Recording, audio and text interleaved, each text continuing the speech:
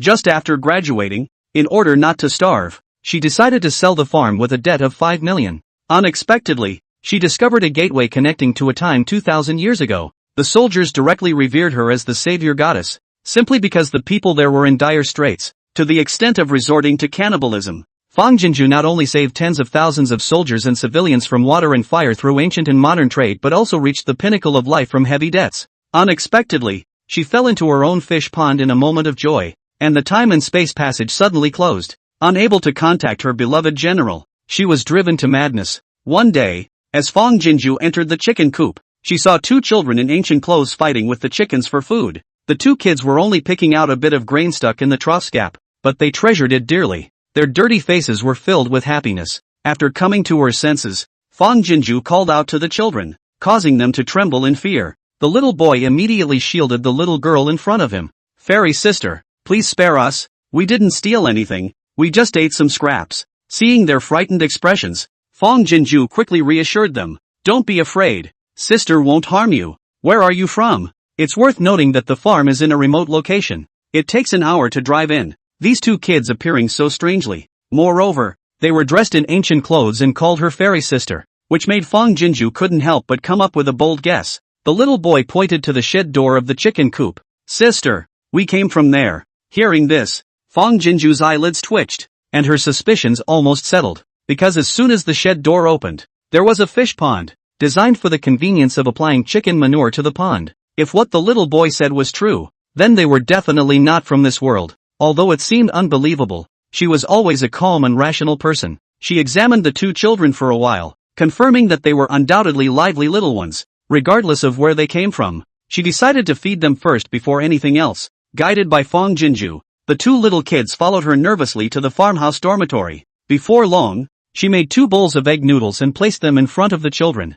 The two little ones immediately showed expressions of disbelief and excitement, but they kept swallowing saliva frantically while asking Fang Jinju if there were any leftovers. They had never seen such fragrant and white noodles before, and they had no money on them, so being able to eat leftovers already made them very content. The two little ones' sensible and adorable appearance softened Fang Jinju's heart to the point of sourness, especially the girl named Shu Shu, with her vague and cute way of speaking, was simply too endearing. She pushed the bowl of noodles towards the two little ones. "This is the leftover food for big sister. Go ahead and eat." Hearing this, the two little ones once again widened their eyes in disbelief, never imagining that the leftover food at the fairy sister's house would be so good. No wonder the uncles in the army always said they would live in the sky in the future. Turns out there's food everywhere in the sky. Although very hungry, both of them were focused and meticulous in their eating manners, showing signs of good upbringing in every gesture. Seizing this opportunity, Fang Jinju quickly searched the kitchen and storage room. There wasn't much left on the farm,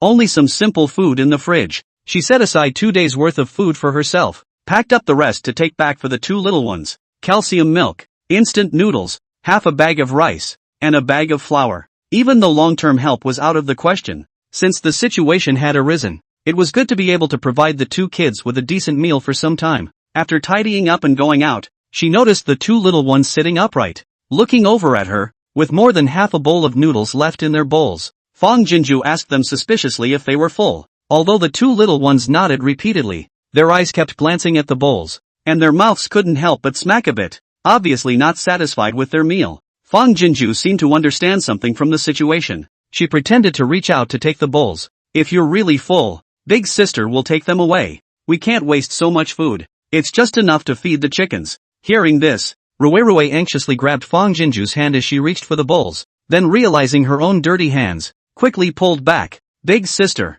can Rue take this food home?" Shushu also looked nervous and expectant, afraid that the fairy sister would really feed the leftovers to the chickens. Fang Jinju couldn't bear to tease them anymore. Rue, are you planning to take the food back home to share with your family?" Rue nodded repeatedly. "Uncle and grandmother are hungry." "Sister, can Rue take it back?" Fang Jinju couldn't help but pat his head. "Of course you can, if your family treats you well." Sister naturally hopes they won't go hungry, but sister is worried that things here are very different from what you have there, so bringing it back might cause you trouble. As the words fell, Rue excitedly waved her little hands. It's okay.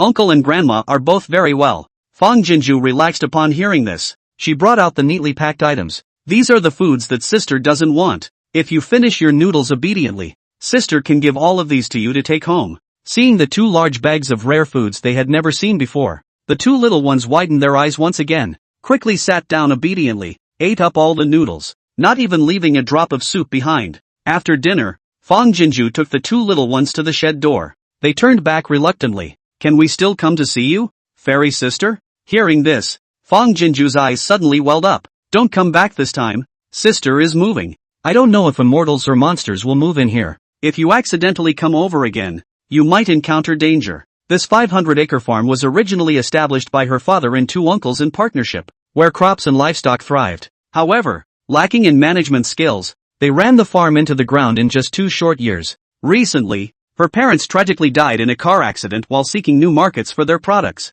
During the funeral period, the 2 uncles hastily withdrew their shares, disbanded the workers, took away the farm machinery for quick sale, leaving Fang Jinju with only the animals, plants, and a pile of debts on this farm. The enormous debt pressure forced her to push herself out of the pain of losing both parents, being betrayed by her boyfriend's best friend right after graduation, and muster the courage to deal with such a mess. Without machinery and manpower, the livestock in the greenhouse would starve to death in a few days. At the end of the month, there was a heavy rainstorm. If the crops rotted in the fields again, the farm would truly be worthless. After assessing the situation, Fang Jinju decisively decided to sell the farm. She has contacted the best in the business and selected the highest bidder to make an appointment to come to her home. This afternoon, the acquirer will come with a lawyer appointed by the local government, and when the sublease acquisition contract is signed, the farm will change ownership. Fang Kimchu can then mitigate from being 5 million in debt to being 1 million in debt. Alas, Fang Jinju looked at the huge farm with mixed feelings,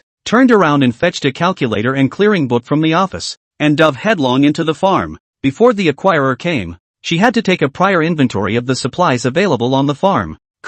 Dash. Cock-a-doodle-doo. Just entering the farm shed, Fang Jinju saw the chickens flying and jumping in fear. Through the fence, she could vaguely see what appeared to be 2 of the chickens. Children scurrying about? Fang Jinju was shocked in her heart and quickly stepped forward to check. Just found 2 kids dressed in hanbok ancient costumes, wandering around the chicken trough and grabbing food from the chickens. The 2 dolls looked to be 3 or 4 years old, with 2 little faces that looked exactly the same, and clothes that were so stained you couldn't tell the color. If it were not for the fact that one was wearing a double yak grip and the other had her hair tied up at the top of her head, it would be impossible to tell the sexes. Sister, this is so delicious. Open your mouth. Brother feed. Brother also sub. 2 dolls skinny face jagged, loose clothes drooping in the small body. This is carefully in the gap in the trough, picking the grains of cereal and wheat grains, staring at the big bright eyes feeding each other. Dirty little face overflowing with happiness, but it is embedded in the food trough gap. The chickens cannot peck. Only a little bit of grain left.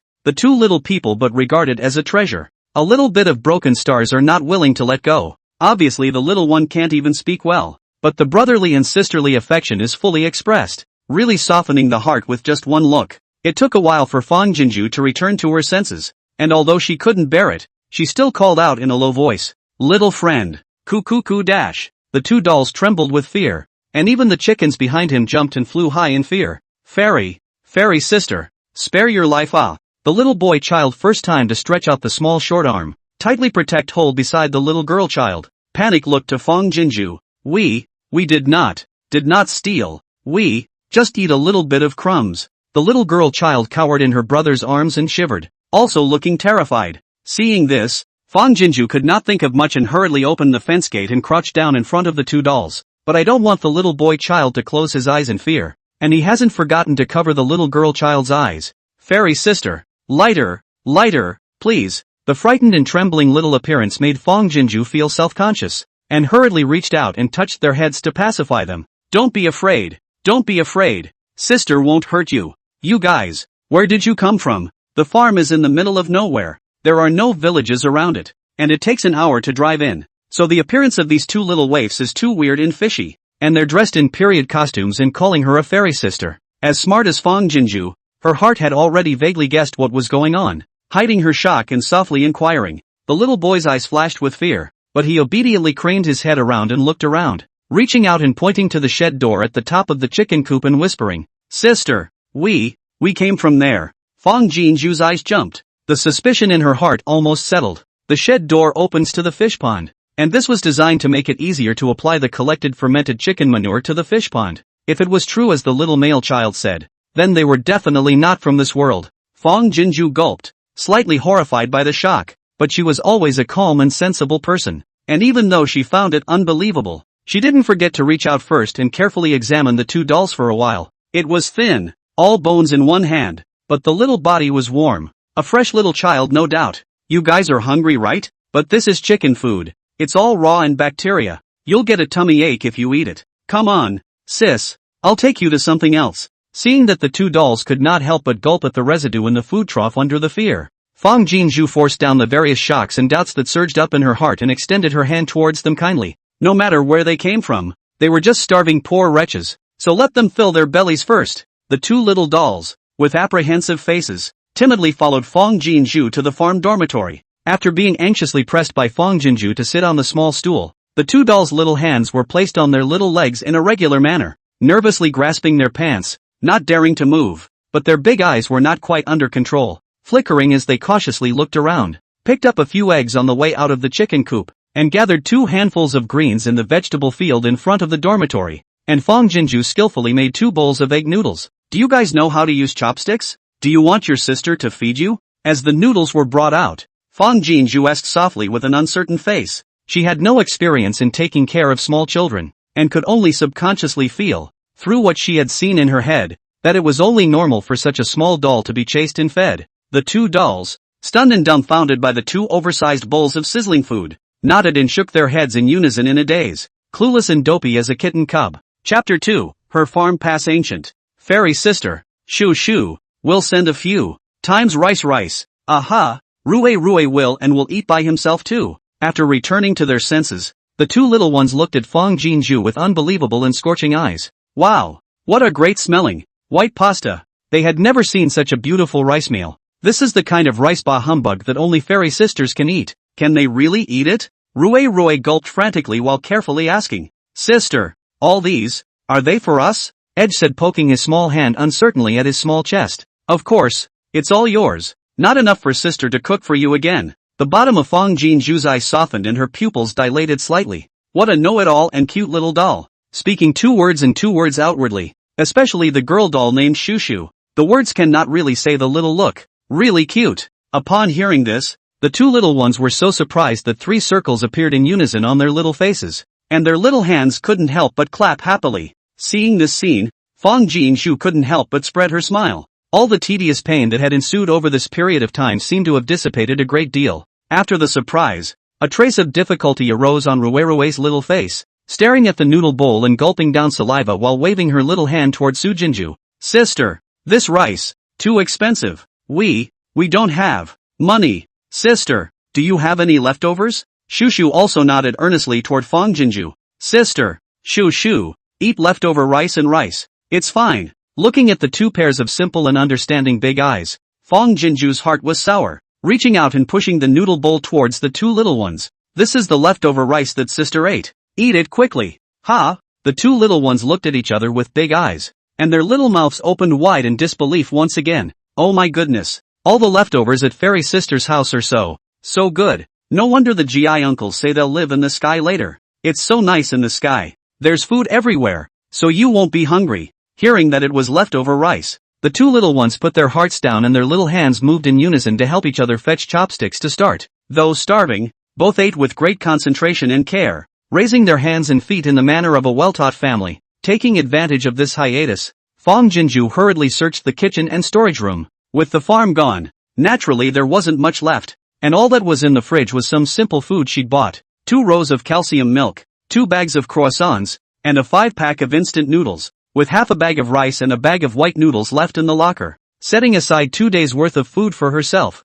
Fong Jinju packed up the rest in a brainstorm. These things she was going to let the 2 little ones take back, although the long-lasting favor could not help. But since they met, it was good to let the 2 dolls eat a full meal for a period of time. When he finished packing up and went out, he found the 2 little ones sitting and looking over, with most of the noodles still left in their bowls. Fong Jinju stepped forward suspiciously. Had enough to eat? The 2 little ones hurriedly nodded their heads, but Shushu then couldn't help but glance at the noodle bowl, and her little mouth couldn't help but smash a little bit, obviously not full of intention. Fong Jinju heart a movement, as if to understand over what. Pretend to reach out to collect the bowl. Really eat enough? Then sister can take away. Oh, left so much, cannot be wasted, just can feed the chicken to eat. Rui's small hand anxiously hit on Fong Jinju's hand to collect the bowl, then reacted to his own hands dirty, and quickly shrunk back, said with a small red face, "Sister, this rice, can, let Rui, take it home Shushu also had a look of nervous anticipation, afraid that Fong Jinju would really feed the leftover rice to the chickens. Fong Jinju couldn't be bothered to tease them anymore and sat down facing each other, asking softly, Rui wanted to bring the rice back to his family, right? Hearing the words Rui's eyes light up, nodding repeatedly, aha, little uncle, hungry, grandmother, also hungry, sister, Rui, can I take it back? Fong Jinju couldn't help but touch his head. Of course, if your families are treating you well, of course sister hopes they won't go hungry either, but sister is worried that the things here are very different from what you have there, and if you bring them back with you, they will cause you trouble. No. Rui excitedly stood up, waving his little hand repeatedly. Little uncle, very good and good. Grandmother, also very good and good. Fong Jinju put her heart down. As long as she didn't bring trouble to the two little ones, she was naturally willing to help the family. She got up and went inside, bringing out the things she had packed, then laughed. These are all the food that sister doesn't want, so if you're good and finish your noodles, sister can give you all of these to take home with you. Seeing the two big bags of rare food they had never seen before in Fong Jinju's hands, the two little ones once again rounded their eyes and hurriedly sat down obediently, and this time ate all the noodles without any leftovers, not leaving a single drop of noodle soup. Fairy sister, can we still come to you? After eating, Fong Jinju sent the two little ones to the shed door, and Rui pulled Shushu's hand and looked at her with a look of reluctance. Fong Jinju's eyes were suddenly a little bit shy. Don't come over again if you go back this time, my sister is moving, and there's no telling whether the gods or demons will be moved here, so if you guys come over by mistake again, you might be in danger. Hearing that they would never see their sister again, Rui and Shushu's eyes instantly filled with tears, but they nodded understandingly. We will be good and listen to our sister's words. Fong Jinju stuffed two large plastic bags, one in the hands of a waif, and tied the legs and wings of the two white-feathered broilers, but also reluctantly stuffed into their small hands, and then opened the shed door for them, helping the two little ones push their things outside the shed door. Seeing that they would fall into the fish pond if they took one more step, Fong Jinju's heart was in her throat, but the moment she withdrew her hand, the two little ones and the thing disappeared in unison. Fong Jinju froze for a while before she tried to walk out of the shed door, stretching out one leg and hanging above the fish pond for a long time, waiting for anything different before she shook her head in amusement and turned to leave. Tangwu Dynasty, Bailio County, General Jinbei's residence. Said to be the general's residence, but everywhere empty old defeat. No luxury can be said. At this moment, Elder Lady Chu has already gone crazy with anxiety, and is looking for Rui and Shushu all over the yard with her personal old grandma. Grandmother, Shushu Anook. A girl doll's brittle voice responded from the empty granary in the backyard. At the sound of the voice, Mrs. Chu's two men hurriedly jogged over. Although it is a granary, but inside, not to mention the grain, empty, even a rat, so the pressure is not locked. Push open the hidden barn door. Chu old lady too will see the two little ones are struggling towards the outside dragging something. Where have you been? Did you know you scared grandma? What's all this? Where did you pick them up? A glance at the two grandchildren in the hands of unusual objects and white-feathered chicken, Chu old lady asked in disbelief. Chapter 3, Uncle Junior taught you not to talk nonsense. The Wei sister at her side hurried up and took the heavy objects in the hands of the two children, also filled with shock. Is it a chicken? But she had lived her whole life and had never seen a chicken with snowy white feathers. Grandmother, Rui and Shushu met the fairy sister. She gave us delicious food, and even gave us so many goodies to take home, saying that we should give them to little uncle and grandmother to eat too. Aha, grandmother, the divine sister. There, many times nah. The two little ones couldn't wait to tell what they had seen and heard, and while Shushu was talking, she even stretched out her little short hand and drew a big circle. Mother, Rui Shushu. When Mrs. Chu was shocked and lost in thought, a mellow and urgent voice came from outside the barn. Right after him rushed in a man in armor with a lance, sword, eyebrows into the temples, narrow and deep eyes are not angry. At the moment through the full of anxiety, the green beard around the mouth through the thick fatigue and haggard. The black armor on his body was worn and tattered, and his body was covered with knife marks and dents from killing, but not the slightest reduction in the wind, but rather through the bloodbath murderous aura that makes people retreat. Uncle Junior. When she saw the visitor, the bottom of Shu's eyes lit up like twinkling stars, and she jumped headfirst into the man's arms. Rui. However, flashed his eyes somewhat sheepishly. Little uncle. Shu Ye's eyes were slightly relieved, and then a touch of solemnity spread. Rue, you are the elder brother. How can you bring your sister to run around? Do you know that you have made your grandmother and younger uncle anxious? Someone close to the mother rushed to the barracks and said that the two children were lost, and he ran all the way back, frantic and anxious. Half a year has not rained. At the moment Beiliao food scarcity water shortage has reached a desperate situation. Outside there has been the phenomenon of easy to eat. He was afraid of the two children out of the house will be taken by the evil people. At those words, Shu hurriedly wrapped her arms tightly around Shu Ye's neck. Her small face Baba pasted onto his slightly zipped face, and softly said, Little uncle, not fierce ow, not blame brother ow. It's Shuro who is too hungry. Brother brought Shuro here to find something to eat. We, said the little man reaching out and pointing to the huge grain hopper at the end of the barn, and we're off to Sister Goddess's house. Shu Ye's eyes first couldn't help but soften. Then they froze. Fairy sister? Shu, little uncle taught you not to talk about strange powers. If there are really immortals, why can't they see the injustice on this earth? With those sycophants and corruptors in the capital living in a drunken stupor, while letting the three armies of Beiliao guarding the borderlands suffer from hunger, and the people have no way to seek for their lives? Yi, look at this first. Old Lady Chu hurriedly signaled Sister Wei to come forward. The white-feathered chicken in Sister Wei's hand fluttered fitfully and vividly. Shu Ye's eyes shook. Where did this come from? Elder Lady Chu looked puzzled. It was brought back by Rue and Shu, saying that it was given by Sister Divine. The barn was quiet for an instant. Rue hurriedly raised his small hand as a swearing, a serious look at Chu Yi. Uncle, Rue does not lie. We really see the fairy sister. The moment Chu Yi went off in shock, Shu wrenched herself out of his arms and walked over to Sister Wei, telling her to put her things on the floor. The little person, according to the method taught by the fairy sister, opened the bag from the inside to take a croissant out.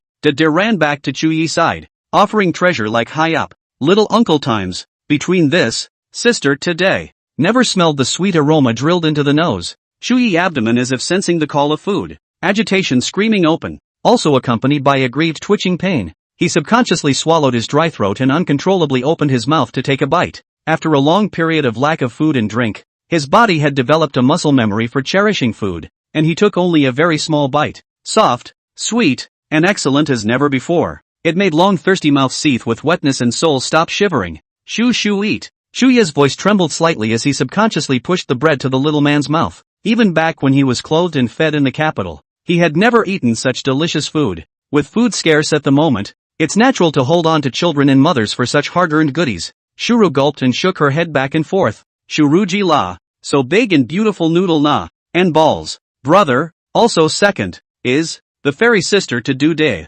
Rue also took the bread and stretched it to Old Lady Chu's mouth. Grandmother eat too. At the children's insistence, Chu Yi and Old Lady Chu ate a piece of bread each. With each bite, Old Lady Chu swallowed with tears in her eyes. At the moment, it is difficult to fill her stomach, but she can still eat such delicious food. If she is not dreaming that those two good grandchildren must have really encountered the gods.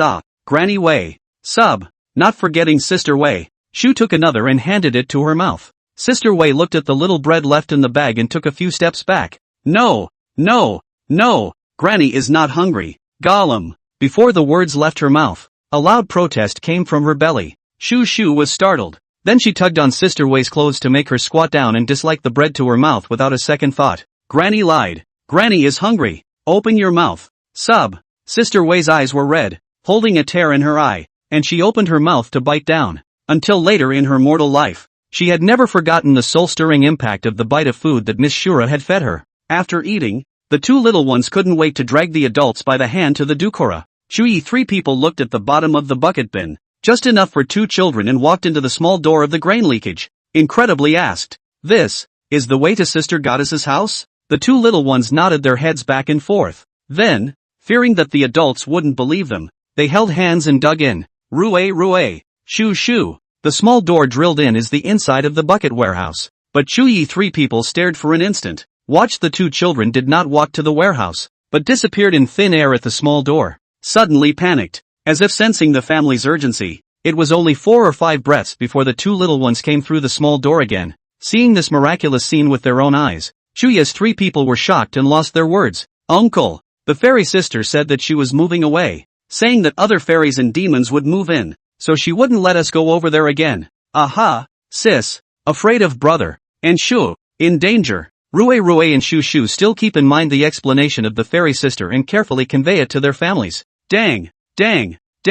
Shui only felt that his chest was like a thunderous tremor, and his heart felt like it was about to pop out. Sister fairy is moving out. Sister is afraid that brother and Shu are in danger now. Suddenly, Shui snapped his hands off his armor and dropped his spear. Chapter 4. She may be the last hope of Baliu. After stripping down to just his singlet, he crept to the ground and tried to get into the small door of the bucket barn. If it had been an ordinary time, he would not have been able to get in with his size, but he had not had a full meal in months, and had slimmed down just enough to fit through the small door. Elder Lady Chu and Sister Wei seemed to be aware of this and stared at him nervously, but they saw him climb straight through the small door into the bucket barn, raising his eyes as the inner wall of the bucket warehouse. Shu Ye's deep eyes were instantly covered by disappointment. It seemed that he couldn't get to the fairy residence in the same way as Rue Shu did. Old Lady Chu's eyes flickered slightly, and she also crept and drilled into the small door to try. Sure enough, she failed as well. At the end of the day, even Sister Wei drilled a trip like the cannon method, and it still didn't work.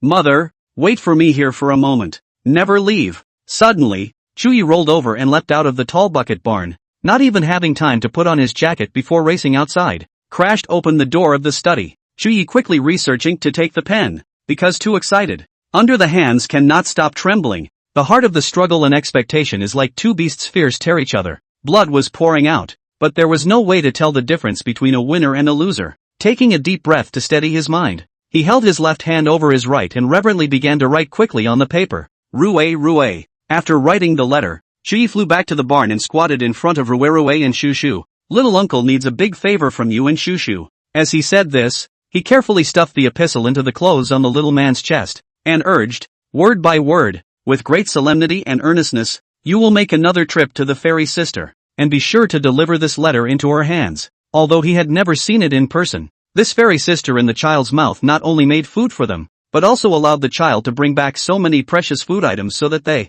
his family members, could also have a fruitful stomach, and from these small details, he could feel this fairy's compassionate heart. She may be the last hope of Baliu. Rue's little face was difficult. Little uncle, sister, won't let us go over again. Looking for her. Shuru nodded her head as well. Aha, if we don't listen, sis, we'll get mad. Shuya's throat welled up, and he said with difficulty but firmness, Rue, Shu, little uncle passed not. So this favor only you two can help little uncle. Just this one trip. If Sister Divine gets angry, you guys come back immediately, and then little uncle will seal this little door to the bucket barn and never bother Sister Divine again. Okay? At this moment, an uncontrollable wetness had flooded out from the bottom of his eyes. Men have tears. On the one hand is his own blood relative's nephew's safety. On the other hand is the life and death of the North Liao soldiers and civilians. How to choose are like gouging heart meat. There is still a chance of survival if you go. If they don't go, Rue and Shu, and even the entire general's residence, the North Liao soldiers and civilians, will have to suffer in hunger and wait for death. As the helmsman of Northern Liao, he can only make the right choices, not the ones that are selfishly desired. Feeling the gravity in the bottom of his little uncle's eyes, Rue nodded vigorously. Okay, Rue listens to his little uncle. Rue go. Having easily finished counting the farm's supplies, Fang Jinju rubbed her neck and turned around, about to close the gate of the livestock shed. Sister! The door was just half closed when a crisp, familiar call came from inside. Fang Jinju was shocked in her heart and hurriedly stopped and walked in, just to see Rue and Shu trotting over from the shed door of the chicken coop. Perhaps because she was in too much of a hurry, Shu tripped and fell to the ground. Fang Jinju hurriedly ran over and reached out to pick up the little person. Did it hurt Shu? Don't cry. Don't cry. The back of her little hand wiped her tears, deflated her mouth and shook her head again and again. Shu doesn't hurt. It doesn't hurt. Shuru seeks sister. Disobedient. Saying that, she turned her little body and pouted her little butt towards Fang Jinju. Sister hit. Rue also hastened to follow her sister's example and pouted her little butt. Rue is the elder brother. It's Rue's fault. Elder sister hit Rue, not Shu. Well blah. Fang Jinju was stunned. The bottom of her eyes and even her heart melted into a piece, and she couldn't help but once again lament the two little ones' understanding and good behavior. She patted the two little ones on the butt and whispered, "Are you in trouble and that's why you've come to see your sister?" The two little ones nodded their heads back and forth. Rue hurriedly and carefully took out the letter in her arms and handed it over. Sister, This is the letter that little uncle asked Rue to bring to you. Faith? Fang Jinju wondered in her heart and reached out to take it and unfold it. It was rough paper, but the strong handwriting stunned her eyes for a moment. Immortal, before I could see you, I passed on a letter and apologized on my knees. I am General Chuyi of the Tang dynasty,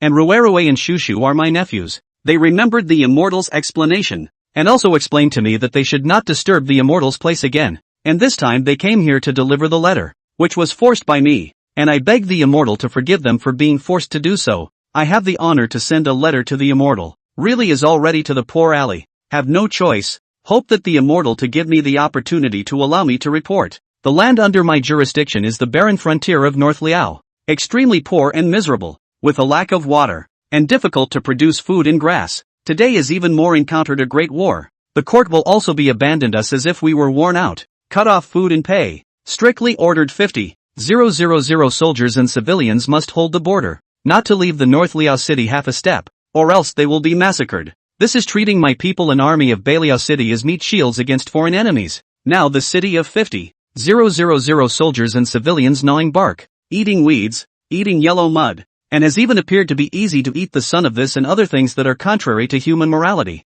Although I am heartbroken, I can only lead the people and soldiers to struggle for survival, only because I firmly believe that one day to live, we can hope to find a chance of survival. Right now, I have sold all the valuable things that can be seen in each house and even in the city to the neighboring counties and cities in exchange for food so that the people and the army can live for a while. But even if a meal a day, right now the city's remaining food is not enough to last 3 days. So this way, North Liao city death also, my nephew's chance to meet the immortal. I am excited beyond words. I dare to risk universal condemnation to disturb the immortal. I don't dare to ask for anything. I only hope that you can show me a way out for the 50,000 soldiers and people of North Liao. Even if I have to be sent to hell in exchange, I won't be ambivalent about it. When this letter was delivered, I was already kneeling in the mansion, not for any reason but to let the immortals see my devotion. The believer Chu Yi, the sincere character Zhong Pen. After reading the letter, Fang Jinju's eyes were silent on top of the letter paper and did not move away for a long time.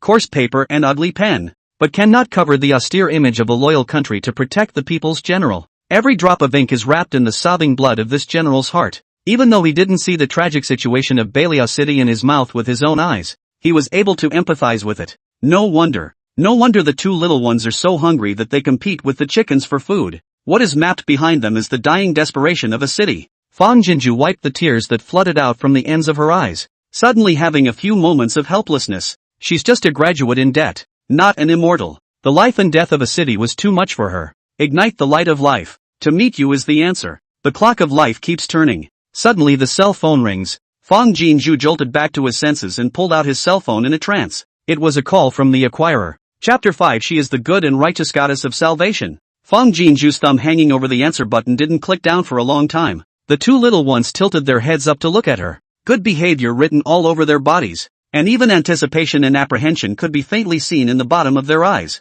Faced with such two pairs of vivid eyes, two living, breathing people, there was no way she could dismiss the parallel time and space they were in as a vain illusion. Out of sight of himself. 50,000 soldiers and civilians are starving and waiting to die. If she took the supplies from the farm. Just thinking of this, Fang Jinshu slapped her face vigorously. Fang Kamchu, don't flatter yourself. Wake up. You're just an orphan girl who lost both her parents. Don't really think you're a fairy who turns stones into gold. Even if you give all the supplies from the farm to Beliao, you can only save them for a moment, not a lifetime, but you'll be tied to the debt forever in your life. No way. Fang Jinju didn't dare to look at the two little ones' expectant eyes, turned around and pressed the answer button. Hey, Uncle Yang, little Fang do you think you can press the price for Uncle Yang again? This is the case. There is a farm in the north of the city and your current situation is the same. Is also poorly run, anxious to sublet. They open the same price as you, but their scale is much larger than you are.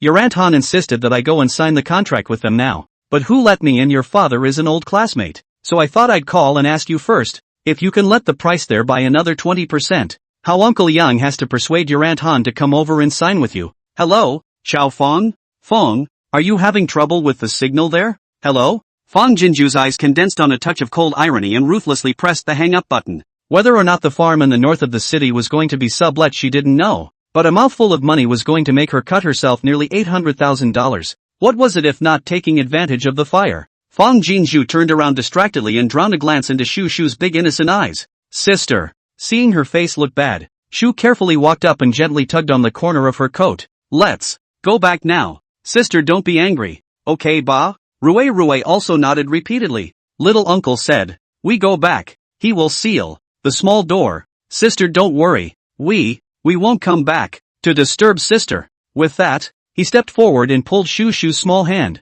Sister, let's go. Watching the two little ones turn to leave, Fang Jinju's hand holding the cell phone tightened violently. Wait a minute. Rue and Shu Shu turned around, and both pairs of eyes lit up in unison. Fang Jinju's heart popped up in a messy way, one more violent than the other. To ease her panic, she couldn't help but start pacing. Fang Jinju, calm down, calm down. There must be a way. There must be a way for both.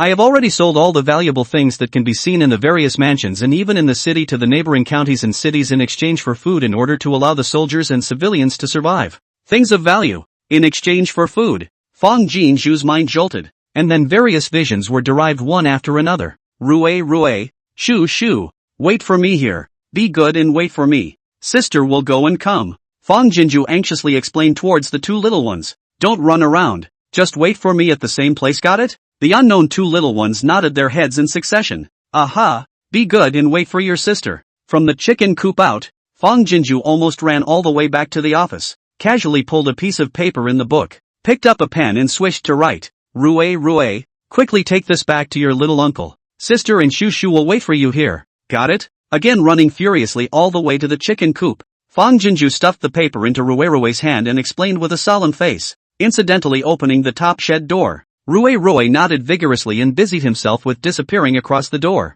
The general's house. Chuye's trio was kneeling reverently at the heel of the Dukura, staring at the small door without blinking. Seeing Rue walk out of the small door in a hurry, the three people's eyes suddenly tightened. Uncle Junior, a letter from my sister. Without allowing Chuyi to speak, Rue hurriedly handed him the paper in his hand. Chuye's eyes suddenly lit up and he couldn't wait to take it and unfold it. Old Lady Chu also couldn't help but lean over to look. So white and delicate in fine paper. So small. The words. Yet it is exceptionally clear and does not interfere with reading in any way. General Chu, I've read the letter you asked Rue and Shu Shu to pass on your behalf verbatim, and my heart is shaken. I'm not an immortal. I'm just an ordinary person in a different time and space from the general.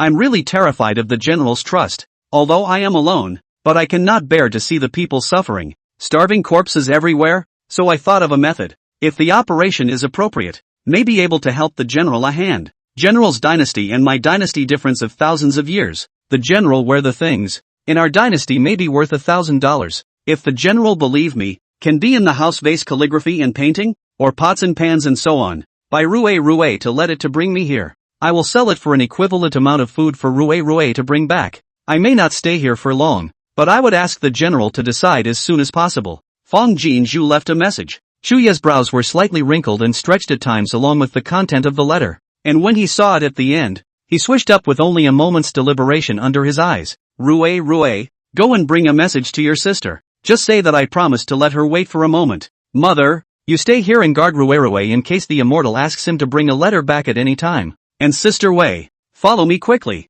Learning that Chu Yi had agreed to exchange supplies, Fang Jinju was relieved, and to show her sincerity, she took advantage of the wait to hurriedly catch a dozen or so chickens in the chicken coop and tie them up, so that Rue and Shu Shu could drag them back to the general's mansion. Almost all of the valuable things in the general's mansion were sold out, and Chuye's study was left with only two sparse and unusual paintings and drawings, and then the flower pots in the corners of the walls. Although he felt that he couldn't take it, but Byung picked the best things in the house to take. He pulled out as much soil as he could from several carved ceramic tile flower pots in the corners and stacked them on top of each other. And Sister Wei also picked out a few slightly better bowls and plates from the kitchen. Worried that these items would not sell, Chuyi decided to let the otherworldly Fang Jinju pass through before thinking of a way out. The master and servant duo didn't dare to delay a moment and hurried to the granary holding the selected items. As soon as she entered, Sister Wei was shocked by the chickens inside, and the flower pots and plates and bowls in her hands almost fell to the ground. Chuyi was also shocked. Whether one's own things can be sold out or not is not to be mentioned,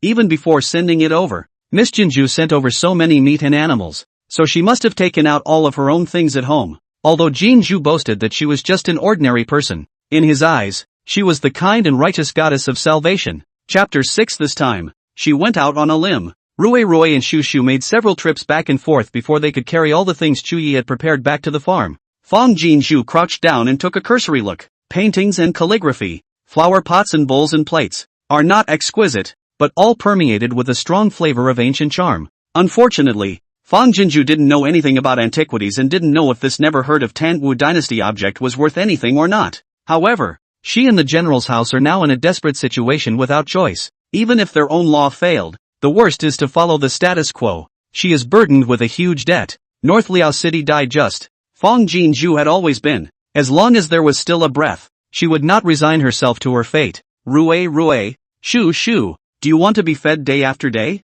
Fang Jinzhu smoothed out her thoughts, and then looked at the two little ones. The bottom of her eyes was the momentum of breaking the boat. Do you want everyone in the general's residence in Bailiao to have a full meal? Although there was confusion in Rui and Shu's eyes, they understood the 3 words of eating a full meal and nodded their heads repeatedly. I want to. Well then, my sister has a daunting task for you. The bottom of Fang Jinzhu's eyes condensed with solemnity. Rui, Shu, only the 2 of you can freely go back and forth between your sister's home and the general's residence. So Shu stays with her sister for the time being, and Rui, you have to go back to the general's residence first. If I have any messages with your little uncle, I need you to deliver them on my behalf. Got it? When they heard that they had to separate, Rui and Shu looked at each other, and there was reluctance and fear for each other in their big eyes. But then Rui touched Shu's head. Sister isn't afraid. Oh, little uncle is a great general na. We, too, have to become as powerful as little uncle. Right.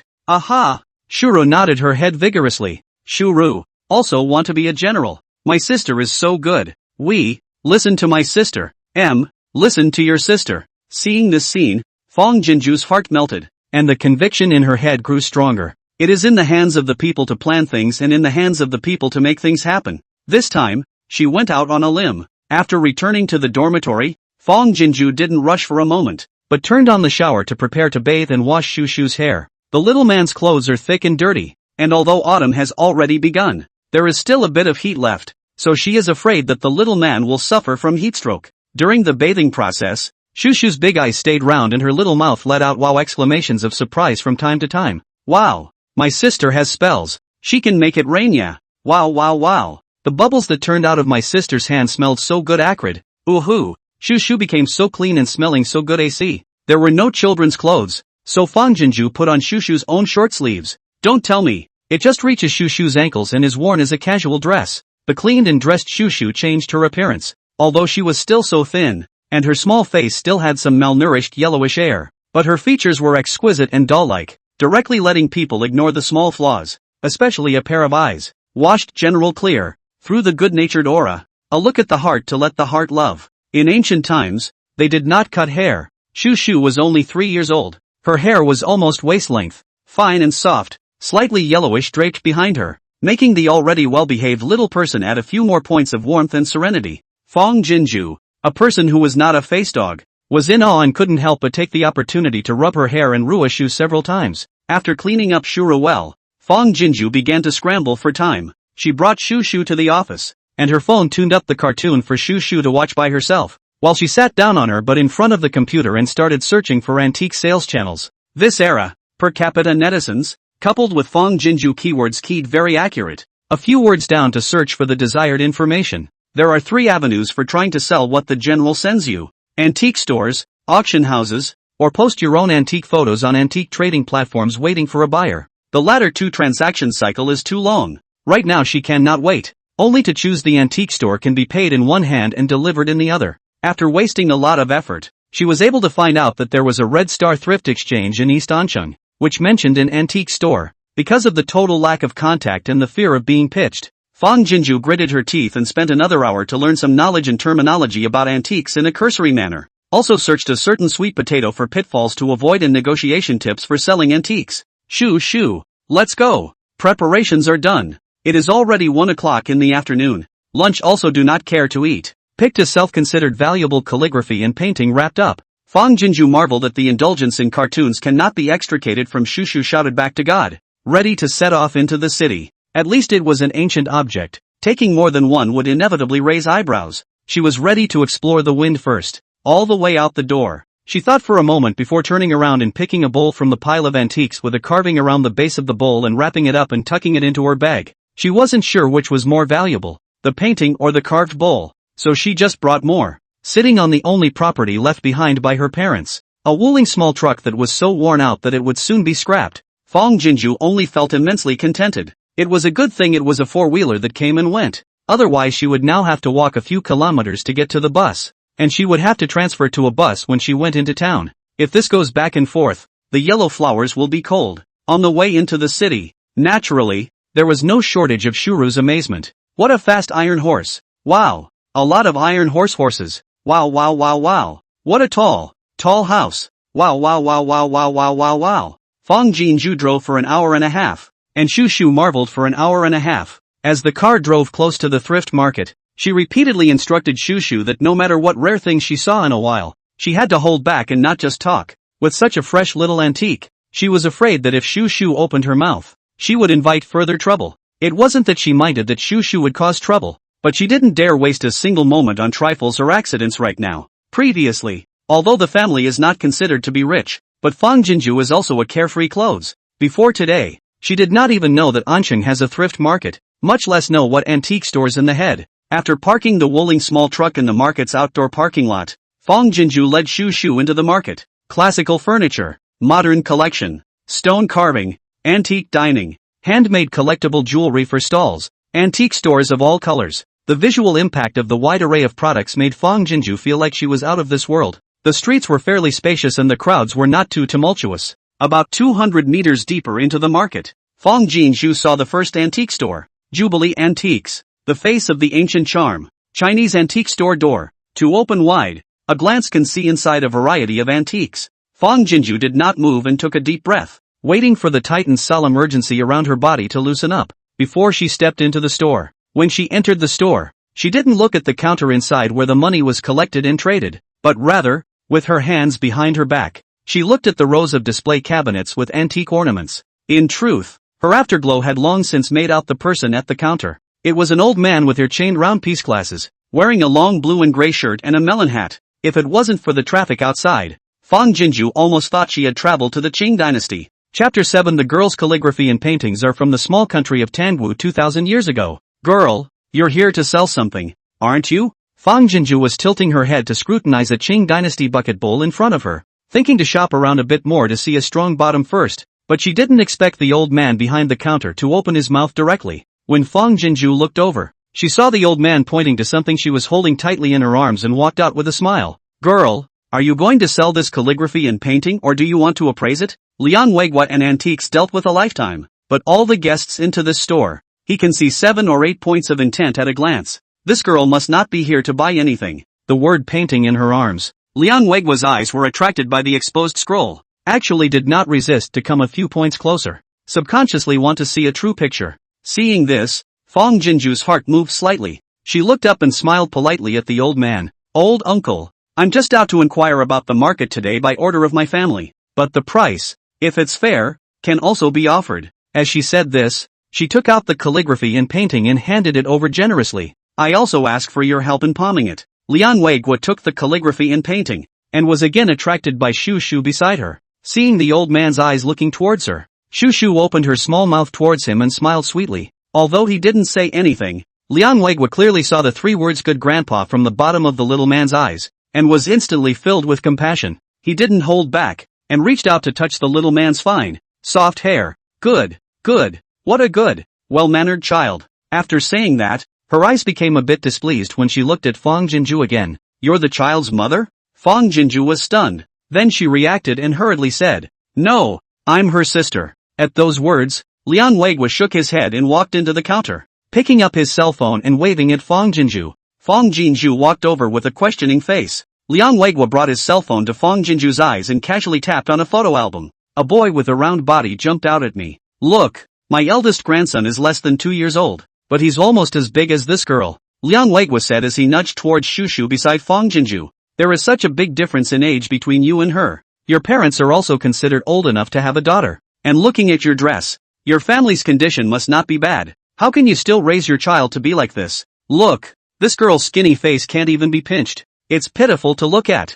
Only then did Fong Jinju react. It turned out that this old man was feeling sorry for Shu Shu, and thought that their family must have treated the child harshly. The old uncle was talking about. For some reason, seeing Liang Weiguo like this, Fong Jinju instead felt much more solid in her heart, and explained with a smile, "Before my parents were busy with their livelihood, and I was busy with my studies, I really neglected to feed my little sister, but now that I've graduated and am at home to take care of the farm for my parents, I'll have the time to take good care of my little sister in the future as well." Anyone who can heart a child is basically a good person at heart and shouldn't be too pitiful. Hearing this, Liang Weiguo's eyes loosened up a lot, and after thinking about it, he took a piece of peach crisp from under the counter, and handed it to Shu Shu with a smile on his face. "Come on, good little treasure. Grandpa's giving you something tasty to eat, so you can grow some more meat." Shuru's eyes lit up and she tilted her head to look at Fong Jinju. Fong Jinju smiled and rubbed her little brain. "Grandpa is heartbroken for you. Proceed. You have to say thank you to Grandpa." It was then that Shu held up her two little hands and took it, bending her big eyes and saying crisply, "Thank you, Grandpa." Liang Weiguo, heart that soft that sweet yo, immediately smiled a face of compassion. You're welcome, eat up Grandpa and then fetch you. Grandpa here is still a lot of it." Shu Shu picked up the peach crisp and brought it close to her little nose to smell it first, then she patted her little feet and held it up with both hands to hand it over toward Fong Jinju. "Good times, sister, times. Eyes so full of bright anticipation that you can't help but look at them and drown in them." Fong Jinju was moved in her heart and hurriedly squatted down, holding her little hand and took a small bite. What Shu Shu feeds is so delicious." Then he pushed the peach crisp to the little man's mouth. "Sister has eaten it. Eat it. If you like it, sister will buy it for you later." Shura happily smiled and bent her eyes, but held up the peach crisp and shook her head. "No buy. Shuru times this. Enough." Seeing this scene, the love and envy in Liang Weiguo's eyes were almost overflowing. Geez, girl dolls are just a hoot. So young and so well behaved. Unlike his eldest grandson, who not only snatched food from his mouth, but was also too skinny to turn the house upside down. He'd have to go back and talk to his son and daughter-in-law so they could give him another little granddaughter in that style. Seeing that Fong Jinju was a generous and gentle nature, not like she would abuse a child, and the little girl beside her was quite sticky to her, Liang Weiguo was relieved, and while opening the calligraphy and painting, he asked Fong Jinju with a smile, "Girl, where did you get this calligraphy and painting from?" Fong Jinju had long thought about the antique's origin. "Old uncle, this calligraphy and painting belonged to my grandfather. He loved to search for these old things in his life, and honestly I don't know where he searched for this calligraphy and painting from." Liang Weiguo's old eyes behind the magnifying glass took a look at Fong Jinju and returned to the calligraphy and painting. "Then why do you want to make a bid?" Suddenly, his magnifying glass paused somewhere in the word painting and snapped a few points closer. Fong Jinju will Liang Weiguo's reaction into the bottom of the eyes, but the voice as usual. "Truthfully, my grandfather passed away several years ago. My parents are tired of making a living, do not know how to appreciate these old antiques, thinking that piled up in the utility room is also dust. So I let me come to explore the market." Liang Weiguo didn't respond, and the magnifying glass was almost pressed against the word painting. Fong Jinju was also a little nervous and apprehensive in her heart, and after saying this, she closed her mouth and quietly waited on the sidelines. After about 10 minutes, Liang Weiguo looked at every inch and every centimeter of the calligraphy and painting in detail before looking up. The excitement on his face was not collected for a minute as he fought with Fong Jinju. "Girl, wait for me here first." Saying that, he didn't care if Fong Jinju answered or not. He turned around and went into the store's inner room. After another 5 or 6 minutes, Liang Weiguo walked out holding a thick and old ancient book, treasured and unfolded on the counter, carefully flipping through it looking for something. Found it. Just as Fong Jinju was confused, Liang Weiguo shouted fiercely, and when he looked up his eyes shone brightly.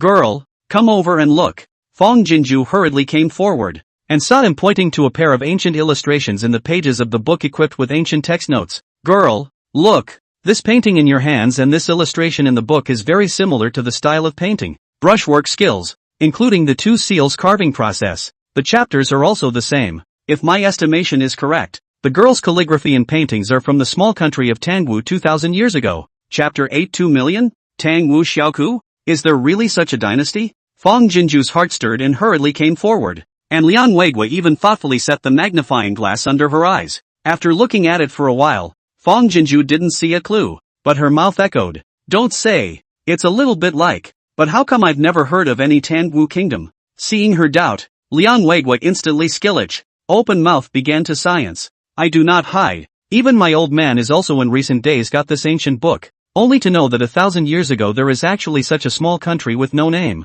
This small country is initially a feudal fiefdom. Only a small half of the country for the people to live and work in peace and happiness. There is a large part of the desert is barren rock, simply cannot be cultivated. Not only cannot pay taxes and tribute, but also need to be funded by the court year after year to provide support, and then simply be cut off out of the abandonment. Speaking of this, Fong Jinju felt incredible. No matter what, they are also the people of their own country, and they just abandon them? This emperor must be a mediocre and dim king. When she thought of the equally abandoned soldiers and civilians of northern Liao, she felt nothing but indignation and sadness in her heart. Is this a case of the upper beam not being straight and the lower beam being crooked? Ha ha ha. Liang Weiguo couldn't help but laugh. Who can say what was right or wrong thousands of years ago? Little girl, you are a person of nature, but it's a blessing in disguise. Although the small country of Tangwu was abandoned by the main country, but then the enemy country flattened the main country, but also because they did not look at his barren square corner of the land. They were unharmed and were able to keep alive.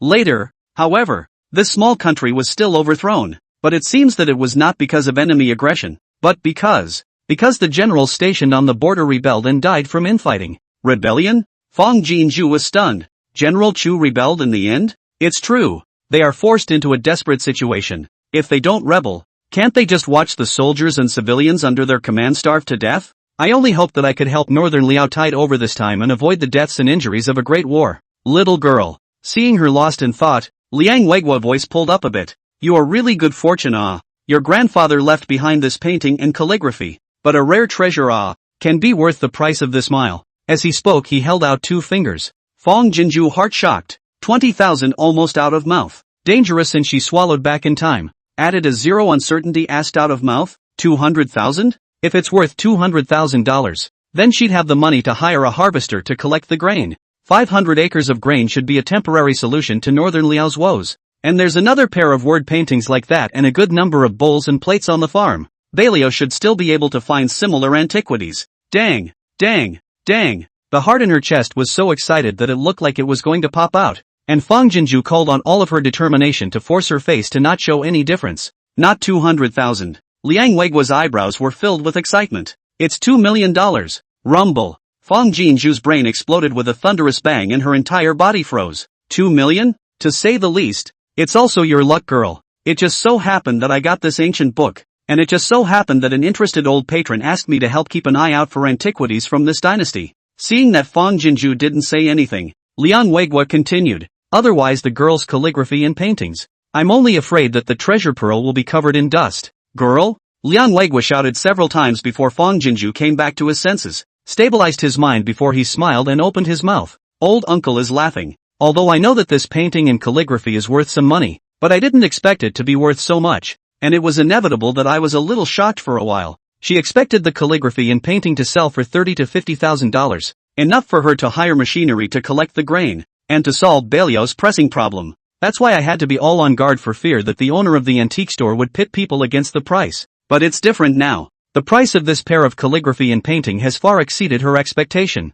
Even if this old Liang Tu offer still has a void, she is still satisfied. Besides, old Liang Tu had a strong compassion for the child, and should not be that black-hearted coaxer of life. Normal. Liang Weiguo laughed aloud. Not to mention you. My old Liang had in antiques dealt with a lifetime. Encountering rare treasures is also hard to hide the excitement. Let alone you, a little girl family? Girl. Not my old Liang head bluffing you. You this calligraphy and painting to other stores. They are afraid that they cannot even recognize the dynasty, let alone give you such a high price. I'm the one who has a ready-made old patron on hand, which is why I have the nerve to give you that number. But you also know that the hearts of people are unpredictable, especially those who are rich, spend money to buy what collections are by the mood at the time. If the days are long, it is difficult to guarantee that he will not see the different turn to focus on other collections. By the time you come back to me, not necessarily the number of this is the present. Why don't you contact the adults at home now, and offer the calligraphy and painting in your hand to me, so we can all figure out a win-win situation for both sides. How about that? Fong Jinju shook her head. No need. The old beamer whimpered in his heart. The big dividend of raising his grandchildren is going to fly. I don't have to inform my parents. I can make the call. Fong Jinju spread her face, revealing the brightest smile in recent times. This painting and calligraphy can be offered to old uncle now, but I want a money and goods transaction. I wonder if it's convenient for old uncle. The heart that just barfed and fell down again whooshed up into the sky. Liang Weiguo directly smiled out of a mouthful of old teeth. Convenient. Convenient. Not my old Liang head bragging. I hand those old customers trust me more than just a few million. As long as it is by my hand identification of things, even if it is 10 million level, a phone call they will directly to me to transfer money over. Said Liang Weiguo has dialed the phone number of an unknown rich collector. Said while walking into the inner room. He went in before Fang Jinzhu turned her back to the door of the inner room and smiled a silly smile. 2 million. Now not only the northern Liao kingdom, but the farms are saved. Sister smiles.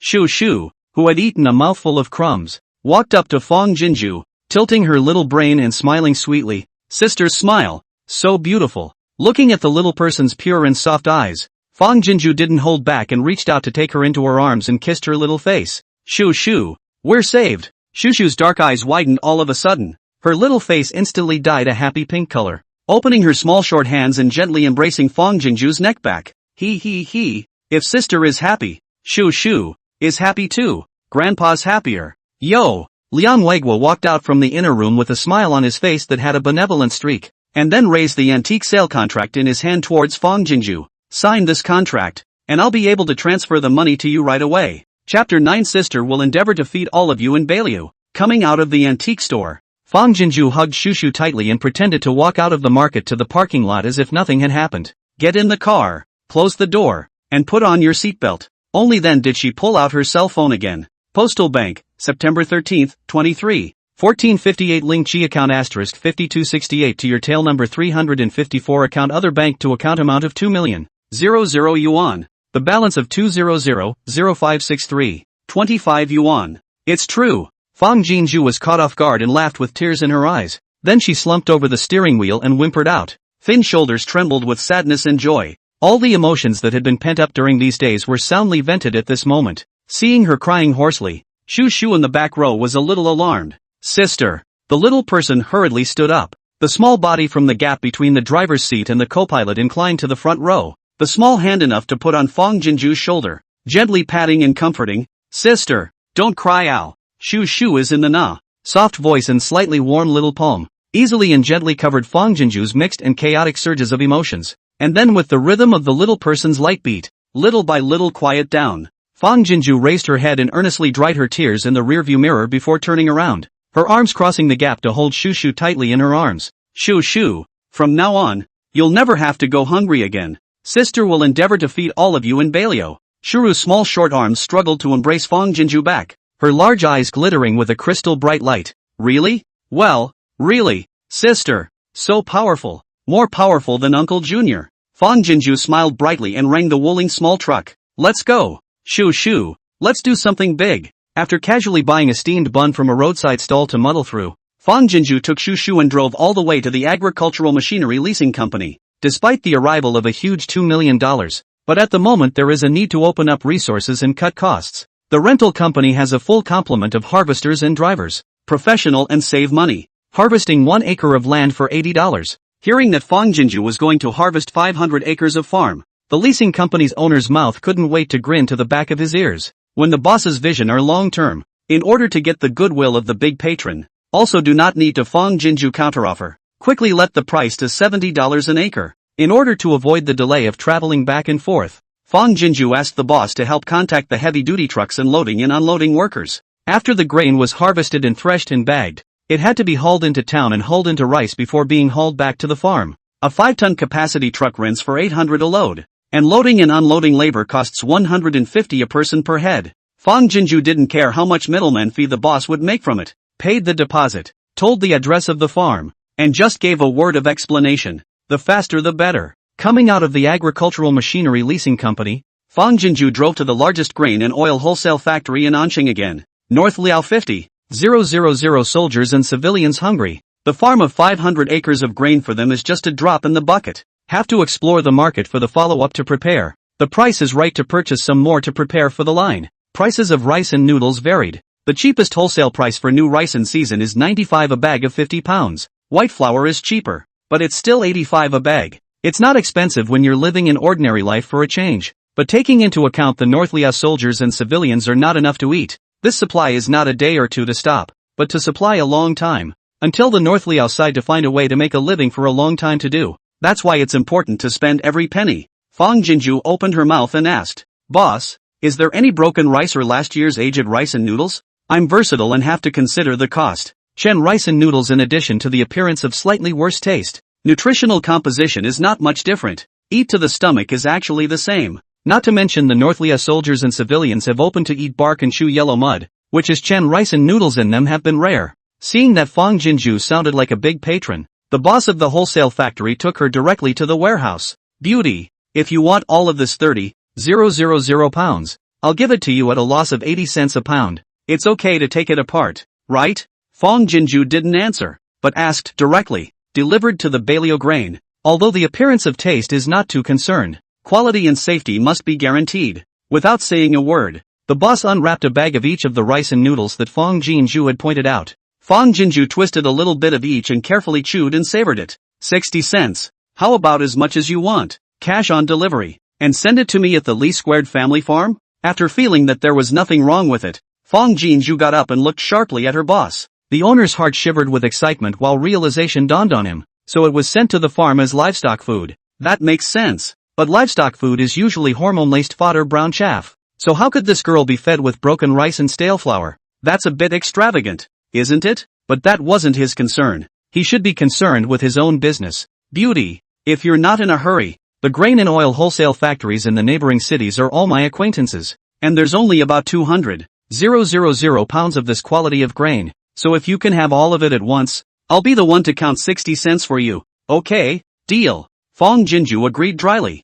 "I don't care about the source of the grain, but I have to make sure that it's the same quality as the one you just showed me. And if the goods aren't the right version, I'll only hold you accountable. Is that okay?" No problem. Beauty, you rest assured. Our last season's grain, even if you don't want today, we are also going to go online business channels at a loss to deal with. That are for the general public. Cannot dare to take the quality of the joke. Okay, as long as you guarantee the quality, I'll want more for the follow-up. "Beauty, don't worry, the quality is wrapped up in me. Beauty, your family's farm must be very large, right?" "Well, it's just taken over at the moment and is ready to expand. TSK, young and beautiful. My family funded me to just practice, and I'm not just doing the farm alone. I'm ready to form an industry chain. So there's a lot of demand in the later stages. In order to avoid suspicion caused by the large number of purchases at a later stage, Fong Jinju 3 words will be packaged as, want to make some achievements of the second generation of the rich. It wasn't that she hadn't thought of convenient online shopping, but with the huge number of online purchases and the fact that they would be captured by big data, who knew if the dots would be low enough to draw the attention of the cyber police to question her use? It's not the stuff of treachery, but it's such a large amount that it needs to be rationalized. Entity purchases are at best asked twice by the boss, and casually fobbed off with relatively low risk. Hearing this, the boss heart solid at the same time, naturally full of compliments. Beauty discerning. The future will be unlimited. Add a WeChat to leave a phone call at beautiful, and then again in the future. Remember to contact me. The price of quality you can rest assured. Good. After coming out of the wholesale grain and oil factory, Fong Jinju breathed a shallow sigh of relief and started working on the next thing. The farm's ability to pass through ancient times is something that should never be divulged. This meant that all of the food for the 500 acres would have to be teleported there by her and the 2 little ones. Chapter 10. Nearly 500,000 pounds of grain transmitted to northern Liao? Not to mention the fact that it was absolutely impossible for Rui and Shu Shu to move the grain.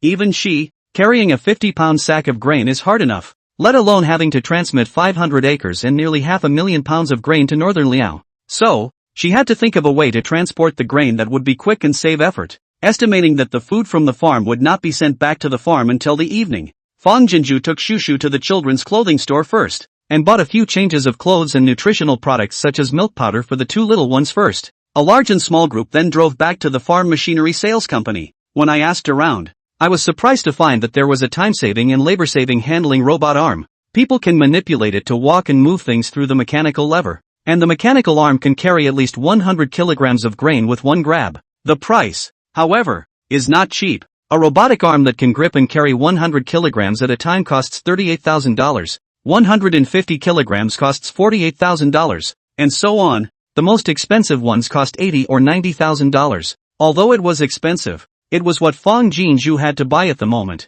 Thinking twice, Fong Jinju compromised and bought one that can move 150 kilograms at a time. Good thing that has already cooperated once. Fang Jinju and a decisive and sharp without losing politeness. The manager of the agricultural machinery company not only gave the other party a greeting in advance, but also gratuitously told her the address of the seller who sells the mechanical arm. Fang Jinju didn't let anyone help for nothing, and bought a good pack of cigarettes and stuffed it to the manager, before driving Shushu straight to the mechanical arm sales point. I didn't realize that in addition to selling robotic arms, there were also small conveyor belts here. Fang Jinju pressed down on her leaping desire to buy and pretended to ask casually. The shortest conveyor belt is 4 meters and costs $3,000. As with robotic arms, the bigger the specs the more expensive. Fang Jinju was not originally a good bargainer, but as soon as she thought that even if she could save $100, then she could buy a bag of fine rice and save dozens of Baleo people, she still had a thick skin and softened her words for a while, finally letting the boss promise that the original price of the mechanical arm was quite a lot, sending her a 4-meter conveyor belt. But Fang Jinju does not know how long the space-time tunnel, worried that the 4-meter conveyor belt is not long enough,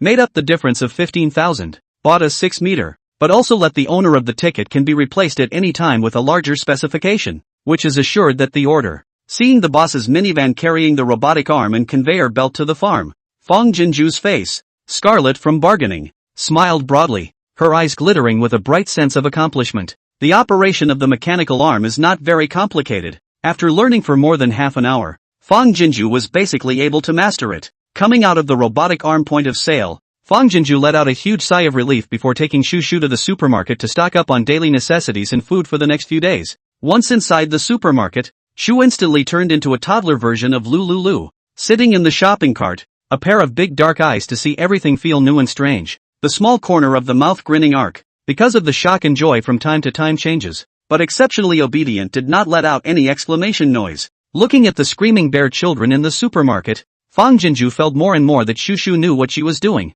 which was heartbreaking. Seeing Shushu looking at the shelf of ragdoll dolls wide-eyed and full of love and yearning, she smoothly removed a soft little rabbit plush doll and stuffed it into Shushu's arms. Do you like it? If you like it, sister will buy it for Shushu. Fluffy into her arms, Shuru's pupils dilated for a moment, like a milk cat who saw 100 small dried fishes. For Shuru? Really? Really? Shuro can still pick one out for her brother too. At those words, Shushu's hanging little legs couldn't help but alternately wiggle up, because she was too happy. A little face reddened. No need to dare. She shook her head repeatedly. Sister, Shushu and brother play together. Do not buy more. Buy times, can blah? At those words, Fang Jinju's heart sank. The little man is starving out of a stress reaction and thinks that all the money should be used to buy food, and that buying anything else is a waste. She sniffled, and without further ado took another puppy doll from the shelf. Okay, sister, listen to Shushu, only buy these two now. When we all don't worry about being hungry in the future,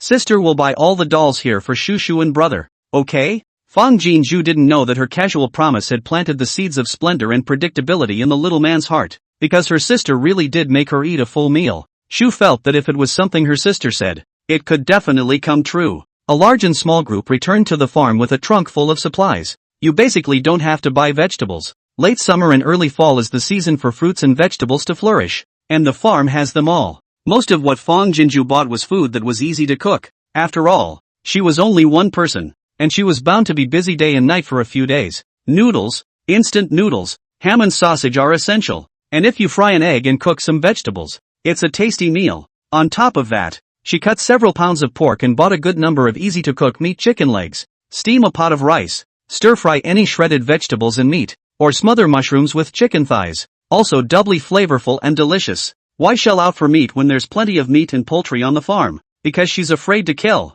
The machine was really efficient, and just as the Wuling minicar drove into the farm, he saw that the workers had already begun to load grain into the big trucks. Fang Jinju greeted the owner of the farm machinery in advance and asked him to contact the workers on the farm to help her sign off on the robotic arms and conveyor belts. Seeing her return, the worker greeted her and said that both items had been unloaded outside the chicken coop, smiling as she sent the vans away from the farm. Fang Jinju then took Shushu back to the dormitory. After all the food and daily necessities were put away, Fang Jinju brought Shushu to the office. General Chu's side must be anxious waiting for her back to the news. She has to put the food has fallen things to right to send over first. Northern Liao, General's residence. Shuya's few people, along with little Rue, had been guarding the front of the fighting barn without leaving an inch. Those things must be worth nothing. Old Lady Chu anxiously paced back and forth. reaching out to remove the jasper hairpin that had been tucked away in her bosom. Even if you can exchange some rations, it's still a drop in the bucket. No way to let Rue send this hairpin of mother's to Miss Jinju's place, right? Shuyi shook his head, trying his best to stabilize his voice. Mother, don't be anxious, wait a little longer. This hairpin was the last piece of dowry given to mother by her grandmother, and must not be used until absolutely necessary. And even if the hairpin is worth more than the painting, the grain exchanged for it can only be used for a short time in Bailia. The thought of leaving the livelihood of a city of soldiers and civilians on a girl he had never met made his heart feel guilty. The fist of Chuye's hand behind his back tightened slightly, and stern determination crossed the bottom of his eyes. If it doesn't work on Miss Jinju's side, he will immediately bring 50,000 soldiers and people to kill back to Kyoto. Even if he carries the reputation of a rebel for 10,000 years, he will not stand by and watch the people under his command starve to death alive. Uncle Junior. Suddenly, Shuru's voice came ethereally. Shuye's heart skipped a beat, and his eyes tightened abruptly as he stared at the small door. It was only after a few breaths that they saw Shu holding up the letter and running out of the small door. Chapter 11 Northern Liao is saved. Uncle Junior. Sister. Shin. Shuyi arrowed forward and couldn't wait to receive the letter. Rue also went forward and opened her short arms to hug Shu. Oh, I haven't seen my sister in half a day. I miss her. But as she neared her heel, she braked her little feet violently. Wow, sister is so beautiful. New dress. Beautiful. Hair, too. Shuru grinned and opened her short arms waiting to embrace her brother, and without a second thought, she hugged Rue tightly. Shuru, I miss my brother. After hugging for a while, Shu let go of her arm and stood still, reaching out and pulling her new clothes, offering them as if to show them to Rue. Brother, this is what sister bought. It's pretty, isn't it? Sister. For brother, buy it too. It's pretty too. Fang Jinju bought her a modern improved version of the hanbok. Knowing that Bei Liao is in the late autumn, she specifically in the hanbok to Shushu wore a close to the thick warm clothes. Lightweight and warm and good looking. Rue's eyes lit up. Rue, too. Shuru nodded her head repeatedly. Aha, brother duh. More beautiful yo. Then she reached out her little hand to Rue's nose. Brother smell. Shushu smells so good. My sister smells so good. Like a little princess. Sis. Give Shu. Bath nah. Sister. It's going to rain. Wow. Sister is so awesome. Rue also wants to take a bath. The two little ones were born together day in and day out. And this time it was the longest time they had been apart. Pulling little hands and little mouths and blathering on and on. Seeing that Shu was washed clean and changed her appearance in general. Between elder lady Chu and sister Wei looking at each other, they were filled with feelings for Fang Jinju. Although Miss Jinju said she was just an ordinary woman, in their hearts, Miss Jinju was the goddess of compassion. Mother, Northern Liao is saved. After reading the letter in one glance, Shuye's voice, even the hand holding the letter paper couldn't help but tremble slightly. Miss Jinju said that the calligraphy and paintings are very valuable, and have been successfully sold, and that she picked up 500,000 pounds of grain, and that it can be transmitted to our Northern Liao at night. Northern Liao is saved. The shocking excitement in the bottom of his eyes instantly died into the bottom of elder lady Chu's and sister Wei's eyes, burning into pieces. In fact, after the excitement, Shuye's mood was a little complicated. He knew very well that those two paintings and calligraphies were not very valuable pujas, and even if they could be worth a bit of silver in Miss Jinju's other world, they would never be able to be exchanged for 500,000 pounds of grain. I'm only afraid that most of this is Miss Jinju's own subsidy. But on the contrary, he couldn't refuse this kind gift because Northern Liao really needed this grain too much right now. The only thing he could do was to imprint Miss Jinju's kindness into his heart, only to wait for an opportunity and then do his best to repay it. Really? I never thought that our ordinary things here would be so valuable to Miss Jinju. Elder Lady Chu's lips trembled, so excited that she held Sister Wei's hand with too much force without even realizing it. 500,000 pounds of grain. That is to say that the soldiers and civilians of Bailia City, according to the head of each person, can be divided into 10 pounds. Great. Sister Wei did not feel the slightest pinch of pain in her hand by old Lady Chu, and hated that the pain could not come more violently. That way, she could believe that it wasn't all a dream. So, how should we get the food delivered? After the excitement, elder Lady Chu was born with worry. 500,000 pounds of grain.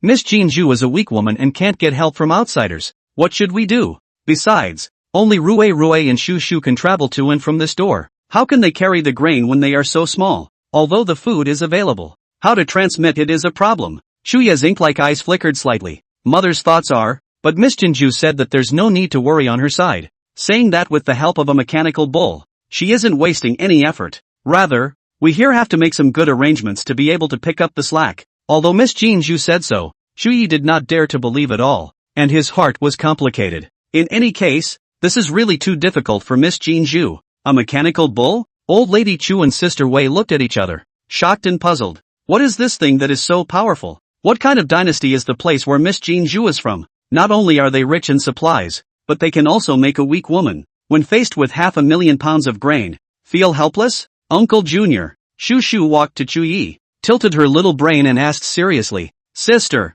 let brother go over, take a bath, wear new clothes, can blah? Chu Yi nodded. Go, grandmother will always be here to watch over you. At that, the two little ones held hands and happily disappeared across the door. Chu Yi stabilized his mind and looked at Old Lady Chu. Before he had time to open his mouth to give instructions, Old Lady Chu snatched the opportunity and said, Ah Yi will make his own arrangements. There is Mother and Sister Wei here. You can rest assured. Hearing this, Chu Yi's brows and even his circumference loosened up a lot. Good. I'll leave this place to Mother and Sister. I'm going to make a trip back to the barracks immediately. When he finished speaking, he took his lance and hurried away. Father, don't change Zhaodi out. Zhaodi will never eat bark again. Zhaodi will only eat guanyin soil from now on. Okay? Oh, Zhaodi, don't blame Dad for being cruel. In the next life for Dad to give you as a child. Let you beat. Let you scold. Let you sell. Don't cry, child. It won't be long before Dad goes down to be with you. Not far from the general's mansion,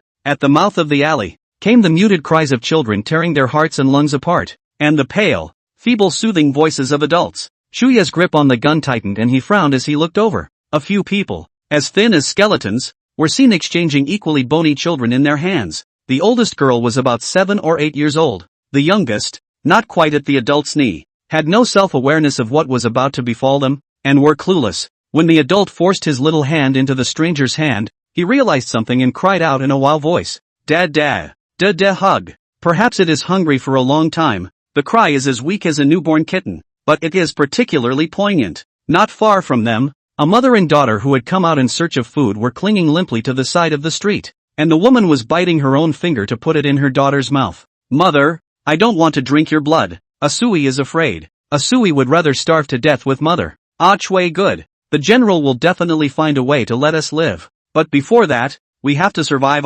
Mother has lived for so long and is contented. Ah Chui is still young. As long as we endure this difficult time, there will be long good days ahead. Don't. Although I know that the people have already begun to eat blood, but see with their own eyes. Still let Chu Yi heart suffocated. Open the long legs broad stride sprinted over. What are you guys doing? He swept past the mother and daughter, coming first to the few people who were ready to eat the easy child. His voice stern. When the people saw it was him, they pulled their children to their knees, and except for the reverence for him in their eyes, everyone's face was bitter and hopelessly dead. Chapter 12 All pull yourself together. I have found food reinforcements. General, since the general has bumped into us, kill us. The man choked and spoke. It's better than losing our humanity to hunger and becoming child-eating beasts. With that, he tilted his head back to show his neck with a look of desperation. Seeing this, the others did not make a sound to beg for mercy, and all looked at Chu Yi with dull and hopeless eyes. It was as if they were determined to seek death, and it was as if it didn't matter to them whether Chu Yi killed them or not.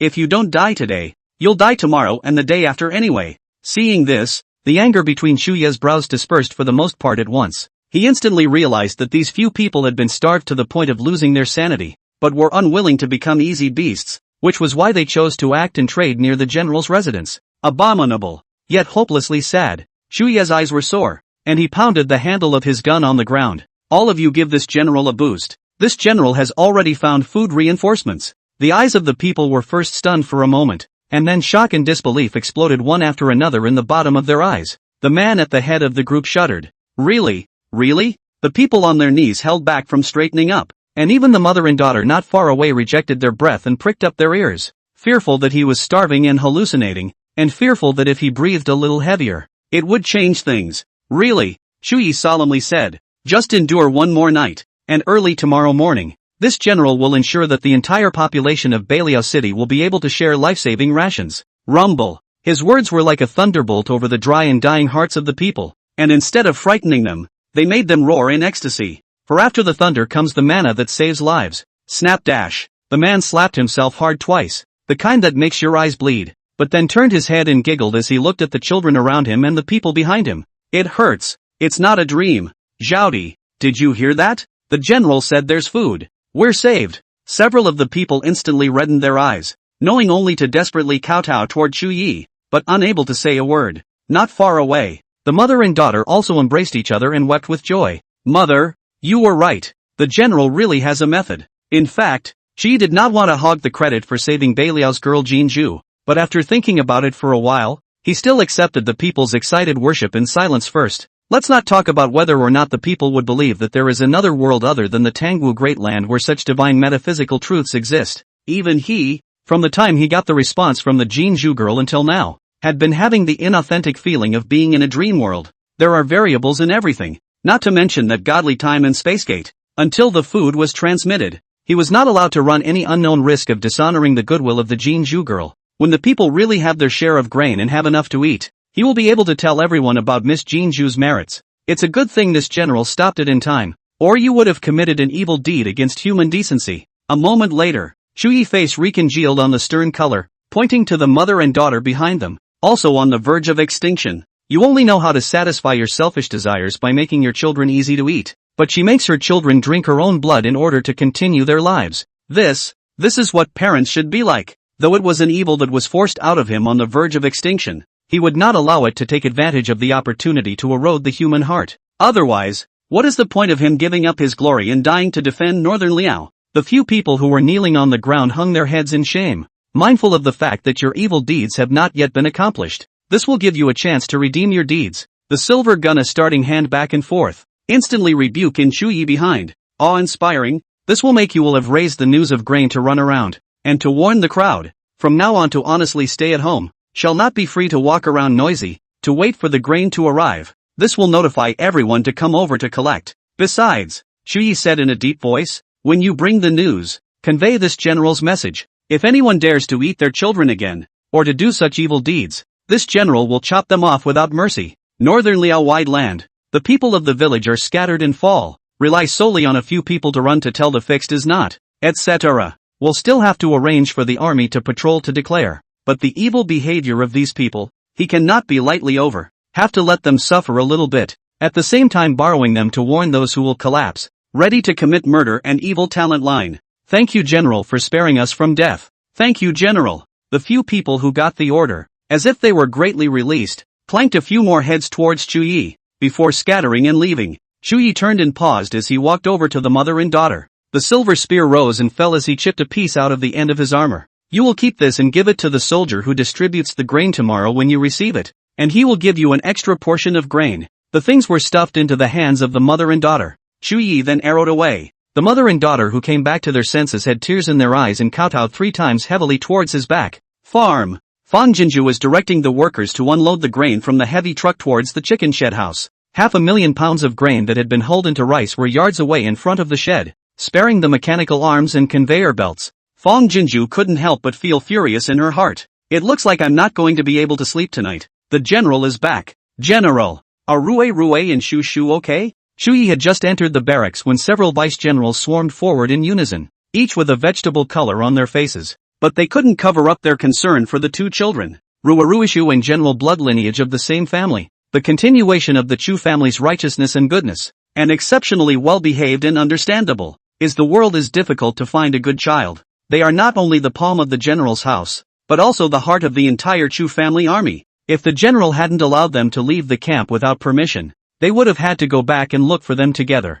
Rue and Shu Shu found them and they are fine. After entering the army tent and taking a seat behind the worn-out table, Shu Ye's anxious face eased a little, and underneath his armor, it was already moistened. It's gotten to the point where it's man-eating, not to mention warhorses. There are not many horses left that were already killed in battle, and now they are even more. The city from the eastern suburbs of the military camp to walk to an hour. Even if Chu Yi all the way to run wildly also spent half an hour. General, open your mouth. Hearing that the 2 dolls were unharmed, everyone breathed a sigh of relief in unison, and then Vice Admiral Yi stretched out his hand in a fist and grinned at Chu Yi. Yi Vice General is a noble son of the capital family, called Yi Tingxian. With him to the North Liao when only 13 years old, this year also just turned 16 years old. He could have chosen to go back to the capital, but cannot be rushed away, have to stay in Chu Yi together with the defense of the North Liao. The Chu family army in the barracks right now are all brothers who have sworn to live and die with him. The teenage general's thin face was filled with excitement as if he had won a treasure,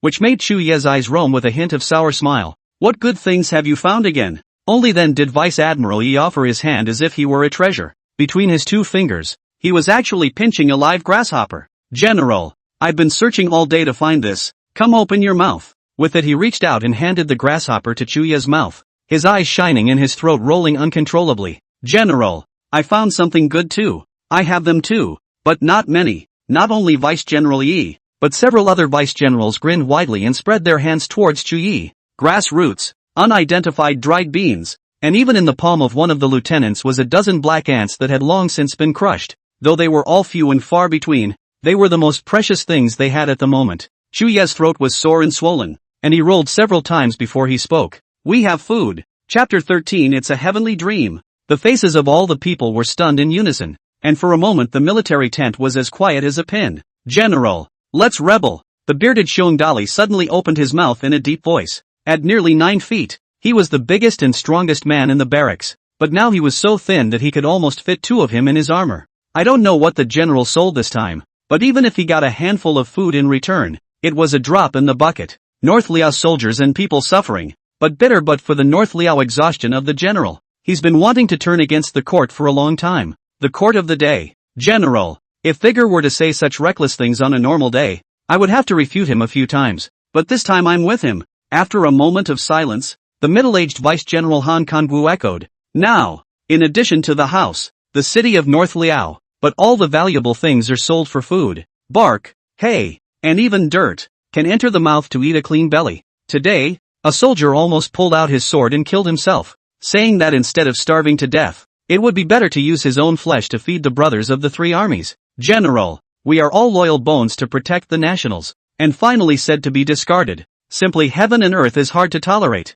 Chu family army iron bone strong, should be anti-Shanjing war death, rather than here suffocating starvation death. Yes, General, the remaining food in the camp won't last 2 days anymore. Rebel, even if I die, I'll pull the Imperial Court's gang of Sons of Es with me. For a while, several vice generals had red eyes, and their words were all fish out of water desperation. Yi Tingxian was even looking at Chu Yi with a blazing face, as if as long as he gave an order, he would not hesitate to refine this jagged body of his into a divine weapon that would help Chu Yi to rebel. The aggrieved indignation in the hearts of the brothers. Chu Yi is not only empathetic, but even more so than them. From the moment the court abandoned Beiliao, he was ready to rebel, but he knew very well that even if the 50,000 soldiers and people of Beiliao came out with all their might, they were no match for the court. Moreover, almost all of the families of the soldiers and generals of the Chu family army were in the Central Plains, and once they rebelled against going up to Kyoto, they would be pushing the heads of their families under the guillotine of the imperial court.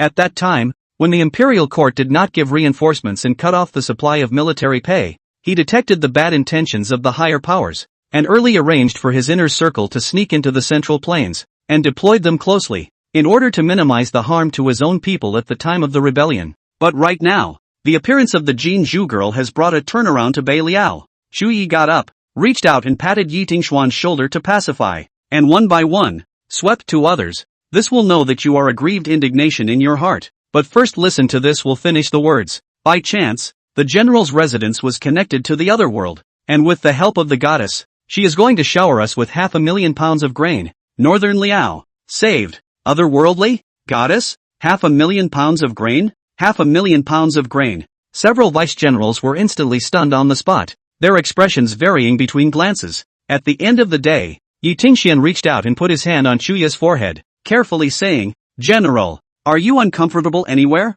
No, I have to find a military doctor to help you take a look. With that, he turned to leave. All generals obey. Chu Yi had no choice but to directly open his mouth in order. At those words, Yi Tingxian violently paused and turned around, his back instantly straightening. The other vice generals also changed their faces, and they all stared in awe and respect. Lu Qi, you immediately transfer 500 people into the city. This will be raised to food things to spread out, so that the people do not go out of their homes tonight, waiting for the news. If you come across the easy child to eat, the murder of evil, on the ground to kill, Xiong Dali, Yi Tingxian, the 2 of you each transfer 100 elites, to be stronger and more tight-lipped. Follow me to the general's residence. Han Kangwu, you stay at the camp and stand by. I will obey. I will obey. The soldier's obedience to military orders is imprinted in his bones. Several military orders came down one after another. The 4 vice-generals didn't have the slightest hesitation when they received the orders, but everyone's face was either dumbfounded or shocked.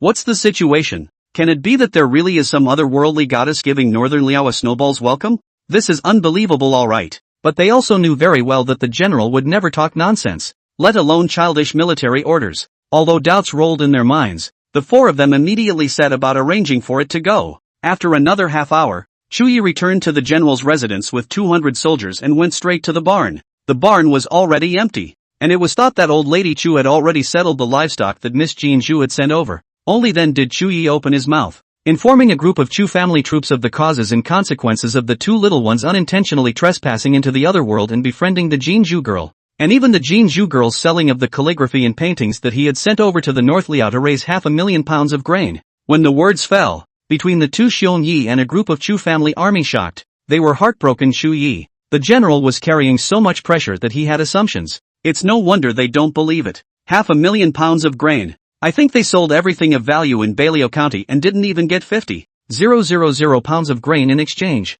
Although it was those treacherous merchants in the middle who had made the Northern Liao's misery fortune. But with a painting or calligraphy, how could it be exchanged for 500,000 pounds of grain? Daydreaming doesn't even do that. General, the old lady ordered me to cook noodles in meat soup, saying that it's only right to let the generals have a full stomach before working. Xiong Yi and the 2 of them were racking their brains on how to comfort Chu Yi, when Sister Wei brought a few subordinates over this way. At the same time, the scent of food filled the air, pervasively drilling into Chu Jiejun's nose. The crowd of soldiers stretched their necks in unison to look over. He saw Sister Wei and 4 or 5 subordinates walking over, either carrying buckets or tanks. The bucket of noodles and the top of the tank were whistling hot, and the scent was wafting in from wherever it was. Uncle Bear, Ting Xian, brother, old lady Chu led Rui and Shushu also followed one after another. The 2 little ones, as soon as they saw the 2 Xiong Yi, they jumped up with joy. Xiong Dali was holding Rui, and Yi Tingxian was holding Shuru. On a normal day, they would have been sparing the 2 dolls for a while, but at the moment,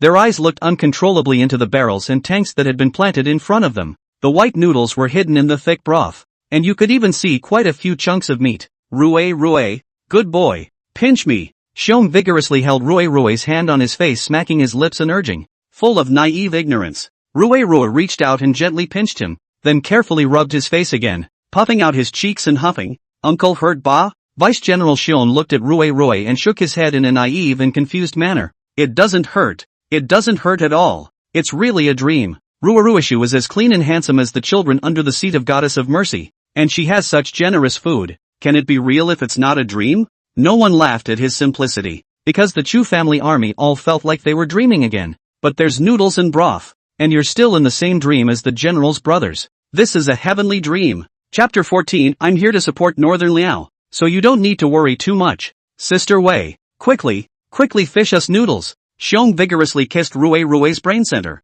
said cheerfully, Rui, you first stand aside and wait for Uncle. Uncle has to eat the noodles first, or if the dream suddenly woke up, then Uncle must regret green intestines not. Yes, shoo ah, you will always be number 1 in brother's heart, but now it's a dream, so it doesn't count. Anon. Yi Tingxian also placed Shu carefully next to Rui, and couldn't wait to get to the bucket of noodles to take a deep sniff. Nice white noodles and flavorful broth. Today he had to brace himself for the dream. Even though they were dreaming, even though they were nearly collapsed by the aroma of the food, not a single person in the Chu family army left the group without authorization, only frantically sniffing the scent in the air and gulping unceasingly. Seeing this scene, Chu Ye's heart soured and ordered in a mute voice, hurry up and line up in order to receive your food. As soon as he opened his mouth, the Chu family army clattered and dispersed into 4 teams in a neat and orderly manner. So fresh. It smells so good. So delicious. Noodle bowl to hand. Chu family army buried head to devour, eat up. Fresh and mellow food into the mouth. Everyone is satisfied with tears. They couldn't remember how long it had been since they'd had such a good meal. Even the most extravagant dream I've ever had. It was just a nest egg all to myself. Do you burn your mouth even when you dream? Didn't they say you can't taste it in your dreams? Between the real and the imaginary, a group of Chu's army will be the bottom of the barrel. The food in the tank are scraped, not the slightest left. Even the bottom of the bowl was licked clean, making sure that not a single drop of the soup was wasted before reluctantly putting down the chopsticks. A crowd of people looked at each other twice. all seeing insatiable satisfaction and happiness in each other's eyes. Xiong Dali smashed his mouth and said, "This dream, it's really energizing." Only then did Rui tug on his hand and said with a small grin, "Uncle, it's not a dream, it's real, between some good times. Our fairy sister sent yo." Xiong Dali heatedly laughed and teased smoothly. Well, Rui said it's true. Then it's true. Then let the fairy sister send some more over, okay? Uncle hasn't had a good time yet. Pop. Just as the words fell out of his mouth, the end of Chuya's gun swept across his body, hurting him so much that he clutched his arm and grimaced. "General, it hurts. It hurts. Why are you hitting me for a good reason?" "No, it hurts?" Chuyi gathered up the heartache under his eyes and said with a solemn face, "Then can you still feel that you are dreaming?" Bear vigorously rubbed his aching arm. Instantly honest. Isn't this incredible? Yi Tingxian and even the Chu family army followed suit and nodded in agreement. Yes, it is indeed incredible. Even when what they eat in their mouths is real, they can't believe it's reality. Whatever you may think, stabilize your minds now. You've had your fill, but the others are still hungry. And when the brothers in the camp, and the people of Baliao City will have their bellies filled depends on how fast or slow we work. Time is short. Shuyi no longer dwell on the explanation. Directly arrange a crowd of busy work. Food was transmitted and had to be delivered in sufficient quantities to the camp before it could be distributed to the people. No one should be shortchanged. Not the soldiers of the three armies who fought for the people. Relying on 200 people to carry food on their backs to the barracks on foot is not only slow, but also easy to attract attention. Although the curfew order, but also specially sent people patrol. But people in the case of starvation, anything out, if encountered that Dizzy had routed into beasts, perhaps will cause riots is not certain. Food is precious and he wants to minimize the risk. There are 3 carriages in the mansion, although there are cars without horses, but arrange 4 soldiers, 2 pull 2 push. A trip can transport 2,000 pounds of grain, can be much faster than the people hard to carry away. Shuyi let Xiongyi 2 people with 50 people to guard the granary, the other soldiers to go outside the house to collect carriages. Ox carts can also be 1 more car and the delivery will be faster. At the end of the day, he ordered people to move the bookcase and ink, paper and inkstones directly to the barn, so that it would be more convenient for him and Miss Jean Zhu to contact each other by letter. When the bookcase was moved over, Shuyi brushed off a letter and had Shuro Rui send it over. Seeing the 2 little ones disappearing hand in hand at the small door of the Tsangdu, Yi Tingxian and the crowd of Chu Jia army directly dropped their jaws in shock. What? Yi Tingxian than the initial Chuyi even more. Back and forth in the barn bucket drilled several times. This is to believe that their eyes see is true. Boy, there really is an other world where they can't see. At this end of the farm, Fang Jinju had long since started making preparations. With the help of a robotic arm,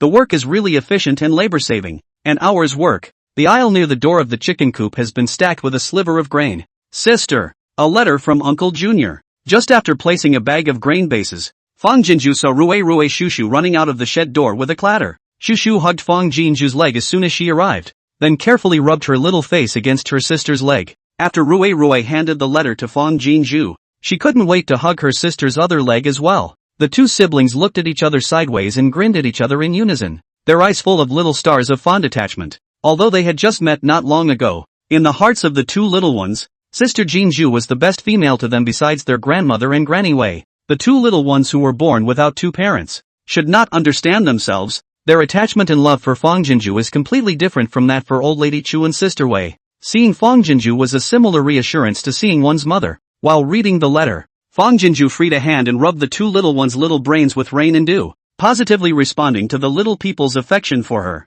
General Chu's letter was brief this time, but the respectful piety remained. His side of the family was ready to receive the food manpower, just waiting for her to teleport. At the end of the letter, Chu Yi wrote, Miss Jinju, even though there are mechanical oxen to help, but carrying 500,000 pounds of grain is really an unbearable burden for a weak woman like you. I know that the girl is kind-hearted, but I hope that the girl can take care of her own body first. Northly out here there are under the support. The girl does not need to be too worried. As far as possible to send some first over it is good. I'm not sure if I can do it, but I hope you can take care of yourself first. A stream of warmth poured into Fang Jinju's heart unexpectedly. The situation in northern Liao can be described as 100,000 fire. She was entrusted with such a heavy responsibility. Naturally her mood is not easy, but General Chu still did not forget to be concerned about her in this situation. And the phrase I'm here was like an immovable object that gently unlocked the pressure she had bound to herself. Rui, shu, start. Fang Jinju stretched her fists and feet,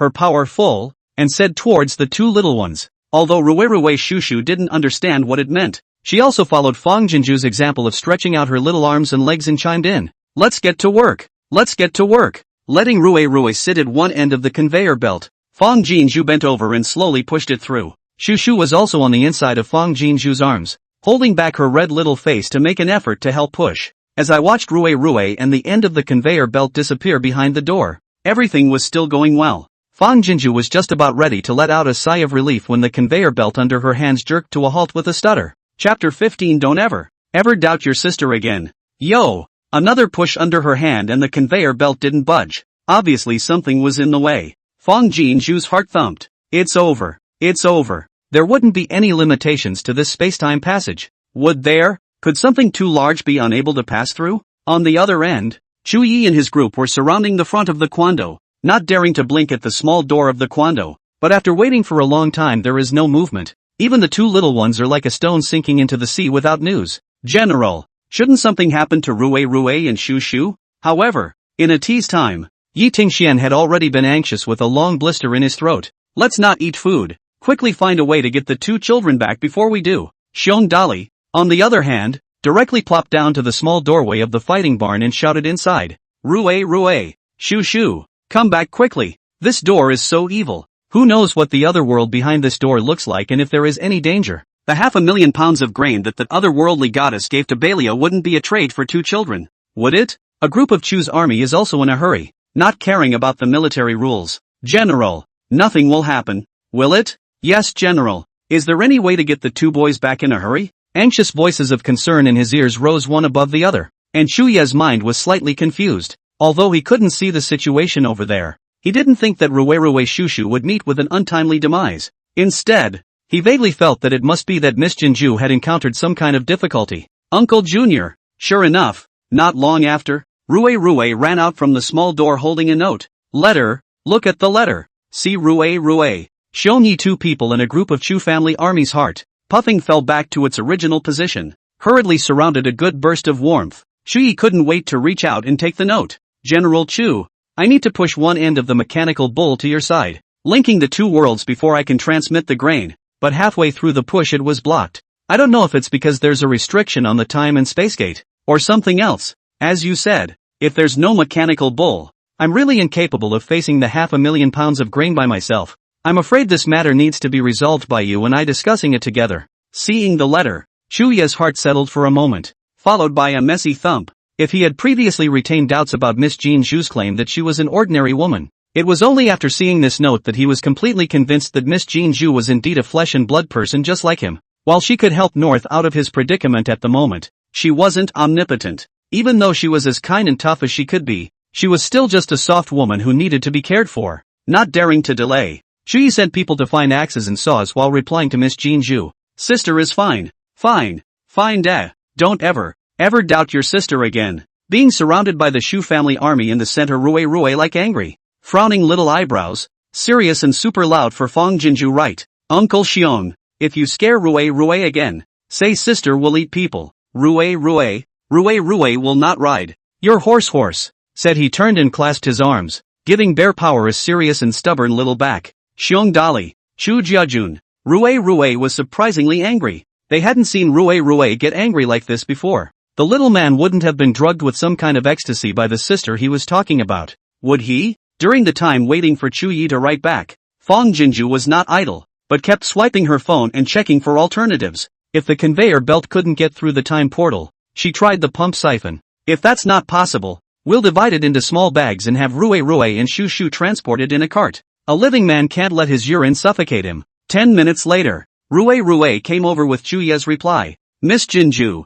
don't be anxious, on my side. The time and space door is the drain of a barn bucket. It can only allow two children to pass through it in parallel. Perhaps it's too narrow, so it's hindering the mechanical locks from passing through. I would like to widen this exit a bit. Do you think it's feasible? Fang Jinju suddenly realized, but then grew worried. What if the time and space gate was randomly altered and therefore completely disappeared and closed? Thinking of this, she immediately wrote back, telling Chu Yi of her concerns and attaching the method, proposing to switch alternate methods if this was not possible. After all, the disappearance of the spacetime gate had no effect on her. But for Belial, It would be cutting off the chance of life. Fang Jinju's letter inadvertently revealed concerns about the Northern Liao, so Chuyi slightly moved, thinking for a few moments and then put pen to paper with a few more points of determination. Miss Jinju, I have decided to expand the time and space exit. This move can be done once and for all. If this leads to the disappearance of the spacetime tunnel, that is also our fate in Northern Liao. I still have other ways to solve the predicament of Northern Liao.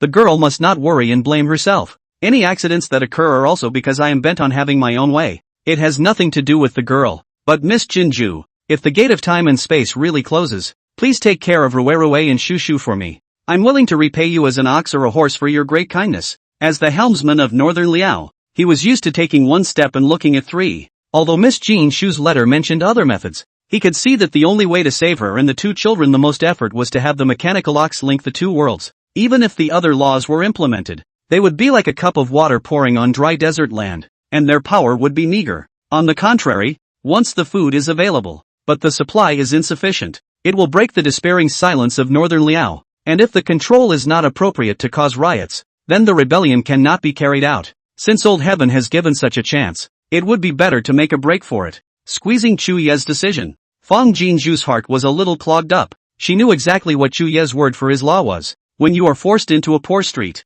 you can only rebel. Wild history nailed him to the stake of shame as a rebel in only a few sentences, without knowing what he had been through. How fortunate she was to learn the truth of history, and even more so to see the loyalty and courage of a generation of great generals. Knowing that there was no point in saying more, Fang Jinju wrote back with only a few simple words. Jinju respects General's decision. If there is any eventuality, I will raise Rue Shushu as my own sibling. Please don't worry, General. A few words, but they made Chuyi feel extraordinarily at ease. After letting Rue take the reply to Fang Jinju's side, he ordered his men to start remodeling the time and space exit. Fang Jinju had never felt that half an hour was so long, so torturous. Chuyi told her to wait for an incense stick to burn, and then let Rue travel through the door of time and space to try to see if it was feasible. After half an hour, Fang Jinju carefully carried Rue to the top of the conveyor belt. Then she took out the long rope she had prepared long ago, and firmly bolted one into Rue's waist and one into her own waist. Is Rue hungry? When you come back later, sister will cook you a big chicken leg to eat. Okay? Really? Really? Rue, I love you so much. Sister likes Rue and Shushu too. Very much. Very much. Worried that the child is afraid, Fang Jinju did not tell Rue that there may be unknown dangers, holding back a heart that is about to pop out, deliberately creating a loose and pleasant atmosphere, slowly pushing the conveyor belt over. Looking at Rue obediently sitting on it and was grinning heartlessly at herself, Fang Jinju also smiled at the little person. Instead, his eyes flooded violently with sour, swollen tears. Granary. A group of Chu clan troops surrounded and guarded both sides of the remodeled spacetime exit, all of them glaring like oxen and pinching a handful of sweat. Chuyi stood in the center. Although the face is not shocked, but between the hands and fists has also been moistened a piece. Chapter 16, What a Generous Goddess. With the sound of something heavy rubbing against the ground, the conveyor belt and Rue, at the same time, appeared at the remodeled time portal. Everyone's heart seemed to stop beating for a moment. Uncle Junior. Rue's brittle voice brought the crowd back to their senses, and a group of Chu's troops were so excited that they rubbed their hands and feet together. Because Chuyi ordered in advance, they are not allowed to scare the child in wild speculation. Everyone obediently did not dare to make a sound, each holding a big red face. Xiongdali cannot care so much, holding Rue on a burst of fierce kisses on the top of the heart. If you can't speak with your mouth, you can always express yourself with your body language, right? Uncle Bear, put Rue down. It hurts. Rue frowned a little and pointed to the rope around his waist. It was only then that the crowd saw that he had a rope tied around him. Chuya's heart moved slightly. Miss Jinju is so attentive and thoughtful. She was genuinely concerned about Rue and Shushu's well-being. The rope around Fang Jinju's waist violently toned and tugged, frightening her with cold sweat. She hurriedly stopped her hand movements and tentatively shouted towards the back of the door. Rue? Seeing that the conveyor belt had just ventured out and stopped,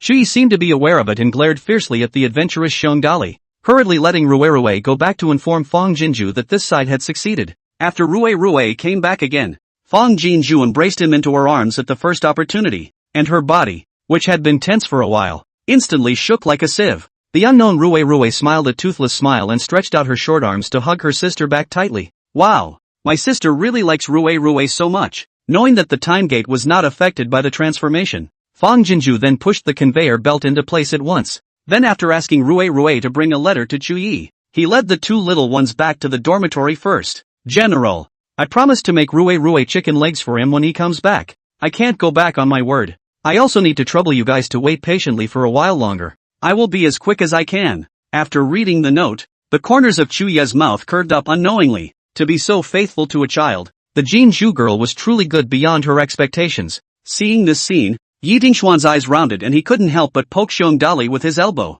signaling him to hurry up and see the rarity. The general laughed. The general was already unsmiling, and since Northern Liao was in a difficult situation, there were few times when he even stretched his brows, but now he's actually looking at a note and smiling. The Chukchans who captured the general's unfolding face boiled over in silence. Shuyi noticed his outburst and silently restrained his smile, tucked the note into his pocket, crouched down and began to touch and survey the conveyor belt. This, the mechanical bull? It looks very bulky. Can this thing really save Miss Jinju's strength? Shuyi couldn't help but reach out and lift the conveyor belt, and the heavy weight made him frown. You can imagine how much effort it took for the Jinju girl to push the conveyor belt over. The eyes of the crowd were on him, and as he did, this brought their attention down to the unseen conveyor belt, their eyes each marveling. What's this? Otherworldly objects look so strange. In the time it took to wait, the soldiers who had drafted the wagons returned. A total of 12 wagons and 6 ox carts were collected, which, together with the original 3 of the general's house,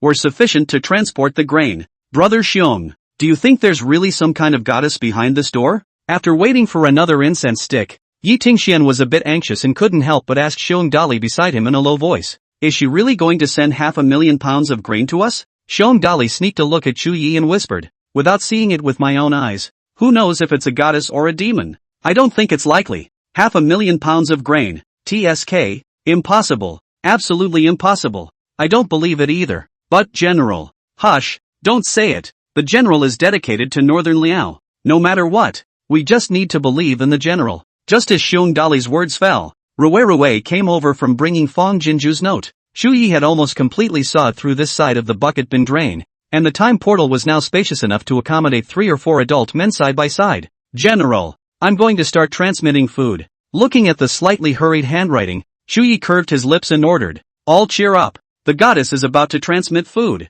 The Chu clan's troops were all shaken, rushing forward to stand on both sides of the conveyor belt, staring nervously and curiously. Fong Jinju pressed the switch and the conveyor belt howled with joy. The Chu family's army jumped in unison, staring at the suddenly flowing conveyor belt in shock and rarity. This thing actually moves. Can it be that it's the spirit animal of the goddess? That's too long for words. Shoo. Don't forget to take little sips of water when you eat your little cookies. Fong Jinju pushed the mechanical arm and easily dropped a bag of rice onto the conveyor belt, not forgetting to twist her head to instruct Shushu, who was obediently sitting on a small bench and eating a small cookie. Shuru hurriedly bit the straw and took a sip of warm water, her smiling eyes curved. Aha, Shuru, listen to sister, with a little person as a companion. Fong Jinju was in a joyful mood and full of energy, and in the blink of an eye, she threw 7 or 8 packages of rice up. Dang! A heavy white snakeskin bag fell to the ground, so fast that the Chu family army did not react. What are you waiting for?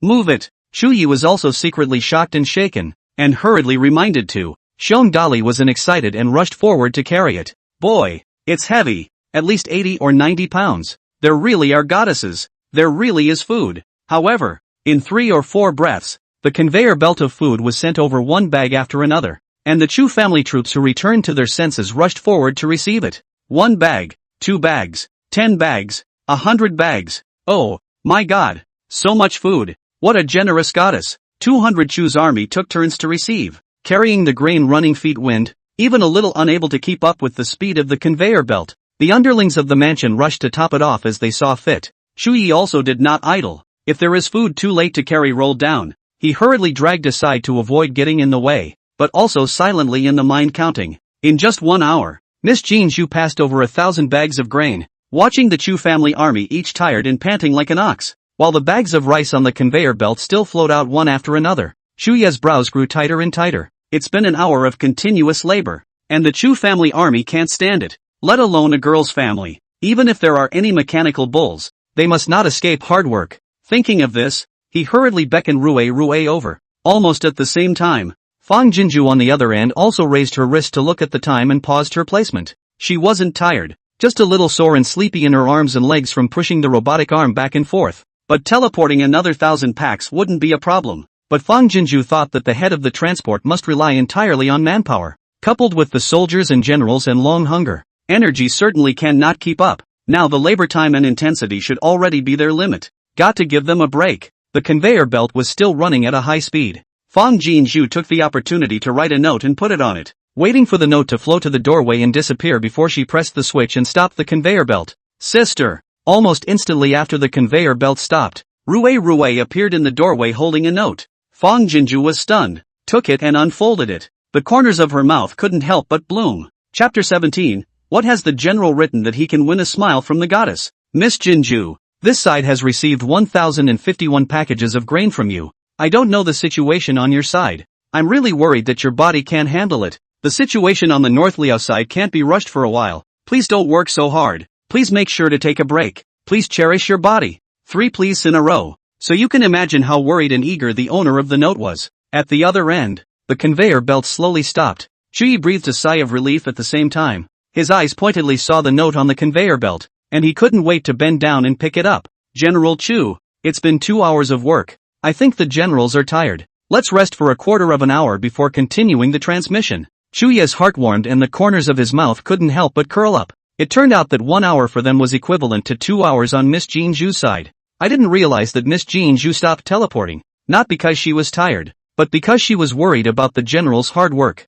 What a silly girl who is too kind. Ouch. Xiong vigorously and ruthlessly crashed into Yi Tingxian, who suddenly stopped his pace. Yi Tingxian was already tired and a bit off his feet, and the rice bag on his shoulder snapped and fell to the ground. Under the heavy impact, the rice bag accidentally broke, and the white rice suddenly spilled all over the place. Everyone's eyes went wide, followed by a flurry of unbelievable and ecstatic fireworks. Days. Nice white round-grained rice. Not even a little cereal star to be seen. Even if you are as reserved as the emperor's nobility, I'm afraid you've never eaten grain that is so finely hulled and stripped. I didn't realize that the goddess not only gave them food, but also such good food. All of the Chu clan troops who had previously questioned the goddess hated to pull their hearts out and incite 2 slaps before settling back in. They simply don't know any better. Even Xu Ye's eyes stared slightly in shock. He had calculated that 500,000 pounds of grain, even if all of it was the cheapest coarse grain bran, would cost Miss Jinju quite a bit of her family's silver. Spare me. He couldn't repay this favor for a moment.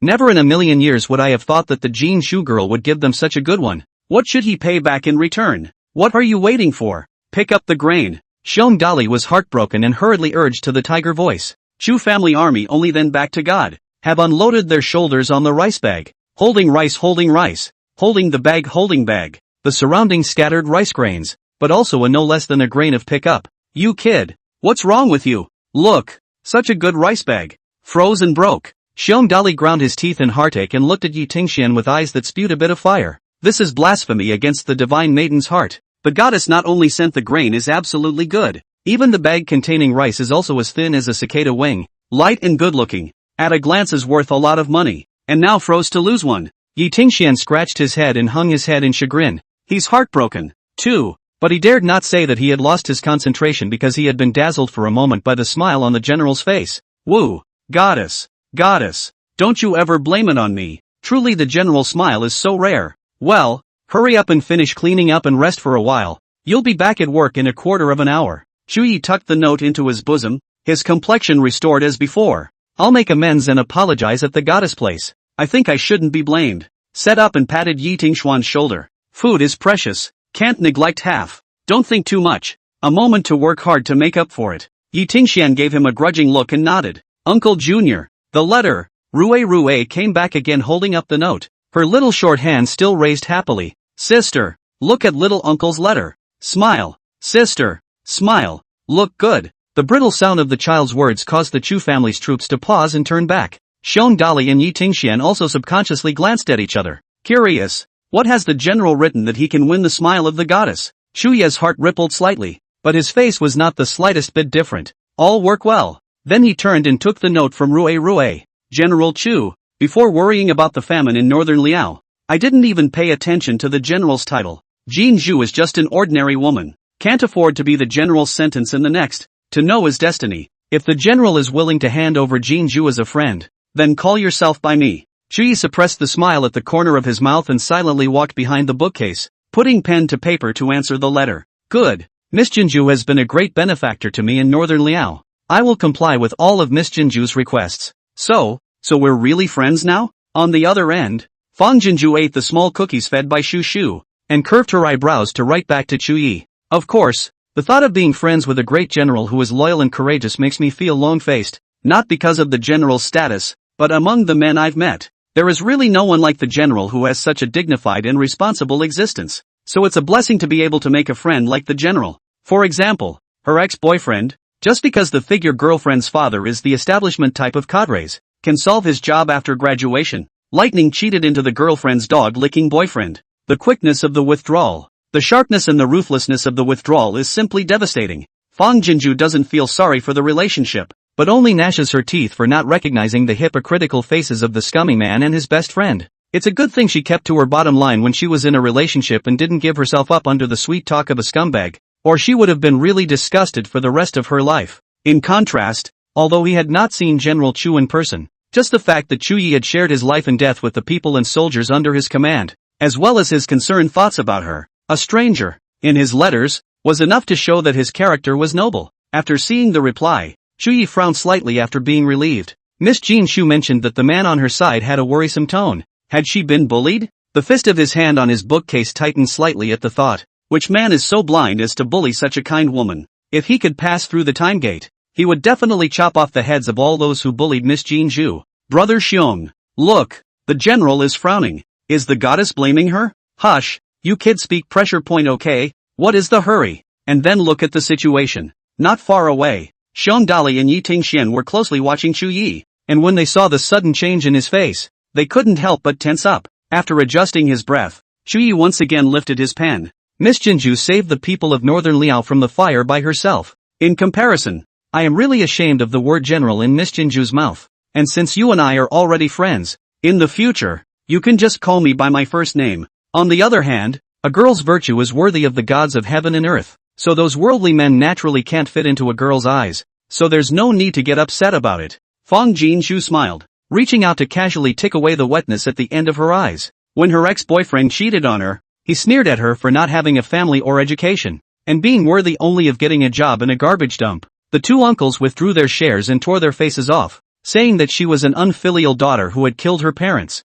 and that her father's debt was not enough to atone for her parents' sins. Before my parents invested in the farm, my family was quite prosperous and surrounded by 1,000 good people, but when the benefits collapse, everyone rips off their masks and reveals their malice-ridden faces. Shuya's words made her faltering self-knowledge. Nirvana burst into power-filled light. Fang Jinju got up violently and said to Rue with a smile, Rue, go tell little uncle that time is precious. Keep working, even if she was a nobody in this world. To Beilio, she was the light that broke the darkness. Definitely can't internalize a bit and dry out yourself. Chapter 18. A girl's family alone from the beginning to the end. Cannot be tired. Seeing that Rue didn't bring back a note this time, but only a message, Chuya's eyes tightened slightly. After pursuing several questions and hearing that Fang Jinju laughed happily when she read the letter, he was relieved and hurriedly ordered the crowd to continue working. The first 200,000 pounds of grain were delivered to the barracks in full, and yards filled all the granaries. Seeing this scene,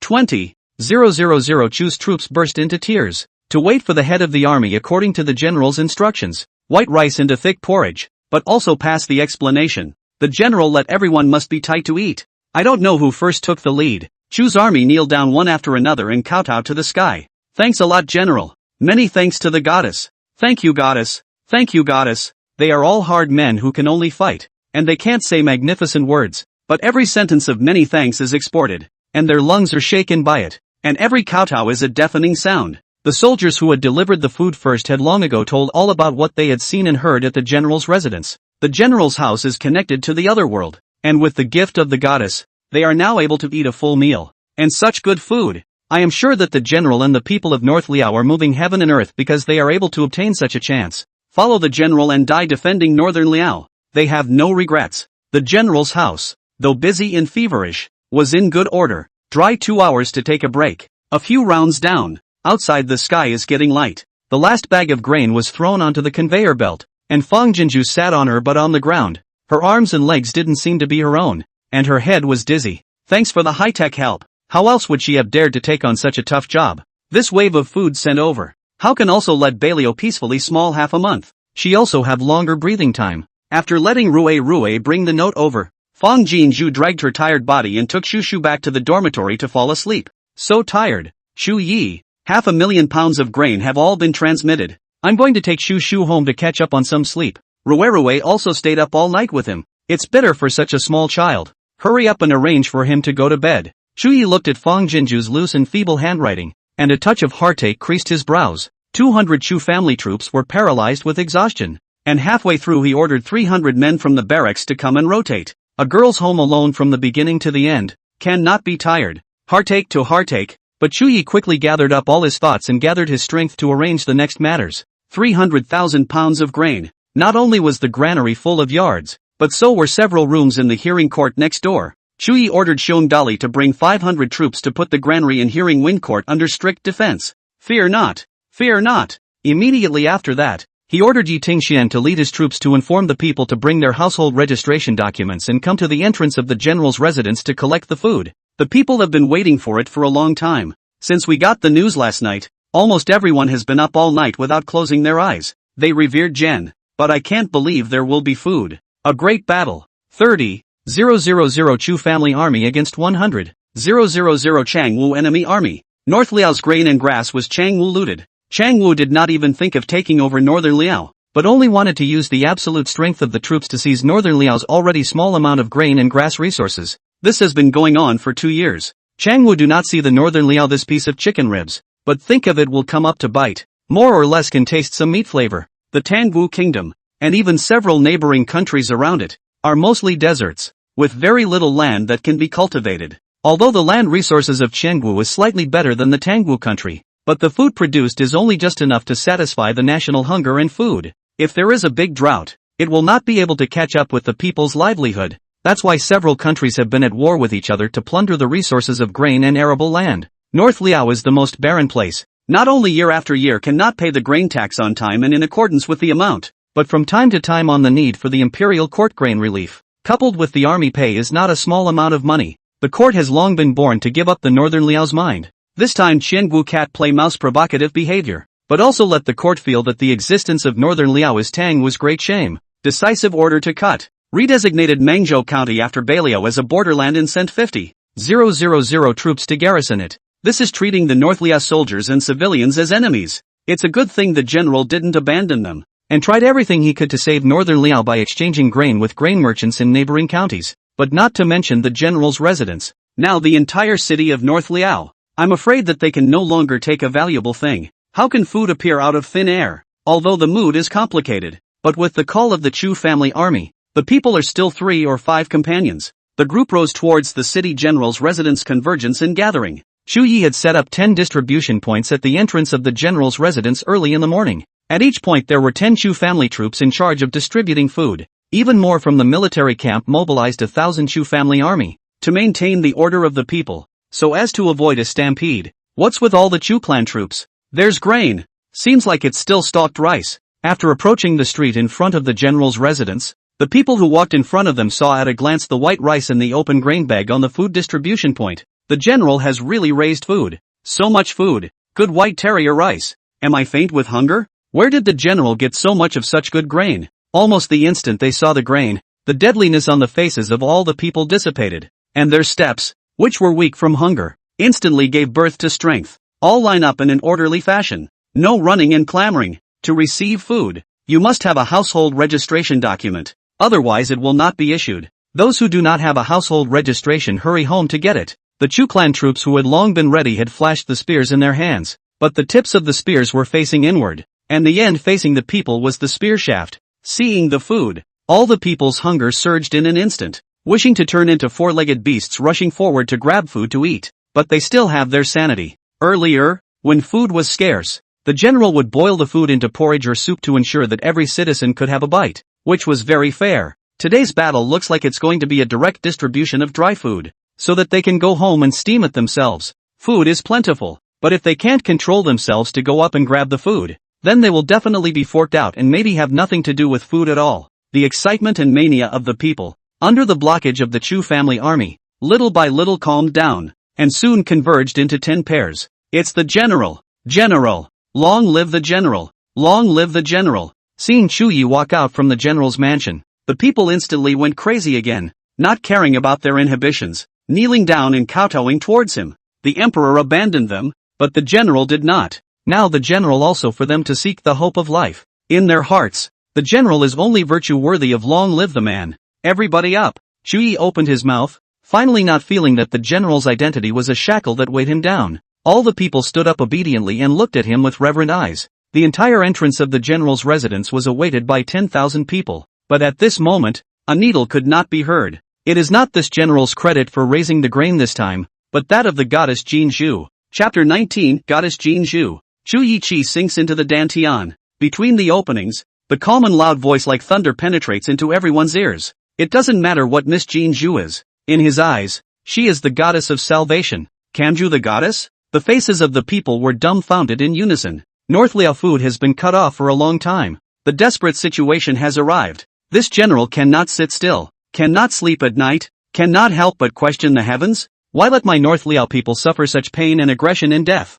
Not allowing the people to react. Chu Yi opened his mouth again. Later, when taking a nap, the goddess Jin Zhu entered this general's dream. The people had pricked up their ears and stared with wide eyes, listening with reverence. The goddess remembers that this general stationed in Beiliao for these years to do his duty. The city of Beiliao governed by the road is not closed at night. There are few evildoers, so she is willing to help this general to solve the predicament of Beiliao at the moment. So the general's residence was given 300,000 pounds of grain. These words were like a boulder thrown into a lake, splashing a considerable wave. 300,000 pounds. Jesus, I didn't hear you wrong, did I? I must have misheard you. Are there really fairies in the world? If the general says there is, then there must be. Don't argue. The general hasn't finished speaking. Chu Yi continued. 300,000 pounds of grain. This general has already sent 100,000 pounds of grain forward to the barracks. The rest of the grain will be distributed on a per capita basis, and each person will be able to share 5 pounds.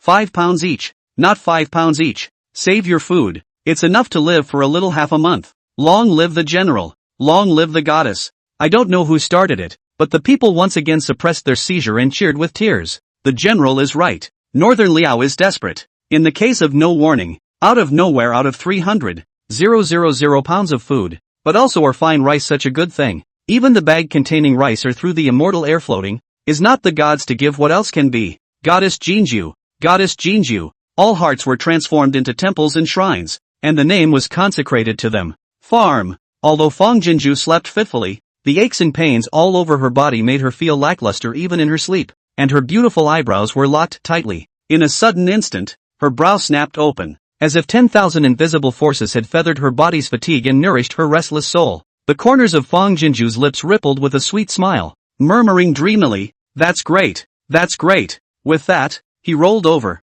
wrapped his arms around the tiny human, and fell into a sweet slumber. But, as the crowd clamored, Chu Yi suddenly broke in a deep voice. Just one word silenced the waves of shock in the sea of people. The people held their breath in unison. The goddess has a message for this general to deliver on behalf of every Northern Liao soldier and citizen. Chu Yi's face suddenly flushed, and his tone intensified a lot. Her grain will not be given to those who are unfilial and unfaithful, not for the morally bankrupt, not for those who bully and do evil. As long as the people and army of Northern Liao are of one mind and work together for good, she will help us get out of our predicament once and for all. But, anyone above the household register of Beiliao, as long as one of them goes against her warning, she will withdraw her favor and leave Beiliao to its own devices. The 3 refusals in a row, and the sentence of withdrawing the gift and leaving it to fend for itself, were like a gust of wind blowing through the bottom of everyone's heart. It makes the ordinary crowd judiciously fearful, and those who have bad intentions are frightened. The months-long starvation ordeal had taken its toll on the people. It was so easy for God to have the eyes to send the goddess to save the world.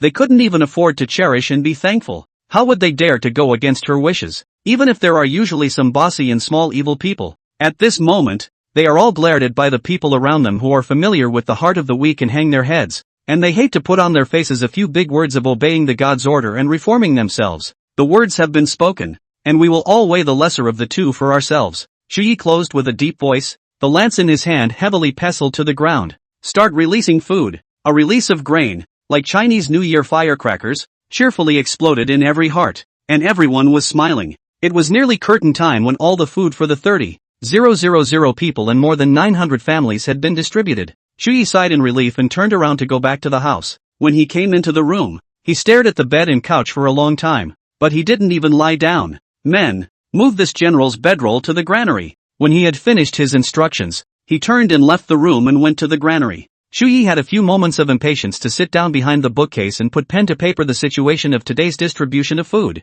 After writing the letter, the subordinate also placed the bed and couch next to the bookcase, and only then did he pinch the letter and fall into a sound sleep on the bed. Fang Jinju was awakened with a start. The first half of her sleep was exceptionally solid, and then, for some reason, she began to dream. In her dream Shushu cried out, "Sister, I'm hungry," but she couldn't keep her eyes open. Finally she wiped her tears and went into the kitchen and began to fumble around, as if trying to turn on the gas stove as she had done. And she woke up scared. "Sister!" As soon as Fang Jinju raised her head, she saw Shushu slipping down from the chair beside the bed with a joyful face and coming to the bedside, her big eyes shining like stars. "Sister! Awake! When did you wake up? Have you been sitting there?" Fang Jinju swept her eyes at the bright sky outside and reached out to rub the little man's head. Shushu nodded her head obediently. The big rooster crows. "Shushu, wake up. Shushu is good. Didn't run around, yo." The soft and sticky voice made Fang Jinju's eyes roam with favor, and he couldn't help but reach out and put his arm around the little person,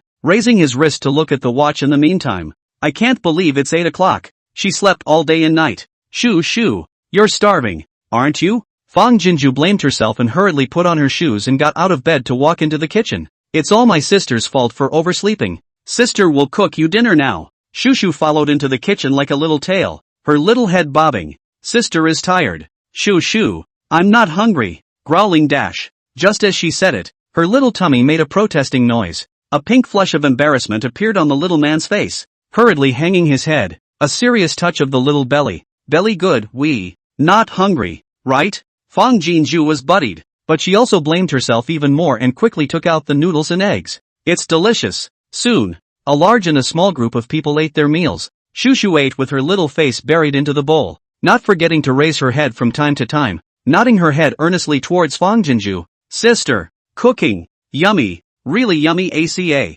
Fang Jinju couldn't help but laugh. "Wow, my sister's smile is so beautiful." The little man pulled Fang Jinju's emotional value right up to the fullest, allowing her to have a meal of noodles that froze with the satisfying taste of a full banquet. After dinner, Fang Jinju counted the time and estimated that Xu Yi should be awake, and hurriedly wrote a note to let Shushu send it back. The general's granary. It's not just Xu Yi, old lady Chu and sister Wei, Rue. There was also the Xiong Yi duo, both of whom surrounded and guarded the spacetime gate. Everyone is holding something in their hands. There were even mountains of stuff on the floor. Chapter 20 Miss Jinju. Are you in trouble? Uncle Junior. Shuro lived up to her name and appeared in front of the waiting crowd. Xu Yi almost arrow-stepped forward and reached for the letter. "Xu Yi, I've slept for far too long this time. How is the situation on your side? Do you need any help?" Xu Yi's slightly buoyant heart instantly settled down, and hurriedly asked Shushu to bring back the letter that had long been prepared. "Miss Jinju, the 500,000 pounds of grain you sent 200,000 pounds to the barracks, distributed 200,000 pounds to the people, and as a precautionary measure, I had reservations about concealing the amount of grain, and temporarily left 100,000 pounds in the general's residence. Also, I can't risk the girl's merit, so I told everyone that the grain was gifted to Northern Liao by the goddess. The people are very grateful to you, and the 20,000 soldiers and generals of the Chu clan army are also grateful to the girl, but now we all still don't have the power of gold and silver to repay your kindness, and it's really a shame to the girl, but today there are quite a few people in the Chu family army, prepared a small token of appreciation to present to the girl. More objects. I wonder if this mechanical ox can pass things to the girl's side." This letter made Fang Jinju a bit surprised and bashful. What Xu Yi had given her far exceeded what she had given. A pair of calligraphy and painting sold 2 million, and there are still a number of antiques have not been sold. These things sold out of the money. Even if the North Liao soldiers and civilians to feed a year and a half are not a problem. She didn't expect Xu Yi to be so open and honest. Not only was he honest with her about the whereabouts of the grain and the current situation in Beiliao, but he also felt guilty because he didn't feel like he could repay her. Thinking about this, Fang Jinju couldn't sit still. Xu Yi was defenseless against her, and she couldn't hide anything. "Xu Yi, truth be told, the calligraphy and paintings you sent us are worth a lot of money in our area, and one of them was sold for $2 million. The rice I sent over to you guys was grown on my own farm. It's only about $1 a pound if I sell it. A bag is 100 pounds, which is equivalent to $100 a bag. 500,000 pounds of grain converted down, and it only cost about $500,000. So these grains are equivalent to you buying them with your own money. And the money paid to me for the grains is also a disguised solution to my current predicament. We are benefiting both ways in this matter. You should never feel guilty. Also, the thought that I was able to feed so many people with nothing more than a little effort makes me happy and proud. And this kind of emotional value that can nourish a person's body and mind is even more rare than a monetary gift. So I'd also appreciate it if you would tell everyone that they really don't need to bother sending me anything. Last time I didn't know the market. The calligraphy and painting was only sold for the time being. The rest of these days I will find the opportunity one after another to sell all the antiques you sent me. You don't have to worry about the supply of the northern Liao side. If there is any need you must also give me a timely word. I'll try my best to do it right. What did the goddess say? Will she think what we send is too cheap? These things the goddess must not look at. But now this is all we can get our hands on. Seeing Chu Yi read Fang Jinju's reply letter, Yi Dingxuan's group couldn't help but gather around and ask blearily.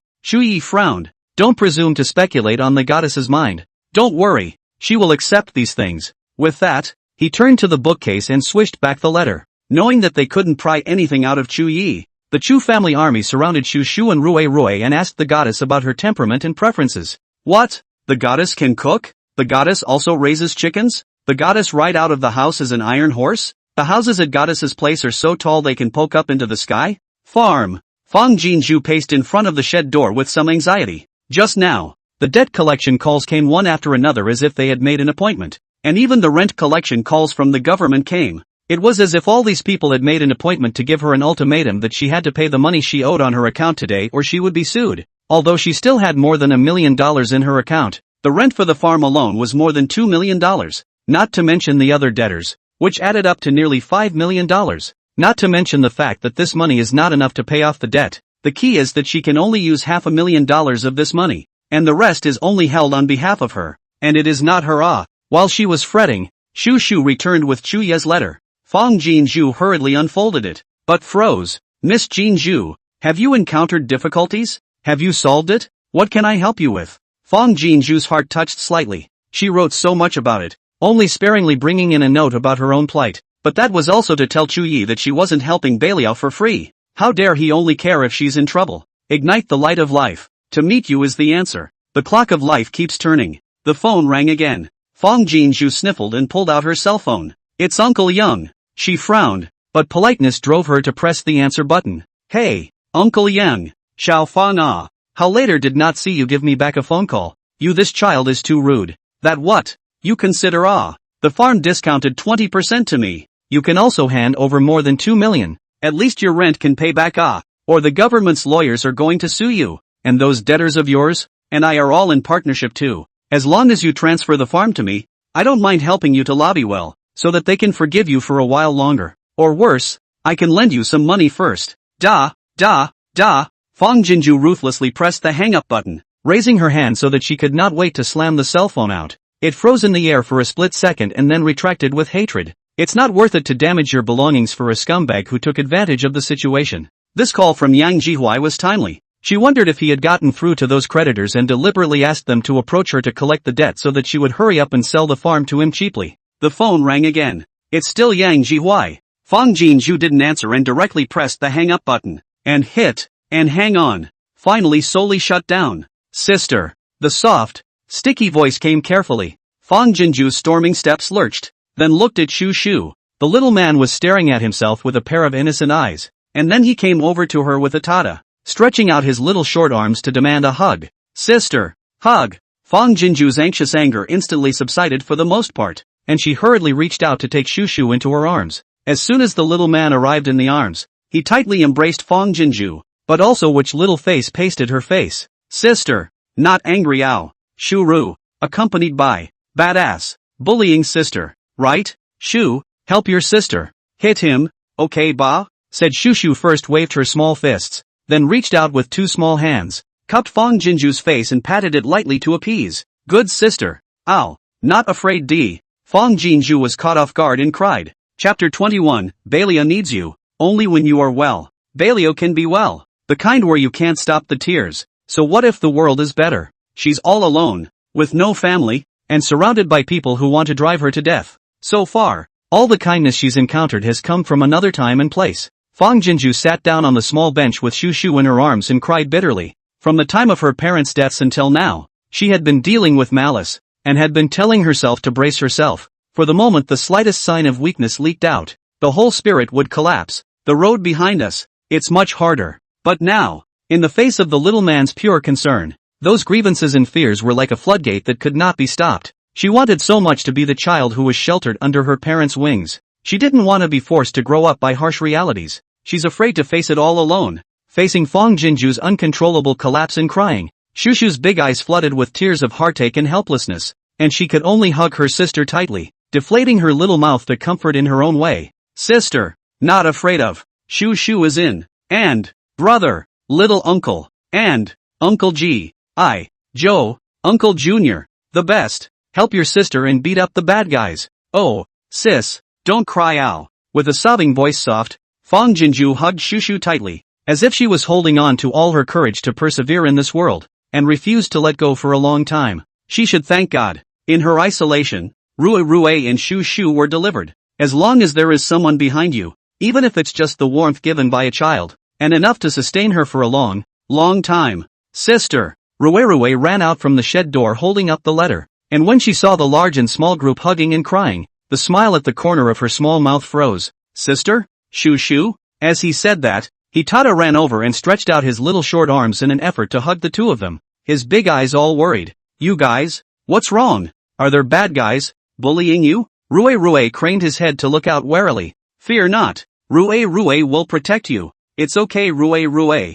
There are no bad guys. Fang Jinju sniffled to stop her crying, reached down and pulled out a tissue from her pants and roughly wiped the tears from her face. Then she gently pushed Rue Shu Shu away, blaming herself and heartbrokenly wiping the little person's tears. I'm sorry Shu Shu. Elder sister scared you, didn't she? Not forgetting to reach out and touch Rue's head. It's my sister's fault for not controlling her emotions for a moment. Shura shook her head repeatedly. No, Shuru. Heartbroken sister. Rue's little hand also held Fang Jinju's hand tightly, placing it by her face and sticking it. Sister is very good. Very good. Very good. Fang Jinju tried to hold back the tears that wanted to flood up again and pulled out a smile. Rue Shu Shu is also very good. Meeting you all. Sister feels very lucky. Did Uncle Junior ask you to send another letter? Rue hurriedly took out the letter. Miss Jinju, if you have any difficulties you must tell me, although I may not always have the ability to help you. One more person is one more idea. You said we're friends,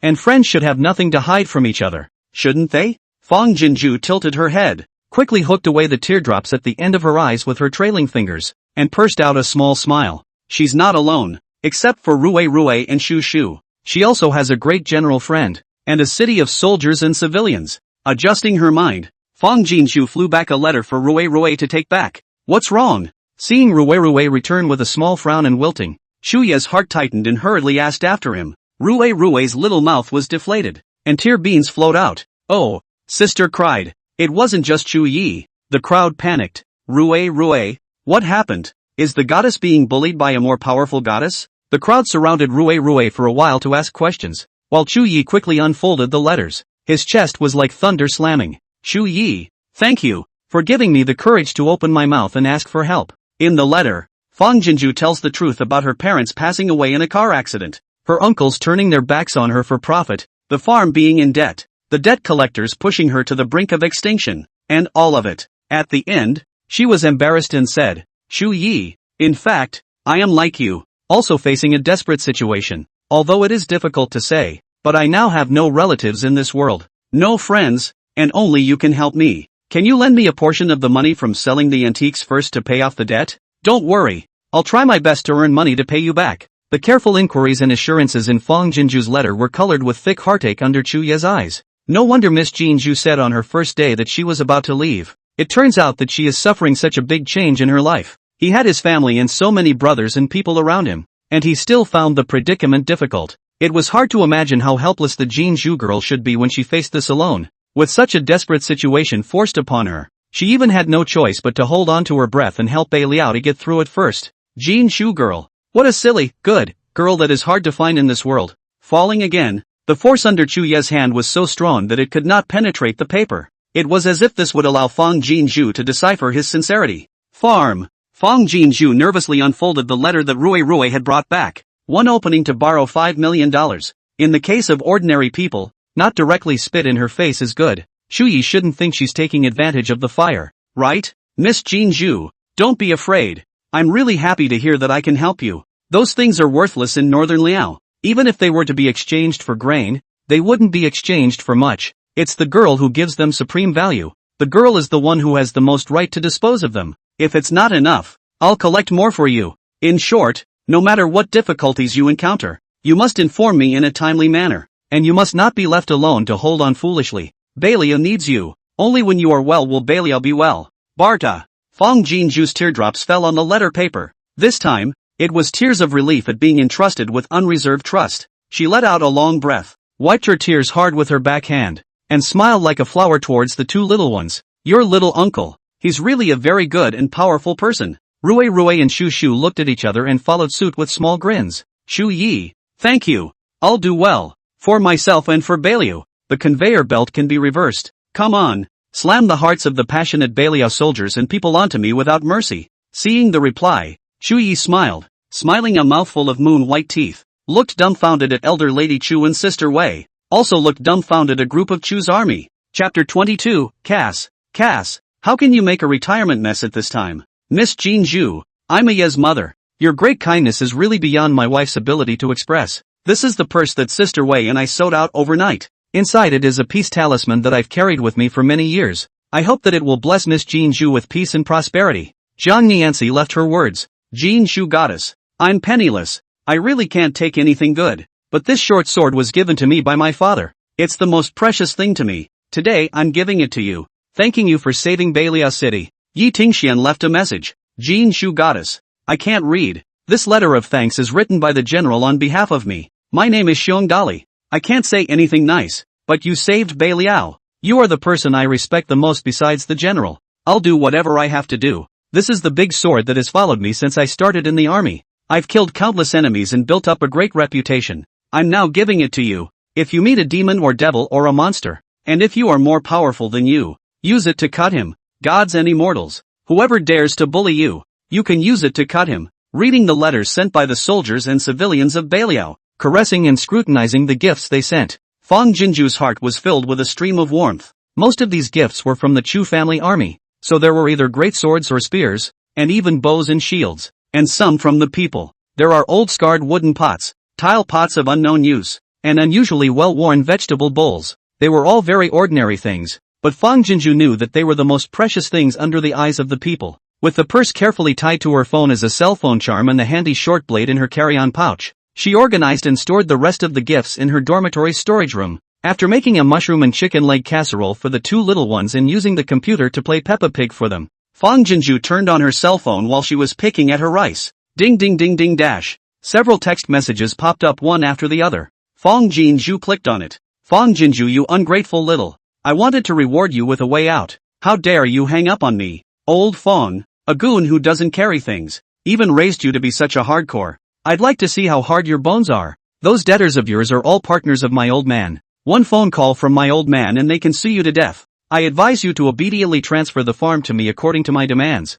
or else my old man will make you suffer. Fong Jinju's face sank, instantly losing her appetite for eating. She subconsciously glanced at the two little ones. Luckily they were concentrating on eating and watching cartoons and didn't notice her change. She got up and walked out of the dormitory and dialed Yang Zhuai's number, hitting the record button in the process. Oh, you've done this the hard way. Now you know to call back? I'm telling you, it's too late. In the receiver, Yang Zhuai's voice was distinctly smug. Originally, if you had been more sensible and agreed to me earlier, this farm could still be sold for more money. But now, you've made me very unhappy, so I've decided to drop the acquisition fee by another 10%. It's also a lesson for you to learn how to conduct yourself and respect your elders. Fong Jinju said in a deep voice. No wonder the calls from the debt collectors today are all like an appointment. It's you who made a mess out of it, right? Yang Zhuai on the other end of the phone laughed.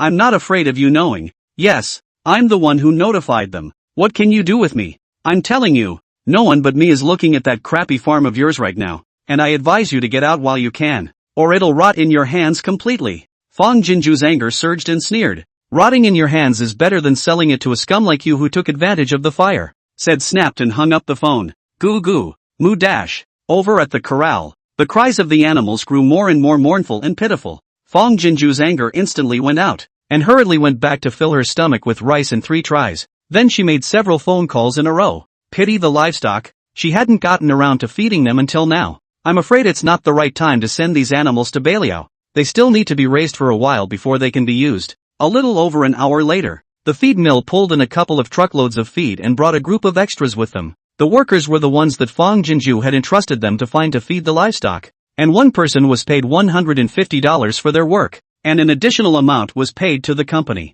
There was no way. Fong Jinju still had important things to do today, and it would be too much of a delay if she finished feeding the livestock in the 5 barns by herself. The money that needs to be spent, still needs to be spent. With the efficiency of many people and the help of the robotic arm, in less than an hour, all the livestock had their first full meal in days, just as they had hoped. While the workers were busy, Fong Jinju was not idle. She put up a job posting on an online platform. The salary offered by Fong Jinju is not low, 5,000 per month for one person, and you only need to feed the livestock 2 times a day, and take care of the vegetable garden in the meantime. At that labor intensity and wage ratio, it's considered a good job with little work and lots of money. So within a few minutes of putting it up, she had a dozen people at her asking for jobs, and surprisingly many of them were recent college graduates. Thinking of everything that happened to her right out of school, Fong Jinju had a natural empathy for college students, and after some conversations to get to know them, she picked 2 female college students from among these job seekers.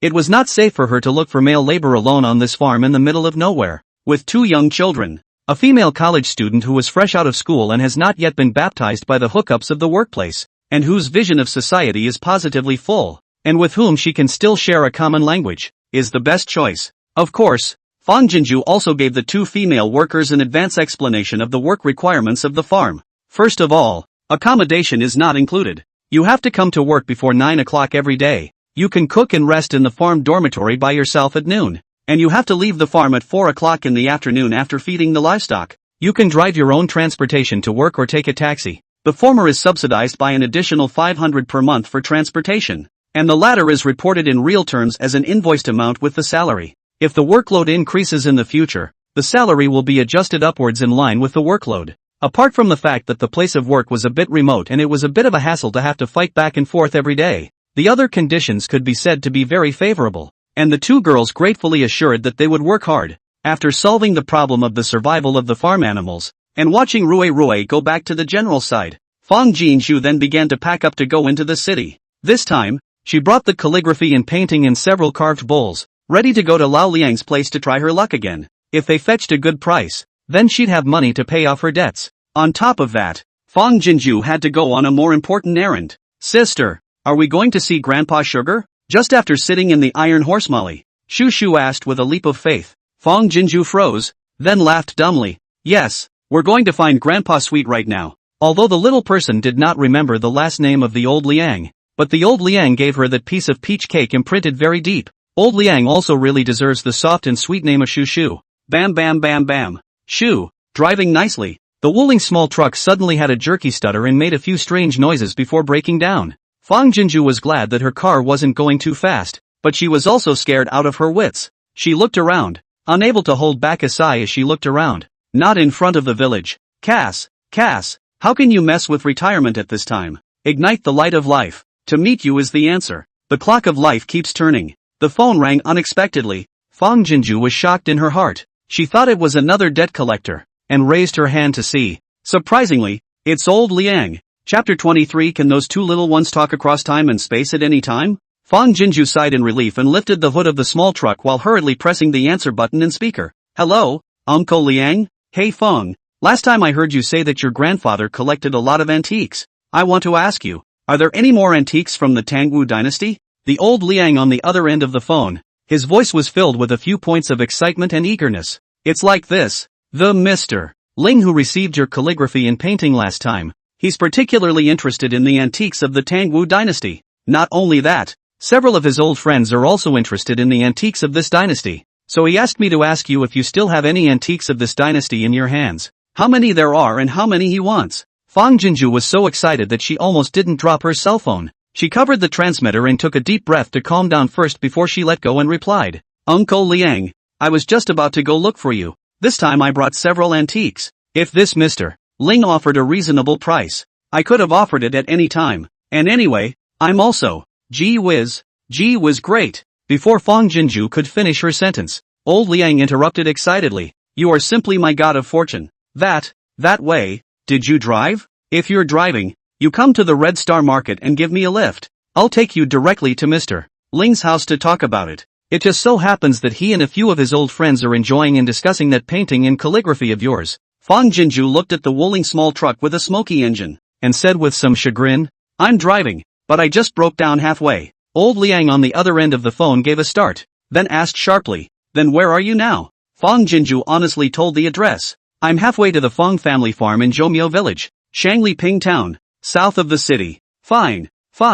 Then stay where you are and don't move. Make a rescue call to have the car towed first, and I'll be right there to pick you up. This is too much trouble for you, Uncle Liang. Can something as good as picking up the god of wealth be trouble? Well, without further ado, I'm coming to pick you up now. After hanging up the phone, Fong Jinju drifted a bit unrealistically. Originally, I thought that if I brought so many antiques to go, Uncle Liang couldn't eat them, but I didn't realize that there were so many rich giants behind them. Sister, I hear, sweet grandpa, voices. Shu, who was beside her, asked curiously, where is he? ACA? The little brain also couldn't help but look from side to side. Fong Jinju shook her cell phone and smiled like a flower. Sweet grandpa is not here. It's this cell phone. It allows us to talk and chat with people from far away. Oh, Shuru's eyes were wide with surprise. Wow, that's awesome. Then Shuru can talk to brother too. It made Fong Jinju freeze. Then an impossible thought leapt up in her heart. She knew very well how much the two little ones would miss each other when they had to be temporarily separated in order to communicate with Balio. If you buy a children's watch for each of the two little ones, will the two little ones be able to talk across time and space at any time? Or, if she gave Chuyi a cell phone, they could contact each other by phone at any time, which would be convenient and fast, and they wouldn't have to keep the two little ones apart too often for too long? For a moment, Fong Jinju felt as if Shushu's words had opened up the two chakras, and many impossible thoughts popped up one after another. But right now was not the time to worry about that. And even if you have a cell phone, but no communication base station, it's impossible to make an off-site call. What's more, they're otherworldly. Shu, it's not possible for now, because brother doesn't have a cell phone there, and it needs something else to help to talk. Watching Shushu's expectant eyes suddenly darken, Fong Jinju was a little distressed, and turned her words around. But you give your sister a little time, and she'll try to make it so that you and your brother can talk and chat without seeing each other. Okay? Upon hearing this, Shuru Digday came forward and hugged Fong Jinju's leg, tilting her face up and smiling openly. Well, Shuru, sister Xin. Fong Jinju sighed in relief and stroked Shushu's head in relief. She wasn't being perfunctory. Shuru, after calling a rescue tow truck to tow away the Wuling small truck, Fong Jinju pulled Shushu to find a rock by the side of the road and sat down to start checking the information. I didn't think it would lead her to a couple of spells she could try, but there was no time to delve deeper. As a cab pulled up sharply in front of them, old Liang then poked his head out of the car window. Xiao Feng. The line of sight landed on Shushu's head. He instantly revealed a kind smile. Little girl, I knew you were there too. Get in the car. Grandpa brought you something good. The cabbie was a good driver. And with a jerk, the car turned around. Lao Liang sat in the back row, and Fong Jinju sent Shushu into the back row and got herself into the passenger seat. Sweet grandpa. As soon as she got into the car, Shushu smiled sweetly at old Liang. Old Liang froze and hurriedly explained with a smile. Good boy. Grandpa's surname is Liang, not Tian. Uncle Liang. The one in Shushu's mouth is not the Tian you said. It's sweet. Fong Jinju hurriedly looked at the back row and explained with a smile. Didn't you give her a piece of peach crisp last time? Shushu didn't know your last name, and just now asked you sweet grandpa. I guess the sweetness of the peach crisp you gave her made her memorize it, and I thought the name was particularly cute, so I didn't correct her. If you mind, I'll have her change her tune. No. Upon hearing this, old Liang smiled with his face full of folds and hurriedly interrupted. I think this name is special. Just follow Shushu's and don't change your name. Come Shushu. Grandpa Sweet doesn't fail to live up to your name. Look what I've brought you. Will Hawthorne Lollipop Dash. Looking at the pink package, Shushu's eyes suddenly became pink and crystalline as well. Wow. However, he did not directly reach out to receive it, but looked at Fong Jinju expectantly. Fong Jinshu smiled and nodded. Only then did Shushu joyfully accept the lollipop, smiling toothlessly at old Liang. Thank you, sweet grandpa. Grandpa. That's so nice. That boy knows his stuff. Seeing Shu Shu's well-behaved and polite driver from the rearview mirror, the driver couldn't help but speak. What a good family education. Fang Jinju smiled and graciously responded to the driver's favorable comment. Our Shu Shu is here to repay the favor. Shu understood the driver's compliment, tilted her head for a moment, and said seriously, Uncle, can drive a car. That's awesome. Uncle Junior always says that we should do to others what they do to us. It's only right for Shu Shu to praise Uncle when Uncle praises Shu Shu. Well, Shu Shu did the right thing. Awesome ACA. The carload of people were first stunned in unison, and reacted by letting out pleasant and bright laughter. Shu knows what she's doing and is sweet-talking, so the atmosphere in the car was very lively and harmonious on the way. Before the crowd realized it, the cab had already driven to the most luxurious neighborhood in city, North Mountain Villa. Here are all detached villas, and there are only a few 28. Each villa covers a large area, can be described as an inch of gold. The price of Beijing, Shanghai and Guangdong, such as first-tier cities. Chapter 24 turns out to be such a ho-hum patron. The tall, handsome security guy confirms it and releases the cab. The garden can be described as luxurious everywhere, and every scene is characterized by elegance and nobility. Fang Jinju's grip on the bag strap tightened slightly, and even the cab driver straightened his spine as if he was on the verge of an attack, surreptitiously surveying the few people in the car from time to time. What level of VIP is he pulling today? After getting out of the car, Fang Jinju was a bit dazed by the shock of the luxurious scene in front of her. Mr. Ling's villa was at the end of the park, the largest one in the entire villa area, covering an area of 700 to 800 square feet, not to mention that it was separated from the other villa clusters by a considerable distance. Proximity to life, yet just the right amount of separation from the hustle and bustle, silently highlights the strength of the villa owner. Here, there should be no doubt that this is the king of the building in the entire villa area. No wonder the $2 million of calligraphy and painting said to buy, so it is such a luxurious patron. Old Liang. As a pale voice came out, an old man in a modified version of a tang suit walked out from the villa. Finally, I've waited for you. Then the line of sight fell on Fang Jinju, quite serious and scrutinizing. Fang Jinju's heart tightened, and she hurriedly greeted politely and respectfully. Good uncle. A flash of displeasure flashed across the bottom of Ling Lao's eyes. You're the little Fang girl that old Liang was talking about, right? I'm Ling Jinguo who bought your calligraphy and painting. Just call me Mr. Ling. Hello Mr. Ling. Fang Jinju hurriedly changed her words. It was me who took the liberty. She didn't feel lost or embarrassed. The more well-off a person is, the less he or she likes people who are solicitous and close to him or her. She called out to her uncle purely out of politeness. No different from calling out to Uncle Liang, but it didn't mean that others wouldn't understand it deeply. Mr. Ling was her and Beliao's god of wealth, so she had to be as comfortable as he was comfortable. Only then did Ling Jingguo's serious face ease. It seems that this girl is not one who doesn't know her place. Hello Grandpa Ling. Without being taught, Shu Shu graciously greeted Ling Jingguo. The milky and sweet voice made Ling Jingguo stunned, and when his eyes fell on Shu Shu, a flash of love flew by, but it passed in an instant and was covered by the color of despondency and sadness. Come in with me. Instead of responding to Shuru, he simply turned around and greeted a few people as they entered the house. Fang Jinju touched the ignorant Shu Shu and whispered encouragingly. Shu Shu doesn't need to be taught by her sister to know how to take the initiative to greet the elders.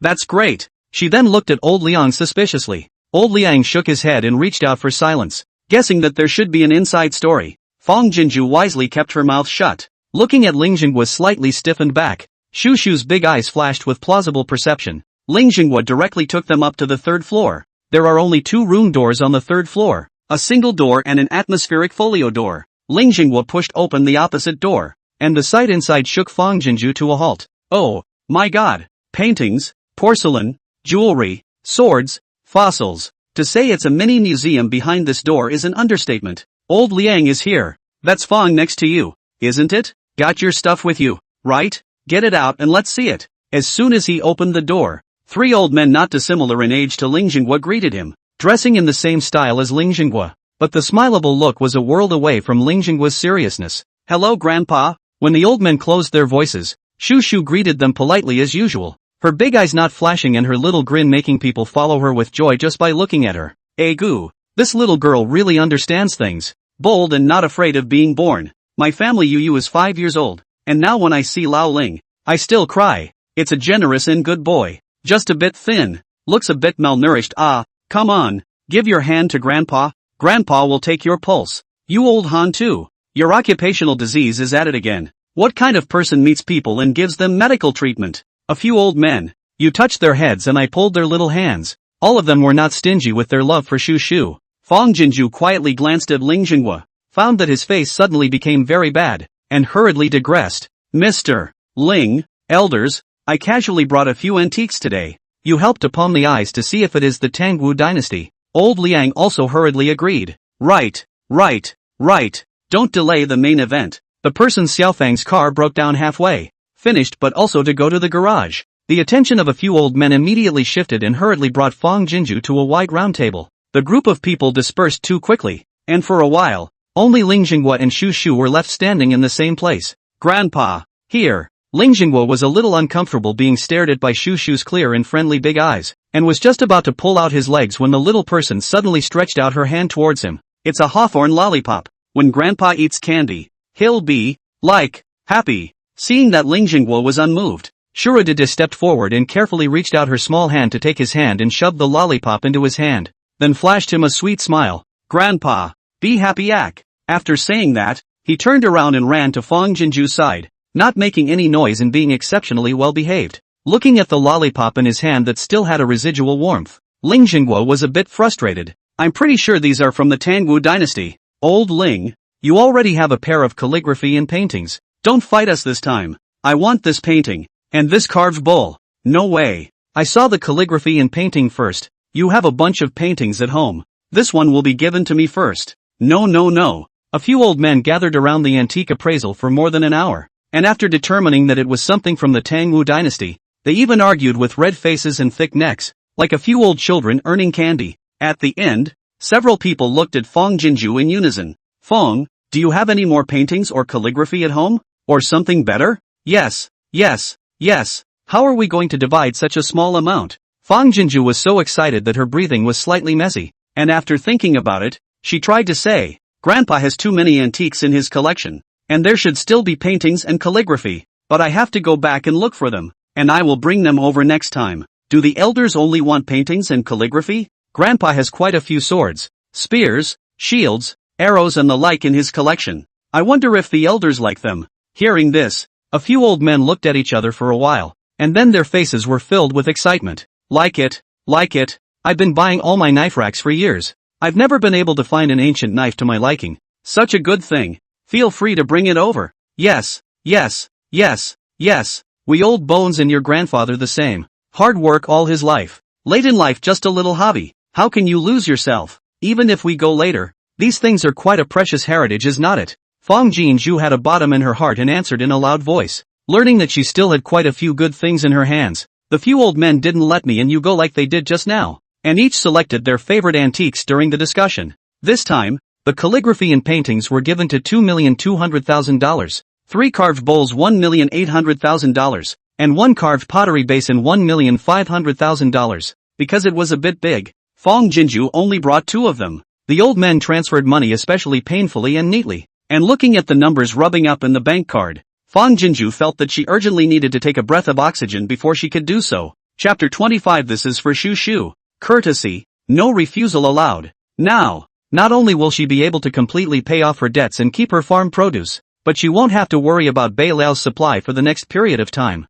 Ignite the light of life. To meet you is the answer. The clock of life keeps turning. Fong Jinju was walking in a trance when the phone rang unexpectedly. It's a landline. She pressed the answer button. Hello? MS. Fong, this side of the call is to talk to you. Your car engine has been completely scrapped, and this car has also almost reached the end of the life of the car. There is really no need to repair. You see how to deal with it? The other guy was from the garage. Fong Jinju has actually guessed, although some regret, but still decisively said, okay, since this is so that will not be repaired, but also trouble you to send the car to me back to the Lee Square family farm. Well, okay, contact me after the car is delivered. I'll transfer the money to you. Hanging up the phone, Han Jiangwo couldn't help but open his mouth and ask, Little Fong, the car is scrapped. What are you still pulling it back for? Han Jiangwo is a short old man with a rich physique and a round face that always carries an easygoing smile. The bottom of Fong Jinju's eyes flickered slightly, her voice unknowingly colored with a few points of sadness.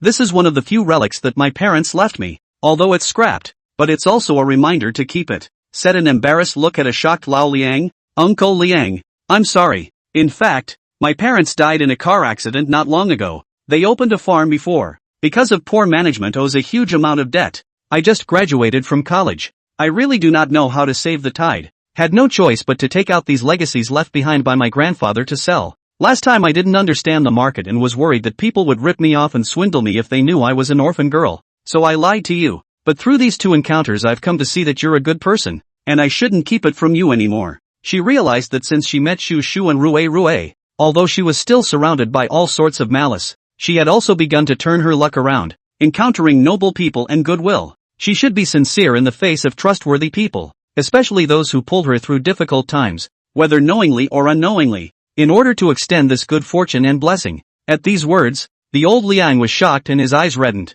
The girl He suddenly felt a little gag in his throat. You were right to do that before. How can you just trust a stranger when the heart is in the right place? I didn't know that you and Shu Shu suffered such a big change. Last time I said that to you. Don't take it to heart. I was really heartbroken for the child before. I didn't hold back for a moment. I know, Uncle Liang. Fang Jinju held back her slightly sour tears and laughed. If it weren't for your natural outpouring of fondness and concern for Shu Shu, I wouldn't have dared to put my trust in you so quickly and readily agree to give you the antique. And I wouldn't have had this opportunity to tell you these things today. Speaking of which, I really have to thank you, and these elders you introduced me to. If it wasn't for your discerning eyes to buy these antiques, I really don't know how I'd be able to face the huge debt. A few old men looked at each other with shock and intolerance on their faces. Even the unsmiling Mr. Ling's eyes couldn't help but soften when he looked at Shu Shu again. That little party. Han Jiangwo opened his mouth, his voice filled with kindness. Your family farm is far away from the city. It is really inconvenient to not have a car. And now that you also have money, you still need to buy a car again. It's also a coincidence that the owners of all the 4S stores in Anchengsi are my acquaintances. I'll give you a business card. If you go to buy a car, show them this business card and they'll definitely give you the cheapest price. Saying this, he felt around in his arms for a while and pulled out a business card and handed it to Fang Jinju. Looked at the front of the do not know with what material to do, but a look is very expensive business card. Fang Jinju even waved his hand. Uncle Han, your good intentions I appreciate, but really do not have to. Is a substitute for the car. I'm ready to buy the cheapest on it. Guilty of letting you carry a personal favor. Upon hearing this, a trace of scorn flew across the bottom of Ling Jinggua's eyes. This girl, she has good character. Han Jiangwo shoved the business card into Fang Jinju's hand without saying a word. If I tell you to take it, you take it. Those people can't wait to give me favors. You don't have to have any psychological burden. But just remember to bring more good things next time. The other 2 old men also echoed. Right. Old Han's business card is very valuable, easily not given to others. If you do not accept it, this is not a slap in his face. The hospitality was hard to resist, so Fang Jinju could only accept it gratefully. A few old men sent her and Shu Shu downstairs, not realizing that Ling Jinggua had already arranged for a driver to wait at the door in advance. It's not easy to get a cab here. Just look where you're going and ask the driver to take you there. Ling Jinggua still had no smile on his face, but his voice was less rejecting when he spoke. Fang Jinju didn't wriggle to refuse, and bowed gratefully to him before preparing to pull Shu Shu into the car. Wait! Ling Jinggua suddenly opened his mouth and took out a piece-button pendant chain from his pocket, handing it to Fang Jinju. This is for Shu Shu. As a courtesy, no refusal allowed. Put it on her now. The commanding tone that was not to be refused blocked the words of refusal from Fang Jinju's throat, and after struggling for a while, she could only obediently take the pendant and carefully put it on Shu Shu's neck. Between the several old men looking at each other, they were all staggered with astonishment. This isn't. Shu Shu touched the peace button on her neck and said seriously toward Ling Jinggua. Grandpa, between the expensive, said the pocket Lao Liang gave her all the delicious takeout stuffed him. Between some, all send Grandpa. Next time, delicious, also send Grandpa. Unprecedentedly, Ling Jinggua didn't refuse and silently pocketed it. Not only a few old men, but Fang Jinju was a bit incredulous and a lot of pride was born. It's true. Kids who know what they're doing are loved everywhere they go. Her Shura was a real credit to her family. With money in her pocket and no panic in her heart, Fang Jinju asked the driver to send her directly to Anqing West Science and Technology Innovation Road. It is a gathering place for 4S stores of various car brands. She'll have to buy a mobility scooter first, because the Wuling small truck has worked diligently for so many years without any mistakes. Fang Jinju was ready to directly buy another improved version of its offspring. The main one is affordable and packable. With a clear purpose, Fang Jinju led Shu Shu directly to start looking for the Wuling 4S store along the road. Fang Jinju? Passing by the entrance of the Mercedes-Benz 4S store, A familiar and surprised female voice came from inside, causing Fong Jinju's steps to lurch. Without turning around, she knew who it was. Her college dormitory roommate for 4 years, plus ex-plastic BFF, Cynthia Wu. Chapter 26, The Scum of the Earth Who Got Carried Away. Yo, it's really Fong Jinju. Another familiar to turn into gray. Fong Jinju can recognize the male voice rang out, with full of banter and ridicule. Then when the unilateral split break up more and more arrogant, Fong Jinju felt a wave of nausea in her heart and pulled her legs out, wanting to hurry away from here. Hey, don't go although we broke up, but at least we are old classmates. How can you see old classmates without greeting? It's too rude, isn't it? That's right, Jinju. Jiqiang and I will get married soon. My father only has one daughter, and he wants me to pick a Mercedes-Benz as a dowry, although Jiqiang chose me in the end. But at least we're also 4 years of girlfriends. To come here, you at least come in to help me pick out a car, right? Fong Jinju is disgusted and wants to stay away, but the scummy man and thinks she hasn't come out of it and wants to escape, and they chase her out in unison to show off. The salesperson who received Wu Chanxian and Fong Jiqiang, hearing the 3 words Fong Jinju, was shaken and hurriedly followed suit. Early 20s, clean and soft-looking, with a sweet and skinny little girl, also known as Fong Jinju. It's the customer that the boss just explained that he's going to focus on for the next few days without a doubt. Female sales sold more than 10 years of cars. What people have not seen. As soon as listening to Fong Jiqiang couple gunpowder full of words, will be their relationship with Fong Jinju guessed as 7 or 8. Holy, not only did she get to bump into a key client today, but she also got to bump into the main event of the key client being double-crossed by her ex-boyfriend and her best friend. Thinking of this, the female sales feel that things are not simple. Hurriedly shouted colleagues to focus on the customer. He flew upstairs to inform the boss for advice to go. Fong Jinju's eyes were stern, stopped and turned around, coldly looking at the complacent scummy man and, "You guys, who is it?" Shushu keenly sensed that the uncle and aunt in front of her did not have good intentions towards her sister. Dede went up and stood in front of Fong Jinju, stretching out her little short arms. "No, bullying, sister." Usually well-behaved little face at the moment became milk fierce. Big eyes defensive, also not afraid to stare at the slagman, and Fong Jiqiang and Wu Chanxian froze in their tracks. Wu Chanxian said with a displeased face, "Who's bare child?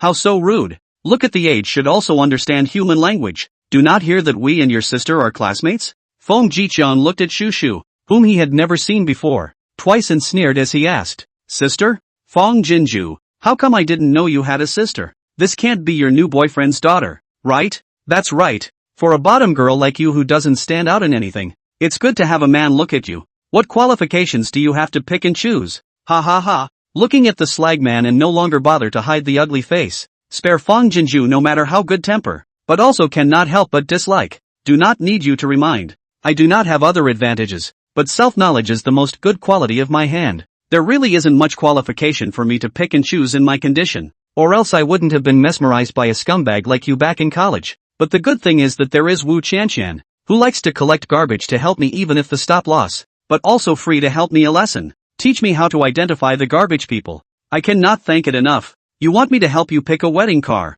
right? I was worried that I didn't have a chance to thank Wu Chanxian, so I'll help you choose one." Saying that, ignoring the scummy man and S faces that were so angry that they twisted, Fong Jinju pulled Shushu into the 4S store without saying a word. "What's the most expensive car you have here?" Coincidentally, the female sales got the boss's order to come out. See Fong Jinju, face respectful smile or almost grinning to the root behind the ear. Hear her this immediately understand over. Hurriedly welcome her to the most luxurious a car in front of. "Ms. Fong, this is our store, currently the most luxurious of family SUV. The price is 1,390,000, said while the scummy man and woman had not yet approached. The female salesman went over to the ear and whispered to Fong Jinju, "Ms. Fong, Han has already greeted. The boss has also explained to me. As long as I can make you relieved of your anger, I will cooperate with you with all my might." Fong Jinju was stunned. How did Elder Han just happen to know that she came to the Mercedes-Benz store and just happen to know that she was disgusted by the scumbag?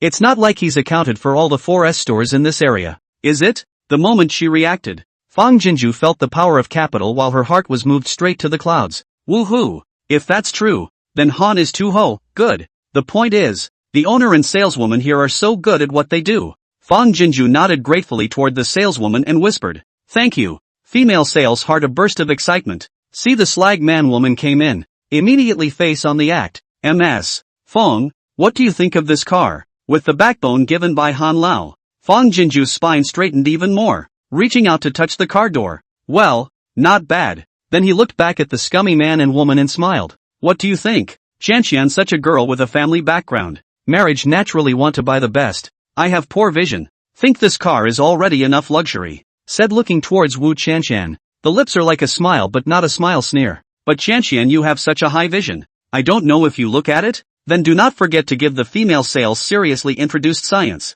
This is my college classmate. Her family conditions are particularly good, so the heart is also high. You cannot introduce them to those cheap goods, or she will also feel that you are looking down on her. The saleswoman hurriedly looked at Wu Qianqian with a smile. Madam, just now I have eyes but not recognize MT. Tai, should not introduce you to the entry-level one. No wonder you delayed in placing the order. So it is too cheap.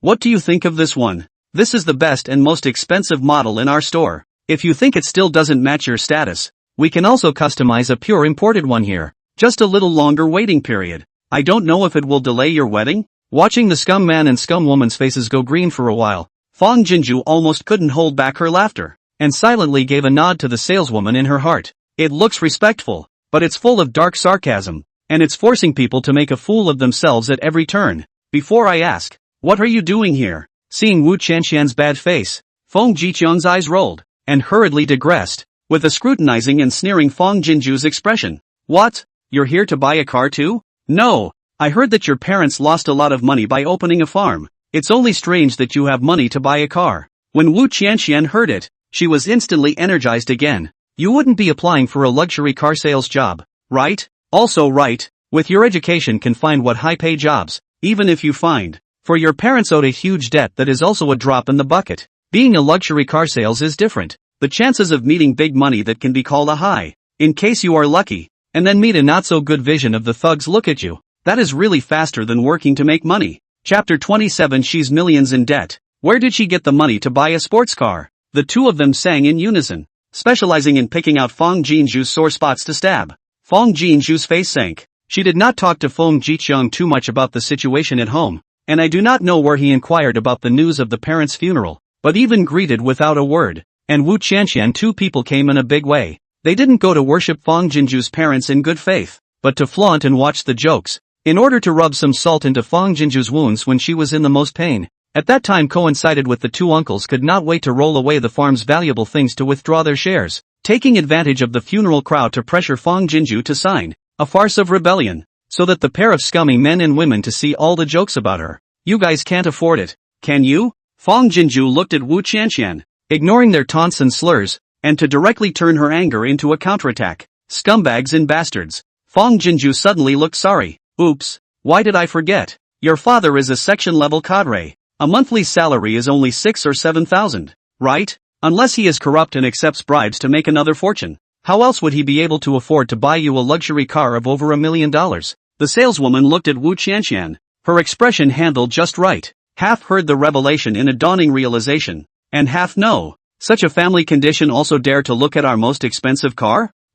Ma'am, I think the 200,000 plus model you two were looking at just now is particularly appropriate. Why don't I introduce you to it again? The saleswoman's expression and subtle tone managed to irritate Wu Qianqian. She said angrily, what do you mean? Looking down on people? Ha! Fong Jinju made up for it at the right time. 39 million for a looker. I'm sure your section father has the power to do that, right? Wu Qianqian was furious. You're halfway through, and she can't say a single word in rebuttal, because she really can't afford it. Not to mention more than $1 million, even more than 200,000.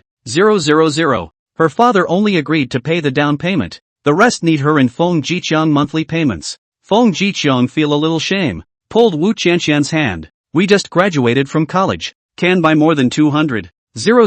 Mercedes-Benz has also far exceeded many of his peers, and a waiter general knowledge. Simply pulled down our quality. Then with a contemptuous glance at the saleswoman with a complicated face. We've decided. We'll buy the one just now, but we don't want you to receive it. Get us someone else. The saleswoman flashed a decent smile. Yes, change for you immediately, said beckoned. Immediately came over a handsome male sales. I have a valued customer here. You receive this pair of customers. They want to buy the cheapest which model. Then she pulled the male salesman a little closer and lowered her voice. Remember, that one's a sale model, and the company doesn't make any money, so don't make any blind promises to give anything away to the customers. It was small, but just right for everyone in the room to hear. Ha ha ha. Fong Jinju didn't hold back her snort of laughter. In a moment she would have to thank the saleswoman. Her divine assistance was simply too much of a relief.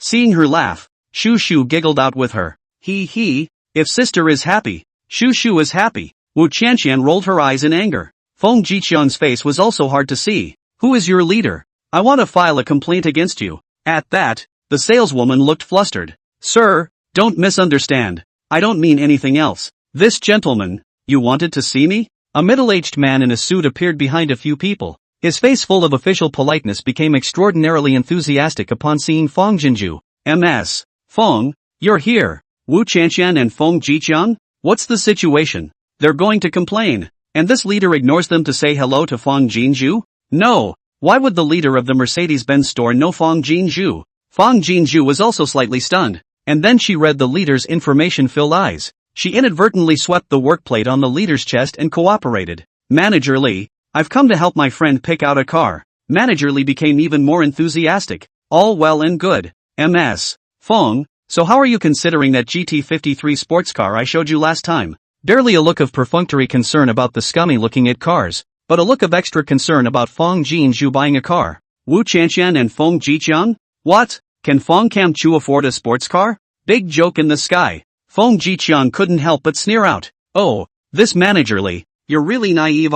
People come into the store to casually stroll around and ask a question. You take it seriously? She's millions in debt. Where did she get the money for a sports car? Wu Qianqian also hurriedly chimed in. That's right. You don't look at what kind of rags she's wearing. Is it like she can afford a luxury car? Beware of a passion fed to the dogs. Feng Jinju didn't care about the questioning of the scummy man or woman, but instead flew to interpret the direction of Manager Lee's words. Obviously, this Manager Lee was deliberately saying this in order to help her get angry at the scummy man and, so she couldn't afford to make a mistake with her cooperation. What? But without waiting for Feng Jinju to think of how to open her mouth to answer, Manager Lee interrupted with a surprised look on his face. He looked at the scummy man and woman, and then looked at Feng Jinju. Ms. Feng, they aren't your friends, are they? Otherwise how come they don't know about you inheriting your grandfather's estate? I've been probing old Han. He said that he spent more than $2 million just to buy a pair of paintings from your grandfather's collection. With a little more money, it's enough to buy 2 sports cars,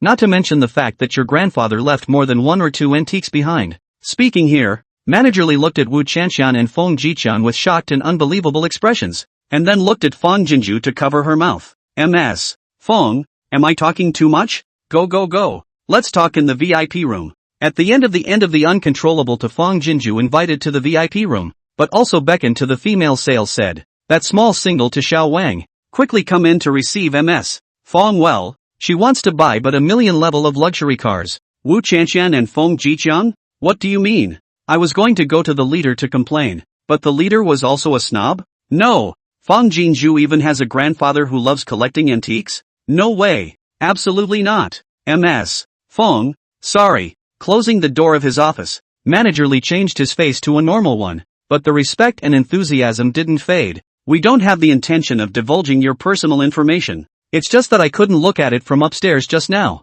so I took the initiative to report what you encountered with Elder Han. Elder Han was also furious, which is why he told me something about your family, saying that if we don't help you out, he's going to raise the rent for our boss. Even without Elder Han, we're not used to seeing this kind of person's face. Not to mention, it's about my job, so please don't take offense. Chapter 28, Feng Jinju. Have you watched too many revenge skits? Feng Jinju said repeatedly. I can't wait to thank you guys. Where would I see blame? Saying this, she looked at the saleswoman with some embarrassment, because my personal grudge is bothering Elder Han so much, and making you suffer along with it. I'm really sorry. The saleswoman hurriedly shook her head. Ms. Feng, it has nothing to do with you. I received them for more than an hour before you came, and I have seen a few of their virtues. Only I didn't realize that they were still scummy little brats with no moral bottom line. Don't know how to cover up when you've done something wrong, but still strut around showing off and poking people's scars. It's simply hateful. Manager Lee pulled open the blinds and looked downstairs,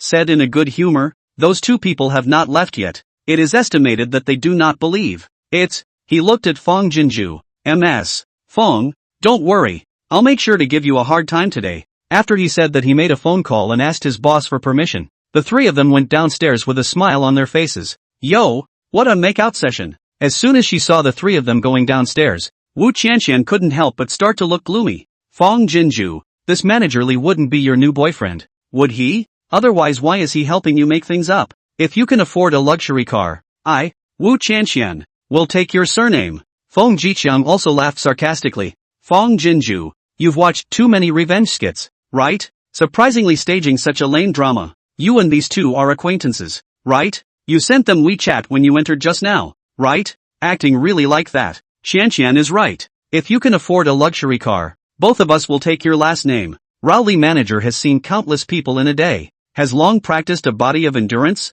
This will also almost did not tense. Ma'am, sir, if spraying manure, please move outside. Do not affect our service to other customers. Saying that, he also did not look at the scummy man or woman who was so angry that she went crazy and twisted her expression, and seriously arranged to the female sales. Immediately prepare the purchase contract and the card machine. Don't let Ms. Fong wait for a long time. The saleswoman trotted away in response. Manager Li guided Fong Jinju to sit in the negotiation not far from the slagman and a serious introduction to the maintenance of sports cars and driving precautions. Wu Qianqian and Fong looked at each other. For real? See, the female sales really brought the purchase contract and card machine. A face to open a large order of excitement. Slag men and women cannot sit down. The sense of theft is very heavy towards the back of the Fong Jinju leaned over. Fong Jinju calmly took out her wallet from her bag and then drew out her bank card. The saleswoman pressed the payment amount with an excited face. The jagoffs stretched their necks in unison and peeked over with wide eyes.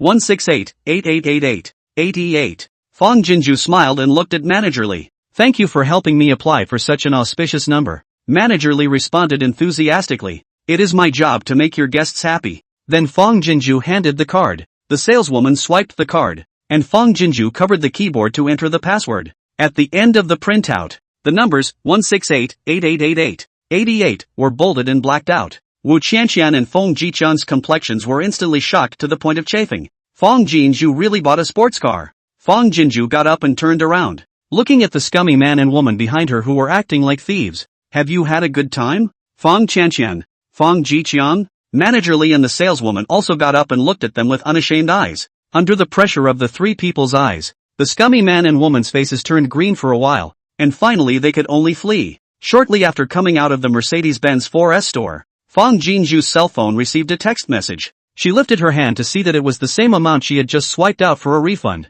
Fong Jinju pursed her lips and smiled. Following the guidance of the saleswoman, she found the Wuling 4S store and dove in headfirst. Drove the brand new Wuling pickup truck joyful didada to leave the entrepreneurial road. Fong Jinju into a partial upscale coffee shop, ordered coffee and cupcakes, but also handwritten a thank you small card stuffed in, so that the errand boy sent to the Mercedes-Benz 4S store. Then it was back to the mall with Shuru in tow. She couldn't take it for granted that Elder Han had gone out of his way to help her like this even though he had only met her on one side. But after turning around with Shu, Fong Jinju didn't buy anything, because a rich man like Elder Han doesn't lack anything. Sending ordinary mundane things would seem too insincere. At the end, Fong Jinju squatted down and asked Shu, who was eating the cupcake with a satisfied face. Shu, Grandpa Han and the others have been so kind to us. What should we send them to thank them for? Shu pursed down the sweet taste in her mouth, and her big eyes were also full of sweet colors. Yummy Acme. Eat good food and be happy. Fong Jinju's heart fluttered.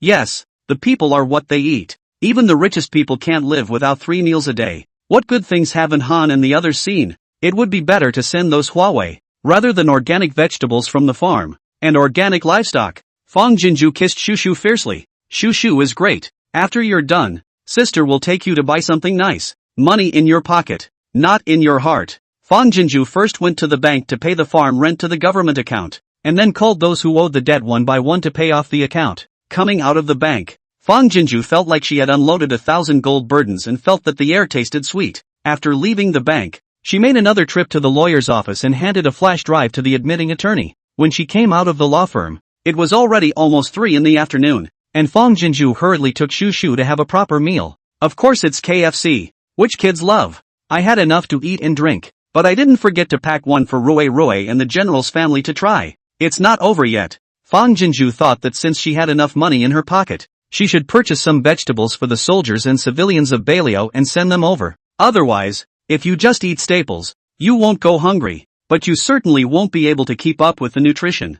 Arriving at the wholesale vegetable market, Fong Jinju started clicking orders: cabbage, spinach, carrots, potatoes, cucumbers, squash. The flashy Fong Jinju does not look at it, but all the affordable and nutritious ones are bought empty. The dealers in the wholesale market surrounded Fong Jinju. After determining the amount and paying the deposit, Fong Jinju breathed a huge sigh of relief. The business of the day was basically done by this point. Only then did Fong Jinju take Shu Shu and walk into a communication mall. Chapter 29, What Miss Jinju Said. Could it be a 1,000-mile voice transmission? When she went out in the morning and promised Shu Shu that she would let her and Rui talk across time and space, she wasn't just saying that. I've already checked on Cellular Dojo this morning, and it mentions that there are mobile towers and signal boosters. One can boost cell phone call signal and one can boost Wi-Fi signal. So many of Little Sweet Potato's blogger reviews have been very effective. But whether the signal can cross to the general's granary is unknown. The good thing was that the expenses for both were not too expensive.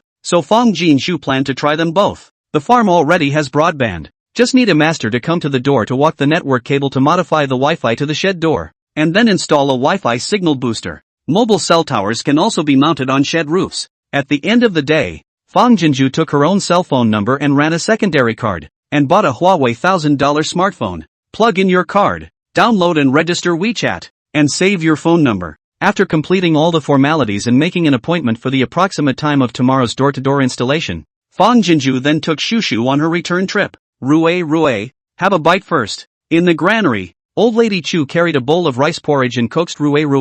Rui was sitting on a small stool in front of the barn door, resting his cheeks and staring unblinkingly at the time exit. The small, teared-up look was heartbreaking to watch. Rui, Chu Old Lady shouted again. See, the little man still did not look back. Cannot help but look at the back of the bookcase. Chuyi's eyes flashed slightly as he got up and walked out. The little man's feelings he actually understood. After going to the barracks today to arrange a whole range of military affairs, he couldn't wait to return here. In fact, Miss Jinju had already said in her letter that she was taking Shu Shu into the city on business today and would be back late, but he was just alive with fear that he would miss it. The letter that the Jinju girl had sent over in the first place. Although he had been reading the Book of War behind the bookcase just now, his heart had been a bit restless. Rui, why don't you and Shu Shu rotate around sister and little uncle from now on? Chuyi crouched down, his face also somewhat distressed and helpless. The two children have been inseparable since they were born, and now that they haven't seen Shu Shu for a whole day, it's no wonder that Rui can't think straight.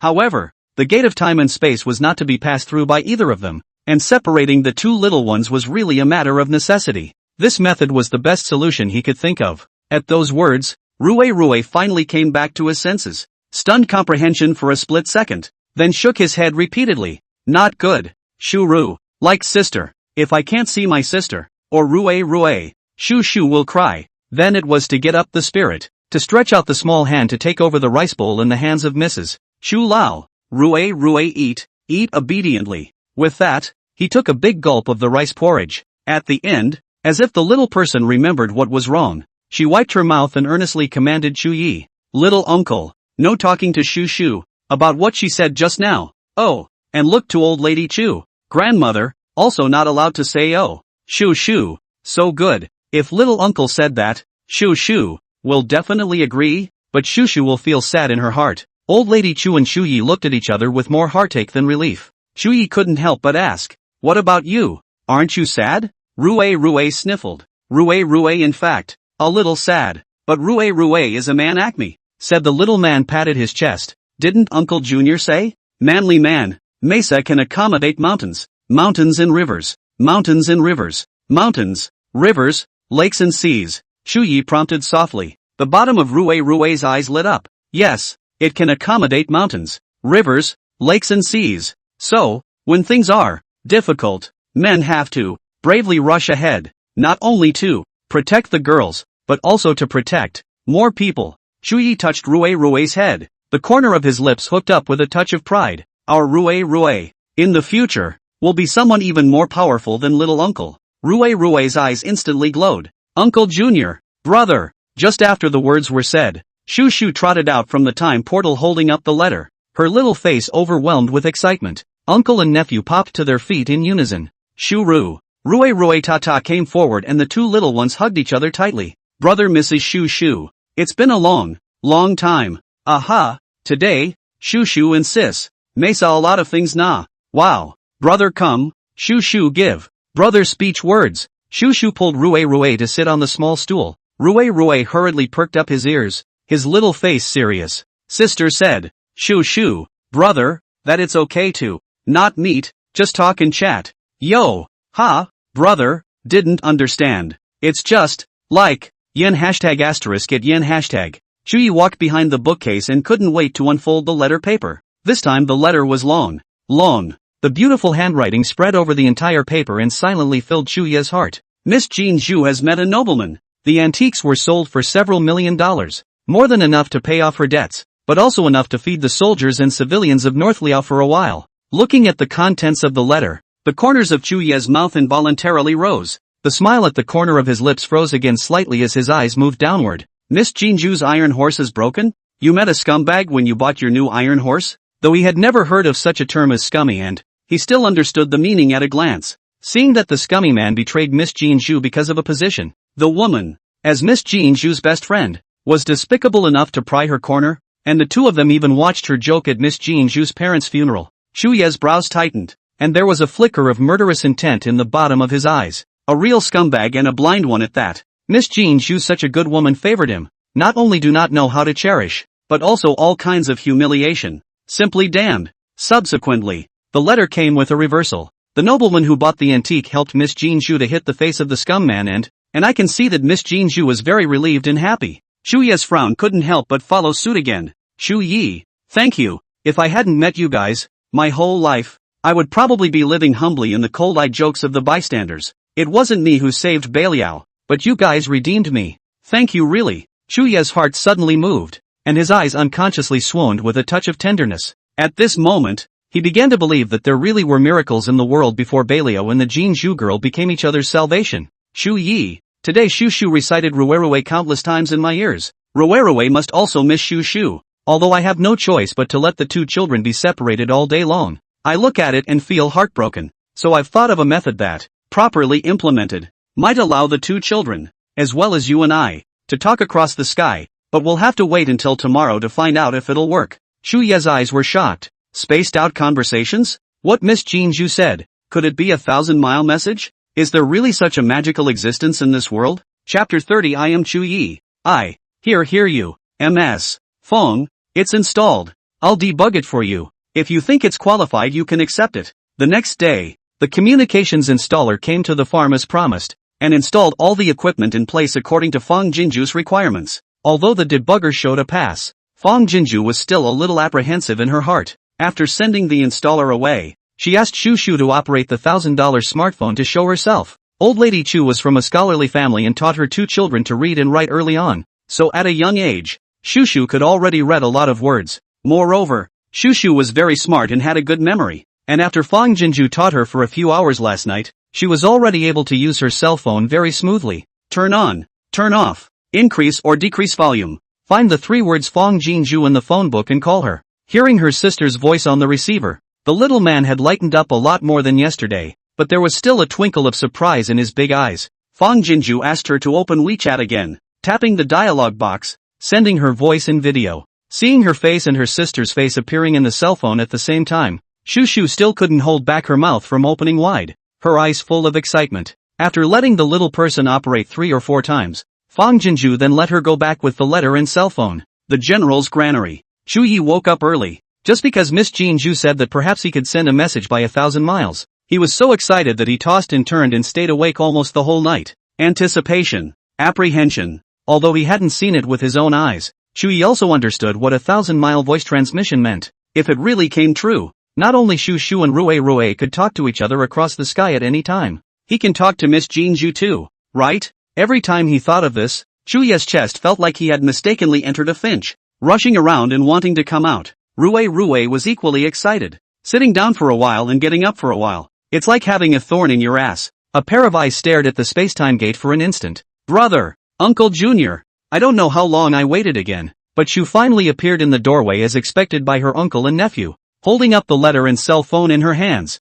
Cell phone. Cell phone. Shu Yi arrowed forward. Rue jumped straight up with joy. Brother look. MES is. Cell phone. Just getting together. Shu couldn't wait to show off her newly learned skills with Rue. Give sister. Call. On the other end, Fang Jinju sat motionless at the closest part of the shed door, staring nervously at the cell phone screen. Shu Yi couldn't help but look at the novelty little square in Shu Shu's hand while reading the letter. And just after reading the letter at the beginning, he heard a strange sound from the little square, igniting the light of life. Even though Fang Jinju was prepared, she still bounced up in excitement when her cell phone rang and pressed the answer button at the first opportunity. Hello, Shu Shu? Have you already gone over there? Can you hear your sister? Are Uncle Junior and Rui next to you? Fang Jinju nervously asked 3 questions in a row. Her cell phone pressed tightly against her ear. A warm and clear voice came out from the small square, and Shu Yi was shaken. Is that Miss Jinju's voice? She really does know how to send a message 1,000 miles.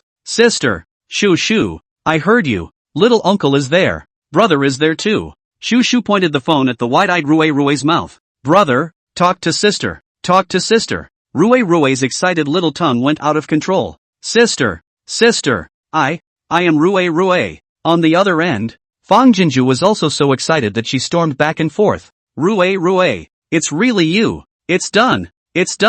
Aha. God loves me so much. Shu Shu. Rui, quickly give your cell phone to little uncle. The corners of Fang Jinju's mouth grinned widely in excitement, pacing back and forth like the wind. Shura held her cell phone high in the air and tugged at Shu Yi, who hadn't regained his senses from the shock. Uncle Junior, pick up the phone. Shu Yi returned to his senses, trembling and reaching out his hands, carefully catching and cupping the cell phone in his hands, his stoic face full of helplessness. Shu Yi? General Chu? Fang Jinju's excited voice came through the receiver. Can you hear me? I'm Fang Jinju. Shu Yi's chest thumped like thunder, his throat surging, his voice slightly hoarse. Miss Jinju, I'm Chu Yi. I heard you. Fang Jinju's feet snapped to a halt, and her eyes were awestruck. The male voice in the earpiece came like a high mountain avalanche of snow sweeping through the sand, clean and powerful, but also through the vicissitudes of life sharpened out of the calm and dark. At this moment, the 4 words, ear pregnancy, materialized here in Fang Jinju.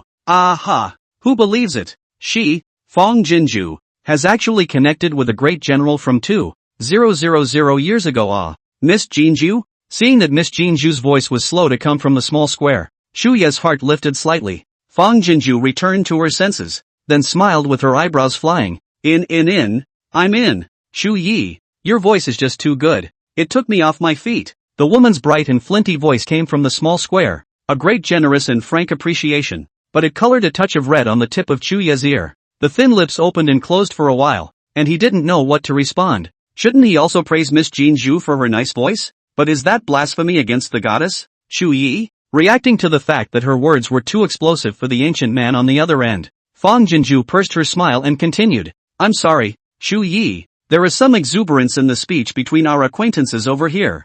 I didn't change it for a while. You won't mind, will you? But I'm serious when I say that your voice is really good. Shu Yi's ears turned even redder. He stabilized his mind and seriously came closer to the small square. I won't mind whatever Miss Jinju says. Miss Jinju, you have a nice voice too. Fang Jinju was stunned for a moment, then smiled brightly. She could almost imagine the devotion on Shu Yi's face on the other end of the phone. Shu Yi, let's try a video call. Fang Jinju couldn't wait to see the majestic style of this ancient general. You give your cell phone to Shu Shu. Shu Shu will send the video. I've taught her. Shu Yi was stunned and hurriedly handed the small cube to Shu carefully, then leaned over and watched how Shu manipulated it. Shuru, what is a video call? Seeing Shu Shu's little fingers flexibly jumping on the small square screen, Shu Yi couldn't help but ask. Shu grinned a little and said, that is, sister, can see Uncle Junior. Uncle Junior, too, can see sis. Yo, Shu Yi was shaken. Ha, Miss Jinju can actually see herself through this little square?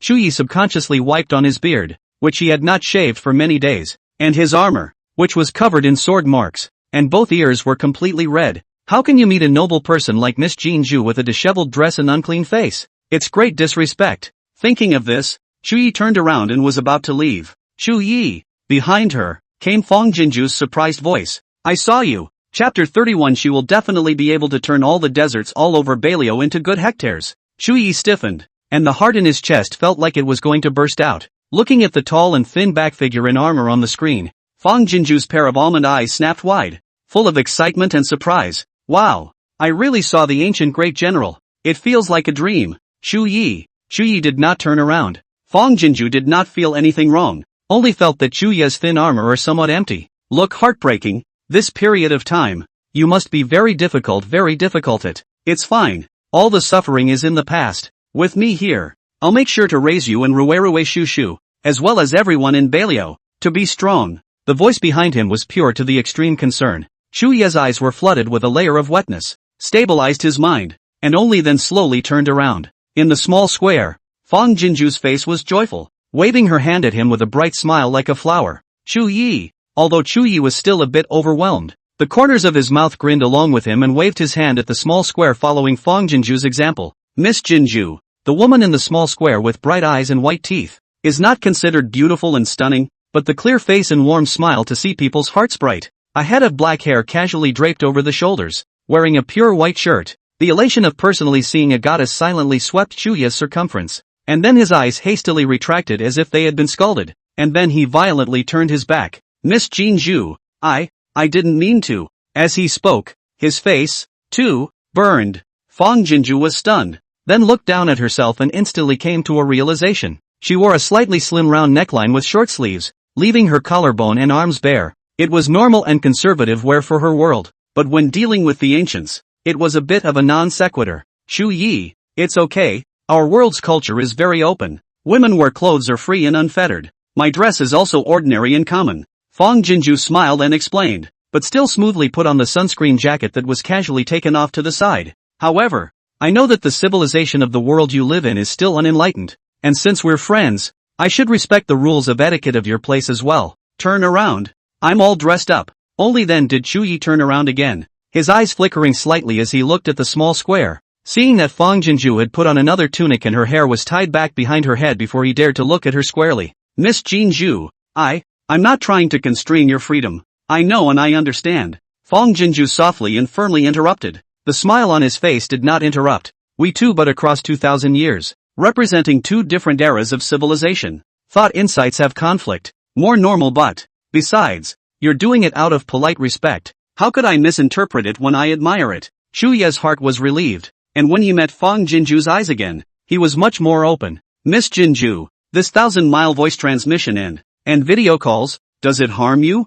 In the small square, every subtle expression on Fang Jinju's face was incomparably clear to him, as if it was right in front of his eyes. On top of that, he could see himself, albeit in a very small square, 100 times clearer than if he were looking in a brass mirror. Everything in front of him had completely exceeded his perception. He had heard that it took a great deal of divine energy just to send a voice over 1,000 miles, not to mention that this kind of spell that could see each other through the air must be very injurious to one's body. Fang Jinju's heart warmed up and shook her head repeatedly. Chu Yi, the thing you're holding in your hand is called a cell phone. In my world, almost everyone has one. It can see each other anytime, anywhere, and it doesn't hurt me in any way, but it needs something called a signal to support in order to be able to use it. A signal? What is it? It's the satellites in the sky and the towers on the ground that transmit data to and from cell phones. When he first heard these novel words, Chu Yi carefully took the cell phone from Shu Shu's hand with an inquisitive face. Satellite? Is it the stars in the sky? Fang Jinju smiled and explained patiently. Sort of, but this star was created by humans and then launched into the sky so that it could serve humans. It's very powerful. It can navigate and point the way for people. It can survey the weather. Unconsciously, Chu Yi slowly walked to the back of the bookcase and sat down, listening to the intoxicated, cold pool-like eyes, as if by Fang Jinju infused a vast ocean. From time to time was set off by the shock waves. The world of the Jinju girl is so powerful, but it wasn't so powerful to begin with. Her country had endured even more arduous hardships than Northern Liao, and from the beginning when people could be bullied to the end when it became a powerful country that no one dared to offend. It was the accumulation of nearly 100 years of thick and thin growth. Miss Jinju said that the sword sharpens from sharpening, and the fragrance of plum blossoms comes from bitter cold. That is why later on, there was Grandpa Yuan who made a mu of land produce 1,000 pounds of grain, and the whole country did not worry about not having enough to eat. There's also Mama Chen, who developed an antidote that can fight epidemics. There's even something about Deng Dede, who actually created ammunition that could blow up a city in an instant. Miss Jinju spoke with pride, and he listened with shocking envy. If Tangwu Baleo can also have so many loyal people who love the people, why worry about not strong? Anyway, don't you worry. At the end, Fang Jinju's eyes became more and more determined. Everything will slowly get better. We not only have to let the people and soldiers of Baleo have enough to eat, but also have enough to eat for a long time. It is better to teach a man to fish than to teach him to fish. With Grandpa Yuan's agricultural talents as her backing, she will surely be able to turn all the deserts in Bailio into good hectares. Chu Yi nodded heavily. From the mouth of Miss Jean Zhu, he heard a weak country, step by step towards prosperity and power. His confusion and sadness completely collapsed. Expectations, yearnings, grow like vines breaking through the ground. One day, Northern Liao can definitely become that strong as well. By the way, I've been chatting with you for half a day. I almost forgot the main thing. Fang Jinju got up from the bench. Take your cell phone and slowly leave the time gate. I want to see how far the cell phone signal can cover. Chu Yi hurriedly got up and did as he was told, walking slowly out of the granary. Hey, Chu Yi, can you still hear me? Well, listen to this. Now what? On the other side, Fang Jinju was also slowly moving away from the farm. After some trial and error, she determined the furthest distance between the two sides of the call. If she got to the dormitory, Chu Yi would have to be at the granary. If she was in front of the shed door, Chu could go as far as the yard next door to the granary. Any farther than that and it won't work. For this, Fang Jinju was already very satisfied. After all, not only did Rui Shu not have to be separated, but the connection between her and Chu Yi was also easier. After teaching Chu Yi to make phone calls and send WeChat, Shu and Rui returned to Fang Jinju hand in hand. Uncle Junior said that he had his grandmother and his GI uncles with him, but his sister was all alone and it was too lonely. They have to stay by their sister's side to help her and make her happy at all times. After eating dinner with the two little ones with a smile, Fang Jinju sent Chu Yi a WeChat voice.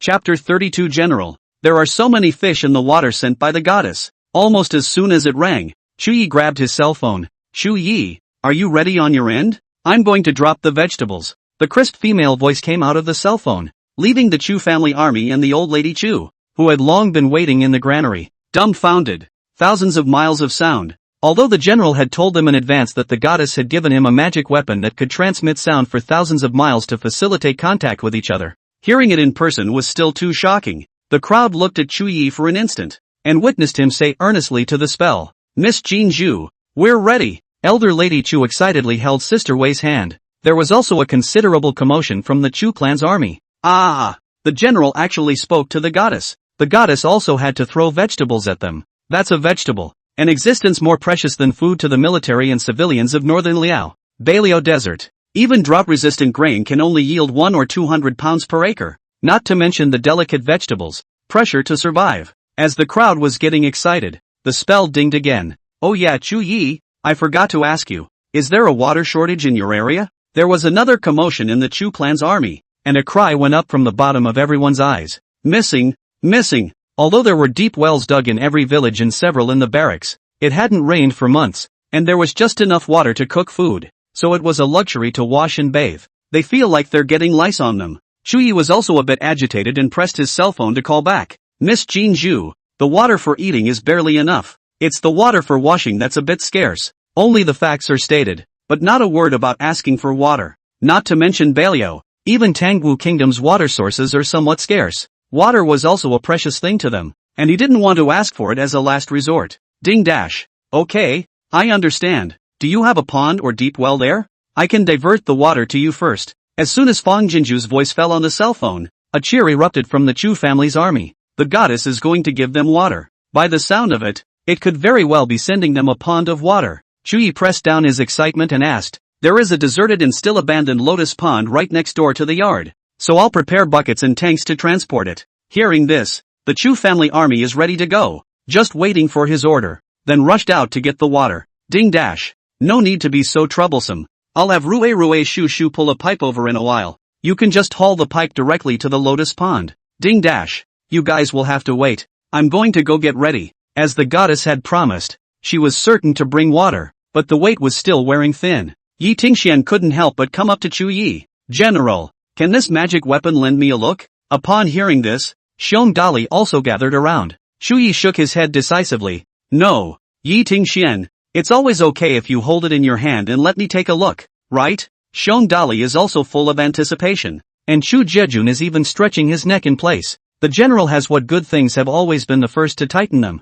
Think they have this blessing of the eyes to see the artifacts. Chu Yi glanced at the two of them and silently slipped his cell phone into his pocket. You can give your brother your life, but not this. It was the only thing he had for his goddess connection, and it would be too late to catch up in case it looked bad. Ding dash. Shu Yi, Rue and Shu Shu have already dragged the tube over. It's a bit heavy. You guys hurry up and guard the door to lend a hand. When Fang Jinju's words came out, Yi Tingxian didn't skin his pants and immediately rushed to the side of the spacetime door. The Chu family's army also stepped forward to stand by. The two little ones fought to emerge humming and puffing as they dragged a long thing thicker than a boa constrictor. The crowd rushed forward with 7 hands to help, dragging the pipe to the next yard and releasing it into the lotus pond. A crowd of Chu family troops could not help but look and touch the bull-thick pipe. Their faces more than marveled. Why don't we just get a tank to catch some first? It's such a big pond and it's been dry for so long. It's a waste of water to go down and eat a lot of it in. Yeah, we'll go now. It won't do any harm. This time, do not allow Chu Yi order. Xiong Yi 2 people with 12 people, roaring to move barrels and tanks. Chu Yi didn't stop it. It's good that the people at the bottom know how to save for a rainy day. After the buckets and tanks were moved over, Chu Yi then said to this cell phone, Miss Jin Zhu, the pipes are already connected. Okay, I'll put the water in right away. You guys send 1 or 2 of you to stand guard there. Just let me know when the pond is full. And the rest of you go to the granary and get ready to move the veggies. After saying that, Fang Jinju slipped her phone into her hip pocket and pulled down the pump skate knife. Her family has 3 fish ponds, the smallest of which takes up dozens of acres, each fed with a different type of fry. As the water pumps through, the fish are sent through quite a bit, although not yet grown, but each also has 8 or 9 tails of weight, just for the Chu family army to open and eat. Chu Yi returned to the granary with the Chu family army, leaving only Xiong Dali with 4 people to watch over this end of the lotus pond. Xiong Dali and the others stared at the mouth of the pipe for an instant, curiously ogling it.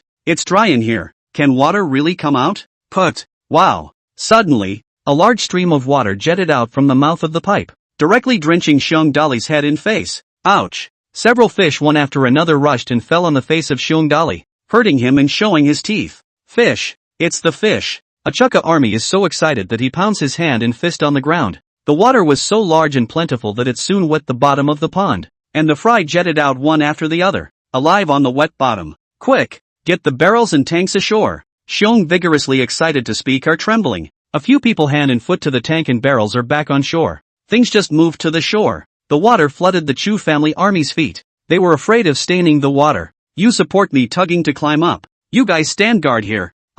I'll go pass on the general. Xiong Dali dropped the words just ready to go. Think about it and then turn around in the mouth of the water pipe to stop and drag a fish. And only then Arrow rushed to leave. General, there are so many fish in the water sent by the goddess. People have not yet entered the door. Xiong Dali cannot help but excitedly yell open. The fish held in the hand, like a triumphant flag. It's really a fish. Long live the goddess. All of the Chu family's troops in the first granary boiled over. Tangwu country water is not very rich. Fish is even less. The whole Tangwu. I'm afraid that only the capital of those dignitaries can afford to eat a bite of fish. But now, Xiongli said that a steady stream of fish leakage was flowing out of the pipe. If not carrying bags of vegetables, Chu Jiejun really cannot help but rush to the pond to take a look. Although Chu Ye's face was not expressed, the hand holding the phone behind him trembled slightly, silently manifesting his shock. The general's house was busy. No one's paying attention. Several men with furtive faces were wandering through the alley not far from the mansion. Chapter 33 Who cares where the food comes from?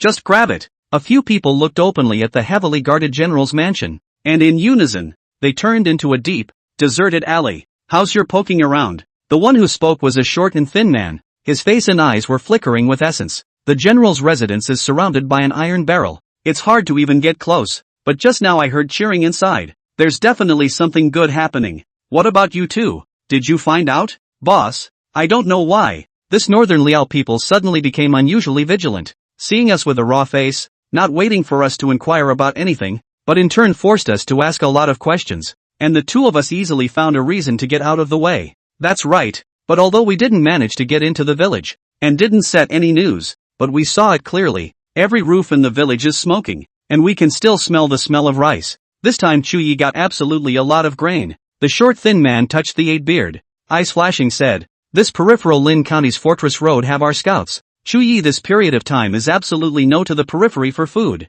Exchange. Can it be that there really is some goddess giving food to northern Liao? Several of the men looked at each other with mixed expressions. There is more than one place in northern Liao that lacks food. If there is really a god, then he should sympathize with the plight of all the people in the world. So why not turn all the barren land in the world into good land that can be cultivated? Anyway, I don't believe there is any goddess. Who cares where the food comes from? Just grab it. That's it. The short, thin man nodded. That's true. No matter where the grain comes from, it has to be ours in the end. The side news is not important. One thing is certain. The general's house must still have food. Who are you guys? What do you want to do? Suddenly, a stern cry came, startling a few men and subconsciously trying to escape. Something's really wrong. Don't run. A few of the people then rushed into the alley, while others shouted as they ran. Come on people. Someone here is trying to do something bad. The people on the streets were horrified and flocked towards the alley. The other end of the alley was also blocked by the people who had heard the news.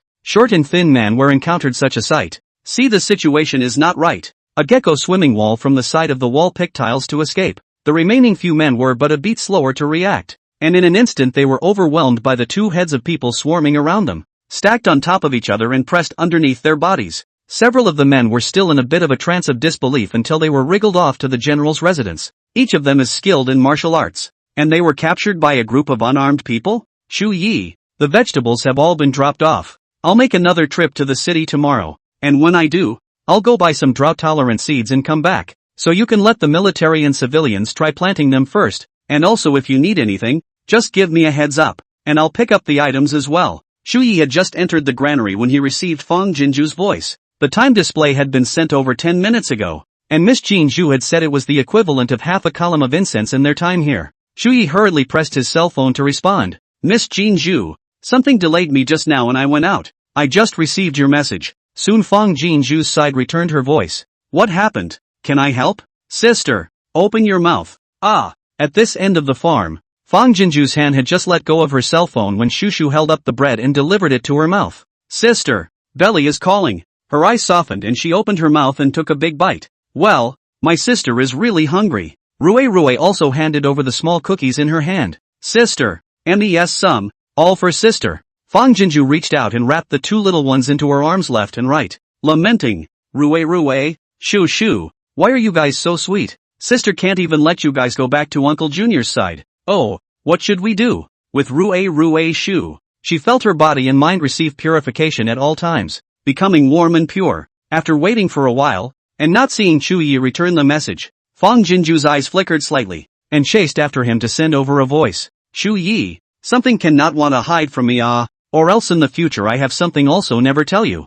There is no way. Through the contact in these few days, Fang Jinju already has some understanding of Chu Yi, but as long as he still has a breath to hold on to, is not willing to let the other side of the hard nature of making things difficult. All she could do was pinch him in his soft spot and shallowly force him a hand. Chu Ye's voice was sent almost simultaneously, and it was indeed a good news report. Miss Jinju, it's not a big deal. I can handle it. Hearing the tone of Fang Jinju's angry warning, Chu Ye's eyes tightened violently, and he busily pressed to send a follow-up. Jinju girl, I don't want to hide it from you. Just now the people have caught a few suspicious people, like Changwu's scouts, and my people are interrogating them, and haven't asked for the results yet. Fang Jinju subconsciously sat up straight and frowned. Xiangwu is your enemy country, right? Well, Xiangwu is the biggest enemy country of Tangwu. In addition to Alulan, the girl this time to send a huge amount of food to the people to hand out the time is also difficult to avoid people's ears. May have attracted the attention of the thieves. Chu Yi no longer covered up and truthfully told the general situation of the world he was in.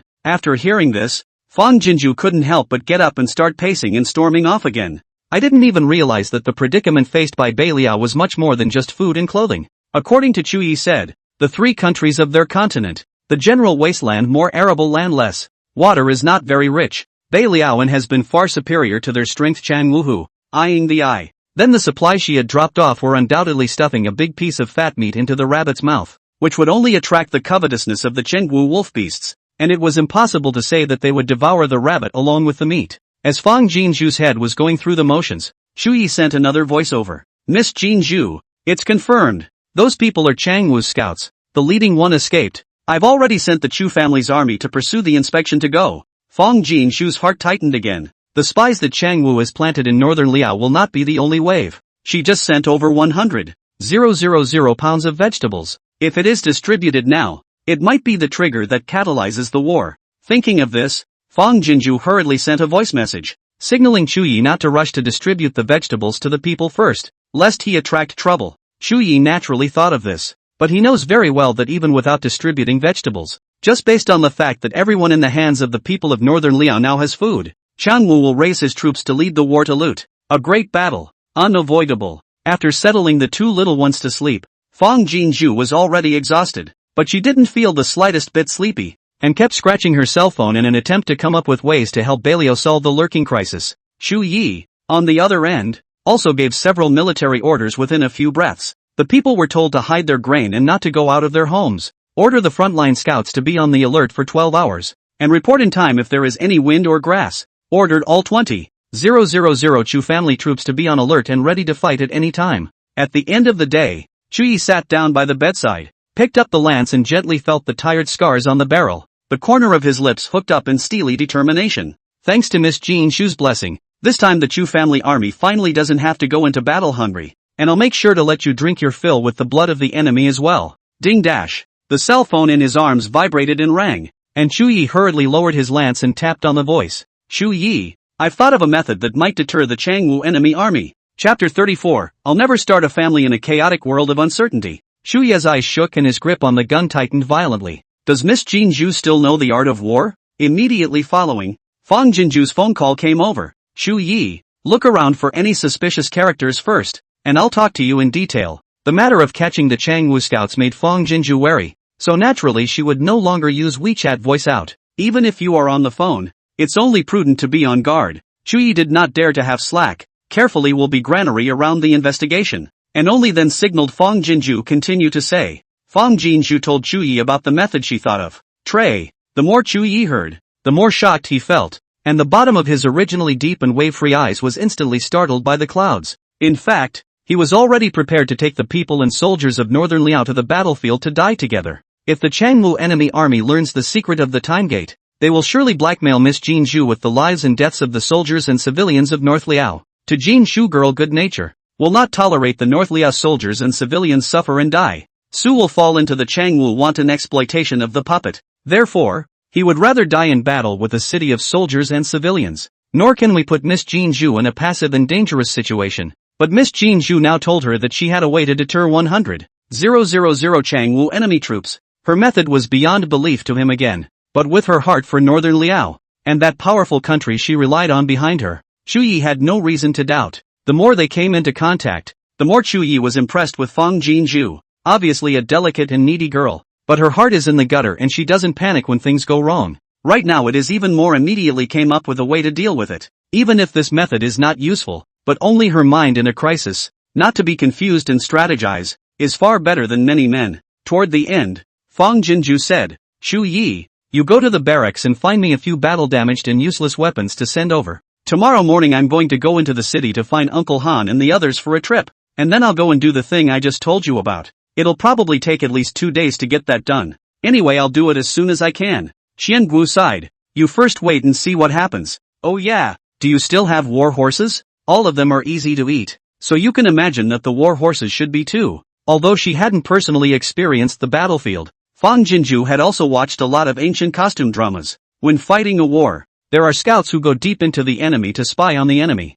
And if you want to be the first to learn about the enemy, you must have transportation. Sure enough, Chu Yi shook his head and said, the military camp doesn't even have a single warhorse nowadays. And now spying on the news would take at least a day's effort to go back and forth. If the enemy is fierce, the scouts won't even have a chance to come back and report. Upon hearing this, Fang Jinju pondered for a moment before saying, if I send you some horses, will it catalyze Changwu's desire to attack and rob North Liao? Chu Yi returned. In fact, Changwu is not looking at the barren land of North Liao, and every year will only come to violate during the grain harvest season. So their main force, and not gathered in the territory of Linbei. Even if they want to attack and rob Beiliao this time, it will take time to gather their troops, and it will take 5 or 6 days at the earliest before they can attack and step on the boundaries of Beiliao. Fang Jinju nodded. Alright, we still have time to prepare. Then I'll send you some horses tomorrow. At 6:30 the next day, Fang Jinju woke up in a startled sitting position under the alarm of her cell phone. She had only slept a little over 2 hours. Not caring that her mind was bloated and her feet were weak, she went into the kitchen first and dried a large glass of warm water, chewed a few mouthfuls of bread, and then brewed a strong packet of black coffee and poured it down her gullet. She had a lot on her plate today and had to be on top of her game. Walking out of the kitchen to go back to the house, Fang Jinju's feet were stunned. Surprisingly, Rui had already gotten up and dressed, and was carefully and clumsily dressing Shu Shu. Seeing her come in, Shu Shu, who had just finished yawning, immediately raised a big smile toward her. Sister, let's, quick, be good, as if noticing that something big has happened. Knowing that Fong Jinju will be very busy today, the two little ones played with each other faster and more tacitly. Shu, come on, let's brush our teeth. Quick! Without Fong Jinju's urging and reminding, Ruerue pulled Shuru to the bathroom to wash up, scrambling for time in a small manner, almost like a commuter in a hurry. Fong Jinshu's words of wanting to send them back to the general's residence for the time being were choked in her throat. So well-behaved. How can you be so well-behaved? Such Rue Shu. She couldn't part with them for a moment. Fong Jinju was still cleaning up the dishes when Ruerue slung her bag across her small body and pulled Shuru's hand to obediently wait at the door. Shuru was still holding Fong Jinju's water cup in her hand. Seeing this scene, Fong Jinju's heart warmed up. How could she, without going through the pain of birth, have gotten two angelic babies who came to repay her for nothing? Miss Jinju, today you will surely be busy and distracted. Why don't you let Rue Shushu return to the general's residence first? Just outside the door of the dormitory, Shu Ye's voice was sent. Fong Jinju pressed the cell phone and said in a serious manner, Shu Yi, your family's genes are too good, right? In the future, you must have a few more children to carry forward these excellent genes. You don't even know how obedient and understanding Rue Shushu is. So don't worry, they're so well behaved. I won't be delayed at all with them. The woman's moving emotion was clearly transmitted from the magic weapon in Chu Ye's hand, and between Elder Lady Chu and Sister Wei's glances, a thick ant smile crept up to the corners of their mouths. Ah Yi, the goddess is right. It's time for you to make early plans and worry about your marriage. Elder Lady Chu smiled from ear to ear, practically worshipping Fong Jinju's words as God's will. Her Yi look at the present day on the 28th. Beside the man of this age, the child can be negotiated marriage, but a Yi heart only North Liao. Pressure radically not interested in their own affairs. How can you be a parent and not be anxious? Even if he knew that mentioning it was out of place at the moment, he couldn't help it. Mother, I told you, I'll never start a family in a chaotic world. Shu Ye's face was firm, but his heart was rippling. It is true that he had never thought about his affinity before. Tangwu was originally a weak country, and then stationed in northern Liao. More human suffering. If he could not let his future wife and children enjoy the world in peace, he would rather die alone. But it's different now. The heavens had sent the Jinju girl to help him, and his vision of opening up a prosperous world no longer seemed whimsical. Ding dash. Shu Yi, I've already taken Rue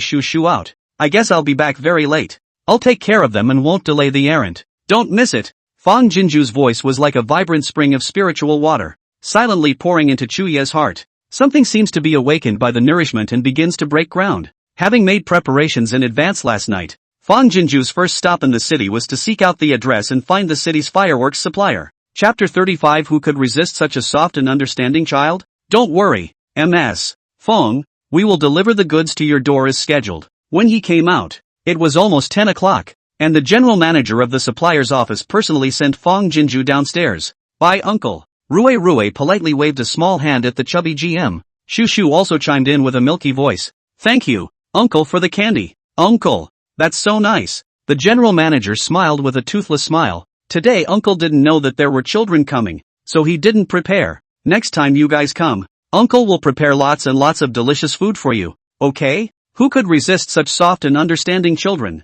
When talking to Fong Jinju, the two little ones sat obediently on the sofa. Not only did they not run around and touch each other, halfway through, they also held the cup and reminded Fong Jinju to drink water. And they didn't forget to remind him to drink tea to moisten his throat as well. To raise such well-mannered children shows how good the family is. So even his impression of the other side of the Jinju is also particularly good. A business talk down can be said to be the guests and hosts happy na. Rue hurriedly shook his head. Uncle, delicious, leave it for uncle's baby. Shuru nodded along with her, her big eyes sparkling with crystal and friendliness. The general manager smiled from ear to ear and couldn't help but draw a thumbs up towards Fong Jinju. You are truly blessed to have such a pair of rewarding siblings. Yes, they are indeed payback babies, understanding and smart. Fong Jinju generously laughed. This is not the family in order to cultivate them, but also spared no effort to invest. So this batch of goods also trouble Wei manager to instruct the next side. Be sure to ensure quality and quantity. The later stage of the drama group needs.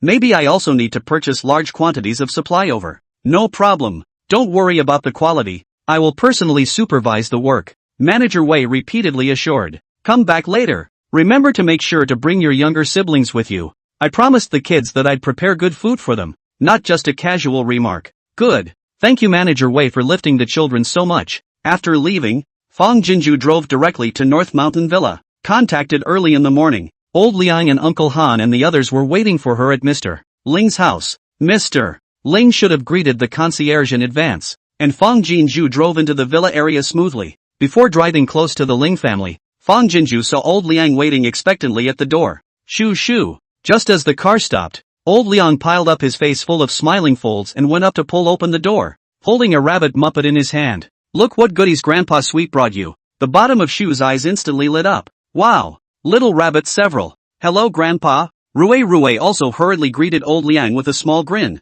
Old Liang's smiling face froze, looking at Rui and then Shuru, shock overflowing. You are. Then she looked at Fang Jinju with wide eyes. Shu has a twin brother? Fang Jinju got out of the car and closed the door, smiling apologetically. Yes, they are twins. Rui is the older brother and Shu is the younger sister. A few days ago I had to organize my parents' funeral and couldn't worry enough, so I put Rui in foster care at a relative's house for a few days, and I just picked him up yesterday. Old Liang came to a realization. Although it is the first time to meet, but see Rui and Shu identical little face, he naturally also good feeling pull full. Oops, your sister also did not say in advance. Grandpa will prepare a doll. Come. Fortunately Grandpa also brought delicious food, one for each. Rui next time Grandpa will give you a replacement doll, okay? Rui raised the lollipop in his hand and smiled happily. No need Grandpa. When Grandpa gives candy, Rui is happy.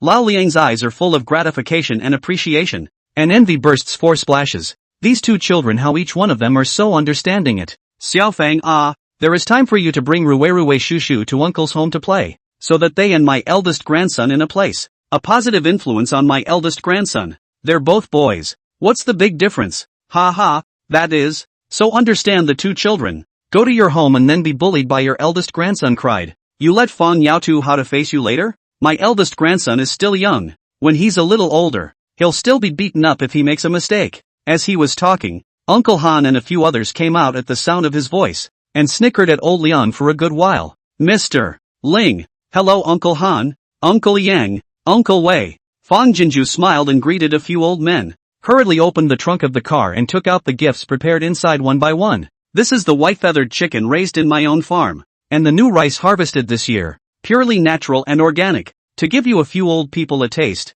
I hope you don't mind it. Several old men were stunned in unison, and then they went forward with joyful smiles to help carry. Oops, just come and bring something. Is this year's new rice? Do you have any more? Next time you come, bring a few more bags. I'll have to pay for it in advance, so you won't lose out. Yes.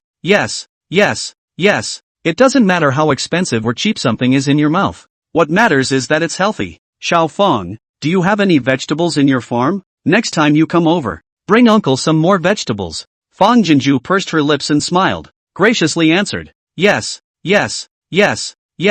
There is more than just rice and vegetables on the farm. The chickens, ducks, cows, and sheep are all fed by ourselves, so as long as the uncles look at it, how much do they want? If you have time, you can also go to our farm for fishing and relaxation, with the mountains and the water at the back. The scenery and the air are good. Yo, you can still fish? Then I'm serious. I'll go tomorrow. Don't forget to give me a shout when you go. The tackle my son bought me is getting rusty. Mr.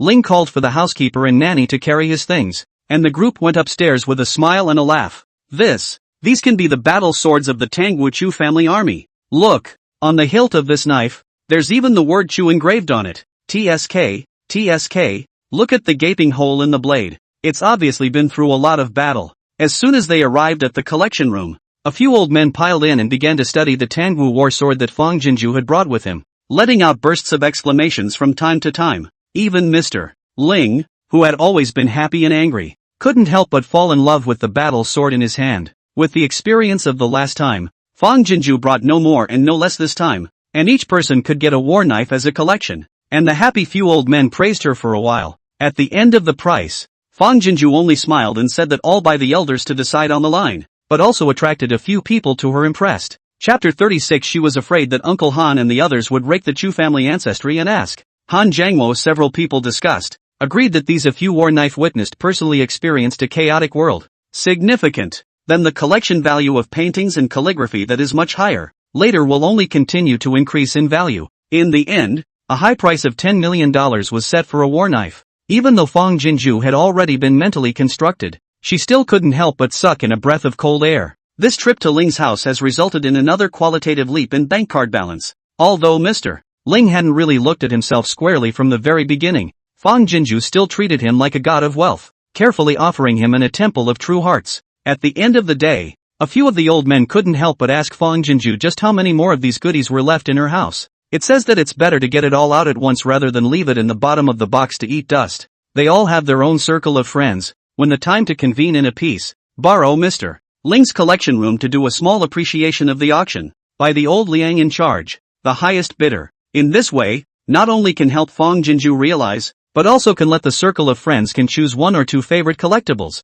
is a good thing for all parties. Fang Jinju was naturally heartbroken, but she still took a small Joe. Explained that after all, it is the things left behind by the grandfather. The previous sale is forced. If all sold, fear that the old man in heaven will not be happy. Such a big event. Or let her first in the old man's grave to know a word before. It's not that she doesn't want to realize. After all, there are still more places to use money in the later stages of the northern Liao side. It's really that there are too many antiques taken out in the past few days. It's just too striking. Even if a few of the older men were eager and well-meaning, she had to keep a few things in check. Upon hearing this, instead of being upset, the few old men felt that Fang Jinju was a filial child. Lunch is ready, old man. As we were talking, the nanny came upstairs to let her know that the noon meal had been prepared. Seeing this, Fang Jinju even pulled the two little ones to say goodbye. Stay and eat with us. Mr. Ling, who was shy about words, suddenly spoke up. Yes, just in time for dinner.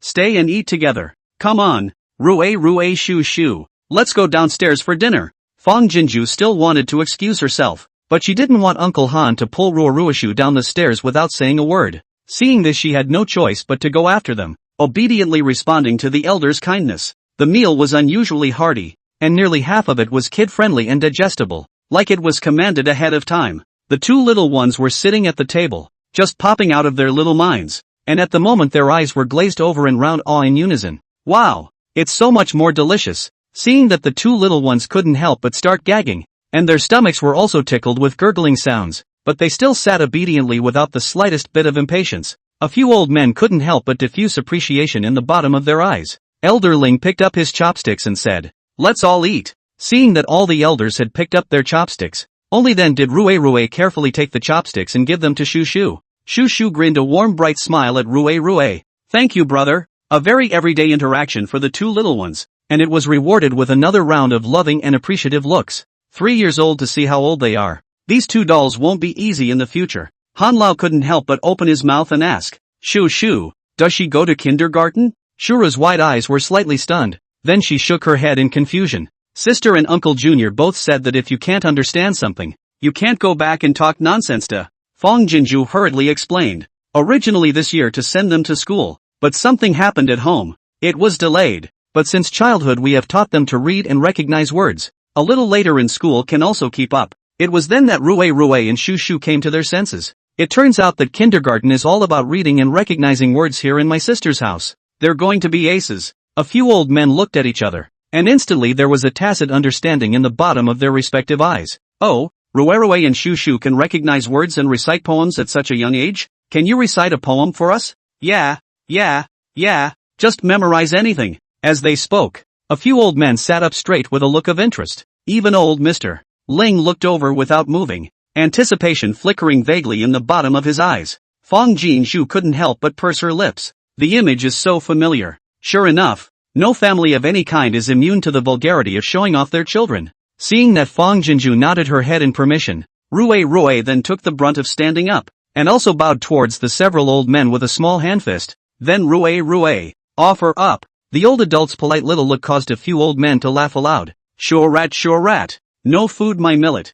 3-year-old Guan girl. I willing to care. Rue's small hands behind his back, shook his head and memorized. Although some words were not spelled out very clearly, but they were exceptionally fluent. The old men around the table had put down the bowls and chopsticks in their hands at the sound, perked up their ears, and were all filled with shock between their glances. Fang Jinju's heart, however, jerked up. She thought that Rue would at most memorize a 3-character classic or something, but who knew that when the little man opened his mouth, what he memorized was actually the poetry and scripture chapters of ancient Wei. This was no less difficult than asking her, a liberal arts student, to solve a puzzle that even a superior science student couldn't solve. If it wasn't for the fact that she loves classical literature and took an elective course in college, she would have been confused by this verse that Rue memorized. I'm afraid. Lu Jiao. Whose eternal number is it? Author's note, Rue put down her small hands and looked respectfully at the several old men. Grandpa. Rue finished memorizing. After a moment of silence, Elder Han popped up excitedly. Good. This is from the Book of Psalms. Shuo Mouse. Good boy. Can you even memorize the whole thing? Who taught you that? It couldn't have been your sister, could it? Not only Elder Han. A few other old men also looked at Rue with excitement and scorching heat, and Elder Mr. Ling was also filled with shock. This child, if properly trained, will be a top talent in the future. Fong Jinju back seeped out a layer of thin sweat. Afraid of Rue, open mouth said Chu Yitot. Rue looked at her sister who was a bit fidgety, and then looked at the agitated and shapeless several old men, flashed her big eyes and said, Grandpa, Rue is hungry. Can we eat and recite poems after? Again? The earnest and somewhat pitiful little look made a few of the old men slap their heads and blame themselves. Right. Eat first. Look, it's starving the kids. Fong Jinju's heart fluttered and fell back into her chest. Her eyes spaced out and gave Rue a nod. Once again, she lamented that the Chu family genes were just overly strong. Such a big little person. Know how to behave. But also gifted. Talented not to mention. The ability to adapt to the scene is also far beyond her, a college student. Aha! So proud and deeply frustrated. After dinner, not caring about the sad eyes of a few old men who still wanted to keep the two children for a good examination, Fong Jinju fled as if leading the two little ones to leave the Ling family. If she stayed any longer, she was afraid that Uncle Han and the others would rake out the Chu family's ancestors. Chapter 37. The entire northern Liao city, along with this general, will listen to the orders of the goddess. Leaving North Mountain Villa, Fong Jinju hoofed it to the only horse breeding farm in city. Before entering the door, Fong Jinju still thought that the money in the bank card was enough to top it off for a while, but when she entered and asked, she instantly felt that it wasn't enough. Not by a long shot. Who would have thought that a horse would cost $20,000 to $30,000? That's still cheap. A better variety of $50,000 or $60,000 is available. You know, a motorcycle is only $7,000 or $8,000. However, the motorcycle is too shocking for the ancient people, and the rumbling noise, far away from the enemy army found, although more economical than horses but also temporarily not in the scope of Fong Jinju's consideration. After some haggling, Fong Jinju picked 10 horses of decent color and spent $250,000. For a commodity with little circulation like horses, a hand like hers counted as a top-tier patron, and the owner of the stable sent her out of the stable with great eagerness, promising to have all the horses at the farm by 5 o'clock in the afternoon. After leaving the horse farm, Fong Jinju went back to the mall that sold digital and bought 30 sets of walkie-talkies. Walkie-talkies rely on radio waves to transmit signals. Sound, even without the support of the network and repeater, can do about 5 kilometers of short-range communication.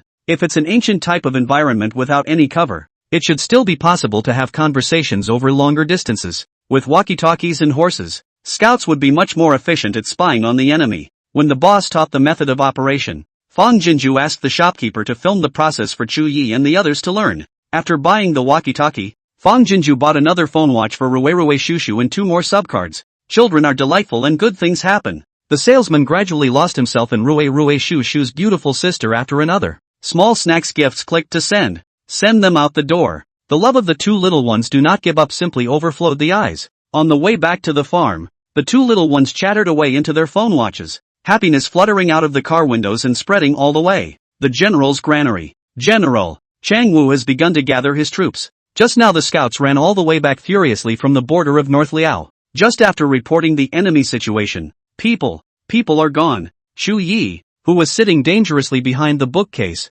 his face instantly sank. Yi Tingxian, Xiong Dali, and a group of Chu family army, each face sad and heavy. North Liao border from the barracks, more than 100 miles, even if the horses to make a round trip, but also need an hour. Not to mention people? The scout was a 15-year-old boy, and when he ran wildly back to the barracks, his face was already blue and purple, and just after he had finished talking about the enemy situation, he fell to the ground with a loud bang and swallowed his breath. Concern for Bailia was forever frozen in the bottom of his dead, still slightly childish eyes. Xiong Dali clenched his fists and said with red eyes, "Dog, Chang Wu-hu, this time, even if I put my life on the line, I can't let them take away a single grain of rice from us. General, although our troop strength is far inferior to the Qiangu dog thieves, but my subordinate proposes that all people these days will be sent by the goddess of food, the whole part of the food to eat into their own belly." Yi Tingshuan's eyes are full of the determination of life and death. And then 50,000 soldiers and people on the battlefield, and that Chang Wohi thieves and bandits to the death. Even if the whole army is destroyed, North Liao City death, but also cannot be cheaper than that group of dogs and thieves cannot be fed. The Chu clan's troops also glared red-eyed and shouted in agreement in their hearts, "A duel to the death! A duel to the death!" Shu Yi rose, throat surging between, horse opening. "Well said. This time never let Chang Wuhu snatch away my North Liao a meter and a corn, but it's not time to lay down our lives yet. The goddess has said that she will help us deter Chengwu. So this time, the entire northern Liao city, along with this general shall listen to the orders of the goddess." Upon hearing this, Yi Tingxian and Xiong Dali looked at each other, with shocked elation in their eyes, but more apprehensive disbelief. The same goes for the Chukchans. They were naturally ecstatic that the goddess was willing to come to their aid, but their determination to die did not slacken by half because of it. War is not famine. The Divine Maiden's magical powers might be able to solve the food and drink of the soldiers and civilians, but each and every one of them had come out from the pile of the dead,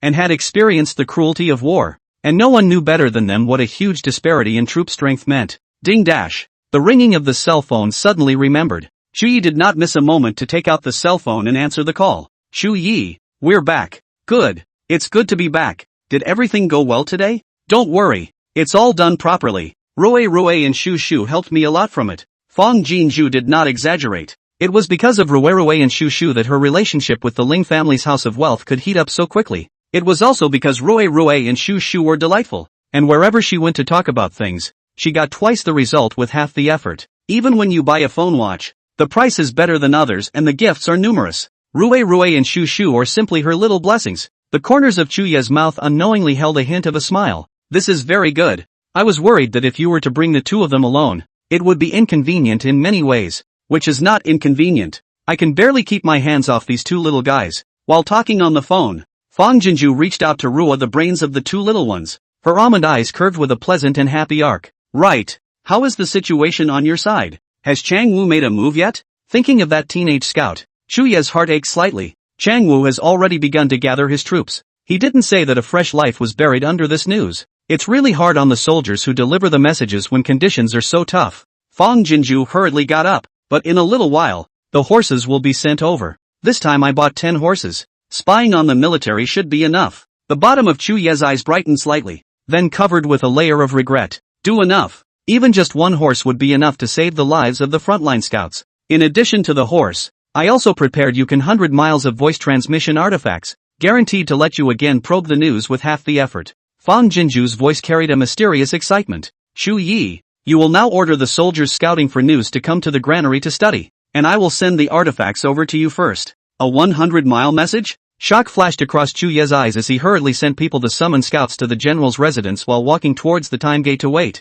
At that, the Chu family army was not calm, and they all gathered their heads. The conveyor belt brought over 2 bags. Inside was a pitch-black pile of small squares with lots of buttons, engraved with symbols in fonts they didn't recognize, and each with a long tail-like thing sticking out. Can this thing really transmit sound for 100 miles? If that's true, wouldn't the scouts be able to send news back to the barracks while they were 100 miles away? Chapter 38, Northern Liao Mole crickets are just ants. Not worth spending more than a moment of my marshal's time. Immediately after that, Shu Yi received another video and Fong Jinju's voice on his cell phone. "Shu Yi, follow the video first. If you can't understand it, call me the video and I'll teach you." After arranging for a few people to patrol the outside of the granary, Shu Yi and Shu Jiajun began to study how the walkie-talkies worked. When a few scouts came over, Shu Yi and Xiong Yi had already learned how to use the walkie-talkies, and were following Fong Jinju's instructions, each holding a walkie-talkie and scattering around the corners of the general's residence to try it out. "General, this is Yi Tingxian.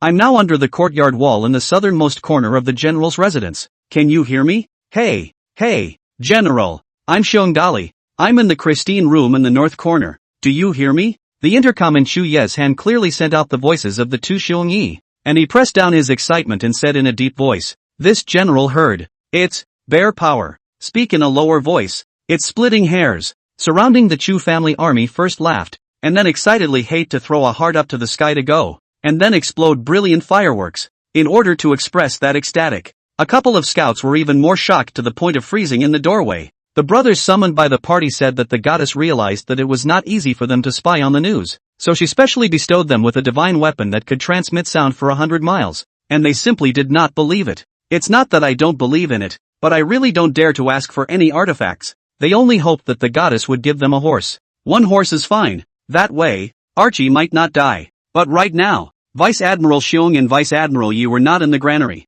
but they heard the voices of the two of them with their own ears, coming out of the artifacts in the general's hands. Being there, it was as if they were right in front of us. Don't just stand there. Get over here. Shui beckoned towards the several scouts who were dumbfounded. I'll teach you how to use it now, and when the goddess delivers the horses, we'll try out how far apart this artifact can actually convey messages. The scouts came back to their senses, so excited that they stumbled a little on their feet. They're not dreaming, are they? Is the goddess really going to give them this artifact? When Shui taught a few scouts, Fang Jinju's end of the horse was also sent over. The conveyor belt couldn't transport such a large living thing as a horse, so it had to be led by Rue Shu Shu. Worried that the horse would be frightened and hurt the child, Fang Jinju set the reins 6 or 7 meters long. The two little ones had led the rope to the granary and the horse was still at the end of the farm and hadn't come over. Seeing the horses, the scouts with divine weapons in their hands knelt down in unison towards the time gate and kowtowed with tearful eyes. Thank you, goddess, for your compassion.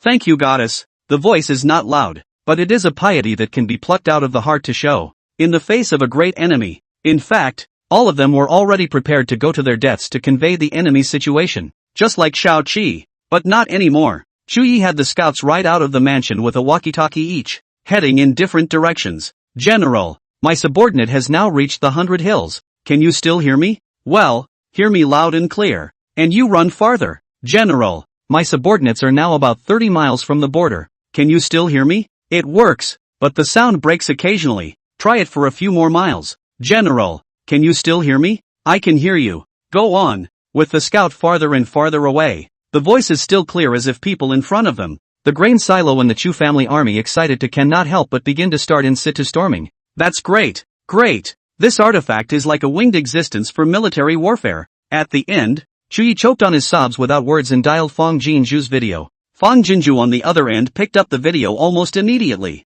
How's it going? Does the walkie-talkie work? How far can it travel? Chu Yi didn't say anything, but put the cell phone reverently propped up on a stool leg, took a few steps back, lifted his robe and knelt down towards Fang Jinju on the screen. The Chu family army behind him also clattered and knelt down. The eyes of everyone looking at Fang Jinju were blazing with devotion and gratitude. Even the two little ones also followed and knelt beside Chu Yi. Seeing this scene, Fang Jinju froze, reacted to even get up to avoid, but found that there was no way to avoid. She said sharply, Chu Yi, what are you doing? Get up, Miss Jinju. Chu Yi clasped his fists towards Fang Jinju, moisture flickering in the bottom of his eyes. Please don't hide, and don't feel bad about it. Please be at peace and accept our worship. With that, he bent his head and knocked heavily on the ground. All of the Chu family's troops followed and bowed to the ground with their heads. Although separated by a time and space, it shook Fang Jinju's heart fiercely. Tears flooded up in her eyes, sliding down her cheeks when she was caught off guard.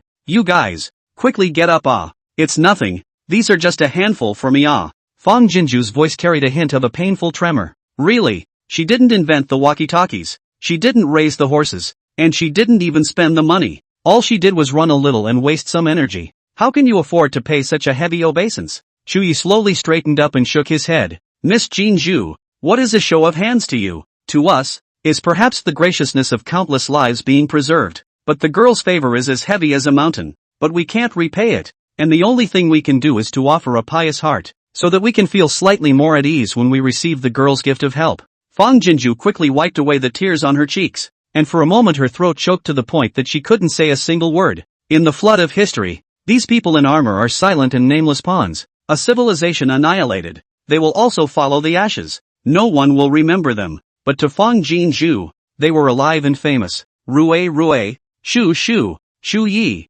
even the Chu family army behind them, as well as the 50,000 soldiers and people of northern Liao. Fang Jinju hoped that they would all be well. To that end, she was willing to do her best. Chu Yi, you guys get up quickly. Fang Jinju inhaled her nose and pulled out an easy smile. Right now such a small matter, you guys on the line, such a big gift. In case I really help you to deter the Changwuhu enemy army. You guys are not going to kowtow your heads off? Get up and get to business. Chuye's brows also rippled with smiles. Good. Chuye will do his best to listen to Miss Jinju. The Chu family army looked at each other twice, and both followed with a naive laugh out. We all listened to Divine Lady Jinju. Although the goddess looked delicate and weak, just looking at her made them feel incredibly at ease. In ancient times, there were no interfering factors, and walkie-talkies could still talk normally 60 miles apart. In this regard, both Fang Jinju and Chu Yi were exceptionally satisfied. The Chu clan's army was also abuzz when they learned that the goddess had sent horses and divine weapons. The entire North Liao military and civilian population knew that a great war was imminent,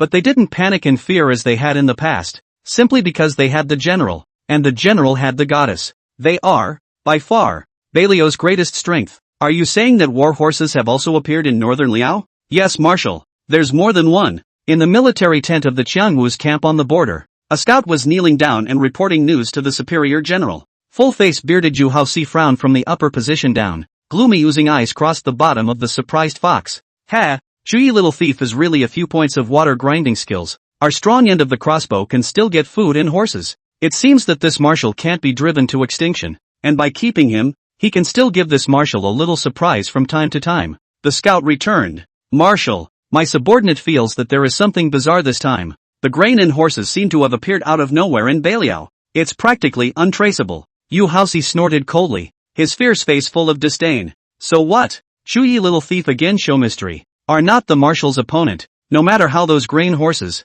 have to return to this marshal all. Pass the order down. Within 2 days 100,000 troops must be assembled. Quick battle. Northern Liao mole crickets are just that. It's not worth this marshal's time for a moment longer. Chapter 39, even if a battle is inevitable, deaths and injuries must be minimized. General, what are all these sent over by the goddess? Yeah, it's flowery and weirdly pretty. General's house granary. A great big square was being transported through the gate of time and space. Chu's army was busy as if in full swing while feeling curious about the heavy supplies in their arms, and could not help but ask in a whispered voice. The outer shell of the thing seemed to be made of paper, but inside it seemed to be like it was filled with iron and lead, and it was exceptionally handy. Chuya's eyes sank slightly. Work well, should not ask, don't ask. These materials are important. Must be careful to transport to the barracks, not to leak half a bit of wind. Seeing his face as exceptionally stern, Chu Jejun hurriedly shut up and work honestly. No longer more tongue inquiries. By the time all the supplies had been transmitted,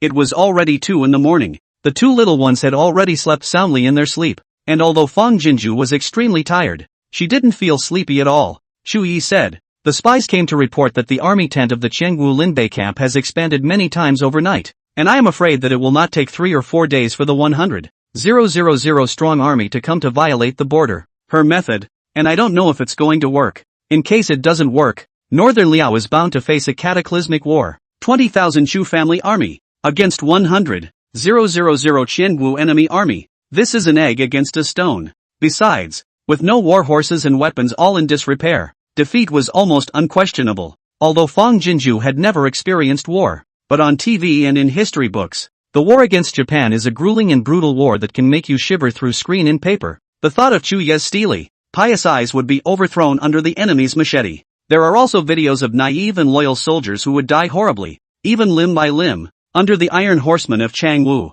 Her heart felt like it was dead weighted by a boulder, suffocating on the verge of death. Fang Jinju took out her cell phone and dialed Chuye's number. After only half a ring, the phone picked up. Fang Jinju's throat, however, was unable to speak as if it had been strangled. Miss Jinju, are you still not resting? Chuye's voice was light, a calmness that defied the future. This voice was like a pair of large hands with extraordinary strength, not moving, lifting the boulder in Fang Jinju's heart a little higher, which found its voice. Chu Yi, if my method doesn't work, what should you do? There was silence on the receiver for a split second. Then Chuye's voice became more and more gentle. Jin Shu girl, don't be afraid. Fang Jinju's eyelashes trembled slightly as teardrops instantly smashed down, and she hurriedly waved her hand to wipe them away. She was indeed scared. I am afraid that my paper method is just a joke in the eyes of the Chengwu enemy army. I am afraid that these Chu's army, who have no doubt about themselves, will not be able to escape death in battle in the end because of their weakness and incompetence.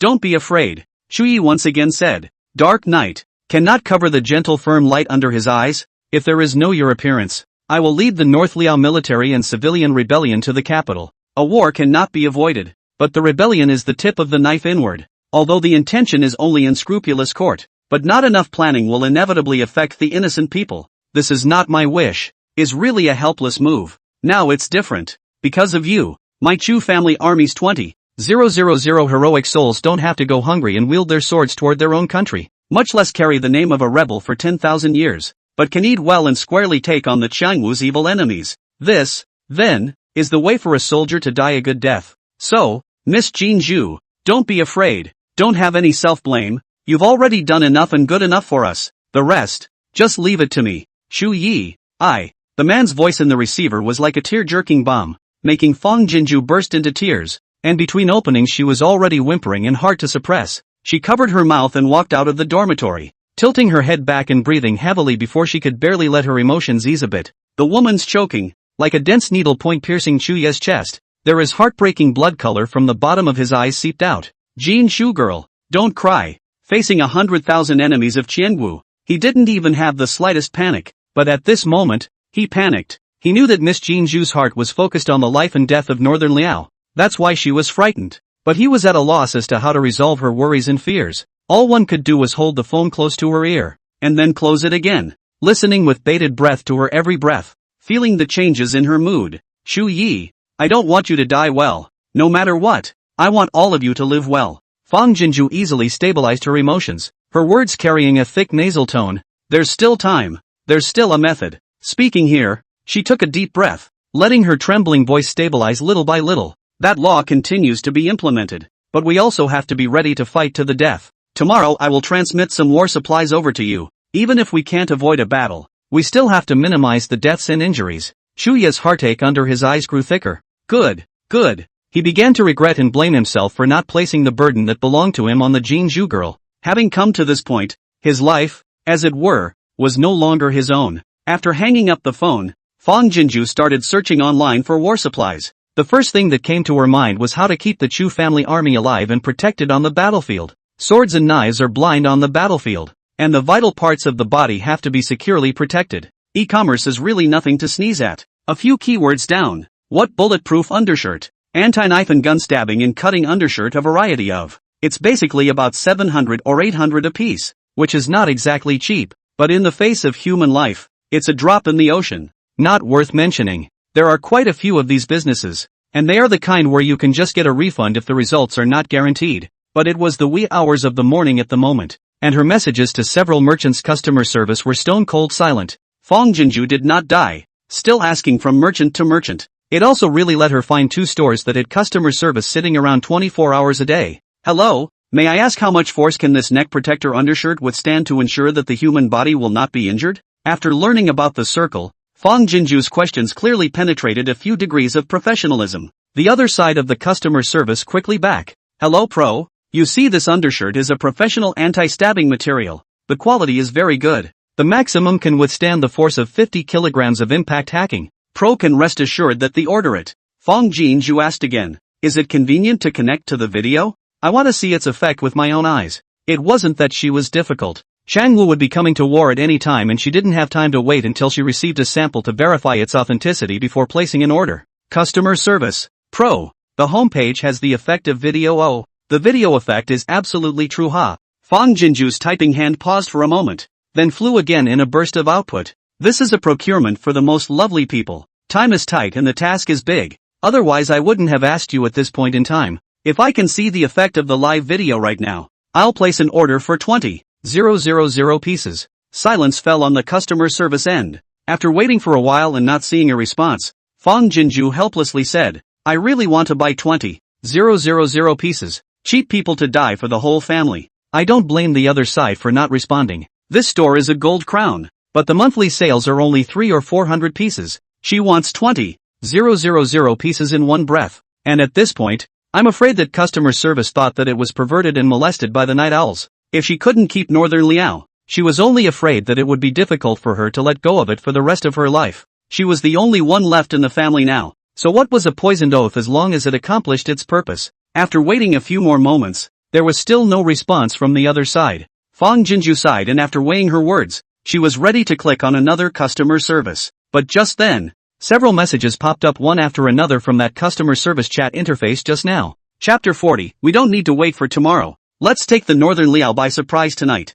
Hello, ma'am. It's been a long time. I am the owner of this store. And the reason the customer service girl didn't get back to you in a timely manner is that she was calling to let me know. Do you really want 20,000 pieces? Fong Jinju hurriedly responded. Yes. No kidding. If the effect is fidelity, I will immediately place an order for 20,000 pieces. Omega. Okay, then I'll get ready and immediately connect with you on video. The boss himself was just as efficient, and soon sent over a video link to a young man with a slate. For privacy, Fong Jinju's camera was not pointed at herself. The boss didn't mind personally wearing an undershirt, letting the young guest take all kinds of sharp objects to demonstrate to Fong Jinju with extra effort. Fruit knife stabbing, chopping with kitchen knives, and even stabbing with spears. The degree gradually escalated, watching Fong Jinju's heart trembling with fear. But then came the solid peace of mind. This undershirt wear inside, outside and then put on the armor. As long as it is not shelling the stone array.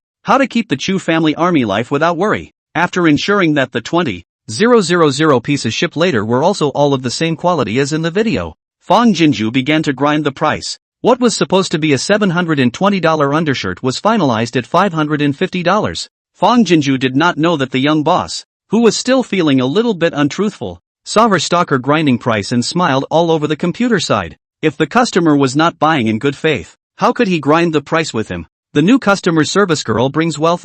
This order is worth several years of sales for his store. Fong Jinju asked the boss to load and ship the goods to Wanqing overnight, saying that the transportation fee would be borne by her. The young boss agreed without saying a word and did not let her bear the freight cost, only saying that if she was satisfied with the quality of the goods, she would come back to patronize the store again in the future. A deal that works for both sides. The e-commerce city is just over a day's drive from Anchang, so if you load and ship now, you should be able to arrive tomorrow night. This matter is over. Fong Jinju heart solid half. But that's not all. The defense to protect your life is there, and the offensive war chest has to follow. Unfortunately, China's most advanced war resources, money and power cannot buy half a star, or send a few kinds of nuclear. Otherwise, send a few nuclear weapons to North Liao, not to mention 100,000 enemy troops. Even if the entire Qiangwu country razed to the ground are as easy as a finger. Nuclear. Although nuclear weapons are unattainable, but cold weapons but search a large number of light screen look are domineering side of the cold light austere.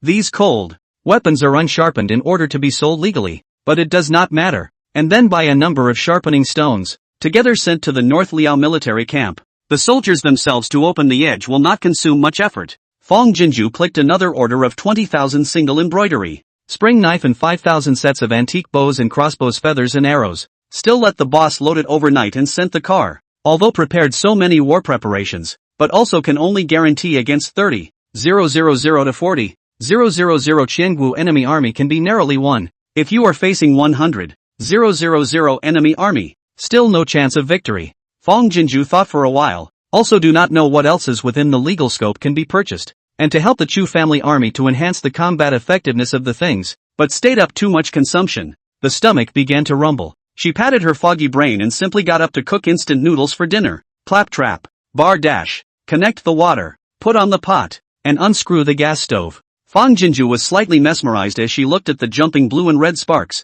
and the sound of gas drainage coming from the gas tank. Suddenly, her brain felt like it had been hit by something and she was instantly awake. Yeah, nuclear weapons are out of reach, but there are alternatives. Thinking of this, not caring about being hungry, Fong Jinju directly turned off the gas stove and reopened her cell phone. By the time everything was mashed up, it was dawn. Fong Jinju stretched as if relieved with large dark circles under her eyes. She can think of all, have already prepared all. Fighting things she does not understand. The next, really can only look at Chuyi how to apply. But what has been scoped out again? In the Qiangwu military camp, in the marshal's military tent, Yu Haoxi had one arm around a military girl and asked the scout who was kneeling down to report carelessly. The scout frowned and bowed. Marshal, I don't know why. These days Beiliao City is under martial law in all directions. The Chu family army patrols the perimeter of the city day and night, especially the general's mansion in a 10-mile radius, with 3 steps for a post and 5 steps for a sentry, and it's impossible to even get close to them. Therefore, subordinates and others have not probed for any reliable information. Upon hearing this, Yu Haosi let go of the military girl, and his eyes, which were originally permeated with lustful colors, became gloomy in an instant. Useless thing. What's the point of coming back if you haven't spied on the news? The scout's body bowed even lower, and said in fear, Marshal, although we have not detected the news, but that North Liao City is so tightly guarded, which is enough to show that they have gotten a lot of food this time. Yu Haosi's face looked better. After you said that, it's like that. North Liao, that bird place, even the women are dry and tasteless. The last time to snatch back the grain is not enough to pay for this marshal to go out for a trip. If I let this marshal go to waste this time, I'll snatch all the children in Bailio City for military pay. As he spoke, several men in silver armor walked in. Marshal, as of now, all 100,000 troops have been assembled into camp and can be ordered to attack the north at any time. Yu Haosi looked at the sky outside. It was already sunset. Cook all the women that we captured from Bailio last time for the 3 armies as a pre-war meal. We don't have to wait for tomorrow. We'll attack Bailio tonight and take them by surprise, and gather our troops and return to camp before dawn. Subordinate, lead the way. The general's house. Yi Tingxian ran furiously all the way to the granary. Shu Yi behind the bookcase seems to have a sense of raising his head. Between the two people's eyes met, without having to report. Has been clear. Go out and wait for a few moments. I'll come as soon as I've informed the goddess. Shu Yi's eyes were as usual, without any waves. Yi Tingxian nodded and hurriedly turned around to go out. Shu Yi took out his cell phone from his arms and was silent for a moment before dialing Fang Jinzhu's number. Fang Jinzhu was frying vegetables in the kitchen. The 2 little ones were sitting not far from the garbage can. Rue carefully peeling potatoes. Shu Shu bent her eyes and watched attentively, every now and then coming forward to milky voice to instruct her brother to be careful. The first 2 days of the whole day and night busy transmission of supplies to the North Liao. A large 2 small 3 almost all deal with the food. Today rare slack. Fang Jinzhu ready to make a good 4 dishes and a soup to make up for the good behavior of the 2 small. In the meantime, to soothe their own tired body, honey glazed chicken wings, stir-fried pork with peppers, chicken casserole with potatoes, and a stir-fry of freshly picked and washed seasonal veggies from the garden, plus a purple cabbage and egg drop soup. It's perfect. Just after serving the honey chicken wings, the cell phone in Fang Jinzhu's pants pocket vibrated. For no reason at all. Her heart hung in her chest and she hurriedly turned off the fire and answered the phone. Shu Yi, I've made a lot of delicious food. I'll have Rue send one over to you in a while. Although her tone was loose, Fang Jinzhu's voice trembled unknowingly. The corners of Chu Ye's lips lifted into a smile. Good. Looks like I'm in for a treat. Then Miss Jinzhu will warm it first and eat it when I return. Chapter 41. If the battle is lost to the last man, burn the general's house with fire. Fang Jinzhu's eyelashes twitched. It won't taste good if it's warmed for a long time. When you come back, I'll make a new one for you.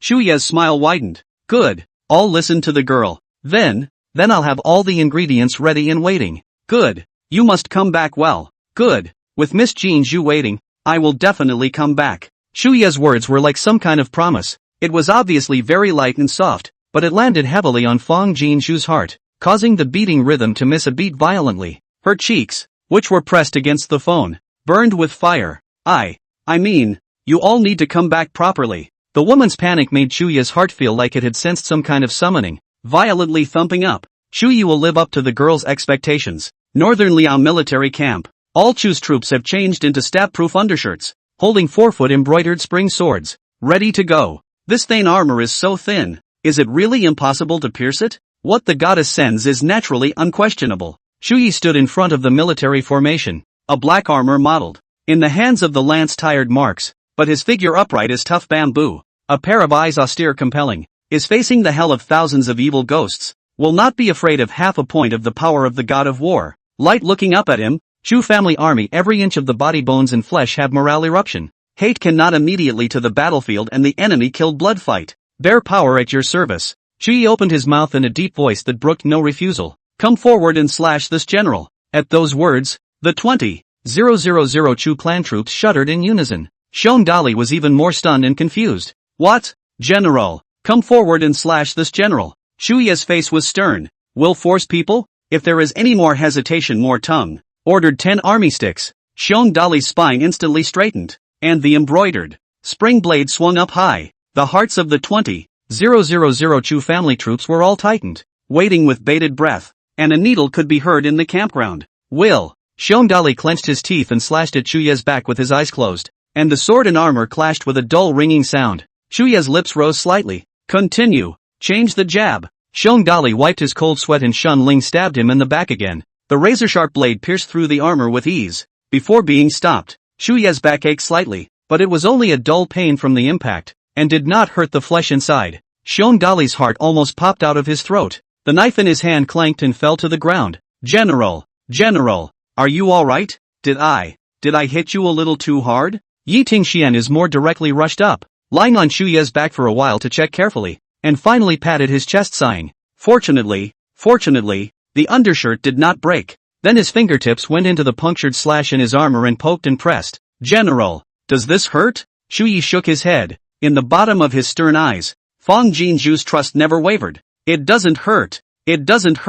This thrilling scene made the backs of all Chu's troops moisten, and while they were relieved, they were demoralized. It was 100 times more turbulent than the party. In doing so, the general was trying the toughness of the undershirt for himself. The undershirt given by the goddess is literally impervious to knives and guns. With the goddess escorting them, they were not afraid of Chang Wu's 100,000 enemy troops. Dang! Thud!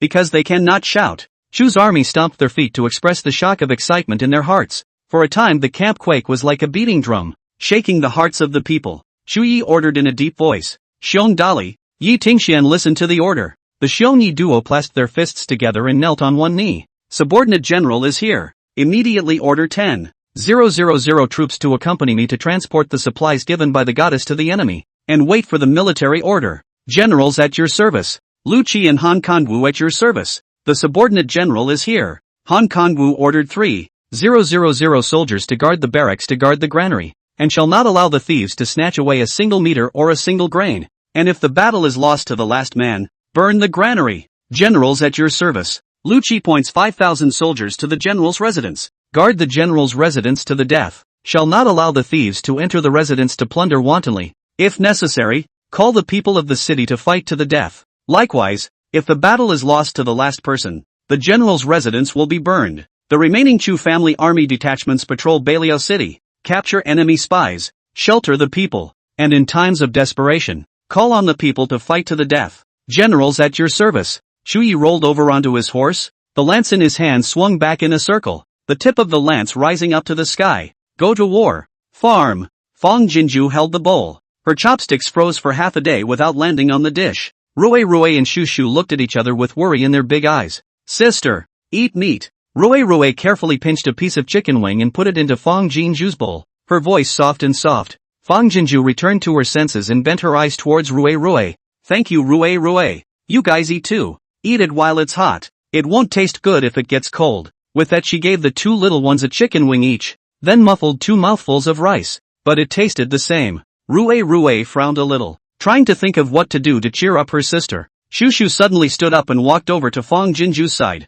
reaching out her little hand to touch her head. Sister, little uncle, it's awesome day. 1. Beat 10. No. 1. Hit 100. Badass nah. Sister, don't be afraid. As he said, the little man patted his chest. 2. Believe in little Uncle Yo. Fang Jinju twisted her head, glanced round into the bottom of Shu Shu's crystal bright eyes. She reached out her arm and took the little person into her arms. Her eyes settled down for a moment. Well, sister believes in little uncle. She was also convinced that God would not open the time portal for no reason. Su is the last life. North Liao death is too innocent and tragic. Full of city souls are not willing to disperse. So only to spell God to tear time and space. To send them a hint of help. Allow them to start over again. Earlier, she didn't understand why ordinary people like herself could become this chosen one. But now she seemed to realize something. Although God pitted the wrongful death of Northern Liao, pitted the death of her family, but on the occasion of the resumption of the time, but also just arranged a brush with the opportunity.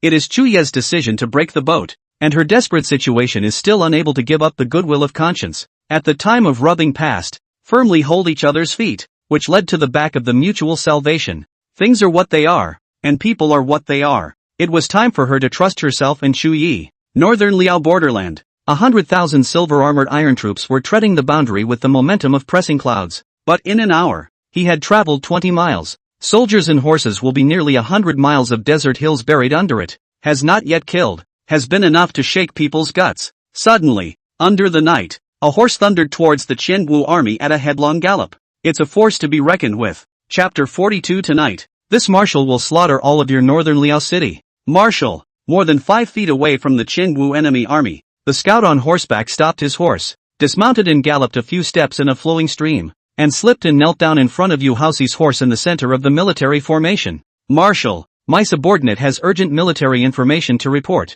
Northern Liao is treacherous. Yu Haoxi strangled his horse and raised his hand to stop the 100,000 strong army. He looked coldly at the kneeling scout, a murderous intent flashing under his eyes. Speak. The scout could not detect the killing intent of the superior, but still trembled and reported truthfully. The Chu family army has already assembled 3 miles ahead. Yu Haoxi frowned. Oh, so this marshal is still one step behind that Chu Yi in sending troops? This time the troops can be said to be caught off guard. Even if the Chu family army horse scouts back to the military situation also need more than an hour. Even if Chu Yi learned the news instantly out of the army, marching to this, but also need a half a day's work. It is not possible to precede him so much. It's kinda creepy. However, Yu Haoxi did not put this point of weirdness on his mind at all, and asked lightly, how many troops did the Chu family army send out? There are about 10,000 troops out. Ha ha ha. Yu Haoxi raised the sky and laughed, sneering all around. Then when he looked at the scouts, his killing intent showed.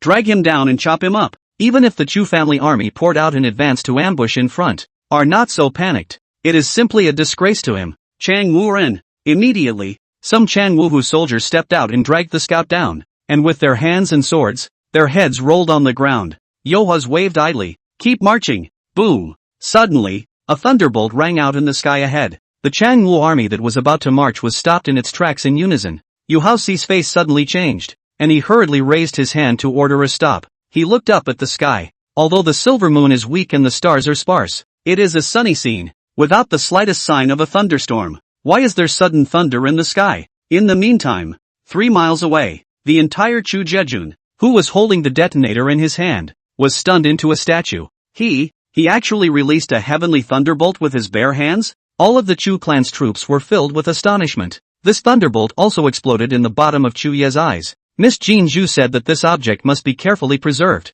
not visible to water or fire, or else it will be a lost cause. It also said that it must be applied within 3 miles of the enemy army of Changwu in order to have a deterrent effect, and it has to be applied sequentially in the order and method she listed for the deterrent effect to escalate gradually. If this is not enough to shock the enemy, then we can only fight to the death. Although Chu Yi believed in Fong Jinju, he did not actually place all his hopes on this object. After all, he hadn't practiced, much less been able to see the effects ahead of time, so he still planned for the worst.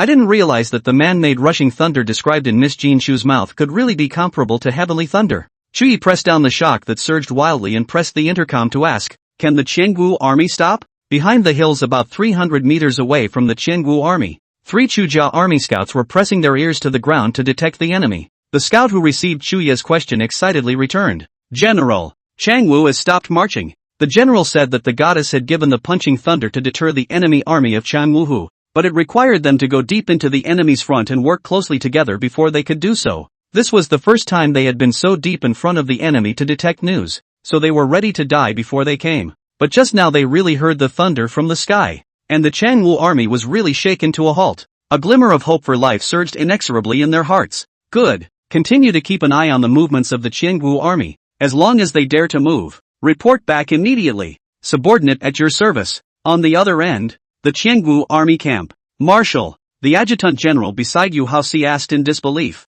It's clearly a clear sky. Why would you be surprised by an explosion of thunder? Yu Haoxi looked out over the vast night in front of him, his expression flickering with uncertainty. Then, with a cold snort, he beckoned again. Keep going. With that, he drove his horse forward. Although the Chengwu army was surprised, they also followed the military order. The Chujia army scouts sensed that the ground had begun to tremble again and immediately pressed the intercom to report. General, Chengwu is marching again. Got it, Chu Yi ordered. Release 3 heavenly thunderbolts. Chu Jiajun, who held the detonator in his hand, had long been excited and immediately ignited the fire. Boom, boom, boom. 3 heavenly thunderbolts in a row ripped a gash in the night and resounded through the sky. The horse on Yu Haoxi's crotch raised its hooves in surprise, almost dropping him. The other war horses had begun to stir as well. Several vice-generals had revealed looks of shock and trepidation. They had also heard a little about the northern Liao goddess giving grain. It is really strange to be born with a vision at the moment.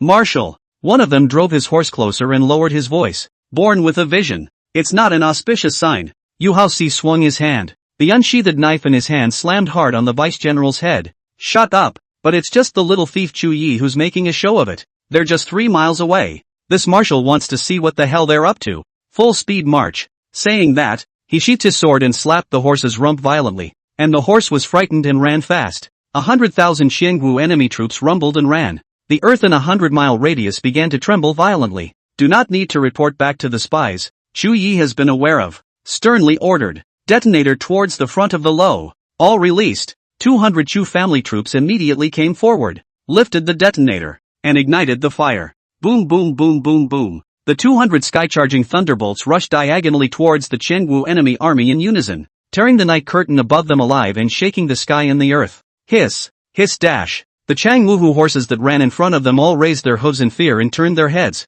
and fled towards their own army. 5,000 cavalry. Half of them were knocked to the ground. Yovos didn't escape either, falling hard to the ground. The infantrymen were already frightened and disoriented by the earth-shattering thunder, and with the herd of war horses rushing and stampeding, they instinctively fled in all directions to avoid it. The 100,000 strong military formation was shattered and disorganized by the impact. All of you, calm down for this marshal. Calming. Seeing this, Yu Haoxi, who had just climbed up from the ground, berserked. No hiding. Stop all the war horses for this marshal. Stop. In a chaotic world where food is as good as gold, the only country that can afford to raise war horses is Qiangwu. Because of this, only Qiangwu has always violated the neighboring countries, and no country has ever dared to provoke them. These 5,000 war horses are 100 times more valuable than 100,000 soldiers. Nay, his voice was drowned in the sound of soldiers and horses, and he could only hear the sound of horses' hooves drifting away.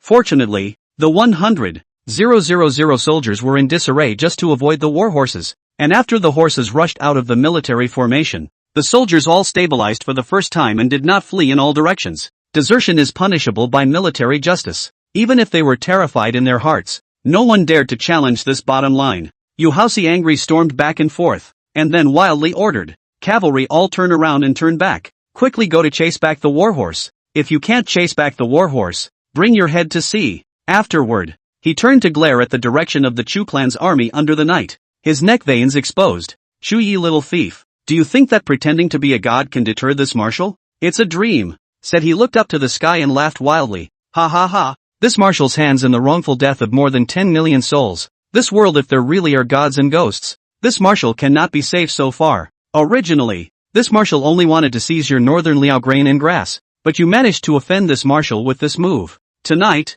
this marshal will slaughter your northern Liao city. Chapter 43, Drawing the Fire of War, Killing Robbers and Abusers. The heavenly Tao executes them. 3 miles away there was first a flurry of soldiers, then a roar and roar. Although he couldn't hear the content, Chu Yi and Yu Haoxi had fought against each other more than once and knew each other's temperament very well. That man was violent in nature, a vicious man who didn't even care about the gods. The punching thunder should have had some effect, disrupting the Qiangwu army's military center, but it also enraged Yu Haoxi. The earth began to tremble again. Chu Yi stared, ordering, bring the stuff forward. The Chu family army immediately moved out the huge cubes in the general formation. 100 of them. Ignite. Whoosh, boom, boom. Thousands of fireworks rushed into the sky, like the tail of a fire-bathed phoenix, exploding into the sky in brilliant fireworks. The fireworks converged into a few huge and incomparable words, brightly lighting up the entire desert night. Draw out the fire of war, kill the robbers and abusers, and the heavenly Tao will execute them. The firework caption stops in the night sky for a few moments and then disappears. But just as it does, the next wave of firework caption relights up the night. Draw out the fire of war, kill the robbers and abusers, the heavenly Tao will execute them. The huge vision stopped 100,000 Qiangwu enemy troops in their tracks, and everyone panicked. Even Yu Haoxi, who had been raging and unbeatable just a moment ago, staggered and stopped in his tracks, looking up at the sky with a face full of astonishment. The fireworks subtitles never break, wave after wave reflecting in the sky. It was only after a full hour that it completely disappeared. Big Marshal. The vice general crawled his ass to Yu Haoxi's side. The heavens way is showing an alarm. Why don't we just withdraw our troops and hold off for a while? Yes, Marshal. The heavenly Tao has shown warning after warning. If we insist on attacking northern Liao again, I'm afraid. Several other vice generals also stepped forward and echoed in fear. Yu Haoxi didn't make a sound, grimacing and not knowing what he was thinking. 3 miles out, Chu Ye's face was solemn and concentrated, but the shock in his heart was like an appalling wave sweeping over him. How strong is the country that Miss Jean Zhu lives in? If she hadn't made it clear in advance, this scene today would have been held up as a miracle and he would have been convinced. Yu Haoxi is, after all, a general. The courage is different from ordinary people. What he thinks Chu Yi do not know, but he knows. Changwu 100,000 army now must have been scared to the heart and soul. The enemy's military was in great disarray, and even if they were to fight hard at the moment, they would still have many chances of winning. Not to mention that the boost given by Miss Jean Zhu has yet to be used up. The silence of the 10,000 Chu family troops was even more deafening. Goddess is so strong. The goddess is simply strong and scary. Such a strong goddess. But the guardian god of their northern Liao. What a virtue. Marshal. At Chang Wu's end,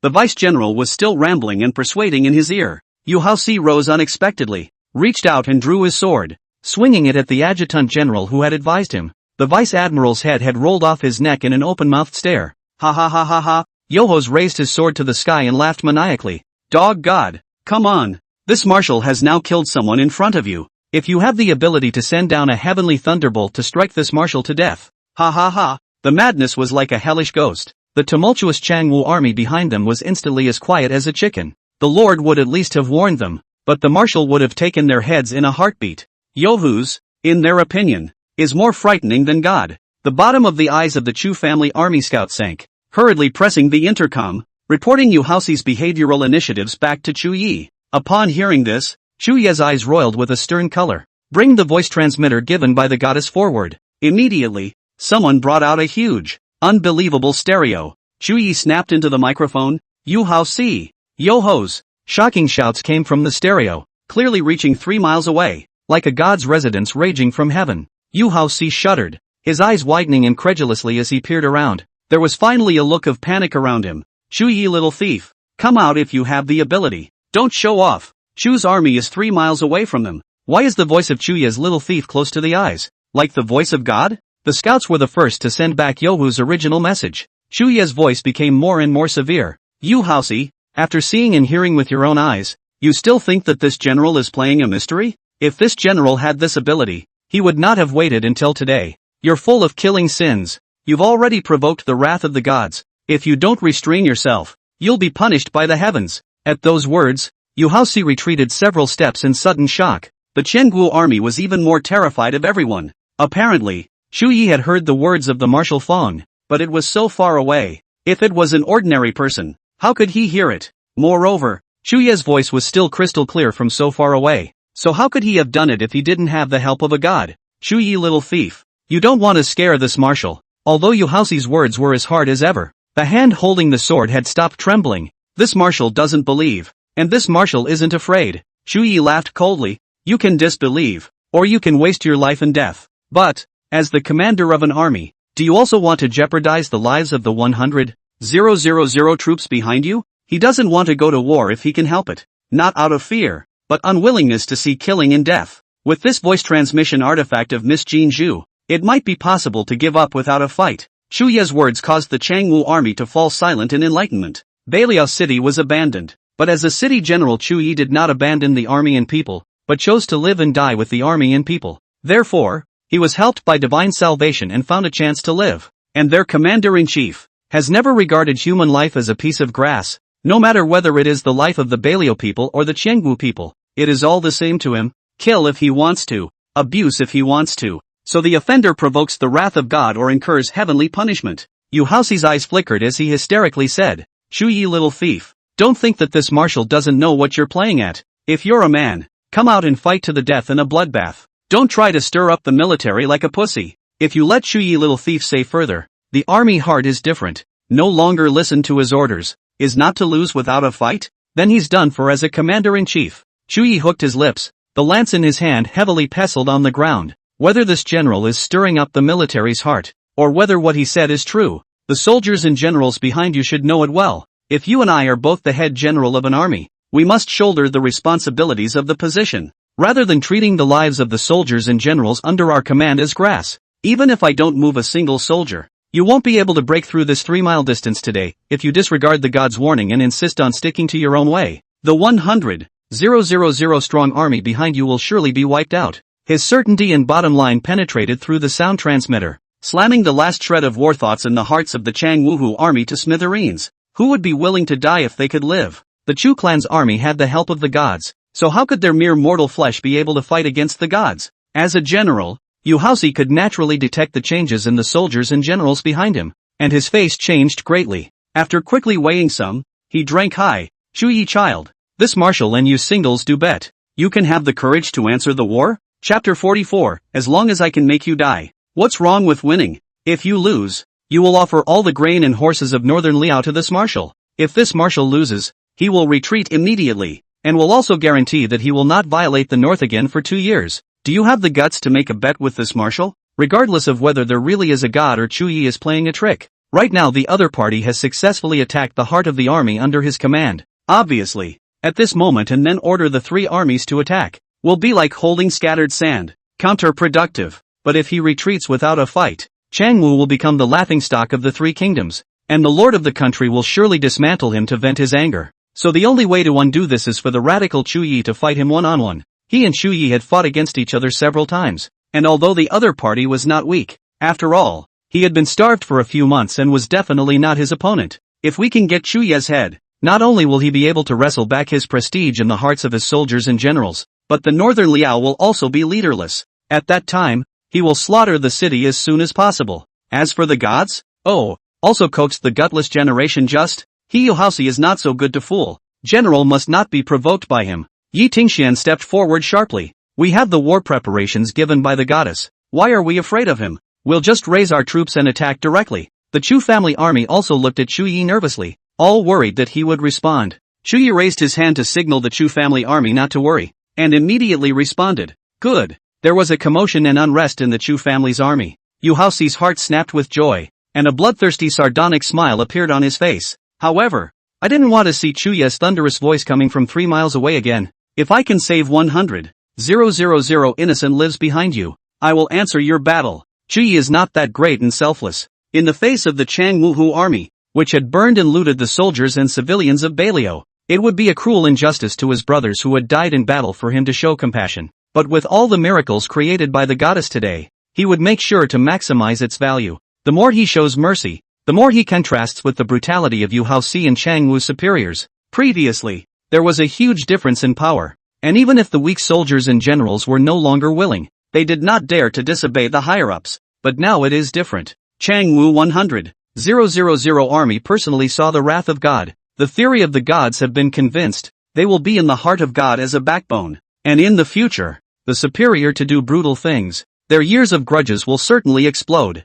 Qiangu civil unrest, so that northern Liao can be able to recuperate. How could Yu Haoxi not guess Chu Yi's mind? His chest shook violently with anger. Joke. I, Chang Wu, have been bullying you for years, and you would be so kind? Cut the crap. Since you've answered the battle, hurry up. With that he waved his hand, and the nearest cavalry rushed to bring the horses over. Yu Haoxi rolled onto his horse, seized the Guangong sword in the vice-general's hand, and drove his horse to attack. Chu Yi, on the other hand, turned around and took a hanging thing and hitched it to his horse's back. Then he flew onto his horse and went to meet the battle with his spear. Chu family army all clenched their fists. Hate can't stare at this night curtain, so as to see the general's safety. Bam! In a matter of moments, however, the 2 warhorses met face to face, the Guangong blade and the silver spear clashing in the air with such force that sparks shot out in all directions. Yu Haoxi estimated right. Starved for months, Chu Yi force is indeed unbeatable him. The silver gun was ruthlessly shaken back. The first move Chu Yi fell down.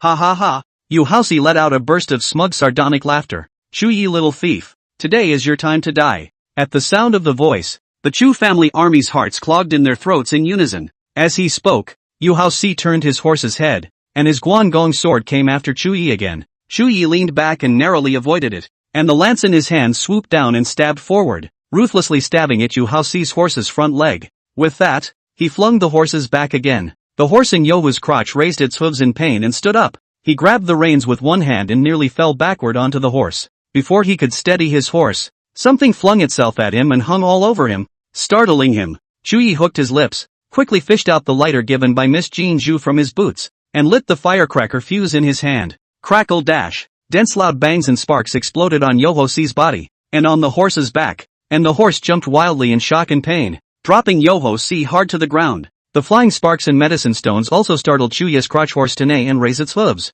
When it was too late, Chuyi utilized the momentum to palm support the horse's back and flew up, raising his hand and thrusting his spear into the chest of Yoho-si, who had just landed on the ground. The lance pierced through the armor and nailed Yoho-si directly to the ground. Yoho-si stared in horror. Unbelievable. You dare to play dirty. Simply victory is not martial. In the darkness of the night, Chuyi laughed, picking up the Guangong sword that had fallen to the ground. Anything to get you killed. Guangong's sword was raised high, slashing heavily at Yoho-si's neck. So what if you win? Blood splattered, coloring the smile at the corner of Chuya's lips with a crimson red like relief. Once the evil general Yoho-si died, together with the miracle designed by Miss Jean Zhu, within a short period of time, the Changwu army should not have the courage to violate the Northern Liao, at last, can breathe peacefully for some time. Chuyi hitched Yoho-si's headless body on the back of his own horse and let it carry him back to the Changwu military formation. When he took the horse that had been stabbed in the front leg and carried the head of Yoho-si back, the Chu family army instantly erupted in earth-shaking cheers. The general has won. The general has won. Expectedly, the group of dragons without a leader, the gods blocked the way. 100,000 Changwu army no longer have the will to fight. The tide retreated. General took the head of the enemy commander. My Chu family army has not injured a single soldier and has won a great victory. In the barracks, the walkie-talkie in Han Songwu's hand, the scout's excited voice was coming out clearly and loudly, boiling the military's heart. We won! We won! General mighty! The goddess is mighty! The cheers of the Chu family troops stationed at the barracks instantly shook the heavens. It didn't take long. Lu Qi and the city's general's residence also received a shortcut, and the general's residence instantly exploded into flames. The general has won! We won! General mighty! The Chu family army is mighty! Long live the goddess! Hearing the earth-shattering cheers of the Chu family army, the people poured out, and the otherwise empty streets were instantly swarming with people. At this moment, regardless of whether they knew each other or not, the people excitedly embraced each other. The children cheered and leaped, the elderly cried and laughed, and the city of Bailio ushered in a never-before-seen celebratory scene. The general's granary. Elder Lady Chu held Sister Wei's hand and had already burst into tears. Sholan, did you hear that? Ah, Yi has won. Yi he won. Sister Wei wept with joy and nodded her head repeatedly. The old slave said earlier the general is wise and brave, and with the help of the divine maiden, he will surely win a great victory. Speaking here, Elder Lady Chu looked as if she had suddenly remembered something and hurriedly got up and pulled Sister Wei to kneel down at the gate of time and space. Many thanks to the goddess for blessing my son in Northern Liao. On the other end of the desert, Chuyi explained the matter to the deputy general beside him, and then galloped furiously all the way back to the general's residence. Before the horse had stopped hoofing it, he rolled over and down, through the corridor and across the court, straight to the granary. Seeing him come in, Elder Lady Chu rose with joy, and just as she wanted to shout out,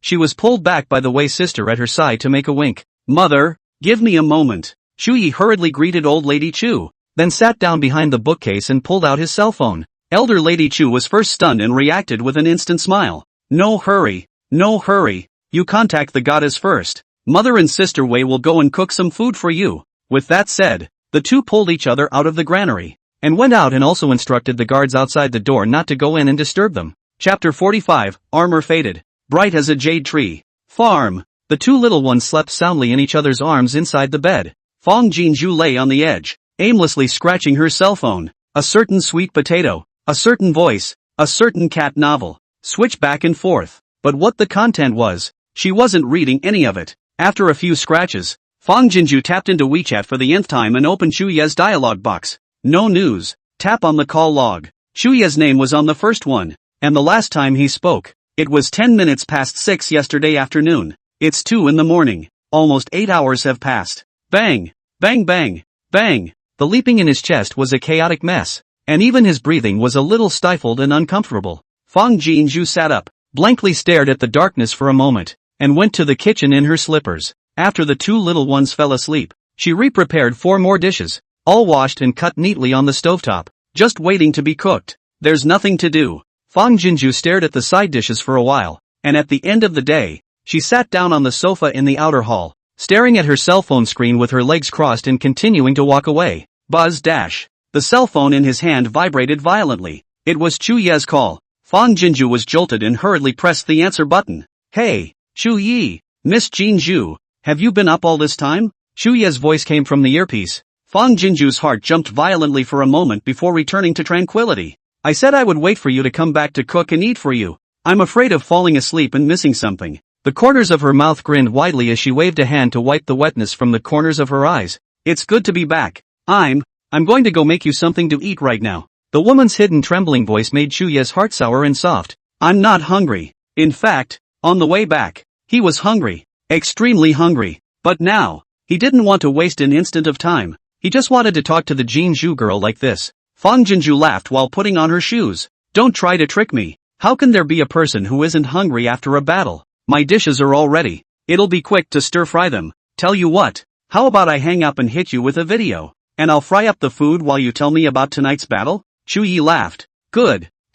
Soon the video was sent and he rushed to connect. The woman in the small square was smiling and waving at herself, wearing a knee-length pink dress, her long hair draped over her shoulders, with a few strands snaking down her chest in a gentle manner. Shu Ye's heart was in uncontrollable disarray. His eyes flickered slightly, hiding his flustered feelings and pulling the corners of his mouth towards Fang Jinju. Just do a little bit at random. Don't work so hard. Fang Jinju put her cell phone on the stovetop. It's not hard. Fighting is hard. Saying that, she couldn't help but come closer to the cell phone screen, her eyes showing concern. Shu Yi, are you hurt? Shu Yi was stunned, then reacted by hurriedly shaking his head. No, this is the enemy's blood. I haven't had time to clean it yet. You wait, I'll go wash my face. Soon, withdrawing from the battlefield, he only thought of the first time to report to her that he was safe, forgetting that he was full of blood and murder. He's like this, he'll scare Miss Jinju. As he spoke, Chu Yi leaned his phone carefully against the inkstone, took off his armor and helmet quickly, and rushed to the next yard. The fast-moving Fang Jinju didn't even react. The realization came to her, and a flash of something different rippled through her heart. She couldn't tell what it was, but it was sweet and pleasantly throbbing. Stir-fried pork with vegetables and peppers in the pot, the spatula loosely and pleasantly jumping and stirring in the pot. Fang Jinju's lips smiled endlessly and couldn't help but start humming. Ignite the light of life. Meeting you is the answer. While rehashing and humming, he glanced at his cell phone screen every now and then. In the video, Shu Ye sighed. There are pens and paper reflected in the eyes. It should be on top of the bookcase. Behind the bookcase was an antique bedstead with bedding that was old and thin. Bei Liao's eyes are already going into winter. How can such a thin quilt withstand the cold? There are also those military and civilian people, who must also be without warm clothing in winter quilts. She'll set it up for the next 2 days. Miss Jinju. Shu Ye's face was already clean when he sat back down in front of the bookcase. Eyebrows bone clear handsome, face outline thin hard, forehead a few strands of wet hair in front of the eyes, such as Rin sword break ice meet water. Under the fortitude is soft spring back. Underneath the armor was a tattered basalt green shirt, thin and bony and crisp, but erect and vigorous. Armor on armor, clanking general's bones. The armor is off, bright as a jade tree. Fang Jinju looked slightly dumbfounded, and the spatula in her hand was raised for half a day without shoveling down. What star-fresh meat double door? In this moment, by the ancient great general in front of the wonderful dregs are not left. Now that's a real man of steel. The woman's blazingly stunning gaze caused Chu Ye's ears to turn slightly red, and the hand resting on his leg subconsciously tightened. Miss Jinju, what kind of dish did you fry? It sounds very fragrant. Fang Jinju returned to her senses.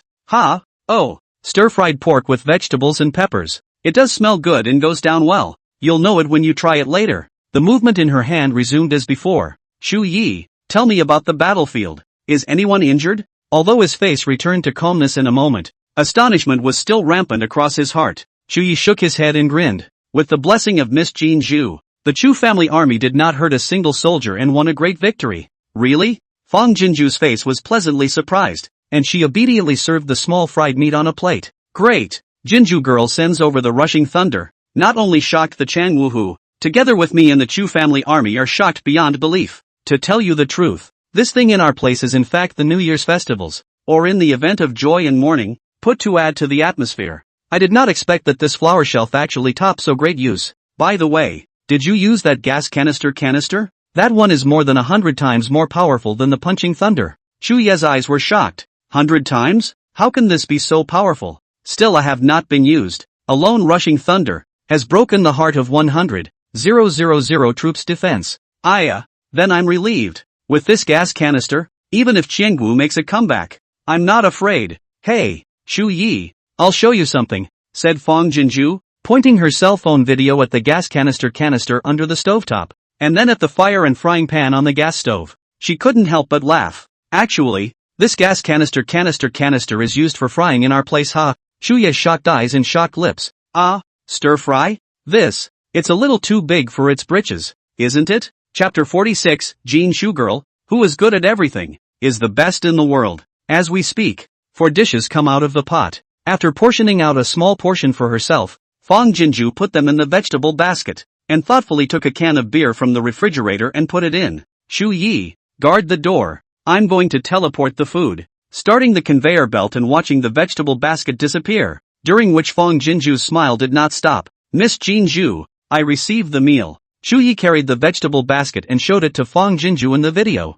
and obediently went up to smell it. It smells so good. It smells better than all the meals I've eaten before. The peppers he had never heard of, but the pork he was familiar with. First in the capital, but also can eat meat day after day, but are steamed and roasted. Never heard the word fried. The dish looked like it had been refined. One burst of flavor after another. Hunger instantly swept around his body. What's this? After placing the meal carefully on the bookcase, Shu Yi asked curiously, holding the can of beer. Fang Jinju also went back to the dormitory and took a seat behind the dining table. This is beer. A wine that doesn't get drunk easily. Beer? Shu Yi couldn't help but shake it. The sound of liquid flowing from the closed canister made him yearn more and more for the land Fang Jinju lived in. Beer? Is it also brewed from grain? Fang Jinju smiled and nodded. Yes, beer is only one of the most commonly drunk here. We also have fruit wines, cocktails, and 1,000 other kinds of wine here. I'll send them over one by one for you to savor later. You hurry up and eat some food first to pad your stomach,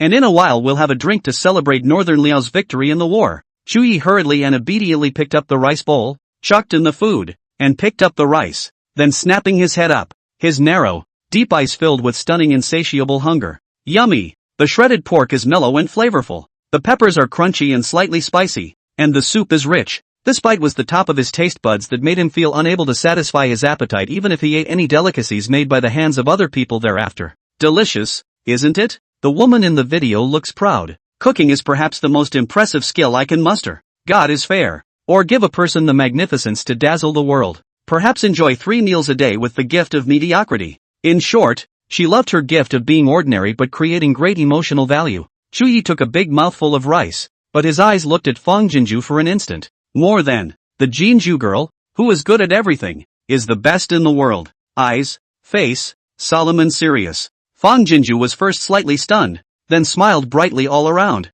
which is not as good as you say. I know, you think I saved Beliao, so it's hard to avoid deifying me in your mind, but in fact, I'm just an ordinary person, or the kind of shortcomings that gleaned haha. She has self-awareness, to help the Northern Liao out of trouble to do these things. Anyone else can do. What Shu Yi saw in her eyes was a filtered version of her, not her true self. Even so, though, Shu Yi's words gave her very great emotional value. This, she accepted as it was. No. Shu Yi put down his chopsticks and said word by word, if you were someone else, when you encountered this kind of mysterious thing, you might feel frightened, and you might hurt Rue Shu Shu, or you might threaten to use your interests, and those merchants in Beliao would make the same fortune as those merchants in Beliao, which is not a salvation for Beliao, but an addition to the frost. Kindness, great justice, intelligence, thoughtfulness, and a great fortune at hand but not in the beginning. But where any of these are missing, they will not become the salvation of Northern Liao. And these wonderful character girl you all accounted for all,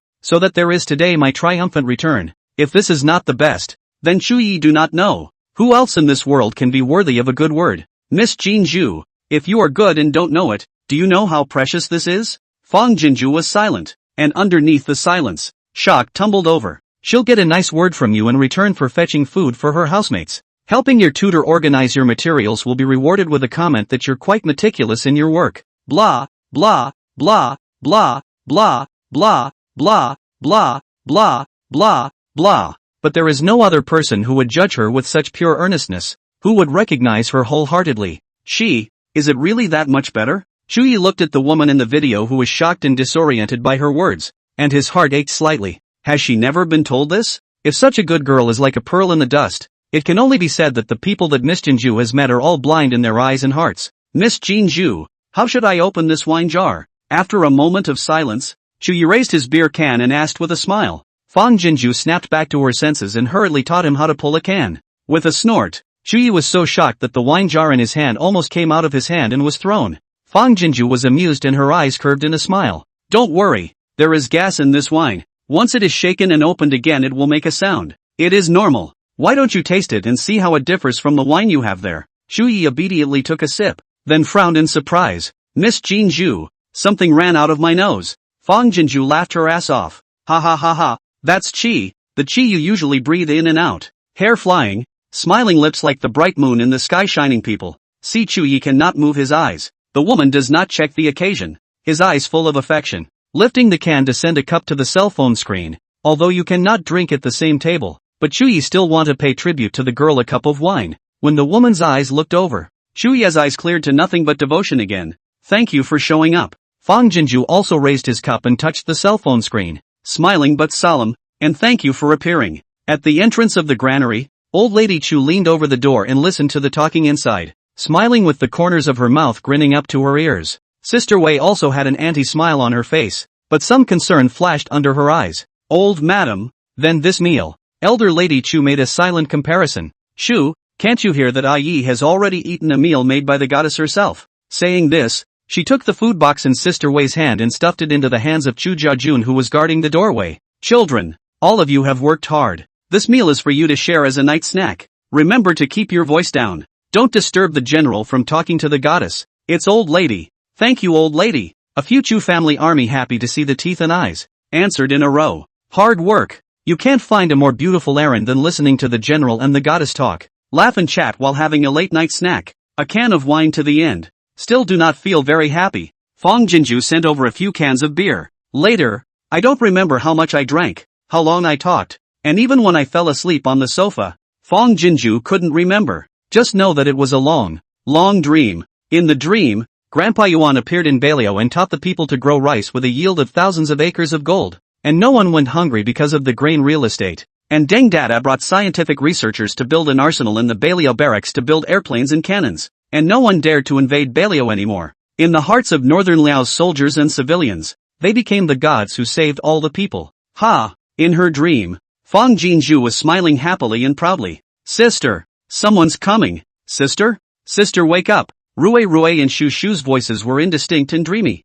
little by little coming closer to their ears. Fang Jinju sat up with a jolt of surprise. Chapter 47 Great! The goddess is actually going to send us seeds. The concerned little faces of the two little ones appeared. Rui, Shu, I'm sorry, sister overslept. Fang Jinju rubbed her throbbing temples and smiled at the two little ones. Hungry, right? Sister will get up and make food for you. Rui hurriedly waved her little hand. Sister, there is a sister, looking for you outside now. Manager Feng, are you up? As soon as the little man's words were finished, a clear female voice came from outside. At the sound, Fang Jinju slapped her head violently. Oops, she'd forgotten that today was the day the two girls were to report to work. Okay, you guys hold on, I'll be right out. After giving a greeting towards the outside, Fang Jinju hurriedly rushed into the bathroom to wash up. Sister, towel. Sister, your head flower. Fang Jinju just finished brushing her teeth. Shushu hitching a ride on the small bench to fetch a towel for her,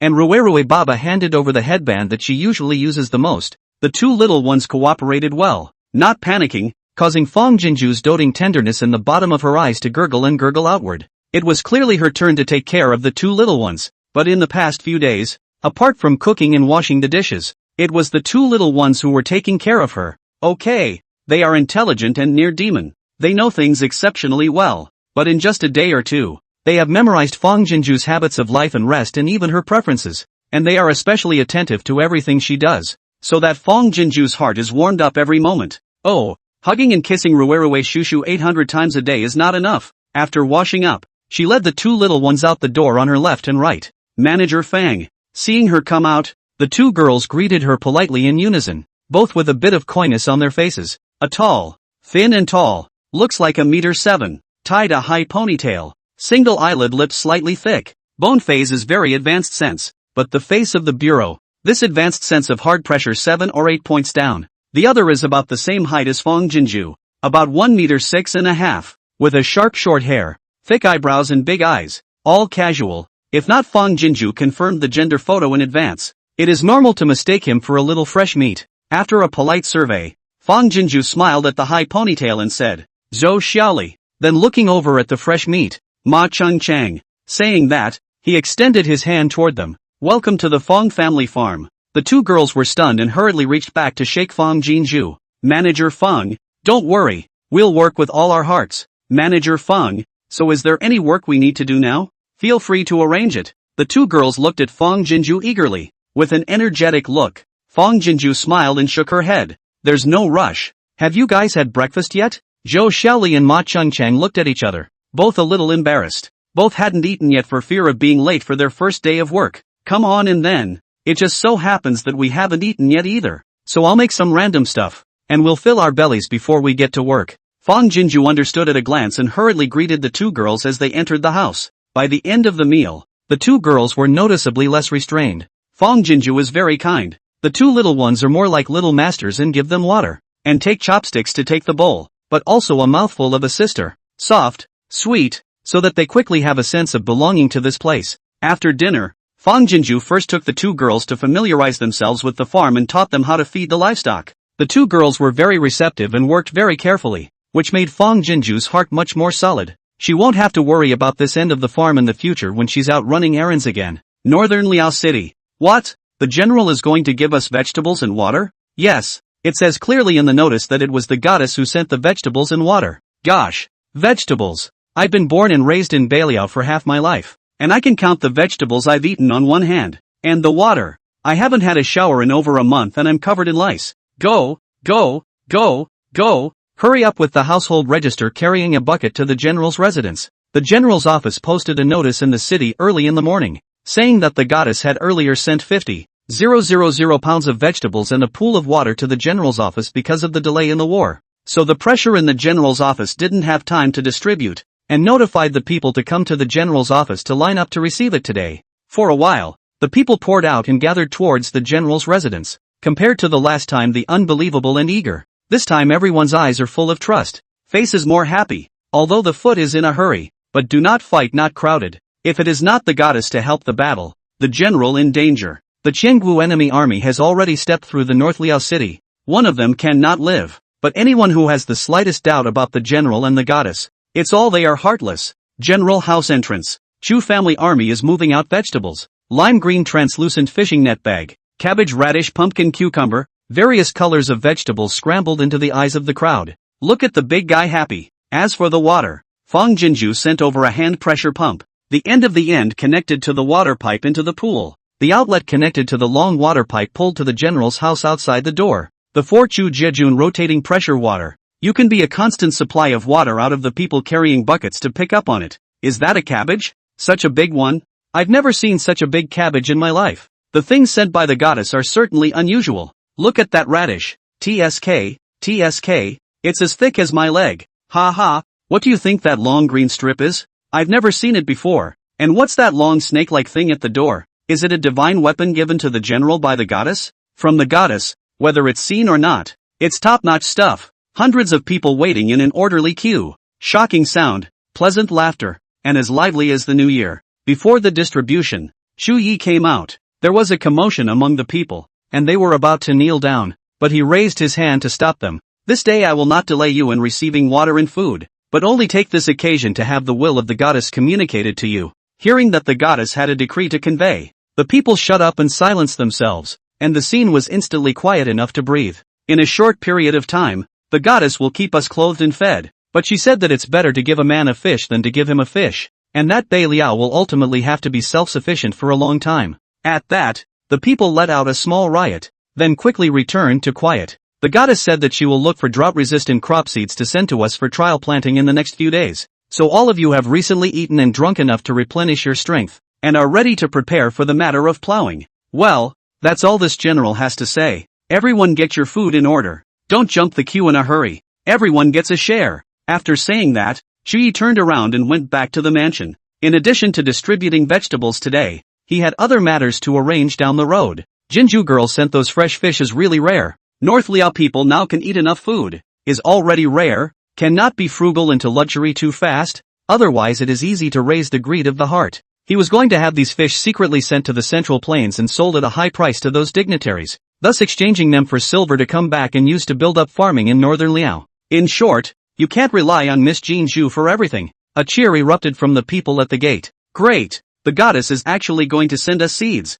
Long live the general. Long live the goddess. Farm. Because the two girls were new to the city, Fang Jinju didn't rush into the city to pick up supplies, but took them to familiarize themselves with the inside and outside. After feeding the livestock in the afternoon, Fang Jinju let the two men off work early. After a few days of late nights and scares, and with the possibility of a back-to-back day tomorrow, she was going to have to go to bed early tonight to catch up on her sleep. Just after eating and preparing to clean up, Fang Jinju heard a rush of messy footsteps coming from outside the dormitory. It sounded like a man's, and there were quite a few of them coming. Chapter 48 Jinju, don't be afraid, I'm here. Subconsciously, Fang Jinju had a bad intuition, dropped the bowl in her hand, and without even having time to wipe the detergent foam, she rushed to the outer hall to close the dormitory door and lock it. Bang, bang, bang. Almost as soon as she'd closed the door, someone pounded on it with a clunk and a force as if they were trying to break in. Fang Jinju, open the door. Yang Jihuai's furious roar came from outside.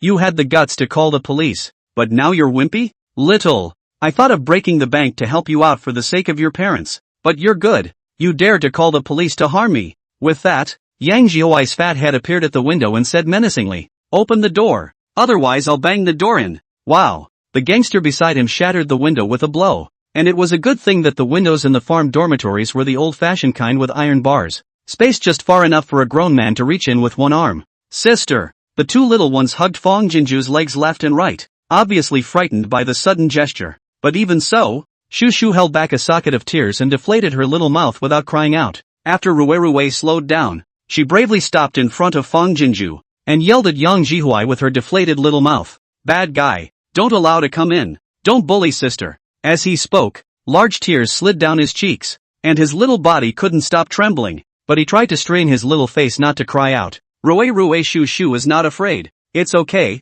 sister is here. Fang Jinju trembled to pacify the two little ones while shivering as she turned on her cell phone's video recording function and aimed it at Yang Jihuai at the window. Yang Jihuai, you're breaking and entering. It's against the law. You get out of here or I'll call the police. Yang Jihuai was stunned at the sight. His arm pierced through the window grill and pointed at Fang Jinju's forehead. Little, you think you recorded this to be useful? You think you can arrest me just by calling the police? Let me tell you, I have someone at the top. You can record whatever you want. Call the police as much as you want. I'm not afraid, he said with a cold snort. You are not very tough, not willing to sell the farm to me at a low price. Well, today I have to let you sign the contract, and I only pay 200,000 this time. You're selling or you're not. As he spoke, several men took turns kicking the door with their feet, and it was a good thing the dormitory door was a burglar-proof door that was still sturdy, or it wouldn't have withstood a few kicks. Fang Jinju knew that it was useless to say more, and with trembling fingertips,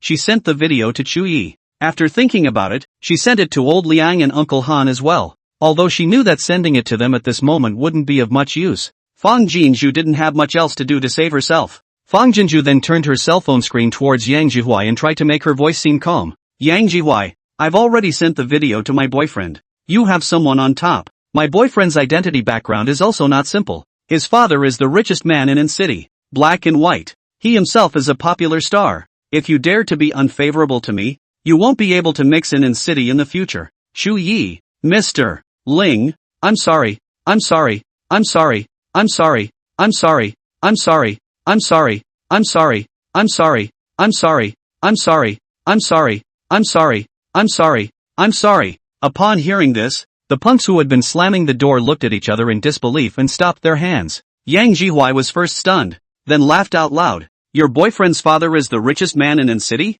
Just like you. You can still fall for the young master of the richest family in city? Do you know the name of the richest man in city? Trying to scare me. You don't even piss on yourself. Keep smashing it for me. I'll take care of it if the sky falls. Having been assured, the gangsters started to continue smashing the door again, even more violently than just now, and even if it was a security door, I'm afraid it wouldn't be able to withstand it for long. The bottom of Fang Jinju's eyes flickered slightly. Then she coldly looked at Yang Jihuai. Why do you think I didn't sell the farm to you? Because my boyfriend's father has already paid off my debt and renewed my farm rent. If you don't believe me, you can call and ask Uncle Yuan and Auntie Chen to see if the money I owe them has been paid off or not. Although her face was calm, her chest was in a state of panic. desperately thinking of ways to stall for time and get out of danger. If she couldn't deter Yang Jihuai, when he broke through the door, not only her, but also the two little ones would surely be implicated and harmed. Although she sent a message to Uncle Han and the others, Fong Jinju didn't expect too much.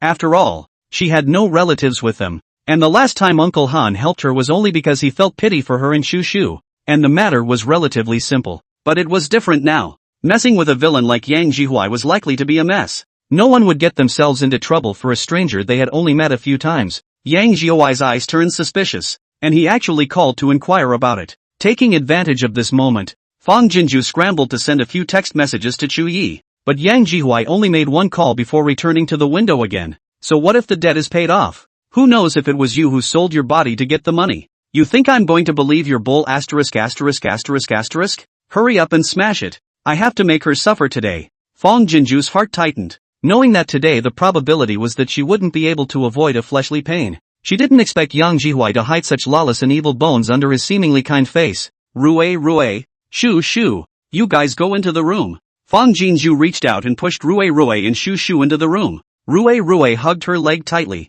Sister. Rue won't leave. Rue stay with sister. Shu Shu also finally sobbed out, her teardrops slamming down in big drops. Shu Shu wants to protect sister. Fong Jinju held back her heartache and boarded up her face. Get inside. Seeing that she was angry, the two little ones finally couldn't restrain themselves from wailing. Sister is not angry. Oh. Rue good boy. Rue into. Shu Shu is good. Brother pull. You have to listen to your sister. Oh. Fong Jinju's heart ached densely, but she closed the door of the room without hesitation. Seeing this, Yang Jihuai snorted in triumph. It's useless today even if you dig a hole and hide. Fong Jinju ignored it and dialed the police, calmly explaining her current situation. Unexpectedly, just after she hung up the phone, Yang Jihuai coldly grunted and dialed the phone as well. Hearing his and the other party's words, Fong Jinju couldn't stop her heart from starting to tremble. I didn't realize there was really someone on top of Yang Jihuai. Looks like calling the police won't work.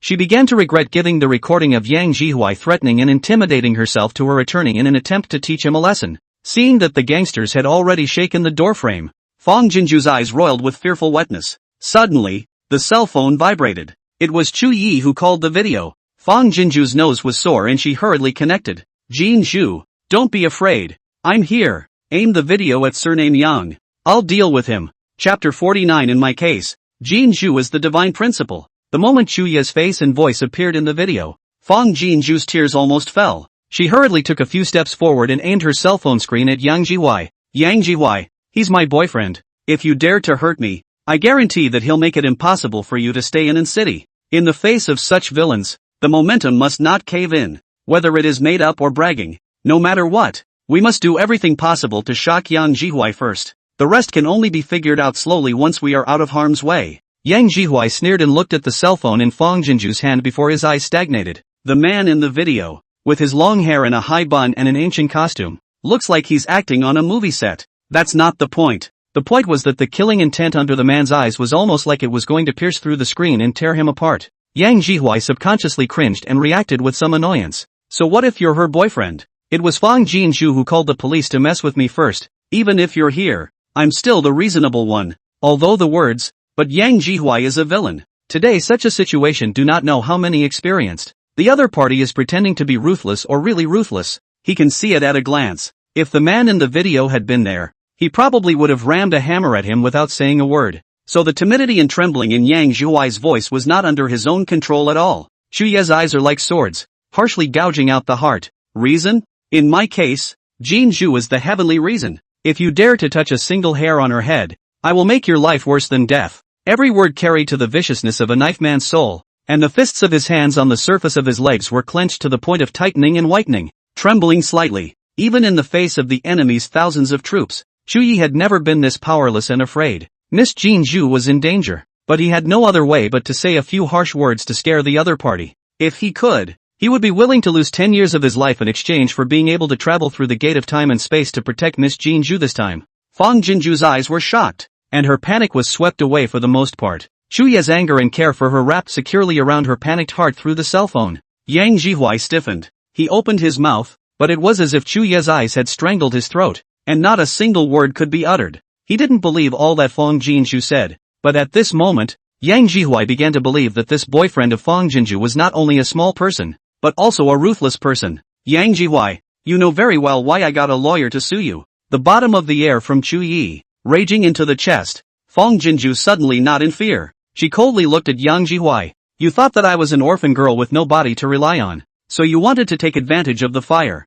But you played the wrong game. Although my parents are gone, and my relatives are not good, but I have a boyfriend that you cannot afford to offend. Even if you break into the house now to take revenge on me, my boyfriend will also 10 times 100 times to get back. You fight to fight. The current status of the family is not easy. Sure, you want to because of playing hard to get angry and ruined? If Chu Yi crushed Yang Jihuai's temper, then the bottom of Fang Jinju's eyes suddenly spread up the bottom of the air in fearlessness. Is completely pinched his guts. Fang Jinju was right. He just knew that she had become an orphan girl with nothing to live for. That's why he dared to be so reckless. But there are people out there. And there are people out there. If he doesn't even understand this point, how can he be here today? Yang Jihui never dreamed that Fang Jinju would have a boyfriend with a background. He didn't know where this boyfriend of hers was coming from yet, but it was the lack of knowledge that forced him to be cautious. Chief, still smashing? The punk at his side opened his mouth at the right time to ask. In just a few breaths, Yang Jihui had already weighed hundreds of back and forth in his heart, and glared at Fang Jinju with a stalked neck.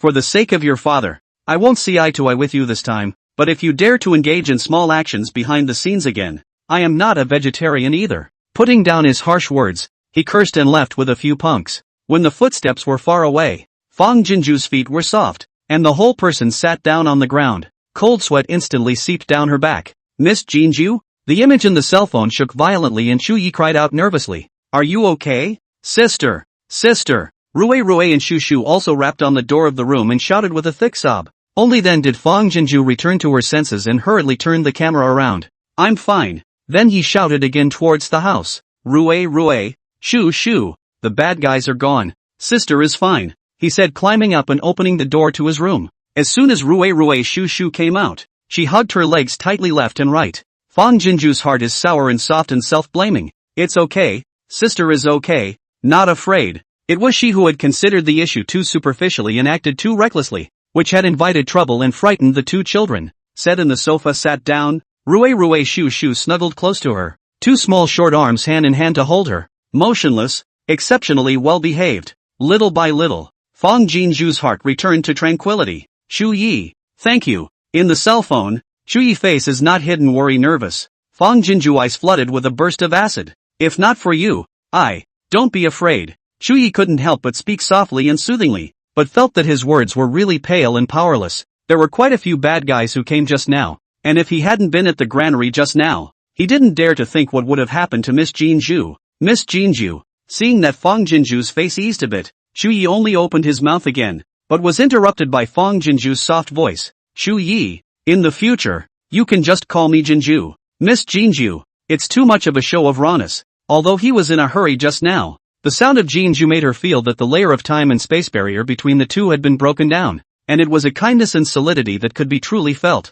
Chu Yi was slightly stunned. Then the thumping of his heart became chaotic. Good. Whatever Jinju says, I will follow. Fang Jinju's eyelashes flickered slightly as she made an effort to curve her lips. It's a good thing you're at the granary. Otherwise I wouldn't know what to do. Not bad for a great general of 10,000 people, scaring the bad guys away even through the screen. As she said that, she stretched out her thumb and waved it towards the screen. Chu Yi, you're awesome. Chu Yi, but the bottom of his eyes slightly dark. But I can only scare them like this. If they find out the truth and make a comeback, I can't protect you at all. Fang Jinju's heart moved, hurriedly rippled a relaxed smile. Don't worry. This time it was a sudden incident. I was not prepared. Think about it. I can help you deter 100,000 Qiangu army. Naturally I also have a way to protect myself.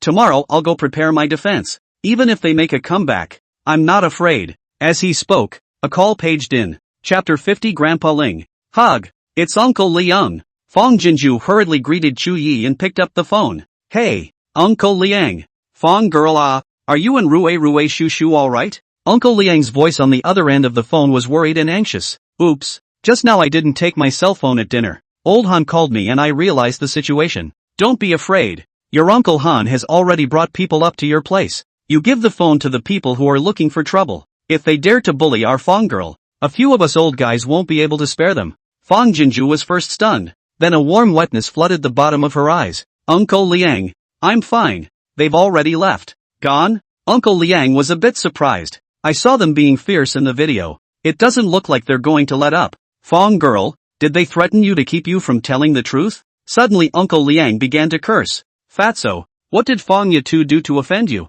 Seeing that you're also an elder, is bullying a child a bad thing? Fong Jinju's tears, which she had held back for a while, barred down, and she waved her hand to wipe them away with a smile. Uncle Liang, I'm not lying to you. They're really gone. And the video I just sent to a brother I'm on good terms with as well. He's the one who helped me scare them away. Uncle Liang still doesn't believe. Fong girl, after such a big incident, you mustn't think of hiding it from Uncle Ah. It's not easy for you to bring up 2 children by yourself. Don't learn from those who have no brains and bear the burden by themselves. Even if you don't think of yourself, you should also think of Ruarua Shushu's safety said the man as he hung up to call a video over. You let me see what's going on. Fong Jinju hurriedly wiped her tears carefully clean, smiled, picked up the video, and swept around the house and windows. Uncle Liang, look, I didn't lie to you, right? They're really gone. Then he aimed the video at Ruarua Shushu again. Good boy. Quickly say hello to Grandpa Sweet. Ruarua pulled at the corners of his mouth wanly.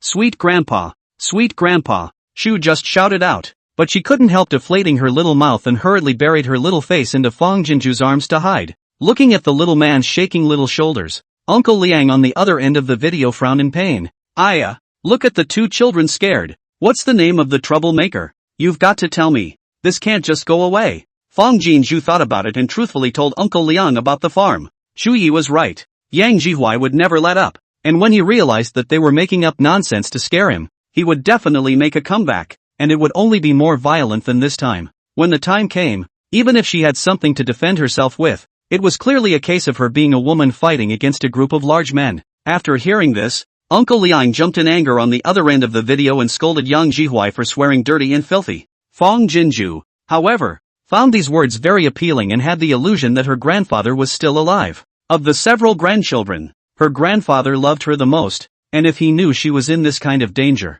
he would definitely protect her with his life. Another video paged in. This time it's Uncle Han. After answering the phone, Uncle Han also split his head and asked with concern. Fong Jinju says that things are settled and urges him to go home, but the old man says that they're all almost there already. At the end, Uncle Han also specifically explained. Fong girl, just stay honestly in the house and don't come out. Don't hang up the video in a hurry. I'll find a place myself. Rue, shoo, don't be afraid. Grandpa will be here soon. With Grandpa here, no one will dare bully you. Although she had just gotten out of danger. At this moment, Fong Jinju felt that this danger was a touchstone given to her by old heaven. Trying out wave after wave of kindness and warmth is unexpectedly worthwhile. When Uncle Han and the others knocked on the door and opened it, Fong Jinju froze. Ling, Mr. Ling even came. They were followed by 24 black-clad, sunblast, bodyguard-like, burly men. Fong girl I just happened to be at your Uncle Ling, heard that you have an accident, so I rushed to come together. These people are your Uncle Ling's men. As soon as he entered the house, Uncle Han couldn't wait to squat down and embrace the 2 little ones into his arms. Aya, Ruerue Shushu, don't be afraid. Grandpa Han is here. Look at the kid. He's wilted from fear. Seeing that the 2 children were safe and sound, Ling Jingwa's tightly clenched face suddenly loosened up, and then a touch of heartache colored it. Uncle Han's concern was like flipping a switch on the 2 little ones' aggression, and they wailed and cried out. Grandpa Han, the bad guy, is so mean. Sister is scared, and Shushu is scared too. Grandpa Han, the bad guy, will come again. Oh, the 2 little ones were crying and hiccuping, and it hurt to see them. Uncle Han was heartbroken and angry. No, Grandpa Han guarantees that the bad guys will never dare to bully you again. As he said that, he looked at Ling Jingwa with a grave expression on his face. Ling Jingwa naturally understood, and in the effort of twisting his head, his men came forward. Little Fong,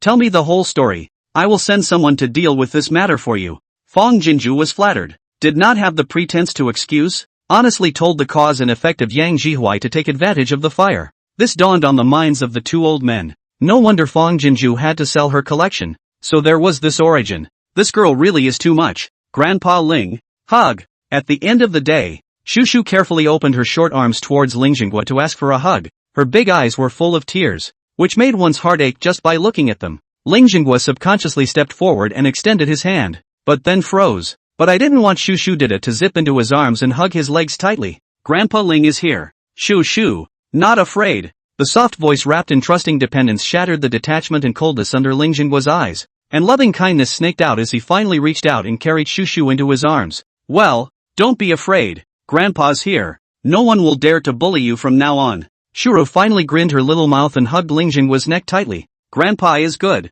Shuru. Like Grandpa. Seeing his sister laugh, Rui followed suit and laughed out a big snot bubble. Ha ha ha. Uncle Han couldn't help but laugh aloud. And Fang Jinju wiped the corners of her moist eyes and raised the corners of her mouth. She knew very well that to be so sheltered by a few old men, Rui Shu was the key. What virtue and what ability. What a virtue. When Mr. Ling left, he left 8 strong men to keep watch and patrol the farm. And they didn't leave until the next day when a few other bodyguards came over with those who repaired the door and installed surveillance and security. These were all arranged by Mr. Ling. Zhou Feng. 2 girls came to work. See the farm, a lot of unfamiliar workers back and forth busy, although curious but did not ask more questions, only thought that Fang Jinju was for the farm and the safety of the personnel to do the deployment, but instead feel at ease. After all, the farm was remote, and with just the 3 girls and 2 children, safety really had to be taken seriously. After explaining to the 2 girls, Fang Jinju drove into the city with Rui Shushu.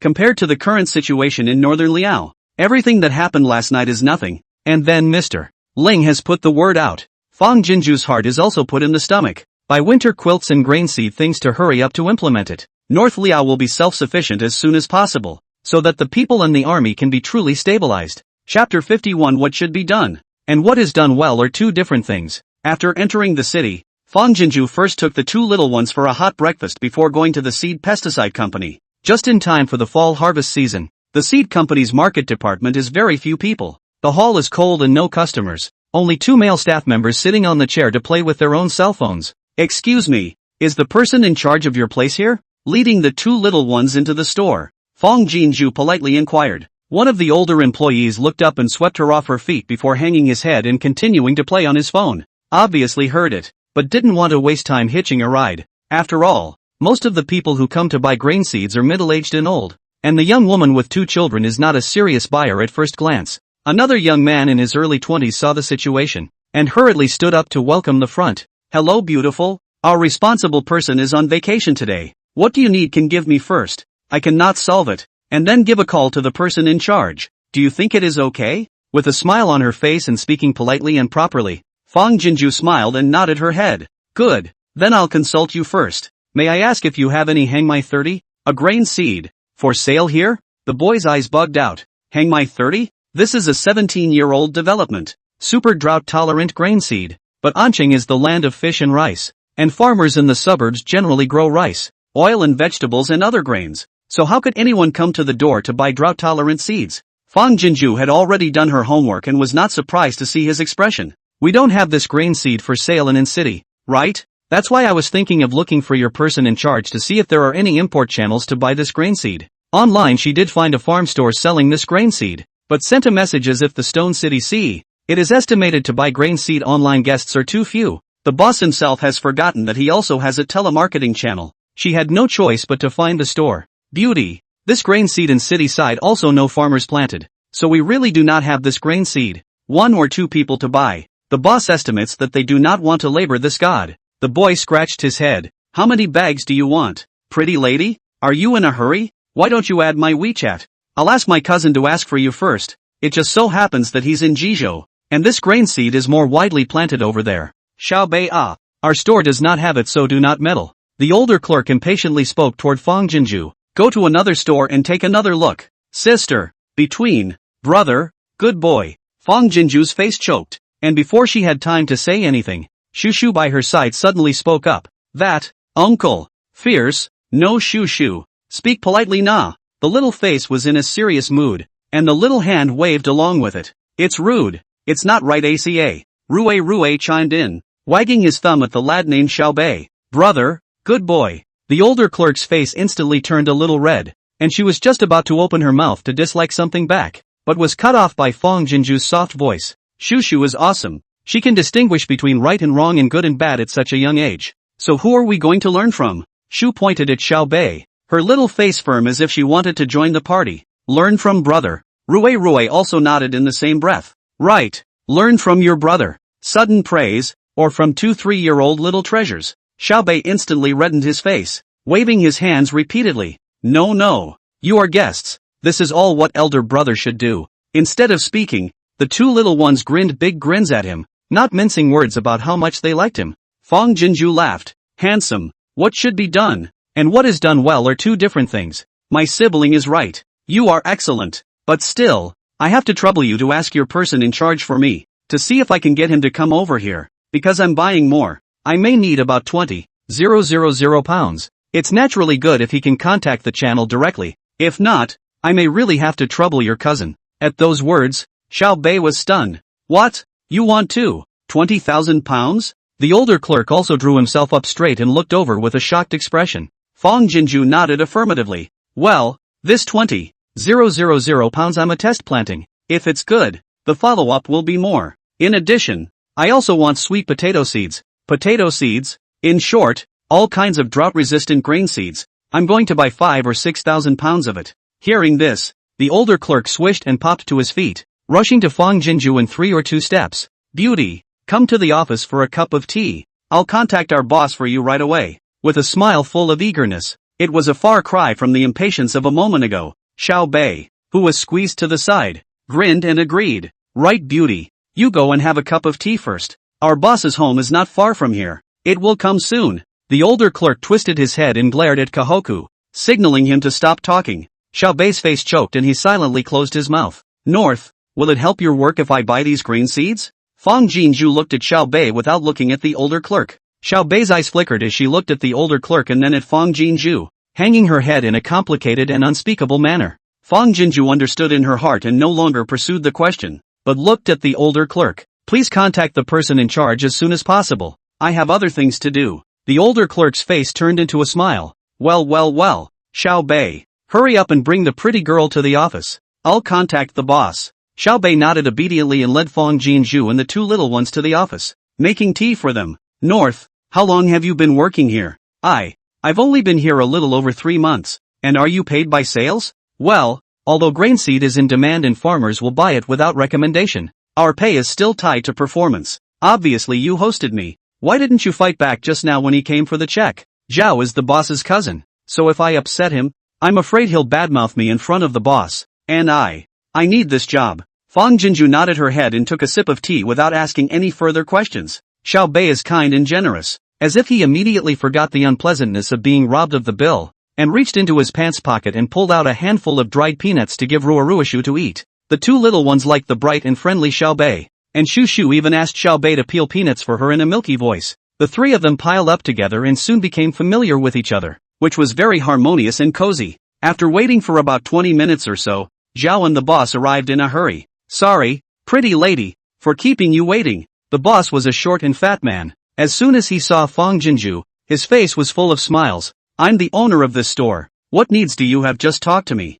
Xiaobei, you go outside and watch the store. Here my brother and I will be fine again. Zhao hurriedly gave Xiaobei a wink and supported him out. Kahoku stood up and was about to go out. Wait, Fang Jinju hurriedly said. It's better for Xiaobei to stay. The child likes him, just so he can help me look after the child. And it's also convenient for us to talk about business. Chapter 52, Chuyi. Do you have time to spare? I have something good for you. Zhao's face stiffened and then gloomed. He didn't say anything and didn't go out. Looking at Xiaobei with a less than friendly look, the bottom of Xiaobei's eyes flickered slightly, and he continuously rounded up. Beauty, why don't I lead the children out? Don't worry, I'll take good care of them. Fang Jinju shook her head decisively. The child cannot leave my sight. You were the one who greeted me when I walked in the door. You were warm and patient. I was willing to stay and wait for the owner to come because I trusted you. If you can't greet me from the beginning to the end, then I'd better go to another store and ask again. As she spoke, she stood up. The boss, who was still observing the situation, immediately became anxious and hurriedly reached out to push Xiao. You go out and watch the store first. Let Xiaobei stay behind to watch the child. Everything is based on the guest's request. Zhao gave Fang Jinju a gloomy look and walked out full of resentment. Come, pretty girl, let's sit down and talk. The boss greeted Fang Jinju eagerly and pulled out a chair to sit across from her. Only then did Fang Jinju say what she wanted one by one. The more the boss listened, the wider the corners of his mouth grinned, eventually reaching the back of his head. At the end of the day, He made several phone calls in front of Fong Jinju and contacted a channel for wholesale Hangmai 30. Determined the number of categories of grain seed. Discussed the price. In the boss to ensure that the grain in the desert dry land sowing. Hangmai if the acre yield is less than 800 pounds. Potato grain acre yield is less than 900 pounds. Will be returned half of the money for the grain seed under the premise of Fong Jinju decisively clapped to order. Because the amount is large. Paid a deposit. Fong Jinju let the boss immediately draft a purchase contract out. Said a while after the business will come back. Then signed the contract to pay the full amount. The owner eagerly escorted her out of the store. Xiao Bei. After going out, Fong Jinju smiled and said to Xiao Bei, "Add a WeChat. I'll have to contact you again if I need it later." Xiao Bei glanced at the boss with fear and trepidation. And only after seeing him nod, did he hurriedly open the QR code? After adding WeChat, Fong Jinju looked at the store's resentful Zhao, and then looked at the boss. The staff is the store's signboard. If it is not Xiao Bei, we definitely have no chance to work together today. If you can give him a fair deal, the business will definitely get better in the future. The boss seemed to have checked and looked back at Zhao, solemnly nodding his head in response. Don't worry, beautiful, as long as it's your order, I'll count it on Xiao Bei's performance. Fong Jinju nodded her head gratefully and left the seed company amidst Xiao Bei's pious gratitude. Then it was a non-stop search for a small quilt processing plant. After asking for a quote, she ordered 10 8-pound quilts and prepared to send them to Chu Ye's family first. As for the 50,000 military and civilian, the amount is too large, and the small processing plant in Ansheng definitely can't eat her order, so Fong Jinju is ready to buy it online. Last night she selected a self-produced and self-sold quilt processing factory in Xinjiang and has already talked about it. Today the boss has sent her a dozen messages. Fong Jinju has not bothered to reply, but the boss on the other end of the network should have brainstormed countless times, during which he actually took the initiative to let the price twice. When Fong Jinju saw it, the corners of her mouth were grinning behind her ears. Through this period of non-stop shopping and buying, she seemed to have summarized some self-interested techniques for talking business. While waiting for the quilt, she sent a message back to the shopkeeper in Xinjiang, and on the basis of his last offer to cover all shipping costs, she immediately placed the order. 20,000 Chu family army, one person to get a bed quilt. 1 meter 3 specifications on the line. 30,000 people, allocated on the basis of 2 people to a bed, would have to be made to the specification of 1 meter 8. That works out to at least 35,000 quilts. That order cost $3 million. More than $4 million was also spent on food seeds. There's a lot of spending money back there. Fong Jinju instantly felt that the small antique auction that Uncle Han had proposed still had to be organized. Not only that, the farm also has to be revitalized and profitable in a hurry, or else relying on a steady stream of antique sales to help put Bailio on the right track will surely arouse suspicion from the outside world. Before signing the grain seed contract and returning to the city, Fong Jinju took the 2 little ones to the supermarket. The farm was still well stocked with daily necessities and food, and on this trip she mainly wanted to buy some toys for the 2 little ones, and on the way, buy some daily necessities for Chu Yi and the others to make their lives easier. As soon as they entered the supermarket, Rui's eyes went round, and Shura took his hand and Tata to the place where Fong Jinju bought her dolls last time. Bunny kitty, puppy dog, Mesa by de. The 2 little ones tilted their heads back and looked at the shelf of dolls, their eyes all starry-eyed and twinkling. Rue shoo. Whatever you like, just pick it. The 2 little ones' eyes are all dolls.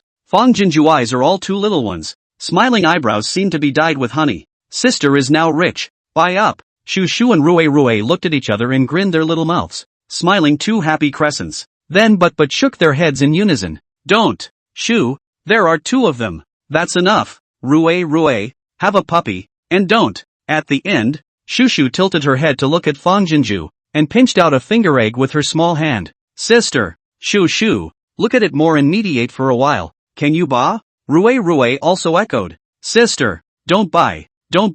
Save your money. Next time, just bring us to see it, okay? The 2 little ones were milky and knowledgeable, causing the passing guests to turn around. Everyone's eyes conveyed the same sentence to Fong Jinju. What understanding children. Buy them. Fong Jinju reached down and yanked 2 large dolls down, 1 for each of them, and stuffed them into the arms of the 2 little ones. All today you have to listen to your sister. Then without any further ado, he pushed the shopping cart and started choosing toys for the 2 little ones. A whole lot of forced love. Building blocks, dolls, toy guns, motorized toy cars, story-illustrated books. What other children have, for Rue Shushu must have. Besides, how nice to have these to greatly reduce the amount of time Rue Shushu spends looking at electronics. Sister, I'm not buying. We're running out of money. Sister, that's enough. Shoo shoo. Don't.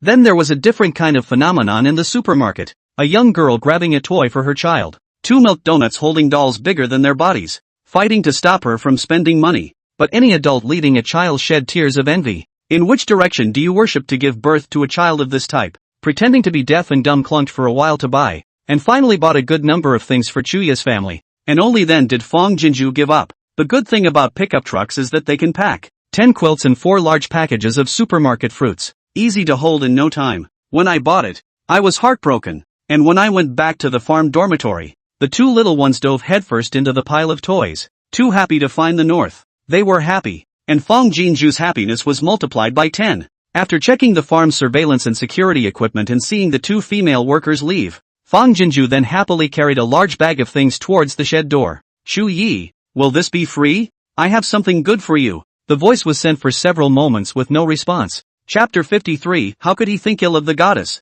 Fong Jinju pulled a stool and sat down in front of the conveyor belt and dialed up the video again. None of the ringing finished and none of them connected. She frowned, an inexplicable twinge of unease growing in the back of her mind. It's not Chang Wu making a comeback, is it? Just as the thought popped up, Fong Jinju shook her head to herself. If that was the case, Shu Yi would have sent her a voicemail message before he went out to battle, and wouldn't have kept her out of reach without a word. As he was thinking about it, Shu Yi's video came back. Fong Jinju hurriedly connected. Seeing Shu Yi in his regular clothes, her heart was slightly relieved. Shu Yi, there's nothing wrong on your side, right? Jinju, I just came back from the barracks. It's no big deal. Shu Yi smiled away at her, but his brow was furrowed with a hint of imperceptible gravity. Have you been waiting for me? The words came out of his mouth and he suddenly felt bad, but I couldn't say what was wrong. So I felt my face burn inexplicably as the words fell out of my mouth. Fong Jinju, however, directly grasped the point of his words. Nothing major?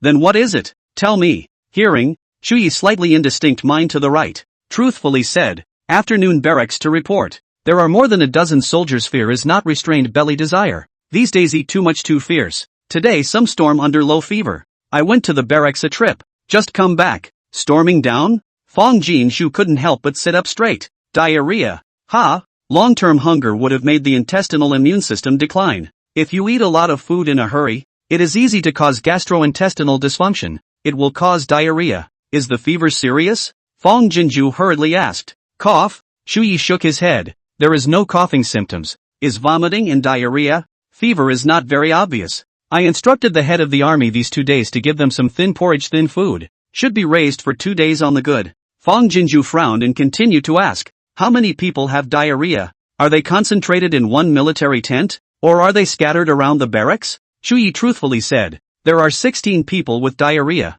and only 2 with low fever, all from one camp. Do you ask if you've been eating anything other than the food I've been sending over lately? Fong Jinju asked carefully. Like bugs, gophers, grass roots and such? I didn't ask this one. Shu Yi marveled at Fong Jinju on the North Liao on the heart. The heart more than pleased moved. But the military doctors have been diagnosed. Is hungry after fierce food injuries to the belly caused by. You do not worry. By the way, did everything go well in the city today? After last night, the image of Jinju in danger would always come to his mind involuntarily, and his heart could never be at peace. Hearing that there was a military doctor, Fong Jinju was relieved and re-smiled. It went well. I picked up tens of thousands of pounds of grain seeds, all of which are particularly drought resistant, and even if you don't water a single drop of it, you can produce 800 pounds per acre, and if you watered once during the period, 1,000 pounds per acre would not be a problem. At those words, Shu Yi was shocked. 1,000 pounds per acre? Are you sure it can be realized in a place as barren and gravelly as Beiliao? You know, Northern Liao's most drought-resistant grain, cassava, can only yield 300 pounds per acre, and that's with plenty of rain. Absolutely. Fong Jinju nodded confidently and proudly. This is one of the most drought-resistant and high-yielding grain seeds researched by our Chinese Academy of Agricultural Sciences. It can be said to be a perfect grain seed without flaws and weaknesses, even if it can't produce 1,000 pounds per acre. I can give you my word that it's absolutely fine to produce more than 800 pounds per acre. After a few words, Shu Yi was so shocked that he lost his breath. Contact for a period of time. He also counted on Jinju has some understanding. No sure thing. She will never say this absolute. If it was really as she said, then the North Lia soldiers and civilians would never worry about food and clothing again. When he thought about this, his calmness was gone, and he was so excited that he was at a loss for words. Then, Then when can these grain seeds arrive? What season can they be sown? He hated that he could not immediately see the grain seeds and splash them on the cultivated land of Beliao, to see it take root,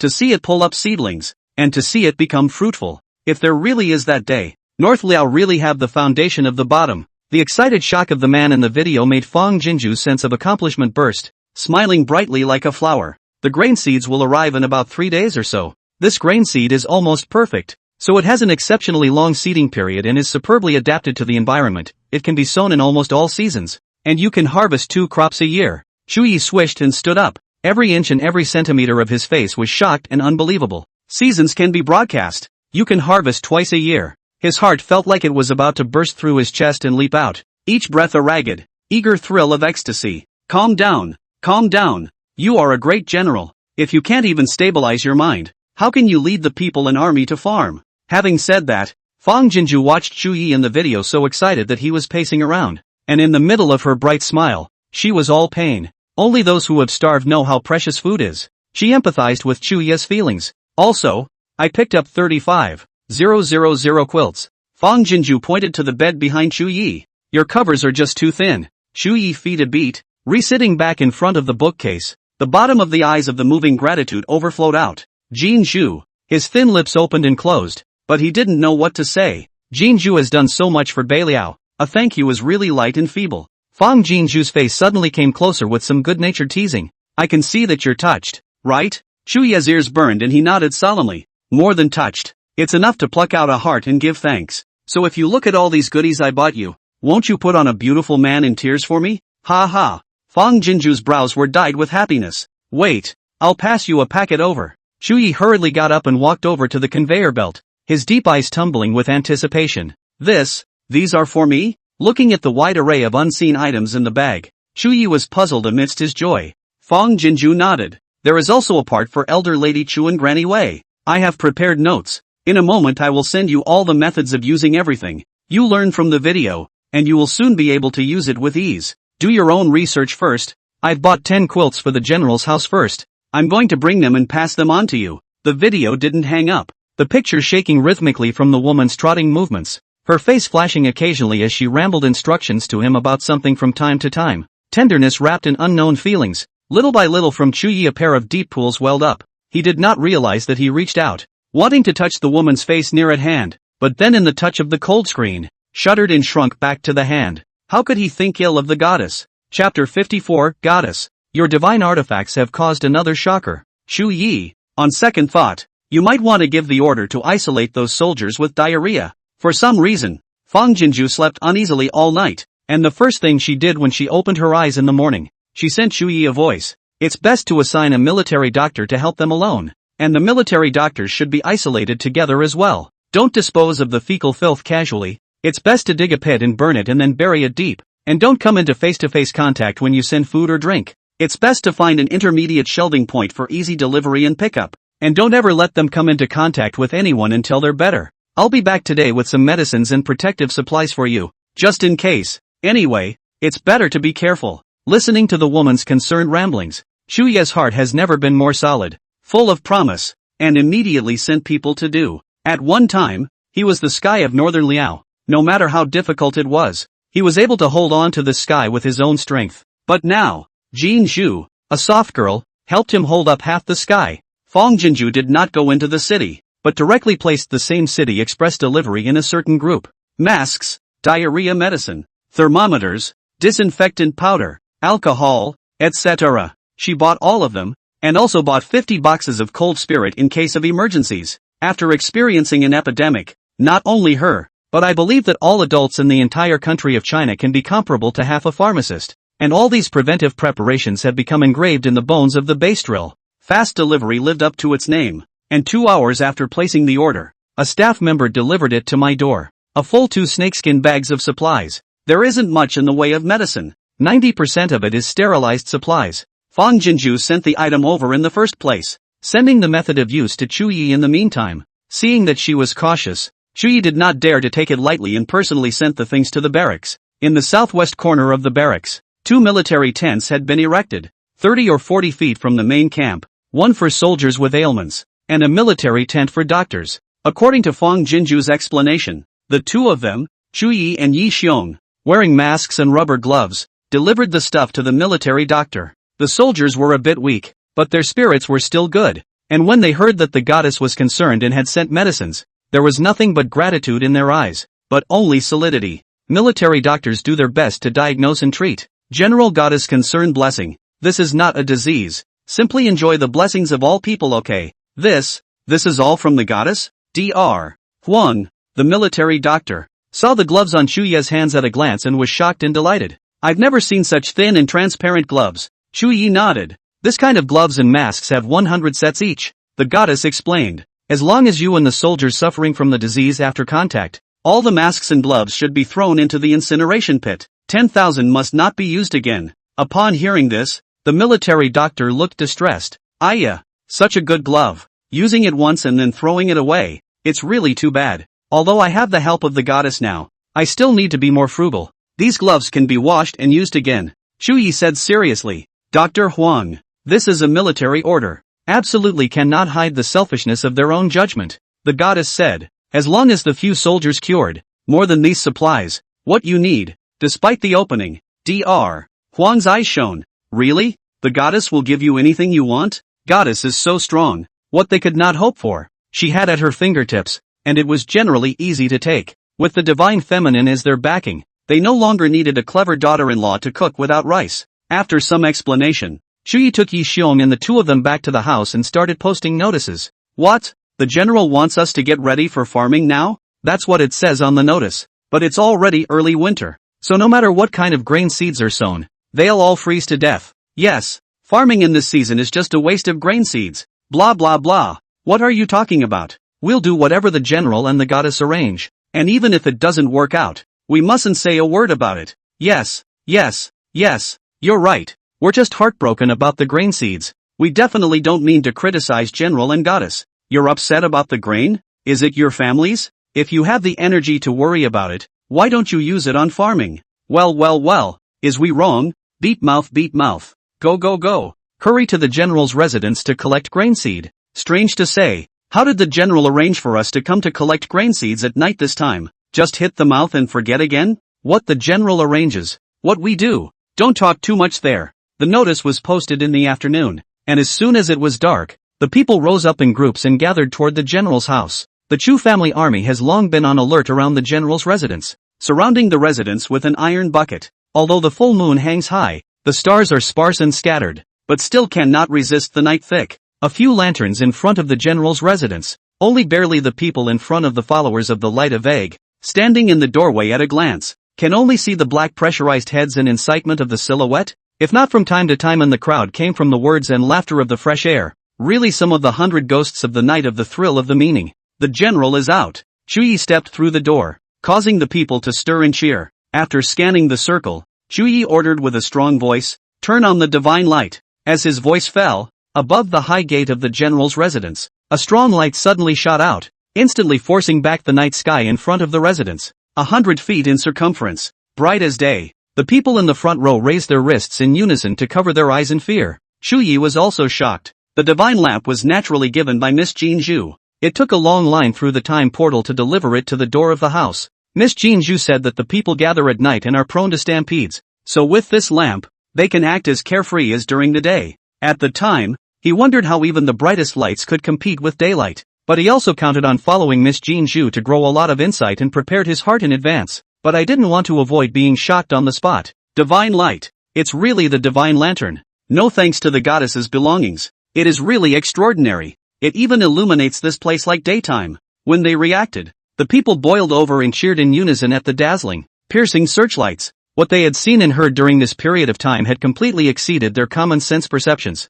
They became more and more convinced that as long as they had a good heart, the goddess would always bless Baliao, and the abandoned city of Baliao would sooner or later turn into the immortal realm that everyone longed for. Let the distribution of grain seeds begin. Don't be in a hurry to leave after receiving your grain seed. The goddess has something even better to hand out to the big guys. After Chu Yi gave his orders, he turned around and went back to his house, and couldn't wait to come to the granary. He smiled and sent a voice message to Fang Jinju. Goddess, your artifact has caused another shock. Receiving the news, Fang Jinju curled her lips and smiled. Great General, did that shock you? Chu Yi smiled brightly. Of course, very shocking. The Chu clan troops guarding the granary couldn't help but exchange words for a while. The goddess and the general look like this. It's very pleasant to look at. Great general, do some heart building for your people in advance? I'm about to send over some tough stuff. Chapter 55 would love to have powerful golden fingers or 3 heads and 6 arms. Chuyi put away his cell phone and barked. All get ready. The Chu clan's army stepped forward in unison and guarded in front of the time gate.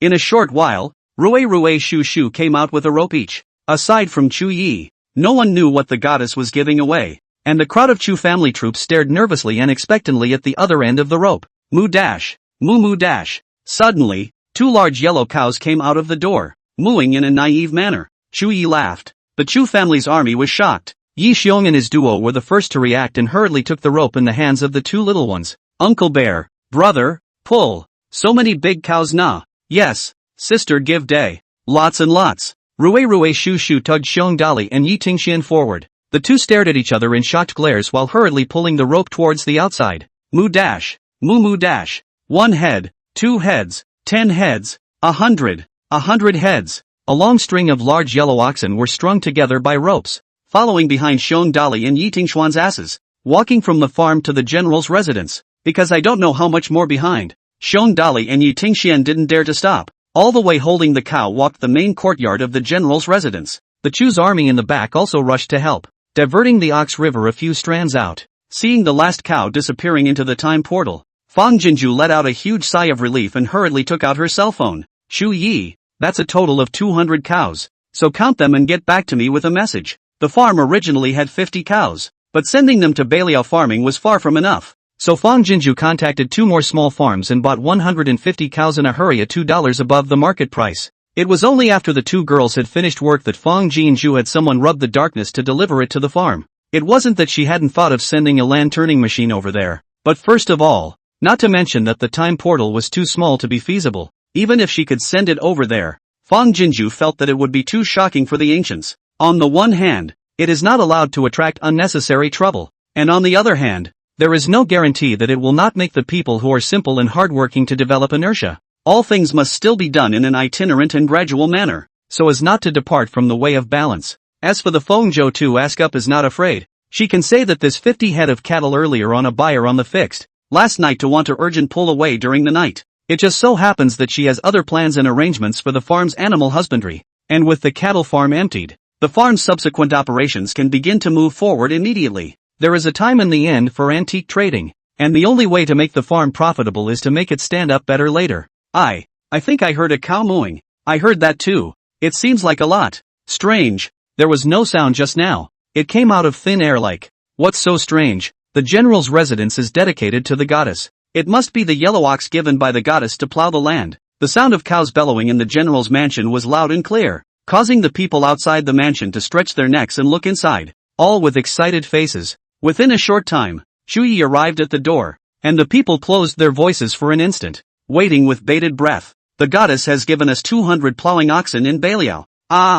Just halfway through Chuya's words, some of the people at the bottom couldn't help but let out a scream. 200 plowing oxen. Long live the goddess. Long live the goddess. Long live the general. One opens the way, and the thrill of excitement among the nations instantly shoots out of the roof and up into the clouds. Everyone would have been ready to turn the ground with their bare hands. After all, being able to have enough to eat and not having to worry about war breaking out at any time was already the best of days for them, so how could they dare to ask for more? But the goddess took pity on them and even sent them oxen for plowing. Goddess of mercy. The Chu family army had just taken a step forward when Chuyi raised his hand to stop it. What the people call for is also his heart. Jin Zhu has done her best for Bei Liao and deserves everyone's admiration. Northern Liao has 30,000 people, over 9,000 households, and more than 50 villages. Evenly, each village gets a share of 4 cows. The ox sent by the goddess is a farming helper. It must be carefully fed, and it needs to be allowed to labor and rest in moderation,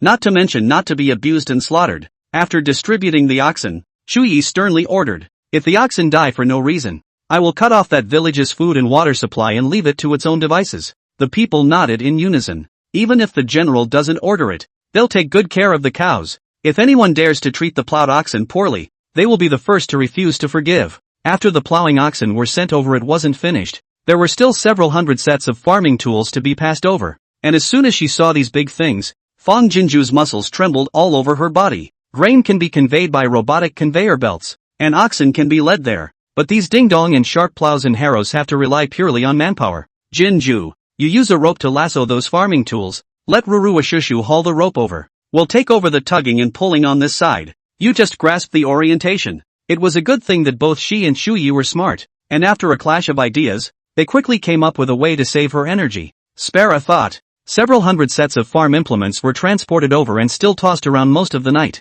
At midnight, Baliao City is bustling in daytime fair general. Move the move lift lift, while enjoying the rare agricultural tools sent over by the goddess, while the group dispersed to return home. On this side of the farm, Fong Jinju hugged Shushu, her head resting lightly on her tiny shoulder to ease her strength. Tired. So tired. Would love to have power golden fingers or 3 heads and 6 arms. Shushu's big eyes were full of heartache, and her little hand patted her sister's back soothingly. Oh, sis is so hard. If only Shushu could help her sister and change all these big things to Uncle Zhao's place. The little person didn't see that as soon as her thoughts settled, the peace button on her neck that Grandpa Ling had given her suddenly flashed with a glittering light. Boss, you're still hiring? Is it because we're not doing a good job? Yeah boss, we can do more other jobs on top of what you've arranged. The next day at lunchtime, Fong Jinju and Fong Zhou, 2 people chatting while eating, heard that Fong Jinju ready to recruit a few more workers. Fong Zhou, 2 people immediately alarm bells ringing in their hearts. The work on this farm is near perfect for them. The boss is kind. The work is easy to get started. Even the 2 dolls are exceptionally understanding. They work. The 2 little ones will also Baba give them water and snacks. The most important thing is that the salary is also the upper level of Oncheng. We must know when they're classmates. A lot of students have not yet found a job. Why does the boss want to hire people when it's obvious that the 2 of them can do the work on the farm? Did they think there was too little work in their eyes so they wanted to replace them? Fong Jinju swallowed the rice in her mouth and laughed. Chang, I remember that you studied computer applications in college, right? Fong Chang nodded her head repeatedly. Xiaoli, you're studying marketing, right? Although she didn't know the meaning of her words, Zhou Xiaoli nodded her head repeatedly. Chapter 56, is it troublesome to organize that small auction show you mentioned last time? That's right. Fong Jinju continued. After working so hard to go to college, are you still comfortable staying on the farm doing odd jobs for the rest of your lives? Fong Chang and Zhou Xiaoli looked at each other with complicated and apprehensive eyes. Of course they want to do glamorous jobs, but their education is not outstanding, and it is difficult to find a professional job in Oncheng for a while. However, after graduation, they can't stay at home and chew the old man. The reason why they chose to come to the farm is to have an income to support themselves first, and then slowly make long-term plans. Is the boss worried that they're riding the donkey and not settling down enough? Without waiting for the 2 girls to speak, Fong Jinju continued. When I first recruited you, I asked you so many questions related to your majors ahead of time. Don't you think it's strange? Workers who feed livestock do not need to know these specialties. Hard working, have a good hand of strength on the line. You are worth so much more than that. The 2 girls looked at each other with realization and excitement leaping to their faces. The boss is making other arrangements for them, and it's likely to be a job arrangement that's in line with their specialty. Eat first. Fong Jinju greeted with a smile. After dinner, I'll give you more details about my plans for the farm. Northern Liao. The villages are scattered over a vast area. The houses in the village are also scattered and disorganized in the east and west. The only thing orderly about it was that the houses were mostly concentrated in one place, with a vast expanse of barren arable land stretching away around the periphery. At a glance, the eyes are gray and yellow desolate. Not a bit of green, even hard to find a tuft of grass roots. As of yesterday, people were rare on the ground for 100 miles around. But right now, farmers who sound strong and bright, plowing oxen humming and panting, a vibrant and fresh field. The yellow oxen are in their prime and are working hard and fast under the farmer's control. Not only that, in addition to the elderly children, the village men and women are not idle, or waving hoe digging, or 3 or 4 people together. You pull me to help. Pure manpower plowing. When all people are united, their strength is broken. In one day, however, dozens of acres of surrounding land were turned over, the color of new mud. Little by little, the desolation of Baliao overturned and covered. Is the trend of changing the face? Sister, the bad guys are at it again. On the farm, Fang Jinju was talking to the 2 girls about the blueprints for future planning when Rui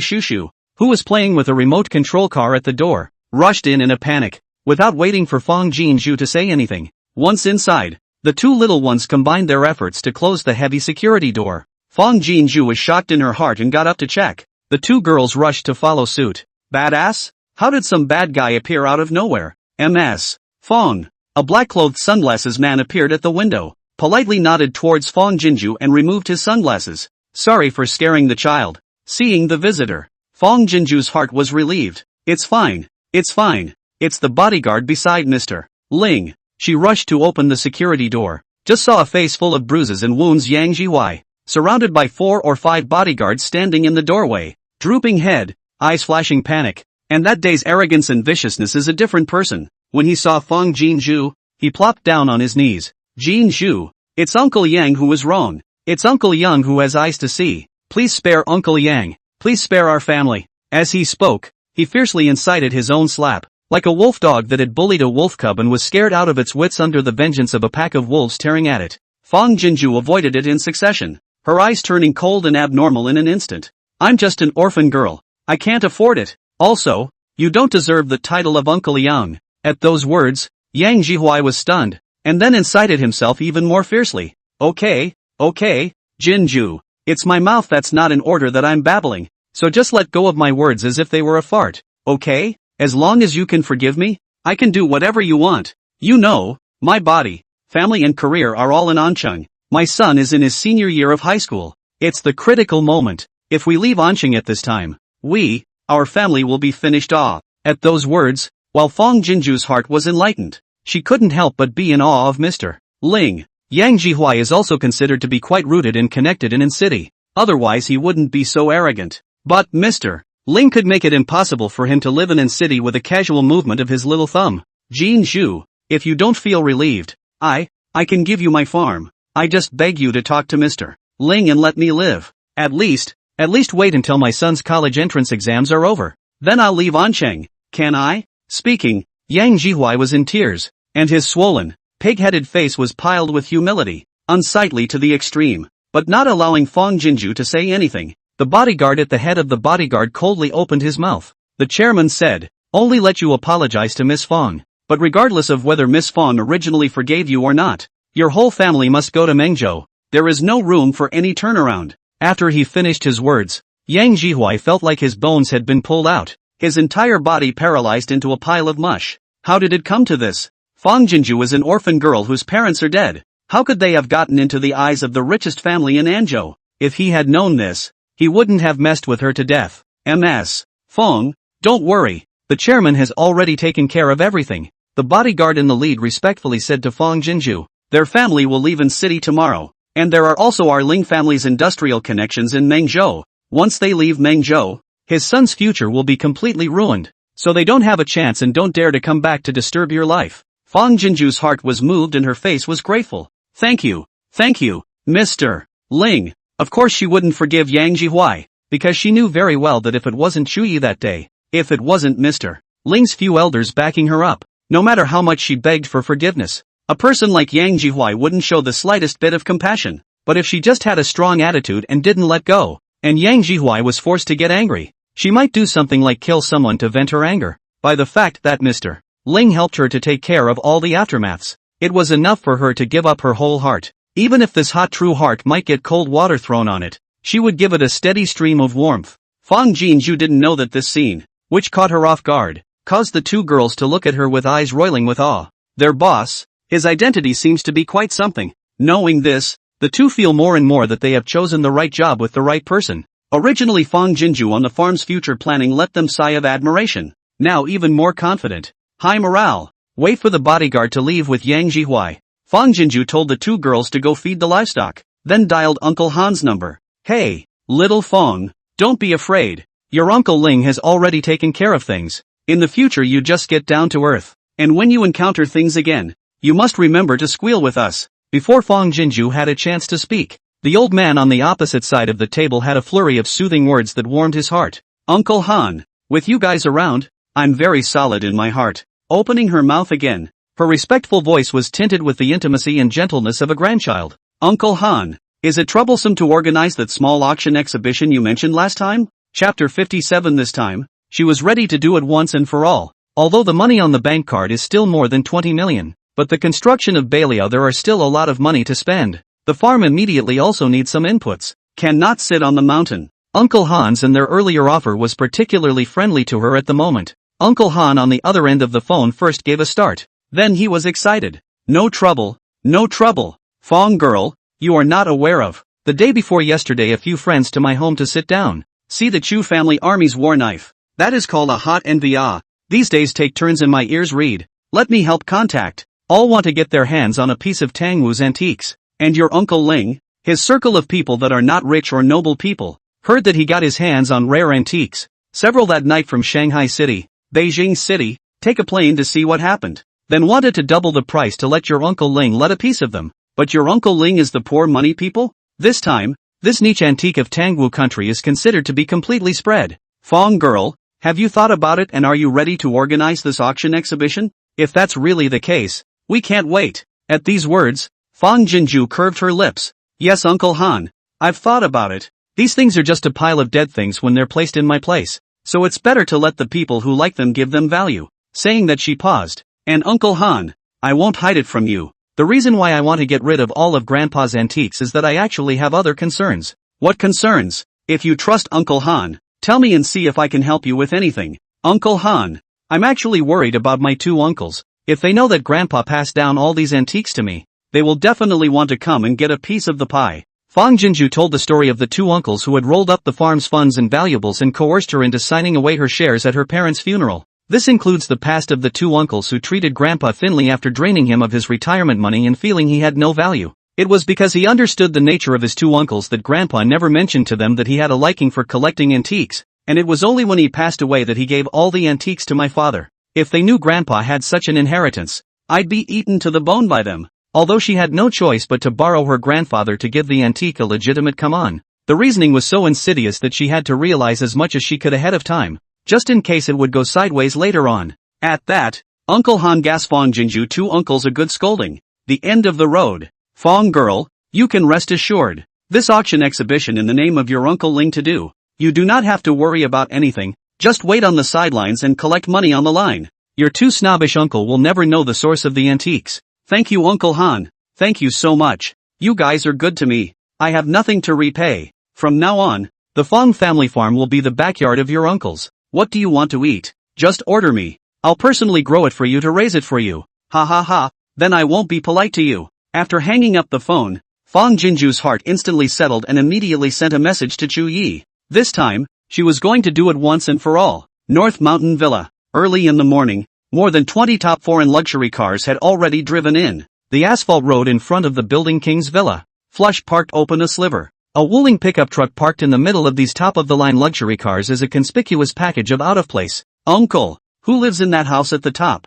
Such a big party? Oh, little Fong today thanks to the blessing of Mr. Lu, you are also considered to have seen the world. The top of the family is Anqing richest Ling family. The Ling family? It's the Ling family that you always mentioned before. The one that generates 70% of the tax revenue for an city? Exactly. Is Mr. Ling's family hosting a banquet? Why are there so many luxury cars here? Why is there even a pickup truck parked? Ji Qiang, did you feel the license plate of that pickup truck? It's a bit familiar? The Ling family's big battle caused the nearby families to come out to see the rarity, in which a villa nearest to the Ling family's door stood 3 men and a woman. One of them, a pair of young men and women, was staring suspiciously at the pickup truck in the middle of the limousine out of mind. Ling family. The large parlor on the top 3 floors has long since been packed away. Inside the neatly arranged 5 columns of 30 leather soft chairs, at the moment has been sat full. All are dressed in extraordinary temperament of men and women. At the top of the parlor stood a large bookcase that served as an exhibition table and auction seat. Ling Jinhua and a few old men sat at the head. Fong Jinju was seated in one of the far corners and could take in the entire showroom. Welcome to the Tangwu Kingdom Antiques Specialized Auction. While the crowd was whispering in secret, Elder Han walked up to the auction table with a beaming smile. And many thanks to Elder Ling for providing the venue and support. Everyone is your circle of people. All know Ling old collection of antiques vision has always been sharp. This time fortunately he just found these Tangwu treasures. It can be said that every one of them are available and cannot be sought. To be honest, these treasures are actually not enough for a few of our old guys to share. But Elder Ling has a gully and a pattern, and said that the good things are to be seen by everyone. So he held back a part of it to come out. And that's why today we have the opportunity for our group of heroes to gather together to fight for the treasure. Ha ha ha, Ling old man in the business world pattern is indeed admirable, but on the collection, his old man that can be considered a brave one. If not, we softly, where to come to this auction? Ha ha ha, that's it. Han's words were half formal and half witty, causing the male and female guests at the bottom to laugh and joke.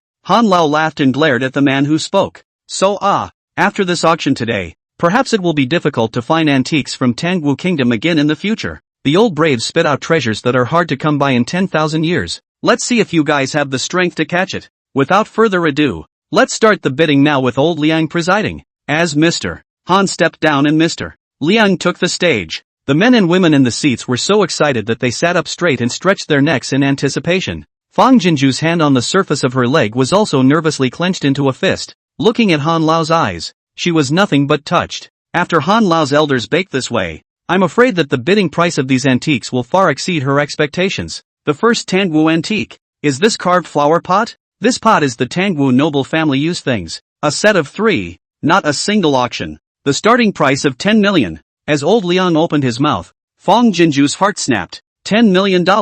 Uncle Han only asked her to send over all the antiques to be bid on, saying that she didn't need to worry about the pricing, and would definitely not let her suffer. So she naturally believed them, and gave them carte blanche to do the bidding. But I didn't realize they were priced so high. You know, previously, this kind of flower pot was only sold to Han Lao and the others for $1.5 million apiece. Uncle Liang, this opening is 3 pieces of the starting auction. The starting price also quadrupled. Really, someone is willing to buy? Chapter 58. She is an ordinary person who has never seen the world. $12 million.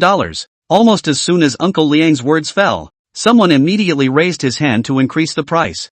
$15 million. Fang Jinju's heart beat violently and her breathing became a little short. $20 million. $25 million. Fang Jinju's brain buzzed, and the pants on the surface of her legs were scratched and wrinkled. $30 million. Anyone else bid higher than $30 million? $30 million once.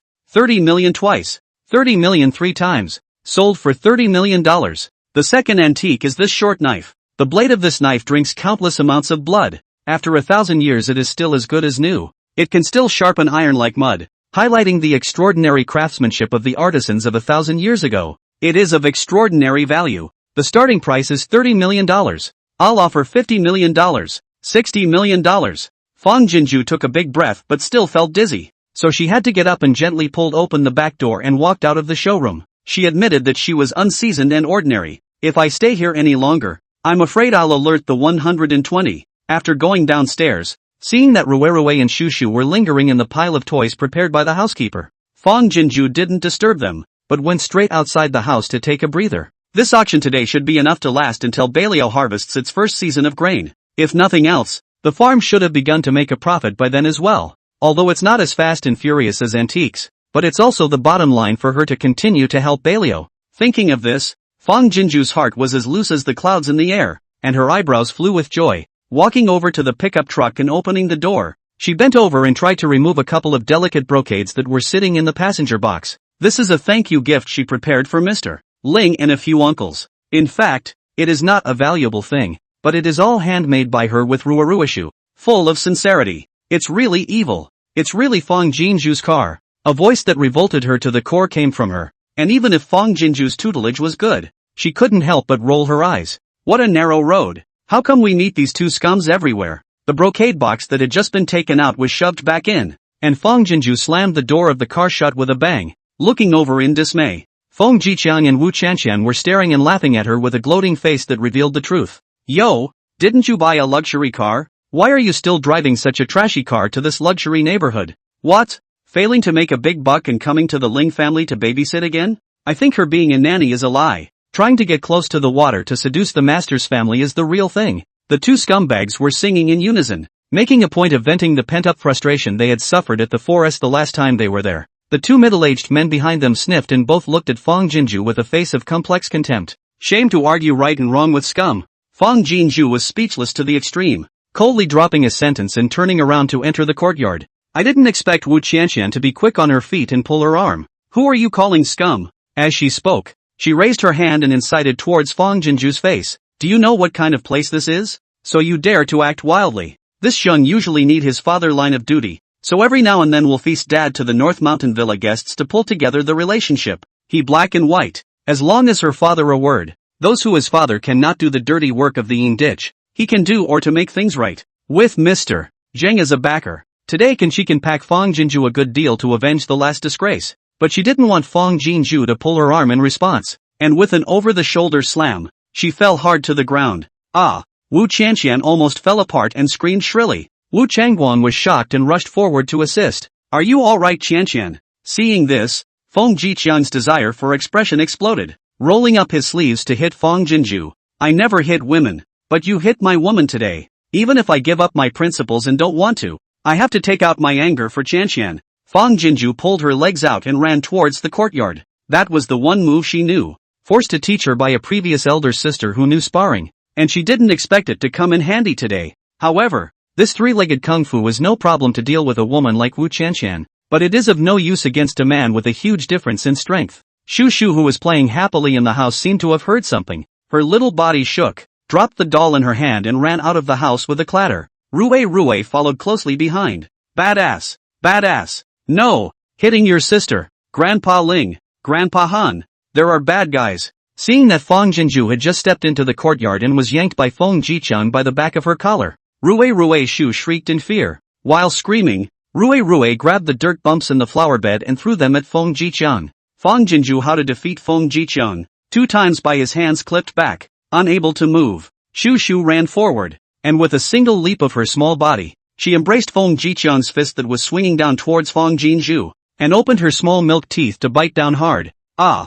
Fong Jiqian ate the pain, and with a wave of his hand, he dropped Shu Shu to the ground. What for? With a stern shout breaking through the air, Ling Jinghua ran out full of anger, and as soon as he dropped the confused little person into his arms, Shu Shu, is everything alright? The face that was always cold all but broke into worry. Shu Shu's big eyes instantly rose with tears, pointing at Fong Jinju with a deflated little mouth. Grandpa, protect, sister, protect, sister. Side said they struggled out of Ling Jinghua's arms, covering the small buttocks limped forward. Towards a face of surprise Fong Jiqian milk fierce said, Put sister, let my sister go. Rui also stepped forward and fought to shove Feng's leg. Ling Jinghua got up, a pair of pale eyes stern and abnormal. Let go. Fong Jiqian stiffened and snapped, retracting his hand. It's her who hit my girlfriend first. I'm just angry. The old man's aura in front of him was so strong that his voice couldn't stop trembling as he explained. What happened? Immediately following, Han Lao and his party rushed out one after another,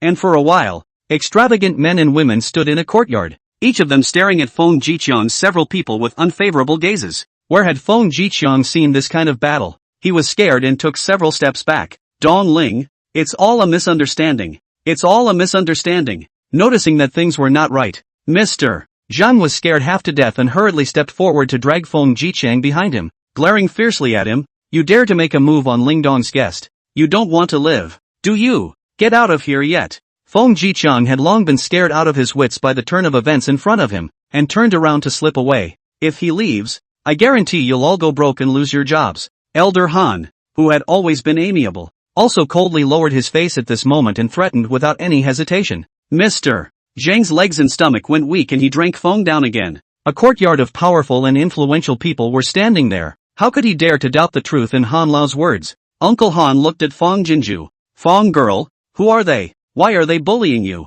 Speak up and we'll do it for you. Several of Uncle Liang's also spoke in unison and agreed. Yes, if you dare to bully our girl Fong, we won't be able to spare him. Even Ling Jinghua, who had always maintained a detached attitude towards Fong Jinju, opened his mouth. Fong girl, although your parents are gone, you still have us. Don't be afraid. You can do whatever you want. You have Uncle Ling to back you up. Fong Jinju was in tears. Fong Jiqian Wu Qianqian knelt. Chapter 59. Nearly $1 billion lying in the bank card. When did Fong Jinju pop up with so many hoity-toity uncles? Uncle Ling. Fong Jinju subconsciously shouted out, her voice trembling with emotion. They are the scummy men and women who betrayed me and watched me laugh at my parents' funeral. At those words, Ling Jinghua was enraged. Uncle Han and a few others were also shaken. Even the men and women behind them who didn't know Fong Jinju were furious in unison. Nothing else to mention. The mere fact that the children of the deceased were insulted and disturbed at the funeral is outrageous. The air in the Ling family garden instantly dropped to freezing point. Wu Qianqian shivered her mouth and looked at Fong Jinju. Jinju. Facing the eye pressure of a courtyard of superiors from all walks of life, she unexpectedly couldn't even hold back a word of pleading for mercy. Something came crashing down in Wu Changguang's heart. He knew very well that everything he had worked so hard for in the first half of his life would be completely played out at this moment because of this rebellious daughter. The most tragic is the spilled over Zhang. Wishing to turn back the clock, he would rather not have a single project, but also not to have any interactions with the person Wu Changguang. Coming back from North Mountain Villa, Fang Jinju felt dreamy and unreal. There are nearly $1 billion lying in the bank card. Also blessed by the misfortune of being completely classified by Mr. Ling as one of his own. It seems that from the moment Ruoruishu came into her life, she has risen up from the swamp of life's trough, sprouted wings, and soared to the top with the momentum of skyrocketing. In contrast, Fang Jinju felt that what she had done for the two little ones in Balia was still too little. Too little. Looking at Ruoruishu's sleeping faces, she reached out to take them under her arm and couldn't help but drop her head and kiss their foreheads.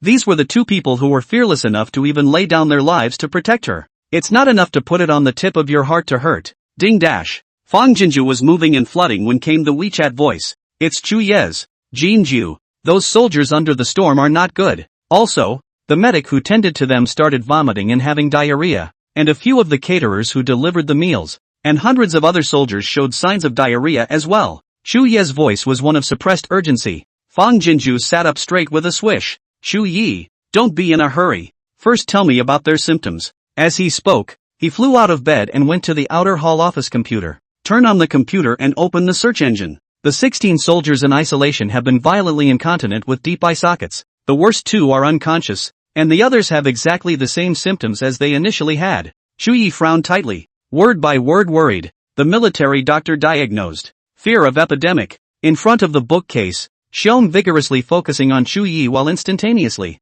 pacing back and forth anxiously. That heavy mood. Hate to penetrate the soles of the feet. Stomping the ground out of a pit. Yi Tingxian and Han Kanwu are also among those suffering from the disease. Fang Jinju's heart hangs slightly, quickly knocking out keywords in the search bar. Swish popped up the information. The frequent appearance of the word cholera, piercing her eyes raw pain. How come? What's going on? Chu family army starved for several months do not see something. Just ate the food she sent not a few days. On the outbreak of cholera epidemic? Is there something wrong with the food and vegetables she's picking up? But she also sampled. Should all be passed off. The heart felt like it had been trampled by the hooves of 1,000,000 horses, thumping and beating thinly. Chu Yi, I just checked the information, and the military doctor is right. The soldier's symptoms should be cholera. Fang Jinju's voice was as shaky and disorganized as her heartbeat. Chu Ye's eyes crumbled in an instant. Xiong vigorously paced his figure violently stopped and froze on the spot. Cholera. It was actually cholera. Fortunately, it's good that Ruoruishu is at your place. After the landslide silence, Chu Yi's mind gradually stabilized. The corner of the lips hooked up a touch of bitterness. Jinju, don't panic. You first look at the state of China does not have the treatment of cholera medicinal herbs. If there is no 10,000 don't worry about self-blame. Perhaps the northern Liao, the spirit of the North Liao has really run out. At the end of the words was a faintly audible sigh, but it stung Fang Jinju's ears. Blah blah blah. She poo-pooed a few times. No such demoralizing words. Taking a few deep breaths, Fang Jinju opened her mouth again and her voice had stabilized a lot. 2 years ago, not only the country of China, but also the whole world where I am, nearly more than 100 countries, just experienced an epidemic. But we had a Grandma Chen who developed an antidote for the epidemic, and a Grandpa Zhong who developed a series of anti-epidemic strategies. And under the blessed leadership of the country's leaders, we, the country of China, were the first to pull through, and we helped a lot of other countries get through their crises. Cholera may be an incurable disease for you, but for the current medical level in China, it's just a serious illness. Cured. Believe me, Balia will definitely be fine. Chu Ye's heart was shaken. The whole world, over 100 countries. It was surprising that the time and space in which Miss Jinju lived had experienced such a catastrophe. He straightened his spine, the despair that had just filled the bottom of his eyes fading in an instant. Jinju, I believe you. At the moment of crisis, he is not a weak woman's heart, firm and stable, simply worthy of this body armor. He was the backbone of Baliao, and as long as there was a single soldier or citizen alive under his command, he had no qualifications to be disoriented. Xiong Dali, cheer up. Baliao still needs us to hold on. An order was given. As if a set of firm bones had been stuffed into Xiong Dali's body, and he bared his head and rose from the ground with solemnity. Yes, General. Chu Yi, you first order all those with symptoms to be isolated according to the severity of their illnesses, and then scrutinize them one by one to find out what these sick soldiers have been eating and touching lately. In addition, cholera is mainly fecal oral-handed transmission. Exhaled into the nose and mouth of the gas will also have a toxic source. Be sure to let all contact with the sick people to wear good gloves, masks. Cannot be negligent. A moment, I will buy a batch of protective supplies for you to transmit over. Okay, I'll order it right away. Also, you are the main general. You should not go to the barracks during this period. Leave everything to the people below. Otherwise, if you fall down with an infected disease, the sky of Northern Liao will collapse. Good. All at Jin Ju's disposal. Fang Jinju's hand holding the mouse trembled slightly, but a heart settled down little by little. She first opened a certain group and bought all the masks from the nearest pharmacy empty. Disinfectant water, disinfectant powder, disinfectant alcohol, and also as much as she could get. Then, through the WeChat applet, I hung up the online specialist number of the gastroenterology department of the authoritative tertiary hospital in Anzhou. After a consultation and questioning, it was determined that the symptoms of the Northern Liao soldiers were undoubtedly cholera. After getting medication advice and prevention and control methods from the experts, Fang Jinju continued to place orders for medicines, oral rehydration solution, anti-inflammatory, anti-diarrhea, repair of intestinal mucosa. As much as the pharmacy has in stock she orders. In the time it took to collect the goods one after another, Fang Jinju made a careful list of how to use each medicine, and then wrote a few lines of cautionary exclamation heavily at the end. Isolation. Exterminate. Wash and sanitize your hands anytime you are exposed. Definitely must be strictly enforced. Barracks. In half a day's time, the number of people suffering from vomiting and diarrhea had increased by several hundred, and the cholera epidemic was spreading rapidly, leaving the entire barracks shrouded in fear and despair. Instead of dying at the hands of the enemy's iron horse, shall they end up at the hands of an epidemic? Chapter 60. The goddess has said that cholera can be cured. Vice Admiral Yi. It's all my fault. It's me who dragged you down. Dragged everyone down. Isolating the tent. The soldier who first appeared under the storm weakly said to Yi Tingxian, "Please, kill me." His whole eye and face were sunken. His lips were white and gray with death, and the shirt and pants and old mattress under him were already filthy to the touch. It's our duty to capture the enemy spy. You don't know that the enemy spy has contracted an epidemic, and you don't want to drag everyone down with you. Don't say such demoralizing things. With the general and the goddess here, we'll all be fine. Outside the military tent, Yi Tingxian, who was wearing a mask, had only spoken a few words before dense beads of sweat oozed from his forehead. He was also infected, still only the early stage of the disease, a day on the stomach more than a dozen times. At the moment, although still can barely stand, but the body is also a little wobbly and weak. After examination, since the goddess sent rations, no one has eaten insects, ants, grass roots and the like, and the only trace of this is that the dozen or so soldiers who were sick were replaced by replacement duty from the city patrol just 2 days ago. Before they returned to the barracks, they had captured a few Qingwu enemy spies, and made much contact during the torture. The general has sent pallbearers and military doctors to examine the bodies of several enemy scouts abandoned in the mass graves, and it is true that they also have cholera. The source of the cholera was, in all probability, these enemy spies. Now think about it, the process of capturing these few enemy spies was too smooth, and during the torture they seem to have saved the will of certain death. So this is all a conspiracy of Changwu against Northern Liao.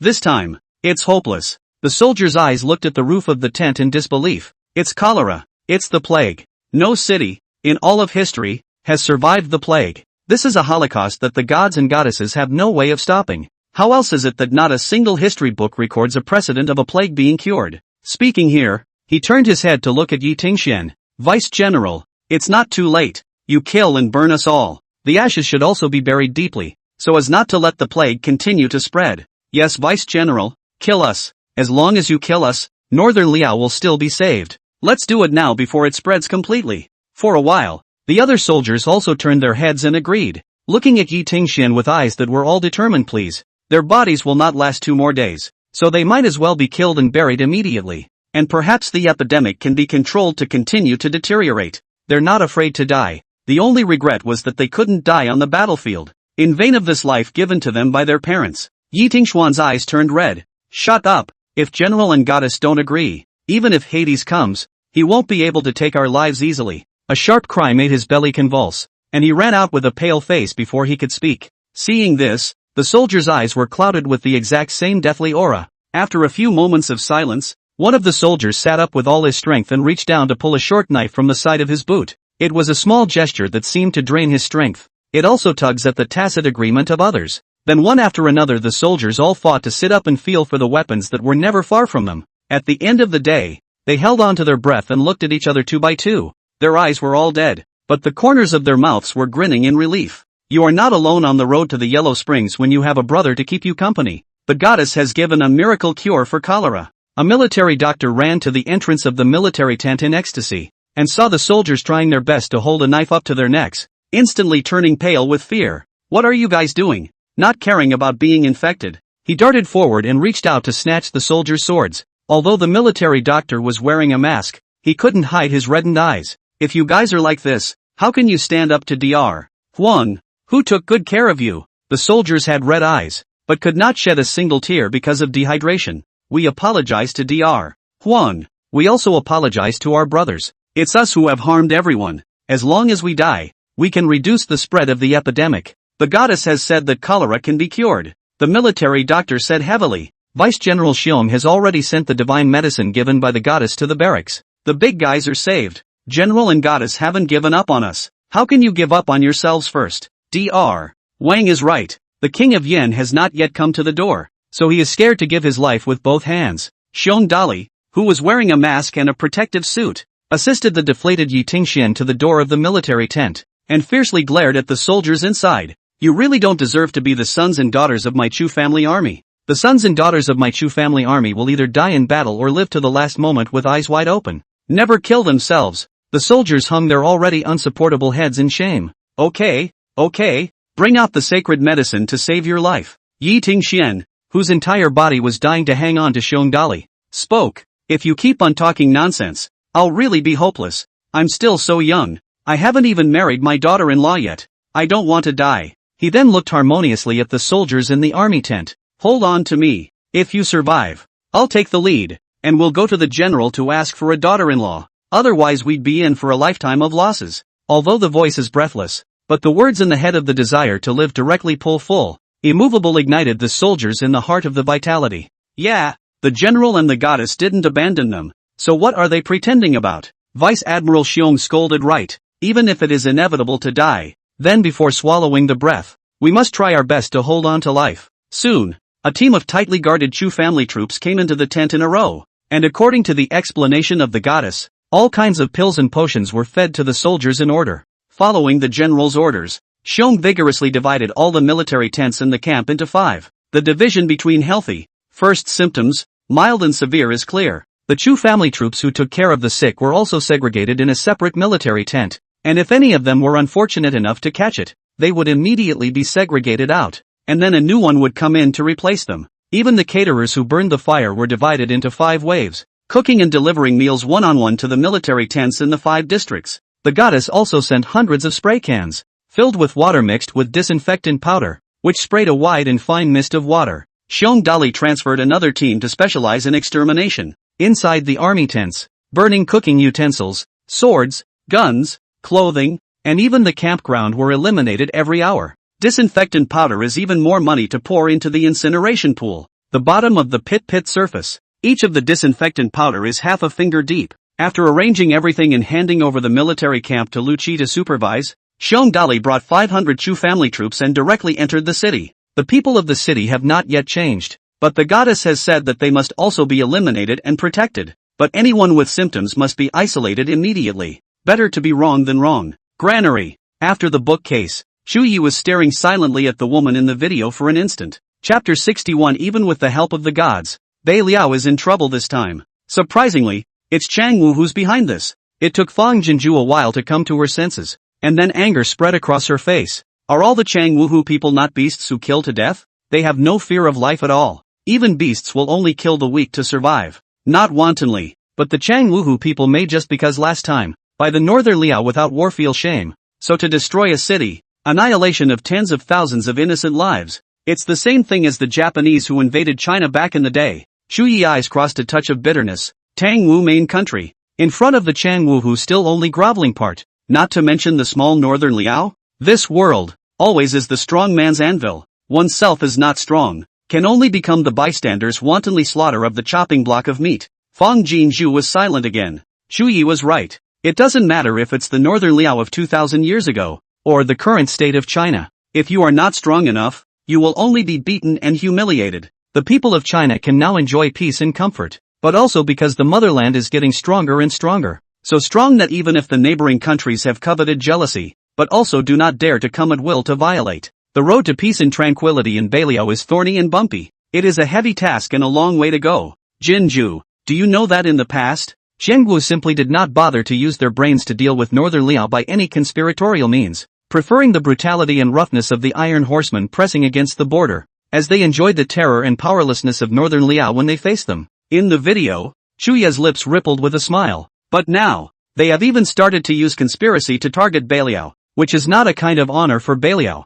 because it's enough to show that the Northern Liao at the moment has already made Chang Wu jealous, and it's all because you showed up. It smiled but did not reach the bottom of his eyes, and those dark, deep eyes were full of powerlessness thwarted by cruel reality. Fang Jinju's eyes condensed with dense pain. Shu Yi, have you ever thought that one day, Northern Liao could be as strong as China? At those words, Shu Yi was silent for a moment, and at the end, he said softly, if one day, Northern Liao can be as strong as the state of China, I shall live without regret. But this wish is hard to come by. Fang Jinju moved closer, attempting to let Shu Yi see the seriousness and determination in her eyes. There will definitely be that day. Late, but definitely arriving. Qiangu border. Grand Prince Tuoba Jun sat in the seat of the upper marshal that had once belonged to Yuhausi, listening to the news reported by the scouts with a warm face. The face is gentle, a pair of peach blossom eyes but hidden imperceptible ferocious cruelty, like at any time will break through the boundaries of the beast. Do not know when will take a person's life. Your Highness, the city of Northern Liao has been infected with epidemics one after another. In less than 10 days, the city of Northern Liao will surely die. Tuoba Jun's face was colorless, as if he had already anticipated this outcome. Very well. Your Highness, the scout hesitated and said nervously, Bei Liao is blessed by the gods. Will we make this move? Tuoba Jun picked up his wine glass and took a small sip. His warm face was all intoxicated. Gods? Oh, it's true that there are no wise soldiers under a stupid general. Yuhausi that Lin's developed simple-minded. Will only brute force method. Let my Chang will 100,000 army by that North Liao Chu Yi is a monkey like a joke. Obviously do not move a soldier upon a pay can be done. He is a big fuss Let Chang will become a joke of the three countries. But this stupid bastard's move is a stepping stone for this emperor's feet. And it's a good way to die. The disease of cholera has no cure in ancient or modern times, not to mention that it's much more than that. Even with the help of the gods, Northern Liao is still in trouble this time. When Northern Liao died in the city, it was the time for him to build up his success and honor, and he was one step away from the position of the crown prince. It worked. The next day, in the Northern Liao military camp, a military doctor excitedly rushed out of the gravely ill tent, the divine medicine given by the goddess. It's working. Lu Qi and the others who were patrolling the barracks rushed forward to check the situation, but after taking 2 doses of the medicine, 16 seriously ill soldiers, from yesterday to this morning, still leaked 3 or 4 times, but compared to the previous incontinence, it was already a great improvement. Although their bodies were still weak, some essence had been born under everyone's eyes, mildly ill, such as Yi Tingxian, yesterday's frail son, and changed back to that lively major general. Do you now regret what you did yesterday? Yi Tingshuan's mouth under his mask grinned with great pride, teasing without mercy the few people who had tried to kill themselves yesterday. Regret so much. It was stupid of us. When I get well, I'm going to kneel for a day and a night to redeem myself for slighting the general and the goddess. Yeah, count me in. I'll kneel too. And me. In addition to the goddess, we also need to kneel to thank Dr. Wang. Yes. Without Dr. Wang, the divine maiden's divine medicine won't be able to save us this time. A dozen soldiers recovered their lives, ashamed and afraid. They were incredibly fortunate that Dr. Wang came in time, otherwise they would have been strands of souls repenting right now. Who wants to beg for death if they have a chance to live? Lu Qi pressed the intercom and excitedly reported the happy news to Chu Yi. Great! Saved! Granary! Chu old lady just happened to deliver the meal over. Happened to hear the good news. Happy to the point of tears of joy. Goddess again and again to help the Northern Liao out of danger. My wife but cannot do anything for her. Alas! The tightness under Chu Ye's eyes also loosened a bit, and he smiled towards old lady Chu. Mother, my son is going to give the divine maiden a good news report, so you can say thank you in person. Old lady Chu was shaken and violently tightened the handkerchief in her hand. Mother can really speak with the goddess? These days, Bei Liao as a wave has not yet subsided wave after wave. She knows her son's heart is burdened with tired. Do not dare to add a trace of annoyance to him, every time to send a meal on the hasty departure. For the goddess, she is only heard, and never had to see its appearance. Now that she had her son's approval, how could she not be excited? Chu Yi nodded and dialed the video right after. Chu Yi, Is there news coming from the military camp? How is it? Just after the video was connected, Fong Jinju couldn't wait to follow up, her mouth still gulping something. Elder Lady Chu and Sister Wei glanced at each other nervously and expectantly, and couldn't help but tug at the dress on their bodies. The party just reported from the military camp, saying that the medicine has taken effect. The number of times those with severe cases have leaked has significantly decreased, and those with mild cases are basically unharmed. Chu Ye's eyebrows and lips rippled with a touch of tenderness. In the video, the woman's white-faced cheeks bulged and swelled. Her vermilion lips opened and closed because of her sharp chewing, and she stared at herself with a pair of big eyes in nervous anticipation. So it's really a different kind of dainty and cute. Really? Fong Jinju swallowed her food and pounded her choking chest. Great! Oh great! She got up and paced back and forth in front of the dining room table, smiling like a kindergartner who had completed a paper given by a college professor and gotten a perfect score. It's unparalleled happiness and fulfillment. Rue Shu Shu, who was burying her head to eat, looked up and smiled a simple and sweet smile, and the rice in her mouth smelled even better. Old Lady Chu and Sister Wei clasped each other's hands. The goddess was so happy that she turned off her voice. She really had her heart set on Balio. The woman's extreme joy rendered Chu Ye's mood a color as well, the corners of her lips blooming even wider. Jin Zhu, my mother would like to speak with you. Is that feasible? Fong Jinju's feet snapped. Ha! Chapter 62, You have given me love and mercy. I shall repay you with filial piety. Yeah. Reacting, Fong Jinju hurriedly sat down and stood the cell phone in front of the water cup. Her waist and back straightened. It just gives me the opportunity to thank old lady face to face. The purse pendant on the cell phone, the snacks that have been changed over the past few days, the handkerchief embroidered with the word Jean and the comfortable embroidered shoes, as well as an antique hairpin. Although she had never even met her face, old lady Chu's loving kindness had traveled through the gates of time and space, nourishing her time and time again. It was a whole different feeling than when the two youngest Chu Yi had been nice to her. It's eating, wearing, using, and not being able to stop thinking about your mom's motions. With a slight shaking of the video, a middle-aged woman with kind brows and clean clothes jumped onto the screen. Fong Jinju's already smiling brows were haloed with respect and politeness. Hello old madam, I'm Fong Jinju. Thank you old madam for taking care of me during this period of time. The dim sum you made is especially delicious, and I also like and love the pawpaw and shoes. It's just that hairpin. It's just a bit too expensive. Jinju feels ashamed to receive it. Goddess, I am Ye's mother. Seeing the video towards their own sweet smile like a flower of the pretty woman. Chu old lady hate even the hair strands are detained on the smile. You like it? Like it. I was afraid of not being able to enter your eyes nah. Even if I were to give you my wife's life, you'd deserve it, let alone a hairpin. My wife only hates that what she can do for the goddess right now is too little and too little. Chu old lady's gratitude almost overflowed the screen and out. Fong Jinju eyes flickered with emotion. Old lady, whoever encounters this kind of situation, will not sit idly by, to help the northern Liao. For me is also a blessing. You don't have to be overly mindful. Also, I'm just an ordinary girl. The title of goddess is really terrifying to me. You and Chu Yi are the same. Call me Jin Zhu. Old lady Chu looked to Chu Yi. When she saw her son nod, she was relieved. Fine, I'll listen to the goddess. Fong Jinju smiled and revised. It's Jin Zhu. Old lady Chu lightly clapped her mouth and laughed along. Jin Zhu. The name feels, when conjured from the mouths of elders. Fong Jinju curved her eyes. That's nice. Elderly Lady Chu and Sister Wei looked at each other before all pleased favorite. What a nice girl. Every word that came out was like honeyed water poured over the heart, making it sweet all around. Jin Jua. The sweetness of the heart in the corners of Chu old lady's mouth and eyes rippled open. The bottom is still wrapped in love and heartache. Good child. This period of time, really suffering you. North Liao's difficult one level after another. You and my son the same. Must be bad to eat and sleep, but my wife can't help anything. This hard day after day in oil frying is difficult. Speaking here, as if she thought of something, the bottom of her eyes filled with bright anticipation. Jinju how about this? You write a favorite recipe and send it over. In the future you don't need to bother cooking. 3 meals a day will be made for you by my wife and Sister Wei. And definitely you and Ruaruashu Shushu will be raised to a white and fat size. And also, the dirty clothes that you and the 2 children change out of, send them over here every day as well.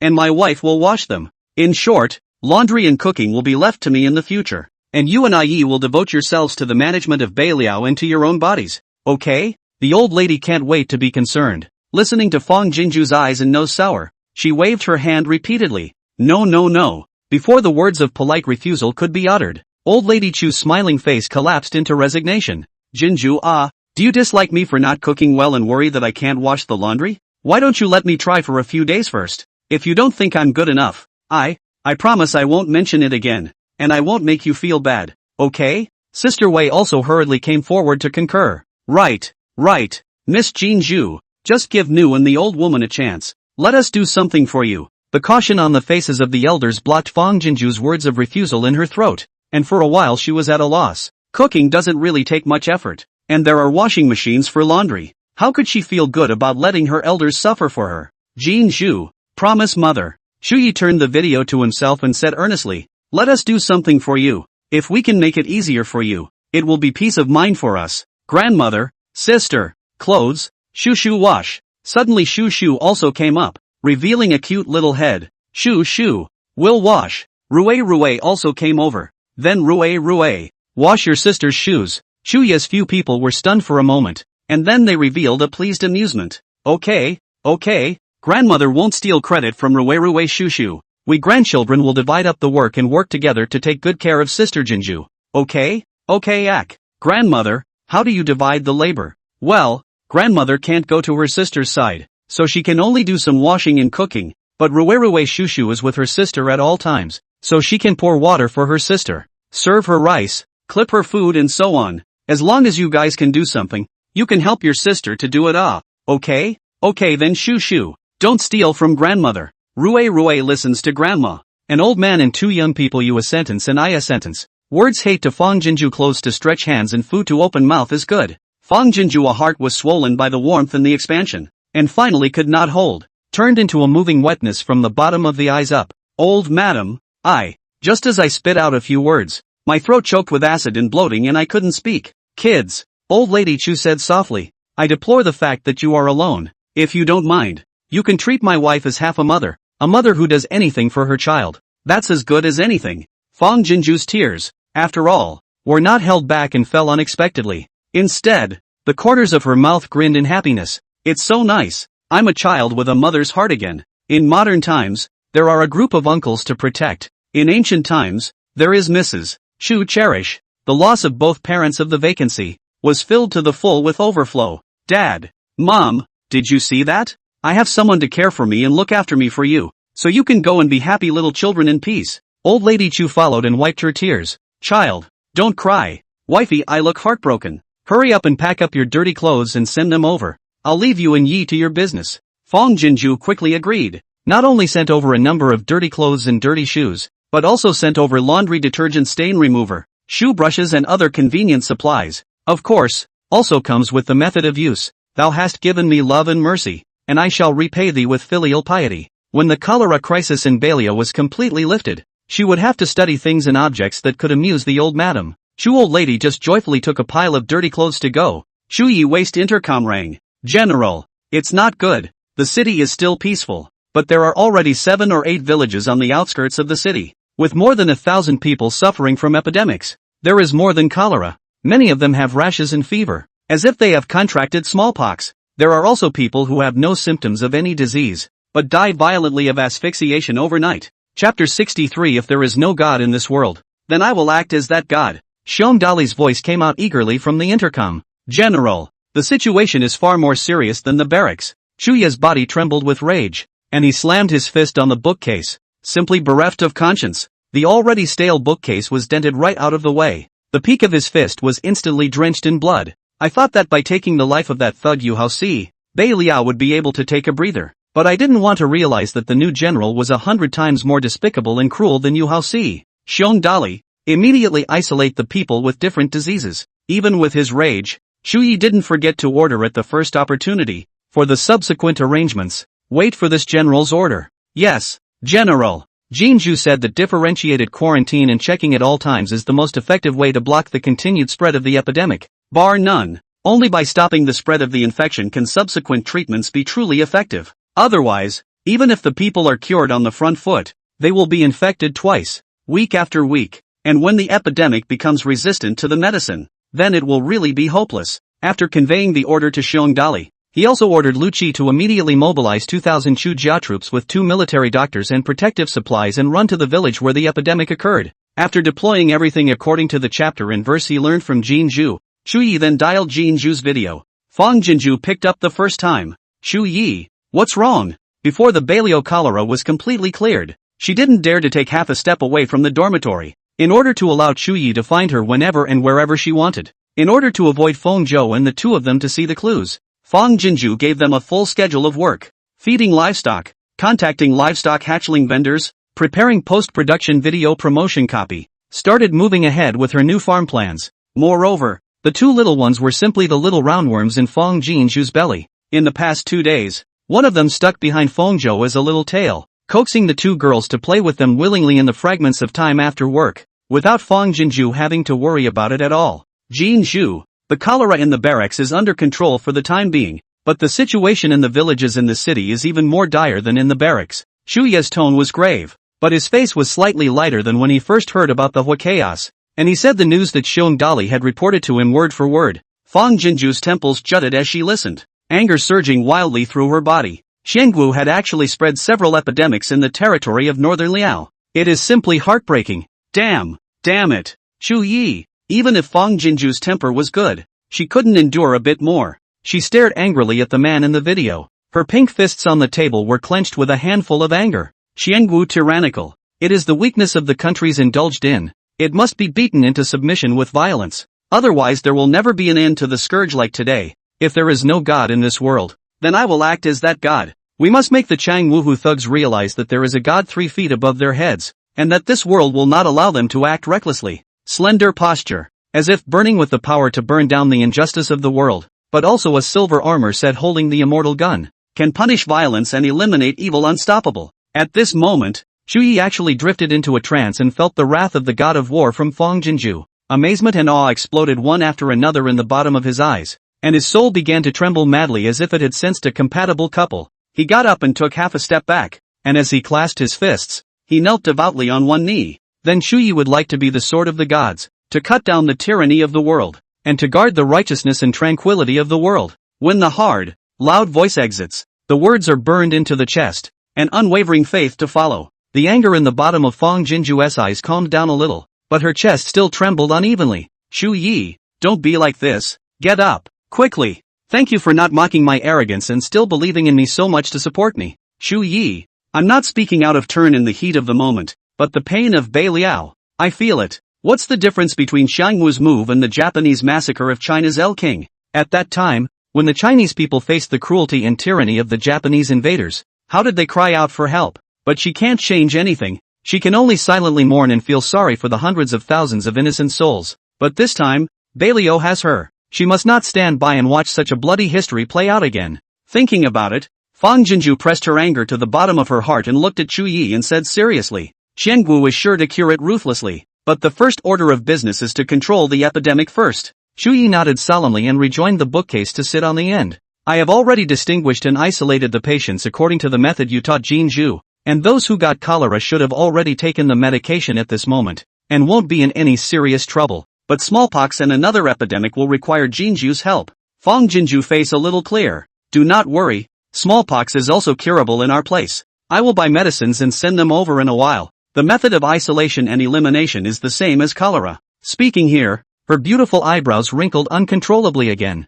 It's the asphyxiation and violent death that you just said came ferociously. It's a bit fishy. Don't hang up the video. Hurry up and contact the military doctor. Let him tell us the diagnosis. The day after she bought the cell phone, she bought 10 more rechargeable treasure, 5x5 to rotate the charge to Chu Yi to send over. Do not have to worry about his cell phone is out of power. Once the epidemic in Beilio is under control, it looks like the purchase of solar power panels will be on the agenda as well. Epidemic villages, typhoid isolation area. Seeing Xiong Dali come with a military doctor, all of them cried out and knelt and kowtowed toward him, begging him to save their lives. General Xiong, please save my father, please. General Xiong, overnight both my parents died violently, and now my child is also experiencing this symptom. Look at him, he's so uncomfortable, he can't catch his breath. Please let the military doctors save my child first. OKO. What kind of disease is this? 12 people died in the village in one night. What the hell happened? Did someone do something sinful and angered the goddess? That's why the goddess sent down this epidemic to punish us? Who in the world is ill-intentioned to kill everyone? Some people have lost both parents one after another, holding the bodies of their deceased parents and crying to the sky. There were also young women holding children whose lives hung in the balance, their faces filled with rivers of tearful despair. Seong Dali's eyes were full of grief and indignation. His hand holding the hilt of the knife was so hard that it turned white and lost blood, and he hurriedly asked the military doctor to come forward to check on the situation of the asphyxiated child. The child's mouth issued a barking like wheezing. Small hands unconsciously grabbed the throat. Face extremely painful. See people more than heartbreaking. After a round of pulse cutting and face diagnosis, the doctor's brow was worried and doubtful. Can only be diagnosed out of the situation, said in the bear vigorously. Fearing that he had related incorrectly, Seong Dali pressed the intercom directly to the medic's mouth. General, the disease of smallpox can be determined without doubt, but another epidemic burst. The old man has never seen. The old military doctor's florid eyebrows were furrowed in shame. I'm not a good doctor. I really can't determine what the disease is. His voice was the same over the intercom and video, falling directly into Fong Jinju's ears. Fong Jinju busily said, "Boss, don't be in a hurry. Please tell me the symptoms of this disease first." The woman's clear brittle voice from the intercom and the hands of Seong vigorously out of the people in deep water, like the voice of God. It's the goddess. Chapter 64. We might as well take advantage of the epidemic. The mournful cries stopped almost instantly. The people, straining for a near collapse, looked over in unison, uncertain anticipation in their eyes. Only the goddess can save them now. The old military doctor's beard trembled with excitement. Goddess, wait a moment. Allow the old man to confirm it again. He actually spoke to the goddess. When the goddess asked, he had to be careful and not make any mistakes. Reporting back to goddess, this child has a fever of 38 degrees and 7. Breathing is difficult, and there is a sound of whining and barking in his throat. Other than that, there are no other symptoms. As the military doctor spoke, Fong Jinju crackled and tapped out keywords in the search bar. It was a good thing that at the time of the cholera, she had sent for easy access to a recognizable temperature gun, and it was good to know the exact temperature right now so that she could be generous with the antipyretics. Fever, difficult breathing, barking and panting. Looking at the swish out of the piece of information, Fong Jinju's eyes dawned at the same time. Doubt and uncertainty surged up one after another. Acute laryngitis? Fong Jinju's finger on the mouse hangs frozen. In her perception, laryngitis is a very common condition, caused by colds, fevers and even fire. But she'd never heard that laryngitis could kill a person overnight. Unless it's something vaguely flashed in Fong Jinju's mind, and she hurriedly opened a certain voice and searched for Dr. WZ's account in the follow list. This is a very big-hearted healer blogger who is working all the time to educate the general public about rare diseases in common sense medicine. Sure enough, a few minutes later, Fong Jinju really found one from the list. A popular science video on urticaria-type acute laryngeal edema caused by allergy. Goddess? Dare I ask the goddess if she knows what kind of disease this is? Another careful inquiry from the old medic came over the intercom. Fong Jinju was busy calming down. Boss, we still need to confirm it again. Look at the patient's throats to see if they are swollen and blocking the airway, and then carefully check their whole body to see if there are any wind masses or measles or something like that. The old army doctor responded evenly and hurriedly did as he was told. Sure enough, each patient's throat was swollen and blocking the airway, so it's no wonder they suffocated. There are also many people on all four limbs and bodies have risen the wind ball. Just the village has not been bathed for a long time. Many people thought it was caused by lice bites. No one attention. After some questioning, Fong Jinju was almost certain that all these patients had acute laryngeal edema caused by allergy. Boss man, I know. Tell the people that this disease can be cured. This disease is curable. The people had been listening with their ears open to the conversation between the military doctor and the goddess, and as soon as Fong Jinju's words were spoken, all of them wept with joy. General Bear, after confirming the diagnosis, Fong Jinju furiously placed orders for medicines while taking advantage of the gap to call out. Seong Dali was shaken. The last general is here. Please goddess command. It will take at least an hour or so for the medicine to be delivered. And in the meantime there are bound to be patients who can't wait for the life-saving medicine to arrive because they are suffocating. So, Fong Jinju paused before continuing. That's why someone needs to blow mouth-to-mouth on them to make sure they're breathing smoothly. In fact, the best way is to cut open the trachea and intubate. But ancient medical science can't do that. The only thing you can do is artificial respiration, which if done in the right way should be enough to last until the medicine is sent over. Available at. Leaving aside the question of whether the ancients could accept artificial respiration as a shocking method, they considered laryngeal edema to be an epidemic that was contagious and difficult to administer. Sure enough, upon hearing this, Seong Dali froze. Mouth-to-mouth blowing? Goddess, is there any other method? Human life is at stake. Mouth-to-mouth is something we can reluctantly accept, but epidemics are contagious. Yes, it's not worth it to save the bystanders. but to infect yourself with the disease. The people were also in an uproar, full of worried disbelief. Before Fong Jinju could say anything, Chu Yi intercepted in a deep voice. Xiong Dali. Xiong Dali instantly came back to his senses. His eyes were awe-inspiring. General. The last general knows the mistake. From the moment the goddess gave food to Northern Liao, our lives are all the goddesses. The goddess's order. Even if it's a mountain of daggers and a sea of fire, the last general shouldn't be hesitant. Not to mention that the goddess is letting under me to save the people. My lord will arrange it. Chu family army listen to the order. One person guards a sick person. Immediately blow to save the person as requested by the goddess. Without any hesitation, the Chu family army clattered and spread out in front of the patient, ready to save him. See this scene. The shame of the people is deafening. The goddess and the Chu family army are doing their best to try to save their loved ones and companions. But they are. Thinking of this, the people who are not infected for the time being have come forward, proposing to rotate with the Chu family army to save people. The intercom arguing retreats sound a little noisy, but Fong Jinju feel like heavenly music. She relieved. Everyone rest assured. This is an ordinary throat disease. Look dangerous, but the contagious is not high, even if not very infected. I can guarantee that everyone is safe and sound. Hearing this, the people more and more no worries, have opened their mouths to let the Chu family army to busy other. Here by them. Chu Yi. After the words finished, Fong Jinju seemed to figure out what. Looked to Chu Yi. This throat disease is caused by allergies. Must be Chang Wuhu and the people's food or water sources cast sensitizing things. Chu Yi immediately understood. I will now send people to check in each village one by one. We need to purge the source. Aha, and why don't we take the epidemic thing into account? 3 days later, Qiangwu garrison camp. Well, Tuoba Jun asked as he idly shook his fan all over again. The scout across the door of the army tent. One by one back. Although we do not dare to approach. But and your highness's prediction is the same. 2 days ago in the city of Northern Liao wailed all over the place. The burning smoke rose up in all directions, and across 2 miles can smell the smell of carrion burnt. But today there's almost no movement. I'm afraid that if there's another day, this Northern Liao will be completely turned into a dead city. Tuoba Jun peach blossom eyes used slightly narrowed. Snapped collected the fan. Oh, 3 kinds of epidemics invasion. If you can still survive, then this prince will personally cut his own head. To that Chu Yi as a ball kick. Come on people, serve pen and ink. This prince will immediately write a sonata to father. With that, he looked askance at the silhouettes of the scouts on the military tent, and drag all the military scouts who went to the north this time to bury them 2 miles away. Chapter 65. Can it be that there is really a god who exists 3 feet above his head? The night beast descends, engulfing all the light in this world without mercy. At the end, spit out a moon bone, and a few star skeletons, like a handout to the world of man.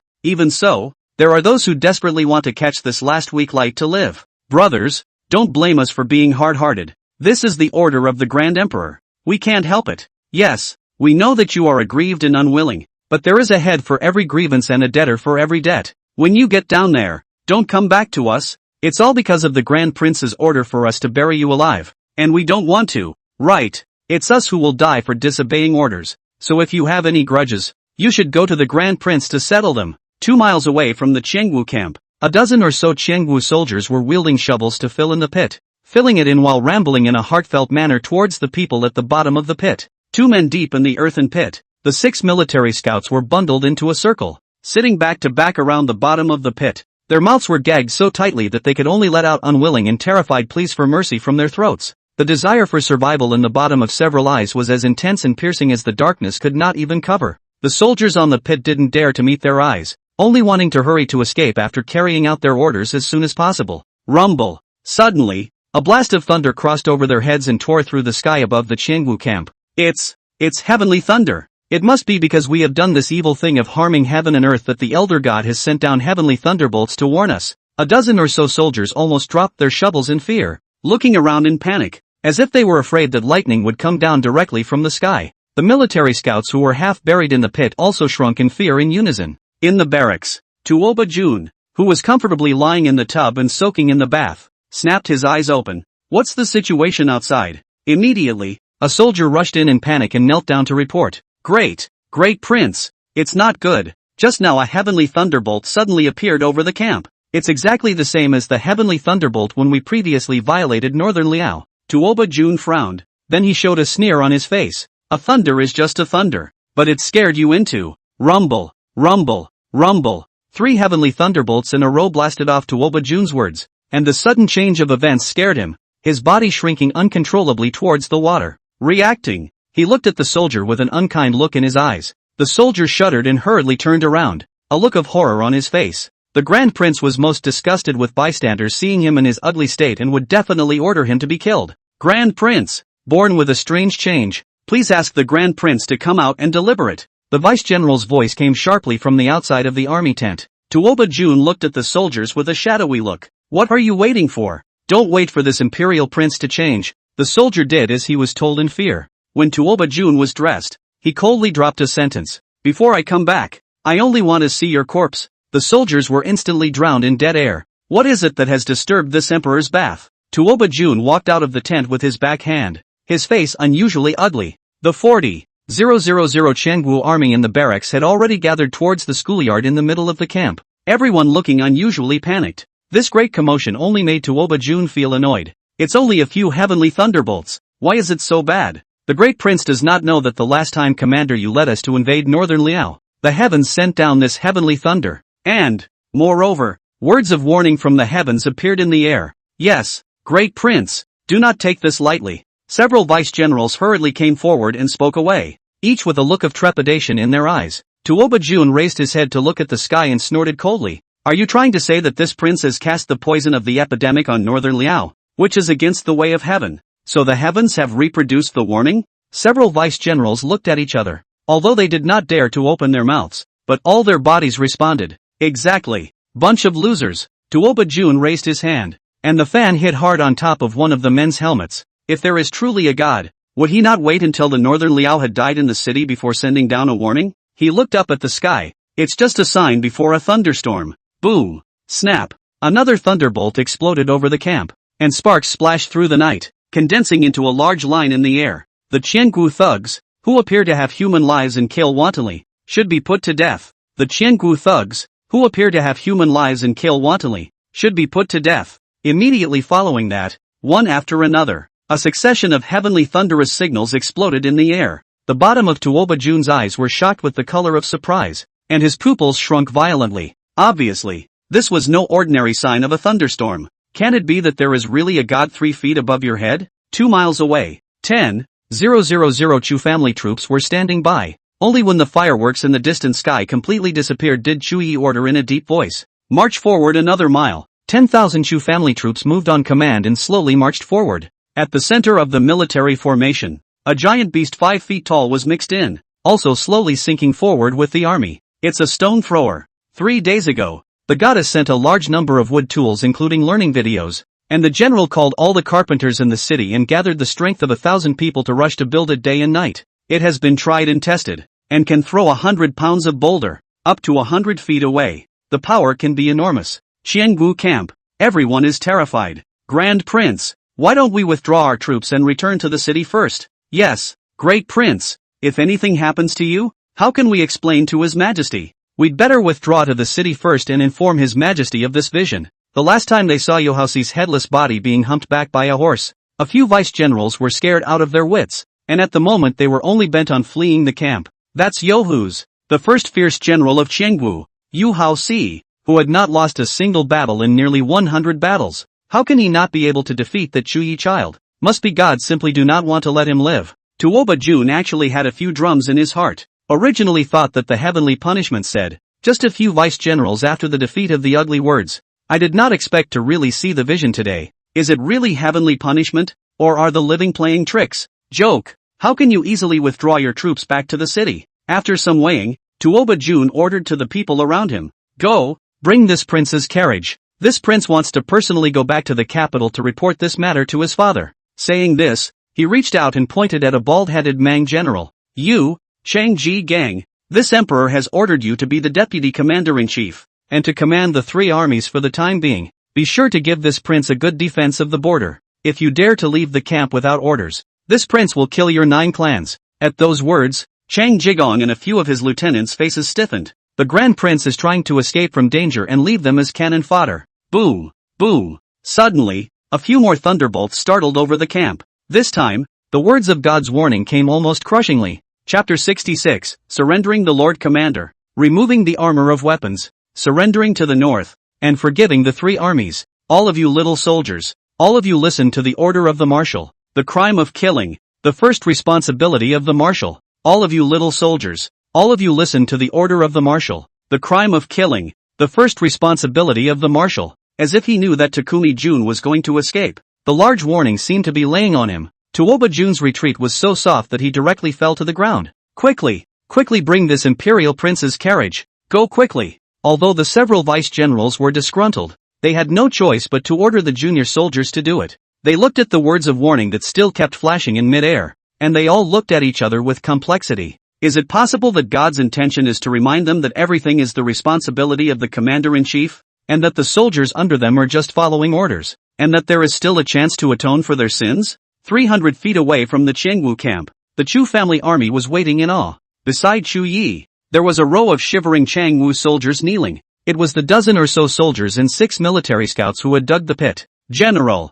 the time is almost right. When the font over the Chengwu army not far away went up in smoke, Xiong Dali Duli came forward to report. Chu Yi nodded, signaling to continue. A dozen or so Chengwu soldiers watched with eyes as wide as oxen as a few Chujia troops stepped forward and lit something on fire. Afterward, several heavenly thunderbolts shot up into the sky and exploded brilliantly over the camp. Surrender your master, remove your weapons and armor, and surrender to the north, and you may forgive all three armies. Surrender your master, remove your weapons and armor, and surrender to the north, and you may forgive all three armies. Then look at Chu Ye's not very clear and sturdy back, and the black pressure of the Chu family divine soldiers, kneeling a dozen or so Chengwu army in awe across the ground. 3 epidemics struck the city, but did not break a single soldier or general of the northern Liao, and Chu Yi only brought more than 10,000 Chu family army will dare to attack the Chengwu military camp, but also unarmed to release the heavenly thunder. If they were not chosen by the gods to protect them, what is the explanation for these mysterious signs of the gods?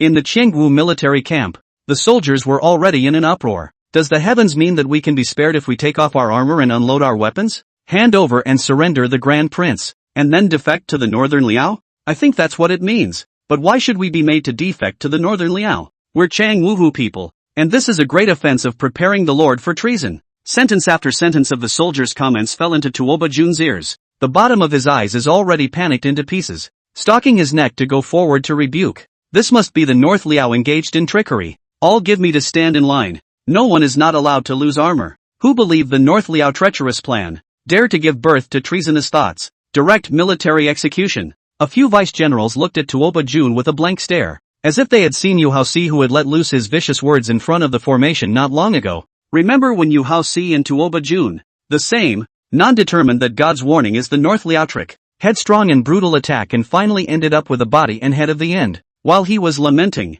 the coachman led Tuoba Jun's carriage forward. Tuoba Jun eyes loose, hands and feet climbed on the carriage, and then lifted the curtains out of the head warning. Chang Ji Gang, honestly stationed in the barracks, even if the battlefield deaths are not allowed to withdraw troops back to the city. Hear it? Sung Ji Gang frowned in disgust. No, the Grand Prince was not worthy to be compared to Yu Haosi, not even a single toe compared to him. At least Yohu's is as good as his word, treats everyone brutally and equally, and is all fierce and bold enough to never abandon his army. But the Grand Prince would only bully people with his power in front of them, and this is not even anything yet, but he is scared less. Boom! Before Chang Ji Gang could respond to Tuoba Jun, suddenly a huge object rushed down to the sky and violently smashed into the center of the barracks, smashing a pit out of the sandstone ground alive. Everyone stretched their necks to look over. Under the glow of the bonfire, one could clearly see that the huge object was round and rolled, with a tube attached to the top, and a fire was burning on the head of the tube, which was also emitting the sound of nuisance airflow. Tuoba Jun was so scared that he directly lowered the curtain. Come on people, quickly come forward to see what is falling from the sky. Several of the lieutenants also looked at each other, chilled and curious, and beckoned a soldier forward. The soldier cowered towards the front, but before he could take 2 steps, after a loud bang that was even more terrifying than heavenly thunder, his entire body flew out towards the back and ruthlessly crashed into the carriage. Several of the lieutenants were also blown away by several feet. The carriage was also blown over, and Takumi Jun fell and rolled out of it. The close military formation was directly blown out in a wave circle that swept toward the back. Tons of flame flew and rolled in all directions, setting all the nearby military tents ablaze, burning a blazing fire in an instant. Where the original round and rolling giant had landed, a huge crater appeared in shock. The Chu clan's army, 100 feet away, looked at this horrible scene like this, and were also shocked into statues. Sky. But a single gas canister can be so powerful. Knowing that dozens of such canisters were being pulled in the oxcart wagon behind them. There are more than hundreds of such cans and jars in the barracks. Reacting. The Chu clan troops were so excited that they stomped their feet. Thud. Thud. Thud. The goddess of might. The goddess is awesome. With this mighty artifact, not to mention a Qiangwu military camp, even if the entire Qiangwu country came to commit a crime, they would not be afraid. The shock in Chu Ye's eyes was as fiery as the blazing tongues of fire in the distance. He knew that he just had to trust Jinju with all his heart. From the time he first met her until now, he had seen all of her best efforts towards Baliao. She, who never allowed unsure promises, the kneeling Chang Wuhu soldiers, surprisingly, were a bit glad that they were in the Chu clan's camp at the moment. It's hard to escape death, but at least it's better than being buried alive and blown up. After a moment of silence, Chu Yi ordered again. Prepare. Immediately a Chu family army continued to carry the heavenly thunderbolt up to standby. Qiangwu military camp. Almost all of the Qiangwu troops in front of them were blown up. There were hundreds of them. Those who were not affected were also trembling in spite of their lives. Several vice-generals were shocked and injured in their internal organs. Blood seeped from the corners of their mouths, and their faces were filled with fear and trepidation. Takumi Jun, on the other hand, was straight up pissed. Boom, boom. Several more heavenly thunderbolts broke through the sky and pressed in. The Qiangwu army, regardless of the soldiers and generals, were all scared and held their heads and shrunk their tails in unison. Surrender your master, remove your weapons and armor, and surrender to the north, and you may forgive all three armies. If not, overthrow the three armies, overwhelm the three armies. That blow just now must have been God's last warning. If they didn't follow God's promptings, the entire camp would really be destroyed. A few vice-generals insisted on getting up from the ground, and after looking at each other two by two, their eyes fell in unison on the wretched Tuoba Jun. Tuoba Jun stiffened. What? What do you want? As he did so, he stomped his feet and fled backward, only to have Sengagang rush forward and yank him by the ankles. General! A moment later, the voice of the Chu family army scout came over the intercom. The Qiangwu barracks have already put up a white flag. The corners of Chu Ye's lips lifted high as he pressed the intercom. Goddess! Did you hear that? Qiangwu, descend! Chapter 67, incorporating 40,000 Qiangwu troops. The man's mellow voice, with a spirited glee. And it is the surrender of the upper strategy. Xiang Fong Jinju, who had been sitting cross-legged on the sofa and staring at her cell phone, directly bounced up with joy. Great! Old lady, did you hear that? Qiangwu has surrendered. Changwu has surrendered. Fong Jinju excitedly leapt back and forth a few steps before coming close to the video, revealing a smile of joy to the extreme. Old Lady Chu laughed and burst into tears, nodding her head repeatedly in response. I heard it. I heard it. Qiangwu descended. Descended. If it wasn't for the fact that both Yi Tingxian and Sister Wei were pacing back and forth excitedly by their side, if it wasn't for Jinju's playful smile on her cell phone that was so open and intense, she would just think she was hallucinating. Tangwu has been oppressed by Changwu for decades,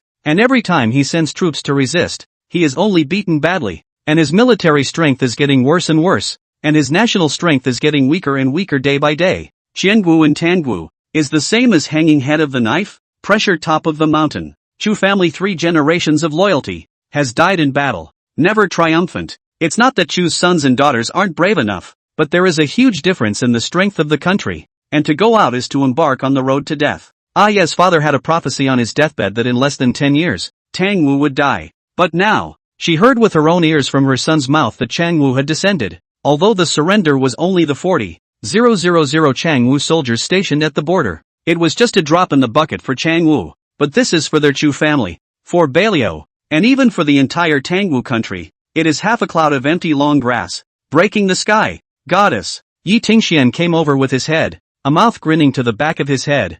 I'll bring the ankle cuffs to meet the general and the others. The general surely can't wait to come back to report the good news with you. Saying hello, he spun out in a gust of wind, leaving elder Lady Chu and Sister Wei to look at each other in silence. The joyful smile at the corner of their mouths dyed some other colors. Yi is the backbone of Northern Liao. No matter how hard it is, you have to support yourself and make decisions alone, and they can't help you at all. But now, the Jin Zhu girl is Ye's backbone, the good person who can help him master him and discuss decisions together. Just a shame. As if thinking of something, another flash of worried regret flashed under the eyes of the two men. Fong Jinju was fully immersed in the joy of victory and didn't see the difference between the two elders. After a few more words, she hung up the video hastily. Shu Yi said it was the drop of the upper strategy. then the late-to-be busy work can be more. Before the raid on Xianggu, Fang Jinju and Chu Yi discussed and finalized the upper and lower two schemes. The best policy is, if we can scare Chang Wu with the might of the gods, then we will tie up their grand prince as a hostage,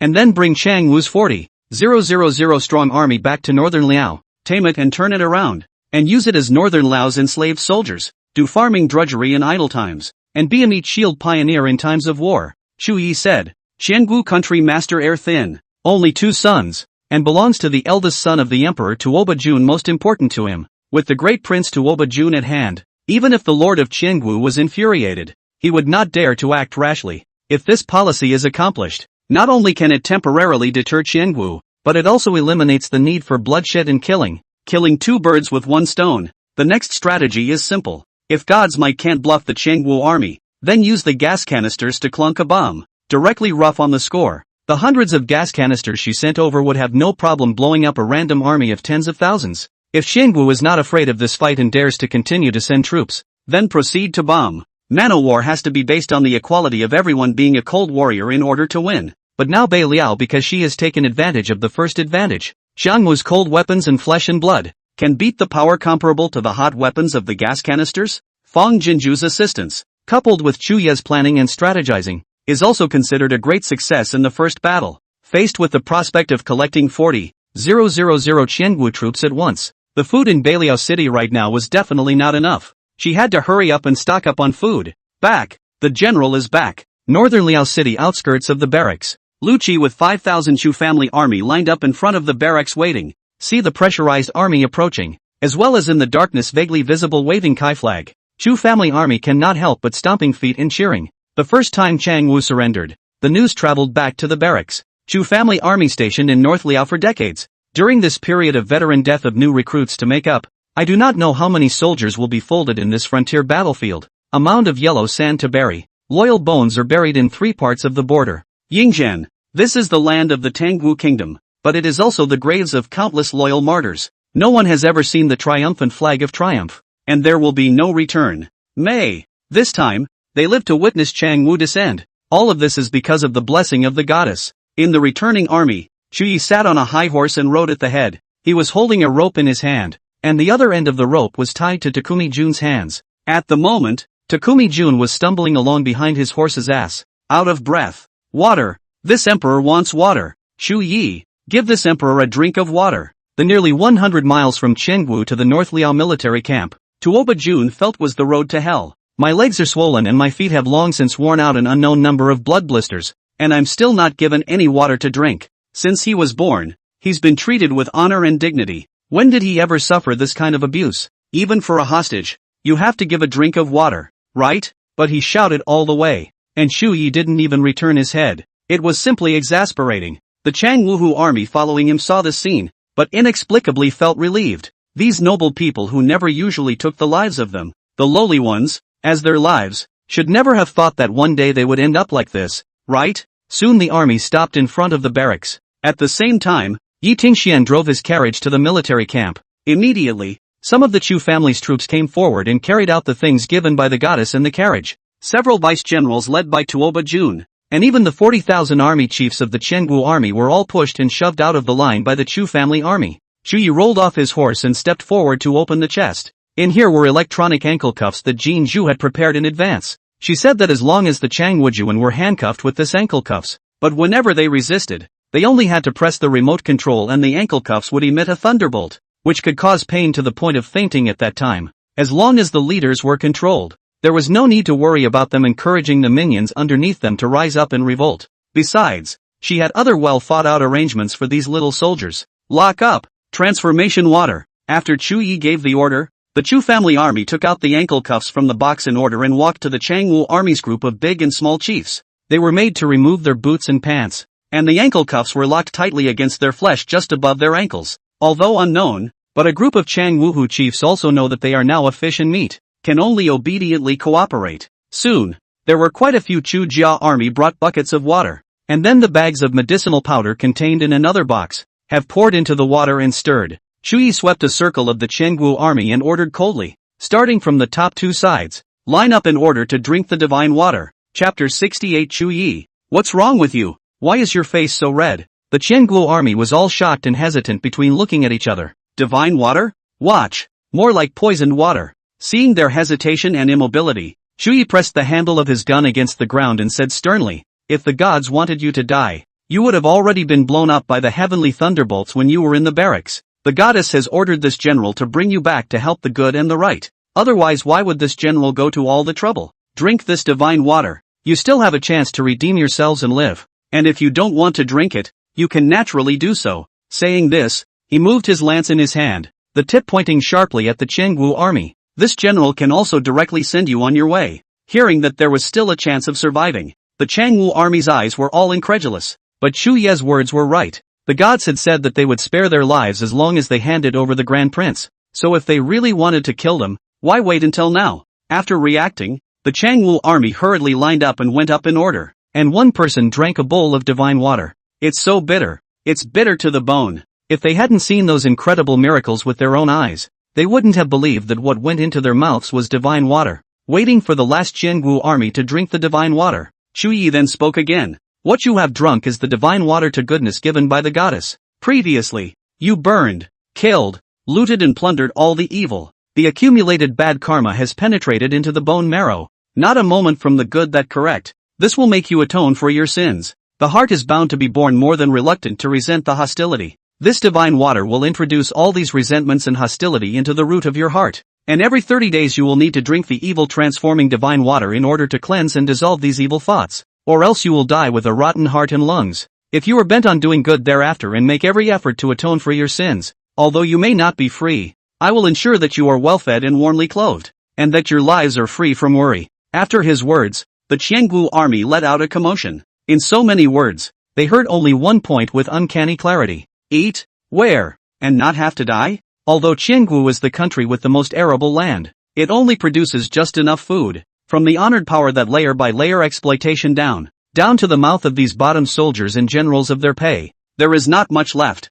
Even when they were in their own barracks, they were only able to get a full meal when they were out on the battlefield. Together with the low cotton production in the country, the powerful and noble naturally could not freeze, but their soldiers' winter clothes were far from enough to protect them from the cold. And when it was freezing cold, they had to crowd together from person to be able to barely keep warm. But Shu Yi said that he would let them, the prisoners, be fed and clothed as well. No way. Absolutely not. There is definitely some kind of conspiracy in the middle of this. But the divine water had already gone into their stomachs, and their destinies were in the hands of others, so it was useless for them to think about it. Shu Yi naturally couldn't just bring back 40,000 mouths. The army tent, the army pay, the war horse. He did not leave anything for Chan Wu, all packed back to his own camp. After arranging everything, Shu Yi then rushed back to the general's residence without stopping. After a brief cleansing and dusting, he grinned and dialed Jinju's video. "Uncle Junior, you're back." The video screen shifted,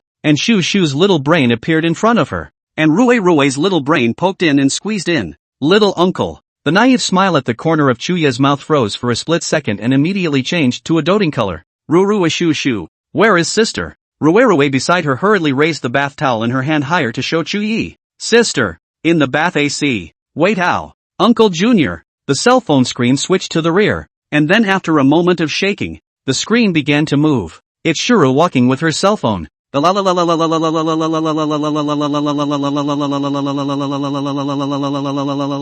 Then Chu Yi heard Fong Jinju's pleasant humming. The joyful and brittle voice contained the unique delicate tenderness of a young girl, and with the pattering sound of water, it smashed down on Chu Ye's heart, splashing a silent flower of joy. The bottom of Chu Ye's eyes unconsciously diffused a rich tenderness, and the corners of his mouth also held an infatuated arc. "Uncle Junior, speak. Sister, I can hear you." Shuru's milky voice brought Chu Yi back to his senses. A crystal transparent glazed door appeared in front of the eyes. The woman's delicate and slender figure through the light hazily printed on the door. Slender arms to lift the hair, soft body swaying, without knowing the absolute beauty of the flavor through the door and out, shocked Chu Yi's heart and soul. Knock, knock, knock. Chu Yi's eyes were hot, immediately retracted. The heart's thumping has trembled like thunder. Ears and even the whole face is burning red. Pressure root cannot self-control. Shoo, let sister wash first. Little uncle will call back later. With that Chu Yi tried to hang up the video. Chu Yi? Hearing the commotion,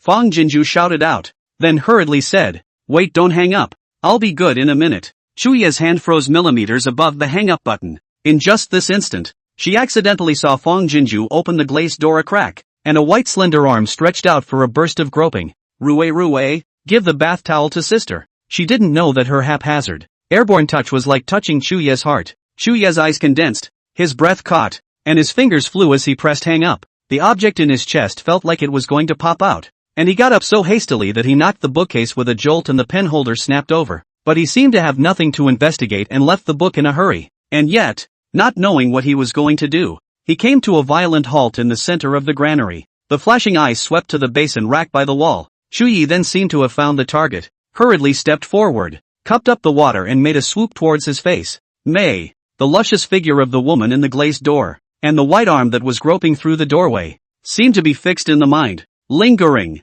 Jingle bells. The bookcase's cell phone rang unexpectedly. Chuyi jerked his face out of the basin and looked over. He subconsciously reached up and touched his face. The burning remained. If he picked up the video now, his abnormality would definitely be exposed to Jinju's eyes. For the first time, Chuyi was actually a little reluctant to connect to Jinju's video, but if she didn't answer it, Jinju would surely be anxious. Thinking of this, Chuyi could only take a difficult and hesitant step towards the bookcase. Fingers hesitantly just about to go to tap connect when the video ringing stopped, but it just stopped for a breath, and then resumed ringing. Obviously still the same ringtone, but Chuyi heard a few points of urgency, took a deep breath, and bravely pressed the connection. Chuyi, I told you not to hang up. The woman in the video was wearing a pink long-sleeved nightgown, rubbing her hair while saying with an annoyed look on her face, "Did you just leave the granary? How come no one answered the video the first time you called?" Wet black hair hanging in front of the chest, lining the woman just out of the bath of the pink face, such as out of the water of the lotus,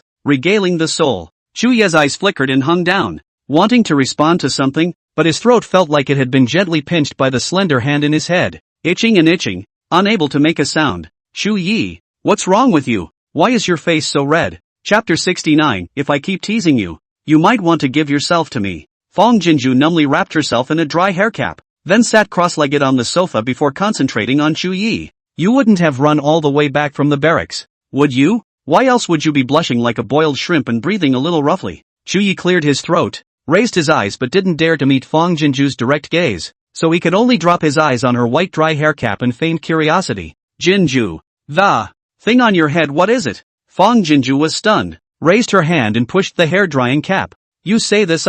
It's the towel that absorbs water. I couldn't wait to hear about the battle when I heard you called a video, so I didn't blow dry my hair and used a dryer cap to suck the moisture out of my hair first. Said she suddenly wanted to tease Chuyi. The words turned pursed lips and laughed. Otherwise, the water in the hair drilled into the brain can be more than worth it.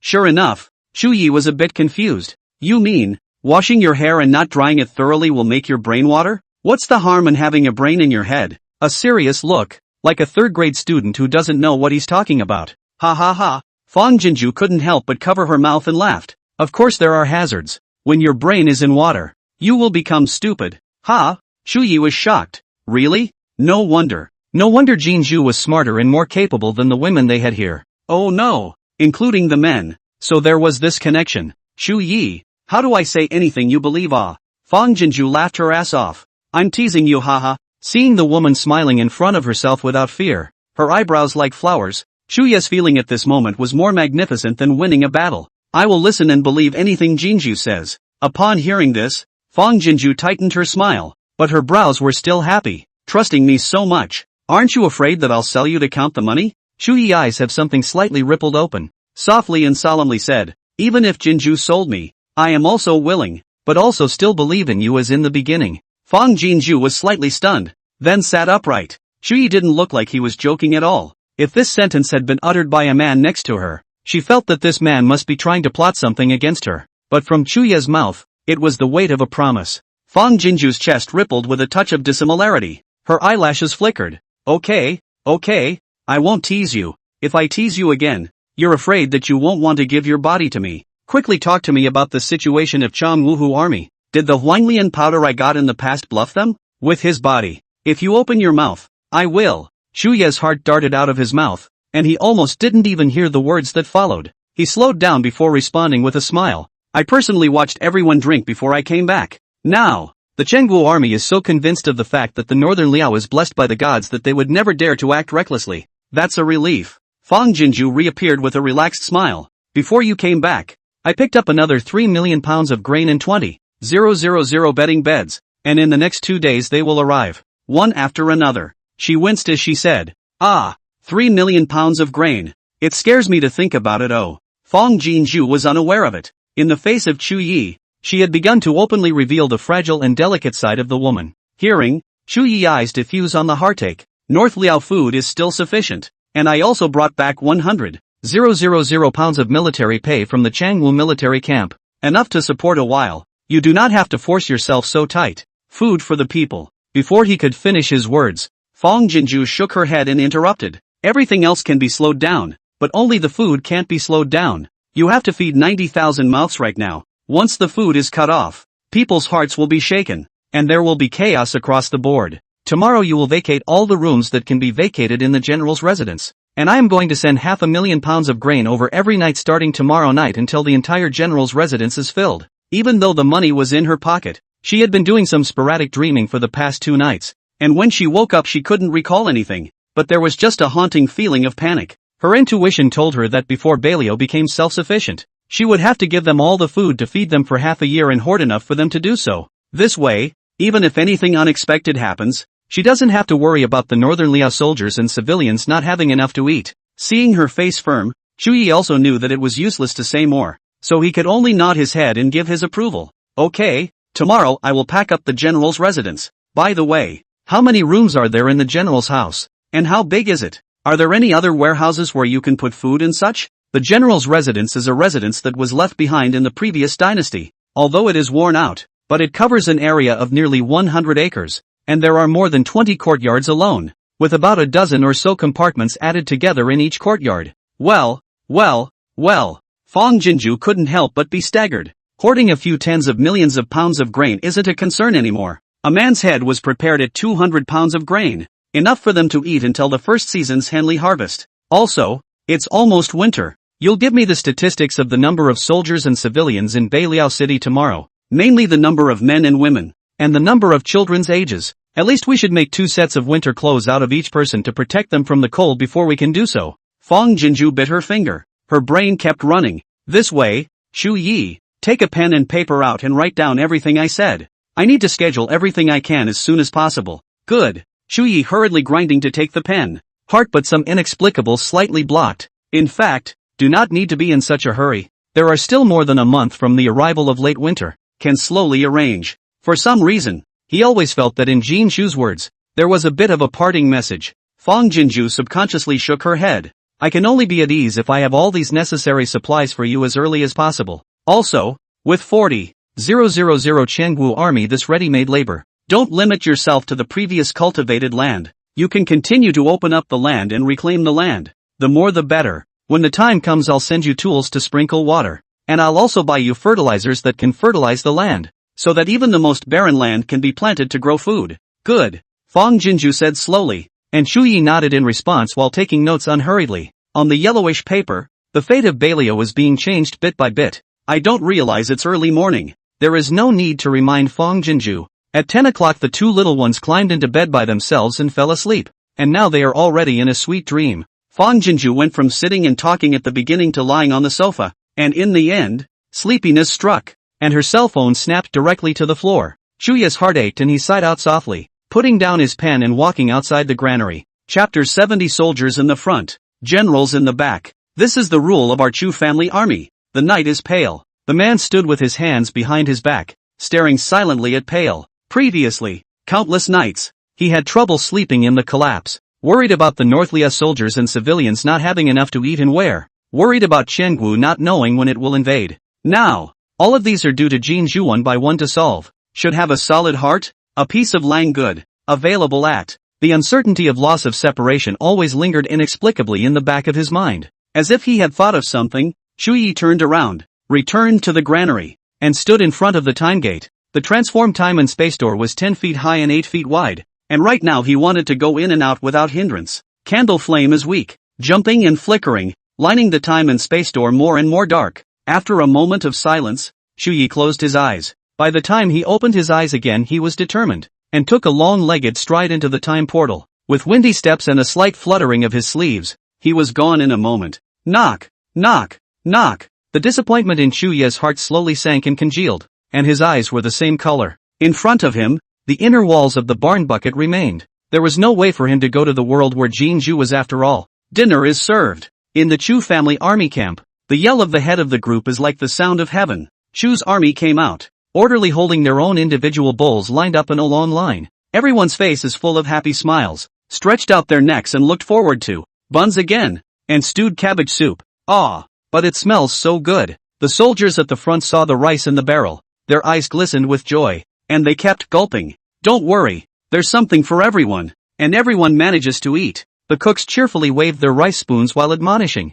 Slow down, don't spill, every grain counts. Ha ha, don't worry Uncle Kwan. I'll get down on the ground and lick it into my stomach even if it's scattered on the ground. You kid, you're used to skinning your mouth. Eat first, come back to fight if you're not full. Okay. In no time, the Chu family army gathered in piles in groups of 3 or 5, enjoying the food in their hands while chatting away. It smells so good. That's right, before I arrived in Bailio, I had never eaten such fragrant and fine steamed buns, and I've eaten them several times in the past few days, but I still can't swallow them every time. And this cabbage, gee, it's so crunchy. I've never had a bite of green in all my life. Me too. The goddess is too good to us. And General, if it weren't for General, we wouldn't have been blessed by the goddess. Yeah.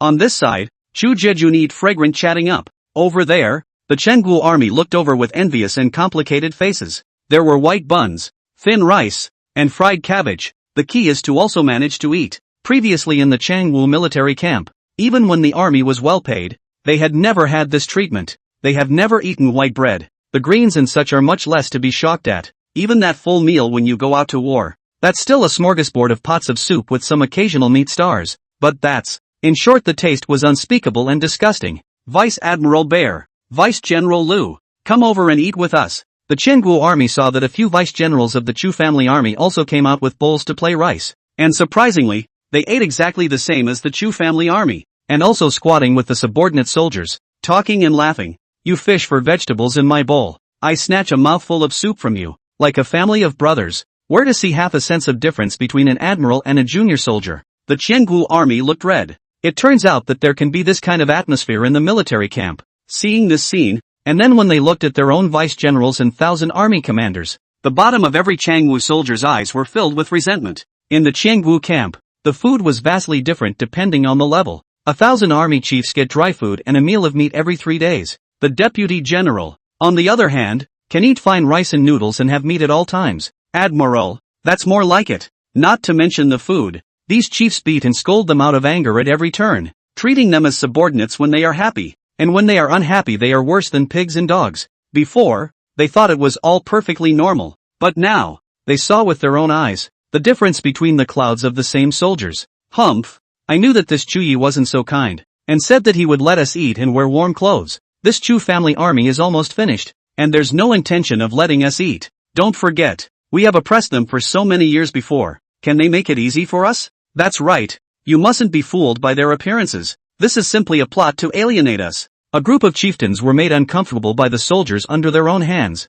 and not knowing who opened their mouths, you and I sneered and denigrated away. Let's eat. In the middle of talking, a yell came, and the Changwu army looked over in unison. I saw that the army was pulling a food delivery crate this way. What are you waiting for? Don't be quick to take a bowl and line up. Soldiers in the front, generals in the back. This is the rule of our Chu family army. Compared to the kindness and cordiality towards the Chu family army, the gang leader army spoke to the Changwu army with unceremonious disgust and rebuke. May, what does it matter? The Chengwu army in the front row clearly saw that their meals, surprisingly, were also steamed buns and stewed cabbage. For a while, the Chengwu army was like hot oil splashing cold water, boiling and splashing. The Chu family army can eat whatever they want, but you can't. 2 steamed buns and a bowl of soup each. Nothing more. The partner army looked at the Chengwu soldiers and came to fire, pulling a face and speaking without any politeness. Many of his brothers died under the Changwu soldiers, but he still has to burn fire and cook for them. Thinking about it is suffocating and annoying. But the goddess and the general must have had their deepest intentions in arranging this, so he naturally had to obey and do as he was told. But the general and the goddess only said that they would let them eat as long as they were fed, and what they did with them would be up to them. Enough is enough. The first Chang Wujuan to receive his meal was a 13 or 14-year-old teenager, who received the hot steamed buns with tears in his eyes and bowed humbly toward him. "Many thanks, uncle. Many thanks to you, so much, it's already very good." The cook was still cold, but he didn't say another word when he was feeding later. "I thought I was only going to send one, but I didn't realize there were two. Yes, this steamed bun portion is so full, it's bigger than my fist. I'm going to save it for one night to eat. What if Chuyi changes his mind and doesn't give us any more food? Right.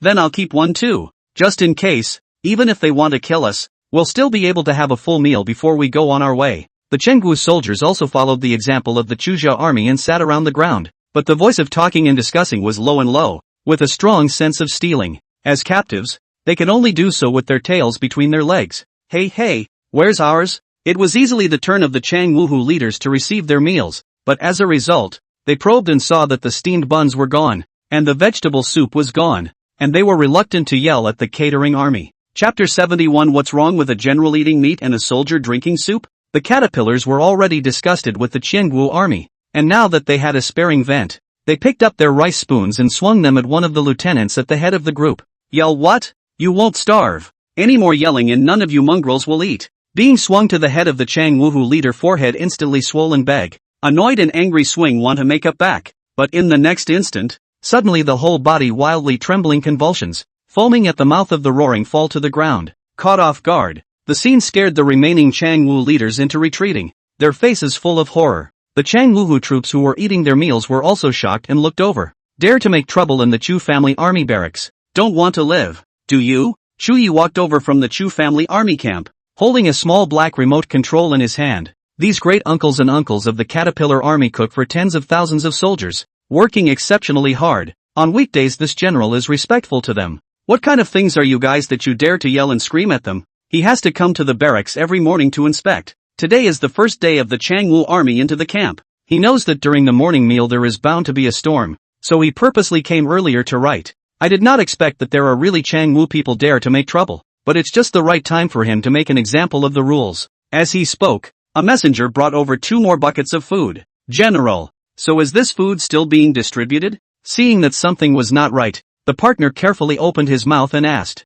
Chuyi coldly glanced at the Chengwu leader. "This one on the ground first starve him for 2 days. The others, as usual. If anyone dares to make trouble again, they'll end up like him." The Chengwu leaders looked at each other. Their eyes were all horrified and complicated. "Get in line and go up to the front and get your food." Upon receiving the order, the head of the army hurriedly drank, and their attitudes towards the general and the Changwuhu people were simply worlds apart. People have to bow down under the roof. Besides, there is a tragic precedent. A group of Chengwu leaders had to obediently go forward to eat, to see the food in the bucket, but all froze. One bucket was of pitch-black cakes. I don't know what they were made of. And there was a bucket of vegetable soup, but it was obviously cooked with roots and rotten leaves. How come we don't eat the same as them? What is this made of? It's edible. Why don't you give us white bread? For a while, the Chengwu leaders felt insulted and covered their noses in disgust. The Changwu soldiers not far away also felt surprised. They knew that these chiefs could surely only enjoy the same treatment as them, but they didn't expect to eat worse than they. The soldiers. Upon hearing this, Chuyi snorted coldly. "These eats are much better than the ones you gave to the Changwuhu soldiers under your own hands earlier." "What? The same are all people. They can eat what you can't eat?" With a few words, the Changwuhu army was drawn to stand up, their eyes looking over hotly. A group of leaders' faces flickered, and they said underneath, "The Chengwu state has always been divided into ranks, and food is naturally distributed according to rank. So what's wrong with the generals eating meat and the soldiers drinking soup? Yeah, if all the soldiers can just eat meat, what country can afford to raise soldiers?" Upon hearing this, the head of the group snorted and sneered. "Is this a question of whether or not to eat meat? In our Chu family army barracks, not to mention the vice-generals and chiefs of thousands, even our generals eat and drink with the big guys, and following such a general, even if we eat dirt and mud, we're still willing to do it." The Chengwu army was silent. The heart's aggression and resentment was deafening. Heaven forbid there should be such an admiral. The gang leader is right. If they followed such an admiral, even if they were immediately told to go to their deaths, they wouldn't hesitate for a second. "When you come to my Chu family army barracks, you must abide by the rules here." Chuyi coldly swept a glance at the Changwu leaders. "Previously you ate your brains out but taught your own soldiers under your hands to go hungry. From now on, this general is going to make this foul-smelling rule turn over. In the future, If your soldiers eat steamed buns, you'll have to eat chaff buns, and if they excel and eat meat, you'll only have a chance to drink a mouthful of broth. If you dare to say one more word of nonsense, none of you will eat today's meal. Every word is like a slap on the face of a group of leaders, but they do not have the guts to resist, can only endure a full of grievances, queuing up to go forward to receive the meal. Compared to the unwillingness of the leaders to hold back their grievances, the Qiangu army, however, had a big heart, and looked at Chuye's eyes, and under the awe, it was all gratitude. Didn't realize, their own generals have made them suffer indignity and resentment. Those who fight for them are instead these enemies who were once abused and oppressed by them. In this instant, all the Qiangu soldiers no longer feel that the Chu family barracks is the prison that holds them, but rather more like the home that they once begged for. Farm. Fang Jinju spent the morning nestled on the couch, snapping orders on her cell phone. When I picked up before, I added the boss's WeChat, just to save time and effort and worry today. Food has been bought, but oil and salt are also basic seasonings that must be available. Buy 200,000 pounds of each. Cabbage turnip greens do not stand up. According to the weather in Baleo, at most 4 or 5 days will wilt. One person according to 3 pounds ration. First buy 300,000 pounds. The winter quilts were available, and one person had to arrange for at least 2 more sets of warm coats. Naturally, you want the most affordable and warmest, and military coats and cotton jackets are a well-deserved choice, since there is still unlimited land to be opened. Food seeds, farming tools, fertilizer. As Fang Jinju's fingers clicked quickly, the text messages of bank card deductions, one after another, were sent, and Fang Jinju looked at the long string of numbers that remained solid, and her heart was very solid. No wonder everyone wants to become a billionaire. It really doesn't feel too good to just buy and buy and buy without having to look ahead and shrink. Sister, drink water. Shu, who was dutifully guarding her side, carefully slipped the straw of her water glass into her mouth. Sister, have some bread. Rui tore off a piece of bread and handed it to Fang Jinju's mouth. Fang Jinju came to the rescue, not forgetting to free her hands and Ruarua the little brains of the 2 little ones as a sign of appreciation and encouragement. Oh, how nice! Now even if she herself is so busy that she forgets to eat or drink, the 2 little ones won't forget. Igniting the light of life. Just as he was thinking, a call suddenly came from his cell phone, and Fang Jinju was typing and accidentally pressed the answer button directly. Hey Fang girl, I'm your Uncle Han. And me, Uncle Liang. Fang Jinju hurriedly sat upright and pressed the speakerphone. Uncle Han, Uncle Liang. Fang girl, last time you did not say that you plus the farm can fish it. The next 2 days we are ready to go over. You there Fang convenient On the other end of the phone, there seemed to be more than just Uncle Han and Uncle Liang, noisy and colorful, but everyone's voice was permeated with anticipation. Fang Jinju answered in a loud voice. Yes, convenient. I'm convenient anytime. Then let me know when you guys come. I'll go pick you up. Eat water and don't forget to dig a well. These uncles were not only her and Baleo's god of wealth, but also elders who cherished her. No need. Fang girl by the way. And you discussed something A few days ago you nagged on the phone that is not to build what new farm well. Your Uncle Ling just to organize the company's people group construction. A few of our old man discussed the idea of going to your forget about it. First, let these people who sit in the office all day long to work and move their muscles. And secondly, also by the way for your farm to do publicity. What do you think? Yes. Don't worry. We brought food and drink. All self-sufficient. You only need to provide the venue. Chapter 72 300,000 pounds of grain just disappeared into thin air. Hearing this, Fang Jinju's spiritual brows all flew up. The uncles are all for my sake. What else do I have to feel? All listen to the uncles. Good. No wonder Ruerue Shushu is so likable. You are a smart and sweet-talking role model as an elder sister. Then it's a deal. You prepare a little. Plan what to do for all of us. We'll come over the day after tomorrow. Don't worry uncles. I'll make sure to arrange a clear arrangement for you. And make sure that all of you have a good time. Fine. You do the job. We don't worry. Where's Rue Shu? Grandpa Han, Grandpa Sweet, Grandpa Ling, Grandpa Wei. Hey, do you want to come and play with Shuru? Shuru, take care of Grandpa, and have fun. Rue also take care of. Rue take Grandpa to play. Fishing, picking vegetables, good ba. Ha. Well. Ha. 2 more days and the grandpas will come to play with Rue Shushu. Rue is happy too. Hanging up the phone, Fang Jinju first called the grain and oil merchant and asked him to send 300,000 pounds of grain over first every evening for the next 2 days. It couldn't be helped. If she sent over 500,000 pounds of grain every night, she would have to teleport until 2 or 3 o'clock in the morning, and by that time, when Uncle Han and the others came over, she definitely wouldn't have the energy to receive them properly. Uncle Han and the others had brought the company down for a reunion this time, but it was the perfect time to make a name for her new farm, and it had to be given top priority. The good thing is that the biggest war crisis in North Liao has been resolved for the time being, and food is still plentiful, so she can spare her energy and plan for her farm. First to a few suppliers to contact one by one to excuse the delivery of time. Fang Jinju on the hoof to Fengzhou, 2 people shouted over, tightly in preparations to open. Time is short, the task is big, and only one person can be wrenched in half to use it. Thanks to Fang Jinju in advance to let Fengzhou, 2 people began to take over to promote the new farm matters. To the time of pulling the donkey on the mill, she realized that she actually picked up the treasure. Feng Changchang is responsible for the promotion of the farm business, but in 2 days, in the major short video platforms, the new rural account registered and made all the certifications. The name of the farm account is also bright. Adopt a cow, heal the whole family. Not only that, but she also uploaded several little videos about the farm's proclamation. White-feathered chickens crow, budding sheep bleat, colorful dishes, fresh fish in the water. Every moment is captured just right, with just the right amount of healing text.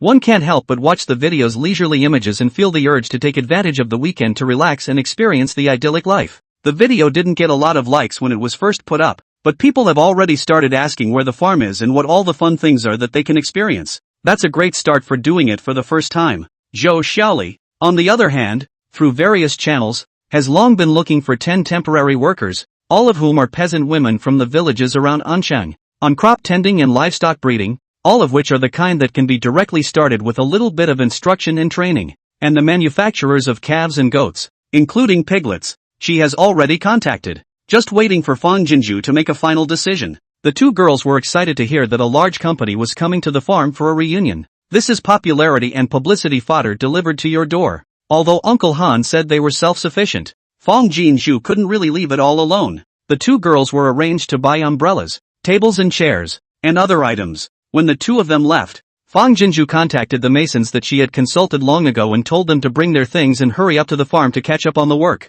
There are also livestock cubs. Fang Jinju explained to the supply manufacturers to let them send over at 7 or 8 o'clock tomorrow night. This is because all the existing livestock had to be sent to Bailio, and the cubs could not enter until after the shed yards had been vacated and cleaned. 2 days, though rushed, were planned and organized in advance. At 7 o'clock the 2 girls and the masons who had rushed the work finally finished and left. Fang Jinju sighed in relief and collapsed on all fours on the sofa, but after only 3 seconds of lying down, he sat up again in shock and hurriedly pulled out his cell phone to call Chu Yi on the video. Oh child, why are you so late today? Video a connection. First Chu old lady anxious heartache face. Rice hot 2 times. The should not fragrant. Fang Jinju even said, old madam, sorry I'll let you worry. The farm has some urgent matters to deal with. So delayed. Old madam, what kind of good food is being cooked today? I can't wait. And Ruaruishu is starving along with me. Stir-fried small fried pork according to your method, and stewed chicken with shiitake mushrooms. While saying that, elder lady Chu hurriedly asked Sister Wei to put the food box on the conveyor belt. There's also a garlic fried green vegetable. See if it's enough for you to eat. If it's not enough I'll go and make some more for you. Enough is enough. While speaking, Fang Jinju had already carried the food box and walked back to the dormitory. 4 dishes and 1 soup. Although the color has been oxidized and dull, but the aroma of the rice on the face is appetizing. Yummy. After adding rice to the 2 little ones, Fang Jinju couldn't wait to take a big bite of rice. A day of labor taught in the food into the mouth of this moment of total relaxation down. Face full of happiness and contentment. Busy on the ready-made good food to eat. I can be too happy. Seeing this, Chuya's eyes quickly flashed with a flash of heartache. The matter of Northern Liao will come and go. You should not push yourself too hard. Compared to his introverted stoicism, Chu old lady to put Fang Jinju's pain is no fear of intense. Yes, children. North Liao is now all stable. You rest a few days. The body exhausted can be how to ah. Fang Jinju struggled to swallow the rice in her mouth, her eyebrows flying with pride. Old madam, what I'm busy with today is my own business. Although I'm tired, my heart is very happy. With that, she told about her plans for the farm, and the fact that Uncle Han and the others would be coming to the farm in 2 days for a reunion. At the end of the glowing words, my parents have invested their life savings in the farm. If not for those antiques you sent, the farm would have been untenable. I'm thinking that buying antiques alone is too compelling, so I must revitalize the farm to make it work. so that even if selling antiques doesn't work out in the future, I'll still have the ability to continue to support Baliao. Alright, the workers delivering the grain called me. I have to go and meet them. Shu Yi, hurry up and get ready. I'll start transmitting the grain in almost an hour. The video hung up hastily, and the Chu family mother and son looked at each other, both relieved and heartbroken. Jinju really does look like a sunrise, all exuberant life and warmth. An hour or so later, several truckloads of grain were unloaded in front of the shed, yards of it forming a hefty hill. Fong Jinju took a deep breath, released Rui Shu Shu's hand and prepared to start, but just turned around to push the robotic arm out of the way. The grain is gone. 300,000 pounds of grain just disappeared into thin air. Chapter 73. You're such a sister's baby, heavenly baby. Under the dazzling incandescent lights of the shed, only Rui Shu Shu stared at her with big, innocent eyes. Where's the food? This bizarre scene made Fong Jinju's back hairy. Subconsciously threw away her mechanical arm, stepped forward and pulled Rui Shu Shu, and bravely probed towards the black hole outside the shed. Nothing, obviously very awake. But Fong Jinju felt as trance-like and frightening as being hit by a ghost. A gust of night wind blew, and Fong Jinju shivered, dragging Rui Shu Shu back violently into the shed, startling the white-feathered chickens behind her with a flutter and chirp. Seeing a shed of living things, Fong Jinju's heart instead became much more solid, but the alarm in her heart was tied in a dead knot. Where's the food? Jingle bells. Suddenly the cell phone video rang, startling Fong Jinju. It's Chu Yez. She hurriedly pressed to answer, but she saw Chu Yi as if squeezed by what to the wall. His face looked difficult and abnormal. Jean Zhu, what method did you use? How the grain all of a sudden spread out all smashed down? Can you hurry up and figure out a way to move the grain? We're stuck in a grain pile. Ha? Fong Jinju was confused. I don't know. I was about to pass the grain, but when I turned around, 300,000 pounds of grain disappeared out of thin air. I was wondering about it, and your video hit me. Sister. Shuru suddenly tilted her head. Shuru, is it not a mistake? The little man's face was full of caution, and he looked as if he thought he had made a great mistake. Fong Jinju was stunned, sensing something unusual, and hurriedly crouched down to ask, what's wrong Shu? Shu, want to change the grain into the little uncle's place. In that case, sister, don't have to work hard to carry it, Shu hurriedly said, and then, the food turned out to be gone. Is it not? Smashing Uncle Jr.? This time, not only Fong Jinju, Shu Yi on the opposite side of the video was also confused. Can it be that Shu just thought about it and turned 300,000 pounds of grain into the general's residence out of thin air? It's unbelievable, isn't it? Shuru, try again, Shu Yi said with a hard face. See if you can change the food back first. We are so suffocating and crowded here. Fortunately, they were practiced. When the grain rain came down intensively, they desperately tried to dodge towards the outside and the sides, but they could not resist. The grain was too much, and almost didn't squeeze the big guys into mush. Upon hearing this, Fong Jinju was shocked and hurriedly pointed to the place where the grain was just placed and said, Shu, try to think and change the grain back to its original position and see. Shuro hurriedly did as she was told. Fong Jinju stared nervously at the place where the grain was placed, and then he saw that 300,000 pounds of grain had returned to its original spot out of thin air. She barely managed to keep her eyes open. Shuro knows how to instantly move? Then why didn't you notice any signs before? It's glowing. Rui suddenly cried out, her little finger pointing at the peace button on Shu Shu's neck. Fong Jinju returned to her senses and subconsciously looked over to see that the peace button was flickering with dazzling glittering light. Isn't this the peace button Uncle Ling gave to Shu Shu? Could it be that Shu Shu knew the method of instantaneous transportation because of this peace button? Jinju, the food all disappeared again all of a sudden. Chuya's shocked and uncomprehending voice came from the cell phone. What the hell is going on here? Fong Jinju hurriedly took her cell phone and locked eyes with him, eagerly asking, are you okay? Is everyone okay? With all that grain, it's no joke if it hits someone. Shuyi shook his head. The good thing is that the granary is still quite spacious and did not injure anyone. It's just that the big guys didn't react as well as they should have, and got a bit of a shock. That's good. Fong Jinju let out a huge sigh of relief. Then she lowered her voice and said, Shu Yi, is the open space outside the granary big? Shu Yi nodded knowingly. The courtyard outside the granary is large, more than enough to hold 300,000 pounds of grain. Yes, after Fong Jinju answered, she squatted down and looked at Shu Shu. Shu, let's try and turn this grain outside of the general's granary, shall we? Her voice shook a little as she spoke, not scared, but excited. If Shu Shu could instantly move everything, then in the future, No matter how many things were transmitted to the general's residence, wouldn't it be effortless? Shuro hurriedly obeyed and did as she was told. 300,000 pounds of grain was gone under Fang Jinju's watchful, watery eyes. Shu Yi, how's it going? The grain appeared in the yard all at once, pile high. Fang Jinju and Shu Yi looked at each other across the cell phone, both excited. Shu, you're awesome. At the end, Fang Jinju couldn't help but embrace Shu tightly into her arms.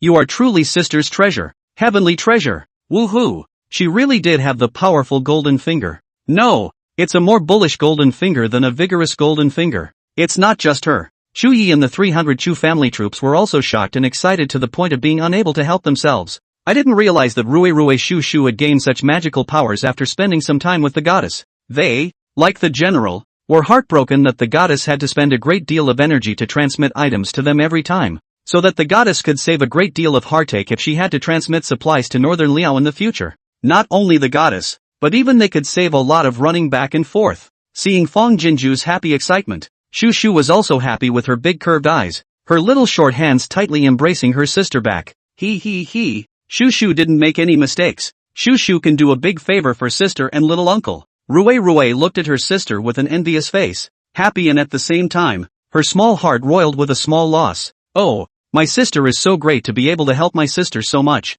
Rue is useless and can't even help his sister. In the next instant, the lost little person was swept into Fang Jinju's arms together. A kiss on the left side and a kiss on the right side. All are sister's big babies. Sister loves you all so much. Rue's little face, which was lost just a moment ago, instantly rippled with a silly smile. It's so nice that although Rue isn't as good as his sister, she still treats him like a big baby. Rue will have to be more and more kind to her sister in the future before she can. After discovering this remarkable ability of Shu, Fang Jinju's entire body soared with relief. And when the 300,000 pounds of grain on Shu Ye's end were all moved away, she asked Shu to send a shed of white-feathered chickens over as well. Then Fang Jinju brought Shu to the pig shed again, a little nervous in her heart. The pigsty was a bit far from the time gate, so I wondered if Shura would still be able to teleport her stuff there without any problems. However, there were doors connecting the sheds to each other, so even if there was no way to instantly teleport in time across the distance, it didn't matter.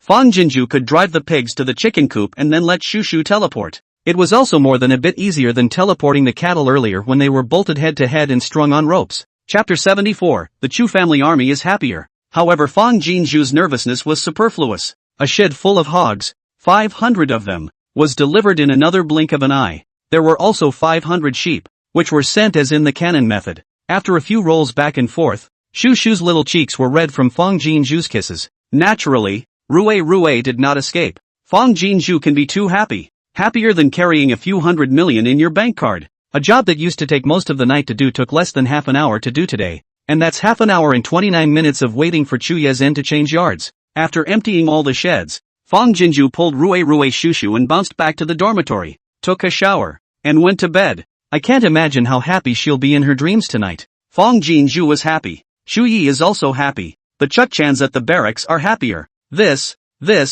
much meat? This is all given to us by the goddess? It's only been 2 days since we ate white bread, and we're getting meat again? Quick, pinch me to see if I'm dreaming. Come on, pinch each other. Shu Yi sent a large portion of meat animals to the barracks. 300 pigs, 300 sheep, and 500 chickens. The Chukchans never thought they would be able to eat meat. For them, it was already a great happiness to have enough food, or fine rice, and they did not dare to ask for more. But now, thousands of fresh meat animals are spreading and chirping as far as the eye can see. None of them are very big, but they are real meat. The happy ones had nothing to do but grin big and giggle, or pinch me and kick you to prove that what they saw in front of them wasn't a dream. Don't just stand there. Come over here and help kill all these pickles or air dry them. The head of the army of the group yelled cheerfully, and everyone returned to their senses and began to move. Those who light fires, those who boil water, those who set up pots and sharpen knives, and those who catch chickens and goats are more lively than the new year. The general has said that there is no food to feed these people at the moment,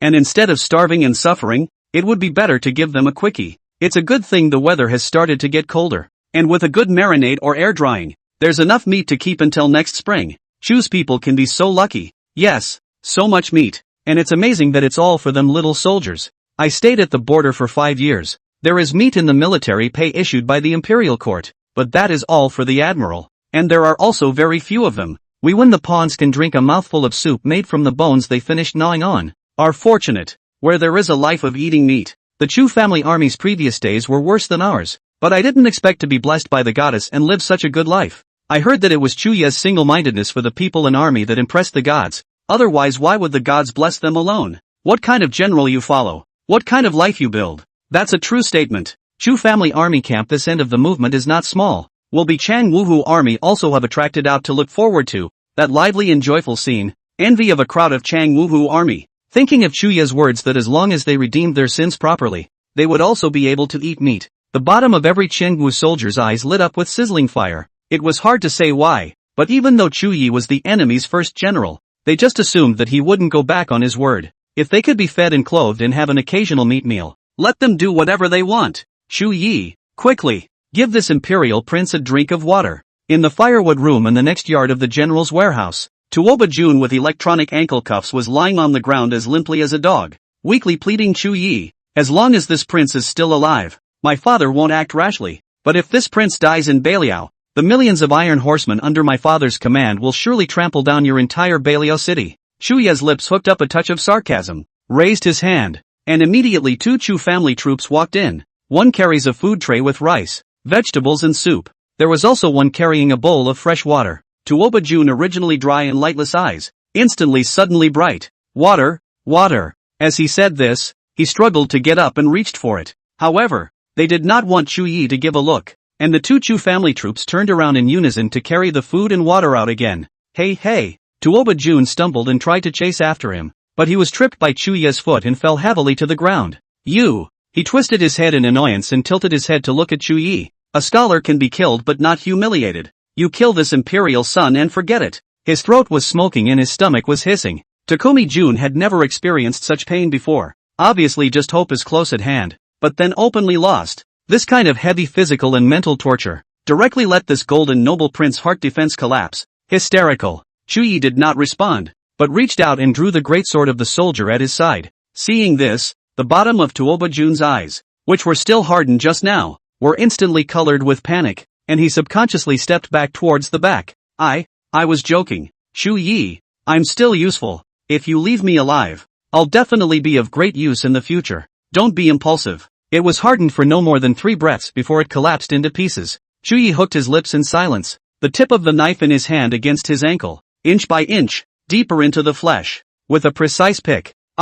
Tuoba Jun let out a mournful scream as he watched his hamstring being picked out. Hunger, thirst, and humiliation all become small and worthless before the fear and pain of death. I certainly won't kill you easily. Only then did Chu Yi open his mouth, cold and unfeeling, but never in fear of your tyrannical father. But rather I will slowly torment you to seek justice for the people of my northern Liao who died in your plot of brutality. Even though there is a goddess, the number of people killed by the epidemic in Baliao is still over 100. These people had just eaten a few days of full meals and lived a few days of peace and happiness when they died tragically in the brutal conspiracy of Tuoba Jun. The reason why Xiangwu, these high and mighty abusers, regard human life as a straw, is because they cannot feel the helplessness and pain of the straw that has no way to survive. Thinking of this, Chu Ye's eyes turned red, and with a movement of his raised hand, he picked off another of Tuoba Jun's hamstrings. Then he will make them taste it too. Tuoba Jun rolled all over the ground in pain. His panic was like rolling mountains pressing down on his face, overlapping with the shadows of the faces of those mole crickets that had once been miserably abused by him.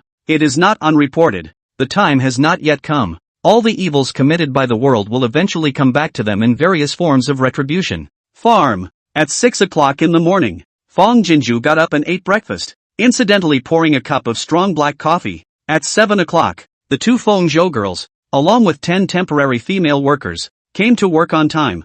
Yesterday, all kinds of animals and cubs had been pulled into the farm, and Fang Jinju had already led these female workers to familiarize themselves with and check the process of the farm both inside and outside. When everyone had arrived, Fang Jinju exhorted once more and arranged for everyone to go about their duties. 9 o'clock, Fang Jinju stood at the entrance of the farm early. Seeing the 3 buses coming successively, she hurriedly commanded the driver to drive into the farm park, and before she got off the bus, Uncle Han and Uncle Leon came together at the window and waved at Fang Jinju. A warm welcome to a few uncles. A warm welcome to the new little Fang farm to experience the idyllic life. Fang Jinju grinned a warm smile and waved as she spoke. Behind her, Feng Zhou hurriedly pulled back the welcome banner that had been prepared in advance, and the temporary workers applauded in unison to give a warm welcome. Sincerity and attention are pulled straight to full strength. This Fong girl, she's making it really grand. Uncle Ling led the way, and everyone got out of the car with a smile. Fong Jinju greeted her with a smile, but suddenly froze after seeing a few people coming down from the last car.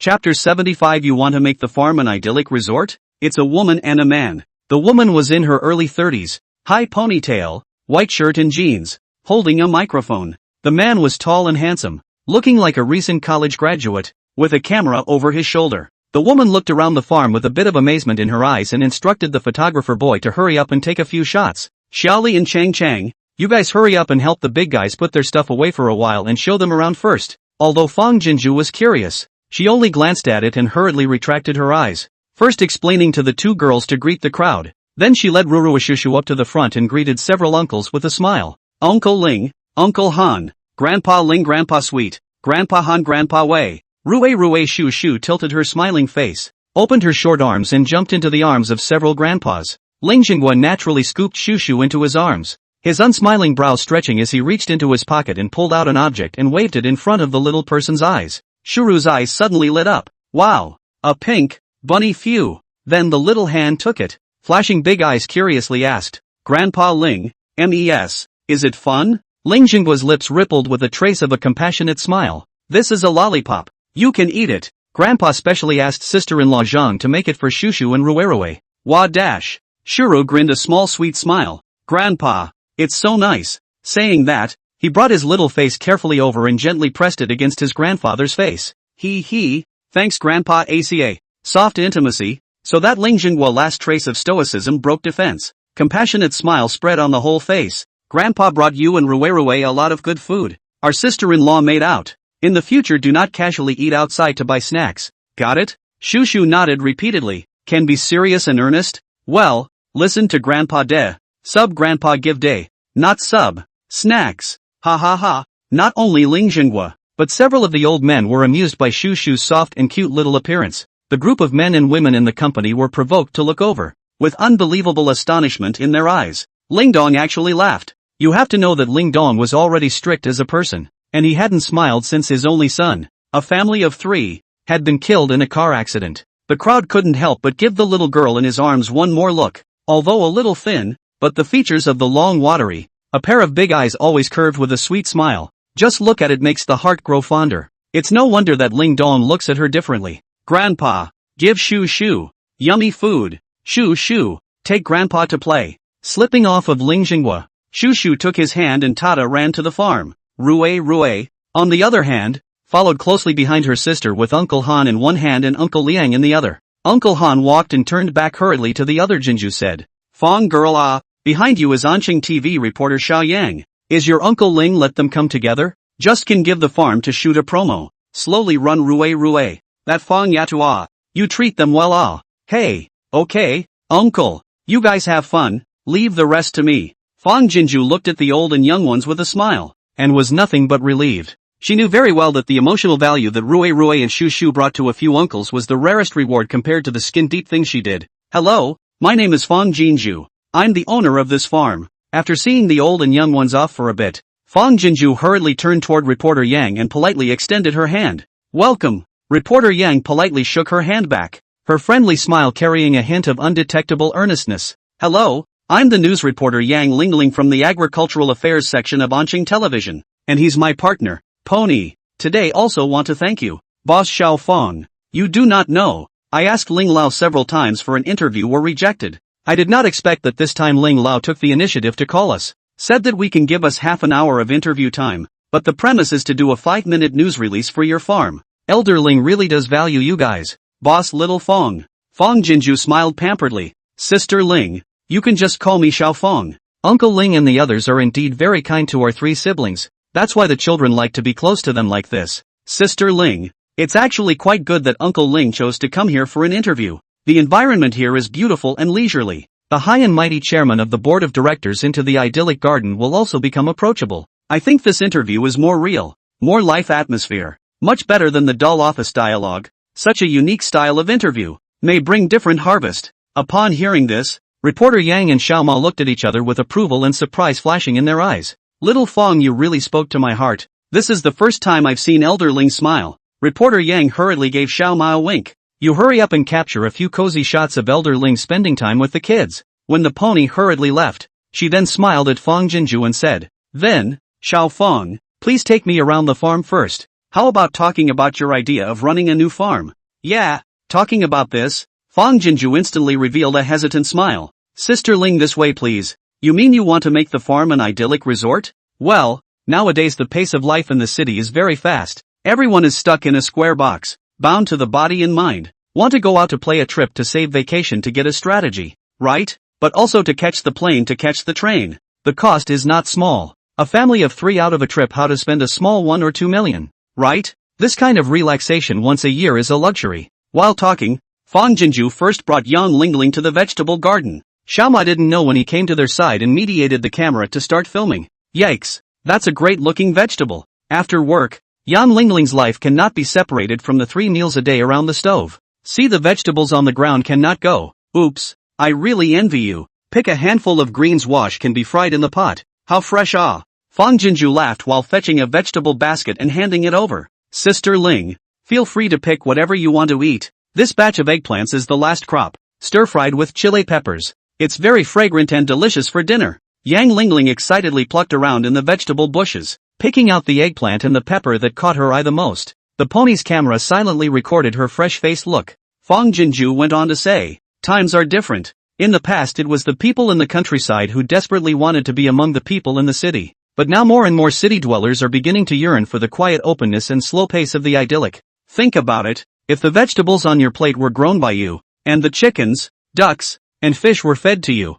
the emotional value of 3 meals a day would not have to rub off on you. And those are things that money can't buy. Grow your own, raise your own? Yang Lingling straightened up, shook her head and laughed. Where is there a place to plant? Even if there is a place to plant it, where will the time come from? Saying this, she raised the eggplant in her hand. Growing like this, that all takes time and effort to take care of. You can't expect to have fresh vegetables like this once the seeds are sown and ignored during the week. Can you? It's hard to grow vegetables, let alone talk about raising chickens and ducks or anything. Chapter 76. You have always exceeded my trust and expectations. Upon hearing this, Fang Jinju smiled proudly. So that's what I'm doing to start a new farm. Sister Ling, let me ask you, if you draw such a piece of land in this mile, put up a sign, and rent this piece of land to you by the year, you can bring your husband and children here on weekends to sow seeds, and on weekdays when you have time, you can bring your children down to pull weeds and take care of them, and take pictures to keep a souvenir or something. Even if you don't have time to come,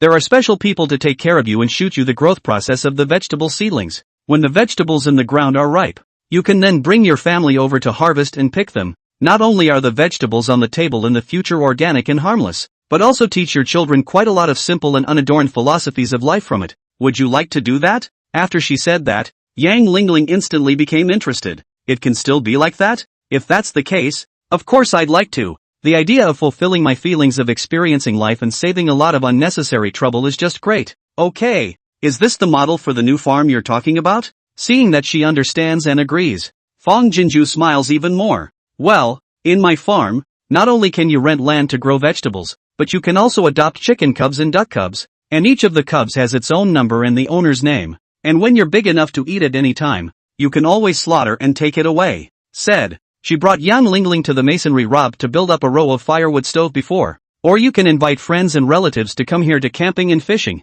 on-site picking vegetables, on-site killing chickens and slaughtering ducks, on-site with the authentic clay stove to do a meal out. You say such a beautiful vacation? Fang Jinju's words had already sketched out a pleasant scene of idyllic life in Yang Lingling's mind, and she immediately asked, how do you rent this land? And do you pick the chickens and ducks yourself? Where? Fang Jinju smiled like a flower and said, go, Sister Ling, I'll take you to the barn again. There are chickens, ducks, pigs, cows, and sheep to feed whatever you want. Fang Jinju prepared well in advance. Reserve a good number of almost ready to go out chickens, ducks and goats out. Not to avoid the vegetables in the garden category is not enough, but also in advance to buy back a lot of other dishes to eat. Some people fish on site and kill fish and chickens on site. Someone wearing a sun hat was excitedly picking in the vegetable patch. There were also quite a few people clustered around Fengzhou and the two of them walking up to the freshly harvested fields, inquiring about the price of renting rice paddies. Lift up your eyes and there is wilderness. Lower your eyes and there is life. A reunion where everyone has fun. When they left, nearly half of the Ling family employees had rented vegetable fields and adopted animals, and the remaining half had chosen fields and animals in advance and registered to reserve them, just waiting to go home and discuss with their families before they called to pay for the order. It was an open door that Fang Jinju didn't expect. While the idea of a new farm was envisioned, it didn't have the luxury of being this hot right out of the gate. She felt that these customers were taking care of her business for the sake of Uncle Ling's face, and it was not too late to make some exhortations to let them go home and think it over before making a decision. After all, the rental fee for a single plot of land is as high as 2,000, and although vegetable seeds are given for free, the labor management fee is also 1,000 a year. The adoption fee for a chicken is $150, and the adoption fee for pigs and goats ranges from $2,000 to $3,000, but the feed and grain are supplied free of charge, and if there is a disease or death in the middle of the process, you can re-adopt at any time, and will not repeat the charge. That's not even a low price if you just look at the immediate future. But Fang Jinju's worry is superfluous. Can be Ling Lao let out of the group building of employees or long-term vision? A little bit of calculation of costs and benefits. It is clear that the price is very fair. A plot of land is almost nearly 70 square meters. Planning, you can grow more than a dozen kinds of dishes, so that down the family will not lack of fresh food to eat all year round. But if the whole year in the supermarket to buy food to eat, can be far more than spend $2,000, and you can bring your family and friends to the farm from time to pick and relax, which is an emotional value that money can't buy. The market to buy a 7 or 8 pounds of soil chicken is almost 100 or so, but here to raise a dozen or so chickens, not only to feel the joy of raising, but also to eat fresh and visible soil chicken meat, soil eggs, pigs and goats, not to mention, casually raise 1 or 2. The meat and vegetables of the annual goods do not have to worry about. All of these are actually the prices that Fang Jinju set down after auditing the value of the farm's various production capacities in advance. This one-to-one fine to individual rental mode, equivalent to the farm in advance to find a good buyer, although slightly wastes some effort. But if the farm's rental adoption can reach saturation, that creates a benefit. Will be 4 or 5 times the traditional centralized production and marketing mode. And while the traditional model is to find a sale to make money, this model goes straight ahead and puts back a full year's worth of earnings in advance. The first battle was won. After sending off Mr. Ling and his entourage, Feng Zhou and the two were as energetic as chicken blood. If not for Fang Jinju urging them to get off work, they could not wait to stay up all night in the farm office to make the promotional video.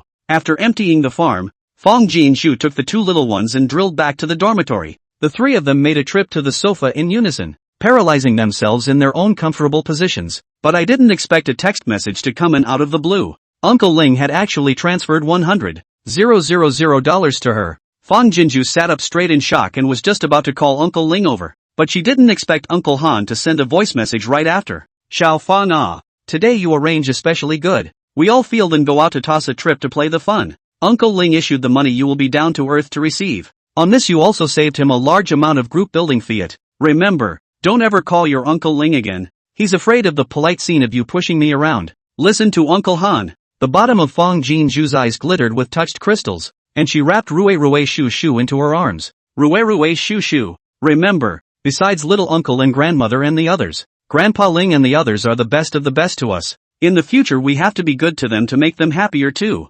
Okay? Aha! Good act. Rue, like the grandpas, will be very, very nice to them. Although she knew that the 2 little ones just liked a few grandpas from the bottom of their hearts, and that the stars she had paid for, Uncle Ling and the others would certainly not be able to see. But she just couldn't help but make a mouthful of words to express her feelings, or else this cavity of touching, it was really hard to hold in the bloating. The 2 little ones couldn't wait to carry a few big gift bags of snacks and toys from Grandpa, and went into the house to count them as if they were their own. Fang Jinju also couldn't wait to dial Chuye's video. What happy event happened? Smiling like that? Chuye had been waiting in front of the bookcase for a long time, and as soon as he picked up the video, he saw Fang Jinju's smiling face, and the corners of his mouth lifted up in an arc. Fang Jinju lay on the sofa, holding up her cell phone, her eyes full of brightness. Chuye, my new farm successfully took its first step today. I haven't let you down, your trust in me. In the future the farm can definitely become the bottom of our value.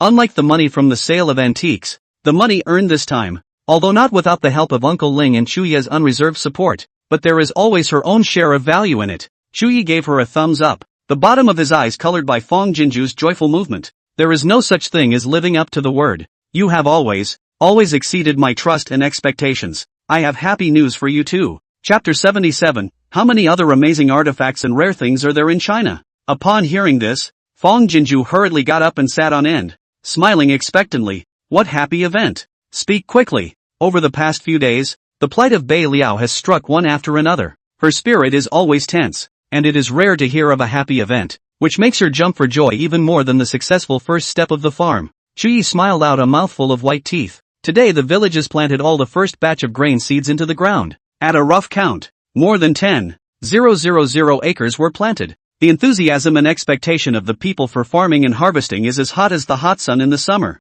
and the epidemic has just been brought under control. So without his order, they have all been put into farming. As of today, more than 10,000 acres of cultivated land in Beiliao, nearly 8,000 acres of land have been sown with henmai seeds, and the remaining land has been evenly divided and planted with other grain seeds. The grain seed sown is the hope sown. It was a great joy for Beiliao. Wow! Fong Jinju's eyes flickered with excitement. Great! How many days has it taken to turn over more than 10,000 acres of land? Wouldn't those yellow cows be? Chu Yi hurriedly shook his head. Jin Zhu, don't worry. The village people love oxen like their lives. A large portion of the land is plowed by yellow oxen, and a small portion is plowed purely by human power. If this 10,000 acres of land can be successfully harvested, Northern Liao will be self-sufficient. He didn't dare to expect that much, but because of his trust in Jin Zhu, he felt that he would be able to harvest at least 500 or 600 pounds of grain per acre. In this way, 10,000 acres of land will be able to harvest nearly 6 million pounds of grain,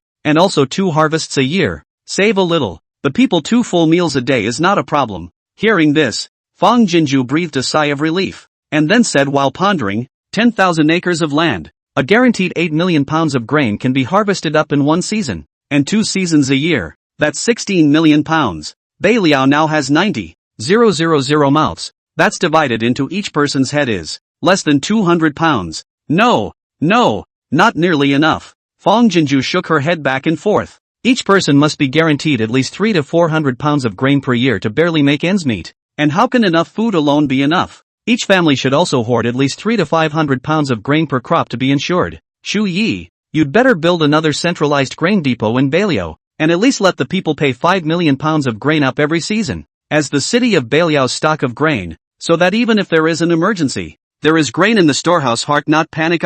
Chu Yi, roughly how much territory can be reclaimed for fields in northern Liao? The face of the other Jinju a series of follow-up questions. Chu Yi, secretly alarmed at the same time, hastened to tell the truth. North Liao, the entire territory of about 2 million acres, of which the North Liao city and villages accounted for about more than 100,000 acres. The barren beaches leading to the border of the Chenggu Hills accounted for 1 million acres. All the rest is flat wilderness. Yes. Fong Jinju happily slapped her thighs. I didn't realize that Northern Liao City's territory is so vast. That is to say, there are still 900,000 mu of land in Beiliao that can be reclaimed as fields. So 600,000 mu will be planted, and 300,000 mu will be used for pasture, so that not only can warhorses be raised, but the farmers can also raise livestock. This, to be considered self-sufficient. Listening to the woman's voice that pointed out the mountains like a grandiose voice, Chu Yi's heart trembled slightly, and he carefully said, Jin Zhu, are you saying that you want to reclaim all the land to plant grain and pasture? If so, not to mention the long days of reclaiming the land, I'm afraid that the front of the reclaimed not yet had time to sow the back of the soil and hardened into a block. Even if all the plowing is successful, harvest time will only be manpower is not good. Upon hearing this, Fong Jinju nodded approvingly. I know, you don't have to worry. Now that Shu can instantly move everything, I can send some big guy artifacts over to you guys. These artifacts only need one person to manipulate them, and they can plow 50 acres of land out in a day. Chu Yi, one man, plowing 50 acres a day? How many other amazing artifact rarities does China have? Besides, 40,000 Chenggu army cannot let them idle. We give them good food and drink is not in vain to raise them, but in order to give us as cattle and horses to atone for their sins, the other military and civilian manpower and the yellow oxen are also used as much as possible. Not allowing Chu Yi to slow down, Fong Jinju then continued, in this way, 900,000 acres of land, not more than half a month, will be able to reclaim all of it, and at that time, I will then send you sowing artifacts, and in 3 or 5 days, you will be able to sow all of the grain seeds. As for the grain harvest, there's no need to worry. Specialized harvesting artifacts are also available. I think at that time the 500 acres in my farm was harvested in one day. At the end of her words, Fong Jinju realized that Chu Yi had been completely petrified. staring at herself with a pair of shocked eyes for an instant. She smiled and reached in front of the camera. Shu Yi, did it scare you? It's okay, you'll get used to it. After shouting several times, Shu Yi came back to his senses. His lips mumbled several times, and froze, only stifling out a, yes, but ah. At the end of the day, Fang Jinju remembered something else and hurriedly urged. These artifacts are very expensive to buy. I'm going to rent them, so when the time comes, you guys should take good care of them, and I'm going to return them when they're used up. A rotary tiller costs more than $100,000, not to mention the seeder and harvester. If you buy dozens of the same, it will cost tens of millions of dollars again. That's not how money is built. In comparison, renting can be so affordable. Shu Yi nodded his head repeatedly, reverence and admiration directly overflowing from the bottom of his eyes. Well, Miss Jean Zhu, rest assured, such a divine weapon, we will definitely treat it as if it were our lifeblood. After discussing the matter, Fang Jinju, body bones and soft, fell head, collapsed in the sofa, waiting for the food in winter quilt. Winter clothes will be sent. I picked up 10 million pounds of food, and grain, oil and salt, winter clothes, winter quilt. Before, I was going to send it over in batches, but now that Shuru is here, I can send it all to you at once, so prepare yourself. It might take a very large venue to accommodate. Oh. Hearing this, Shu Yi pondered for a moment and said, Jean Zhu, why don't we try it tonight and see if we can pass some of the supplies directly to the barracks? Fang Jinju's eyes lit up. Right, why didn't I think of that? Most of the winter clothes and quilts were originally to be sent to the barracks, and if Shu Shu could directly transmit them, it would not only save the Chu family army from having to go back and forth, but it would also be safer. Just try it. After dinner, the supplies arrived one after another, and Fang Jinju ran back and forth, asking the workers to unload the supplies by category in front of the shed. When the last heavy truck left the farm, Fang Jinju then pulled the two little ones to the supplies and dialed Shu Ye's video. Shu Yi tried. Shu, try to pass a bag of grain to the southern garden and see if it's okay? Shu Shu's small face was filled with doubt. South garden. Where is it? Fang Jinju took her hand and walked to the grain, pointing to one of the bags of grain and said, Shu, think in your heart about what little uncle said, and try to pass this bag of grain to the south garden first, and if you can't pass it, it doesn't matter. Shuru tilted her little brain and stared hard at the bag of grain that Fang Jinju was pointing at, but the peace button didn't blink and the grain didn't move. Chapter 78. The Chu family army is definitely the most best-lived soldier in this world. Fang Jinju and Shu Yi looked at each other, and at the end of the day, they asked Shu Shu to pass the bag of grain to Old Lady Chu's courtyard. This time it came into being as easily as earlier. As expected, it had to be a place that Shura had been to and had an impression and picture in her mind before she could teleport. Shu, do you remember the military camp that little uncle took you to? On the other end of the cell phone, Shu Yi looked at Shu Shu with an expectant face, teaching her to recall what the barracks looked like. It's where all the uncles live, and there's a big open field. Can you remember? It didn't matter if Shuru couldn't remember. He could immediately take Shuru on a horseback ride and make a trip to the barracks to leave fresh memories. I didn't realize that Shu nodded seriously. Kirito ACA. It's where Uncle practiced martial arts. Right, Uncle Junior? Shu Ye's eyes were happy and he nodded repeatedly. Right. That's the place. Shu Shu will just send the food and supplies directly there in a moment. After saying that, he immediately pressed the intercom. Xiong Dali. In the barracks, Xiong Dali and several vice-generals headed, along with the Chu family army, are guarding around the military tent, waiting for a long time. The general just said that the goddess is going to send food and winter clothes and quilts to northern Liao tonight. And for this part of the military camp's supplies, she's going to teleport it directly to the military camp, so that they can empty all of the unused items in the schoolyard and stand by. Everyone was excited and all felt unbelievable. Previously, every year on the number of winter is the most difficult. Daytime drill work still feel the cold. Not to mention the night. Must be a whole army tent people crowded in one place. Can barely keep out the cold. But the goddess sent a winter quilt the other day. And it is a bed for everyone. This winter quilt is soft and thick. And the weather at the moment is so hot and dry when you cover yourself at night. This winter night, they no longer have to rely on huddling together in one place to keep out the cold.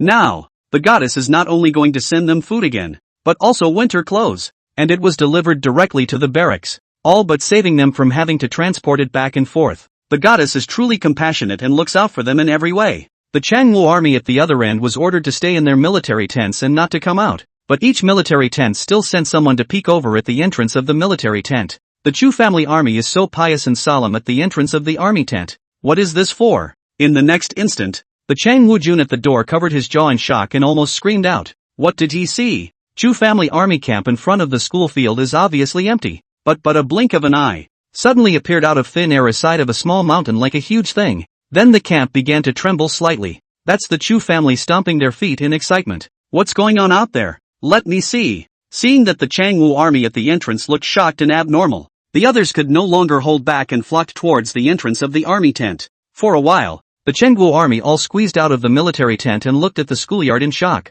What? What is that? I don't know. I appeared there in the blink of an eye. There really are gods in Baliao. These things must have been transformed by the gods. At this moment, the Changwu army's trust in the matter of northern Liao having gods rose to a new level in unison. General, the stuff is coming. Bear vigorously pressed the intercom and reported excitedly. At those words, Chu Yi and Fong Jinju looked at each other, relieved and at the same time, pleasantly surprised. It's a done deal. It's really becoming. I didn't realize that Shu Shu's ability to transmit objects out of thin air was so strong. Come help first. Xiong Dali roared towards the Changwu army camp in no good humor. Then one person will receive 5 army sticks in a while. He did it on purpose, deliberately ordered the Changwu army not to leave the army tent. For one thing, the general said, it's all about creating a sense of mystery and letting them peek at the miracle without a second thought, so they'll be more and more in awe. Secondly, it can also through this matter, small punishment, let them quickly cognize and accept the Chu family army military rules.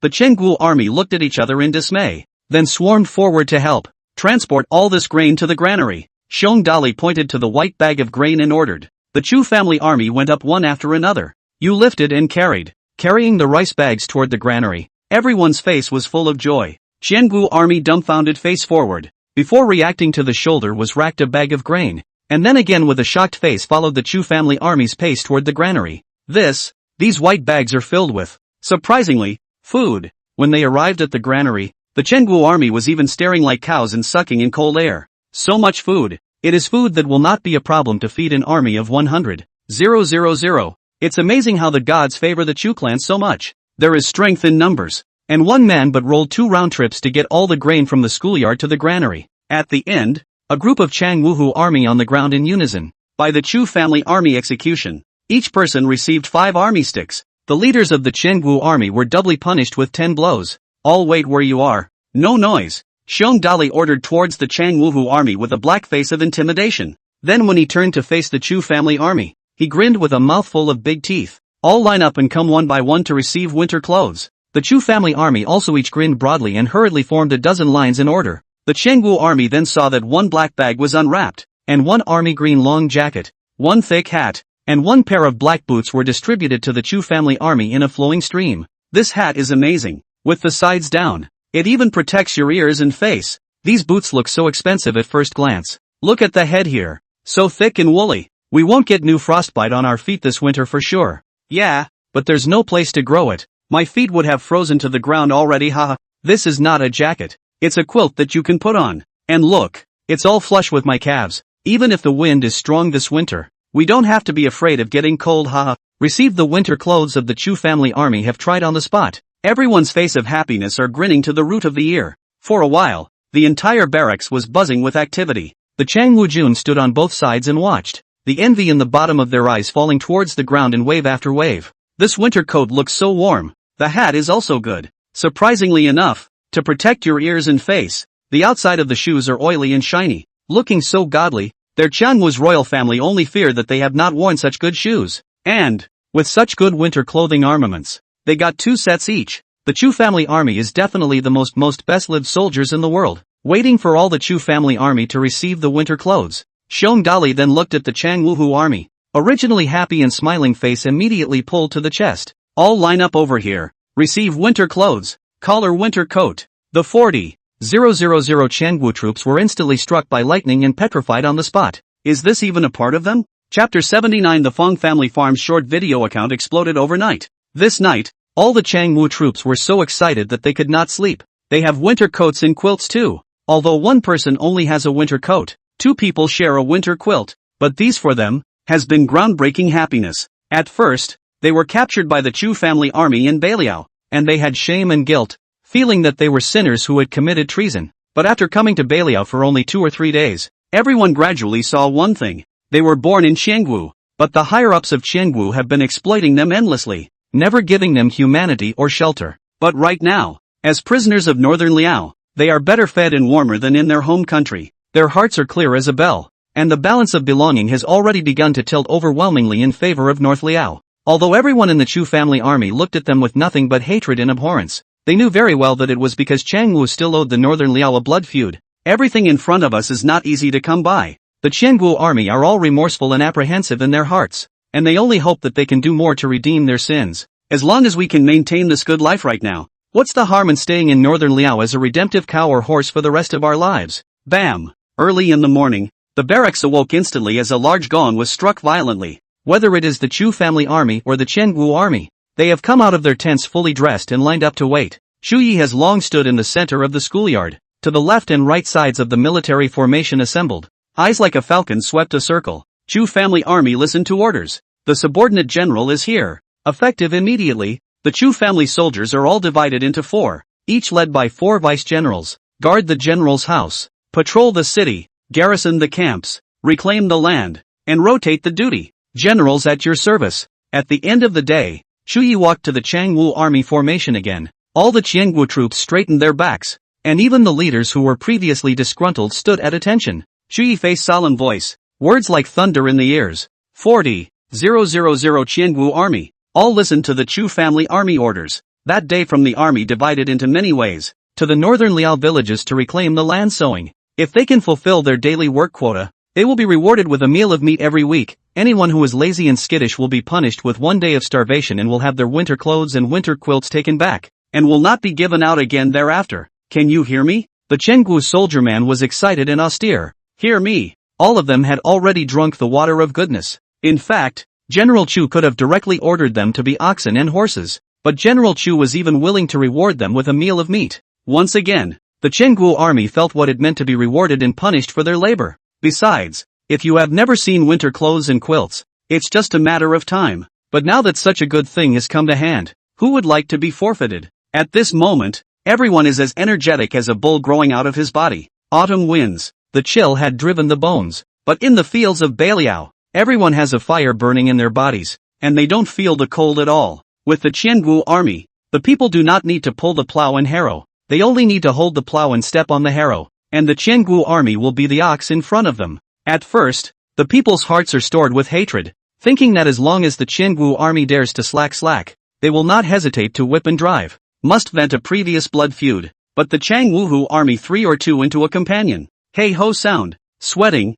dry exceptionally hard. This is really treating yourself like a cow or a horse. Hundreds of people in the hands of the whip held tight, but never raised the opportunity to go out. The mood can be described as complex and difficult to describe. And so it went on for 2 hot days. Beiliao's arable land began to expand as far as the eye could see. The Qiangwu army also confirmed with their sweat that they were indeed sincere in redeeming their sins and were willing to be oxen and horses. Rumble. On this day, a low and horrible beast sound came from the ground, and all the people stopped working and looked over. Just saw 3 huge things slowly driving in towards the field, as far as the naked eye could see, except for the wheels of the cart, which were made of iron, with a rumbling head end and a long row of iron teeth and fangs at the end. The monster was generally daunting. Don't panic, everyone, this is a divine weapon for plowing the fields given by the goddess. There are Chu's army in front of the monster wildly ran, while shouting message. Artifacts are controlled by the Chu's army, will not hurt people, everyone continue to work well. It turned out to be a divine weapon given by the goddess.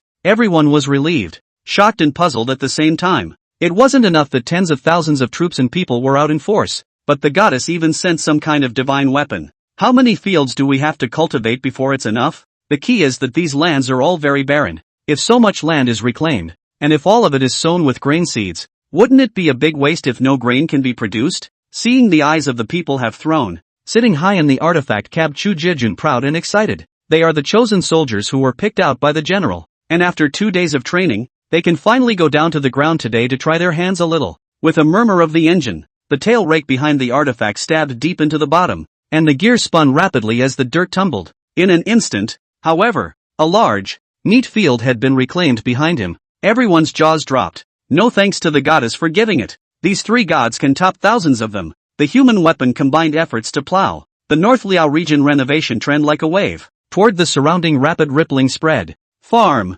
Fang Jinju was also busy with her feet these days. 2 days ago, the primetime agricultural program of Anzhou TV showed the interview transcript of the farm. The chairman of Ling's group, who was famous in Ansheng, showed up at the new farm for fishing and picking, and also personally cooked a dish on the wood-fired stove, praising the concept of the new farm. The leisurely enjoyment shown by the employees of Ling's group at the farm was like throwing a boulder among the exhausted urban white-collar workers in Ansheng, stirring up 1,000 waves. The Fang's farm short video account exploded overnight. There was a steady stream of people nodding their heads, asking questions, and booking to come and play. Fang Jinju also hastily recruited a few fresh college students majoring in agriculture and animal husbandry to give Feng Zhou and the others a hand in running and managing the short video account. More than that, 1 foot short video explosion. The next foot she went into the city to do a business license. Thunder and lightning to vacate 2 dormitory out. Put on the superstore shelves. What vegetables and fruits, daily necessities, including rice, flour, grain, oil, spices and so on all buy on the goods. The last time the Ling family group came for a group building, she saw that as long as there was a flow of customers, there would be a chain of consumption. Other things can be prepared slowly, but a mini-mart is a necessity for the farm. Not to mention earning money. Guests who come to the farm will always have things that they forget to purchase, and this is also to make it easier to meet the needs of the guests at any time. In addition to this, she hired 2 cooks who could cook farmhouse dishes, chose a spacious place to put up an awning, set up large stall tables and chairs, and developed a few simple farmhouse recipes in case of emergency. In case you meet guests who do not want to cook, you can also order food to eat ready-made, convenient for guests, but also another entry. In the end, Fang Jinju planned another 70 to 80 parking spaces out in the farm park. The first weekend the reputation got out. The farm is bursting at the seams. Chapter 80 General. The court is coming. After all the planned parking spaces were filled, there was a long line of parking along the side of the highway leading to the farm. Most of the guests who came were there to grow vegetables and raise chickens and ducks. After all, growing rice is time-consuming and labor-intensive, and the harvest period is long. Growing vegetables is different.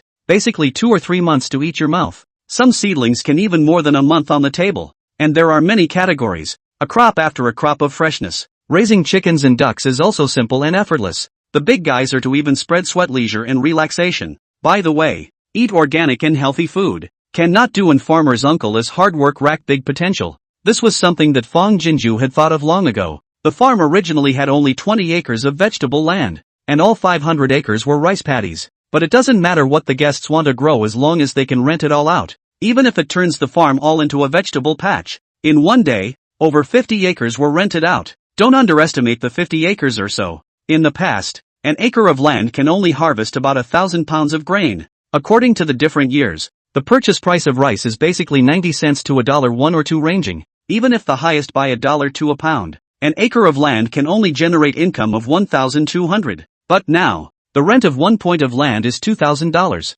1 acre of land will be able to collect $20,000 of rent. 50 acres of land will be able to collect $1 million of rent alone. This, not counting the labor overhead. If all 520 acres were rented out, the value of the income generated would be in the tens of millions. And that's just the money for renting the garden plot. Adoption of livestock that is also flagging as a gain. Fish pond fishing, although it is playing auxiliary, but 1 person a rod a day of fishing fee is 300. Fishing fish can be guests all take away. Dozens of acres of fish ponds, fishing every day for hundreds of people. That is not a small amount of income. Not to mention farm to table, mini mart. After sending the last wave of guests away from the farm and dismissing all the employees, the corners of Fang Jinju's mouth, which had been forced down for a day, instantly grinned to the back of her ears. The farm's collection bank card, which she distinguished from the bank card for selling antiques. At the moment, she was sitting cross-legged on the couch, giggling at the numbers on her cell phone. All of today's income for us totaled over $1,360,000.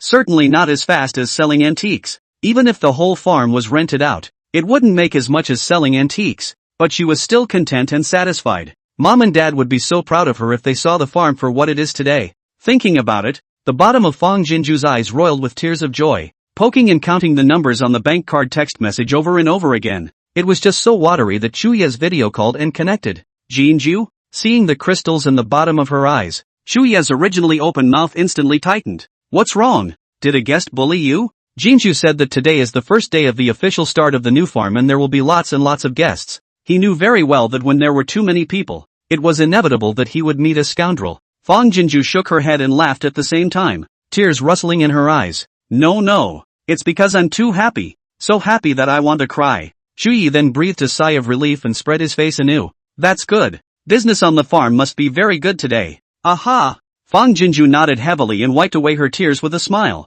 I earned so much today, said he, holding out a finger. $1,300,000. The $5 million I embezzled from you to pay you back will soon be earned back. At those words, Chuyi's eyes darkened, and the arc of his mouth collapsed slightly. Jinju, you don't need to distinguish so clearly. Without you, there would be no Beliao today. Whether you sell antiques or make money from the farm, it's all yours to do with as you please. And even if you never spend another penny for Beliao ever again, it's only natural. Fang Jinju's light ripples. Face moved. The money from selling antiques, all will be used for Northern Liao. Even the money earned from the farm, in addition to my daily life expenses, I will also all be used for Northern Liao. Until the day you are so strong that you no longer need me. Speaking of which, she gave a longing smile. I'll be able to retire from my work and return to my life. Chuyi was silent. Beliao is an unshirkable responsibility for him, but Jinju is a bondage. Jinju. At the end of Chuyi's lips rippled open a touch of relief. A momentary look at Fang Jinju. North Liao's 900,000 acres of land has been sown all the grain seed. 40,000 Qiangu army has also been submissive. North Liao has already been completely able to protect their own. So Jinju, no need to do anything more for Beliao. Go live your life as you wish. Fang Jinju's eyes flickered slightly. What does she want her life to look like? In the days when her parents had just passed away, she dreamed of a life where she could pay off her debts in this lifetime, have 3 full meals a day, and be surrounded by a little less malice. Just a little less. It would be a godsend to have the heart to get another friend or two who would not leave us alone. But now, there are elders' love. There are 2 small children to enjoy the side. And Chuyi such a devout friend when concerned. The key is the beginning of a career. And all the bottom line is being able to help a city recuperate. Thinking of this, Fang Jinju's eyes little by little become firm and proud. Towards Chuyi release smile. The day of the moment is the day of my will. Beliao is getting better and better. And the farm is getting better and better. So what am I not satisfied with? To say the only thing that is a bit regrettable is not being able to see Beliao City in person. And not being able to have a real meeting with you and the old lady. Speaking here, as if she remembered something, she straightened up excitedly. Chuyi, tomorrow I'll have Shushu go over and teach you how to take pictures and shoot videos with your cell phone. And when the time comes, you'll shoot a video over and show me how big the general's mansion really is. As well as those 900,000 acres of cultivated land. By the way, I haven't seen an ancient military camp yet. Tens of thousands of troops standing together must be very shocking. Right. If you have the opportunity, also give me a shot to see, okay? Chuyi did not realize that his mind had been all changed by Jinju's change. Just now, he was still blaming himself for feeling that she was bound by Beliao, and wanted her to let go of Beliao and live recklessly. Now hearing her say that the day at hand is the day she favors, and also giving birth to a hunting heart for Beliao, the corners of his lips can't help but ripple with gentleness. Good.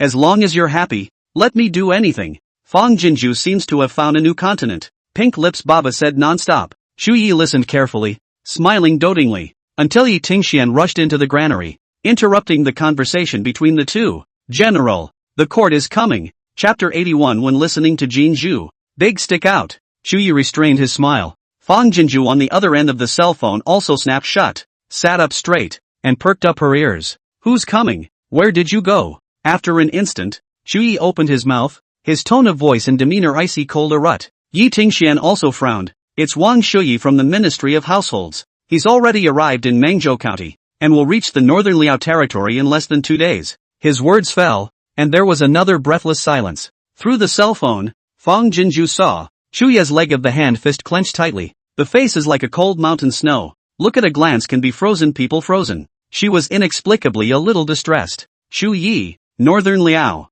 like the child who was pushed over the cliff by parents who treated him as a tired nemesis and resented him. Easy to find a sliver of life, just survived the pain of suffering. That cold-hearted and heartless parents, but suddenly do not know where to notice that he is still alive. Cannot wait to smell the smell to find a look at the truth. Even she, an outsider, could see through it at a glance. If the unscrupulous parents saw that the child was alive and well, they were afraid that they would try their best to extract the secondary value, and then destroy it without hesitation after they had extracted it. Ironic, hilarious, hateful. It was an existence that made one's body go cold at the mention of it. It was only after a long time that Chuyi spoke again. I know. You go out first. Yi Tingxian gave him a complicated and heartbreaking look and quietly retreated with a hug. Only then did Chu Ye's eyes look at Fang Jinju, catching the heartache in the bottom of her eyes unawares. The frozen ice on his face chafed for an instant, his throat welling up as he struggled to pull out a soothing arc. It's okay. Asterisk asterisk asterisk asterisk. Mother asterisk asterisk asterisk asterisk ing court.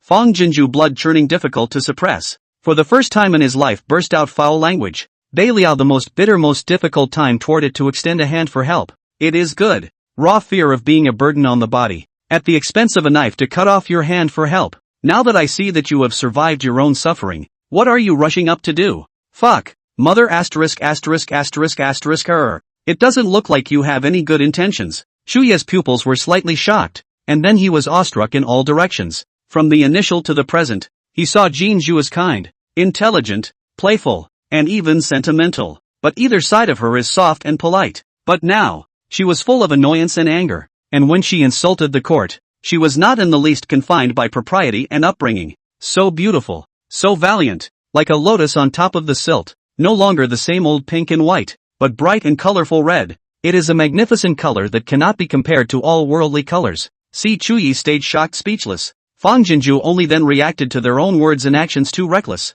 Face red, tone but still did not soften down half a point. Even if you think I'm coarse and unappealing, I also scolded the same. Chu Yi, hasn't the imperial court already split up Beiliao? Then now we, Beiliao, are no longer a county under its Tangwu kingdom, but an independent and autonomous Beiliao kingdom. The current Tangwu is no different to us than the Qiangwu kingdom. Both are our enemy countries. When an enemy country's envoys visit, they should be warmly received only if it is beneficial to us. But if it is harmful to us, then they should be directly blown out with a big stick. Fang Jinju was really angry. Being betrayed by a scumbag and to look at the joke, and being forced in public by two uncles had never made me so angry. After all, as arrogant as they were, they did not and would not dare to hurt her life. But what about the Tangwu court? Obviously, he had the ability to offer help, but he let 50,000 soldiers and civilians die of starvation without a care in the world. What is the use of having such a mother country? Chu Yi nodded his head and solemnly concurred.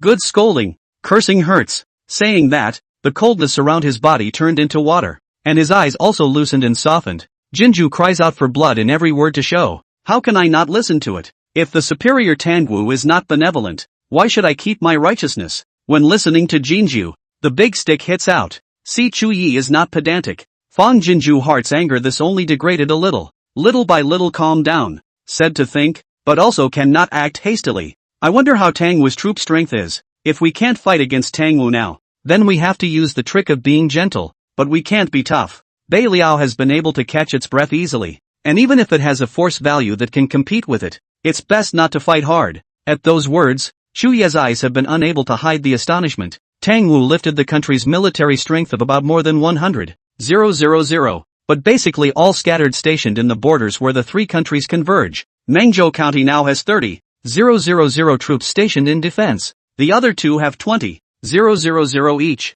and the remaining 20,000 troops are Kyoto's feathered guards. The troops from the other two places are not to be easily called upon. As for the 30,000 troops from Mengzhou County, they are no match for my northern Liao today. Even if Kyoto mobilizes the 20,000 feathered guards, we will not be afraid. Not to mention the fact that now Changwu 40,000 troops have already submitted, and now Beiliao has 60,000 available troops. Even if hard, just is also full of victory. Moreover, there is also Jinju gave the gas canisters. A few drop bombing down. I am afraid that Tangwu, those soft-feet shrimp, will be scared to pee their pants. Beiliao now has enough backbone to take a big stick and beat the court traitors out. Fang Jinju lowered her heart. Then her eyes moved and the corner of her lips curved up with a touch of cunning. That is to say, with our current strength, we don't have to fear Tangwu at all, right? Chu Yi nodded, his eyes hot on her pink lips. Jinju could always bring him surprises at critical times, and many crooked things could always be simplified and resolved with her.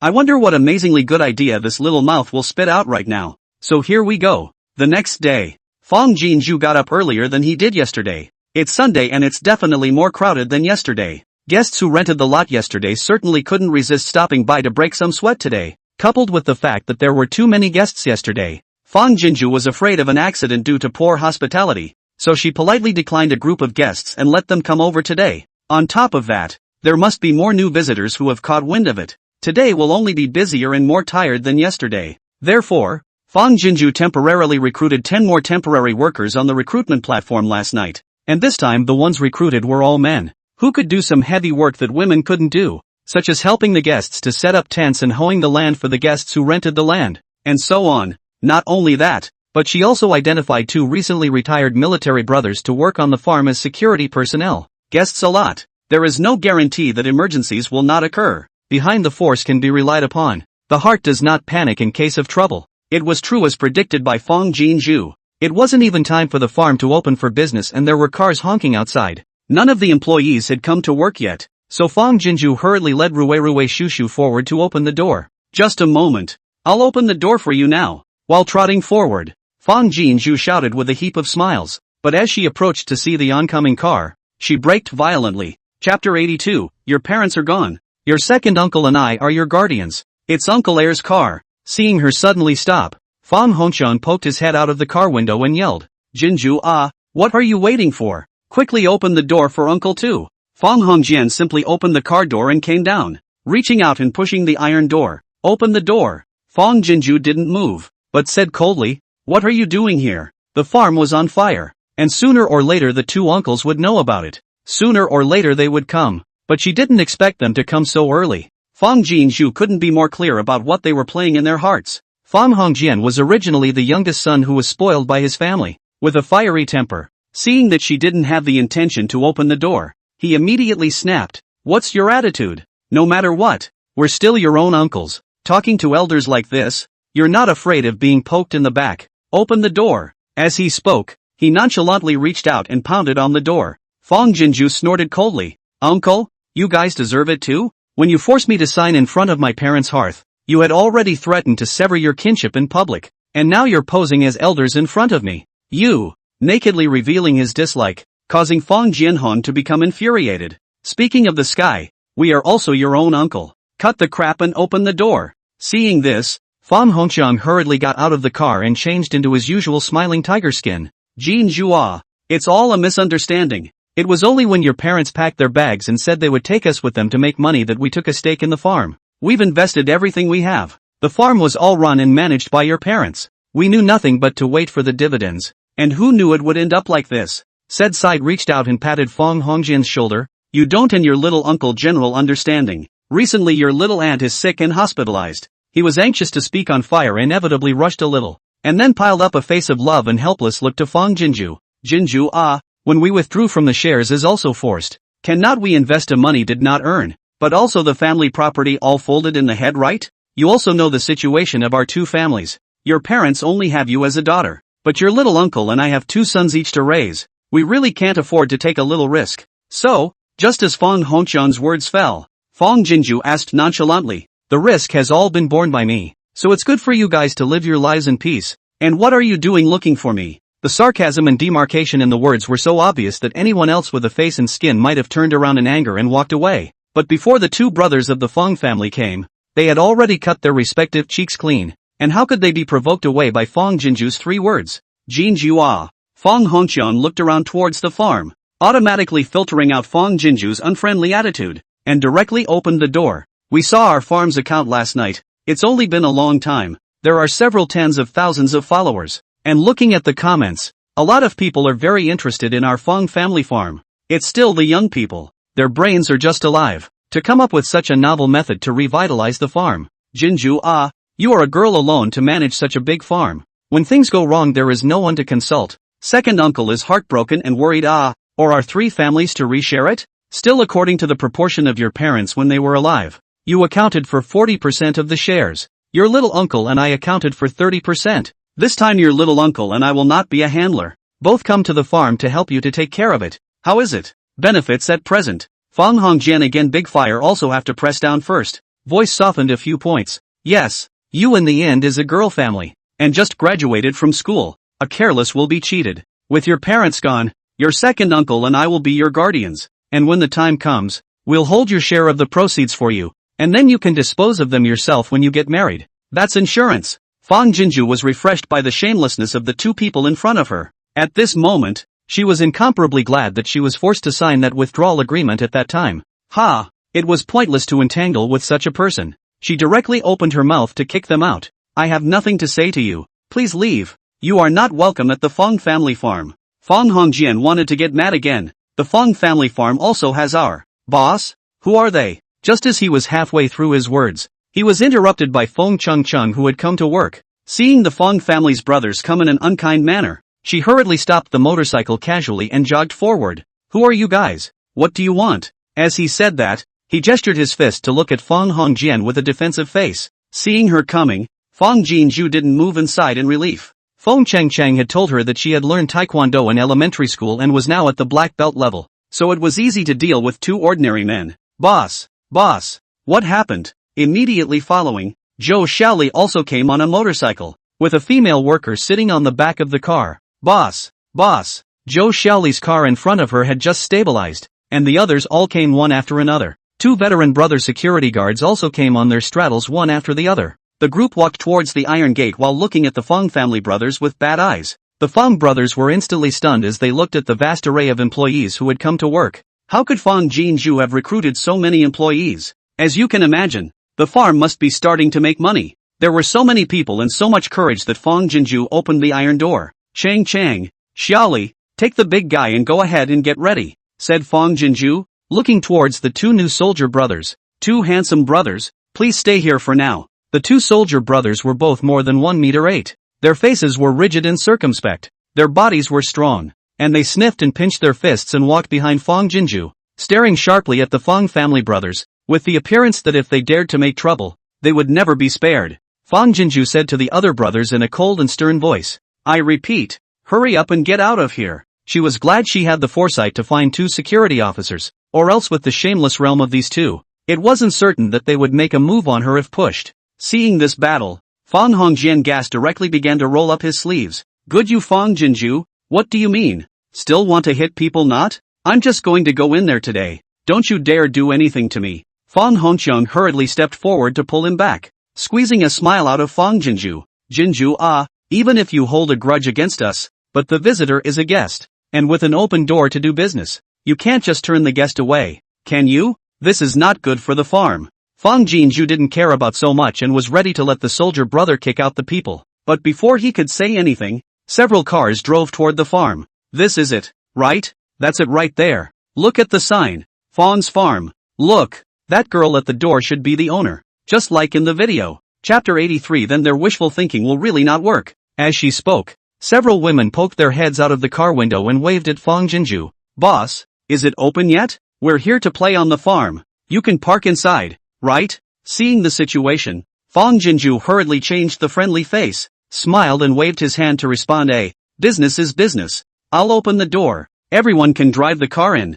There are parking spaces inside. As he said this, he opened the iron fence gate and went up to guide the guest's car in, then yelled out to the farm. Chang, there's a guest. Greet him. Seeing that there were guests coming so early in the morning, between the Fong brothers' glances at each other, their eyes were all complicated and hard to resist. Who would have thought that Fong Jinju, a freshly graduated girl, would be so capable of bringing a dying farm back to life in just 10 days? Thinking of this, between their remorse more and more urgent, Fong Hongjian even directly went forward to pull the arm of Fong Jinju. Jinju. Before he could finish his words, he was pinched by the security boy beside Fong Jinju's wrist, instantly showing his teeth and letting go. Let go. Fong Jinju gratefully looked at the security little brother, then looked at Fong Hongqiang. You guys are right. The visitor is a guest. I really can't do anything to you guys. You guys can come in if you want to. I won't stop you. With that, she reached out and pointed to the surveillance cameras a few steps away. But I'll be honest, every corner of the farm is equipped with sound recording surveillance, so if you guys make any trouble, I'll call the police to arrest you right away. When she finished, she looked at the two security boys. You don't have to do anything today. Just keep an eye on the two of them. Do whatever they want as long as they don't disturb the other guests. Then, pulling the two little ones, he walked away without looking back. There is only 1,000 days to be a thief, not 1,000 days to prevent a thief. The farm security was done well enough, and with two security boys watching, there was no fear of the two of them tossing and turning. She wasn't going to delay making money for two scummy relatives. After yesterday's video of the farm's booming business was uploaded, even more guests came sniffing around, and in less than 2 hours, the farm's parking spaces were full, with cars parked on the curb even longer than yesterday.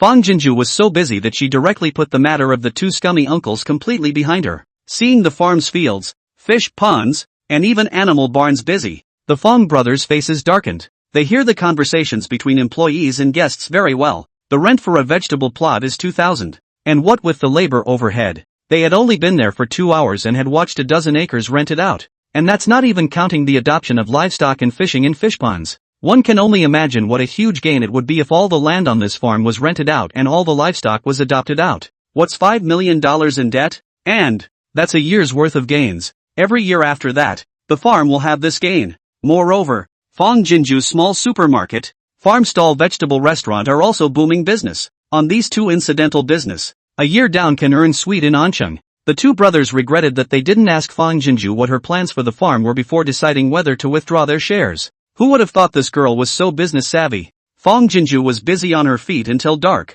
and the Fang brothers also waited until dark. No matter what, they had to find a way to convince Fang Jinju to bring them along to make money. Seeing Fang Jinju sending the last wave of customers away, the two brothers hurriedly came forward. Instead, she saw Fang Jinju connect a video with a respectful smile. Uncle Han, little Fang, how's business at the farm today? Don't worry, Uncle Han, today's business is even better than yesterday's. Just wait and see. The farm's 500 acres will all be rented out in less than half a month. Good. I didn't look at the wrong person. When you swore me to buy the farm, said that within a year guaranteed to bring the farm back to life profitably, I still think that you are in order for me to buy the farm as soon as possible to say big words. I did not think that this is only a few days of hard work. I am almost back to the capital. Uncle Han, if not for your trust in me, willing to buy the farm, but also hired me to run and manage the farm, I'm afraid that I'm now being forced to the bureau by the debt collectors. Don't worry, I'll do my best to make the farm better and better, and you just sit down and wait to count the money. Ha ha ha. Well, you do a good job, and as soon as the farm pays back its capital, I'll give you an extra 5% dividend in addition to the $20,000 a month. Thank you, Uncle Han. Seeing Fang Jinju hanging up the phone with a smile on her face, the two Fang family brothers were completely dumbfounded. Is it surprising that the farm has changed hands? Fang Jinju actually sold the farm? How could she sell the farm so easily when she had such a great idea in her head to revitalize it? Ouch! Fan Hongjian hated the iron and sprinted forward. Jinju, how can you sell the farm? The farm is such a good business, earning more than tens of millions of dollars a year. Why did you even sell it without consulting us? Fan Hongxian also had a look of regret and flesh pain. Yes, Jinju, what kind of person is this Uncle Han to you? Can you talk to him and turn the farm back? We'll run it ourselves. If this farm is owned by Fang Jinju, they will have to force her to give up half of her shares. But if the farm changes ownership, then their plans will not work. Fang Jinju's smile tightened and turned into a sneer. Doesn't it cost money to hire people? Doesn't publicity cost anything? You only see the farm explode. But do you know how much money has been poured into it before that? Do you guys think the bank will give a loan to me? An orphan girl who just graduated without having worked a day in her life and is carrying a huge debt of $5 million? If my classmate's grandfather hadn't stepped in to help, my life would have been ruined. How ironic. My own relatives are heartless, and in the end the one who helps me is an outsider. As she spoke, she approached the Fang brothers step by step. What? Now that you see that the farm is starting to make money, your eyes are red and you regret it? Yes. If you were not so desperate to withdraw your capital and shares, the three of us worked together to lend a little money to invest in the farm. How would the farm fall into the hands of others? Then every penny of today's earnings. Have your share. Do you know how much money the farm made today? With an exasperated expression, Fang Jinju stretched out 2 fingers. $2 million. In just one day, the farm made $2 million. Divided among you, that's $400,000 each. Unfortunately, you guys are too selfish and desperate, too afraid of carrying a penny of debt, and can't wait to dump a bunch of on me. Now it's good to just watch someone else make money. At the end of the sentence, Fang Jinju released pursed lips. But I am very content. After all, Anqing just graduated college students. Who can have such a high salary as me? Besides, it doesn't matter who the corporation is, as long as we can make the farm work. We can fulfill my parents' long-cherished dream. Gentlemen, the farm is closing. If you want to stay here for the night, that's fine. $300 a night, cash sweeper or credit card. Chapter 84. That Wang Shuyi was infuriated and told the general to go out immediately to receive the decree. The Fang brothers' faces were green and white as they left the farm in a grayish manner. Listening to the sound of the car's engine going away, Fang Jinju let out a big sigh of relief. As long as the Fang family farm was hers, Fang Jinju, The two scummy uncles would be thinking about it and pestering her day after day. And one day something would happen. So during the daytime, she took the opportunity to go to the toilet to send Uncle Han a WeChat, explaining the situation to him, which led to the scene just now where Uncle Han cooperated with her to stage the change of ownership of the farm. This would also completely cut off the shenanigans of the two uncles. The border between northern Liao and Mengzhou County. A group of people slowly stepped into the northern Liao territory. There were leading guards riding high horses in front, followed closely by a carriage, which was followed by two long lines of guards, about 100 or so. What's going on out there? A slightly deep male voice came from the carriage. 7 parts arrogant, 3 parts shrewd. The lead guard scanned the circle and reported back truthfully. Lord Wang, there is no one ahead to greet him. After an instant of silence, Wang Shuyi coldly snorted in dissatisfaction. Good you Chuyi? Last night this official sent someone to come and inform. The holy decree is current. How dare you not come out to meet? I'm only afraid that General Chu harbors a grudge against the court for its previous inattention. The lead guard responded. That's why he intentionally slowed down Lord Wang. Lord Wang, North Liao is clearly in a desperate situation this time, but still put together a way to survive. It is enough to show that this General Chu is very uncomplicated, and we still need to be careful on this trip. Wang Shuyi in the carriage half squinted, his eyes full of concern. So what? Chu family full of loyalty. Loyalty and filial piety, 2 words is the Chu family rules of the first. Even if Chu Yi dissatisfaction with the court, but also absolutely will not and dare not violate the Chu family rules. At best, he'll dare to take Zhou not to come to the border, but he'll be sure to wait obediently under the city gates to meet the imperial decree. Move forward at full speed and try to reach the city gates of Bailio before noon. The general's house. Chu Yi is drinking to the video with Fang Jinju with a smile and a laugh. Gah! Fang Jinju tilted her head back and took a large gulp of cold beer, sighing tersely in comfort. Finally I can catch my breath. You don't even know how busy it's been on the farm the last 2 days. Every moment someone is yelling boss this, boss that, and my ears, eyes and hands feel like they're going to run out. Although the words, but Fang Jinju laughed like a little mouse that fell into the rice bowl. No wonder everyone wants to be the boss. This feeling does make people up, haha. Chu Yi eyebrows and eyes are gentle smile. Just look at Jin Zhu to him without saying anything. The mood is like stepping on the clouds in general pleasure. The meal in front of you also doubled the sense of increased fragrance. That yesterday earned how much? As soon as she talked about this, Fang Jinju was full of bravado and excitedly stretched out 2 fingers. 2 million ah. Earned more than $3 million in 2 days. Do you know what it's like for a poor person to be rich at first sight? Ha ha, that's how I feel right now. While saying that, Fang Jinju poured a few more mouthfuls of cold beer, slightly squinting her almond eyes. Her stretched face was full of contentment and acceptance. Chu Yi smiled even more. Again, happy also cannot be too much greedy cold. Hurry to eat some rice while it is hot to pad the stomach before. Mother made new braised pork today according to the recipe you gave me. Try it. Fang Jinju obediently sat up straight and smiled as she gave the 2 little ones a piece of braised meat first. Come on, eat meat, grow meat, so you'll become more adorable yo. These days Rue Shu flesh eyes can be seen by her to raise some fat. Better kiss, better Rua. Thank you sister. Shu curled her eyes and grinned her little grin at Fang Jinju. Then she came close to the video to tell off Chu Yi. Little uncle. Yesterday, there were bad guys, who wanted to bully. Sister. Rue's chewing little mouth stopped and carefully squeezed into the video. It's okay da little uncle. There's a tall man, big brother, protecting sister. It's awesome. Chu Yi on the other end of the video smile stiffened slightly. Did someone cause trouble on the farm? And who is this tall big brother that Rue is talking about? Chu Yi inexplicably felt some blockage in his heart, and an unaware sourness. Whenever Jin Zhu was in danger, he couldn't help her a bit. What kind of friend is this? Fang Jinju first rubbed the 2 little ones' heads and soothed them. Don't be afraid. They won't dare to come back. Only then did he smile and look at Chu Yi. No one made a scene. It's my 2 scummy uncles who came smelling of money today, and we clashed when we met. Ruiro Shushu must have been scared, but I went ahead and found 2 ex-soldier brothers to come to the farm as security personnel. With them around, my 2 scummy uncles wouldn't have the guts even if they tried to do something. Shu Ye's eyes darkened. Jin Zhu, I'm sorry, you have been so gracious to Bai Liao, but I can't do anything for you except give empty thanks. For the first time he had selfish thoughts. I hope that he is not what the North Liao general, only do Jin Zhu side, a common but can protect her man on the good. Fang Jinju was slightly stunned, looking at the despondent self-reproach on Shu Ye's face.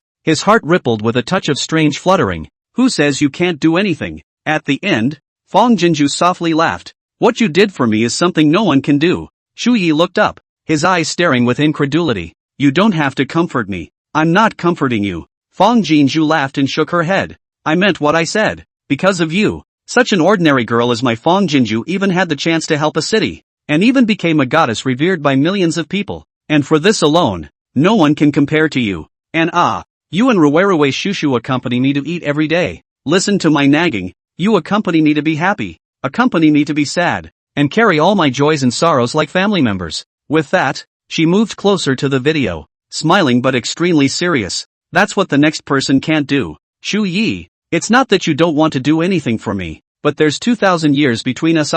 It's something that neither you nor I can change, but I'm sure that if you were by my side, you wouldn't hesitate to stand up for me no matter what danger I was in. Wouldn't you? Shu Ye's eyes moved and he nodded his head vigorously. If I can, I shall protect Jinju with my life. All the mixed feelings of the mind. At this moment all set things right. Fang Jinju smiled with delightful relief. And just when she wanted to respond to something, she saw Chu Yi suddenly turn his head to look outward. But they've arrived? Then, Yi Tingshuan's voice came out from the cell phone. Yes, General. They have arrived at the General's residence. That Wang Shuyi was infuriated and told the General to go out and receive the decree immediately. Chapter 85. This is defying His Majesty. Defying the court. Does he want to rebel? At those words, what else did Fang Jinju not understand? It must be that the people sent by the court have already arrived at the General's residence. Listening to Yi Tingshuan's tone, they were afraid to think that Bailia was a barren city that they could rub round and flatten. Okay, I got it. Shu Ye's face was expressionless. Just do as I instructed you earlier.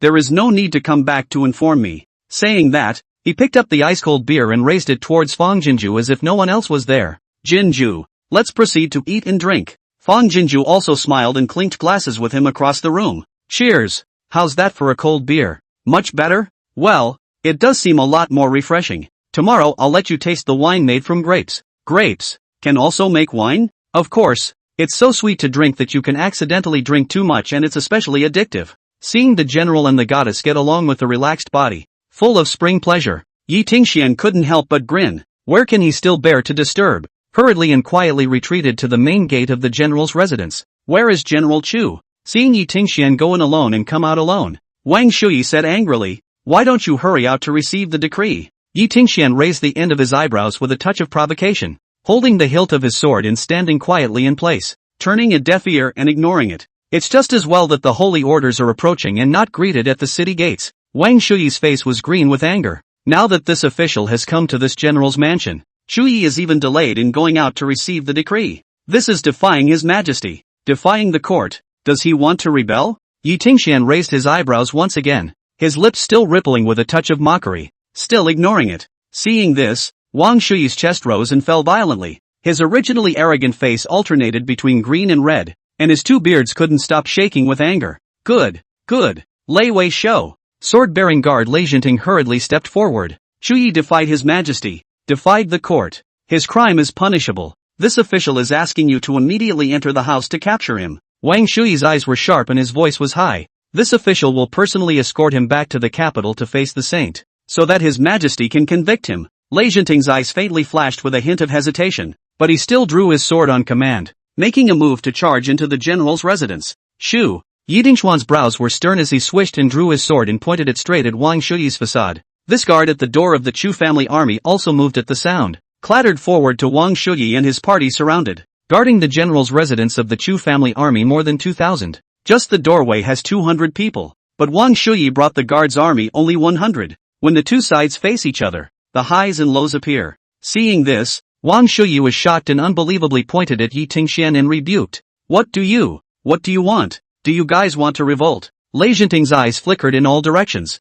staring at Yi Tingxian as if he were an enemy. As a military general, his sense of crisis has always been steady and accurate. He knows very well that if the Chu family army really wants to rebel, how can they survive? Yi Tingxian still didn't utter a word, but the swashbuckling aura had already responded a little without moving. If you want to enter the general's house, no way. Before going to the north, Wang Shuyi naturally had to weigh the preliminaries. The court ignored and abandoned Bailio in the time of crisis, which is really cold-hearted. This time Chu Yi meet the decree to receive the decree must be reluctant. To them certainly will not have any good face. But Chu's family's courtesy of kings and subjects is engraved in the blood and bones, and everyone knows it. Even if he, Chu Yi, were to blame the court, he would still have to treat them with courtesy on the surface, and he would certainly not dare to disobey His Majesty's will. but he had never predicted this situation in front of him. Not only did Chu Yi not even bother to come out, but his men also looked like they were ready to behead the court officials. Wang Shuyi heart chills, soon made a weighing,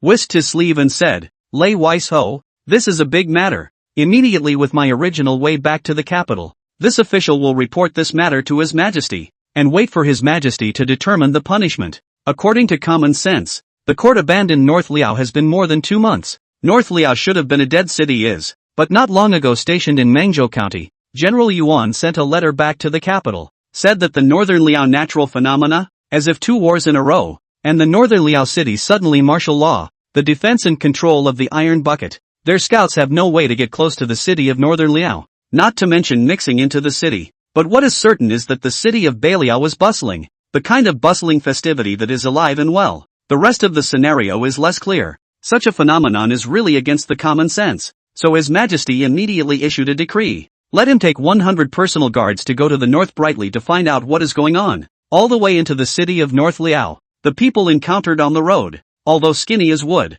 but everyone's face is full of vitality, walking up that are under the feet of the wind, where there is half a bit of the dying struggling look. This shows that Beiliao city definitely has food, and still has plenty of it. Only Chu Yi not only did not meet at the city gate, along the way to the general's residence encountered several patrols of the Chu family army. Every encounter with a group of people will come up to interrogate them. All the way to Wang Shuyi has long been accumulated a stomach of anger. I thought that when I arrived at the general's residence, I could question Chu Yi properly, but I did not expect the situation to be completely beyond the preconceived notion. When the words fell, Wang Shuyi turned around to leave, but I don't want a Chu family army spear to face. Press no intention to get out of the way. You guys, you're reckless. Wang Shuyi is a civil official, usually discusses the border warfare although eloquent, but has never seen a real war. At this moment has all panicked. What exactly do you want to do? Vice General Yi, this time we have come, we are acting under orders. Lei Zhenting tugged Wang Shuyi's sleeve, slowed down his face to look at Yi Tingxian.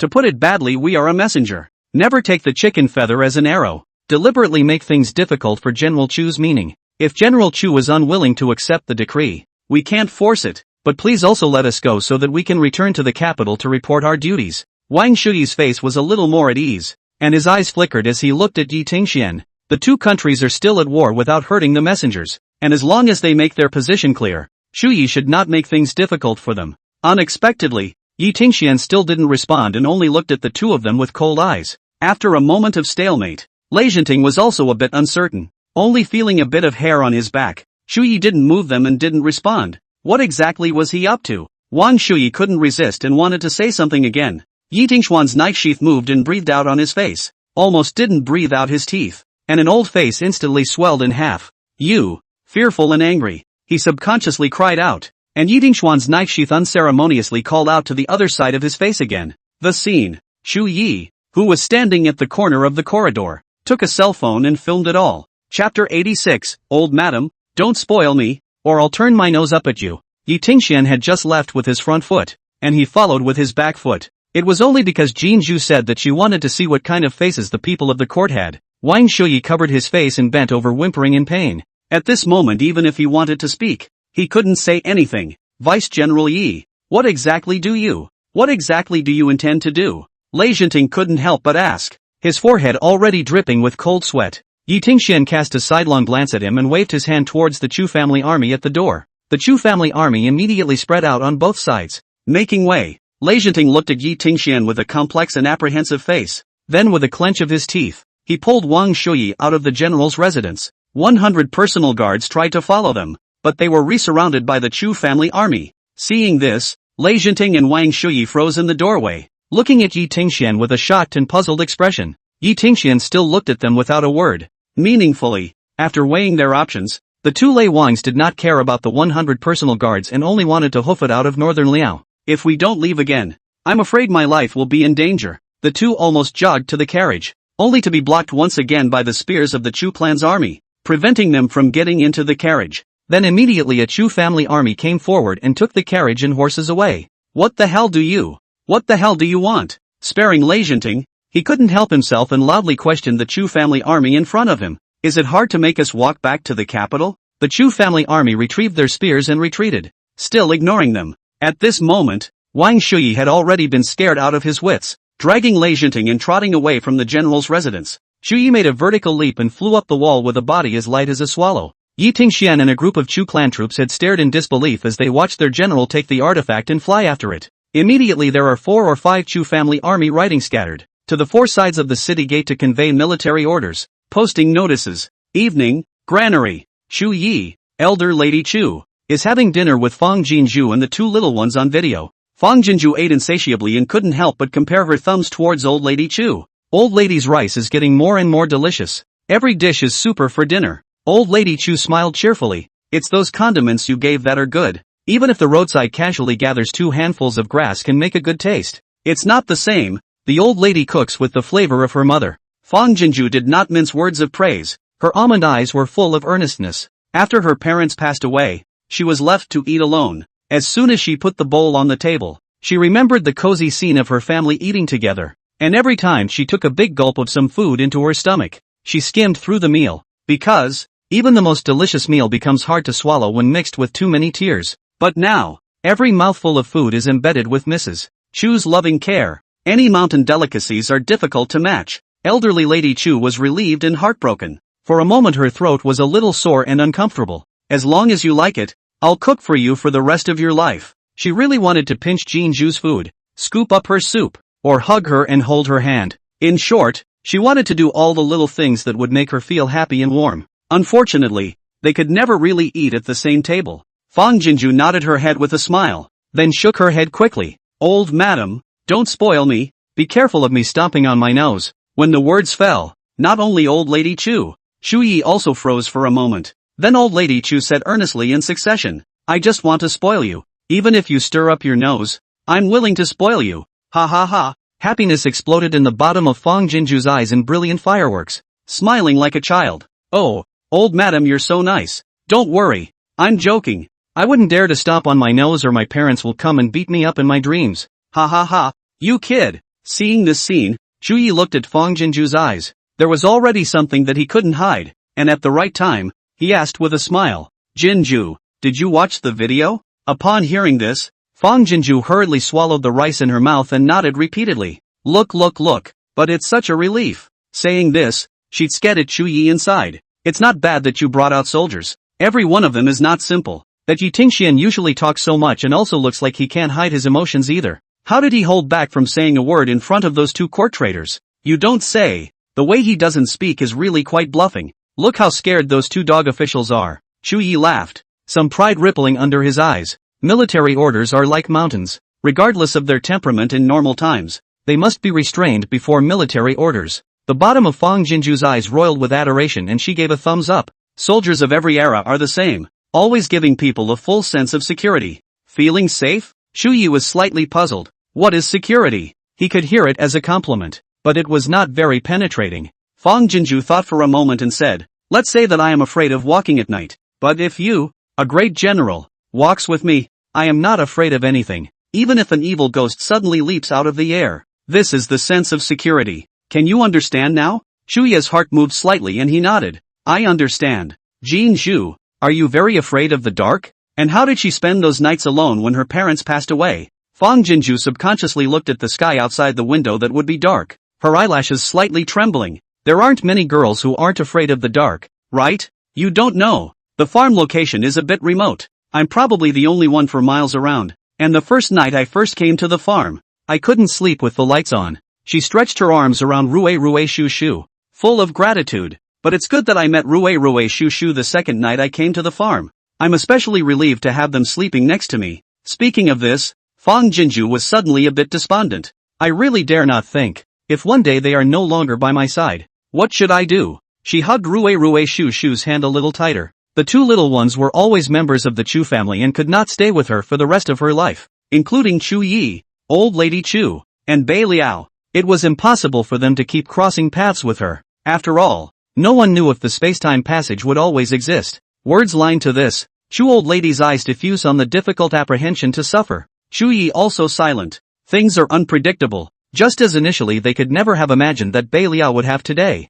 Everything about tomorrow is also unknown. Jinju was already tied to them, to the fate of Northern Liao. They didn't dare to think what would happen to them if one day Jinju suddenly disappeared from their world. What would northern Liao be without the goddess? As if thinking of a place, the three of them tacitly looked at each other and smiled, leaving behind the short-lived trance of frustration, and began to talk and laugh again as they ate. It is the unknown road ahead that makes the present moment all the more precious. Cherish it for yourself. Into the night, Lei Jinting and Wang Shuyi crouched at the street corner, like lost dogs. Chapter 87. Going to the general's residence to seek death? They had wanted to get out of the city and then return to Monmouth County on foot. As soon as they reached the boundaries of Manju County, they would be safe. At that time, they could then send back to the capital all that they had seen and heard in Baliao, and wait for His Majesty to decide. The four sides of the city gates of Baliao won't even let them out. Running back and forth through several city gates, they had long been famished, but the city of Baliao was desolate, and all the restaurants and stores were closed,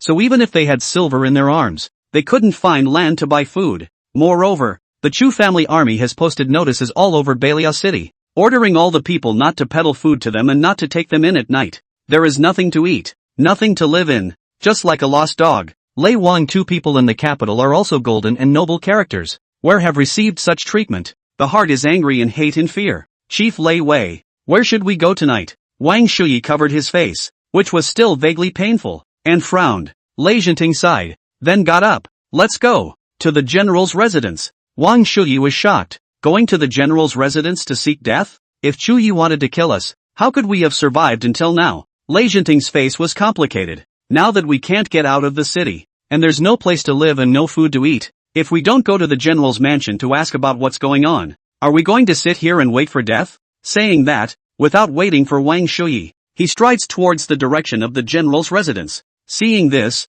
Wang Shuyi hesitated for a moment and hurriedly chased after him. Chief Lei Wei, wait for me instead. Jin Shu means to keep the people of Baliao City busy? Granary. Shuyi's chopsticks that were holding the food paused, and the bottom of his eyes brightened slightly. Fang Jinju nodded her head while giving the two little ones some food. There is still half a year before the grain harvest. We can't just wait around and do nothing during this period, right? Jin Zhu is right. If we wait around with nothing to do like this, the people will only raise inertia. Chu Yi nodded his head in agreement, but then he revealed a look of difficulty. But North Liao, in addition to the newly reclaimed fields, the city and outside the city are all deserted. There are no stores, no workshops, even if I want them to make a pair of straw shoes. I can't find any usable materials.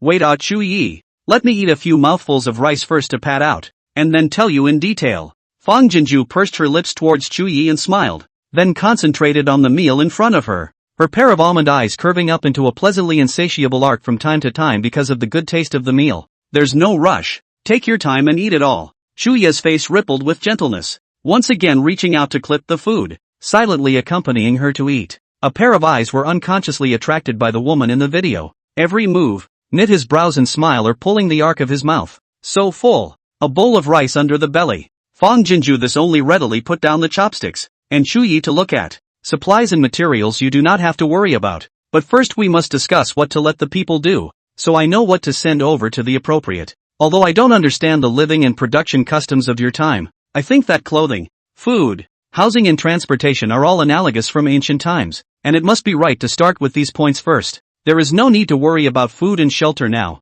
so let's start with clothing and transportation first. Chu Yi hurriedly put down his chopsticks. The winter clothes to protect against the cold are already available. As for the spring and summer clothes, the people's existing ones are worn out, but they are all still barely wearable. As for the line, North Liao is now banned from entering the Central Plains, not to mention that they will not set foot in other countries. The people are just walking to and from the city of North Liao. I do not know how else to start. Then say clothes first. Fang Jinju pursed her lips and asked, what do you think of the winter clothes and boots I sent over? How do they compare to your previous winter clothes? Upon hearing this, Chu Yi seemed to be enlightened. Let's not talk about keeping warm. The winter coat sent by Miss Jean Zhu is not only simple and generous in its cut, but also a lot of subtleties. The most wonderful thing is that the military coat's buttons are open, which makes it much easier to put on and take off than the laced clothing on our side. There is also that the cotton pants are particularly well handled, very close to the body, easy to walk activities. The waist of the elastic place is also very subtle. Do not have to tie the belt of the pants, which is really convenient. Very. After a few words, Chu Yi felt more and more that the Chinese people were not simple, and there was admiration between his looks. Of course, we have a lot of good things in China. These are nothing. Fang Jinju also smiled proudly. You also said that the spring and summer clothes of the military and civilian people of northern Liao are worn out, So let's take the opportunity to replace them all with new ones. Chuyi slightly stunned. Jinju. Save the poor not to save the poor. And road is the rice grace bucket rice hatred. You send food to send winter clothes or to save lives. I cannot refuse, but if everything is let Jinju you to do to worry about, North Liao will only be indulged out of greed and laziness, for fear that in the future everyone just want to sit back and enjoy the benefits of, and no longer want to labor to pay for it. I know. Fong Jinju nodded in agreement. So this time I won't send over ready-made ones directly. I'll send over fabrics for you to make your own. Chuyi was once again stunned. Do it yourself? This is a little stronger, but it costs a lot of money to buy the fabric, and there is also the implication that it is unmerited, which I don't think is quite right either. The more she understands, the more Fong Jinju feels that Chuyi has a noble character, and the appreciation under her eyes shows no doubt without stinting. The old madam has raised you really well. It's really hard to find someone as good as you by the light of a lantern. At those words, Chuyi's face was colored with a layer of naive red. Jinju fallaciously praised. Fong Jinju shook her head decisively. I'm not exaggerating. Detail C character. You're really good. Exceptionally good. To cut to the chase, I agree with everything you said. So I'm being paid for this fabric delivery. Chuyi nodded between the birth of some difficulties. Jinju, you know that we are now temporarily no way. Aha, I know it. Fong Jinju softly interrupted. This compensation is not the other compensation. There are countless good things in China. But you, Bei Liao, also have things that are highly sought after by us Chinese. So when I say compensated, it's really an exchange of materials for mutual benefit. You should have embroiderers in Beilio, right? Yes, in our place, all women. Most of them know women's read, but their skills are of different levels. That's good. It's pretty much what I expected, and I have a great idea about dressmaking. So listen to it first. The General's Gate. Little brother, please pass the word. We want to meet General Chu. Lei Zhenting and Wang Shuyi were piling up a face full of earnestness to speak kindly to the gatekeeper. As they spoke, Lei Zhenting took out a silver ingot from his pocket and handed it over. Please make it easy for little brother. Only then did Chu Jejun look at him and reached out to take the silver into his arms. The two Thunder Kings looked at each other, surprise crossing their eyes. It is true that no matter where and when, there is nothing that can't be done with silver. Chapter 88. What is the general recruiting embroiderers and garment makers for? The two waited with smiles on their faces. But I didn't want the Chu family army to turn into a human steak after putting the silver in their arms. Thunder King looked at each other again, anger and powerlessness tearing and burning in the bottom of his eyes. Is this a case of not wanting to do the job after taking the money?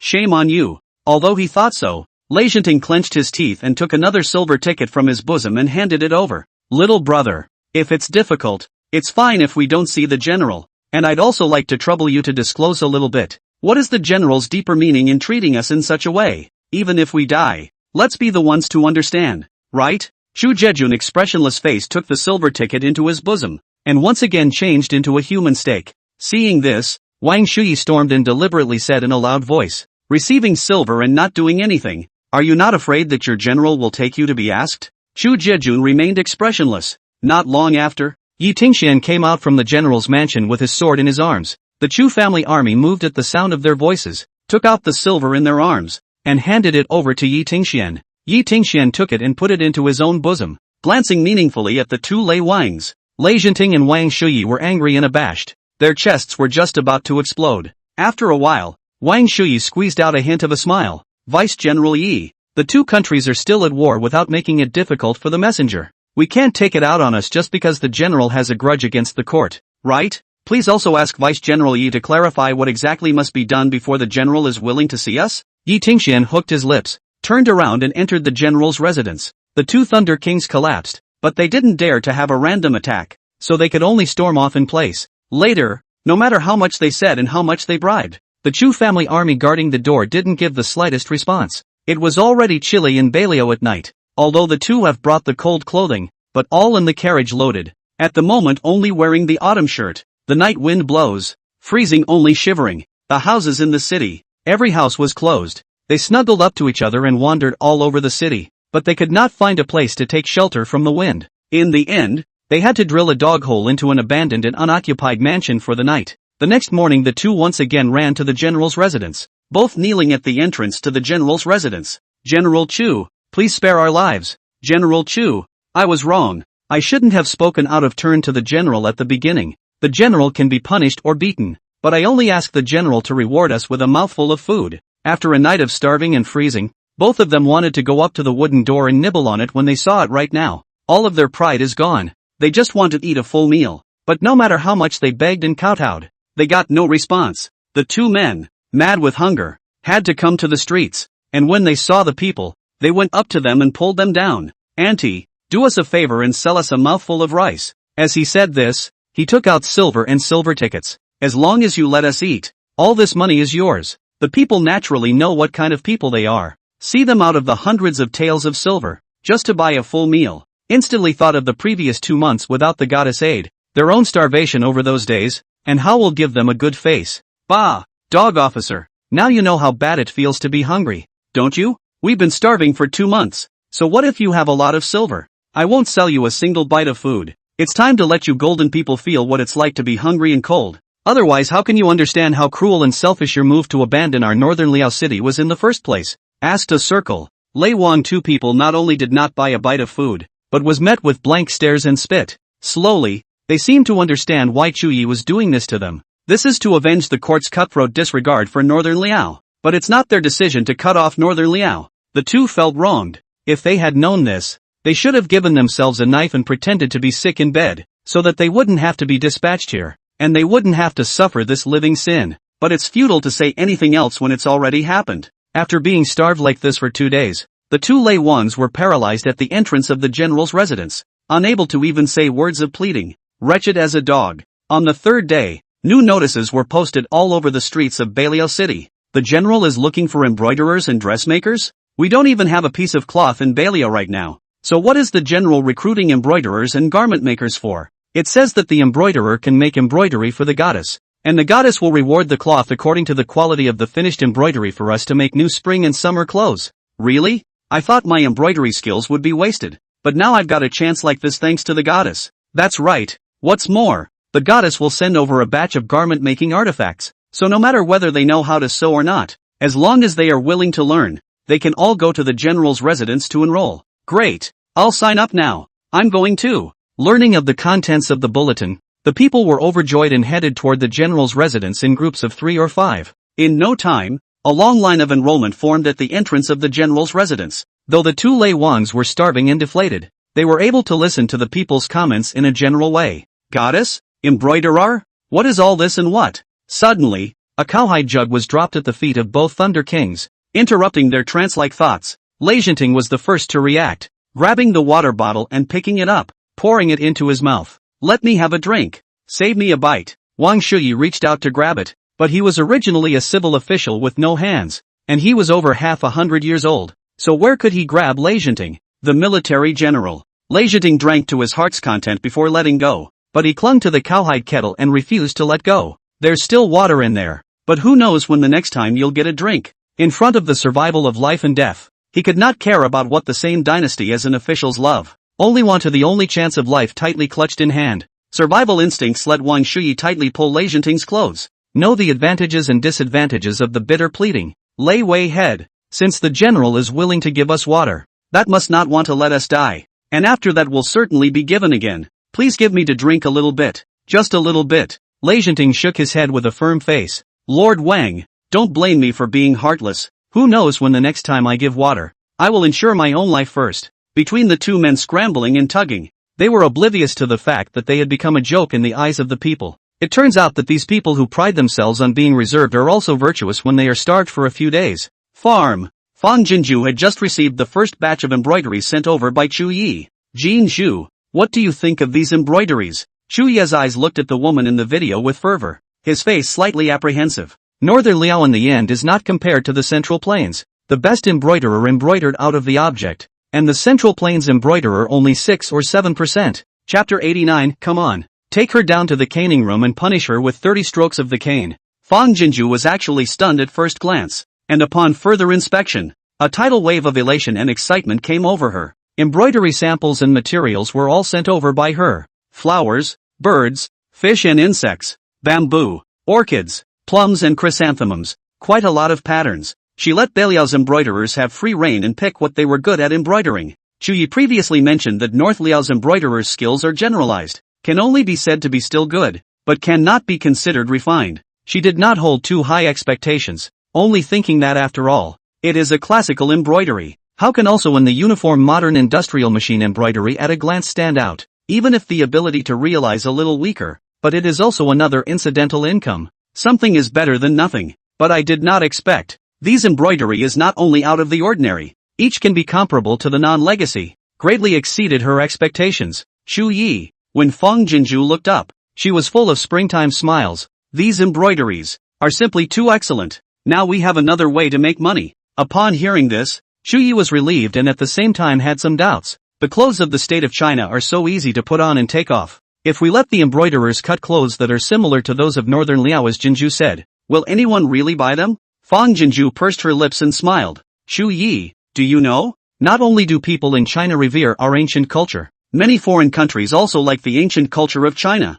And this ancient system of clothing is the brightest manifestation of the ancient culture, which is very sought after. As far as these samples of embroidery drawings you are sending now are concerned, they can be sold for an unimaginably high price when they meet someone who knows what they are doing, and if they are embroidered on top of a garment, they are worth even more than 1,000 pieces of gold. Hearing her say this, Shu Yi completely put down his heart, face pleased. That's great. The people of northern Liao use their skills to make the day rich, which is considered to be the real self-sufficiency. It can be more than that. Feng Jinju winked playfully. Beiliao's classical embroidery is worth 1,000 pieces of gold in our place. If these garments from China were to be circulated in the ancient times, it would surely make a fortune as well. Shu Yi seemed to be enlightened. What Jinju means is that not only can the people of northern Liao wear the clothes of China, but they can also circulate them outside to seek wealth? Why not? Feng Jinju raised her eyebrows. Instead of being angry with Tangwu Kingdom, it would be better to make its fortune. You can send someone to infiltrate into the Central Plains pretending to be a merchant,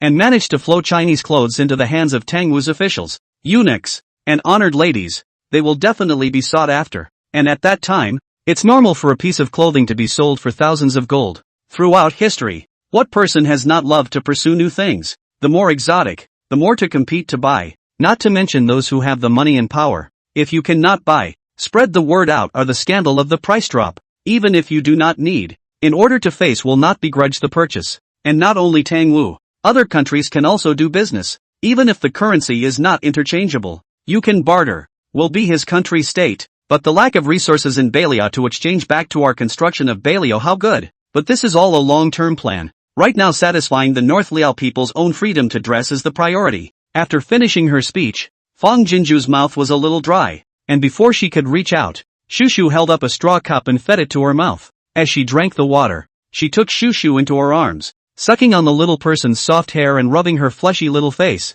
Her brows and eyes were filled with love. Shura nestled into her arms obediently and opened her mouth to catch the small cookie Rue fed her. After feeding his sister, Rue stood on his tiptoes and fed his sister another one. At the end of the day, he simply carried a small bench over and sat down next to his sister, acting as a feeder. The warmth that pervades between the three, even the cell phone screen should not be able to hold. Shuyi gratified between the heart of that desire is getting stronger and stronger. The ensuing begging for more was also a bit distracting to him. Jin Zhu, the woman has something to do at the moment. Shuyi endeavored to retrieve his thoughts, returning to the main topic. Men cannot be idle. Beiliao young and strong men are also nearly 10,000. I'm ready to send the Chu family army stationed in the villages, so that they are all drilled up. Where the age of 5 years of age of the children also need to be strong and healthy day by day. Only if both the army and the people are strong can they defend themselves in the future in case of danger. What do you think? Feng Jinju repeatedly nodded in recognition. I think it's especially good.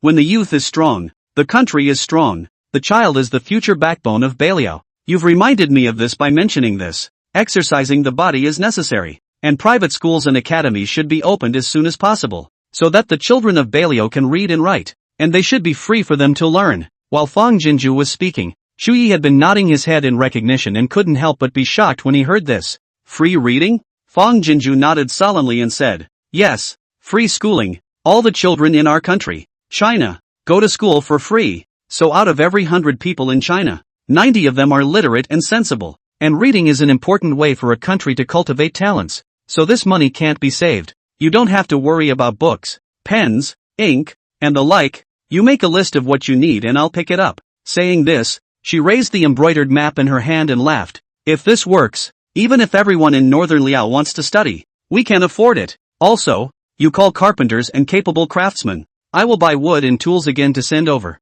The previous kind of stone thrower, and then do a few prepared. I also think again what else can be prepared in advance. Only force is strong, can have the bottom to talk about the other. Shu Ye's eyes were shocked and moved into pieces. Jin Zhu, it's really a great honor to meet you. Caught off guard by being driven on a high platform, Fang Jinju smiled brightly. The same to each other. Daddy, it wasn't me. It really wasn't me. If it wasn't you, can it be that Jin Yu jumped into the lake herself? Master, it's such a cold day. She's trying to kill Jin Yu. Fang Jinju, the evidence is all there. Your sister is lying in bed alive or dead, and you still want to argue? Come on people, pull her down to me and cane her for 30. Throw her to the manor in the south of the city to fend for herself. Don't daddy, it's really not me. It's not me. Late at night, Fang Jinju woke up violently and sat up, gasping for air and dripping with cold sweat. It was obviously a dream, but phantom pain came from between her waist and buttocks, as if it was as real as actually being hit with 30 slaps. She panicked and fell to her side, her soft little body stirring and doubling over. Fang Jinju sighed in relief and reached out to turn on the table lamp. The soft light reflected the interior clearly. It was the dormitory, all right, but the bottom of Fang Jinju's eyes was a piece of indistinct horror, and a heart in her chest was panicked and beating unusually. That nightmare just now was too weird and too real, but when she woke up, she couldn't remember what she had dreamed at all, and even the faces in the dream were blurred into clumps. But the sound of Jin Zhu, as well as the grievance of being wrongly accused and the pain of being hit by a stick, was too real and clear. Chapter 90 Chu Yi. I always feel like something is going to happen. I feel panicky. Fang Jinju picked up her cell phone and looked at the time. 2:05 p.m. She lay back down on the bed, but didn't dare to turn off the light before turning it off.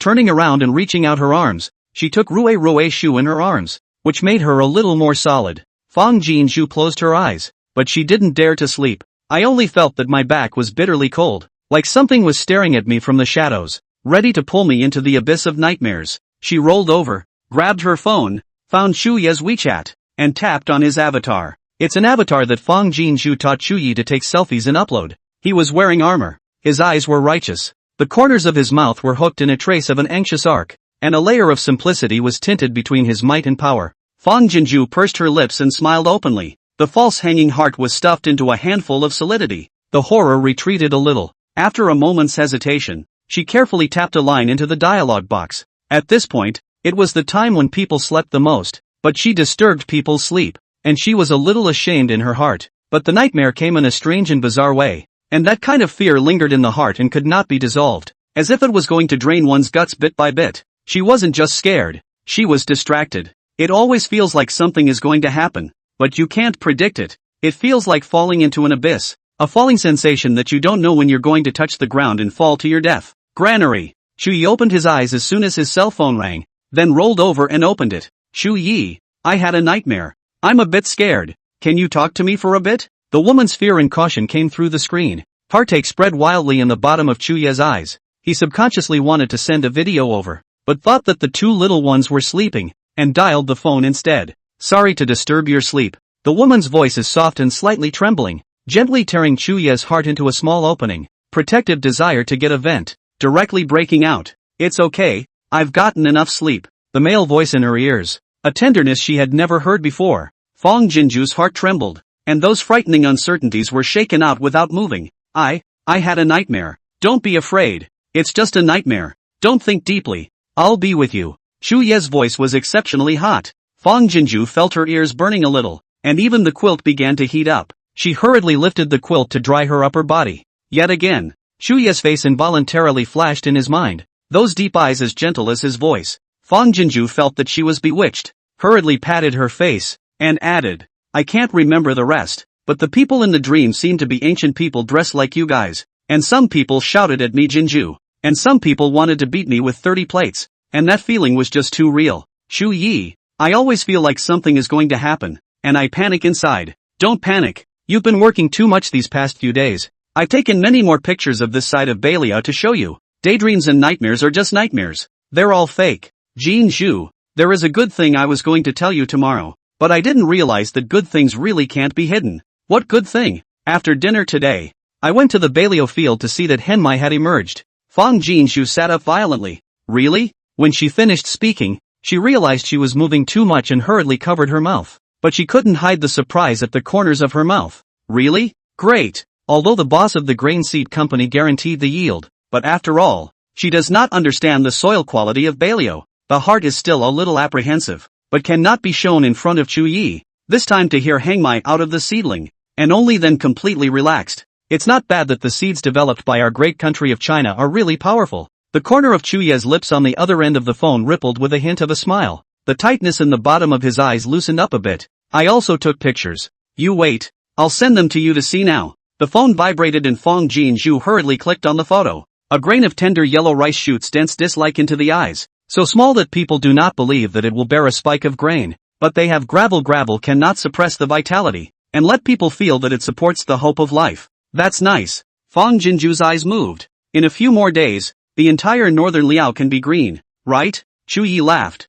Today the Chu family army came to pass when it was already dark. The shot is not very clear. In the future every day during the day I go to the field to shoot a back to send you. Okay? You remember to get the whole field in the shot. Fong Jinju heart full of swelling, where there is still room to dress up and panic. I want to see with my own eyes Baleon little by little change. Chu Yi nodded. Good. Tomorrow you still have a date with Uncle Ling and the others. It's not good to stay up late. He selected 10 of the best embroiderers in Baliao, and made 5 ancient embroidered Chinese dresses according to Jinju's atlas. 3 women's and 2 men's. And Jinju said that she had an appointment to send them over on the next day to see if there was a market for these garments in your circle. Jinju can get a few uncles to cherish help. His heart to these elders are also very grateful, but unfortunately will not have the opportunity to face to show. Why don't you lie down and put your cell phone to your ear and I'll tell you about the process of running a school. Fong Jinju obeyed and lay down, putting on her headphones in the process. Chui, I'd been lying down. Jinju, you should know that in our ancient times,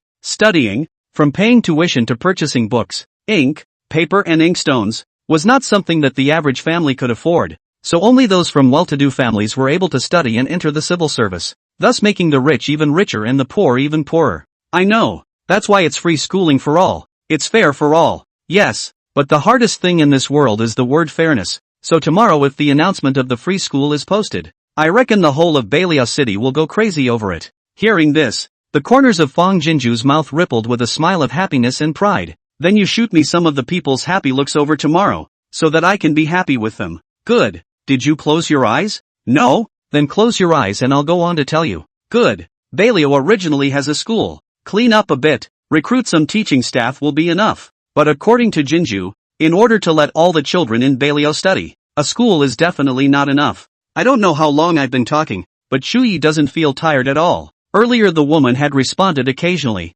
then only the sound of sound. Sweet, even breathing remained. Shuyi restrained his voice, the corners of his lips slightly raised, and softly called out, Jinju?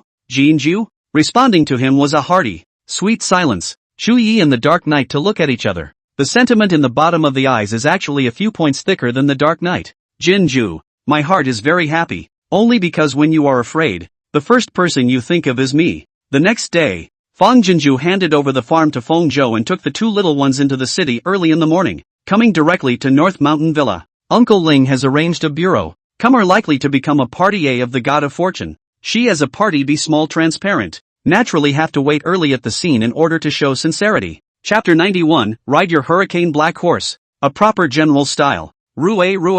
Shuru. The car just stopped. Uncle Han and Uncle Liang several welcomed out. Can't wait to pull open the car door on the left and right. Each face smiled only to see the love. Grandpa Ling. Grandpa Han. Sweet Grandpa. The 2 little ones affectionately opened their little short arms and jumped into the grandpa's arms. Couldn't wait to take out the delicious food in their pockets and hand feed it to the grandpa's mouths. Grandpa eat. Delicious. Shushu also pulled out a piece of paper from her pocket and handed it over with a small grin. Grandpa. Look. Shushu and brother drew this. Send Grandpa. A few old men unfolded it and saw that the little man had actually drawn the 4 of them, and although the brushwork was childish, it accurately captured the characteristics of each person in a stunning way. When several people finished looking at it, Uncle Han quickly folded the painting and put it into his pocket. Thank you Rue. Thank you Shu. Grandpa likes it very much. Elder Liang and Elder Wei were not happy. Hey, this is what the kid gave us. Why are you carrying it in your pocket alone? That's right. If I say it should be framed and put in the old Ling family. Anyway, we gather the most in the Ling family. Whoever comes later can see it. Fair. As he said this, Wei Lao reached out and pulled the painting out of Uncle Han's pocket before pulling his legs out and running towards the house. Hey, why are you still playing dirty? Uncle Han and Uncle Liang pulled the two little ones in after them, like old children. Fong Jinju smiled and hurriedly took out the things in the back of the car and followed. Fong girl, open it up and let's see. They didn't come that early. After juggling with the two little ones for a while, the few people arrived at the second floor showroom, and Elder Han couldn't wait to urge Fong Jinju to open the bag. Fong Jinju nodded her head and smiled. Good, then a few uncles will help palm the eyes first. With that, she carefully took the men's clothes out of the dust cover and hung them one by one on the hangers that Mrs. Zheng had prepared in advance. A few old men immediately came forward. TSK, look at this cutting and sewing formation. It is indeed all imitation of ancient techniques. I didn't realize that there are still people who are willing to pursue ancient craftsmanship in this era.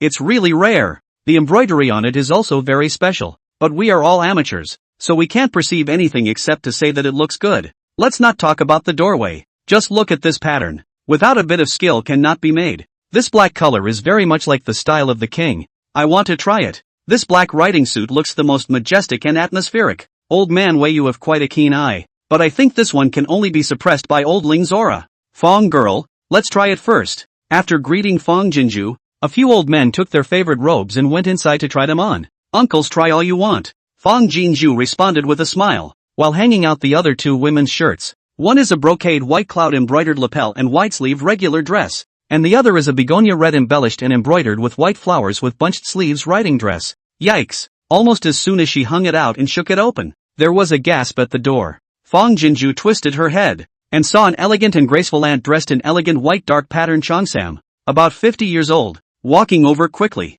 Just as she approached, she came up to the white women's shirt with a surprised look on her face. This is. She lightly lifted up a section of the shirt to take a closer look. Then she looked at Fong Jinju in amazement. Little miss, this is jade embroidery on this shirt. Where did you get this? Immediately following, several aunts, dressed in various colors, but all without exception looking elegant and reserved, followed. Fong Jinju backed up a small half step to make room, politely responded. Auntie, this is one of my classmates' mother to do. Classmates' mother sisters are both skilled in ancient embroidery. Weekdays the two like to tailor Chinese clothes, but also live in deep simplicity, do not like to deal with people. My classmates are also studying fashion design, just graduated and did not find a good job in the professional counterparts. Would like to encourage her mother to open a jade embroidery hanbok studio, modern clothing design concepts and ancient hanbok fusion, but do not know how the market, so I will be entrusted with these clothes to see if there is a market. It was the reason she'd thought of before coming here. Generally concentrate on the skills of most people are living in the deep,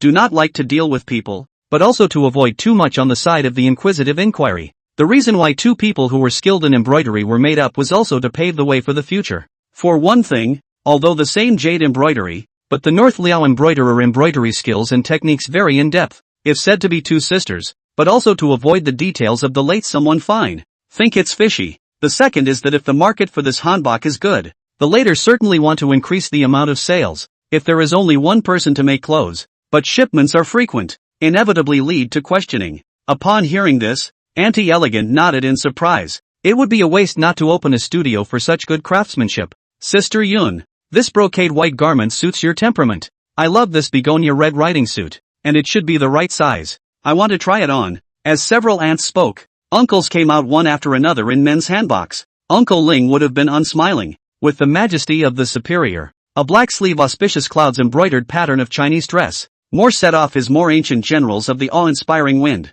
Uncle Wei was dressed in an ivory white green bamboo embroidered robe, lining him up like an ancient refined Confucian scholar. It was Uncle Han, a little rounder, with a basque shirt that couldn't be tied, a little funny. A group of aunts looked straight in the eyes, and then repeatedly praised. Ling, old man, this body is too absolute. Riding on your hurricane black horse, proper general commander style. Elder Ways also looks good. Wear this to teach those scholars, and you can be assured that they will respect and worship you more and more. Ha ha, Elder Han, this doesn't fit you very well. It's better to let the little girl measure you and customize a new one out. At the end of the day, a couple of aunts took turns trying on two women's shirts as well, and the group murmured at the garments on each of them. Fong Jinshu smiled and watched without saying a word, knowing that this time she had bet on the right thing again. After talking for a while, a few old men then asked what the price of the clothes was. Fong Jinju told the cost of the materials truthfully, then looked at Uncle Ling. Uncle Ling, Uncle Han, you are all used to seeing good things, and Aunt Yun is an expert in clothing.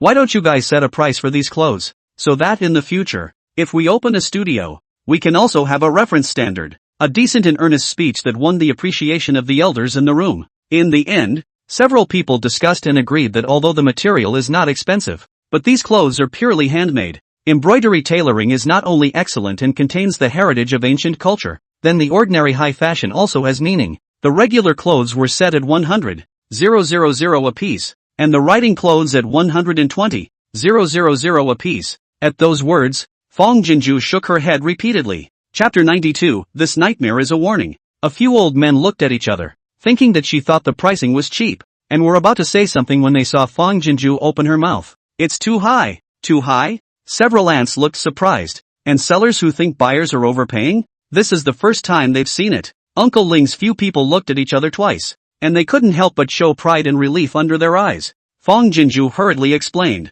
Uncles and aunts, these clothing materials are not too expensive. That is to say, it is better in the ancient embroidery and ancient tailoring is relatively rare, so it is worth the high price, but our studio is not well known. Thanks to the uncles and aunts know the goods to highlight its value. If I really don't know how to behave and agree for my classmate, then it would really be a case of smashing her signboard before she even opens her store. So, let's price these clothes at half of what uncle and auntie said, so as to ensure the value of the ancient embroidery and ancient system, but also to allow more people to consume, which is the method of longevity. Such a hanfu, 2 embroiderers 3 or 4 days of work will be done out. Materials and so on are all she bought sent to the North Liao. Is really not cost any money, according to the price of a 50,000 January limited edition sales of 20 pieces. There are a million of inputs. It was supposed to be incidental revenue, and the thought of using it for school purposes has far exceeded expectations. Although the old men appreciated Fong Jinju's pattern, they didn't completely agree with the price she said, and finally made the final pricing according to 80,000 apiece. Fong Jinju also added a few ants WeChat as expected. There is no need for other avenues, these circles of ants alone are enough to make Beiliao self-sufficient and fulfill the freedom to dress. The general's house. But alive? Shuyi looked at the 2 Thunder Kings who were curled up like dogs in the doorway, dying. Wang Shuyi squirmed a bit, not having the slightest strength to respond. Lei Jinting these days of strong domination of most of the water, but also stored some strength. See Chuyi out, hands and feet and try their best to climb over. General, you finally willing to see us, General? I begged the General to reward me with a meal, and I am willing to offer my liver and brain for the General, said while kowtowing. Because of starvation for 3 or 4 days, kowtowing is just a false frame, Shuyi said in an icy tone. In these few days, can you figure it out? Lei Jinting was stunned. His eyes flickered as he looked at the ground. My subordinate is not sure. Please show me what to do. General, Wang Shuyi curled up on the ground, breathless, said, we are just a few days of hunger has become this. What's more, Northern Liao has been deprived of food for months. The court cut off Northern Liao. It's really desperate and righteous, and heaven can't condone it. After a few words, Wang Shuyi lost all his strength and directly fainted. At these words, only then did Lei Jinting come to a sudden realization and hurriedly concurred. Yes, the court's move to cut off Northern Liao is indeed intolerable. Intolerable by heaven. Indeed, he felt firsthand the desperate powerlessness of Beiliao's earlier severance. Moreover, at this moment, in order to survive, they could say whatever Chuyi wanted to hear. Chuyi withdrew his eyes and instructed the Chu family army at his side. Go, get them some thin porridge, 1 meal a day. Just don't starve. The court wants to send someone to check on Northern Liao? Then come one. He'll clean up one. Come a pair. He'll abuse a pair. We must let those who are so high and mighty that they regard human life as a piece of grass, all experience the pain of the grass.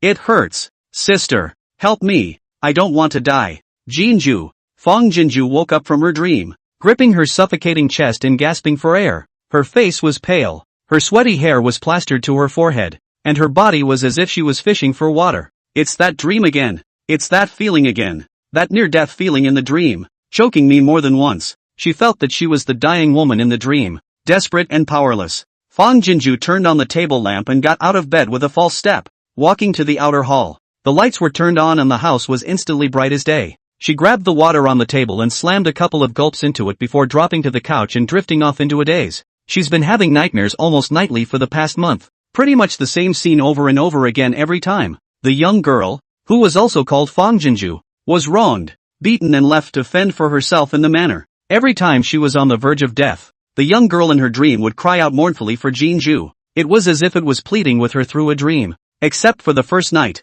Every time she woke up from a nightmare afterward, she didn't message Chuyi again. This month, the farm's land and livestock have all been rented out and only need to be tended and maintained, totaling more than $26 million in revenue. The handbox also came out with nearly 30 orders. The proceeds from the farm and the handbox she picked up and bought into various types of supplies and sent them to Balio for the building routine. Relying on these materials, Balio make weapons, school building factories, busy with all kinds of production, has gradually on the right track. The Henleys in the field are also growing well and have begun to draw their ears. This period of time Chuyi and the folk all over the inspection point. Listen to the old lady. Chu said he will daily carry a bun. A go out is a whole day. Noon pressure, no effort to come back to eat. Every day at dinner time. Fang Jinju could also see fatigue on Chuyi's face, so she didn't want to disturb him with this matter. Fang Jinju stared at the glass of water on the table, but her head was going through the motions without a moment's rest. More and more she felt that the nightmare was a warning. She didn't know what the warning was, but she thought she should do something about it. But what should she do? Fang Jinju picked up her cell phone and checked her bank card balance. There's more than 800 million left. Is she going to die? Suddenly coming up with this thought, the heart in Fang Jinju's chest responded as if it had started to thump fiercely. The unjustifiably overexcited heartbeat accelerated, making Fang Jinju's face pale under the panic. She panicked and held up the cup of water on the table, fiercely pouring a few mouthfuls before she slowly calmed down. If Fang Jinju pressed her chest, not daring to think about that word again, then she knew what she had to do. Fang Jinju took her cell phone and snapped it and started to operate it. And when everything was done, it was already 4 in the morning. Back in bed again, still a bit dazed and restless, but being extremely tired, she collapsed and fell asleep. At 6 o'clock, Fang Jinju was woken up by her alarm clock. She quickly got up, washed and made breakfast, and finished breakfast with the two little ones. After breakfast, Fang Jinju first sent a message to Chuyi. Then she touched Rue Shushu's head and said gently, Rue, Shu, sister has to deal with some things. In these few days you guys will go back to the general's mansion and stay with your grandmother for a few days. And when sister has taken care of the things, then she will tell little uncle to pick you up and bring you over here. Okay? Chapter 93, I'm thinking of you and worrying about you. Do you know that? At that the two little ones froze in unison. Shu then stepped forward and opened her small short arms and tightly wrapped them around Fang Jinju's neck. Shu, no, leave sister. Shu be good. Don't mess with your sister. Okay ba? Rue also hugged Fang Jinju's arm, carefully assuring, Rue, very obedient. Take care of sister. Take care of sister. We will not be separated. Okay ba?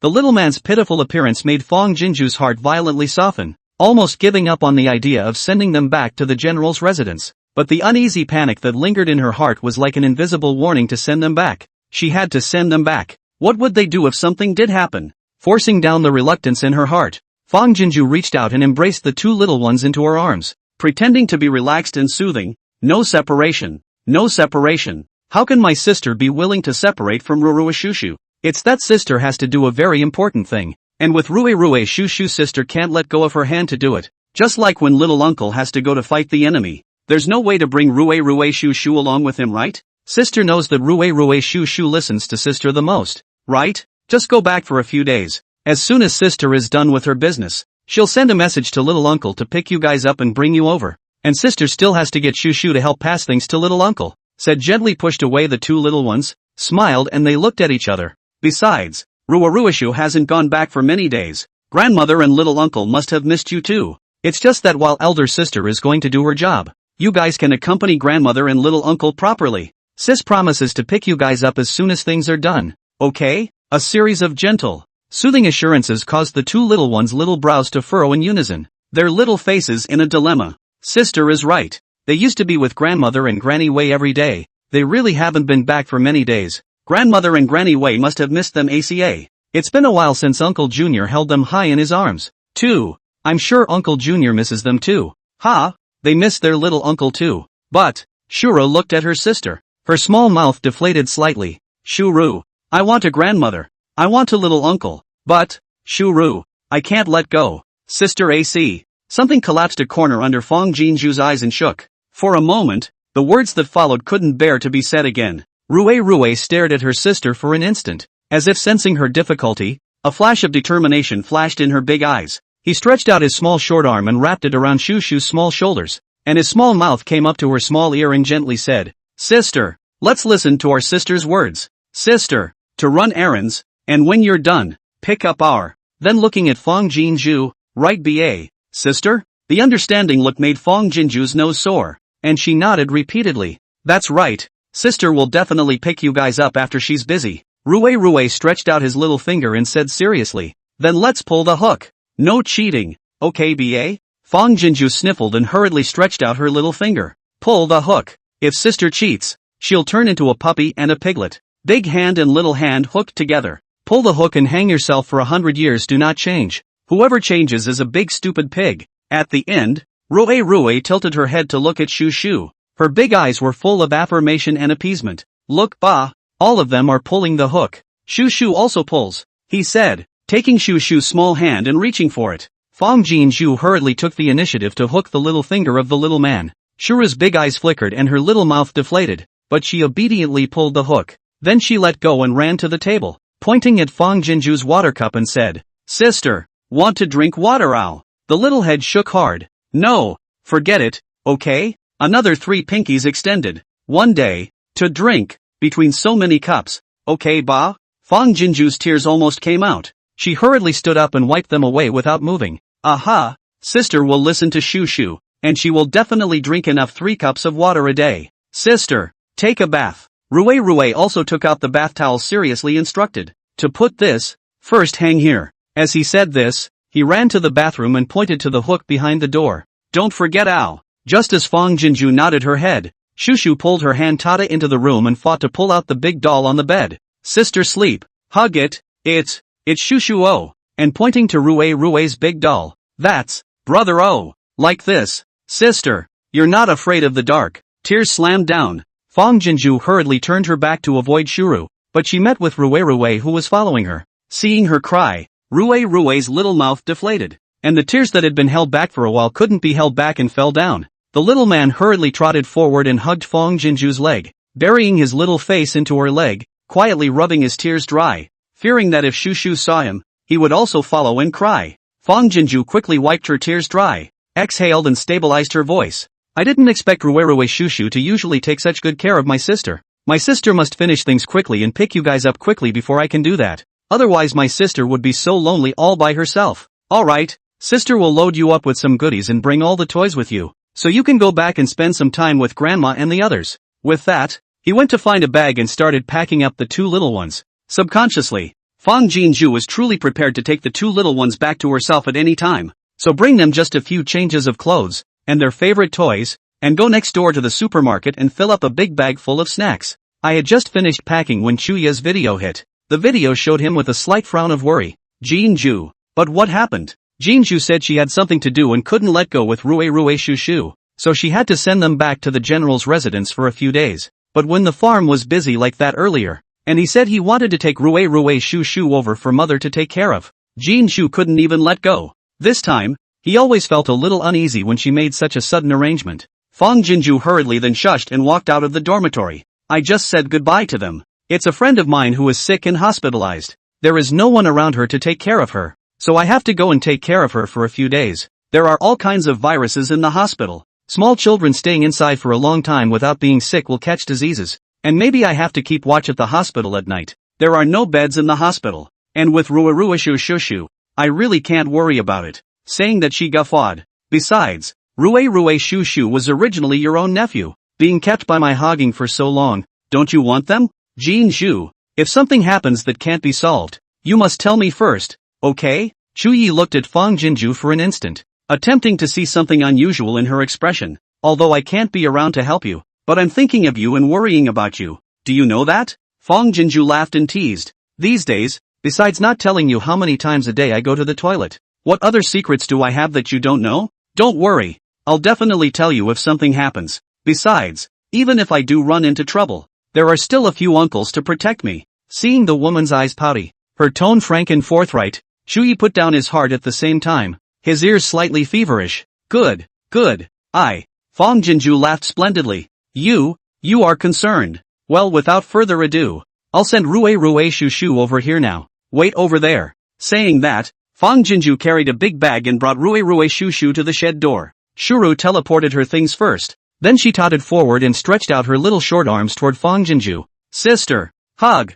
Fang Jinju bent down and wrapped the two little people into her arms in unison, burying her face into their tiny necks and feeling the warmth of the milky breath. At the end, Shu Shu's small hands cupped her face, her small face gently pressed up, softly saying, "Shu Shu, we'll miss elder sister." Rue also pulled Fang Jinju's hand to cup her own little face and earnestly concurred. Rue, we'll also miss sister day. The wetness under Fang Jinju's eyes flushed up again, and she hurriedly raised her lips and smiled. Sister will also miss you all. Get over there, Uncle Junior won't be able to wait. The two little ones left Fang Jinju with reluctance, holding their little hands, and disappeared into the shed door with a step and 3 turns back. Fang Jinju's tears then flooded down. She wiped it away hard, trying to grin in an attempt to ignore the loneliness that swept over her in moments. But I didn't want the tears to get more and more violent. They're the general's men. After all, even if this doesn't happen, it will always leave. When the time comes, it will only be harder to let go. Sending it back now is a long shot.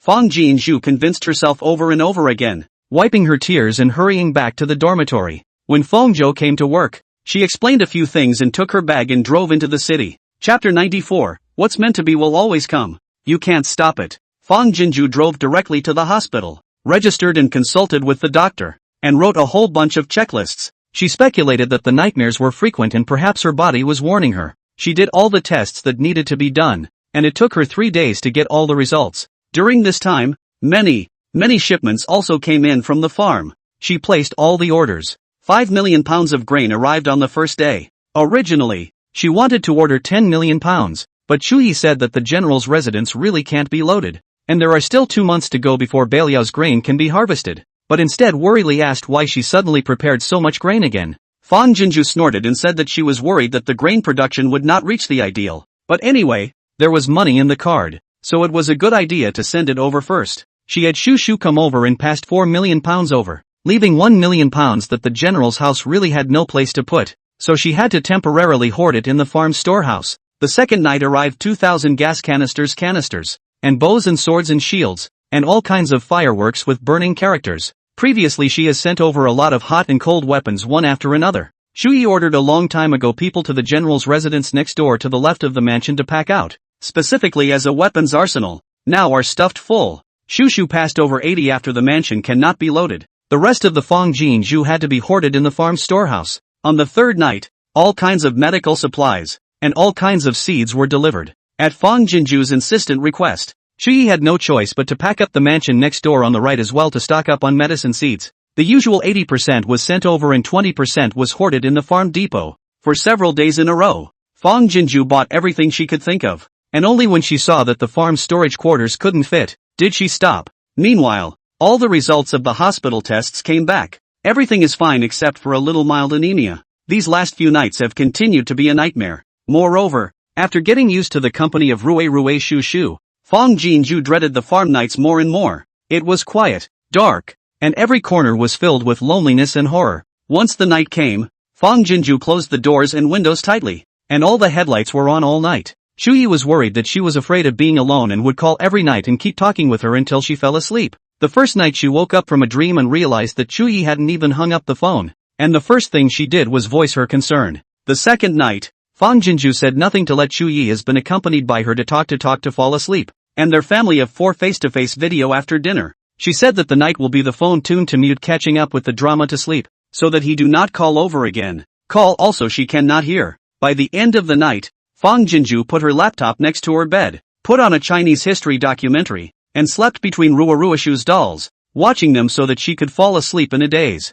Although I still can't avoid waking up in a nightmare. I'm not so scared when I open my eyes and there's light and sound. Boss, why do you have such heavy dark circles under your eyes lately? Yes boss, is it that Rue Shu Shu is not here and you are afraid to be alone on the farm? Why don't I stay with you for a couple of nights, and then I'll go home and sleep when you pick up Rue Shu Shu. Early in the morning, Fang Jinju goes to open the yard door for the staff with panda eyes, and Feng Chengcheng and Zhou Shili can't help but inquire about concerns as soon as they see her. Fang Jinju's heart moved for a moment, but then she smiled and shook her head. It's fine. It's just that I found a good-looking TV series in the past 2 days and stayed up late to catch up with the drama. So don't worry about me, just go to work at ease. There was one last shipment arriving tonight, and she couldn't let the 2 Fengzhous find out the secret of the farm. The body also checked. What can be stockpiled for the northern Liao are stockpiled. The farm is now also managed by Fengzhou 2 people in order. basically guilty of not worrying about her. For a while, Fong Jinju actually felt a little empty, not knowing what to do.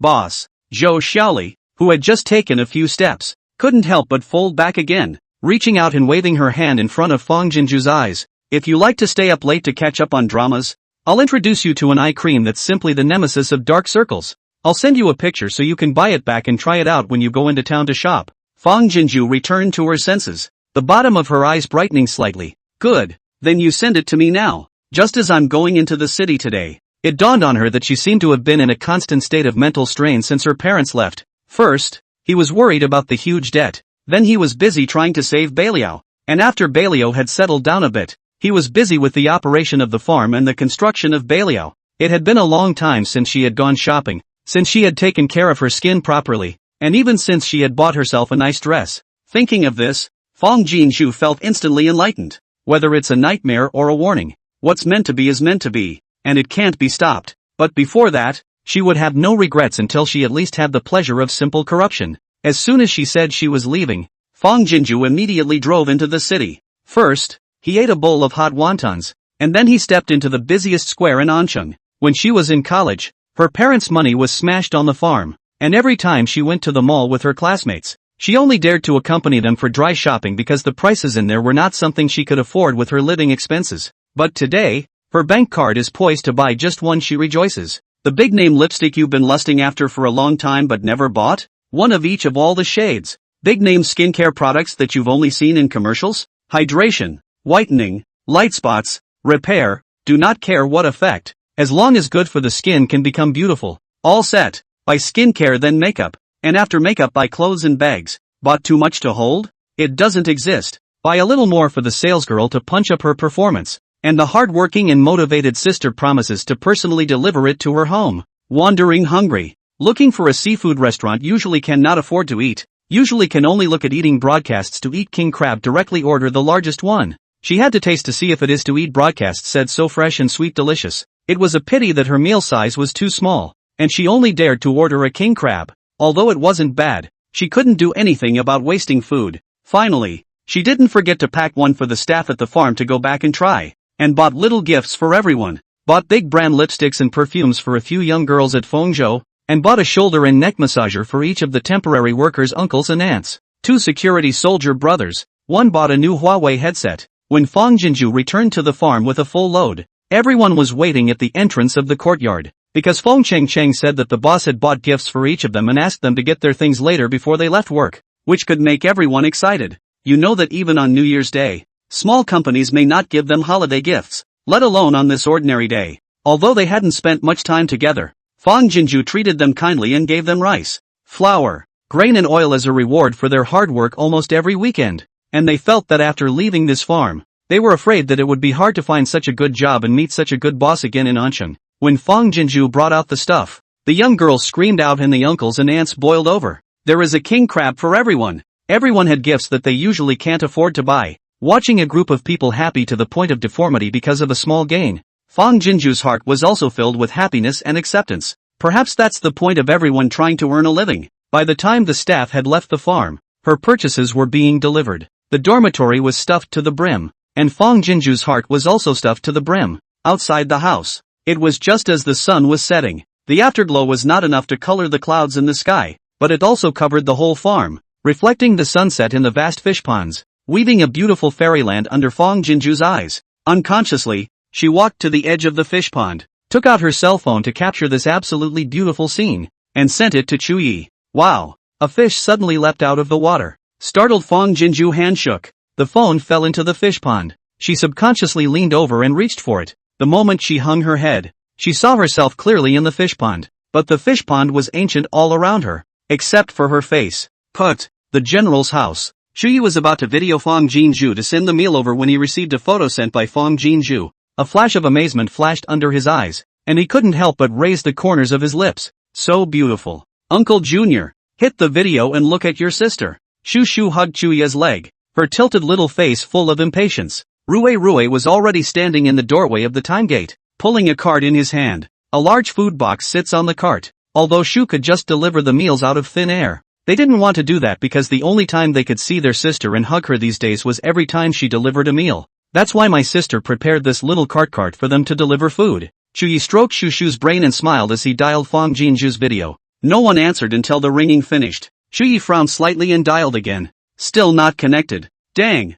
dang, dang. The thumping in Chuyi's chest sped up violently, and he switched to calling Fong Jinju's phone instead. Once, twice, 3 times. It was never answered. The bottom of Chuyi's eyes, which had never been calm and unmoving, was in disarray. Chapter 95, Is She Not Dead? Ah ye, Jinju Shi. Old Lady Chu stepped forward with a nervous face, and the words that followed didn't even dare to ask. Rui dropped the cart and ran over. His small face looked at Chuyi with a grave expression, and then carefully looked at Shushu. His small mouth moved, but he didn't dare to make a sound. Uncle Junior. Shushu fight. As if sensing something, Shushu stood on her tiptoes and made an effort to extend her small short hand toward Chuyi. Shushu. Call sister. Chuyi hung his head, his flustered eyes trying their best to stabilize as he locked eyes with the little person. Sister must not have come home yet. When she comes back, she will surely call us back. Shushu will first go to her room with grandmother, and as soon as sister comes back, little uncle will send someone to call out to Shushu.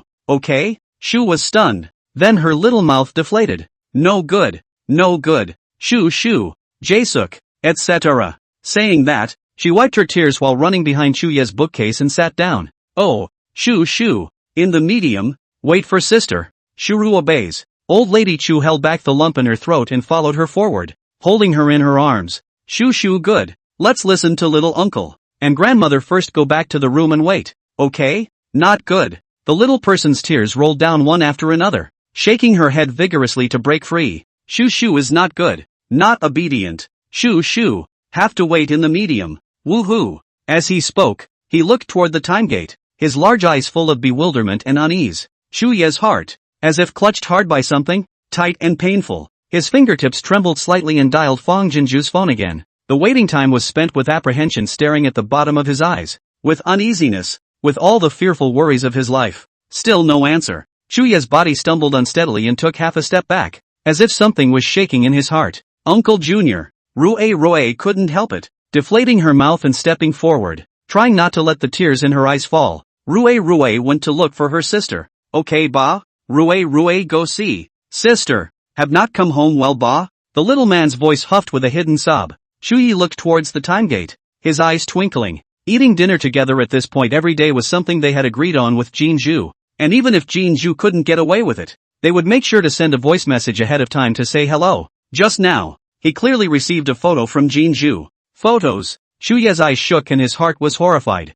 The photo Jinju sent him was of a fish pond, and looking at the location of the photo, she should be standing by the fish pond. Jinju should not be. Breathing became rapid for a moment at the thought, his chest choking to the point where it felt like it was going to stop beating the next instant. He ordered in a loud voice, "Someone, get a rope over here. The longer the better." Chu's army, who had long ago sensed that something was wrong inside, rushed out, knowing a child is not like a mother. From the son's look, Mrs. Chu predicted that things are not very good, tears rustling down, but held back from crying out. She was afraid of scaring the baby. Soon, Chu Jejun found a bundle of rope. Chuyi squatted in Rui line of sight level, big palm holding his tender shoulders. Trembling voice, Rui. Sister may encounter danger. Must you go over to check some? Can you dare? The words came out of his mouth and his heart was in his throat. Things have changed suddenly, and no one knows what is behind the door of time and space. How could he let his child take that risk?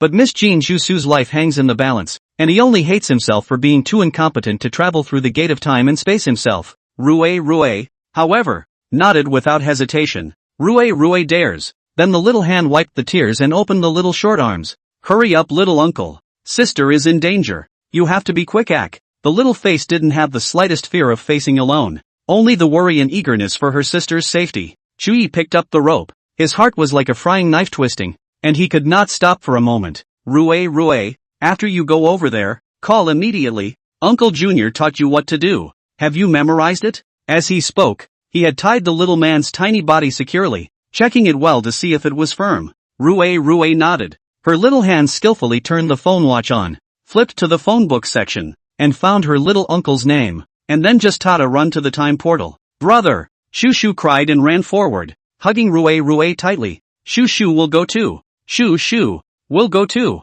Shuya's eyes flashed with a touch of urgency. Shushu, be good. Don't make a scene. One more moment of delay will put sister in more danger. First let brother go over to see the situation. At those words, Shushu let go of Rue and hiccuped as she cried. Rue came over and kissed Shushu's tearful eyes. Shushu is good. Brother saves sister. I will be back soon. After saying that, the little Mantada rushed towards the time gate without the slightest bit of hesitation and timidity. Watching Rue disappear into the time and space gate, Shushu cried out with a woeful cry. Brother! Brother! Elderly Mrs. Shu could no longer hold back her whimpering out, covering her mouth. Chuyi watched the rope disappear bit by bit, staring nervously at his cell phone. Rue didn't call. He couldn't wait a moment and dialed Rue's phone watch directly. There wasn't even a beep on the phone, just a busy tone. The rope that had been streaming towards the time gate also suddenly did not move. The overwhelming fear overwhelmed Chuyi's entire body in an instant, and with a trembling hand he tugged at the rope. There is no blocking weight. Little by little he pulled the rope back, and little by little his heart fell to the bottom of the cliff. The rope came back as much as it could, but Rue didn't. The conveyor belt in the middle of the time gate also suddenly disappeared without a trace. Chuyi lost his strength and fell to the ground. Rue! Pop! The sound of a crisp slap and the pain in her cheek caused Fong Jinju to snap back to her senses and gasp for air. Before he could react, he was escorted by two grannies on his arms. She looked up and a man and a woman came into view. The woman is more than 30 years old, with cloudy temples and beautiful eyebrows, gold hairpin and gorgeous skirt, all noble. At this moment is pointing at Fong Jinju angrily with her showy eyebrows upside down. Not you. Can't it be that Jinyu jumped into the lake by herself? Master. Such a cold day. She is wanting to Jinyu's life. Ah. The male is not confused years. A purple robe luxury incomparable. Rich handsome face only cold and merciless. Witnesses and material evidence are all in. Jinyu lying in bed, life and death. You still want to sophistry? Come on people. Ah. Pull her down to me. Caning 30. Thrown to the south of the city's manor to go to their own lives. Fong Jinju instantly returned to her senses. Her heart horrified. She remembers falling into a fish pond. She didn't know how to swim and knew she was going to die. The suffocating feeling lasted for a long time, during which she kept thinking about what to do if Chuyi couldn't reach her. What if Rue Shu never sees her again? Without her, Bei Liao should have survived, right? Because of too much worrying, the fear of death is rather less intense. But what is it now? Is she not dead? But she's caught in a nightmare again? Chapter 96. Do you really think you can survive if you escape the board? But what was in front of me was a little too real. The two grannies pulled Fong Jinju and were about to go to the execution. The moment her arm was torn painfully, a tearing pain shot through Fong Jinju's brain, countless memories that didn't belong to her wildly surging out from the tear. Her eyes widened in horror. She was actually soul-dressed. The man who was going to beat her 30 times in front of her is Fong Hongzhua, the chief minister of the Tangwu dynasty, who is also the original body's own father. The noblewoman standing side by side with Fong Hongzhua was Zhao Bishio, the stepmother of the original. The original body is the first daughter of Fong Hongzhua's chaff wife before she rose to prominence. The original body is 16 years old. 5 years old. His own mother died of a violent illness in front of the foot. After the foot of his own father, Fong Hongzhua married Zhao Bishio as a sequel. Zhao Bishio is the daughter of the prince, but favored the cold-blooded Fong Hongzhua. Since then Fong Hongzhua all the way to the top. The position of a great man. No mother is no father. Since Zhao Bishio into the door, has given birth to a son and a daughter. Fong Jinju not only became redundant, but also became a stepsister, stepbrother's wantonly plaything, suffered a lot of aggression and torture. But Fong Hongzhua has never been nakedly biased in favor of Zhao Bishio's side, and has never heard a word from her or protected her once. The reason why Fong Hongzhua wants to beat her today is because her stepsister, Fong Jinyu, asked her to hold the boiling tea, and she didn't serve it steadily because it was hot, and spilled it on Fong Jinyu's leg, scalded her. So Fong Jinyu was so furious that she didn't even wet a corner of her robe and opened her mouth to falsely accuse Fong Jinju of pushing her off the lotus pond. Zhao Bishio has long seen Fong Jinju in the way, but also with her daughter's temperament, will be a plan to drive Fong Jinju out of the palace. Fong Hongzhua even did not even check a sentence, directly to Fong Jinju convicted. After realizing the situation she was in, Fong Jinju was shocked in her heart. It turns out that the nightmares were really God's warning to her. After the original body received 30 plates, it was thrown into the manor, and within 2 days, it breathed its last. No, she can't take a beating. 30 slaps down. Even if there is a doctor to cure them, they will become invalids. Daddy, Jinju has something to say. Thinking of this, Fong Jinju looked at Fong Hongzhua mournfully said, 30 bored. Jinju must be killed in the Yellow Springs. Jinju cheap life, a death is not enough to pity. But Jinju after all is the first daughter of the house of the Shangfu. but also on the genealogy of the family tree. If for nothing, it is difficult to avoid the heart of people will be behind the back of the nonsense of father. In the reputation of father's career is detrimental to the. Jinju knows that there is a mistake. Please father will Jinju's faults to the public. Jinju sent to the North Liao penalty to the bitter cold land of their own destruction, so that not only can comfort the mother and sister, but also do not have to bear the female regicide stigma. A two-in-one solution. I also ask father to be mindful of his reputation and also fulfill Jinju's last filial piety. The voice is pleading. The words cry for blood. Fong Jinju's heart, however, was raging with nausea. It was the most defiant thing she had ever said in her life. But this is ancient times. She is only a mole cricket. Life and death are all in the power and wealth at the drop of a hat. No matter what, she had to live. As he spoke, Fong Jinju was already pressed on top of the torture bench. The guards raised the torture baton high, and it was about to fall in a moment. Wait! Fong Hongjue's eyes flashed with a glint, raised his hand and shouted to stop. Suspiciously walking to Fong Jinju's body,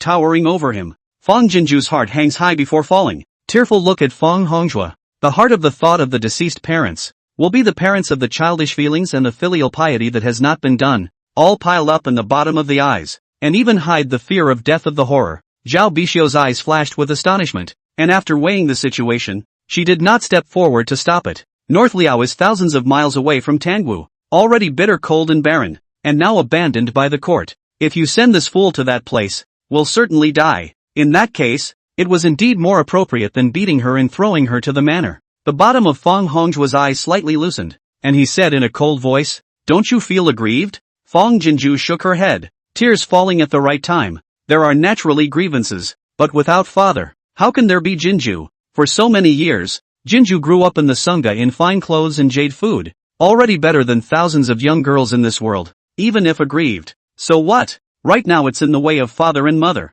The only thing Jinju can do is to stay far away and not cause a single bit of trouble for father. Also counting that father didn't give birth to me for nothing. That's all I have to say. It's up to father to decide where this life of Jinju goes from here. After saying that, Fong Jinju closed her eyes in determination, and 2 lines of clear tears fell down her cheeks. The original is indeed Fong Hongjue's own daughter without a doubt. But the memories of the original owner's past events made her realize that she could not gamble on the humanity and fatherly love of this real father. For what little of this he had left had been given to her stepsisters and stepbrothers. She could only gamble on the reputation and benefits he cared most about. There is still a chance of wrapping it up in blood kinship again. If that doesn't work, then we'll have to take the beating and figure out how to save ourselves when we get to the manor. Ha! After a moment of silence, Fong Hongjue laughed out softly. Jinju ah Jinju, want to play mind games in front of my father? You are still tender. Think that pretending filial piety can be exempted from a plate. Not too ridiculous. Fong Jinju's heart sank violently.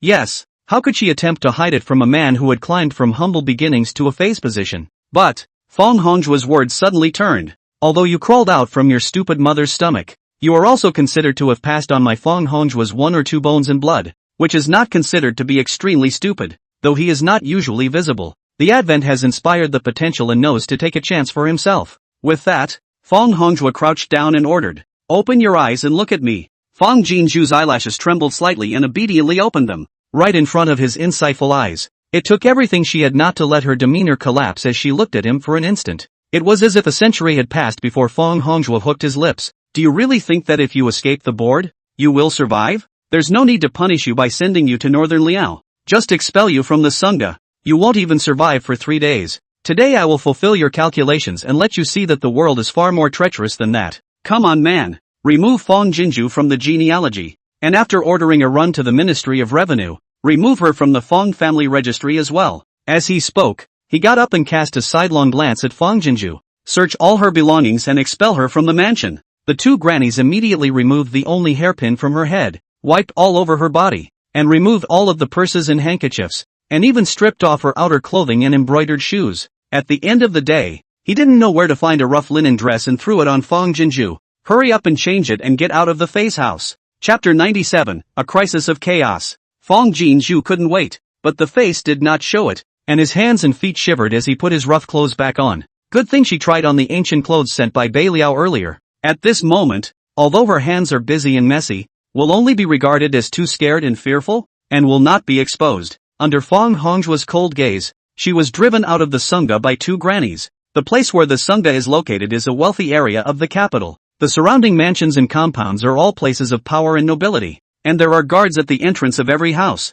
so that idle people will be expelled before they can approach. Even though it was midday, there were few people in the neighborhood streets. Fang Jinju was driven out from the side door, and after walking a long way, she didn't dare to look back or look around. She knew that the two grannies had been standing in the doorway looking at her, and she did her best to make herself stagger and wobble on her feet, her back appearing shaky and pathetic with fear. It wasn't until she turned a corner that Fang Jinju's heart fell halfway, and her feet dared to step down completely. She didn't dare to probe to see if the two grannies had left, but quickened her steps to leave quickly. I don't know how many turns I turned, but the road began to fill up with pedestrians. The noisy talking drilled into her ears, and only then did Fang Jinju feel that she had survived. She stood and scanned the street. Pedestrians scurry along the brick boulevard, which can accommodate 5 horses, and traffic is heavy. But instead of the imagined array of vendors and streetwalkers, there were only a few scattered vendors sparsely sprinkled on both sides of the street. If you look closely, you can also see the stall owners are all skinny and bony with patches, full of bitter look of death, but also waiting for customers with anticipation in their eyes. The stores on both sides of the street are one after another. Customers come and go, laughing and joking. A prosperous and affluent scene. A stark contrast to the bitter stallholders on the side of the road. A layer of doubt roiled under Fang Jinju's eyes. The capital city is the capital of a country and the place where all the rich and prosperous gather. Why this very different picture? Master, you haven't paid yet. Suddenly, a half-hundred stallholders selling reed brooms got up from the ground and pulled in a stout male customer with a rounded physique, the humility and apprehension on his face practically lowering into the dust. Master, this broom is very good. It only costs 5 copper coins. As he spoke, he carefully spread out his palm toward the male guest. I didn't expect the burly male customer to swing his arm and said fiercely. He didn't inquire about who I am. It's your good fortune that I'm looking at your stuff, and you still dare to ask me for money? Get out! With those harsh words, the male guest took his broom and left in peace. Half a hundred stall owners chased 2 steps, and snapped to a halt, feet eager but uncertain and fearful. Do not dare to advance half a step, and finally had to sigh and sit back behind the stall. He carefully fiddled with the broom in front of him that he didn't know how many days and nights he had spent making, and the bitterness on his face grew thicker. Seeing this scene, Fang Jinju's heart was stymied. Looking again at the strange, cold, ancient streets, I felt only dazed and uneasy, lonely and frightened. This was not the society of the rule of law where everyone was equal, and even if she walked the streets late at night she would not feel the slightest bit uneasy. Instead, it's a messy world of 3, 6, 9 distinct and crisis. One moment, perhaps she was at peace with the streets. The next moment there was no telling what she might encounter. Thinking of this, the bottom of Fang Jinju's eyes flickered slightly, and she hurriedly folded back into the alley, grabbed a handful of ash in the corner of the wall and touched it to her face, and tugged her hair out of her bun. The original owner and she was born exactly the same, although it is not considered beautiful, but after all, was also once a woman in the boudoir of the pampered. Rags and rags, but also cannot cover the skin as cream, not to mention walking alone in the streets. It is difficult not to be coveted by the wrong people. Growling dash. Having just made herself look like a downer, Fang Jinju's stomach clamored. The original owner hadn't even eaten her breakfast before she was called over to serve by her stepsister, Fang Jinyu, and now that it was already midday, she had long been famished, but she was penniless and couldn't even afford a bun. The only dependents Chu Yi is far away in Baliao. At this moment do not know what kind of hurry they have become. She had to survive before she could slowly figure out how to find them in Baliao. Although Fang Jinju has not read any novels, but before the college roommate is a full novel fan. Under the influence, she also knows that the crossover heroine are with a halo. All have special powers or golden fingers or something in the evening. She hurriedly closed her eyes and tried to feel it. After a dozen breaths, Fang Jinju wilted. God has no pity on her. Nothing. It seems that it takes brains and hands to fill your stomach.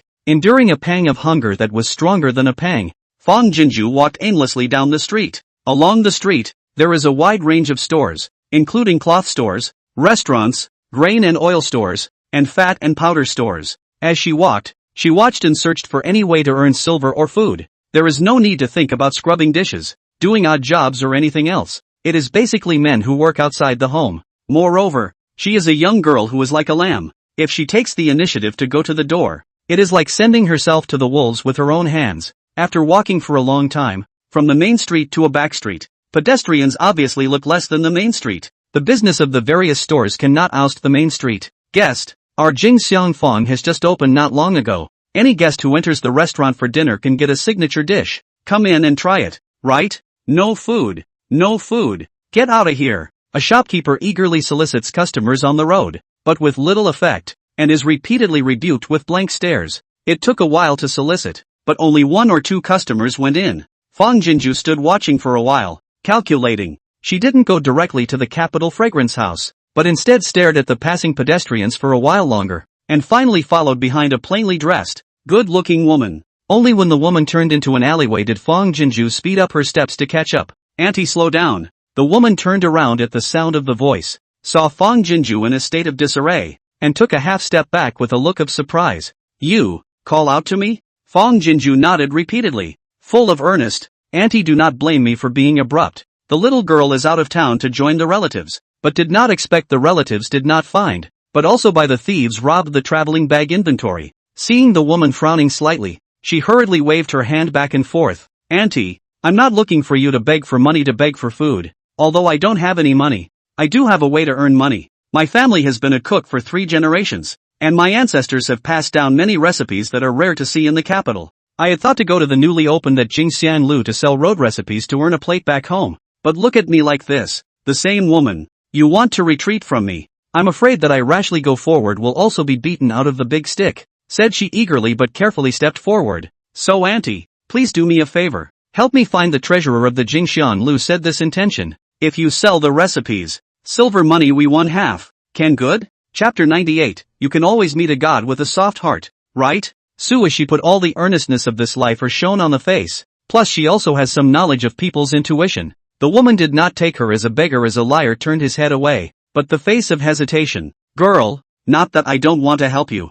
I'm just an unseen woman, not good enough to show my face, much less talk business." "Auntie," Fang Jinju hurriedly interrupted. "Auntie, since I found you, I naturally have a way for you to sell this recipe, as long as you follow what I say. This recipe can be sold for at least 20 taels of silver, but just running an errand and saying a few words, not only do you get 10 taels of silver for nothing, but you can also save my little girl's life to accumulate blessings." "Auntie, it's a good thing to kill 2 birds with 1 stone. Upon hearing this, the woman's face loosened, but she couldn't believe it. What kind of recipe can sell for 20 taels of silver? Fang Jinju even said, "Is my family's ancestral recipes? Has been feeding our family for 3 generations. Said even if the sale of 100 or so silver is not a problem, if it is not my desperate, will not be sold so cheap. Also please aunt believe my try. Left not waste your incense time. If you can be 10 taels of silver into a." In fact, she had already prepared her heart for the woman's disapproval. Wanting to live in the ancient times with bare hands was already a difficult thing.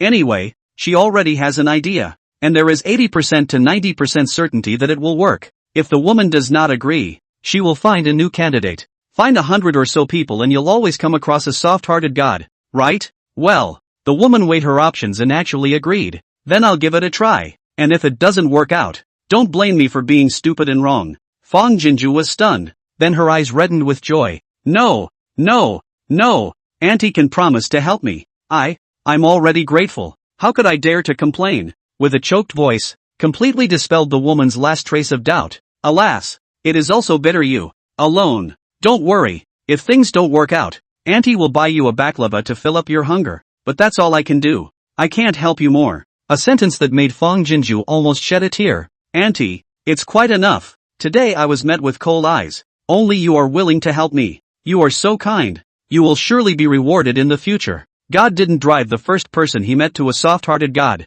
There was no pen and paper, so Fang Jinju read the recipe to the woman many times, and when she did remember it when she repeated it, only then did she teach her how to negotiate with the shopkeeper. The woman then arrived in front of the Jingxianlu, and was smoothly wooed into the store by Xiao'er. Fang Jinshu found a hidden place and nervously looked at the situation inside from afar. Seeing the woman walk up to the counter and say something to the shopkeeper, she saw the shopkeeper impatiently beckon, as if asking Xiao'er to come up and shoo people away. I don't know what the woman said in a loud voice again, but the shopkeeper suddenly came out from behind the counter, and actually negotiated with her. Although the expression could not be seen from a distance, but from the movements of the shopkeeper's figure, it could be seen that it was quite interested. Fang Jinshu's heart loosened slightly. The recipe she's talking about is an unusual dish that every modern household would make. Stir-fried shredded lean pork. But the practice was not available in Bailio. Thanks to what she learned from Mrs. Chu, North Liao's current cooking techniques are only a few styles of steaming, boiling, stewing and roasting, and stir-frying in an iron pot is unprecedented. At first, she bought a few large iron pots and sent them to the general's residence, and then let them rebase the stove. Taught Mrs. Chu the method of stir-frying, which allowed them all to eat fragrant fried vegetables. But the woman suddenly came to the door and said she was selling recipes, or an unprecedented method. Naturally, it was not easy to win the trust of the shopkeeper, so she came up with an idea for a new store that would attract customers quickly, and asked the woman to say it to the shopkeeper for free. That's for Jinxie Angla to organize a riddle guessing and free tasting event. Make some lantern riddles for the door and then make some silver coupons. First, they beat the gong and drums to attract people to gather around, and the guest who guesses the most lantern riddles will get a silver coupon for a free meal. The free dishes can be fixed as a 3-course meal or a 4-course meal, and the owner can be flexible according to the situation, and so on, and then set up 20 guess the name of the lantern riddles, respectively according to the ranking of the silver coupons for wine, silver coupons for food, silver coupons for soup. Give up the child to catch the wolf. Not to mention the fact that people love to get together. In this way, although it was shedding 2 tables of food as a gimmick, the 20 silver coupons were the guests hard fought for, and there was no fear that they would not go in to eat. Coupled with the novelty of this activity, it is absolutely unique to the capital, and can attract unlimited popularity, which can be 100 times stronger than the effect of the shopkeeper soliciting customers on the roadside out of thin air. You can attract another 10 or 8 tables of guests, so why worry about not making your money back? Then use the cooking method and recipes given by Jean Zhu above, to ensure that all guests entering the store can become repeat customers, and then guests lead to customers to form a virtuous cycle. At that time, even if the Jingxiang house is opened in this backstreet, it will never worry about business. After waiting for a long time, the woman did not come out. Instead of being in a hurry, Fong Jinju relaxed. The longer you talk, the more drama it means. After another 10 minutes of waiting, the woman finally came out, holding a purse in her hand and grinning to the back of her ear. Fong Jinju's heart burst with excitement. Her stomach didn't even feel hungry anymore, and she hurriedly greeted her. The two walked into the alley where they had just spoken, one after the other. Little girl, you're amazing. The woman smiled joyfully and held Fong Jinju's hand. It's really as you said. Earlier that shopkeeper thought I was talking nonsense and swindling people, but then I told you about the method you said to help attract customers to the store, and I didn't expect the shopkeeper to come to be interested all of a sudden. Girl, this day meet you can really my luck. You do not know, my husband's leg fell bad. At least have to recuperate half a year to go out to earn money. I am worried about this half a year no income home is certainly tight. Did not think today let me come across such a good thing. Fong Jinju also tightly gripped the woman's hand back. Auntie, to thank you can only thank you for your goodness. You are my honored person. I will always be grateful for your help today. When I am firmly established in this world, I will definitely repay you properly. As she spoke, her stomach growled violently. What a bitter child. Look at the hunger. The woman hurriedly opened the purse and took out 5 taels of silver from it, then stuffed the purse into Fong Jinju's arms. Girl, I only said a few words. Asking for 5 taels is a bit of a shame. All this is for you. Hurry up and go buy some food to pad your stomach. Fong Jinju froze, shook her head repeatedly, hurriedly took out another 5 taels of silver from her purse and stuffed it back into the woman's arms. Auntie, according to the previous agreement, 10 taels for each person. If it wasn't for you stepping in to help me, I wouldn't have even gotten 1 or 2 taels of silver. She really wanted to cry. Even if there are thousands of ideas in her heart is also panicked, not self-possessed. Here after all, is the ancient times? I do not know myself, these shocking ideas cannot be accepted to realize. She was satisfied with the results she had gotten so far. At least she had found a way to live, even if there were still thorns and thistles ahead of that path. Chapter 99 I sacrifice my blood to the gods. Seeing her so earnestly keep her promise, the woman's eyes flickered slightly, and then made a decision. Girl, today you and I meet one is also fate. If you don't mind, just go home with Auntie. Auntie will cook for you, okay? At first, she was worried that the girl in front of her was some kind of liar. After all, in a chaotic world, there are very few good people, and you can't be too careful. From the beginning of listening to the idea of Fong Jinju, she felt that this girl must not be ordinary people. It should really be a thief in a moment of distress, obviously very short of silver evening,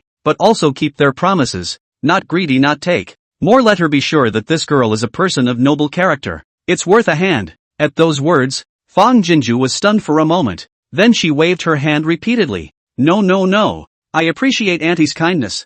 You've already done me a great favor. How can I dare to bother more? With that she bowed towards the woman and was about to leave. Girl, but did not want the woman to tug her. Hurriedly said, Already afternoon. Today you must be too late to rent a carriage out of the city to go home. A girl's home in the outside world is also everywhere dangerous. Tonight you will go to my house to rest for the night, and in the morning I will go and inquire for a carriage for you to go back home. Although Auntie's family is not very generous, it's not a problem to make a room for sleeping, but if you don't like it, then I'll pretend that Auntie didn't say anything. Fang Jinju was first stunned. Then her eyes reddened. Auntie is kind and kind. I can't even thank you enough. How could I dislike you? Good. Don't mind if I do. With that, the woman took her hand and walked in the direction of her house. Then listen to your aunt and go home with her. Northern Liao, General's residence. Elderly Lady Chu sat behind the bookcase with Shu Shu, who had been easily put to sleep. In her arms, tears falling like rain, her eyes already swollen beyond recognition.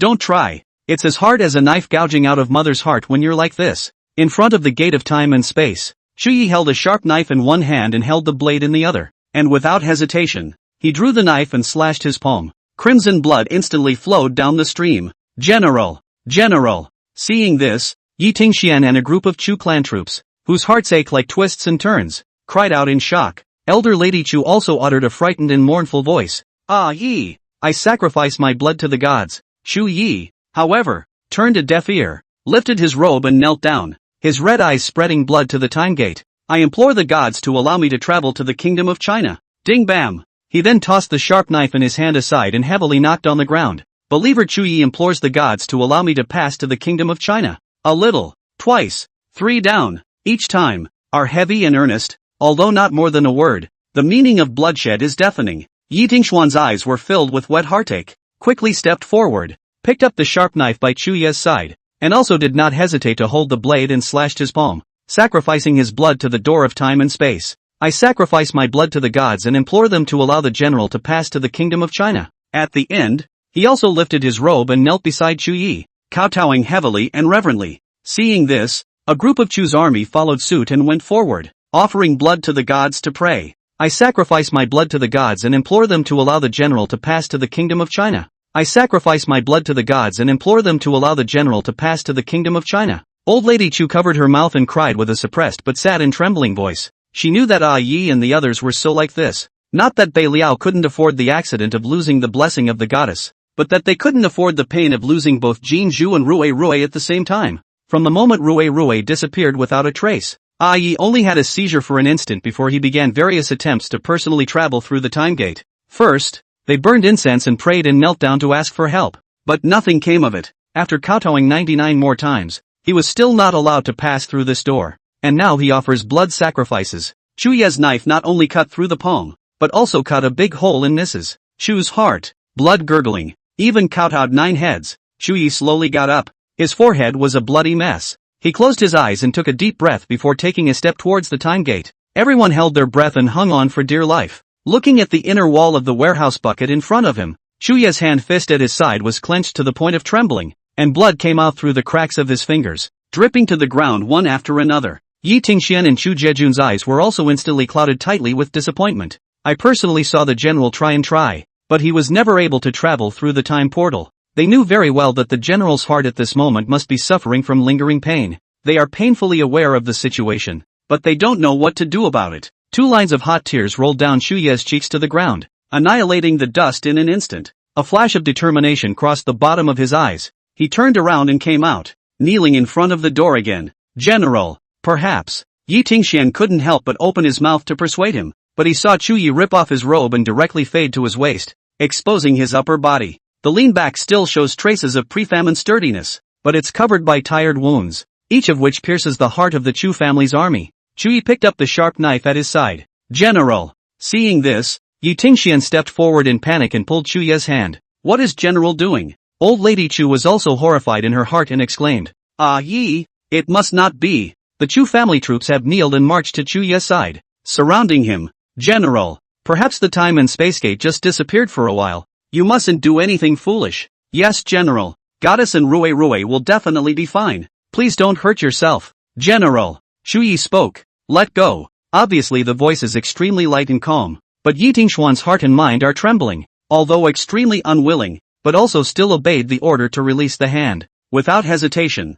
Chu Yi raised his knife and stabbed at his chest. The blood from his heart spilled out and was sacrificed in front of the gate of time and space. it dyed the ground red, and the eyes of all. Chuyi heavily cowed out his head and shouted in a loud voice, I sacrifice my heart's blood to the gods and implore the gods to allow Chuyi to pass to the kingdom of China. Voice trembling, grief cavity has been unable to restrain. Please pray to the gods, give Chuyi to point out a clear path. Chuyi would like to fold his life for 20 years in exchange. Yi Tingxian and Chu Jejun wiped their tears and knelt down in unison towards the spacetime gate. Please God, let the general lead to China. We are all willing to lose 20 years of our lives in exchange. If the mind had a voice, the granary would be deafening at the moment. It was only after a long time that Chuyi got up and once again took a slow step into the door of time and space. Each step was like stepping on the hearts of the crowd. A heavy, sad rhythm. Right now, still on the inside of the bucket bin, despair comes crushing down like a mountain. Chuyi's eyes went black and he fell straight backward. General. Chapter 100 Rue is scared.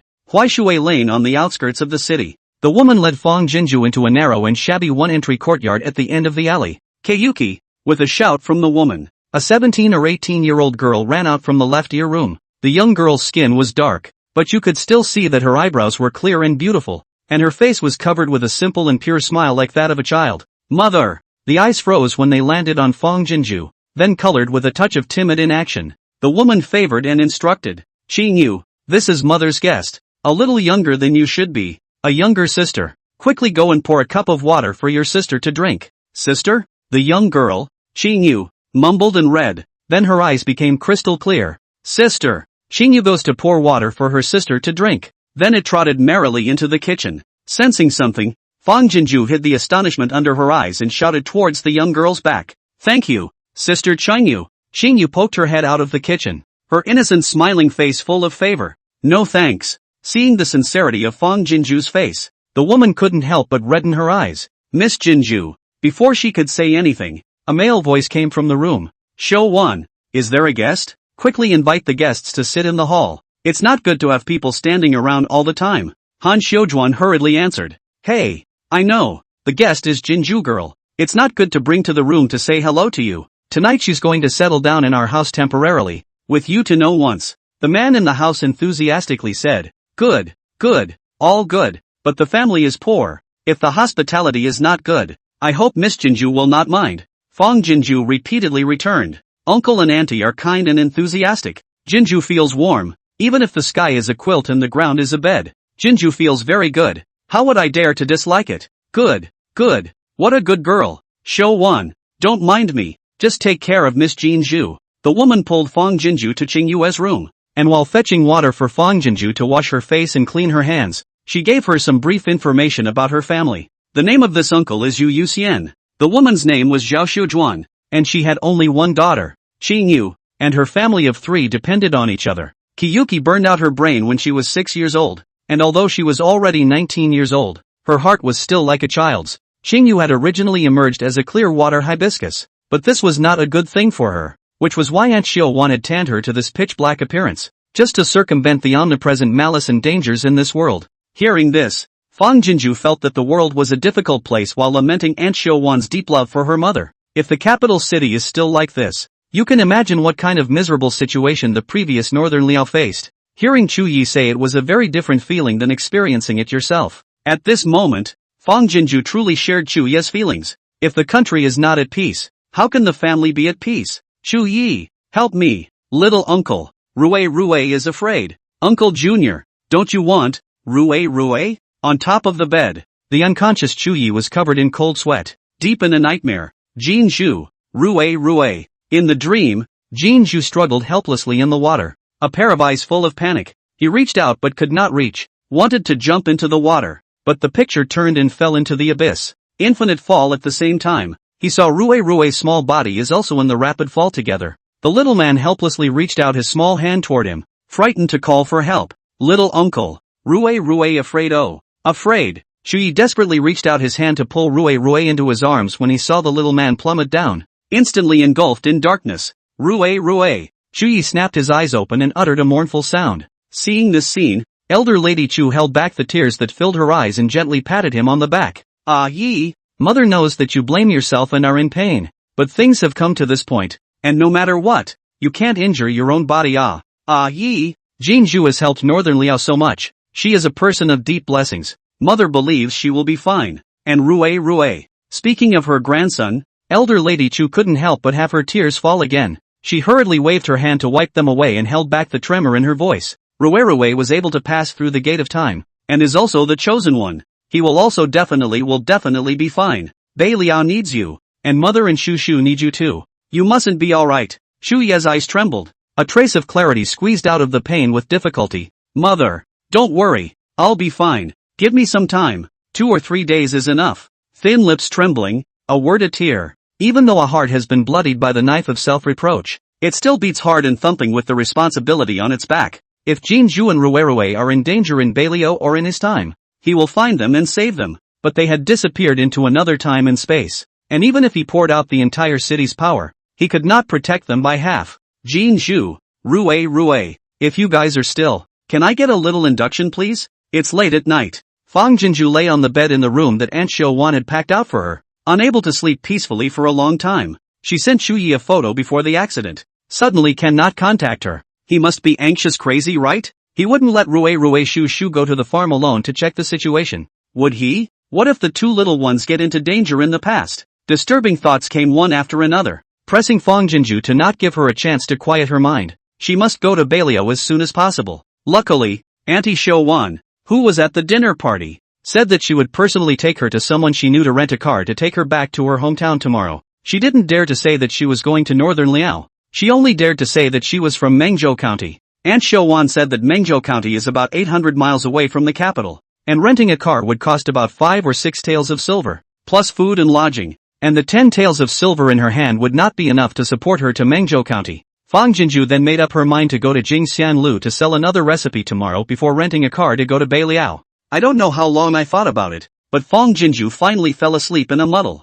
Oh, sister, Rue is scared. In a daze, Fang Jinju looked like she heard Rue's voice, and as she anxiously looked around, she saw that there was an ox cart slowly heading forward. Several sacks were humped on the ox cart, and the cry seemed to come from the sacks, mournful and helpless. Fang Jinju was shocked, desperately trying to catch up with the ox cart, but couldn't run at all, and could only watch the ox cart disappear into the mist. The scene suddenly shifted. She came to another room where several children were tied up and left in a haystack in the corner. A large man broke down the door and casually picked up a child. Fang Jinju and the child's horrified wide-eyed stare at each other. It's Rue. Chapter 101. She had to find a way to get Rue out before she could. The next day, Fang Jinju and Aunt Xiao arrived at Jingxianglu first. Before he even approached, he saw that the front of the Jingxiang building was surrounded by the people. The shopkeeper stood tall on top of the platform and was saying something with a spring in his step, drawing a roar of approval from underneath. Seeing this, Aunt Xiao excitedly pulled Fang Jinju and said, Aya, it really came true. It's amazing how many people have been attracted. Miss Jinju, that's a great idea too. The business of Jingxianlu is good. Then going to sell recipes in a while will surely go smoothly. Fang Jinju, however, was in a trance, looking left and right. Auntie Xiao, you wait here and wait for the shopkeeper to be free to talk. I'll go and buy some items necessary for the journey first, and in a moment we'll meet up in the alley. Aunt Xiao agreed with a full smile. Good. You should be careful alone. I'll go wait for you in the alley after I finish selling the recipes. After that, the two went their separate ways. Auntie Xiao went behind the crowd of people watching, while Fang Jinju followed the memory of her dream and searched randomly for something on the street. Last night's dream was just too real and too clear. And, surprisingly, she only dreamed of Rue, not Shu Shu. Fang Jinju guessed that it should be Chu Yi who couldn't contact her, so she asked Rue to check the situation at the farm first. Although she couldn't figure out the cause, she vaguely felt that something must have happened to Rue. She tried to recall the details of her dream, and in 7 turns she unknowingly arrived at a remote alley on the outskirts of the eastern city. Just after turning out, Fang Jinju saw an ox cart parked in front of a broken courtyard in the alley. It was the very same ox cart from the dream. She was just about to rush forward when she saw a big man come out of the yard and remove the sack from the ox cart. Fang Jinju hurriedly covered her mouth and retreated back to the corner, her eyes terrified. She clearly saw that there were traces of struggling and writhing in the sack, and this was clearly a flower shooter's den. If last night's dream was true, then Rue must have been in the sack just now. But shouldn't Rue be in northern Liao? Even if Chu Yi lets Rue go to the farm to check it out, he will definitely let Rue contact a few grandfathers to ensure the safety of the children. Why did Rue appear out of nowhere in Tangwu capital? Fang Jinju tried her best to press down all the doubts in her heart, probing and quietly surveying the movements of the flower patter. After several sacks were unloaded, one of the big men drove off in an ox cart, and the door of the broken courtyard was unlocked from the inside. In a short while, there came from inside the man's ferocious scolding, and the child's frightened cries, which were suppressed and suffocating to hear, and should have been gagged. Fang Jinju listened with bated breath, her chest clogging up unusually. She prayed that Rue wasn't in there, but she also hoped that Rue was in there. Her feelings were complicated and difficult to describe. After waiting for a while, the courtyard was finally quiet, and Fang Jinju paced back and forth outside, thinking of a way to get in. Suddenly she heard a sound of talking, and she hurriedly plopped back around the corner to spy. He saw a short and fat old woman, leading a middle-aged man in expensive clothes into the courtyard. This time the delivery is all good goods. I guarantee you can pick the right one. The middle-aged man's face was kind. He didn't look like a vicious person, but for some reason, looking at the strange smile at the corner of his mouth, Fang Jinju felt like nauseating, and the alarm bells in her heart were ringing loudly. What to do? What to do? She had to find a way to get Rue out before she could. A flash of determination under her eyes. Fang Jinju instantly made up her mind, straightened her clothes, and went forward to knock on the courtyard door. Anyone? There was a momentary lag in the sound of talking in the head of the yard. Then there was the sound of footsteps approaching, and the door to the courtyard was opened a crack, revealing the face of a suspicious and unkind Hanyu. Who are you looking for? Like a poisonous snake wrapped around her heart. Fang Jinju's intertwined palms seeped with cold sweat, but on her face she wore a face of arrogance and disdain. I'm from Xian Street. I'm here to look at the goods. She guessed that the children abducted from this place ended up in wealthy families, but not so good fortune is bought as a child to be heartbroken. Not even bought to be trained as a boy servant. So she didn't even dare to go to Aunt Shou Wan to get an idea together. She was afraid that Rue was really inside. She was afraid that if she left for a while, Rue would fall into the clutches of the outlaws. Better to be wrong than to let go. Even if she risked her life, she had to make sure Rue was in there. The man was stunned. The unkindness on his face converged for a few points. Then he opened the door a bit, probed out and looked at both sides of the alley. Only then did he look at Fang Jinju again. The skepticism in the bottom of his eyes faded for a few points. Which family are you from on Xian Street? Fang Jinju glared at the Hanyu and said without any good humor. Even if I wanted to tell you, but would you dare to listen? In front of this kind of disgraceful dirty things, I believe that no rich and noble family is willing to disclose their own details. The more mysterious. In front of these heartless villains the more scrupulous dare not ask more questions. After all, only the dead will keep secrets. If you know to the bottom of the rich and noble family, it is equivalent to pinch the handle of the people. These beat flower child is not far from death. Sure enough, the Han's face flickered. Then he bared a mouthful of yellow teeth. It's the little one who doesn't know the rules. Nobleman inside. Inside please. Fang Jinju raised her chin and gave the Hanyu a disdainful sidelong glance. Stepping into the courtyard with an arrogant stance, the old woman and middle-aged man who had come in first were in the yard, and before them stood 4 children of varying heights shivering. The oldest is only 6 or 7 years old and the youngest. Fang Jinju's eyes tightened violently. The youngest person. It was Rue. Noticing the commotion, the middle-aged man and the old woman looked over with odd eyes. Rue looked over as well, her small hands tied behind her back in a reverse cut and her mouth gagged tightly. Fang Jinju almost suffocated and the little man's big eyes filled with tears. At the sight of her, Rue was incredulously stunned at first, and then she blinked away tears as hard as she could, her eyes brightening. Fang Jinju was shocked in her heart and hurriedly greeted them, squeezing out the middle-aged man and the old woman, getting close to a few children, with a look of seriously looking at the goods. Looking at the middle-aged man's appearance, he was at best considered a lower middle-class rich man, and the more brash she acted, the more it would make people think that her main family was powerful, or else where did she get her backing? As expected, the middle-aged man's eyes flashed with a touch of gloom, but he also held back. She pinched Rue's chin first, seemingly sizing him up, but not moving to wink with the little man and give his chin a rhythmic squeeze in her hand. Rue's small body couldn't stop trembling, and the tears in his big eyes slammed down one by one, covering up the light of joy at seeing his sister. Fang Jinju's heart was slightly relieved, letting go of Rue and continuing to survey the next child, more attentively than when surveying Rue. When several of the children had finished sizing them up, she pointed to the 5-year-old boy next to Rue and said, "What's the price of this one?" Then after a moment's hesitation, he pointed at Rue again. "And this land price is also quoted." But without thinking, the middle-aged man took a step forward. "Miss, this child is the one I saw first." Chapter 102, either escape with Rue or die here together. With that, he pointed at Rue, a hint of dissatisfaction growing under his eyes. Fang Jinju's heart hung violently. but the eyes that met the middle-aged man's eyes became more and more cold and compelling. So what? Seeing the flavor of gunpowder spreading between the two, the man hurriedly stepped forward. The two noblemen, don't be anxious. Something good to discuss. Good to discuss. Fong Jinju coldly interrupted. There's nothing to discuss. She reached out and tugged Ruerue and the other child she had her eye on into her hands, her face full of toughness. Originally I was just inquiring, and I may not have been able to see which one I was looking at, but if someone is not long-eyed and dares to snatch it with our lord, then I will not choose. At the end she didn't even look at the middle-aged man and looked at the Hanyu. Say, what price for these two goods? I'll take them both. The middle-aged man changed his previous peacefulness, and his face twisted with anger. There's no first come first served. This 3-year-old boy is thinner than the other few, but a closer look reveals that it is more handsome than the other few. He took a glance at it, but he did not expect to be cut off. Even if the other party seems to be powerful and not to be messed with, he is still a breath of fresh air. The old woman hurriedly piled up a smile and went forward to round off the scene. Master Zhou, you take a closer look. These two are also very good. Why don't we give you these two cheaper? What do you think? Is this how you do business? The middle-aged man glanced at the granny with unkind eyes. Instead of admonishing her, the later, you're asking me, the first to come, to back down? The granny and the Hanyu looked at each other, and a few moments of apprehension arose from the complexity. Both of them look like they can't be messed with. So what should we do? The Hanyu carefully looked at Fong Jinju. Miss, this small one originally you also can't see. Why don't you let Master Zhou? Originally these 3 big ones are 10 taels of silver apiece. Like this, you give 20 taels of silver. How about the 3 big ones you take away together? Fong Jinju let go of the 2 children's hands and looked at the Hanyu in annoyance. What? Do you think that we, who come out of Ziyan Street,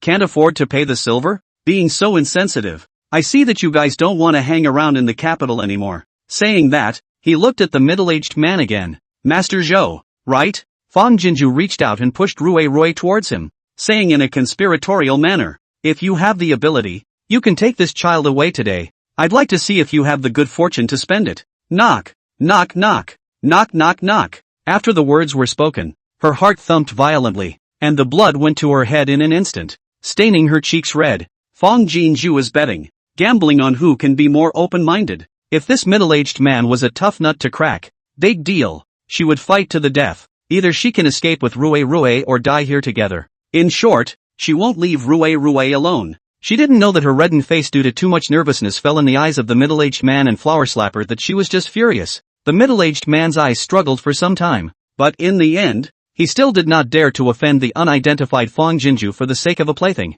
and whisked his sleeve to hatefully leave. Fong Jinju didn't move inside in relief. Following that, he looked at the man and the old woman, without saying a word, with a meaningful smile at the corner of his mouth. I'll take all 4. What price? If she could, she really wanted to save all 4 children, but if she couldn't, then she could only save Ruerue and this child in her hand first. The Hanyu and the granny looked at each other with struggle and uncertainty in their eyes. They usually do. Are similar to Master Zhou such great of people's business. Good for nothing. How suddenly came a big guest? But how could they afford to mess with someone that old Grandpa Zhou couldn't afford to mess with? After weighing his options, the man carefully opened his mouth. Your Honor is here for the first time. Just watch and give. This girl in front of me seems to be difficult to mess with. Behind the main family power is certainly not small, and will not be a lack of silver. Rather than opening the price to offend, it is better to throw the ball to the other side. Hearing this, Fong Jinju's eyes revealed appreciation. Count on you having a few eyesight. Then he took out his purse from his pocket and threw it over. 10 taels, is it too little? A touch of coldness condensed under her eyes, and the corners of her mouth held an unexplained arc, as if as long as the Hanyu dared to suspect less, it would lead to the collapse of the heavens. The Hanyu and the granny looked at each other, dissatisfaction crossing the bottom of their eyes. These children how can also sell a 30-50 taels? Thought that this high family courtyard to the girl under the people will give a little more, but did not expect her to give only 10 taels. It can be a big loss. Fong Jinju didn't look at these two people either, but directly pulled a few children and was about to go out. Girl! The old woman couldn't help but catch up. Fong Jinju paused and turned around, her eyes looking at her in an unkind manner. What? Too little? It's too little to go with me to Purple Cloud Street to find our master to withdraw it. With that, he pulled a couple of kids and walked out of the yard without looking back. The old woman gasped full of gully face hideous incomparable, really pulling the leg to chase out. But was the Hans raw dragged? Forget it, don't chase, lest cause a mess. As these cubs caught in vain, a moment I will go out to catch a few more back is. I don't know how long I walked until I couldn't hear any sound behind me at all, but Fang Jinju slowed down her steps, but she didn't dare stop, and as she walked, she removed the things that had been stuffed in the mouths of several of the children, and untied the ropes that bound their hands. I'm going to cut you all loose, but you all need to be good and quiet too, or there will be consequences for you. If you listen, when you get to the mansion, it's all about eating and drinking every day. You hear me? A few children had long been scared out of their wits by a few flower slappers. At this moment they were as frightened as quails. Naturally, whatever Fang Jinju said, they all nodded their heads in succession. It wasn't that Fang Jinju was deliberately trying to scare the children, but when she came out of the courtyard just now, she inadvertently saw that the middle-aged man from earlier had followed them. She tightly clutched Rui's hand. Her mouth did not stop for a moment to intimidate a few children. You don't think of running either. This neighborhood is full of our people, but if you run out, you will be caught and killed. But don't be afraid, as long as you follow me back to the mansion and please our minister, you can not only eat meat all the time in the future. No one dares to bully you. Do you understand? Several kids responded in quick succession. Got it. Rui tilted her head back to look at the side of her sister's face, her eyes all starry-eyed with solidity. Although he didn't know why his sister had suddenly become so cold and fierce and said these scary words, he knew from the moment he saw her that she had come to save him. He wanted to jump into his sister's arms, but the little one realized that he couldn't do that right now. He has to be good and not get his sister in trouble. Noticing that the middle-aged man behind her was still following, Fang Jinju gritted her teeth and led several children in the direction of Xian Street. Chapter 103, Don't Scare Me. Have you been bullied? Although the original owner is an unpopular first daughter, but also in the Purple Cloud Street is also famous. Purple Cloud Street, each street entrance guards recognize her familiar face, naturally will not and drive away idle people generally drive away her. Fang Jinju turned into the avenue of Xian Street familiarly. What man?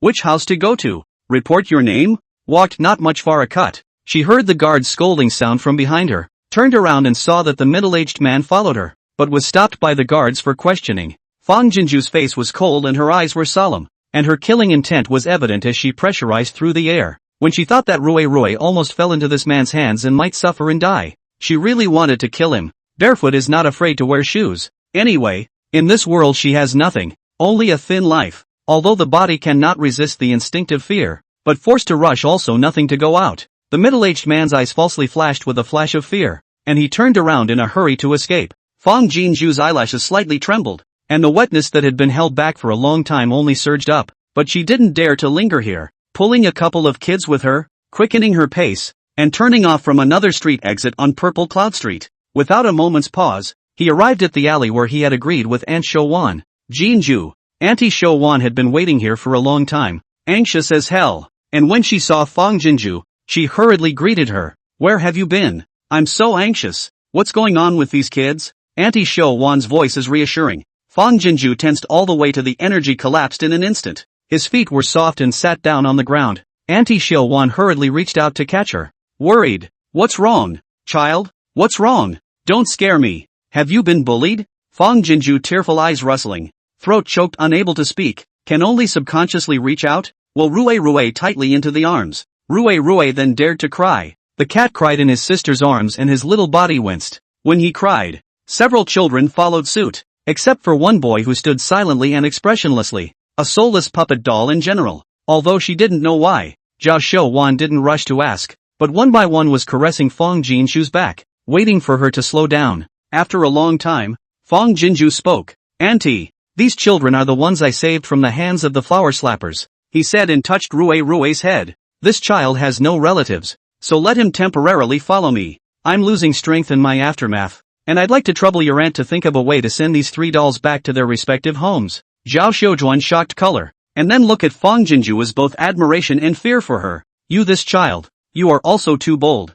If there is an eventuality, how to be good? Fang Jinju laughed bitterly. My brother is to be shot, flower child captive. I hate this kind of thing. Then a hot head, on the life of the dew. But aunt, you can rest assured that I do things without a drop of water, did not cause any trouble. Is to be hard for you to run a trip. You have given up your life to save people. I run an errand, what can be hard? To say this is a heavenly merit a pile. I also stained your light it. Do you remember the way back to your aunt's house? Remember. Well then, you take the little one home first, and I'll go back as soon as I get these dolls home. Fang Jinju gratefully said. Thank you, auntie. Then she looked at the children and changed her face to a gentle one. There was a bad man following us just now. And my sister had no choice but to scare you all to show the bad man that it was safe now. You have to listen to this granny, and she will send you home to be reunited with your family." The two children then stopped crying and nodded in fear. Zhao Xiuwan hurriedly reached out and pulled a few children to leave, but realized that there was a child who could not be pulled by the pestle.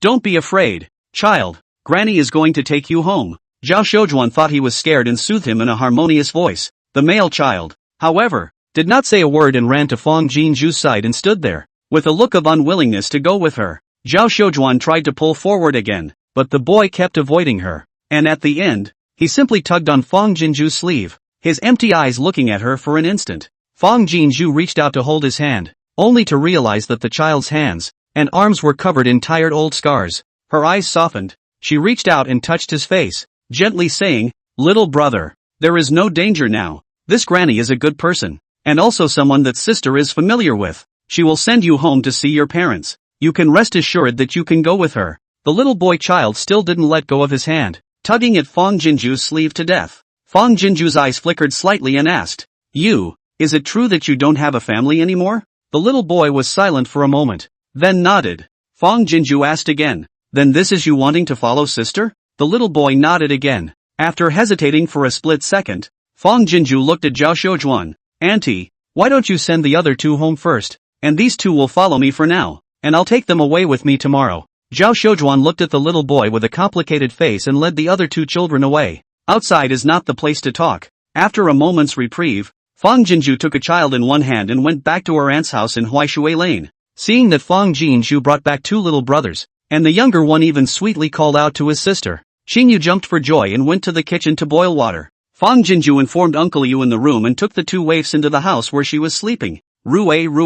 As soon as he entered the house, Fang Jinzhu held Rue in his arms, then gently pushed him away, holding his little face against the forehead. A variety of emotions ensued on the face. Not afraid of just now my sister did not slow down, and the outside is dangerous, so I do not dare to casually hold Rue. Kiss Rue. Rue deflated her mouth and nodded her head vigorously, her eyes full of her sister. Rue won't be afraid if her sister is there. Ripples of envy rose in the hollow eyes of the male children standing next to them, but they were fleeting. The bottom of Fang Jinzhu's eyes were solid, and she asked anxiously, Rue, how did you appear here? Where is Shu? How are little uncle and grandmother? Rue shook his head. Shu crying, little uncle grandmother, very anxious. Little uncle let Rue find sister, tie Rue to a rope. Rue looks for her sister, runs, and then Rue falls into the water. Then Rue came. Fang Jinzhu frowned slightly. It seems that once she was dead,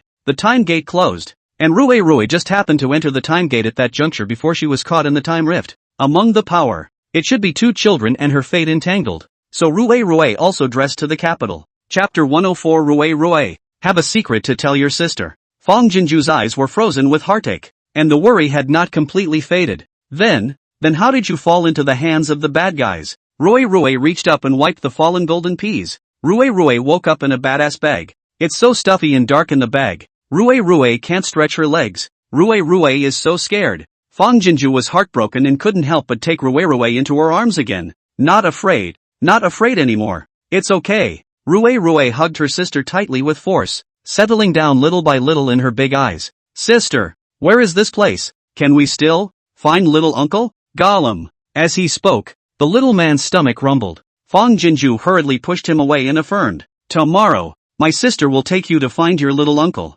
Hungry? At the end of the day, he looked at the little boy. Little brother, you and Rue stay here. Don't run around. Elder sister will go and get you some food. Xingyu just happened to come in with hot water, and Fang Jinzhu instructed her to keep an eye on her two younger brothers before she went to greet Uncle Yu and dug into the kitchen to start cooking. After spreading a few small onion soft cakes and cooking a pot of pickled vegetable soup, first letting Xingyu send one in for Uncle Yu, and warming another one in the pot for Aunt Xiuwan, Fang Jinzhu then carried the meal to the hall. Too large and too small eat around the table. Fang Jinzhu couldn't help but look at the little boy. Rue she is aware of. At a young age already know very well to observe the etiquette of the dinner table. And then hungry will not wolf down. But he has Chu Yi and Mrs. Chu as the elders of the teaching. Can do this is not surprising. But this little boy, even more than Rue eat more elegant and steady. It can be seen that he has been hungry. But each bite is eaten very carefully restrained. After a small sheet of soft bread and a small bowl of mixed soup,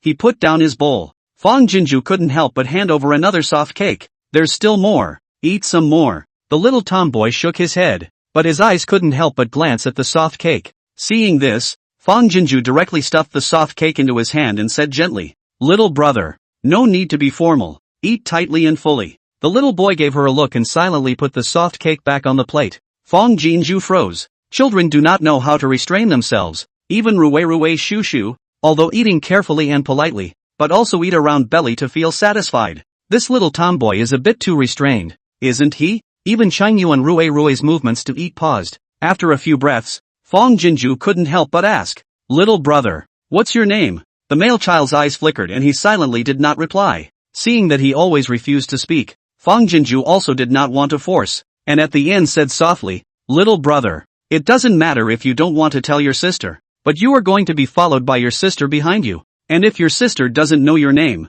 it is also inconvenient. Let's put it this way, my sister will give you a nickname first to make it easier to call you, okay?" At that, the male child nodded, a light flickering in his eyes. Fong Jinju looked at the male child's ancient eyes, inexplicably a little heartbroken. "Sister hopes that your eyes can be filled with happy stars, bright and shiny, so let's call you Xingbo, shall we?" Obviously only 5 or 6 years old, she saw twilight death in his eyes. She didn't know what he had been through before, but it must not have been pretty. If she could, she hoped to do all she could to give him some warmth in the days to come, so that the tiny man could rediscover the vibrant life that belonged to him at his age. The male child was stunned for a moment, then he nodded his head. It was time to respond. Fong Jinju pursed her lips and reached out to touch his head. "Xing Bao, my name is Fong Jinju. Until we find your family, you can treat me as your older sister and I will do my best to take care of you. Rue, Xing Bao is older than you. He will be your brother from now on. Are you happy?" Rue grinned a little.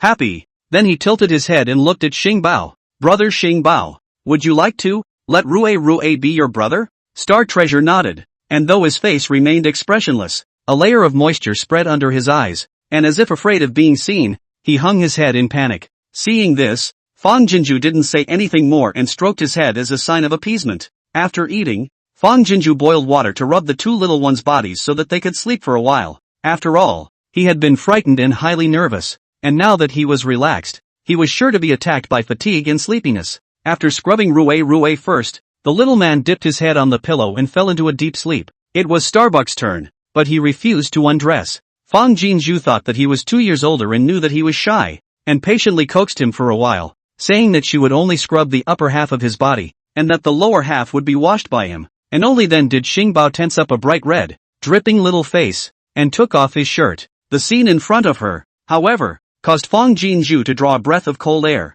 The thin little body was mottled with all kinds of old and new wounds, and from the shape of the wounds it could be seen that there were whips, burns, and scratches from sharp objects, and that there was not a single piece of good skin, except on the neck and the face, which was covered by the clothes. Fong Jinju's eyes were full of unbelievable pain. "Xing Bao." The latter words were choked in his throat and could not be asked. Obviously, the injuries on Xing Bao's body were caused by abuse, and asking would be to open the child's sores, and she didn't dare to ask. Wringing out the towel with eyes full of pain, Fong Jinju didn't even know where to start, only dared to roughly wipe some, and let the little man who was only wearing profane pants burrow into the quilt. When she went out with the tub of dirty laundry, Starbuck, who was looking sideways at the wall, spilled bean-sized teardrops from the bottom of her hollow eyes, but did not utter a single cry. At the end, he tucked his head back under the covers, only the corners of which could be seen trembling slightly. At the beginning of the day, Auntie Xiaowan finally returned, carrying a basket of vegetables in her hand. Luckily, those two kids were memorized and knew where their respective homes were, so it didn't take much effort. The child's family that is 1,000 thanks. The basket is their thanks to the gift. Our difficult days of crops? The basket of cassava grain has been their rations for many days. Auntie Xiaowan didn't want it, but they chased her a long way and insisted on giving it to her, so she had no choice but to accept it. At those words, Fong Jinju's heart completely relaxed. After gulping down her meal, Aunt Xiaowan hurriedly removed the purse in her arms. "Jinju, this is the 40 taels of silver from selling the recipes. Keep it." Fong Jinju was stunned. "Isn't it 20 taels?" Aunt Xiaowan explained. The shopkeeper said, "If there are still recipes, although take over, how many he wants. I told him that this recipe is ancestral. If not for the urgent use of the family will not sell." The shopkeeper said, As long as the willingness to go out, he is willing to double the price to buy. So it is. Fong Jinju nodded. Anyway, I'm going back to Mengzhou County tomorrow. Perhaps I won't have the opportunity to come to the capital to do business in the future. So there's no harm in selling a few more courses to him. Then I'll trouble Auntie Xiao Wan to make another hard trip to sell 3 more recipes, just as the 2 children have gone to bed. And I'll have to go and buy some things for the journey as well. Fine. Then we'll take a trip out together. After instructing Qingyu to keep an eye on her 2 younger brothers and close the portal tightly, the 2 of them entered the city again. This time it was smooth sailing, and in the evening, the 2 of them organized all the things, and hit the road back to the house. The 3 recipes were sold for 150 taels of silver, and with the 30 taels from before it was a total of 180 taels. Fong Jinju wanted to give Aunt Xiaowan 80 taels, but she said nothing and refused to accept it. And then she simply grumbled and twisted back to the house. When it was time to go to bed, she brought in another quilt and set it down like a ghost whisking away. Fong Jinju was touched in her heart, but she did not continue to pester and push. After wiping himself off early and tucking Star Treasure in, he lay down next to Rue in his clothes. Sister. Just laying down. Rue snuggled toward her and said in a very small voice, Rue, there is a secret to tell sister. Chapter 105, Sister. Rue has a farm in her head. Fong Jinju hurriedly took the little person into her arms and also lowered her voice to softly say, You woke up from your nap? What secret are you going to tell your sister? Rue shrank toward her arms again, her little mouth coming up to her ear. Sister. Rue brain. There is a farm. Fong Jinju froze. Rue has a farm on the brain? Then something flew through her mind and she asked sharply, Rue, you mean, you have a farm in your head, right? So can you get the farm out? When the words were asked, Fong Jinju held her breath and her heart thumped with excitement. Rue was silent for a while, then her little hand fumbled and shoved something into Fong Jinju's hand. It seems like it's okay, yay. Fong Jinju's breath caught and she hurriedly removed her hand from the covers. Surprisingly, it's her usual sippy cup. Fong Jinju was so shocked that she almost didn't sit up from the bed. It was easy to hold back her excitement. She asked again with her ear attached. Rue, can you take out other things too? Sister is a bit greedy. Can you fetch a bag of small cookies from the small supermarket for sister? The little person in her arms nodded repeatedly, and in the next instant,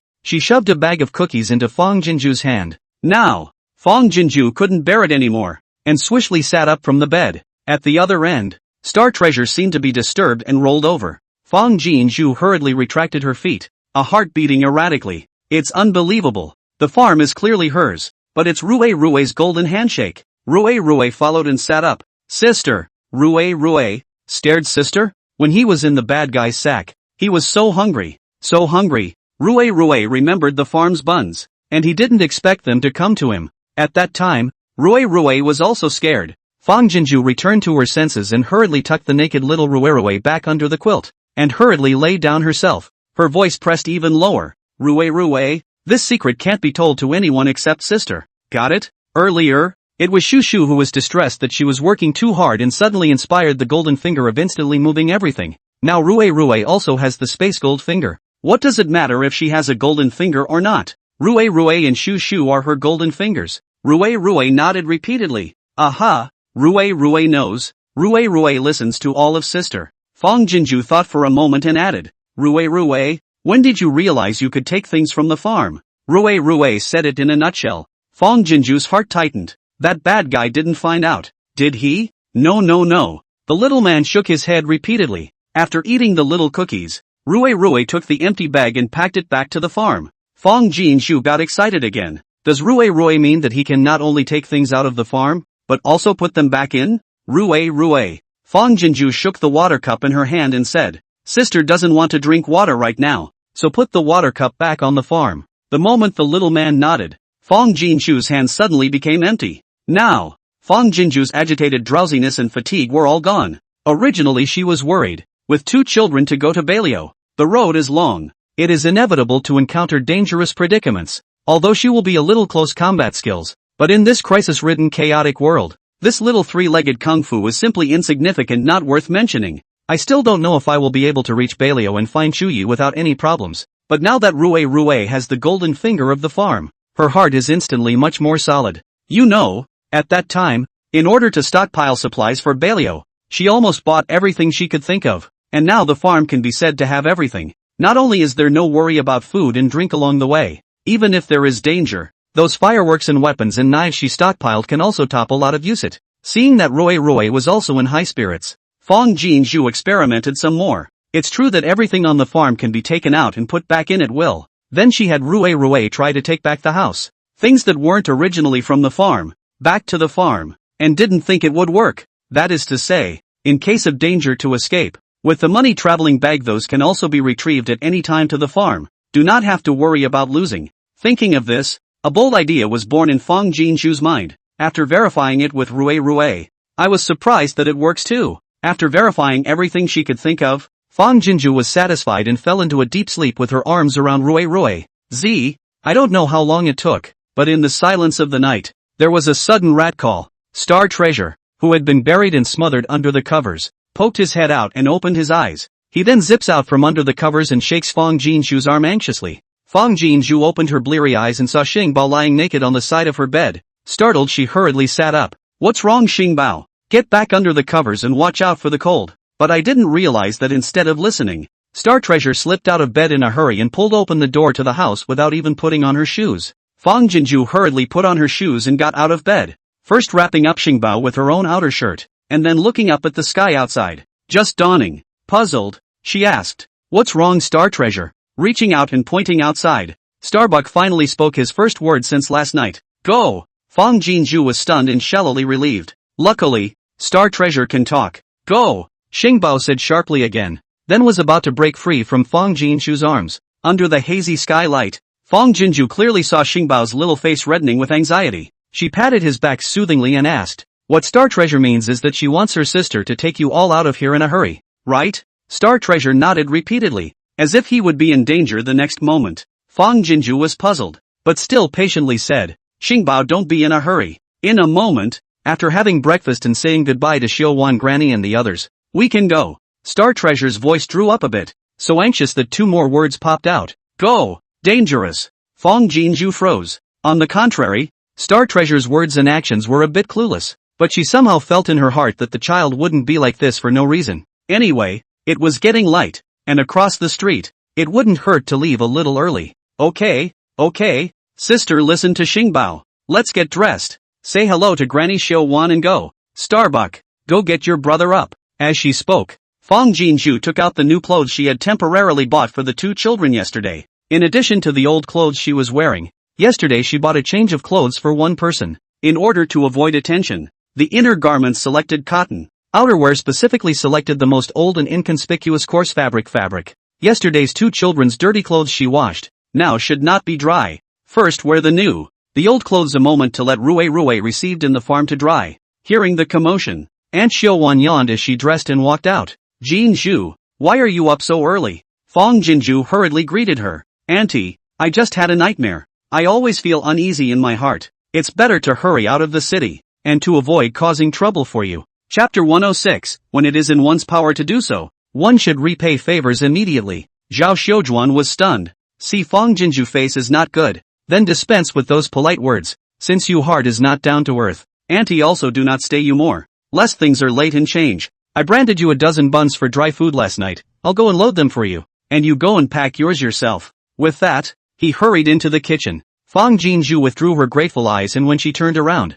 she saw that the two little ones had already put their clothes and shoes on by themselves. Xingbao, go help Granny Xiuwan in the kitchen. I'll clean up. Although Xingbao had few words, the degree of obedience and understanding was on par with Rui, and he immediately ran out. Only then did Fong Jinju start picking out the things she had purchased yesterday. Did not buy a lot of things. In addition to a purse and a change of clothes, she bought a pot, as well as oil, salt and coarse food, flint and so on, outside the wind, which is also essential things. Now Rui has a farm space. Two heavy things can be put into the farm first, in exchange for some lightweight things out to support the large package. Will not attract suspicion. Packing up everything, Fong Jinju took 30 taels of silver and stuffed them under her pillow. Aunt Xiuwan's family are good people. If they hadn't taken her in and helped her, she wouldn't have been able to raise the silver to go to Belios so smoothly. When it is in your power to do so, you should repay the kindness immediately. Otherwise, the initial eagerness to repay the kindness will be worn out with time,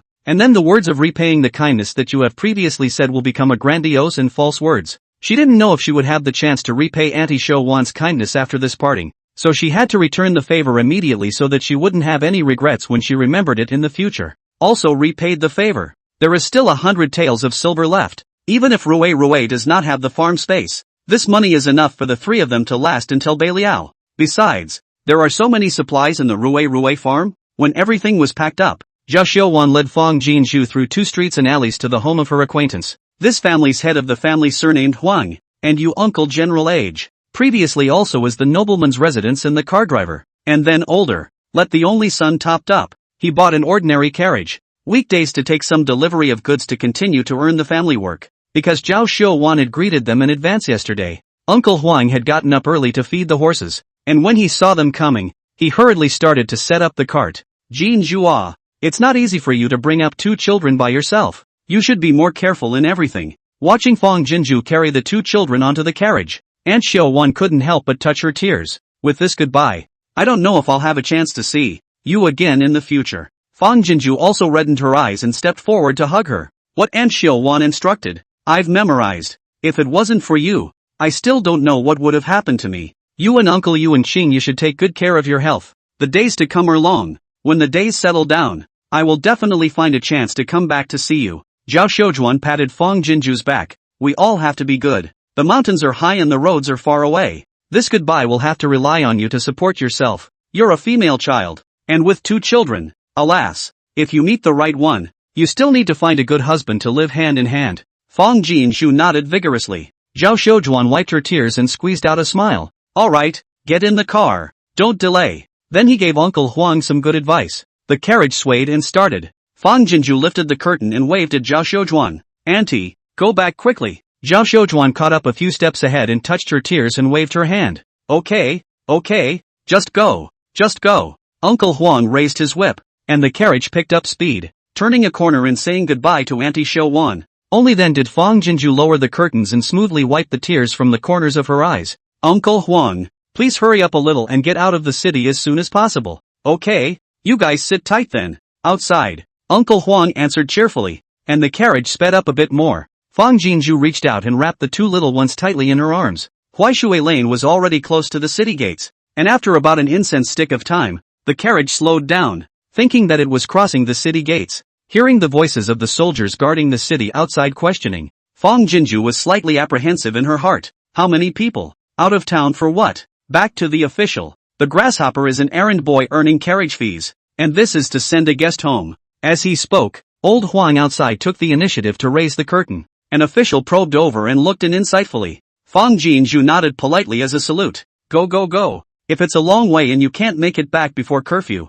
you'll be back in town tomorrow. Oy vey. The official only looked at it and waved his hand to let go out of the city. And old Huang hurriedly lowered the curtain and drove the car out of the city. Only when the carriage was on the official road did Fang Jinzhu's heart fall back. She doesn't know. They hadn't been gone long before, and the capital was in chaos on the back foot. A large number of officials and soldiers took the portrait on the streets to look around for people. The 4 sides of the city gate is also instantly martial law. Only allowed to enter and not allowed to leave. Uncle Huang, how many days will we get to Mengzhou? As the carriage traveled gently, looking out at the scenery that flew by, Fang Jinzhu couldn't help but open her mouth and ask. The day she and Rui didn't show up, Shu Yi and old lady Chu must not have peace of mind. There is also Shu, originally promised her to take her back to their side. Now not only eat their words, even Rui also cannot see. Little people must be sad bad. Don't look at the 2 little ones are usually very understanding. But the more such children, if they are stubborn, the more adults can't help. She had to return to Beilio as soon as possible. The sooner the better. Uncle Huang laughed. Our Tangwu country is not a big area. This carriage will not have a problem traveling 200 to 300 miles in a day. And if nothing happens, it will take 4 to 5 days to arrive at the border of Mengzhou. Hearing this, Fang Jinzhu's heart was slightly relieved, and said, Then Uncle Huang, this way over needs a road guide, but my traveling bag was taken by the thieves, and the road guide was also lost, so what should I do? So, Huang Shushang paused and returned. This way to pass through Azhou County, Shangzhou County 2 cities. No road guide is indeed a little difficult to do, but I've been out and about a lot, and I know there's a way to cross without having to pass through the city, only it's a bit roundabout, so it'll take at least 10 days or so to get to Mengzhou County. Fang Jinzhu, however, was delighted in her heart and said repeatedly, No harm. 10 days is 10 days. Don't worry, Uncle Huang. I'll give you the extra carriage fee as well. And I'll also trouble you to make a detour. Uncle Huang responded cheerfully. Coming out to run a car naturally means listening to the patron. So let's follow the girl's lead. As he spoke, a chirping of birds came from outside. Xing Bao, who was sitting next to Fang Jinju, suddenly changed her face. Chapter 107 Star Treasure. You can understand the little bird? Fang Jinju and Uncle Huang talking did not pay attention. But Rui found Xing Bao strange, tilted his head and put his little hand over to cover Xing Bao's hand. Softly said, Xing Bao brother, don't be afraid. Rui is here. Sister is here too. We'll protect you. The large, clear eyes were full of friendliness, and Star Treasure cocked her head to meet them, her eyes flickering slightly with struggle, as if she were weighing something. Rui hurriedly grinned a big smile towards him. Her little hand took the initiative to clasp her brother's fingers. Rui pulls her brother, so that her brother won't be afraid of it blah blah blah, then snuggled close to her sister. Rui is next to her sister, and Rui is not afraid. Brother, you're next to your sister too. The corners of Starbuck's mouth moved but froze and didn't raise, but it was like something settled in the bottom of his eyes. He gently tugged Fang Jinju's sleeve and whispered, Sister, someone is chasing us. Fang Jinju was stunned and hurriedly lowered her body and asked with her ear, Xing Bao, how did you know that someone was chasing us? Star Treasure's eyes twinkled as she pursed her lips and gritted her teeth. Little birdie said that. What birdie said? Fang Jinju's brain buzzed. Ha! Seeing her shocked abnormally, Xing Bao's small face instantly turned pale and subconsciously shrunk towards the corner of the car, pulling away from Fang Jinju. Fang Jinju came back to her senses and hurriedly collected the shock on her face, reaching out to pull Xing Bao's little hand, but she didn't want Xing Bao to hold her head in fear, shrinking in the corner of the carriage like a quail trembling. Star Treasure, don't be afraid. Fang Jinju's heart ached. She simply carried Xing Bao onto her lap,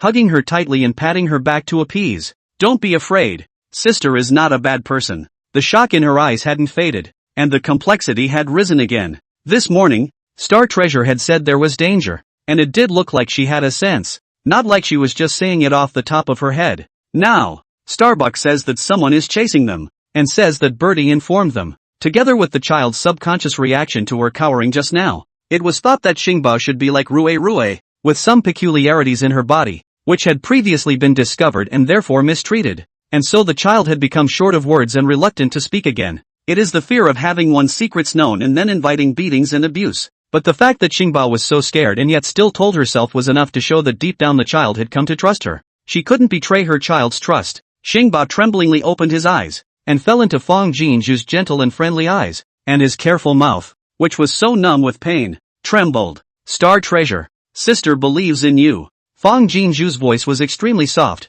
and please believe that your sister won't hurt you, okay? Star Treasure's eyelashes twitched for a moment before she nodded. Fang Jinju breathed a sigh of relief, then attached her ear and lowered her voice to ask, Xing Bao, you can understand the little bird? In the past, she wouldn't have believed in these divine and mystical arguments, let alone asking a child such a shocking question in such a serious tone. But everything that had happened to her in the meantime had been shocking, so there was nothing she couldn't accept now. Starbuck nodded, her eyes still flickering with the usual fearful unease. Without stopping the soothing patting of her back, Fang Jinju asked again, then do you know what kind of people are chasing us? Starbuck hesitated and returned, I don't know. It's the bad guys that got Starbuck.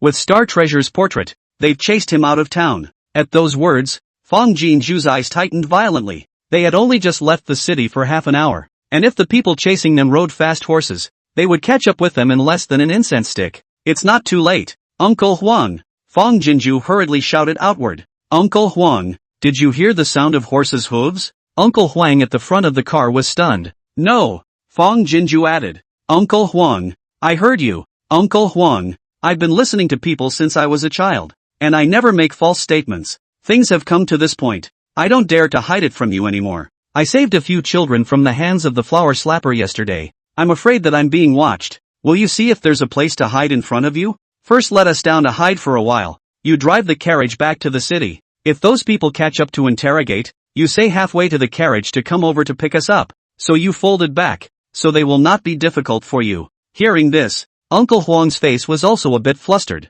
Not far ahead is the 100 mountain ridge. Then I'll speed up my horse and send you guys there. You guys go up the mountain to hide. But after a tea break, the carriage stopped. Fang Jinju hurriedly got out of the car with her two children and her traveling bag. True to its name, The 100 Mountains Ridge is a cluster of rolling hills that you can't see the end of at a glance. Fang Jinju took out 3 taels of silver from her purse and handed it to Uncle Huang. Uncle Huang, this money was previously agreed upon, so keep it. For now, I have caused you trouble this time. If you feel that there is a risk, just go back to the city. We will find our own way back to Mengzhou. Uncle Huang hesitated for a split second, and did not push back, so he accepted the silver into his bosom, but said, I have promised your Aunt Xiuwan to send you back to Mengzhou safely, so I must not go back on my word. Don't rush on your way first. Hide in this mountain for a night first, and when the danger passes tomorrow, I'll come here to pick you up. It's not too late. Don't be so polite as to push back anything. You guys hurry up the mountain. I have to leave too. Seeing Uncle Huang drive away, Fang Jinju hurriedly took the 2 children to find the nearest road that could go up the mountain, but only a steep path was found. Star treasure. We're family now, since you told your sister your secret. Under the steep path, Fang Jinju squatted down and locked eyes with Xingbao, saying earnestly, then elder sister and Rue will also tell you a secret, so that you will be more at peace. With that she removed the traveling bag from her shoulder. Rue, put the bag inside. The moment Rue nodded, the traveling bag in Fang Jinju's hand disappeared into thin air. The bottom of Xingbao's eyes finally had waves of shock, looking at Rue incredulously. Brother, you're different too? Rue grinned his little mouth and nodded his head. Brother, can understand birds? Rue, can do tricks nah. Then just taught a step forward and took Starbuck's little hand. We are the same nah. All super awesome men. Let's, together, protect our sister. Okay ba? The little man's words instilled a flash of anger in Starbuck's eyes, and gripping his hand back, he nodded vigorously. The mountain is high and the road is steep. Waste of 9 oxen and 2 tigers. Fang Jinju 3 people climbed up the mountain. She didn't rush into the depths of the mountain, but pulled the 2 little ones into the bushes to look down the mountain and explore. After waiting for about an incense stick, I really saw a dozen black-robed men riding high horses galloping towards this side. Chapter 108, in terms of escaping from disaster. Who is as fortunate as they are? Fang Jinju hurriedly pulled the 2 children lower. However, they saw a group of black-clothed men not stopping, directly crossing the hill where they were hiding and whistling down the official road. She breathed a sigh of relief at that. When the sound of the horses' hooves was far away, she turned to look at the deep mountains, unknown trees one after another. In order to seize the daylight one race one high, branches and leaves in succession, like a green curtain of the sky. Look up, the skylight can only be scattered from the gap between the branches and leaves. Between the trees, there were also tall and dense bushes and thorns, like a natural formation to block the invasion, compared to the bright light of the sky outside. A glance in, the mountain is deep and eerie, with a chilly atmosphere. Let's not talk about stepping on it. I'd hate to have to back away from it. Rue. When she looked at the 2 little ones, Fang Jinju hid the timidity under her eyes cleanly. Take a curved scythe out of the agricultural tools storehouse. She was afraid to face this primitive forest-like mountain, but no one knows when those black-clothed people will turn back. The official road will certainly not dare to go for a while. In this mountain along the place is also easy to be found. She has to take the 2 little one into the mountain first to avoid for a night, and wait for the black-clothed person without merit to return to the capital. Only then dare to rush again. Just as he finished speaking, several knives appeared on the ground. The machete and cleaver and sickle are all there. Fang Jinju picked up the scythe and told Rue to put the rest away. Star treasure, take your brother's hand and follow your sister. Fang Jinju instructed, then swung her scythe to slash at the bushes, trudging ahead to make a path. Xingbao and Rue interlocked their fingers and followed closely behind their sister. After half an hour of swinging and chopping, the underbrush was finally less dense, bumpy and uneven, but much more open. The deeper they went into the mountains, the colder and darker the surroundings became. And Fang Jinju felt that the temperature difference was at least 5 or 6 degrees. Even though she had previously lived alone on a farm and practiced some guts, she didn't dare to go further inside. Scanning around, he saw a narrow gap covered by vines at the mountain wall not far away, which looked like the entrance to a cave. Fang Jinju hurriedly led the 2 little ones towards over. When I got closer, it was really a cave. However, the mouth of the cave is very narrow. Fang Jinju tried, just enough to allow one person to pass through. I do not know what is inside the light. Xingbao, Rue, you guys wait at the exit now while my sister goes in to see what's going on. Facing a completely unfamiliar environment, Fang Jinju was apprehensive in her heart, fearing that there would be some unknown beasts in the cave, so she naturally did not dare to bring the 2 little ones in to take a random risk. Xingbao and Rue nodded knowingly and stood where Fang Jinju asked them to, not moving a muscle. Fang Jinju asked Rue to take out a flashlight and carefully walked in. I didn't realize that the cave entrance was narrow, but the inside was very open. And although the ground was also uneven, it was generally much flatter than the outside of the mountain, making it a very good place to stay. Fang Jinju carefully checked each corner and confirmed that there were no unknown beasts, before folding back out. Star treasure. Rue, we have a place to stay tonight. The cave gave Fang Jinju a great sense of security, and she spoke with a cheerful and down-to-earth tone. Rue's little face stretched and her eyebrows arched. Yay, great, there's a place to stay. Wherever you are, wherever you have a sister is home. The corners of Star Treasure's tiny mouth curved involuntarily as well. After going in, Fang Jinju had Rue fetch a large rechargeable lamp out and hang it on the vines that hung down from the gap in the cave. Flip the switch, and instantly the cave is as bright as day, and a sense of security comes over you. The shock and incredulity underneath Xingbao's eyes were also illuminated abruptly, and his little mouth turned round in surprise. Seeing this, Rue grinned at him with pride. Brother Xingbao, it's bright blah? It's a magic lamp. Rue awesome ba? Star Treasure nodded her head like a peck of rice, a touch of adoration spreading in the bottom of her eyes. Seeing the two little ones begin to be skillful, and Xingbao became a bit more animated, the corners of Fang Jinju's lips rippled with a touch of delight. Rue, take 2 of your warm autumn clothes out. The cave was still dry, but the temperature was a bit lower than among the mountains and forests, so she had to hurry up and add some clothes to the 2 little ones before they caught the wind chill. Then, she found a slightly flat spot and had Rue move the dormitory bed straight out. The soft, pink bed immediately made the cave a little more cozy when it showed up. Fang Jinju cannot help but lament. If Rue does not have a farm space, they will have to sleep on the ground in a single garment tonight. Not to mention other things, just the temperature of the cave are enough to suffer. So, she is immensely grateful to be content with the status quo. Not to mention moving the bed. Fang Jinju also had Rue move out the eating table and the gas stove in the kitchen. She had left in the morning in such a hurry that she hadn't had time to eat breakfast, and she was already hungry. Not to mention the 2 children. Had Rue pull out 2 handfuls of greens from the farm, and had him fetch eggs and potatoes from the refrigerator. When the eggs and potatoes were brought out, Rue scratched his head and looked puzzled. Fang Jinju asked repeatedly, "What's wrong, Rue?" Rue thought about stretching out 10 fingers and said, "Obviously there are so many." Rue took. "There are still so many. Yaca. Fang Jinju was stunned. Then she was filled with ecstasy. Is it any wonder that the farm is inexhaustible? With that, she asked, Rue, then quickly see if the bed in the room is still there? Rue nodded. It's still there, pointing to the gas stove again. This one. It's the same as the kitchen one nah. One sentence made Fang Jinju laugh out in joy. Good, great. Rue, take some toys out and play with brother Xingbao at the table for a while, and sister will make you some delicious food. In terms of fleeing from disaster, who is as fortunate as they are? Upon hearing this, Rue led Xingbao's hand to the table, and a packet of colorful clay appeared in his little hand. The bright and nice colors instantly made Star Treasure's eyes go wide, and a few stars leaped out of her originally empty eyes. Brother Star Treasure, do you know what this is? No, don't know. This is colored clay. You can make bunnies and puppies. Which color do you want? Rue grinned and pushed the clay towards Xingbao. Brother chooses first. Rue, I'll teach you to pinch the bunny. Okay ba? Star Treasure looked at him incredulously, her big eyes misting over. May I? The little foot on Rue's stool wiggled. Of course, Rue's brother can play with all of them. Starbuck sniffled and carefully pointed to the black one. So, then I'll take this one. At that, Rue frowned. Black. It doesn't look good deh.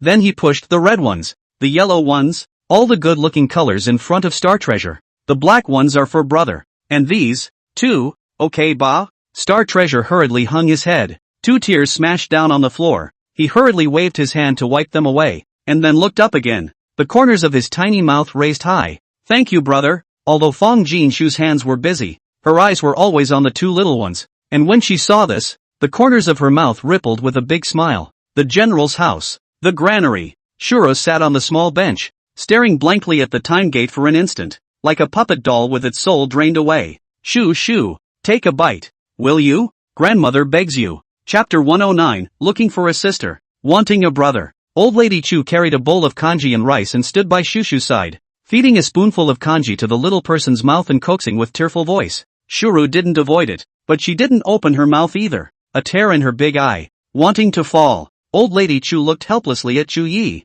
who was sitting on the edge of the bed, and sobbed, Ah Yi, Shu Shu hasn't eaten anything since yesterday. Oh, last night she didn't get any sleep either. Had nightmares all night. Woke up just crying for her sister, for her brother. Oh, this can be how to do is good Shuya's eyes flashed slightly, his bottom reddening. Rue Shu Shu has always been the most obedient. The current appearance had not happened since they were born. Although Shu Shu was small, the love she carried in her heart was not half as much as that of an adult, and was even more fiery and simple than that of an adult. Jinju and Rue accident at the same time. In his and his mother, if there is no North Liao in the general's house of this responsibility overriding the body, absolutely cannot hold out. It was an even more fatal blow to Shuru. He picked up the kanji and rice on the bookcase and walked slowly to Shu Shu, taking a big bite in front of the little person before saying, Shu Shu, eat properly. Uncle Junior and you promised to get your sister and brother back. Shuru's dull eyes finally flickered and looked at Chu Yi for a split second before looking back at the time gate.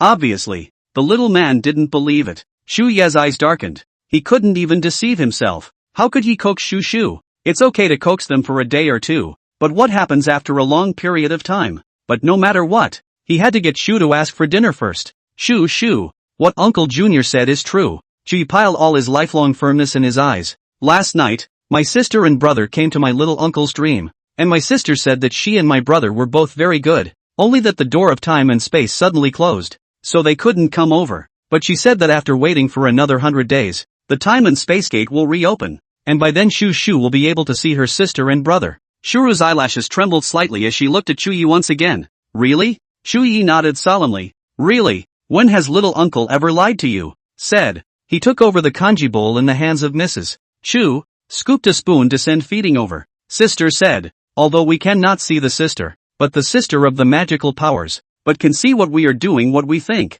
Sister said to see Shu Shu is sad to not eat. She and her brother is also sad, do not want to eat. So, for the sake of my sister and brother, Shu Shu has to eat well too. Shu blinked, tears beamed down. Really? Sister, brother, really still there? Really? Can you see Shu Shu? Chu Ye's heart was like a knife, but his face remained firm. Really? Little uncle didn't want to upset his sister and brother. That's why he rushed to eat a big bowl of rice. Old Lady Chu hurriedly turned her head away, immobilized, wiped away her tears, and squeezed out a smile. Great, great. I have to eat well too before I can do that. But I can't let Jinju and Rue worry about it. With that, he walked over to the bookcase and picked up the porridge and rice and took a big bite. With a movement of her small hand in her lap, Shuru opened her mouth to eat the rice from the spoon. Then he reached out again and took the kanji and rice from Chuya's hand, disliking the rim of the bowl and gulping it down. As he drank, he deflated his mouth and his tearful peas hit the bowl of porridge in large chunks. The waves of heartache under Chuya's eyes surged more than one wave,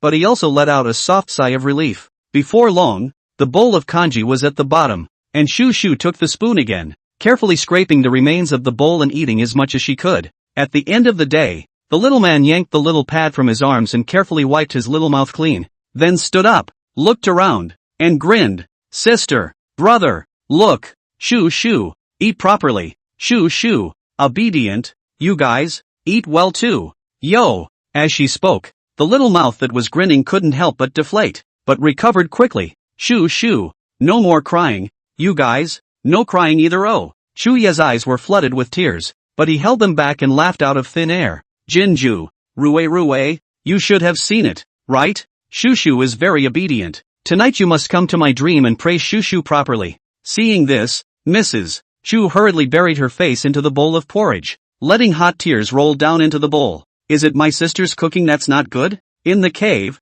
Fang Jinju and the two little ones were eating around the table. Xingbao put down his chopsticks after eating a half-full meal as usual, but she could clearly see that he was still gulping with intent and couldn't help but ask. Star Treasure shook her head, eyes twinkling. No, no, sister's cooking, it's delicious. Hearing this, Fang Jinju gave him another bun without saying a word. If you don't finish this bun, sister won't believe what you say. Sister is going to be angry. She guessed that Xingbao had been abused previously, and must have been denied food and warmth, which made him learn such restraint at such a young age that it was heartbreaking to watch. Star Treasure was stunned, then hurriedly took the bun and took a big bite. Yummy, very yummy. Rue also took a big bite and agreed. Sister's cooking, it's the best. Fang Jinju dotingly touched the two men's heads, the corner of her mouth raised in a gratifying arc. That's right, eat more so that your sister is happy. Just as the words fell out of his mouth, there was a sudden rustling sound from outside, And the commotion wasn't small. Fang Jinju's heart snapped in suspense.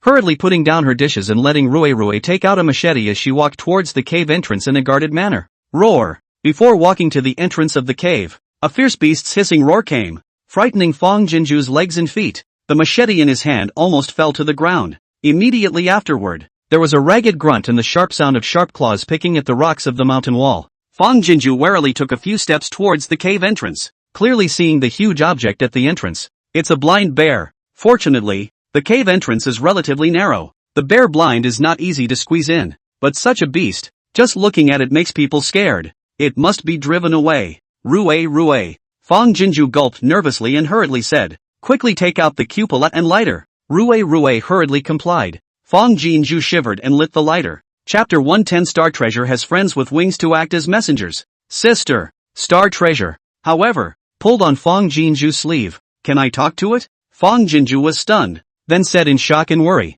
Xingbao, you can still communicate with wild beasts? Aren't you afraid? She was shivering with fear even as an adult facing this scene, let alone such a small child. Starbuck shook his head. They won't hurt Starbuck. Couldn't say why, but he just knew that people would hurt him. But these hairy friends, they would never hurt him. Fang Jinju was shocked in her heart, but seeing Xingbao's serious face, she still held his hand and approached the cave entrance with a frightened heart. Oddly enough, the two just approached the cave entrance. The bear blind man stopped moving, actually squatting and sitting in the cave entrance. Although the dark night outside was so long that only the hub of the blind bear could be seen, Fang Jinju clearly felt the gaze from the beast and her back hairs shivered. Star Treasure opened her mouth and whispered, and asterisk at hashtag and. The blind bear gasped and hissed low twice, as if in response. Although she couldn't understand it, Fang Jinju could sense that the beast's hissing was well-intentioned. After an exchange of words, Star Treasure tilted her head and said, Sister, Auntie Bear's baby child is hungry, and she found her way here because she smelled the scent.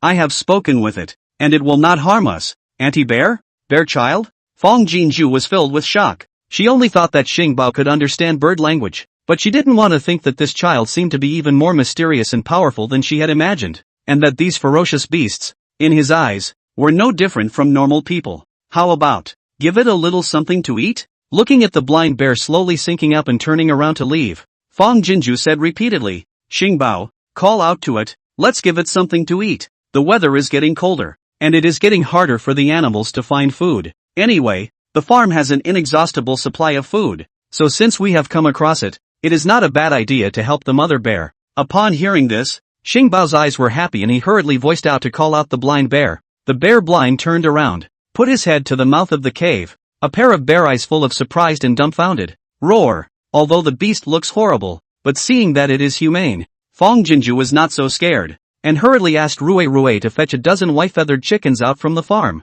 Watching the white-feathered chicken appear out of thin air, fluttering and flying in shock, the bear blind man's pair of bear eyes stared out in shock, and then he took 2 steps back, his bare paw clasped and bowed towards the several people of Fang Jinju. Ho ho ho ho! The corners of Xingbao's mouth pursed out a smile. Sister, Auntie Xiong said, thank you, divine. Although Fang Jinju couldn't understand, she could see that the beast was grateful, and a heart completely relaxed. Xingbao, ask it if it's enough, if not we'll give it some more. Before entering the mountain, her biggest worry was that she would encounter wild beasts at night, but she didn't expect that the child she casually saved could speak the language of the beasts, easily solving her worries. Good has its reward in this moment, completely materialized. After Xingbao and Big Bear communicated, Fang Jinju asked Rue to fetch a few more white-feathered chickens out, and thoughtfully tied the chickens together on a string and gave them to Big Bear. Waiting for the Big Bear to leave, Fang Jinju couldn't help but squat down, holding Xingbao's little face and bearing a kiss on his little face. Xingbao, you're so great. Naturally, she didn't forget to take Rue into her arms and kiss and hug her as well. My family Rue is also awesome. With you guys around, sister really doesn't have to worry about anything. Fang Jinju's words and actions were sprinkled with stars in the bottom of Xingbao's eyes, and 10,000 channels of starlight glowed out of the black void. Rue's brows arched in delight, pulling on Xingbao's hand. Rue is great. Brother is great too. Rue and brother. Protect sister. Listen to sister's words. Fang Jinju smiled like a flower, her eyes full of doting. Aya, how can sister be so lucky? The babies she met are all more thoughtful and understanding than one another. Sister is too happy. Come on, let's shower and go to bed. After fetching water from space and briefly scrubbing the 2 children, The three nestled under the soft covers. Fang Jinju also took out a storybook and told the two little ones a story. Lights banish the darkness of the night. A woman's voice is soft and gentle. A child is snuggled up against her side. And the cave is no longer a cold shelter, but a cozy home. Ho ho ho. Ow dash. Chirp dash. A large too small is talking about the rise. Listening to the flavor. The cave outside suddenly came again and again hissing of wild beasts. By the sound of it, there should be quite a few. Fang Jinju hurriedly put on her shoes and went down. And the two little ones also hurriedly got up and dressed to get out of bed. When the flashlight shone, Fang Jinju's entire body was stunned. Tigers, wolves, blind bears, eagles, beasts and raptors, known and unknown, surrounded the entrance to the cave. Star treasure. Fang Jinju's voice trembled slightly as she hurriedly beckoned for Xingbao to come forward. Just as he gathered the two little ones into his arms, he saw the beasts outside either bowing, groveling, or hanging their heads, all worshipping towards them in general. Fang Jinju's eyes widened. Xingbao, what are they doing? Sister, Star Treasure said carefully, they think we are gods and beg us to give them something to eat. At those words, Fang Jinju sighed in relief. So it is. It was thought that she had just given food to the big bear, and that was what had provoked all these beasts to come begging for food one after another. The visitors were guests, and they were also pious and courteous, so there was no reason not to entertain them. Fang Jinju waved her hand and laughed. Xingbao, you give them the word, and give them a full tube today. Star Treasure hurriedly stepped forward and relayed her sister's words. Rui's little hand waved. 200 white-feathered chickens and 200 mandarin ducks appeared out of thin air at the mouth of the cave. A time poultry fluttering startled flying. All the beasts chirping and chasing. The silent mountains and forests instantly opened, the general bustling exceptionally. Seeing this scene, between Fang Jinju's sighs and shock, an idea came to his mind. Star Treasure. Unable to suppress the idea once it came out, Fang Jinju squatted down and looked at Xingbao, the anticipation under her eyes gleaming. Can you help my sister ask these friends if you can do her a favor? At those words, Star Treasure nodded repeatedly. There's no hurry, wait until they've had their fill. As he said that, Fang Jinju led the two little ones out of the cave and waited in excited silence. It was a while before the quiet slowly began to return outside the cave. Star Treasure did as Fang Jinju said and walked over to an eagle and exchanged a few words. Then saw the eagle nodded. Fang Jinju shivered with excitement and hurriedly pulled Rui back to the cave, letting the little man take out his pen and book and start brushing the letter. The general's household and young must have thought that she and Rui no longer do not know how sad, how anxious, especially Shuru. She shuddered to think what the little man would cry into. Just before, even if she knew that the general's residents would be worried and upset, there was nothing she could do about it. It's different now. Star Treasure has winged friends that can act as messengers. They still do not know when they can reach Beliao. Must first send a letter back to rescue their hearts. After writing the letter, putting the letter in a plastic bag and tying it to the eagle's leg, and tucking a white-feathered chicken under the eagle's talons to feed it on the road. I watched the eagle lift its wings and dash off into the dark clouds. When the 100 beasts dispersed, Fang Jinju then folded back into the cave with the two little ones and slept without any distractions. Split up and search. They can't get far. Chapter 111 Stinking. You're not small in guts. How dare you kill someone? In a daze, Fang Jinju heard a stern male voice and jolted awake to sit up. Chief, there's a cave. Look at the mouth of this cave. So many beasts' footprints. It can't be a beast cave, can it? With a hole that small. Even if there was a beast it wouldn't be very big. You two go in and take a look. Outside the cave, a group of black-clothed men were scattering in all directions to search outside, and two of them had already approached the cave as they spoke. In this time, the three of them, Fang Jinju, had already dressed quickly and put away all the things in the cave into the farm. After hiding the two children in a crevice in the cave, Fang Jinju waited at the entrance of the cave holding the heavenly thunder. As the sound of footsteps outside grew closer, her heart was about to jump out of her chest, and her hands were sweaty as she gripped the cupola. So narrow? As the words came, a man in black squeezed sideways into the opening.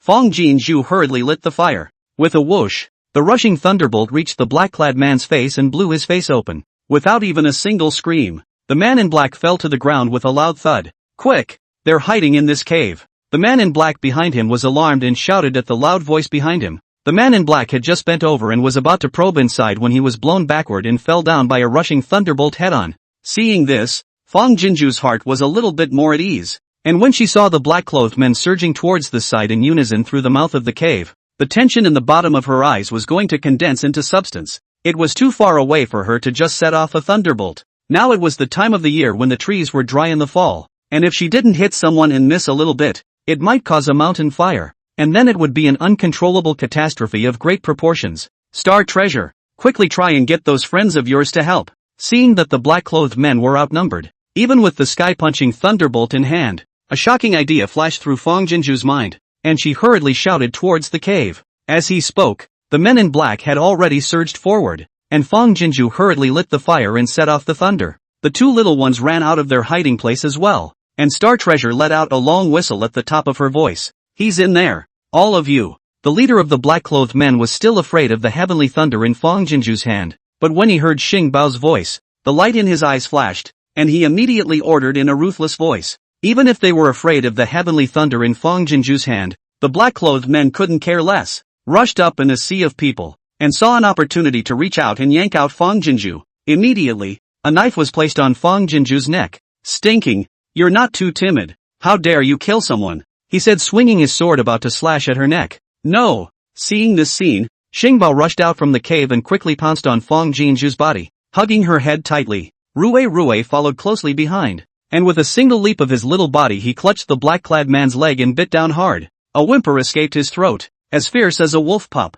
The man in black ate the pain and tried to shake him off, but he didn't want to. How he couldn't. Seeing this, the other man in black swung his sword and slashed at the little man. Rue! Fong Jinju's blood curdled and she cried out miserably, rolling over and wanting to block the knife with her bare hands. However, he saw a black shadow swooping over, rushing the black man wielding the knife to the ground, and with a bite, he steadily and accurately snapped his neck. It was actually a large-sized coyote. Ow dash! Ow dash! Roar! Immediately following, one after another, the coyotes rushed over and pounced on the group of black-clothed men one after another. The men in black were shocked and hastily raised their knives to cope with the situation. But in addition to the wolves there were also tigers and brown bears, biting off their arms with knives or ripping them off in one gulp. But in a matter of dozens of black-clothed men became corpses scattered all over the ground. Half of the black-clothed man who tried to kill Fong Jinju just now was gone, but Rue was still biting his leg to death. Rue! Fong Jinju's heart trembled like thunder as she crawled over on her hands and knees,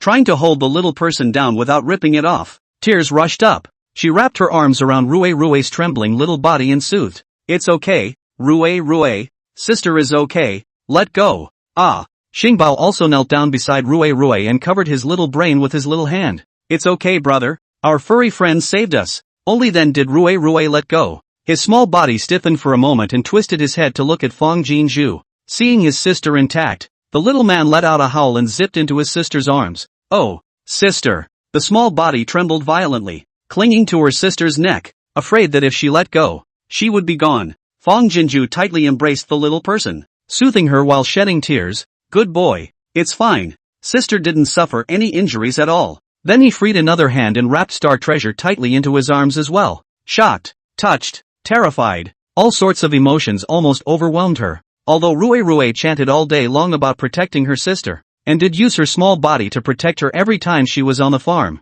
but she was afraid of such a dangerous and bloody scene, let alone such a small person. But Rue still rushed out to protect her without even thinking. There was also Star Treasure, who was even more subconsciously protecting her head under the big sword. The child has never known to weigh the pros and cons of life and death, only to act on his instincts. The two children's feelings for her were so pure and strong that they outweighed 1,000 emotions in the world. Instead of leaving, the beasts surrounded the three from afar, looking around warily. It took a while to soothe the two little ones. Fong Jinju hurriedly pulled them up and bowed deeply towards the beasts. If it were not for the help of the beasts, today they would have died here. This kind of thanks are light, but always a sincere heart. After letting Rue fetch a few hundred more chickens and ducks out as a treat to thank the beasts, Fong Jinju took the two little ones and hurriedly came to the place where she had agreed with Uncle Huang, descending the mountain pass to find a hidden bush to hide in. For one thing, it was easy to see the official road, and for another, the most dangerous place was the safest place, and in case there were still black-clothed people coming,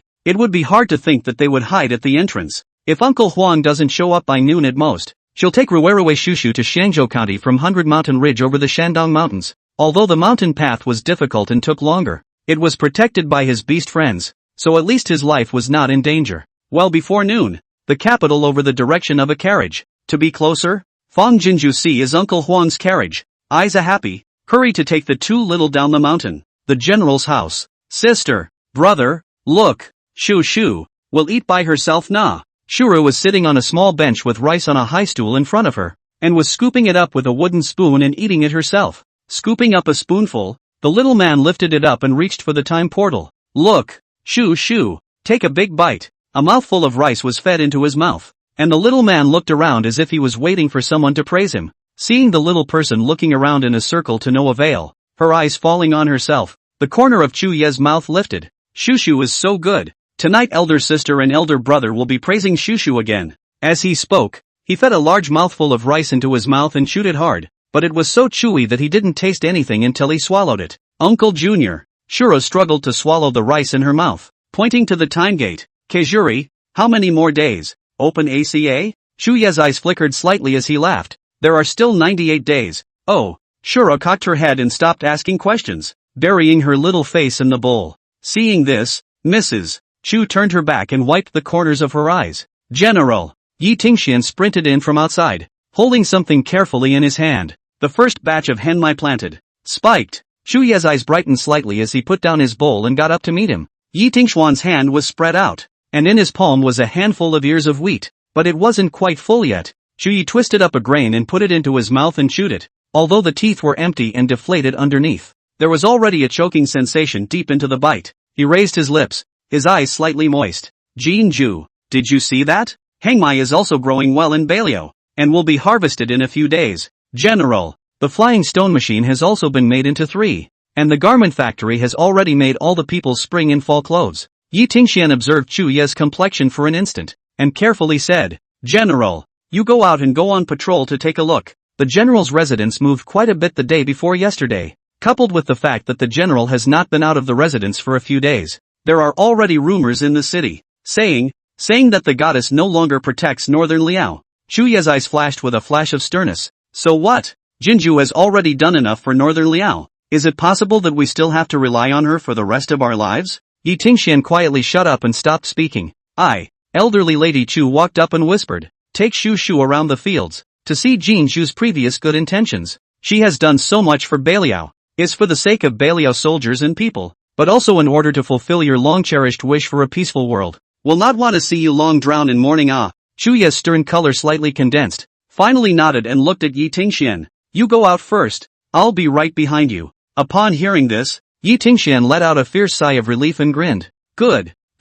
I'll go out and prepare the horses. With that, he trotted out of the granary just as he had come. Chirp dash. Suddenly a sharp eagle cry came, startling Yi Tingxuan's feet. Subconsciously tilting his head to look at the sky, he saw an eagle with wings spreading out about the size of a man, circling above the general's mansion as if it would swoop down in the next instant. Be on guard. Don't let this raptor hurt anyone. Yes, General Yi. Seeing this, Yi Tingxian instructed the Chu family army at the door before leaving the granary with one step and one look at the sky. Chirp dash. There was another eagle's cry, and then the Chu family troops outside were seen pointing their lances warily into the air. Chu Yi frowned, striding out of the granary. Chapter 112. It only said that I should come to deliver the letter. It didn't say that I should come to deliver my life. General, don't come out. This eagle is afraid of hurting someone. A few Chu clan troops were alerting the sky above while telling Chu Yi not to come out. Chu Yi had stepped out of the doorway and looked up at the sky. Chirp dash. The eagle crowed again, then actually did hover and swoop down. General, danger. General, hurry up and get inside. The Chu clan's troops had instantly taken combat stances, one blocking Chu Yi behind him, and several others brandishing their lances and making hee-haw noises in an attempt to scare the eagle away. But I didn't want the eagle to glide on one wing and land on top of the roof opposite the granary. Chirp. The grunting was rather disconcerting. It only says I'm here to deliver a message. It doesn't say I'm here to get killed. Eagles never go to crowded places. How did they fly to this city? Who knows? It's better to get rid of them before they hurt someone. Ho ho ho. Chu Jejun was suspicious and intimidated while picking up the stones along the fence and smashing them at the eagle. Seeing this, the eagle had to raise its wings again and fly up to avoid the rocks, but it still hovered and would not go away. Strange, that it can't be driven away. I'll go get a bow and shoot it down. We're fine. But what if it hurts Shushu? Yes, you get it. Seeing that they couldn't scare away the eagle, some of the Chu family troops hurriedly trotted off to fetch their bows and arrows. Eagles. It had no choice but to extend its claws and flail about in the air. See, I'm here to deliver a letter. Deliver a letter. Then it flew down to a roof and hid behind it. Chu's army still wanted to follow up and shoot the eagle down, but Chu Yi said, wait. On the eagle's legs, something seems to be tied. He walked out into the yard and peered over. And sure enough, he saw the eagle peeking over from behind the eaves, full of stolen senses but also full of aura. You wait here, and don't make a move without my order. With that, Chuyi lifted his breath and flew up to the eaves. Shuru was curious and wanted to follow her out to see what was going on, but she was stopped by Chu Jejun. Shuru, it's dangerous. Go inside. Caught off guard, a man flew up, startling the eagle with a flutter and nearly falling off the roof. Chuyi hurriedly stopped and looked over without moving a muscle. Seeing that the visitor did not move, the eagle then probed and looked over again. A pair of falcons observing Chuyi for an instant, after waiting a little longer, and seeing that Chuyi meant no harm, it then tentatively jumped up onto the eave prongs, and at the first opportunity stretched out the leg with the letter tied to it, and wiggled it again. Here, see, I'm a messenger. It was only then that Chuyi could see that something was indeed tied to the eagle's leg. Astonishment spread across the bottom of his eyes. Obviously, the eagle was scared by Chu Jejun, so he hurriedly stretched out his legs to let him see the truth. Obviously a bird of prey. How come it's so smart? And does it understand human speech? Thinking of this, Chuyi clasped his fists towards the eagle. I don't know why Eagle Friend is here. Please forgive me for the many offenses. The eagle's round eyes blinked. Finally a smart one who knew his manners. It dropped its heart and took a step towards Chuyi. Chuyi was shocked in his heart. Can you really understand human language? Eyes came up to the eagle, then lifted his leg and wiggled it. Chuyi hurriedly crouched down and saw a plastic bag tied to the eagle's leg. Plastic bags? Chuyi's eyes shook, and he hurriedly reached down and removed the bag from eagle's leg and opened it. Seeing the familiar letterhead, he stumbled slightly and almost fell off as his feet slipped. General, the Chu clan troops at the bottom, who had been watching the situation, exclaimed in unison. Chuyi made an aerial stroke to stabilize his body and excitedly raised his hand towards them. All keep quiet. Then he sat down on the roof prongs and unfolded the letter paper with a trembling hand. Chuyi, I'm Jinju. I'm fine. Just after reading one line, the writing instantly became blurry. Chuyi hurriedly waved his hand to wipe the tears, took a deep breath, suffocated in the chest for 2 days of mourning, as if by the invisible hand instantly set aside, to get a new life like excitement and joy. Also, Rue is by my side, with me in one place. Don't worry, Rue and I disappeared at the same time. You all must have been anxious, right? That's why when I had the chance, I sent a message to you at the first opportunity, so that you all could rest assured. You must be curious as to why it was an eagle that went to deliver a letter to you, and even more curious as to why I would deliver a letter over to you in ancient times. It's like this. After passing the picture over to you that day, I fell into a fish pond, and somehow, I opened my eyes again and unexpectedly came to your Tangwu dynasty. Look at a line and weep. Chuyi's throat kept welling up. One by one, he swallowed down the acidic afterthought, unable to suppress himself. The bottom of the several Chu family army saw the situation and shocked and anxious. Want to make a sound but do not dare to make a sound, and finally silently walked to the granary heel, disappeared in Chuyi's eyes. What an imposing figure the general was. They had never seen him vulnerable, let alone crying. The general must not want them to see him like this. The letter was long, and Chuyi's heart raged as he read it. Jinju turned into the first daughter of the Fei's house, but also almost by the biological father alive. Rue actually do not know why, fell into the hands of the flower shooter. The two of them can be described as 9 deaths before they survived. Jinju also saved 4 children from the hands of the flower slapper, and one of the children turned out to be able to speak the language of the beasts, which led to the eagle coming to deliver a message of peace.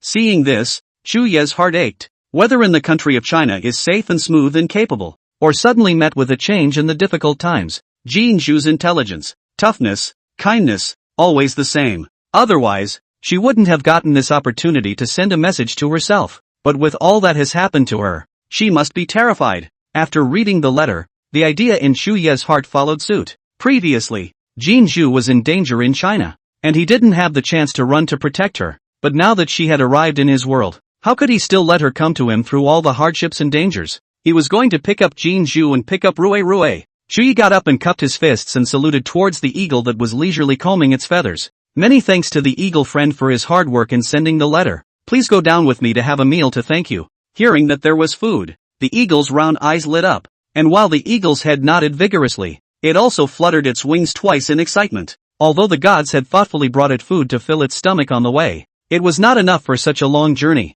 Promising to deliver the letter as fast as possible, it didn't dare to delay, so it rested for a while when it was halfway to feed, and then it flew here in one breath. More than hungry, give it wings to fly soar.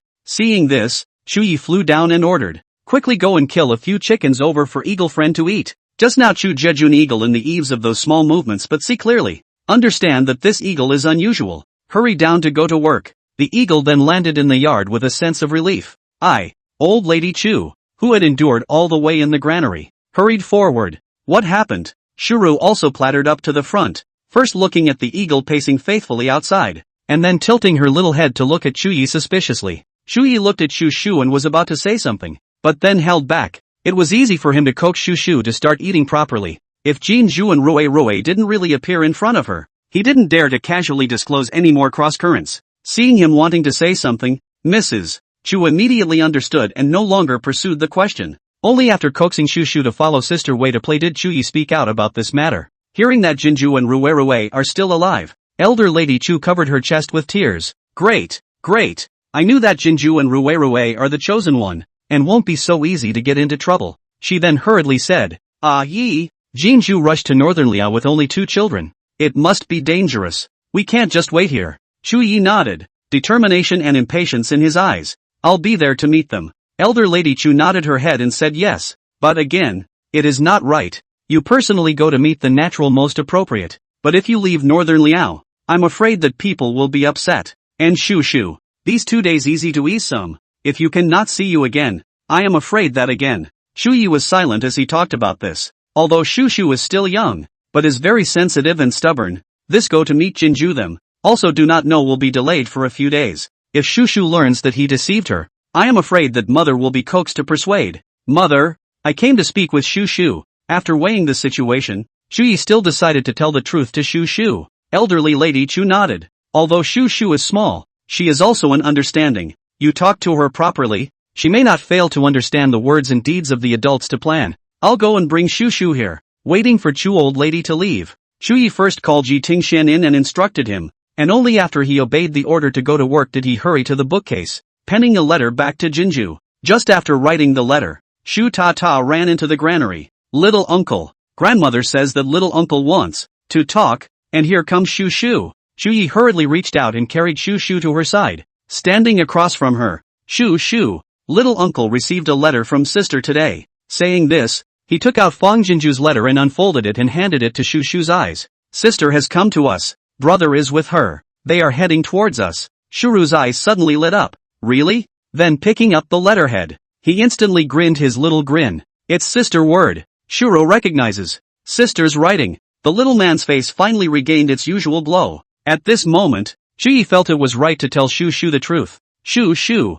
our here is not as safe as my sister's country. My sister is a girl and my brother is still young. The 2 of them will surely be in danger if they come all the way to us. Chuyi earnestly and solicitously said. So little uncle wants to go and pick up sister and brother. What do you think? Shu Shu's smiling face stiffened, and after some thought, she asked. Then, how many days will little uncle, sister, and brother come back? If the journey is smooth and without danger, I'll be back in 8 or 9 days. Chuyi truthfully said. On the 15th day of the longest time, little uncle will definitely bring his sister and brother back. Things are unpredictable, so let's talk about the day a little longer, so that we don't have to worry our children by not returning home when the day comes. Then Uncle Junior, also dangerous, what to do? Shuru frowned, her little face filled with worry. Chuyi stroked the little person's head and laughed. If Shu Shu is worried, then little uncle won't go. As the words fell, Shu Shu stood up anxiously. That's sister, brother, danger, what should I do?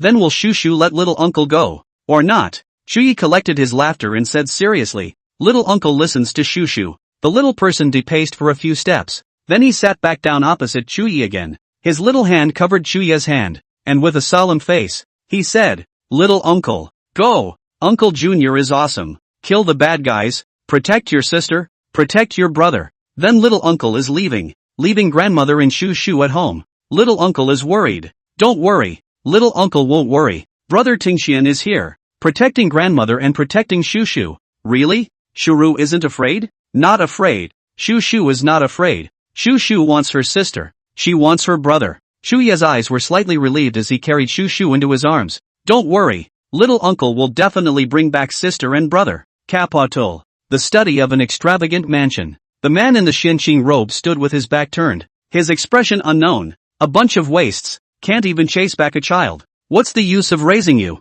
The black-clothed man kneeling at the bottom trembled. Lord! The group of people who went up the mountain to search didn't live a single one of them, and were gnawed by wild beasts with only skeletons left. That child is a demon. Ah! Shut up! The man rebuked in a deep voice. If he was a common one, why would I have gone to all the trouble? The ends of the earth will bring him back to me. I'll give you 10 days, and if you don't get it back, you'll have your heads on a platter. The man in black trembled. It's the Lord. Chapter 113. Uncle Huang. It was the pheasants themselves that fluttered and flew over. Curtain time. Little by little, the sun was sinking and the sky was darkening. Toward the direction of Uzhou County, a carriage was smoothly galloping on an unknown trail, which meandered forward and disappeared into a woodland. Inside the car, the two little ones were excitedly squishing puppies out of clay. You pinch your body, I pinch my head, and the exchange is so hot. Since the cave adventure, the affection of the two children had warmed up with the naked eye, and Xingbao's words had become more numerous,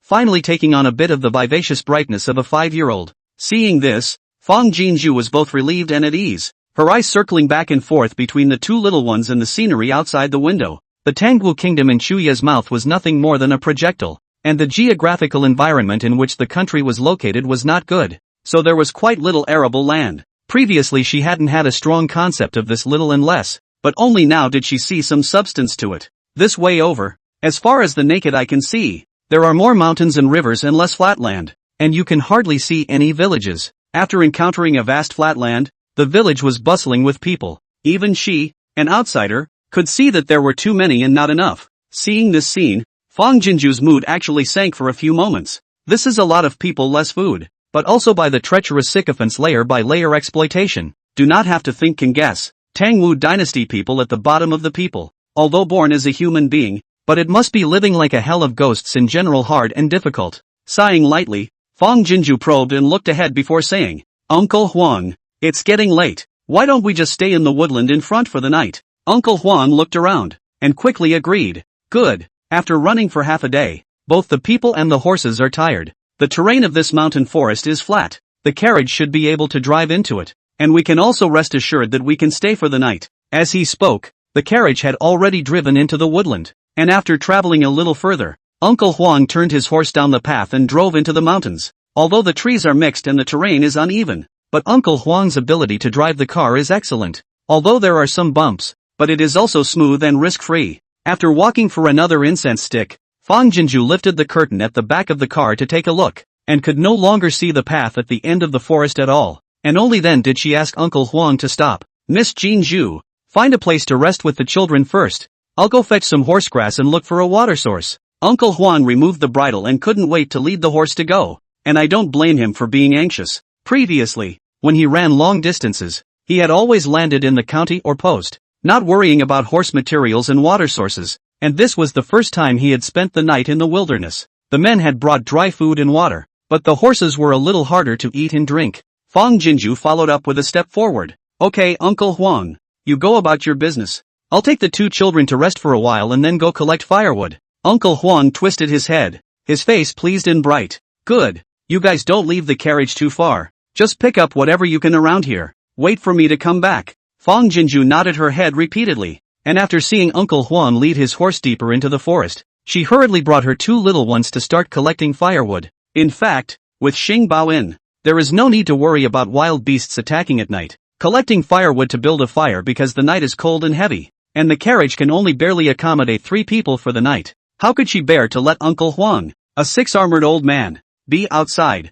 So naturally she slept outside. Fang Jinju has already thought about it, and let Rui take some cold warmers and stick them out at night. But there is always a need to pick up some firewood to make a show of it. It was the season of autumn blight, plus Fang Jinju came up with the idea of a firewood gathering competition. The two little ones were so happy and active. It didn't take long to pick up a big pile of firewood. Seeing that Uncle Huang has not returned, Fang Jinju guessed that there is no water source in the mountain forest, so he took the two children to search around and found several natural puddles that have dried up. Fang Jinju was delighted in her heart and hurriedly asked Rui to get the water out of the farm and fill all the puddles half full. That wasn't all. She had Rui put out 2 more chickens from the farm and gave the 2 little ones some instructions. If Grandpa Wang's question comes up, just say you caught a pheasant by luck. This white-feathered broiler is a postmodern hybridization of improved varieties. In addition to the North Liao side, This arrow will not be seen, said into the wildlife, not afraid of Uncle Huang's suspicion. On top of that, Fang Jinju asked Rui to take a weed patch on the farm and move it near the watering hole.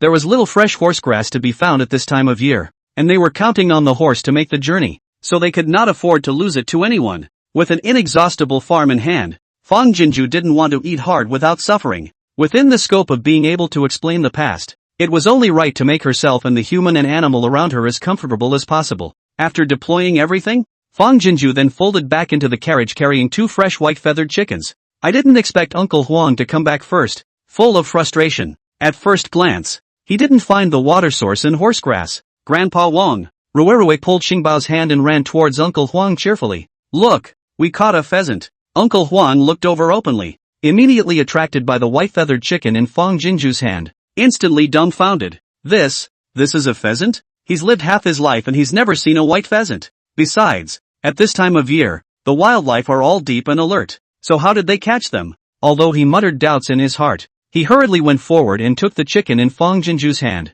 TSK. Good weighing. I'm afraid just one weighs 5 or 6 pounds. Where did you guys find this? Seeing Uncle Huang's face full of sighs of surprise, Fang Jinju also laughed with the same excitement as winning the lottery. Uncle Huang. It's the pheasants themselves that fluttered and flew over. Uncle Huang's eyes glazed over. Ha! Fang Jinju half jokingly, half seriously said. I won't lie to you. I'm amazed. Said rubbed the head of the 2 little ones. Mysteriously said. Uncle Huang, to say you do not believe. Since saving these 2 children, I feel that the luck has become particularly good. Not only this pheasant pounces up by itself, we also found water. Anyway, it's always good to blame luck for everything that can't be explained. Really? Hearing this, Uncle Huang was overjoyed. Where is it? Quickly take me there. I'm worried about finding water to resupply my horse. The 3 of them, Fang Jinju, hurriedly brought Uncle Huang to the puddle. Before Uncle Huang had time to react, the horse couldn't wait to run forward and drink furiously with its head down. After a good drink, the horse plunged headlong into the weed patch by the puddle and munched merrily away. Xingbao pulled Rui up to the horse, chattering and whispering. At the end of the day, Xingbao pulled Rui's hand to touch the horse's head. Uncle Huang's heart tightened, just about to open his mouth to stop. He saw that the horse even stretched his head over, cooperating, and Rui's little hands rubbed. Xing's little man jumped for joy. 2 children and a horse. The picture is extremely harmonious and cozy. Uncle Huang's eyes went straight as he watched, the corners of his mouth unconsciously following in a shocked arc. You should know that this horse's temperament was not considered good, and he thought that it took him a long time to break it in before he could barely tame it. Even so, the horse had no relatives, including him, the owner. But now, it was actively showing affection to 2 dolls. And he delayed so long and found nothing. But Miss Jinju and the girls not only picked up a large pile of firewood, but also found water, and even food for the people and horses. Although Miss Jinju was casually speaking in jest, he really felt that Miss Jinju was a good person with good karma, and that the 2 dolls she saved were extremely blessed. Uncle Huang, I also need to trouble you to kill these 2 chickens. We'll roast them for dinner later. Fang Jinju spoke up at the right time. Uncle Huang came back to his senses and said goodbye, hurriedly taking the white feathered chicken and walking to another puddle. To say that Miss Jinju and the others were really lucky. There were even several of these puddles, and they didn't have to worry about confusing pollution. Fang Jinju was not idle either, and hurriedly took the 2 little ones to build a fire to boil water near the carriage. The large tawa and salt pans can be generously brought out instead. It would not be a good idea to take out the ingredients for the ground chicken in a dignified manner, but Fang Jinju also has a method. When Uncle Huang finished butchering the chickens, she asked him to go and gather some more firewood back, so that there wouldn't be enough for the night. When Uncle Huang left before him, Fang Jinju arranged for Xingbao to keep the wind at bay before asking Rui to bring out all the ingredients for marinating the chicken. The marinated chicken had just been roasted for a tea, and the flavor quickly spread out, invading the tongue and attacking the stomach. Not only did the 2 little ones keep gulping, even Uncle Huang, who was collecting firewood, was distracted, picking up a bit and looking over with an open mind. In the end, he simply sped up and picked up a large pile of them and came back, then squatted in front of the fire with the 2 little ones,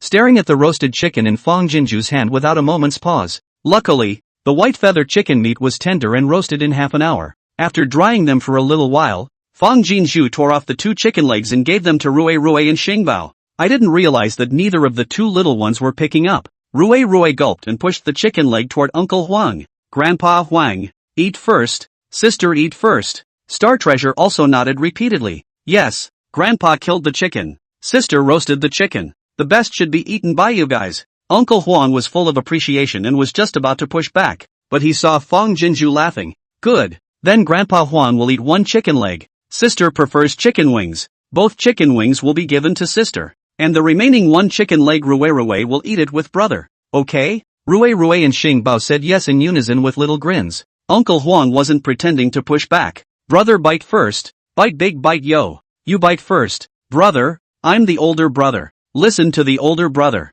He. Good. Rue listen to your brother. So yummy. It's delicious. It smells so good. The two little ones took a bite out of you and a bite out of me, eating with insatiable little faces. Uncle Huang took a bite and instantly raised his eyebrows, only to feel the smooth and mellow meat flavor in his mouth, fragrant off his tongue. Their family was not in dire straits, and they were able to eat meat a few times during the holidays, but he had never eaten meat as good as this. Seeing Uncle Huang go down with a chicken leg, Fang Jinju duly handed over another piece of chicken body. Uncle Huang repeatedly praised, Miss Jean Zhu is good at her craft, and this chicken is so deliciously roasted. Fang Jinju pursed her lips and smiled. Indeed it is delicious. It's also the first time I've eaten such a delicious chicken, but I just rubbed a little salt on it. I can't call it good craftsmanship. It's really that this chicken is naturally delicious. Also, Uncle Huang believed it without even thinking about it. This chicken is unusual in its growth. It's worth it for my old man to eat such delicious chicken in his life. Rue patted her small chest and said with a happy face, Rue, it's worth it too. Ha ha ha, the tender doll voice. But speaking adult words, the small appearance is simply adorable and joyful, causing the two adults to laugh out loud. When the mountains and fields are empty and silent, the laughter becomes especially brittle and clear, startling the flocks of birds on the high branches. Suddenly, a gray sparrow came down in the air and landed on Star Treasure's shoulder. Into the night. On the official road from northern Liao to Mengzhou, several black shadows were traveling as fast as the wind like swallows. In just 2 hours, they arrived at the border of Mengzhou County. At this moment the four sides of the city gates of Mengzhou County were already closed. One soldier for every 3 paces, one sentry for every 5 paces. On the high watchtowers, there were also soldiers vigilantly patrolling the movements outside the city. Instead of approaching the city gates, the black shadows leapt straight west along the city wall. Chapter 114. They want to use the Star Treasure to do wrong. That can't be done. Although Mengzhou County had the least amount of arable land, the treacherous terrain surrounded by mountains formed a natural barrier,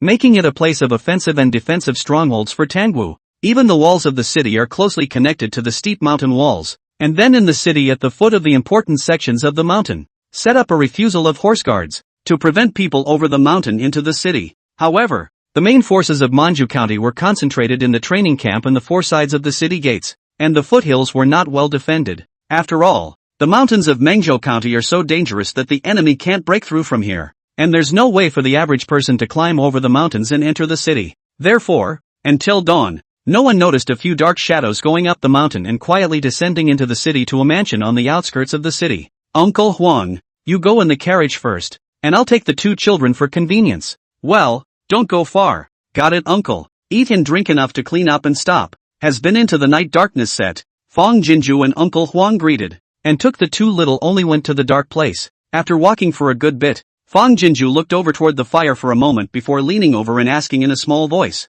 Xingbao, do you have something to say to sister? Just now, during dinner, a gray finch landed on Starbuck's shoulder and chirped for a while. She then saw Starbuck sitting up a bit, like she had something to say. Star Treasure nodded repeatedly, reaching out to protect her ears and answering in a small voice, Sister, those bad guys are coming after us again, and this time they've come with a lot of people. At those words, Fang Jinshu's heart tightened. I thought I had dodged it, but I didn't expect those people to be so unforgiving. As if she had thought of something, she cautiously followed up, Star Treasure, when they abused you before, were they trying to force you to do something? Star Treasure was silent for a moment, then nodded. The bad guys knew my secret and told me to teach my hairy friends to bite a young lady to death. When Xingbao didn't want to, they beat Xingbao and didn't give Xingbao food. Later, it was a mouse friend who made a hole to help Star Treasure escape. Fang Jinju nodded her head in realization and asked again, Then why were you captured by the flower slapper again? Star Treasure didn't know anyone and didn't know where to go.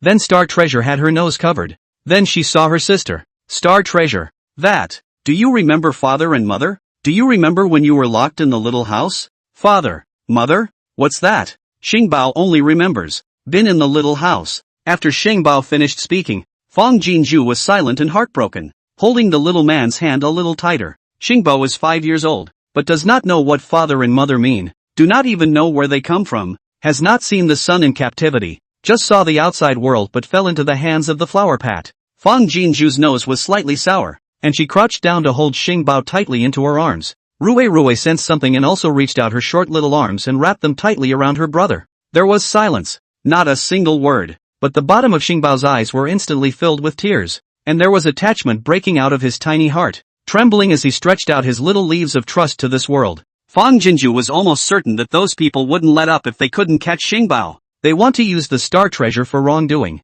That can't be done. The idea settled in her mind. She folded back into the carriage with the 2 little ones in tow. The next day, at the gate of Mengzhou County, there was an endless stream of people's cars and horses traveling to and from the city. An inconspicuous merchant caravan blended in and smoothly left the city, heading in the direction of the capital. Master, it's safe. After walking out a mile, Han Kangwu hurriedly released Chu Yi from the hidden compartment of the carriage. It's hard for a general of his size to stoop to this confined place, but there is no way around it. Mengzhou County and North Liao border. They are the face of the raw, okay? Casually disguised disguise will be able to muddle through. But Chu Yi, this face and Chuul general is too similar. Even if it is pasted with a beard mixed with the ugly face, there is no guarantee that it will not be exposed. Just to make sure, this time Han Kangwu pretended to be the proprietor and Chu Yi pretended to be the attendant. The other 4 Chu's army, 2 pretending to be car drivers and 2 pretending to be guards. Tangwu's 18 counties, almost all of them have people planted by the general, and previously it was precisely because of these manpower selling North Liao's supplies that they were able to hold out for 2 months after North Liao was abandoned. The general's men had prepared their lines long before they left for Manju. Out just sat steady, Chu Yi to the outside order. Do not have to care about the people in the car, the faster the better. Yes, raise the curtains, watching the scenery flying back. Chu Yi's heart seems to be also in the galloping run. I hate that I can't put on my wings and fly to Jinju and Rui's side. What? Let me go back to the capital? Just after opening his eyes, Uncle Huang was instantly shocked on the spot when Fang Jinju requested to call home. Fang Jinju nodded her head in a non-negotiable manner. I didn't sleep well last night. I always felt that something was going to happen, and after thinking about it, I felt that Uncle Huang should hurry back to the capital, in case something really happened and dragged you down. How can I explain to Auntie Shou Wan? How can I explain this to Auntie Shou Wan, and how can she explain this to your family? As she said, she took out 20 taels of silver from her purse and stuffed it into Uncle Huang's hand. Please also ask Uncle Huang to sell the carriage to us. It's hard for you to go back to the capital on foot, and I don't know if this silver money is enough to buy a horse and carriage and pay your reward. If it's not enough, Again, enough is enough. Uncle Huang came back to his senses and responded evenly, then reacted to something. No, that's not what I mean. I mean, for one thing, you don't know how to drive, and for another, if there's a real danger, how will the 3 of you be able to cope with it? No, I can't leave you all alone and go back to the capital. Seeing the old man's face firmly shaking his head, Fang Jinju's heart was touched, but his expression was even firmer than his. Uncle Huang, think about your family. In case something happens to you following us, what will they do? You don't have to worry about driving. I can do a little bit. Left is just a little slower. It doesn't bother me. And you can see. The 3 of us, good luck. If the heart is not worried about it, may instead be able to turn the danger into peace. But if you are always worried about even Uncle Huang you, perhaps it will affect the luck, when the trouble can be unavoidable. So Uncle Huang, even in order to fulfill a piece of my peace of mind, you must also hit the road back to the home. Just to work hard your old age also have to hike back to the capital. At the mention of his family, Uncle Huang hesitated. Seeing that Fang Jinju's face is earnest and reasonable, and non-negotiable, he is not good to dwell on anything. The carriage was purchased by me at a cost of 5 taels of silver, and since I can't send you to Mengzhou, there's no talk of any reward silver. Not to mention that you've already given me 3 taels of silver earlier. Uncle Huang set the carriage while saying, you give me 5 taels of silver is enough. Both agreed. Get on the car. No road in the forest is hard to drive. I will drive the car out for you, to the main road to teach you 1 or 2 driving skills before you go. Fang Jinju nodded with emotion. Thank you, Uncle Huang. When the carriage drove out of the mountain forest, Uncle Huang carefully gave Fang Jinju the skills of driving, and even watched her test it out, carrying the 2 little ones into the carriage. Fang Jinju then sat at the front of the carriage,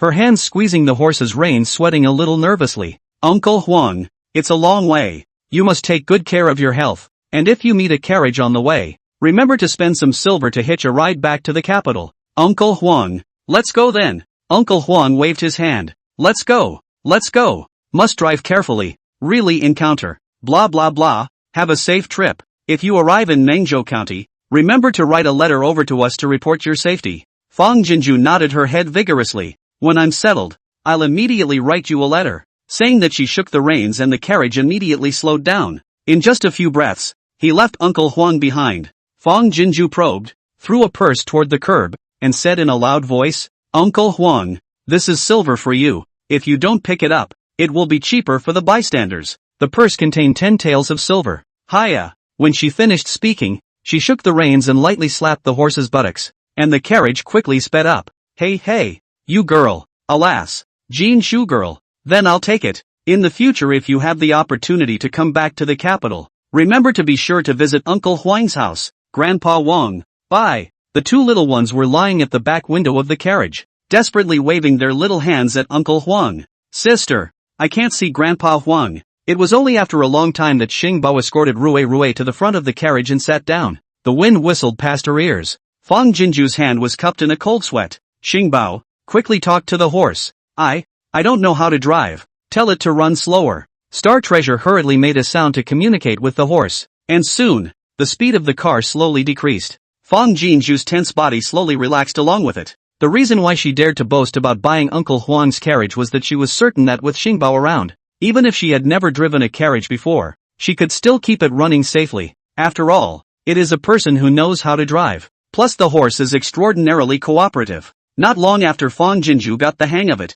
the carriage is getting faster and faster, but the traveling is getting smoother and smoother. But in an hour, it was more than 50 miles out. While driving, Fang Jinju talked to the two little ones, subconsciously teaching them how to act if they encountered danger. Hiss! Suddenly the horse, which was running vigorously, suddenly stumbled and fell forward in a violent lunge. When Fang Jinju was thrown out, she clearly saw a rope being held across the ground. Chapter 115. Fang Jinju. No fainting. Headache. Arm pain. Leg pain. It hurts everywhere. Fang Jinju only felt that all the bones in her body fell apart, and her brain was buzzing with snowflakes. All that was missing was two black eyes and fainting, but she didn't dare to faint. Rui. Star Treasure. Fang Jinju didn't know how she got up, even the warm blood running down her cheeks. She was oblivious. She stumbled over to the overturned wagon and saw Xingbao lifting the curtain and struggling to pull Rui out. The two little ones were full of panic, obviously scared, but between the movements and walking, they were all flexible and well, and it seemed that there was no big problem. Seeing this scene, Fang Jinju's legs and feet went limp and she sat down heavily on the ground, her eyes going black after black. She shook her head. Fang Kamchu, no fainting allowed. Things are perverse and dangerous. No fainting allowed. Sister. As soon as Xingbao and Rui climbed out of the carriage, they snuggled up to Fang Jinju left and right, struggling to support her with their little bodies. They didn't cry when the carriage fell, but when they saw their sister's head covered in blood, the two little ones instantly burst into tears. Fang Jinju struggled to raise the corners of her lips. It's fine. Sister is fine. Don't cry. Before he could slow down, there was a disorganized sound of footsteps and the fragmentary sound of sheaths rubbing together up ahead. Then there were 4 or 5 pugnacious men who popped out of the bushes on either side of the mountain wall. It's a pussy. And 2 cubs. Bad luck. Look at the shabby way they're dressed. It's a waste of time for us to harbor in the back there for so long. At the sound of the voice, Fang Jinju's originally dizzy mind instantly cleared for a few moments. Raising her eyes to look over, alarm bells ringing in her heart. Wolf tooth stick broad axe knife. Animal skin horse skirt bald mangy man. What else could it be if not a robber? Subconsciously, Fang Jinju braced herself and stood up, but her left arm shrank back with a sharp pain. Cold sweat instantly dripped from his forehead and his heart stuttered. The left hand seems to be broken, but not allowing her to think too much. She replaced her right hand on the ground and got up shakily, blocking in front of the two little ones, looking at the visitor with a guarded face. Yo-ho, this has a pretty big life. She fell so hard and still managed to get up. A bandit with a scarred face flashed his face with surprise, and then he said fiercely, empty out all the valuable things on your body. Fang Jinju did not hesitate, quickly took out all the silver on his body and handed it over. Good man, please smile. I still ask you good men to spare the lives of our sister and brother. The attitude was respectful, the voice slightly trembling. Several bandits looked at each other with playfulness in their eyes. That's a long shot. Hey, there's a small 100 taels.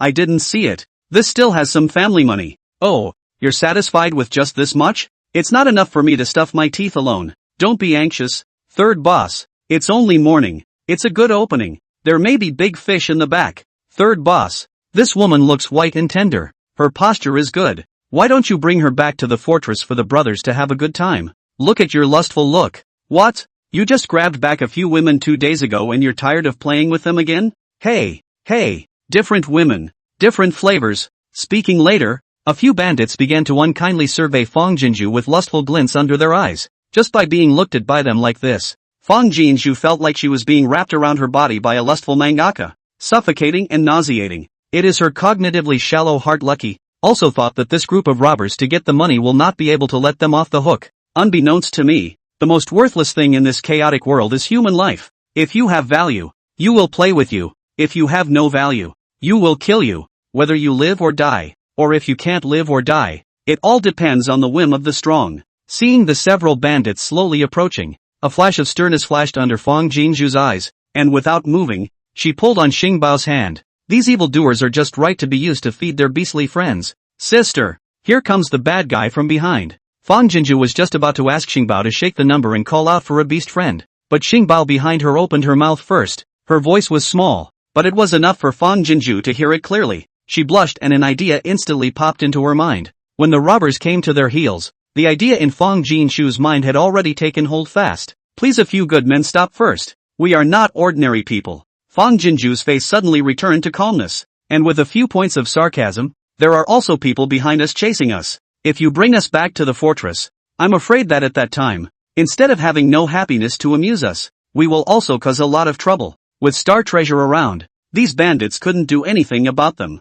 but not those behind them. They knew what star treasure was capable of, and with that lesson from the cave, they were only afraid that this time they would be prepared and not be able to escape. Although we are facing a dangerous situation now, it may not be an opportunity to live after death. Upon hearing this, the few good men looked at each other twice, then threw back their heads and laughed. Ha ha ha, little, if you want to play tricks in front of us, you're still a bit young. That's right, we 3 dragons are in the business of licking blood from the mouth of a knife. The more troublesome it is, the more exciting it is for us, ha. Fong Jinju said with a serious face. You guys really aren't afraid? I haven't heard the name of the 3 dragons gang, but I'm well aware of the power of the people behind them, and don't think you're a match for them. But if you really have the guts to take in the 3 of us siblings, you can make a fortune. Towards the end, her face was colored with a bit of mystery, and a bit of questioning. This APT questioning succeeded in stirring up the good spirits of a few of the bandits. The scarred man's face was annoyed as he said, Hey,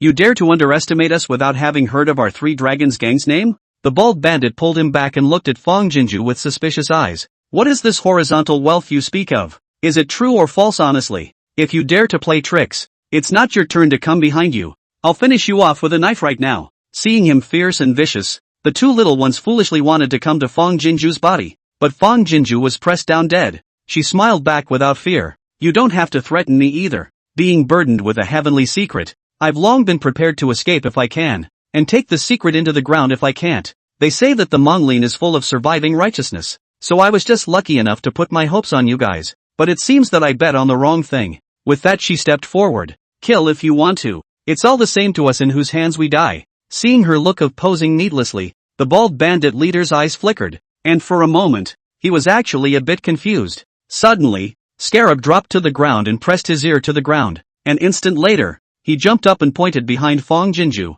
Third Master, there are really a lot of people coming from that end. Chapter 116, then let the bandits of the 3 dragons gang protect her. Fong Jinju raised her eyebrows. Kill them if you want to. If you don't do it, it won't be your turn to do it. Although his face was calm, his heart was actually hanging slightly. It's a big gamble. 2 against 2. It was better to fall into the hands of the bandits than into the hands of those black-clad men behind them. I just don't know if these bandits are as ballsy as they say they are in their own mouths. You, drive the wagon to find a secluded location to hide, and come back when the wind has passed. You too, fetch the rope from the floor. The bald man looked like he had made up his mind, and immediately gave a flurry of orders, then looked at Fong Jinju with unkind eyes. You guys, go back to the fortress with me. Hurry up. As soon as his words fell, some bandits came up and shoved Fong Jinju, but Fong Jinju avoided it. Don't worry, we can't wait to go back to the fortress with you guys. We won't let you worry about it. With that, he greeted the 2 little ones and walked forward. Seeing that she was cooperating exceptionally, the bottom of the bald man's eyes flashed, and a touch of greed and excitement spread across his face. I can't say that this little pussy is really a big fat goat. The Three Dragons gang is on the side of a nearby mountain. The bandits suspected that the two children walked slowly. Simply one person carried a Fang Jinju's words to pacify the two little no noise, just quietly sitting on the bandit's shoulder, eyes full of heartache looking at his sister. The fall at the foot of the mountain was not light. Fang Jinju was still topped with a head of blood, and at this moment, covering the injured arm, each step was walking with a vague uncertainty. Sister must have been in a lot of pain. A lot of pain. A lot of pain. After walking for a while, the bald man ordered someone to carry Fang Jinju as well, but she didn't move to change the subject. The good man brought us back to the fortress. So that means he believes what I said is true? Then dare I ask, with the secrets I know, can I keep us three siblings alive? The bald man was really interested and coldly grunted. That depends on what those treasures in your mouth are worth. Fang Jinju twisted her head and raised her eyebrows at him. How can it be more than 1,000 or 2,000 taels of small fortune? That can make so many people pursue us relentlessly? Saying that, he withdrew his sight again to concentrate on climbing the mountain. Those treasures, not to mention your Three Dragons gang, even if it is to feed a county for 20 years is enough. Seeing her speak with certainty, the greed under the eyes of the bald man is more and more intense. If you really have such a good thing to say, to spare a few of your lives is not a matter of my words, but if you dare to play tricks and tell lies, then I'll let all the cottage brothers to toss you alive. These two little ones, I will also roast them raw as wine meat. At those words, Fang Jinju's hand unconsciously clenched into a fist, and a flash of sternness flashed under her eyes. Hell is empty and the devil is on earth. There is only more evil, not the most. No wonder Chu Yi never dared to mention ideals generously. In this chaotic world, there are evil people on the inside, and there are horizontal enemies on the outside. Trying to purge the evil people and horizontal enemies to create a peaceful world is really as difficult as climbing up to heaven. Nature. Fang Jinju took a deep breath, suppressed her anger, and agreed. In front of a good man, we three siblings are no better than ants, so how could we dare to lie? Don't worry, I seek to live. A good man seeks to get rich. We just get what we want. The bald man glanced at her back and asked again, where is that thing? Fang Jinju casually responded, the stuff is in a mountain in Mengzhou County. Manju County? Wouldn't that be hundreds of miles from here? Well, so here's the big deal. The good man is the third in command. It is inevitable that he has to go back and discuss with the upper two in charge. If you want to go with me to get it, I'm afraid that you still have to make some preparations. Where's the treasure? It's just a reprieve. Since she couldn't escape the men in black, she let the bandits of the Three Dragons gang escort her. I am not afraid of not being able to deliver to Mengzhou County, but I am afraid that the fraudulent two masters in front of me, the two in the walled village, are not good to coax. I don't know how long I climbed. Fang Jinju only felt that her legs and feet were not her own, and her arm injuries also hurt her body sweating, and only then did she see the gate of the Three Dragons gang's fortress. Fang Jinju's eyes shook slightly. She hadn't seen many of these bandit strongholds in TV shows, with their shabby gates and messy interiors, but in front of the walled city gate is 2 feet high and wide. Even the plaque is not similar to the Fei's house. The door guarded a dozen robbers with swords. All of them are strong. If it is not the color of the clothes is messy, more imposing than the purple Cloud Street guards. Although the houses in the walled village are not very luxurious, but they are also located in an orderly manner. The one in the center is much higher, and the facade is also larger than the others, so it must be the residence of several heads of household. The bald man of few did not exaggerate. Just based on this fortress can also be seen, the Three Dragons gang is indeed not ordinary mountain bandits and robbers. Fang Jinju pinched herself hard on her waist and forced herself together. There were 2 more villains to deal with later, and there was no room for error. Sure enough, the bald man brought Fang Jinju straight into the center of the house. Lao San, why are you wrapping up so early today? As soon as they entered the door,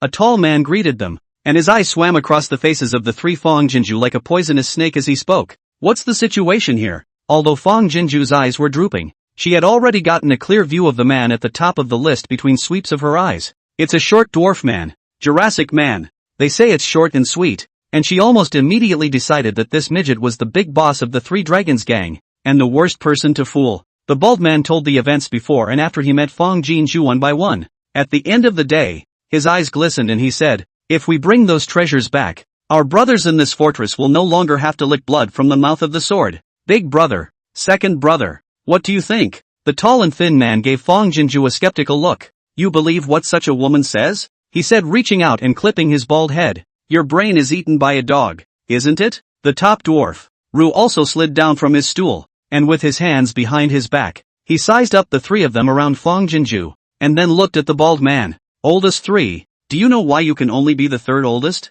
The treasure that feeds a county for 20 years is still far away in Monmouth County, and you believe such nonsense? If you don't grow a brain, I'm going to cut your position as third in command and pick someone else to fill it. I'll give you a chance. Take them down and kill them right now. When you see them you think of you being stupid and an eyesore. After saying that, the midget coldly gouged out Fong Jinju, and with his hands behind his back again, he swaggered back to the upper seat. The bald man was splashed with cold water by the two heads, but also stabbed a heart knife, and then looked at Fong Jinju. The fire of annoyance in her eyes was eager to burn her to death. He had just reached out and was ready to shove Fong Jinju out, but Fong Jinju said in a loud voice, without even a single word of examination, "You cut off the heavenly fortune, and you still deserve to be a big pawn in 2 pawns. I do think that this third leader is courageous and resourceful, and it's simply aggravating to be subservient to the two of you who think you're the best of the best." Just as her words fell, 2 viper-like gazes instantly wrapped around her. Chapter 117, When We Meet, We'll Speak Our Minds Again.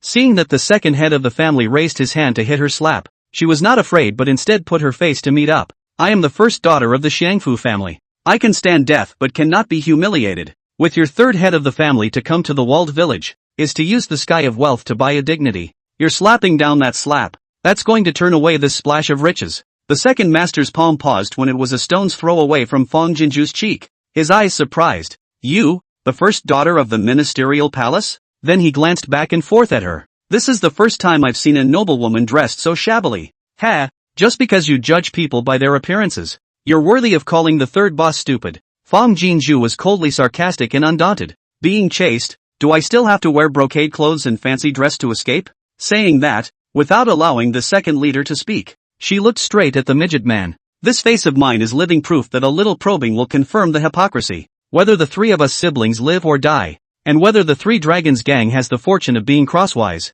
all depends on the big boss's whim." Seeing the certainty in her eyes, the dwarf man's eyes twinkled. After thinking for a while, he waved his hand and said, "Eldest, you immediately go down the mountain to capture a painter and return. Lao San, you find a house for them to stay in and keep a close watch on them. If there is any negligence I will take you to task." Upon hearing this, the third leader's face was happy, and he answered, "Yes, big brother, I'll put the 3 siblings into their own house. Absolutely no leaks." The second leader, however, was still a bit skeptical and unwilling, but the midget man gave him a hard stare and didn't dare say anything, so he had to comply. "And I'd also like to trouble the second lord to find a groom for my daughter when he looks for a painter," Fong Jinju said in a loud voice. "I broke my arm. If I don't get proper medical treatment, I'm afraid I'll miss the big event of the 3 Dragons gang when the time comes." The second leader said in a bad mood, "It's just an arm. As long as it doesn't die it won't miss a thing." Fong Jinju did not show weakness. "In exchange for ordinary people, arm broken perhaps in the life of no risk, but I am not very favored. But also since childhood upbringing of the noblewoman, the 3 masters know that I fell that a little how heavy, but also suffered from your fright, but also all the way up the mountain to climb the exhaustion of the vitality of the. I'm only afraid that when you can't wait for the preparation of your examination, I will die of high fever due to my injuries. It's no big deal for me to die, but the 3 Dragons gang will have to rub shoulders with great wealth because of the second master's momentary whims." The second lord was infuriated. "What a skillful woman," the big dog snapped. "Lao air." Seeing this, the second lord glared fiercely at Fong Jinju and whisked his sleeves away. Big boss looked at Fong Jinju. "There's a bone setter in the fortress. Lao San, you order the bone setter to come and give her a look. It's big brother. Leave the 3 of them to me to arrange. Don't worry." Chu Yi and his party arrived in Shinzhou County in the afternoon. After entering the city and changing horses, and resupplying some dry food and water, they whisked out of the city with the gates closed. "Master, your chest injury is still not fully healed. Rushing like this day and night." Han Kanwu looked at Chu Yi with a worried expression. "It's not good for the body. The divine maiden is very powerful and will definitely be fine. You really don't have to be overly worried." Just into the city to change the horse. Also incidentally to Chu Yi changed the injury medicine. "Bumpy ride. His chest injury has been overflowing with blood not healed. See people pulling their heart." Chu Yi shook his head, his eyes firm. "You don't understand. Jin Shu's magical power is only able to be exerted at her place. When it comes to us, she is no different from a normal person. A weak woman. And with 2 children. I'm afraid it's only a lot of hardships and dangers. There is no need to be concerned about me. To ensure the safety of the premise as soon as possible to catch up. The latter half of the night to find a safe place to stop and rest for an hour is enough. At this speed, We should be able to arrive at the border of Xiangzhou County by the morning of the day after tomorrow. Jin Zhu and the others are also on their way to Beiliao, so they may meet each other in Xiangzhou County. The Eagle's letter has been sent out for 2 days. It is reasonable to say that Jin Zhu should have received it. In the letter he said that he would pick them up. She received the letter. She will definitely be the first to reply to him. Counting the distance and the days, he should receive Jin Zhu's reply tomorrow night. We will then know if she is safe and where she has traveled. Jin Zhu, you must be good and wait for me to come and get it. The Three Dragons Gang. After the bone setter fixed a wooden strip to Fang Jinju's arm and prescribed a few medicines, the bald third leader settled the three of them in a compartment in his house. When she entered the house, a thin woman was making her bed, and shuddered in direct terror at the sound of footsteps, her hands moving much faster but trembling in haste. Without turning around, Fang Jinju could feel the woman's terrified fear. Take good care of the three of them for the next 2 days. If there's the slightest mishap, I'll cut off another one of your ears. Do you hear me? The woman turned around. Her body rickied to a humble to the point of curvature. Got it. Got it. At that very moment, Fang Jinju saw that the woman's left eye was covered by a cloth, still oozing blood. Hideous and unusual. A chill instantly leapt from the soles of Fang Jinju's feet to the top of his head and heart. Looking at the third lord again, he only felt that he was simply an evil spirit in human skin. Men, guard this house, and the windows too, firmly. At the order of the third boss, immediately a dozen or so bandit Loraxes came forward and guarded the door and bed tightly. As long as you stay here honestly, there will be no shortage of food and drink for you. At the end, the third pawn again looked to Fang Jinju half threatening half pacifying said, when the thing's to our hands, I will naturally release you, but if you dare to play any tricks, ha! The latter words were not spoken, but the fierce and brutal look in his eyes had made everything clear. Fang Jinju nodded honestly, don't worry, in front of absolute strength, all means of mind tricks are useless. This point of self-knowledge I still have. What the third master should do is to have the eldest master depart for the county of Mengzhou as soon as possible, so that not only will you get your fortune as soon as possible, but I will also get my freedom as soon as possible. The third leader gave her a look, regardless of what the elder brother and second brother thought. Anyway, he was convinced of the identity of the first daughter of the Fang Jinju Xiangfu. After all, if you were an ordinary woman, in this situation, you would not be able to talk to them without changing your color.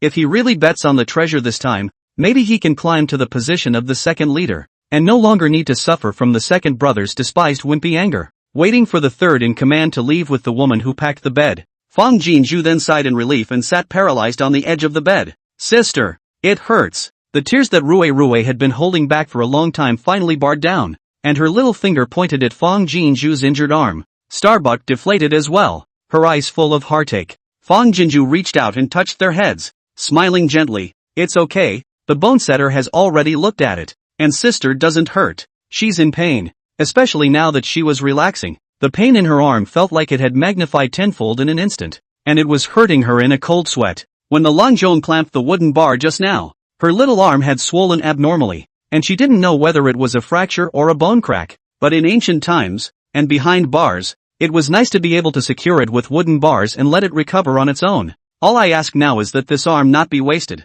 Thinking of this, Fang Jinju hurriedly attached herself to Rui's ear and asked him to bring out a bottle of anti-inflammatory medicine for her. Chirp dash. I had just swallowed my anti-inflammatory when a familiar eagle cry came from outside. Fang Jinju's eyes lit up. It's the return of the eagle friend who delivered the message. She hurried gingerly made her way to the window and leaned over the crack to glance out. All that could be seen was the form of the bandits guarding the outside, and not much more. Good man, can you open a window for us to get some air? Fang Jinju's eyes flickered. Then she tapped the window. Anyway, with so many of you guarding us, we can't escape, can we? The bandit outside responded with a straight-up no. Seeing this, Fang Jinju did not dare to mention it again for fear of attracting suspicion. But how can I connect with my fellow eagles? As if she could see her anxiety, Xingbao pulled Fang Jinju's sleeve and whispered, Sister, I can get my mouse friend to help. Fang Jinju's face was delighted, and she hurriedly squatted down to teach Rui how to communicate with the mice. She then had Rui take out a paper and pen,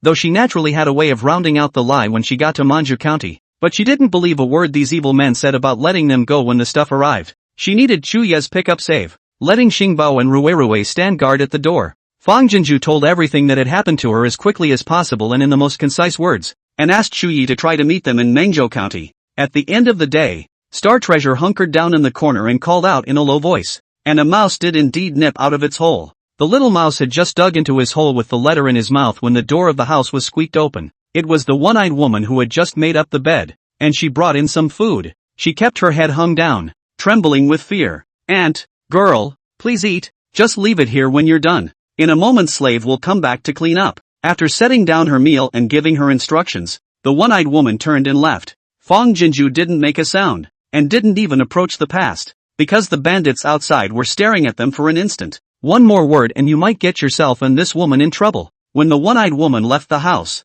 Fong Jinju didn't even look at the bandits outside and smiled at the two little ones. "Eat, 1 veggie and 3 pumpernickel buns, just enough to keep them full." Rue and Xing Bao hurriedly gathered around and picked up the chopsticks in front of them. "Sister, eat." Rue took the steamed bun and raised it to Fong Jinju's mouth. "Sister hurts." Rue feeds. Xing Bao, on the other hand, clipped a vegetable and carefully weighed it underneath with a hand pocket. Looking at Fong Jinju with an expectant face, Fong Jinju hurriedly leaned over and took a bite of the steamed bun, then opened her mouth to eat the dish on Xing Bao's chopsticks, chewing as she said in relief, "That's good. Even if both of my sister's arms are useless, as long as you guys are around, I definitely won't go hungry. Come on, you guys eat too. Take a bite for yourselves and feed your sister." Seeing this, the bandits outside then closed the door of the room with a complicated face. After finishing the meal, Fong Jinju called out and the one-eyed woman came and collected the dishes. As soon as the bandit had closed the door in front of him, his mouse friend came out from under the bed in the back, a somewhat rotten letter in his mouth. Putting down the letter, the mouse friend barked twice at Star Treasure and zipped out of sight. For some reason, Fong Jinju heard dissatisfaction in her rat friend's voice and asked curiously, "Xing Bao, what was it just saying?" Xing Bao scratched his head in embarrassment. Auntie Mouse said that Uncle Eagle was so hungry that he almost ate him, staring him to death. The bottom of Fong Jinju's eyes also roiled with some embarrassment. I can't believe she forgot that hawks are natural enemies of mice. It's a good thing Eagle Friend had extraordinary restraint and didn't make a rat's life. Otherwise how could she live up to her rat friend who helped her run around? Fong Jinju opened the letter paper with a sigh. "Jinju, my heart is ecstatic to learn that you and Rue are well. 1,000 words. I don't know where to begin. When we get together, we'll talk again. Jinju." While delivering this letter, "I am already on my way to receive you.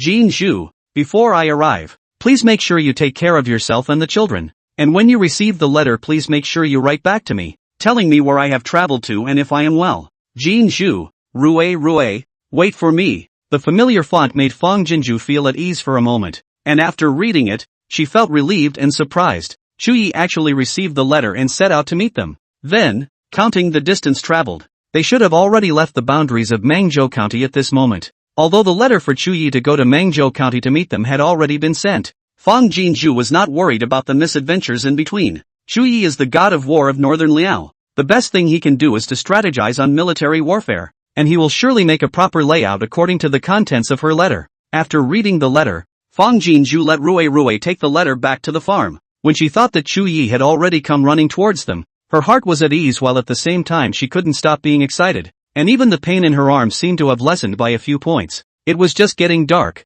but she got under the covers with the two little ones early. Yesterday, she hadn't had a good night's rest, and today, with her injury and mental strain, she fell into a deep sleep almost as soon as her head hit the pillow. "Ah, please let me go. Oh, don't." I don't know how long I slept, but Fong Jinju was awakened by a woman's mournful scream. The men's unpleasant lewd laughter and the women's miserable cries for mercy were endless. It doesn't take much thought to realize what's playing out. Fong Jinju instantly lost all sleepiness. Chapter 118, He's only afraid that General would not be able to hold out. The sound from next door was like a trigger, and soon there was a succession of women's screams throughout the cottage. The indignation under Fong Jinju's eyes instantly rippled. If she hadn't lied to protect herself, then she would surely be one of these unfortunate women right now. She hurriedly and gently shook Starbuck awake so that he could summon another mouse and prepare for her rat friend to go out and shake the beast. Not knowing was not knowing, but now that she had seen and heard, there was no way she could pretend to be deaf and dumb and pay no attention.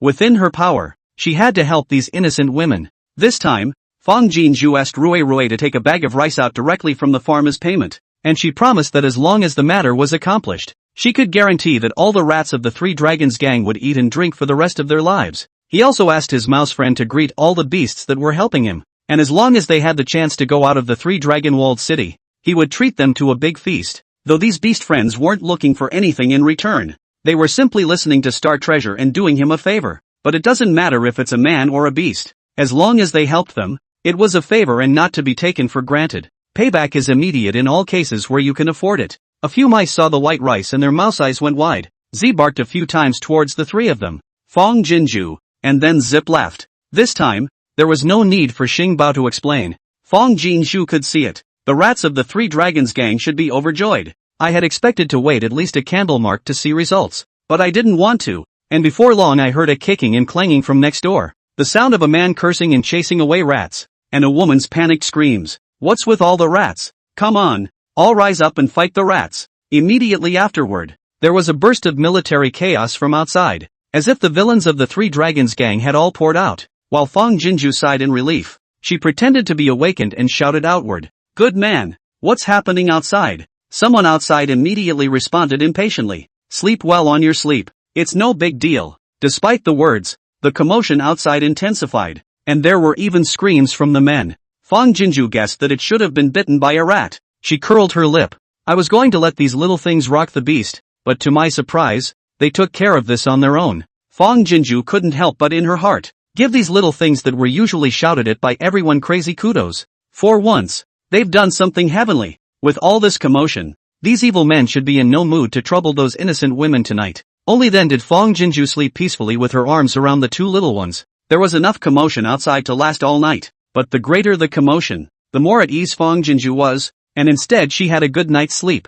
The girls were called up at first light the next day, and were taken to the house of the great master without having eaten a meal. Seeing that every villain along the way had a tired face and yawned, Fong Jinju felt relieved, but the face is not showing the slightest bit. Seeing that the three heads of the family also looked depressed and sleepy, Fong Jinju's eyes and face were piled with doubts, but she didn't casually ask questions. The big dog's eyes glanced suspiciously at Fong Jinju. For so many years, the Three Dragons gang had been quiet, but yesterday, when we captured this woman and returned, there was a sudden rat infestation in the night. He vaguely felt that last night's incident had something to do with this woman, but looking at her this innocent and puzzled expression, the big dog yawned and withdrew his eyes. He's really fiendish. If this woman is so powerful, how can she be captured in the fortress? At the end of the day, he turned toward the painter, who was kneeling on the ground and shivering, and said, Go, paint her face, and if you paint it well enough, you will be spared a death. When the portrait was drawn, the three Fong Jinjus were put back in the room.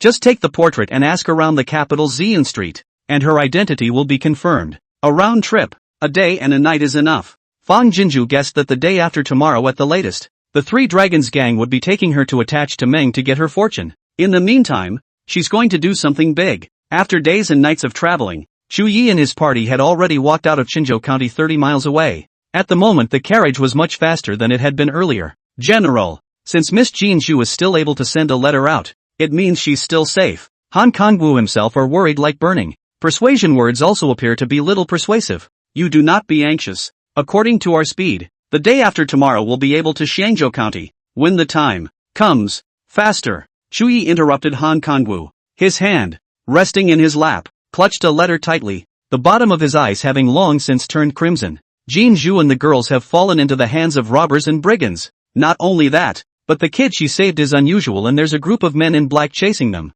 Though Jean Zhu was smart enough to say that she was going to devise a way to get the bandits to escort the three of them towards Manju County, he also said that with that child around, in a critical situation, he could get his beast friends to help him, and his life would not be in danger. It was the Hummer's Den. Who knows what will happen to them the next moment. Although he has sent people back to the North Liao to mobilize manpower to go, but the thought of Jean Zhu and Rue, they are like walking on a tightrope. His heart is gripping the suffocation. Come on, faster. At this moment, Chu Yi only hated that he didn't have wings and couldn't go to that humongous nest to save people in an instant. Han Kangwu was also anxious. 100,000 troops were at the front, and he hadn't even seen the general in a state of disarray. But now, he could clearly feel that underneath the calmness that the general had tried his best to restrain, there had been a landslide. The general is concerned. Previously, when Miss Jean Zhu and Rue disappeared, although the general tensed his mind from beginning to end without breaking out, each of them could feel the deafening mourning in his heart.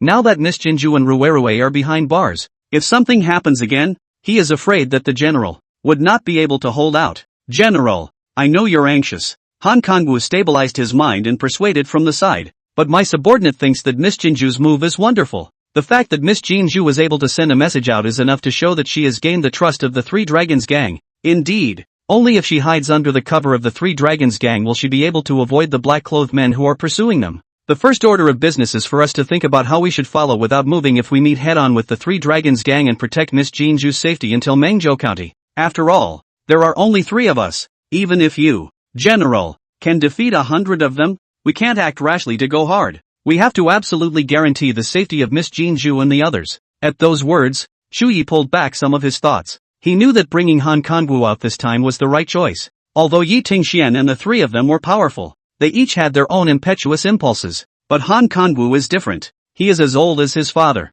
He is the most calm and delicate one. And at critical moments, he is always able to appease the people in just the right way. You're right. After a while, Shuyi opened his mouth, and his eyes gradually became clear. Don't worry, I already have an idea in my heart. The Three Dragons gang. There was a rat infestation 2 nights in a row, and no one could sleep. Big Dongji simply started interrogating Fong Jinju overnight. He had already confirmed Fong Jinju's identity, and it turned out to be really the first daughter of the Xiangfu. But identification is not enough. Why is the first daughter of the minister's house on the run for her life? As long as there was the slightest doubt in Fong Jinju's words, he would kill all 3 of their siblings. Chapter 119, Shuyi they can't go to Mangzhou County. In the face of sharp cross-examination, Fong Jinju did not panic at all. She'd thought of the wording a long time ago. To tell the truth, the treasures hidden in the mountains of Mangzhou County are all the people's fat and wealth that my father has raided over the years, she said with a gloomy face. Those people who are chasing me are also people sent by my father because I accidentally overheard the housekeeper's report to my father and knew the location where he was harboring his belongings. So he wanted to kill and exterminate them. When these words were spoken, the 3 heads of state looked at each other with complex and unbelievable expressions. The second leader immediately opened his mouth to question. You are his first daughter, even if you know the location of the harboring property. So what? We're all family, all glory and all loss. Can you still break your own family's sky and jeopardize your own family's interests? The argument that he would at best caution but not kill you is completely untenable. Fong Jinju's face rippled with a touch of self-deprecation. A family? Didn't you go deeper when you sent your men to poke around? It has been said before that I am but the child of a chaff wife when he was not prosperous, and that he had previously taken a dislike to me, and felt only that I was a disgrace to him. Since the renewal of the marriage, I, his daughter, am even worse than a servant girl in his eyes, and this time I eavesdropped on the secret, only to give him a crowning reason for eradicating me as a disgrace. Also, the only reason I happened to hear his secret was because I was set up by my stepmother. Saying that, she shook her head with a bitter smile. I escaped from 9 deaths, but my father's forces are all over Tangwu, so where can I escape to? Fong Jinju looked one by one at the several pawnbrokers, hope and vitality flickering on her face. But my father should not have thought in any way that I would take the initiative to throw myself into the robber's nest. And for me, the Three Dragons gang is instead much safer than outside. The wariness and insight under the eyes of the big boss dispersed slightly, but his tone was sharp as usual, wanting to use my Three Dragons gang to avoid trouble. You're quite bold. I'm just trying to survive. Is that wrong? Fong Jinju's tone was permeated with a hint of sadness and helplessness. Even living one more day is good. I also acted in this manner because I dared to do so because I knew that this matter would be of monstrous benefit to the Three Dragons gang. Her eyes dimmed a bit. However, I know that with the power of the Three Dragons gang, there is no way to compete with my father, the king of a country, which is why I thought of concealing the origin of the property. I thought, as long as you don't know the truth, how you will also fight. I can also take the opportunity to talk to a few leaders of the conditions, so that the Three Dragons gang to take in our sister and brother 3, give us a hiding place. But the great master's eyes are as discerning as a torch and his heart is as fine as a hair. But let me have nothing to hide. Now that you know the truth, the deal is off. So kill or be killed, as you wish. After finishing in one breath, Fong Jinju actually looked relieved and laughed. It would be great if before we die, Big Boss can let us 3 siblings have a good meal. Seeing the openness around her body that looked down on life and death, the bottom of the Big Boss's eyes condensed with a touch of otherworldliness. Although the heart has already believed 8 or 9 points, the mouth is doing the last test. Since you know that it is difficult to escape death, death in the hands of their own father is not good? Why did you choose to die in our robber's den? What is this saying? Fong Jinju paced loosely. Kissing father? From the moment he tried to kill me, he wasn't my father. In my eyes, he's even worse than you guys. At least with you guys, I have the possibility of negotiating for my life. But with him, I only have a way to die. The one who can give me and my 2 brothers a way out. That's the one who's going to make me a new parent. All the rules and regulations of this world are worthless in the face of life. There was nothing that could be said or done that could not be done if only these wicked men could be coaxed through. If only they could keep themselves and their 2 children safe and sound. Ha ha ha ha ha. The big dog suddenly burst out laughing. Knowing the times, you've interpreted this saying to the fullest. Right on my temper. Elder 2. You go and make preparations at once. Tomorrow we'll set sail for Mangzhou. Not only were the 2 pawns shocked on the spot, Fang Jinju was also incredulous. You really dare to fight against my father? The Grand Master jumped down from his high position. Do you really think that this is the only force in my 3 dragons gang? Nearly half of the robbers and bandits in this Tangwu will have to listen to my 3 dragons gang. You also said that your father would never have guessed that you would have the guts to make a deal with us. The 3 dragons gang. And how could he have guessed that we were going after his belongings this time? Wait until we get to Mengzhou, then rob him by surprise. These belongings are he deceived the court convergence. Even if he was robbed, he can only beat down the teeth and swallow blood. Otherwise the rich can rival the country. The emperor's son knows. I'm afraid that he thought he wanted to hoard wealth to raise troops to rebel, and will not let him sit in peace on the throne? Just hide in the carriage and point out the way at ease. Otherwise, don't worry about it. As he spoke, he had already walked in front of Fang Jinju's eyes. Lao San, you help Lao Heir to make preparations. Just leave some manpower in the fortress to look after the house. The rest of you will all go with us to Mengzhou. A short body that could barely contain the monstrous ambition and greed. Fang Jinju was staggered in her mind. The words short and sharp, short people with a lot of wisdom, materialized in the villain in front of him. It's just a shame it wasn't used in the right way, to avoid another rat infestation at night. It was still dark when the people in the cottage began to lay rat poison, and it's down to blood. It's all mixed in with the grain. Even people can't get enough to eat in this world, let alone, if nothing goes wrong, the 3 dragons gang will be a field of rat corpses tomorrow. But where did they think? The rats of the 3 dragons gang eat better than they do. They could only eat coarse grains, but the rats were already eating fine rice. Plus, Fang Jinju had instructions that the rats wouldn't even look at the grain on the ground that was laced with poison. This night, the rats turned out to be a few times more numerous than the previous 2 days, as if all the rats from the hills around the 3 dragons gang had come, and all of them are so vicious that they chase and bite people when they see them. Aha, so many rats. Fang Jinju pulled the 2 little ones out of the room and rushed out. They were followed by a large group of rats. The bandits guarding the gate were hung up with rats and were too self-inflicted to care about her. Don't let her get away. The 3rd leader saw them run out and rushed over. It was like he was wearing a writhing ratskin coat, and he was already covered in bites that were not life-threatening, but couldn't hold the pain too intensely. However, they saw the 3 Fang Jinju fleeing directly into the house of the big boss, without the slightest intention of escaping. Big boss, think of something. While pulling the 2 little ones to scurry around the house to avoid the rats, Fang Jinju shouted at Big Dongjia, "This is very disturbing. We can't sleep at all. How can we drive tomorrow? Might as well go down and sleep in the wild in peace." The big dog, despite his nimble form, was not up to the task. Upon hearing this, his eyes flashed and he immediately made a decision. Lao San, order everyone to follow me down the mountain. Elder 2, explain to those who stay in the fortress, no matter what method they use, kill all the rats in this hilltop for me, and if I come back from Mengzhou County or the scene, let them thank me with their heads. Although the reason for the rats' disturbance was unknown, but with the huge fortune at hand, he didn't have the heart to look deeper into these. The little woman was right. In any case, we will be leaving tomorrow, so it would be better to go straight down the mountain for the night tonight. Soon, the 3rd leader took Fang Jinju, and more than 200 robbers down the mountain in a hurry. As soon as they had left, the women who had been captured earlier ran screaming out of the various rooms, each one covered in rats. Everyone has a pack of rats chasing after them. Strangely enough, these rats seem to have been trained to surround and block them, but they were actually trying to drive them towards the outside of the fortress. The women were so tormented by the robbers that they didn't dare to escape from the fortress even in this situation. But as soon as he turned around, the rats pounced with ferocity and ferocity. In order to stay alive, they could only grit their teeth and run towards the outside of the fortress. It was a good thing that most of the bandits had gone down the mountain, and the ones guarding the gate were too chased and chewed on by the rats to care about them. One after another, a group of women fled the fortress. In their panic, they didn't even realize that the rats on them weren't actually nibbling on them. Only after they had fled a long way did they realize that none of the rats on their bodies had disappeared at some point. The one-eyed woman escaped as well. She ran lifelessly down the hill, falling many times and getting bloody marks on her body from thorns and stones. But she didn't feel any pain at all, and hated that she couldn't fly away with her wings. I'm just afraid that this hard-won freedom of life is just a dream.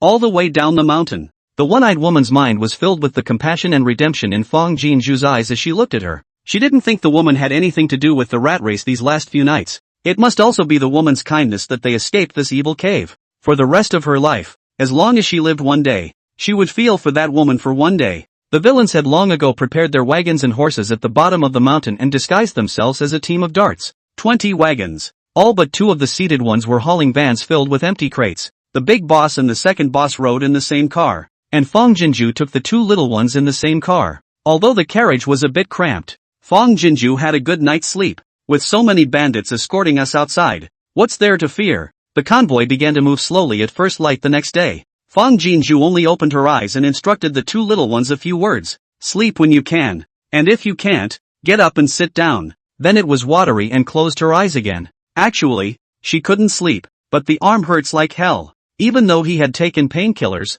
it was harder to sit than to lie down, harder to be awake than to close his eyes, and it was even harder to see the worried eyes of the 2 little ones. It would be slightly better to close your eyes and pretend to be asleep. Her eyes were closed, but her mind didn't stop spinning. Shu Yi should have already received the letter. At this moment should also be folded back to the northern Liao, to prepare for the rescue of their matters. However, Mengzhou County has been designated by the court as a borderland, and its military strength should not be underestimated. Shu Yi's men and horses want to save people under the eyes of Mengzhou County. I'm afraid it's just not easy. One slip up, and there may well be no return. Think about it. Fong Jinju's heart flinched. No way. Shu Yi and the others can't go to Manju County. They still had to save themselves, and when they blended out of the city, it would be most appropriate to let Shu Yi come to meet them. Just thought of it. There was an eagle's cry just outside. Chapter 120, It's best if you and Rue can live. Fong Jinju hurriedly opened her eyes. Shu Yi rode back, but the wagons were guarded on both sides by bandits, and the eagle's letter could not be delivered. It hasn't been long since I left, and it's not reasonable to say that I need to get out of the car for convenience at this moment. Just have to hold back for a while. Luckily, the eagle friend was a smart one, and kept following the caravan without slowing down, letting out a caw at intervals. It was about half an hour's walk again. Fong Jinju saw through the curtain slit that she was passing through a woodland and hurriedly nodded towards the 2 little ones. Rue immediately understood and said in a loud voice, Sister, Rue, want to poop stink? Sister, I want to be convenient too. Starbuck followed closely in agreement. Sister, Rue is going to poop her pants. Sister, I've been holding it in for so long.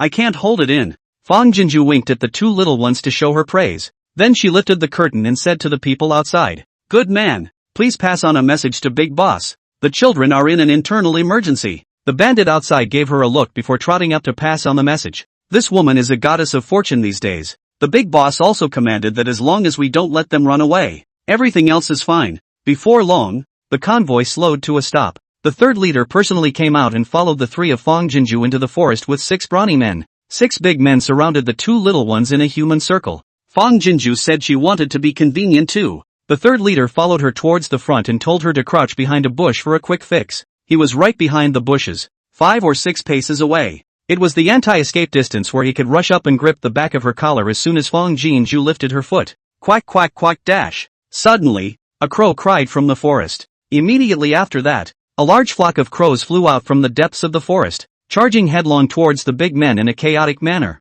The 3rd leader hurriedly drew his sword and waved it in defense. At the same time, Fong Jinju made a beckon. An eagle friend landed beside her without moving. Fong Jinju quickly removed the letter on its foot, and then tied the letter that had been prepared in advance. Rue's eyes flashed. A few white-feathered chickens suddenly appeared deep in the forest, leaping and jumping in surprise. Eagle friend's round eyes lit up and he hurriedly flew to the top of the tree to wait. Rue, Starbuck, ready yet? Fong Jinju got up in shock and panicked as she looked openly in the direction of the 2 little ones. Well, let's just get back to the carriage. It's weirdly scary here. Rue crunched. Rue hasn't finished pulling. Sister is not afraid. There is Uncle Robber Na. Bandits. Everyone calls them robbers. They got used to it a long time ago and are proud of it. But when these 2 words come out of this doll's mouth, how can they make people feel so bad? Back to the wagon. After walking another block, Fong Jinju dared to take the letter out from the bottom of her shoe. Jinju, by the time you receive the letter, we should have already traveled to Xiangzhou County. On the other hand, I've already arranged for manpower to fold back to northern Liao and sneak into Mengzhou in advance. I know you're smart and brave, but making a deal with bandits is like asking a tiger for its skin, and I'm very worried, but the whip can't reach. Now everything can only rely on your own strength to support. Therefore, if you have no choice, remember to put your life first. And don't be bound by worldly morals and act with determination. It's best if you and Rue can live. The corners of Fang Jinzhu's lips lifted in a gratified arc and let Rue receive the letter to the farm. Although Chuyi said it extremely vaguely, she understood it in seconds. When a woman falls into the hands of a robber, she may not be able to preserve her chastity even if she kills herself. Not to mention ancient times, even in modern times, being raped by an outlaw. It is difficult for a woman who has been raped by an outlaw to escape the eyes of the world. Women who are strong in nature or fearful of being judged will choose to die to preserve their chastity.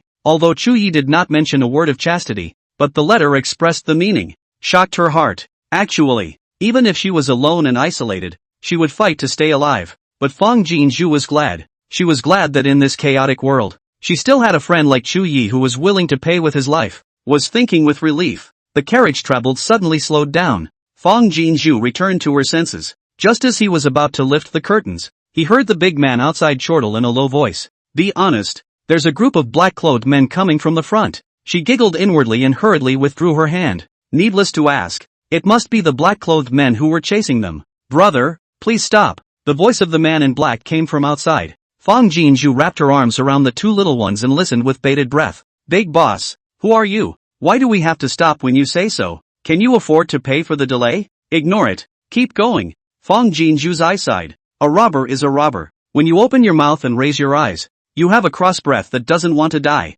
The average person would have hoofed it and avoided it when they saw this scene. But those men in black were no ordinary people. Swish, swish, swish. The man in black immediately unsheathed his sword and rigidly stopped their path. This brother does not look like a dart walker, but rather a robber and bandit. But whoever it is will have to cooperate in front of us. Say, have you seen a woman in her early 17 or 18 years with two boys? And who's sitting in that wagon back there? Lift the curtain so we can see. Fang Jinzhu's heart hung in the air. These men in black were even more brutal than robbers. It was she who thought too simply, thinking that by hiding amongst a group of robbers, he would be able to avoid the ears of these men in black. I didn't expect these men in black to be so unforgiving. This is a vow not to stop until we catch Star Treasure. Fang Jinzhu was more and more certain that the master of the man in black was definitely going to use Star Treasure to do something shockingly sinister. As her mind was tense, she heard a cold grunt from the Grandmaster outside. The 200 bandits also drew their swords in unison. Even if the Emperor comes, he'll have to shrink and talk in front of me. District Yellowmouth Child dared to question the old man.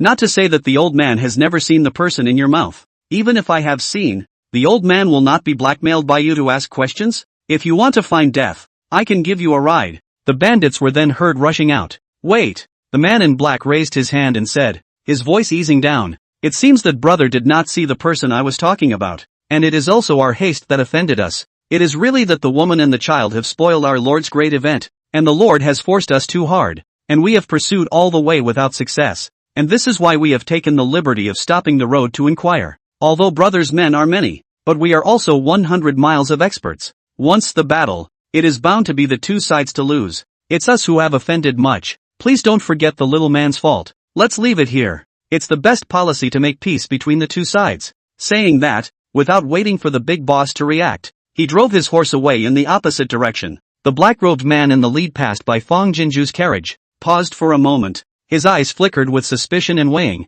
and finally steered his horse away. The bandits rushed to the back as an afterthought, cursing and grunting at the distant men in black for a good long while. Obviously, the sword is tense and ready to go, but also in a moment of uncertainty to lay down. Between this tugging and pulling, Fang Jinzhu's heart almost didn't pop out. The man in black was erratic in his words and actions. She was truly afraid that he would just stab his sword through the car window. It's shallow thinking though. Still, Fang Jinzhu was glad for her desperate choice. Even if they fought just now, it would still be a toss-up between the two gangs of villains, and it would be a good thing for them to reap the benefits. After the man in black left, the latter part of the trip was a smooth ride. Rested once in the middle of the day to replenish supplies for dinner. Then in one breath it crossed over into the county of Ordnance. The next county is Xiangzhou County. Spend the night en route. Fang Jinzhu received another letter back from Chuyi and sent Chuyi a letter back as well. Chuyi and the others had already changed horses from Xiangzhou County and left the city. Counting the distance, they should only be about 50 miles away from Xiangzhou County. In other words, there was less than an hour's journey between them and Chuyi. Thinking of this, Fang Jinzhu was excited and nervous in her heart. Excited, although she knew what Chuyi looked like. All she had seen before was the cyborg in the video. But now, she could finally see the Northern Liao war god, her friend from over 2,000 years ago. For real, It feels no less anticipatory and exciting than an internet buddy face-off. A little more nervous in comparison. Chuye's group only had 3 people, and even if they rushed here, there was no way to fight against these bandits. Naturally, there was no way to avoid the robbers' ears and tail to protect each other. Chuye's letter did say a method, but she felt that method was really risky to the extreme. But he was firm in his words and thought he would not waver. We'll just have to improvise when the time comes. If Chuye's method worked, having this group of bandits as meat shields to escort them back to northern Liao would naturally be the optimal solution. But if it doesn't work, the big deal is to let all these robbers be buried in the belly of the beast. If they encountered the men in black again, even if they had a method to deal with their beast friends, with Chuye there and those pseudo-thermal weapons in the farm, it would be a little more troublesome at best, with a little more commotion, but it wouldn't be life-threatening in any way. Fang Jinju wrapped her arms around Xingbao Roy and droned up like a mosquito. How can you beat the kids when you want to be foolproof? Chuye, don't worry, I'm fine, more than just my life. Roy and Xingbao are also very good. This afternoon we really met the men in black face to face. If we didn't have these bandit meat shields to maneuver around them, I'm afraid we would have fallen into the hands of the men in black. We have passed through the county of Azhou and have traveled another 30 miles. Do the math. Between us, there's less than an hour's distance. I'm excited and nervous. I hope everything goes well for us next. After reading the letter, Chuye's eyes loosened a large section, tightly hanging all the way to the heart, finally fell down half. Keep going. Don't stop. Chapter 121 is expected of the Northern Liao god of war. What a strong body. Into the night. It was about the beginning of the hour of the Ohio. It's the sleepy point in time, but Fang Jinju didn't feel like sleeping at all. The 2 little ones also kept their eyes open, silent and locked with the roof of the wagon. Daylight has already slept all the way. Coupled with the party has a small mouse to report. Chuye, they will soon be almost to this woodland. Fang Jinju surface although calm. In fact, the heart is no less than the tide of the Qiantang River. Excitement, nervousness, exchanged rushes came rushing in. What man? Suddenly, a man outside shouted warily. Fang Jinju's eyes lit up and then tightened, holding her breath. Then I heard someone enter the forest. Brother, we are people in a hurry. Just now we passed through this place. We saw quite a few fires in the forest, thinking that we had encountered a merchant caravan, so we ventured in to ask for a drink of water. Fang Jinju's heart thumped. It was Chuye's voice. Rui's big eyes snapped round and he covered his little mouth. Uncle Junior! It's Uncle Junior! At the moment of hearing this voice, the little man's heart felt like it was instantly held in the palm of a strong hand. Solid. Roll on. The bandit man waved his hand impatiently. There is no extra water here to succor you. Get out. Chuye took a step backward, not moving, and glanced at the 2 carriages behind the Han. The good man is not to be blamed. It is we who have disturbed him. After saying that, he turned around and was about to leave, but then he suddenly paused and turned back. Dare I ask you, do you know how far away the 3 Dragons gang is from here? Upon hearing this, a flash of wariness flashed under the robber man's eyes. The 3 Dragons gang is a den of robbers and bandits. What are you looking for it for? Not far behind him in the carriage, the big pawn reached out and lifted the curtains of the carriage. Insightful and suspicious eyes fell on Chuye's face. The campfire glowed. Although Chuye's hardened face was overlaid with basic manners, he could not hide the untamed and cynical nature of his eyes. This is a private and secretive matter. Forgive me for not being able to speak frankly with the good man in detail. If the good man knows the direction, please also guide 1 or 2. If you do not want to say, write as if I did not ask. With that, he turned around. This time, go with determination. Wait. The big dog made a sound. From the moment Chuye spoke, Fang Jinju's heart was hanging in the air. Chuye did not go into detail with her about his planned intentions. Hearing such a battle at this moment really made her a little frightened. She held Starbuck's hand tightly. As soon as Chuye is in danger, immediately ask Star Treasure to find a beast friend to help. The moment the big boss opened his mouth, the bandit Hanyu subconsciously put a hand on Chuye's shoulder, trying to stop him from leaving. A flash of sternness flashed under Chuye's eyes, and he backhanded the robber Hanyu's hand, elbowing a backstrike. The bandit man let out a muffled grunt of pain, and before he could react, he was thrown out of the room, hitting a tree trunk hard and landing heavily on the ground, unable to climb up. Seeing this, the 3rd boss immediately rushed up with the others and surrounded the Chuye trio to death. Chuye Han Kongwu and Chu Jejunjiang Dali formed a triangle of defense back to back, looking warily at a group of bandits. The 3rd leader drew the large sword in his hand and said viciously, "Dare to touch our people.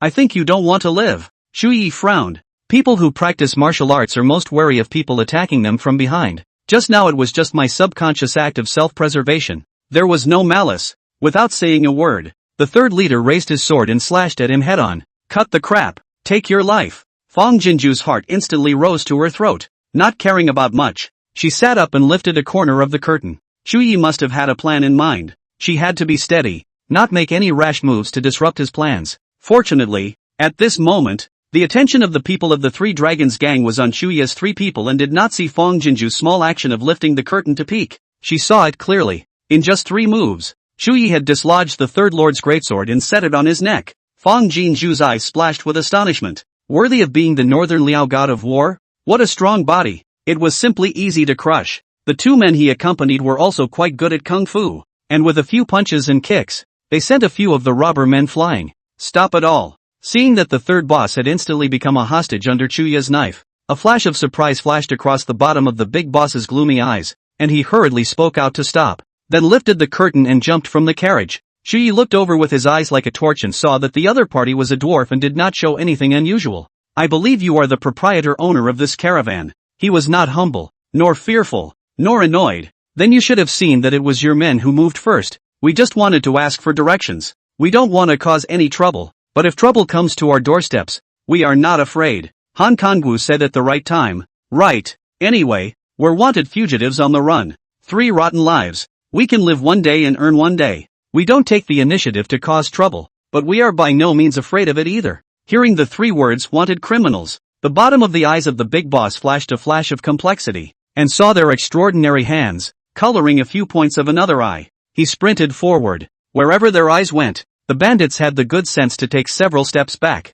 Seeing this, the large sword in Chu Yi's hand loosened a few points. The men under my hand are of a rough nature, and act in such a way as to protect my well-being. Big Dongjia stepped forward, and Chu Yi stopped his steps a zhang apart. The bottom of his eyes eased a lot. A few heroes are not to blame, said his eyes sternly glaring at the third pawn. How many times have I said, do not be reckless when things go wrong, but it is just a few asking for directions. Why make a big deal out of it? The third leader drooped his head and sullenly said, Big brother, I know I'm wrong. At those words, Chu Yi immediately withdrew his knife, dropped it on the ground, and loosened his grip. Seeing this scene, Fong Jinju hurriedly took a few breaths, and her grip on Xing Bao's hand loosened a bit. Starbuck's little hand hurt a little from the squeeze, but the corners of his mouth were raised high, and he looked at his sister with eyes full of adoration and attachment. Sister's hands, a little cold, but Starbuck felt so warm. Chu Yi clasped his fists towards the big boss, and said with a calm face, It is still the proprietor who is forgiving. Since this is a misunderstanding, we will not disturb you. With that, he greeted Han Kangwu and the 2 of them as they once again prepared to leave. The great proprietor cried out sharply, Stay back, hero! Chu Yi turned around, his face puzzled and a little wary. I wonder what a few heroes intend to do by seeking out the Three Dragons gang. The big head of the back of the hand, eyes more than a few points of friendly. Truthfully, we are dart walkers. This along the road are the forces of the Three Dragons gang. Want to dart smoothly. That is year after year to pay tribute to the Three Dragons gang. I know the big head of the Three Dragons gang, but if you want me to give you directions, then I must ask you where you come from. In case you have bad intentions, then am I not asking for trouble? Hearing, Chu Yi frowned and contemplated for a while, and at the end of the step forward, cupped his fist and said, The proprietor has the intention to help. If I am again evasive and twisted, but it seems that we are really scheming. The 3 of us were originally Mengzhou County, just a few months in office, previously ordered by the governor to go to the villages to collect taxes and grain, to see the people do not have enough to eat, hungry and thin as a skeleton, and even the old man and child died of starvation on the spot, so they lied to report the harvest, and privately undercollected the people's food by 20%. Said here, Chu Yi face diffuse a layer of grievance pain color, but do not want to. A line of people on duty in the eyes of the governor, will be our words and deeds, informed the governor. The governor obviously can directly dispose of us, but preferred to take us to the village and the people confrontation. The people have even identified us as the ones who have misappropriated the 20% of grain, and warned them not to divulge half of it. Chu Yi lost his smile. The Taisho's move is to let us recognize reality, but also to warn his men that to be intolerant of others is to be cruel to oneself. In this world, if you have good intentions, you are indeed seeking your own death with the tip of your sword turned inward. After listening to his words, the big head of the heart immediately understand 8 or 9 points. So, although you have been the guardian woke up, but the guardian cannot tolerate disloyal people. To take you to make an example of the chicken, you are not willing, so you escaped? Chu Ye's eyes were slightly surprised as he nodded and said, The proprietor's discerning eyes are exactly that. We don't want to be the ghosts of wrongful death. So naturally we want to escape, said, his eyes austere. So this trip, we are determined to join the Three Dragons gang, no longer subject to the moral constraints of this world, and only seek to live their own wanton pleasure on it. Oh, the big head of the face of joy, laughed. Previously you are for the court as an official, wearing an official skin, where to go that can be bright and shiny, let a person in awe. But if you become a robber and bandit, you have to stain your hands with blood, disregarding any praise of justice in this world. Not only will you be poked and prodded for the rest of your life, even if you go down there, you won't be able to face your ancestors, and you might go to the 18 layers of hell. And this, you are willing? When Shuyi didn't make a sound, Han Kangwu said indignantly, so what if you work for the court? It's the same as doing evil in an official skin. If you ask me, those officials at the imperial court are more shameful than robbers and bandits, since all are inevitably evil. I'd rather be a robber and a bandit and do evil openly. Only after the words were spoken did Fang Jinju's heart fall completely. She knew it. Shuyi is best at military layout. First, the intention was thrown out in a single sentence in the name of asking for water and inquiring. The people of the Three Dragons gang knew that they were looking for the Three Dragons gang, and were sure to be suspicious. So how could they let them go easily? Then they were caught off guard and hurriedly retracted their intentions, forcing the Three Dragons gang to make the first move, so they could take this opportunity to show off their superior martial arts skills. People who are capable are treated differently wherever they go. This is a hook for the big dog. Whether it was an enemy or a friend, he could not easily let the Chuyi several people leave. Most eloquent of all is their codified rationale for defection. Those outraged words of depreciation and banditry. Definitely something that would make the big dog empathize hard. Ha ha ha. Sure enough, the big dog threw back his face and laughed. At the end, he looked at Chuyi and said, do you guys really want to join the Three Dragons gang? Chuyi revealed an uncertain look, but his tone was firm, never false. I have the audacity to ask for the proprietor's help in making introductions. Chapter 122, How could there be such a beautiful woman in this world? The second leader stepped forward at the right time and laughed. You kid is also lucky to have met the right person by mistake. There's no need for an introduction. The one in front of you is none other than our Three Dragons gang's grandmaster. The big dog stroked his 8-handed beard and looked at the dumbfounded Chuyi trio in a receptive manner. The sea of people is vast. But God has led you to me, and it is fate. He looked at Chuyi with eyes full of appreciation. You want to join my Three Dragons gang, and my Three Dragons gang is also lacking in talent, so it can be said that it's a perfect match. When Yen, Han Kangwu pushed Chuyi. Chuyi hurriedly stepped forward, cupped his fist and knelt on one knee to plead. So it's the big pawn. It's us who have eyes but no pearls. Offense. Han Kangwu and Zhang Dali followed suit and knelt down. Instead, the two looked at the ground with resignation in their eyes and silently cursed. Take a knee from the general and wait for your life to be cut short for 20 years. When Fang Jinju saw that a godly warrior such as Chuyi was not willing to bend the knee to a midget villain for their sake, she could not help but clench her hands and fists. Hiss. But she forgot that her left hand was injured, and when she clenched her fist, it pulled the wound, and it hurt so much that she let out a breath of cold air. Chuyi's eyes stared, subconsciously raising his head to look over. He was keenly aware that Jinju was injured. Thank you for your appreciation, Big Boss. Afterglow saw Big Boss' face showing suspicion. Chuyi did not move to withdraw his eyes, earnestly looking at the past. We brothers three, willing to serve Big Boss liver and brain. Han Kangwu and Zhang Dali followed suit. I'm willing to lay down my life for Big Boss. The misgivings under the eyes of the Big Boss dispersed and laughed. Good. From today onwards, you are the people of my Three Dragons gang. As long as you are loyal, with the skills of a few of you, you will soon be able to rise to prominence in my Three Dragons gang and be reused. Chuyi lowered his eyes and hid the murderous intent under his eyes. We will definitely be loyal to Big Boss. There. The Grand Master looked behind him and commanded, go fetch water for these three new brothers. Immediately a robber fetched the cowhide jug.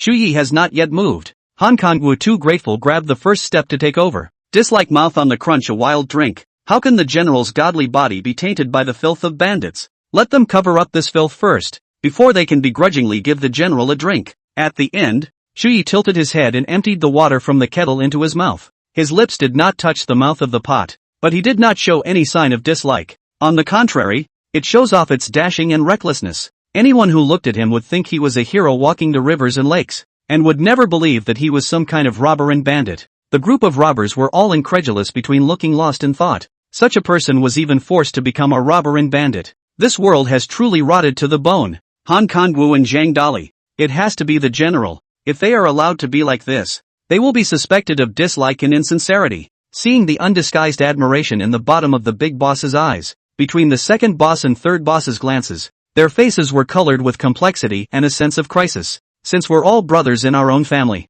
I might as well tell you. The big boss laughed. This trip, we are going to go to Mangzhou County to do a big job. You guys are blessed. As soon as you join the gang, you have a chance to make a difference. As he said that, he greeted Chu Yi and the three of them as they walked towards the fire. Come on, all come over and sit and talk. The three of Chu Yi obediently sat down by the fire. On the backside of the fire was Fang Jinju's carriage for the three of them. Chu Yi did not move and chose to sit in a position where he could see the curtains of the carriage. He saw that the curtains were lifted at one corner. Although he couldn't see anything, he knew that Jinju was looking at him. A much more solid heart was accompanied by a dense ache. Jinju, where is she hurt? Is it badly hurt? The robbers must not have been able to heal her. She must have been in a lot of pain and suffering, right? But in her letter, she actually said that everything was fine with her and Rue obviously didn't want him to worry. Tell us what all three of your names are. Big Boss's words brought Chu Yi back to his senses and hurriedly withdrew his eyes and respectfully said, reporting to Big Boss,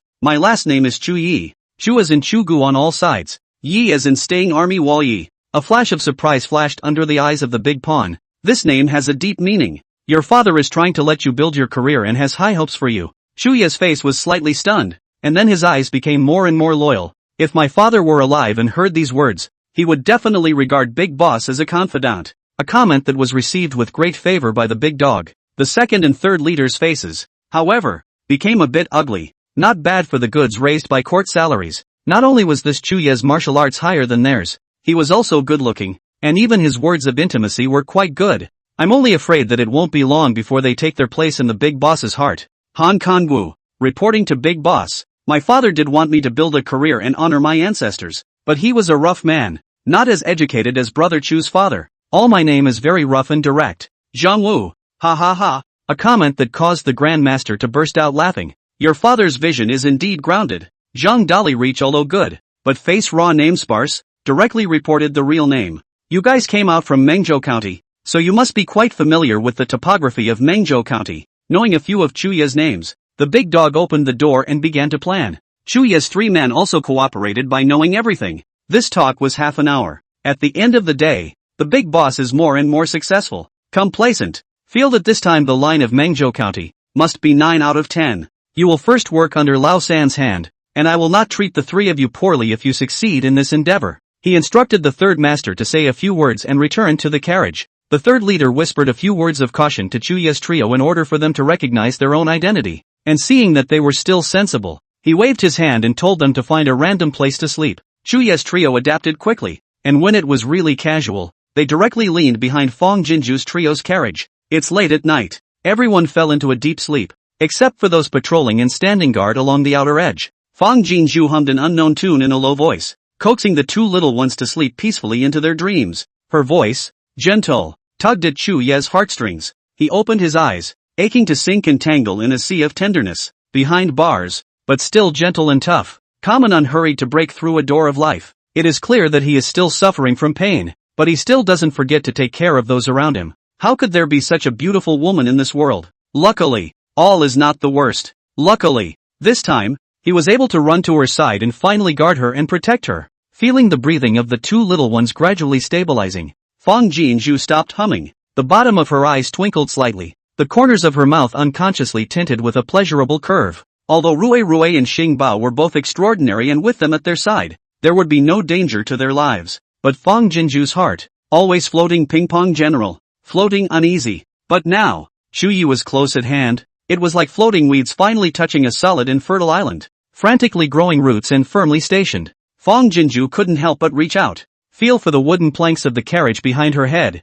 and knock twice. Chu Yi, extremely light, just like a falling leaf, falling into the lake of the quiet night, only a slight invisible ripple. However, it knocked clearly and incomparably in the bottom of Chu Yi's heart. The deep eyes that blended with the dark night were instantly as bright as the glorious moon. He scanned the room without moving, then reached over and gently knocked back twice. Jinju, in the carriage. Fang Jinshu's lips blossomed and her eyebrows arched. She reached out and knocked rhythmically a few times. Chu Yi, it's good to see you. Chu Yi's ears twitched slightly, not missing a beat by mistake, and the corners of his mouth unconsciously raised in an arc. After a few moments of contemplation, he also had the law to knock back. Jinju, I'm late. I've made you suffer. Fang Jinju pursed her lips, and while guessing what Chu Yi would say, she took care of herself and knocked back the output. When we fought just now, my heart jumped up in the air, you know? That's a desperate idea. 2. Because it was so long, the kowtow was so disorganized at the end that I didn't even know how many times I had kowtowed.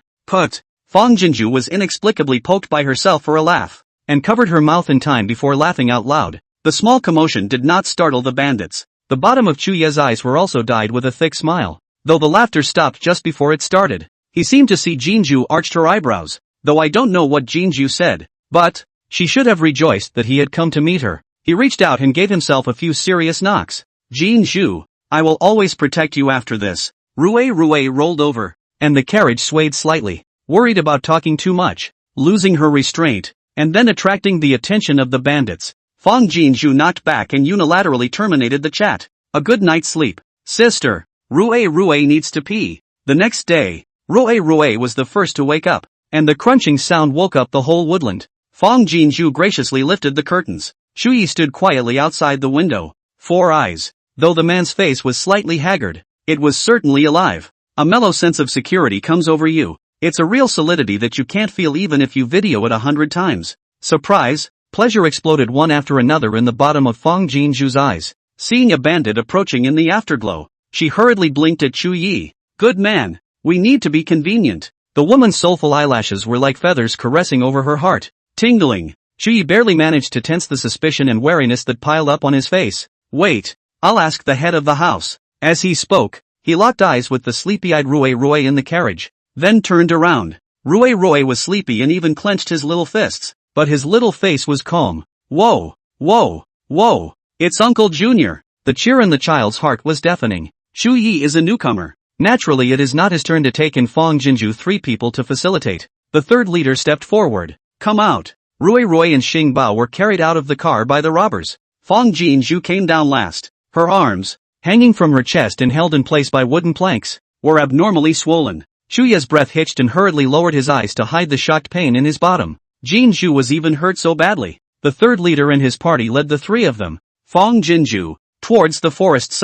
Rue had just taken off his pants and squatted down when a huge movement suddenly came from the depths of the forest. Chapter 123, Chu Yi, please, don't be okay. The ground shook slightly, the thorn bushes moved, and the beast's shadow leapt and bounded towards it. The birds were even more alarmingly flushed among the high branching clumps in the treetops. For a while, the beasts and birds cried, all with the implication of panic. Everyone looked over warily. Fang Jinju was surprised in her heart and hurriedly looked at Xing Bao. A civet cat pounced and knocked Star Treasure to the ground. Star Treasure! With a startled heart, she rushed to pounce and shielded the 2 little ones in her arms. Sister! Xing Bao took the opportunity to attach to her ear. I'm fine. That friend just now said that the Earth Dragon will turn over soon. Sister! What is the Earth Dragon turning over? Why are all these friends so scared? The Earth Dragon turned over? Fang Jinju's almond eyes snapped wide. It's going to be an earthquake. What happened? I don't know. Big boss. All these beasts seem to be fleeing towards the outside of the forest.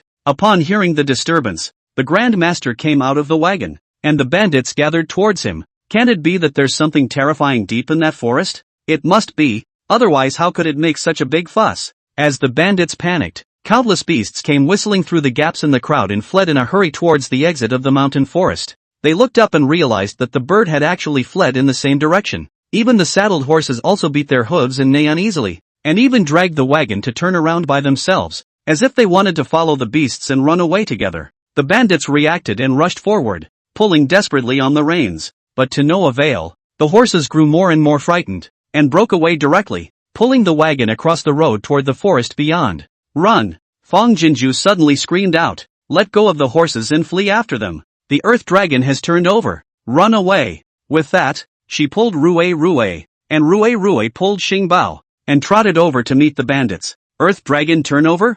No wonder the beasts are stirring. This is a natural disaster coming. At that, the bandits panicked. If it really was an Earth Dragon turning over, it would be a natural disaster and none of them would survive. Dangjia shouted sternly toward Fang Jinju, who ran over and asked, how did you know? Oops dash. As he was talking, Xing Bao tripped over a branch and fell, taking Rue down with him. Chu Yi had long since arrived in front of them without moving, and once he reached out, He scooped up the two little ones and clamped them under his armpits. Leave it. These two cubs I will hold and go. The big boss is asking questions. You hurry up and answer back. His voice was sharp and stern, but he did not move and gave Fong Jinju a wink. Fong Jinju immediately understood. Then I'll trouble the good man. Then hurriedly and quickly stepped forward. Big boss, my father is the prime minister, and has a great relationship with the heavenly superintendent of the palace, so I naturally know some individual knowledge of astronomy and geography. Birds and beasts pouring out, either a volcano erupting or an earth dragon turning over. This territory is already mountainous and treacherous. It must be an earth dragon turning over without a doubt. Big boss, it's too late to explain. I can guarantee with my life that the earth dragon is about to turn over, and it's coming within these dozens of breaths. Everyone flee. Follow the beasts and birds to escape. You can't escape this mountain forest before the earth dragon turns over. You'll die for sure. At the word, the big pawn's face suddenly changed. Even if he didn't believe in Fong Jinju's words, but saw the birds and beasts panicked at the vastness of the phenomenon, he guessed in his own heart. Run! Escape from this woodland first. As he spoke, the big dog had already taken the lead and rushed out, pulling out his dagger as quickly as he could to isolate the reins on his horse, climbed on his horse's back and fled. Seeing this, the big boss and the three bosses, along with some of the bandit leaders, followed suit, scrambling up to seize the horses and flee. The robbers who hadn't grabbed the horses also ran wildly towards the outside of the woodland. Hey, you guys wait for us, big boss, don't leave us behind.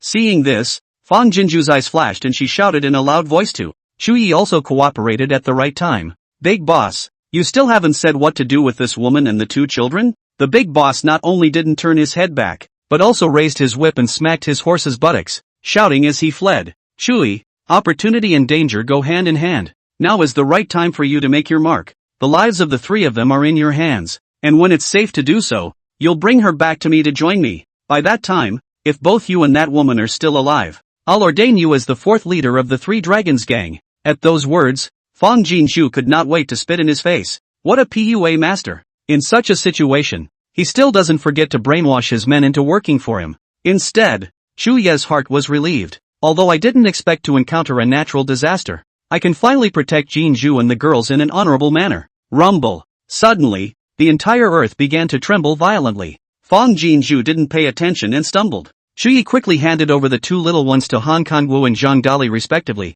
flew over, and reached out to firmly catch Fong Jinju. Jinju, don't be afraid. Fong Jinju fell into Chu Ye's arms unawares. Let the ground shake. This moment but suddenly feel at ease. She nodded and hurriedly steadied herself. We need to get out of here. Old Han, Dali, you hurry and take the children to escape first, towards the left. Faster out of the forest than going straight. And that side is flat. Better to avoid the risk. After Chu Yi quickly instructed, Han Zhang and the two men fled without saying a word. Holding the child in the direction he said Yen Fei. It was only then that he looked at Fong Jinju with a slight twinkle in his eyes. Jinju, please forgive my rudeness. Fong Jinju was slightly stunned with uncertainty, and immediately followed by a warm and thick hand wrapped around her waist and into her arms. Steeply close to Chu Ye's body, a strong masculine aura invaded, causing her heart to skip a beat. The man's low, hoarse voice came from his ears. Hold me tight. Fong Jinju's brain dangled slightly, but her arms obediently climbed up and tightly wrapped around Chu Ye's neck. Chu Ye's throat surged, and he concentrated and lifted his energy to leap and jump vertically, chasing after the two Han Zhangs. The wind hunts in your ears. The shadows of the trees flew backward. The earth trembled with a sound like the hissing of a monster. Between the two men's figures sinking and floating, Fong Jinju's heart followed suit, hanging up and down. Perhaps it was the panic of the sudden earthquake, or the fear of heights brought about by light leaps. She subconsciously closed her eyes and buried her head tightly between Chu Ye's neck and nest. The man's neck was warm, and the tendons between his necks pulsed with powerful tension as he worked and lifted his chi. Inexplicably, Fong Jinju's heart settled down little by little. She slowly opened her eyes a crack. The man's tension full of throat knots unexpectedly into the eyes. Fong Jinju apricot eyes slightly trembling. Not polite do not look like closed his eyes tightly again. In just a dozen or so breaths, Chu Yi had already fled 100 feet away with her. Master! Hurry up! Master! Look out! Han Kangwu and Zhang Dali's voices came anxiously. Fong Jinju opened her eyes at the sound. It was seen that they were only about 10 feet away from the open ground outside the forest. The earthquake frequency but also more and more violent. Raw ground torn several chasms abyss. Trees were either lifted up by their roots or plunged into the abyss by direct cross-collision. As he was about to break out of the woodland, a tall tree came crashing down on him. Shu Ye's eyes tightened as he took off his hand and pushed Fang Jinju out. Old Han. Vigorously. Catch Jinju. Watch out for her injured arm. Fang Jinju flew out. The weightlessness that caught her off guard made her heart stop beating for a moment. Almost the moment Shu Yi struck, Han Kangwu and Zhang Dali tacitly clamped the child to their armpits and flew forward, their arms passing under the armpits of Fang Jinju with one left and one right, steadily racking her down to the ground. Shu Yi, however, was unable to dodge and was crushed by a tall tree, falling into the torn chasm together with the tree. General! Han Kangwu and Zhang Dali both uttered miserable voices in unison. Fang Jinju's eyes also instantly condensed. Shu Yi! There was another violent tremor of a landslide. The Hong Yuan that Shu Yi had fallen from was rapidly tearing towards the three of them. Dangerous! Even though Han Kangwu and Zhang Dali's hearts were burning with anxiety, they still escorted the two little ones and Fang Jinju as they leaped to find a safe place to hide. Even the flat land was torn apart by a chasm, making it impossible to avoid. But fortunately, Han Zhang and the two of them are very good at lightness, and there is no danger of being hit by a high object, but they can also narrowly avoid the Hong Yuan. I don't know how long it's been. The earthquake has finally subsided. Mountains crumbled. Forests collapsed. Flat land either jutted out or collapsed. And as far as the eye could see, it was a tragic scene like destroying the sky and the earth. Shu Yi! Fang Jinju's heart was in chaos like the hoofbeats of 10,000 horses running. Please both of you, go save him. Looking at Han Kangwu and Zhang Dali's eyes and faces, they were already wet with tears. Seeing her like this, Han Zhang and the two of them also reddened their eyes. Han Kangwu hurriedly said to Zhang Dali, Dali, go save the general. He has to protect Miss Jinju and Rui here for the general. Zhang Dali leaped out with a whoosh. Sister. Oh, Uncle Junior. It's going to be okay, right? Rui deflated his little mouth, and tear beans fell one after another. Star Treasure also looked terrified, obviously frightened by the sudden calamity. Fang Jinju hurriedly wiped away her tears, reached out and embraced the two lower only into her arms. Don't be afraid. It's all right. Uncle Junior is the most powerful man in the world. He'll be fine. As she said it, she looked over openly, worry in her eyes, tumbling fiercely. Shu Yi, please don't be okay. General. Zhang Dali, who had been searching for a while, suddenly plopped down in front of a chasm, surprised and delighted. General, are you all right? The abyss was so deep that countless large trees were stuck in it horizontally. Luckily, the general had grabbed a tree trunk when he fell, and was now hanging in midair. I'm fine. Do something to pull me up. Shu Ye's voice came into his ears from afar, and Fang Jinju's freshly dried tears sprang out again. Quickly, Rui, fetch a rope out. Rui also wiped her tears hard and hurriedly complied. Then a coil of rope appeared out of nowhere on the floor. This divine metaphysical scene shocked Han Kangwu wide-eyed. This rope. Big brother, it's a long story. Save the people first. As she spoke, Fang Jinju had already shoved the rope into Han Songwu's arms. Hurry! Chapter 124. You said you'd always listen to me. You take yourself off. Han Kangwu returned to his senses and frowned. But if you're, don't worry about us. Fang Jinju interrupted with a decisive shake of her head. Saving the general first is important. Although there might be aftershocks, there was no longer the terrifying power that had destroyed the sky and the earth just now. They were in a far safer position than Shu Yi. Seeing her face firm and resolute, Han Kangwu stopped talking and hurriedly flew away. Fang Jinju stared for an instant at the movements of Han Zhang and the two men pulling the rope, the bottom of her eyes tightening. It took a moment for her heart to settle back into place as Chu Ye's hand raked the ground. Rui excitedly stood up and was just about to shout, when Fang Jinju pulled her hand in time. Rui, hold back, don't make a sound yet. Although there was still quite a distance between here and the direction where the robbers and bandits had fled, the situation was unsettled, so it was better to be cautious. Rui obediently squatted down. Soon, Shu Yi was pulled up. General, your leg. After seeing the situation, Zhang Dali lost his voice and exclaimed. The general's leg had a good-sized cut and was bleeding profusely. Fang Jinju's heart snapped. Shu Yi was the first to look over, and seeing that the three of them were safe and sound, he couldn't help but grin at Fang Jinju. It was so good that he finally protected Jinju for once. Seeing the man smiling away at himself from afar, Fang Jinju only felt her eyes become sore and unbearable, and her throat choked. She got up hastily and, pulling Rui Xingbao, was about to find her way over. Jinju, don't move. Seeing this, Shu Ye's smile fiercely converged. Anxious subconsciously climbed up, but stumbled a bit due to the pain of pulling the wound. You wait in place, we'll come over here. With that, he limped towards Fang Jinju. Seeing this, Han Kangwu and Zhang Dali rushed forward and set him up. Leaping and flying across the Hong Yuan, In just a few breaths, the three of them arrived at the intact flat spot where the three Fong Jinju were. Chuye's pants shirt at his left calf was cut open, and the wound was bloody and shocking. Fong Jinju withdrew her eyes from the wound and looked at Chuyi. Although it was blurry in front of his eyes, he could clearly see the man grinning again. Jinju, you're all safe and sound. That's great, but you're hurt. Fong Jinju waved and hailed his nose murmured. If you don't save me, with your kung fu, you must be able to escape unharmed. The voice was small, but Chuyi heard it clearly. Seeing her shedding tears for herself, her heart turned sour and soft. I couldn't protect you before. If I still can't protect you now, even if I escaped unharmed, what's the point? There was an unknown sentiment burning in the bottom of the man's eyes, searing Fong Jinju's vision and following the trail all the way to his heart. The bottom of her eyes flickered slightly, waving her hand to dry the moisture under her eyes. Thank you, Chuyi, he said and looked at Han Zhang and the two of them. Thank you for risking your lives to save us, 1,000 times. I did not plan for such a calamity. If you had not rushed here, we really would have. Speaking here, Fong Jinju sensed inauspiciousness and sharply changed her words. Fortunately, everyone is fine. It's already the best. There's likely to be aftershocks later. Let's get there first. Then he raised his eyes and swept around, pointing to a large piece of intact flat land not far away. When such a strong earthquake occurred, there was no collapse and tearing there. The structure of the soil underneath must be extraordinary. Even if an aftershock occurs in a while, there will be the safest place in the neighborhood. Chuye's three men nodded, and Han Zhang and the two of them fought back and forth, shifting the group to the land that Fong Jinju had mentioned. Rue, get a bottle of saline and iodine vapors out of the medicine cabinet. The same 2 bottles that your sister gave you last time you bumped the skin on your knee. Okay? As soon as she landed, Fong Jinju said to Rue in succession. Right. There are also stop bleeding treasure, anti-inflammatory medicine, bandages. Rue took the medicines one by one as she described them. Not only Han Zhang, Chuyi was also shocked on the spot. Fong Jinju looked to Han Kangwu. Big brother, please roll up Chuye's pants and bear the wound. Then handed a bottle of saline to Zhang Dali. This little brother, you open it with this and clean the wound.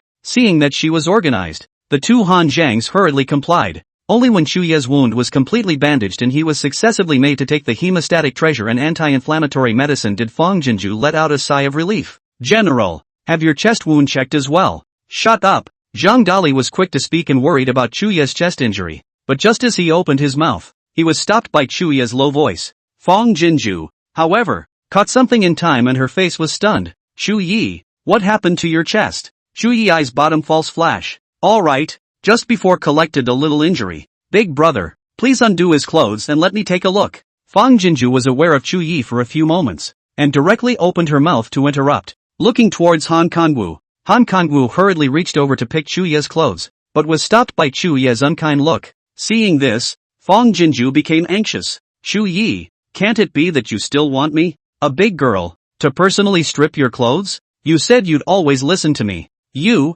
take yourself off. If she hadn't hurt one of her hands, she would have actually done it herself in the face of Chuye's desire for a better life. Han Kangwu and Zhang Dali were stunned and couldn't help but purse their lips and snicker. Chuyi glared at them, his face stiffening as he obediently undid his clothes. A crimson red seeped out of the bandage on his chest, stinging Fong Jinju's eyes. What's going on? Fong Jinju stared nervously at Chuyi and asked suspiciously. When did you get injured? Where did you get hurt? How did you injure your heart? Several questions in a row. Urgent concerns were evident. Chuyi lowered his eyes, reaching out to put his clothes on. It's fine. Just a few days ago accidentally. Big brother, you say it. Fong Jinju looked directly at Han Kangwu.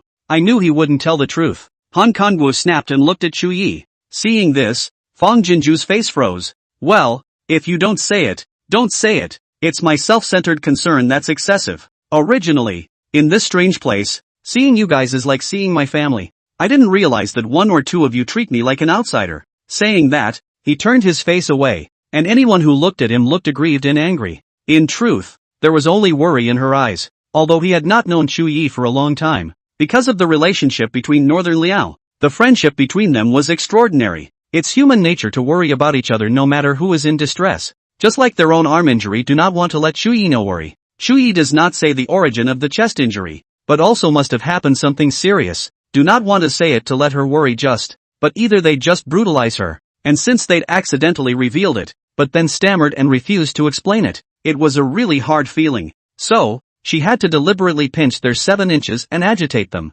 Sure enough, Chu Yi was instantly anxious. Jin Zhu, you are not an outsider. We are your family. Fang Jinzhu didn't move and still gave him a back of the head. Miss Jinzhu, Zhang Dali couldn't bear it and stepped forward. The wound on General's chest was sustained the day Yu and Ruerue disappeared. Only then did Fang Jinzhu turn her face around, her eyes full of shock. Without waiting for her to respond, Zhang Dali continued. At that time, you sent a photo over, followed by how the general couldn't contact you, so he guessed whether you had fallen into the water, and then asked Ruerue to go over to check it out. But as a result, Ruerue also disappeared without a trace, and even the time and space gates suddenly closed. At that time, we were all anxious, but we didn't dare to let Shushu go over there and take the risk again. The general thought of a lot of ways, burning incense and kowtowing, sacrificing his own blood to feed the gods, and was even willing to lose his life for 20 years, just hoping to go through the time and space gate to save you and Ruerue. Speaking of excitement,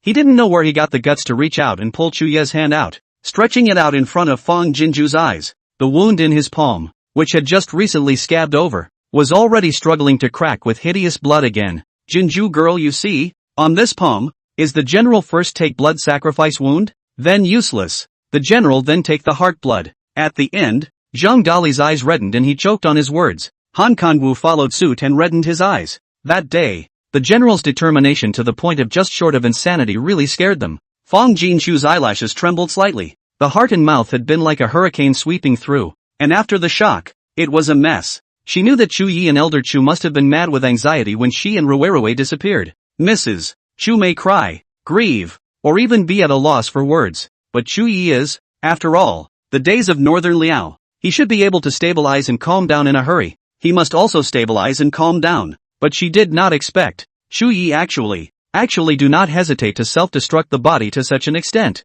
She looked over at Chu Yi, emotions tumbling and shifting under her eyes. Unbelievable, heartbreaking, shocking, moving. Fang Jinju had never felt such complex and entangled emotions in her life. The woman's eyelashes slightly trembling, the bottom of the crystal full of savings, the voice is hoarse out of shape, as if the next instant will cry out. Seeing her like this, Chuya's heart felt like it was being thwarted back and forth by a carpenter's sanding knife. Indescribably hard to say. Jin Zhu, it's not as serious as he said. Chuyi hurriedly grinned at the corner of his mouth. At that time, that kind of situation, can't just sit around and wait for death. That's why I thought of such stupid ways. Now that I think about it, is it possible that doing that at that time played some role? Seeing you and Ruerue well, everything is worth it. The man's face is always majestic and handsome, but every time he faces Fang Jinju, he is unconsciously colored with a helpless simplicity, like a big wolf dog, in the face of prey in danger, is invincible and fearless majestic, but in front of the master, will remove all the defenses, from the inside to the outside of the naive pure piety. Saying that, he subconsciously reached over, wanting to cover the woman's thin shoulders to give some comfort, but then immediately reacted that men and women are not related, and immediately shrunk back. But Fang Jinju pulled her hand. Chapter 125. From now on, wherever you go, I'll follow. Chu Ye's eyes shook. The slightly cool but soft hand, so small that it could only grip 3 of his knuckles, felt like a steady, firm grip on his heart. The woman's pair of eyes, the bottom of the heartache frank to no concealment, was full of tears blinded. One more look will make people fall. His ears pranced through red, lowered his eyes to hide the shocking affection under his eyes, subconsciously trying to pull his hand out. Jin Zhu, I'm fine. However, Fang Jinju tugged at her with a deadly grip. This is still called nothing? And what does it mean to be something? I've worked so hard to help you help Baleo because I want to see all of you well. I can understand you being worried and anxious when Ruerue and I go missing, but you can't use the method of damaging your own body. If you're like this, not only will you scare Shushu, but how hard it will be for old madam to see it in her heart. Han Kangwu and Zhang Dali nodded their heads vigorously in unison. Not only Shushu and the old lady, all of them were terrified. Okay, but who dared to persuade the general at that time with that determined look? See the woman agitated to a slight fork in the voice. Between the eyes, Chu Yi eyes a piece of panic overwhelmed. I was wrong, previously did that. Indeed there are not proper. In fact, at that time, he had no way to think, and he only wanted to find a way to save Jinju to save Ruerue as soon as possible. That's all. But he didn't want Jinju to get angry and think he was reckless. Han Kangwu and Zhang Dali secretly looked at each other. They must have misheard. The general said he was wrong. The general's tone of voice and demeanor when facing Miss Jinju, where there is still half a bit of the divine force of the battlefield, simply The two racked their brains for words and phrases that could describe Chuye's current appearance. Yes, as the story goes, the general, a man of steel, was transformed into a man of tenderness. Looking at Chuye, did not hesitate to admit fault. Fong Jinju eyes Microsoft, full of belly clamor after the fire of fear, in an instant by his share of earnest sincerity extinguished. Well, it's a good thing you're okay, otherwise I really would have become a sinner of Northern Liao. This wound just healed and then broke open again. It has to be bandaged up quickly or it will be more difficult to heal. With that, she let go of her hand and looked over at Han Kangwu and Zhang Dali. I'll trouble you to hurry up and bandage the general up properly. Soft and loose. Chuyi fingertips empty. Heart also suddenly borne some loss. Don't worry, Miss Jinju. Just leave it to us. Miss Jinju, is your arm alright? I see it's swollen. It must hurt a lot, right? Han Kangwu and Zhang Dali divided the work. One bandaging the palm, the other bandaging the chest, and couldn't help but be concerned about Fong Jinju's arm. Fong Jinju smiled and shook her head. The most painful time has passed, now it's just oozing to look at, but it's already much stronger. Chuye's eyes were clenched. The fist of the hand that was still good was slightly clenched. How is this arm injured? If it was the robbers who had hurt Jinju, he would have removed all of their arms and legs as compensation. Before Fong Jinju could say anything, Rui Didi came forward, her little face sighing. Little uncle, sister, fell off the carriage. The bad guy did it with the rope. It hurts.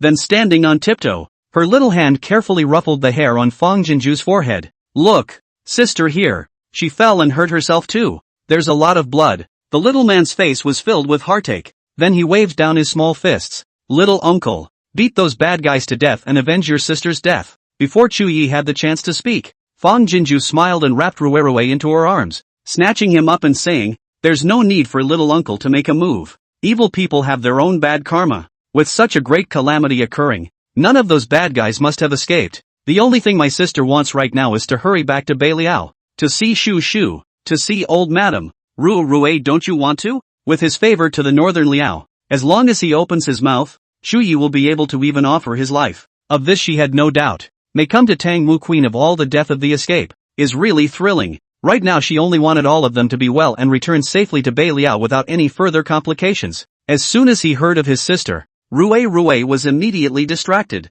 the bottom of his eyes shining brightly. I want to. Rui super misses his sister. Super misses his grandmother. Then he turned around and couldn't wait to take Xingbao's hand. Brother, Rui has a younger sister, yo. Super cute and obedient. You're my older brother. That's also her older brother Na. Star Treasure's eyes brightened slightly and she was flattered. Really? Is it possible? Sister, will you be willing? Rui nodded vigorously. It can be. Sister, can be better than Rui Na. However, Rui is missing this time. It must make my sister sad. Brother Xingbao, let's give my sister. Prepare a gift, good ba? Aha. So, what does that sister like? As soon as Shu was mentioned, Rui's face was full of pride and doting, showing off her treasures as if she was talking to Xingbao. Seeing this scene, the bottom of several adults' eyes rippled with a smile of relief. That's so nice. It is the greatest blessing that all are well and are together as they should be. Growling dash. Suddenly, Zhang Dali's stomach let out a loud buzz.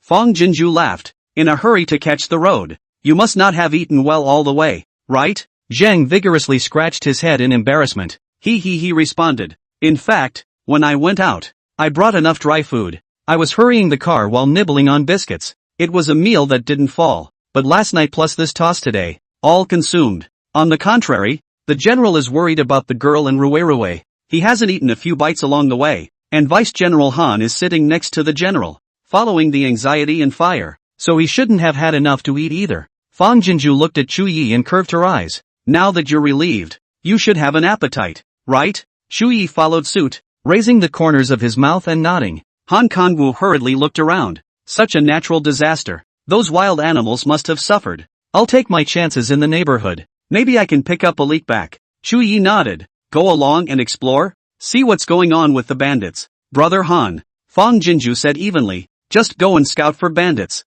If you can find wildlife, find it. If you can't, forget it. Don't worry about food. We have plenty. At those words, Chuyi's few people were stunned in unison. There's a lot of food? They looked at Fong Jinju and the two little ones. They didn't even have a bag. Where did they get the food? Looking at the rope on the ground, Zhang Dali suddenly thought of something and uttered in astonishment. Miss Jinju, This rope is what you conjured up out of thin air. Can't it be that you can also conjure up food out of thin air? Fang Jinju hurriedly compared to a silence. Hush, this matter, except for a few of our own people, must not be mentioned to anyone. Han Kanwu and Zhang Dali then nodded his head back and forth. The goddess is still the goddess. Though he had become a soft woman by the time he reached Tangwu, he was still powerful. The goddess was the hope of Beiliao. They must protect her well and never let her suffer a single bit of harm. When Han Kanwu flashed away, Chu Yi supported Zhang Dali to collect firewood as well. At the end, he looked at Rue, then at Xingbao, and his puzzled eyes then landed on Fang Jinju's face.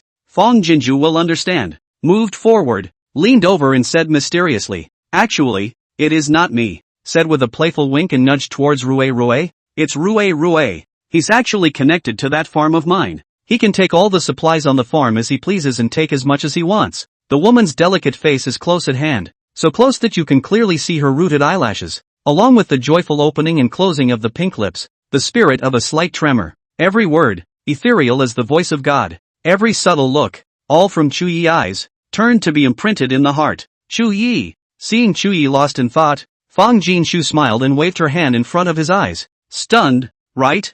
I had that look on your face then. I'm not much good at it myself though." At the end of the sentence, Fang Jinju's face had more than a trace of arrogance, reached out and touched Rue, and then touched Xingbao. "But I have these precious cubs that each show their abilities." Then she looked at Chu Yi and smiled like a flower. "Moreover, there is also you, a friend of a great general with incomparable valor. Dare I ask how many people in this world are as blessed as I am?" Seeing that she was proud of herself, Chu Yi only felt his chest stirring and struggled to keep his voice from revealing itself. "All of that is what you deserve." Jin Shu. Fang Jinju's eyebrows bent in favor. "No wonder Rue Shushu's little mouth is so sweet. It really is your Chu family's ancestry." Saying that, she gathered a few laughs and said seriously, "Chu Yi, just now I acquiesced to the words of vigorously, because I think that we should not reveal the aptitude of a few children. There is no impermeable wall in the world. The more people know, the more these secrets can't be hidden. Those black-clothed people just know the secret of the star treasure. That's why they won't relent in hunting us. Anyway, I have the aura of a goddess with me, and all the divine powers and irrational divine metaphysical things are put on my head, so that I won't expose the children to danger. Don't you think so?" A flash of movement flashed under Chuya's eyes. "What about you? Why don't you think about your own safety? This silly girl, everything first consider the people around her, but do not know to plan a few points for themselves." Fang Jinju raised her chin and arrogantly said, "I'm so smart. I can always improvise when things go wrong. And I have you as a friend of great General Shenwu. From now on, wherever you go, I'll follow, with you to protect me. What's there to be afraid of?" At that, Chu Yi smiled. The wind and the moon are clearing, and the flowers are losing their color. Fang Jinju's eyes glared slightly. Skadin shook her head. "Chu Yi, you'd better put away your smile in the future." Chu Yi's smile faltered slightly. "Why? Is it ugly?" Fang Jinju frowned with a one-word expression. Chapter 126, Goddess is the General's good medicine well. As he spoke, he subconsciously touched his chin, his face slightly constricted. All women like a modest gentleman's demeanor, don't they? He was influenced by the family style, but also through the battlefield sharpening. Look and demeanor is inevitably a bit rude. The laughter under Fang Jinju's eyes finally couldn't be held back. "Ha ha, you're being handsome without knowing it. Can't you see that I'm joking? That smile of yours is the only sight for sore eyes in this devastation." She stretched out her right hand. Her fingers flickered around his face. "So, you don't need to put it away. You should smile more. Your own heart is soothing, and other people look at it as well. So it's two birds with one stone." The woman's undisguised astonishment and fondness, reflected in the bottom of Chu Yi's eyes, then became a silver moon and starlight. He laughed away again, but a blood-red shyness colored the roots of his ears. "Jin Shu, you only need to just subconsciously want to return the honor, but also feel that he cannot do in Jin Shu the same openness, if not restrained to say out. I am afraid that she will realize that he is not pure in mind, but will give rise to suspicion." Fang Jinshu blinked and waited quietly for him to finish. Chu Yi, however, turned his words around and laughed. "Jinju is right. I will listen to Jinju, and I will definitely smile in the future. Mouth is not what it used to be," and he felt it in himself at this moment. What he's trying to say is, all you have to do is stay there and do nothing. It's the most beautiful view. Miss Jinju is right. General, you should smile more. Zhang Dali hugged a pile of firewood, landed with a long leap, and laughed nervously at Chu Yi. "Hey, we all love to see you laugh." Rue also tilted his head over and smiled. Yes, Rue also loves to see little uncle smile. Shuyi lightly glared at Zhang Dali as a warning, but the corners of his mouth rose high. This bit of firewood, what can it do? Go pick up another hug. Zhang Dali straightened his spine, his mouth grinning to the back of his ears. Yes, I'm on my way. Then it's a whirlwind departure. He just left in the front foot. Han Kangwu arrived in the back foot, and his face did not look too good. Seeing this, Chu Yi and Fang Jinju also collected the smiles on their faces. How? General, those bandits have lost quite a few, but there are still a dozen or so still alive. Chu Yi frowned. Where's that big boss? Is he dead? Han Kangwu shook his head. He's still alive and well. And that third leader isn't dead either. But the remaining dozen or so bandits are all injured to varying degrees, and are not to be feared. Just now when I went over, I heard that the big master ordered the third master to enter the forest to look for us, whether to kill or leave. We still have to make a decision early. At those words, Fang Jinshu sneered in her heart. There's only so many left, and they're still thinking about getting rich. Shuyi raised his eyes to meet the past, and a murderous intent flashed under his eyes. Although it was a fleeting moment, Han Kangwu immediately understood. General, then you and Miss Jinju stay here properly, and the last general will make another run. On that area of a dozen metastasizing, do not need to zhang vigorously, one person is enough. Chu. He had just turned around when he saw the third leader with 3 slightly injured bandits coming this way. Seeing Chu Yi and his party all safe and sound, his voice carried a few moments of astonishment. You kid. The big boss really didn't look at the wrong person. Han Kangwu and Chu Yi looked at each other, and under their eyes was a silent murderous intent. Good thing too. It saves them from coming to the door. Hearing the sound of the robbers, Rue and Xingbao subconsciously snuggled up to Fang Jinju's side, their little faces collapsing in unison. Fang Jinju's heart also tightened. See Chu Yi face calm and relaxed. A moment will be peace of mind. Hurriedly whispered to pacify the 2 little ones, previously faced with more than 200 robbers, and hold the 3 of them life. Chu Yi 3 people even if the martial arts is high, but also inevitably afraid of fear not to act rashly. The thought of Chu Yi's 3 hardened soldiers having to grovel to that midget all the way to Mengzhou County. Fang Jinshu's heart harbored a wave of humiliation and resentment. Now that's good. Man's plan is not as good as God's plan. A natural disaster. A blessing and a curse. Although the escape from death was thrilling, but it also weakened 90% of the hostile force on their behalf.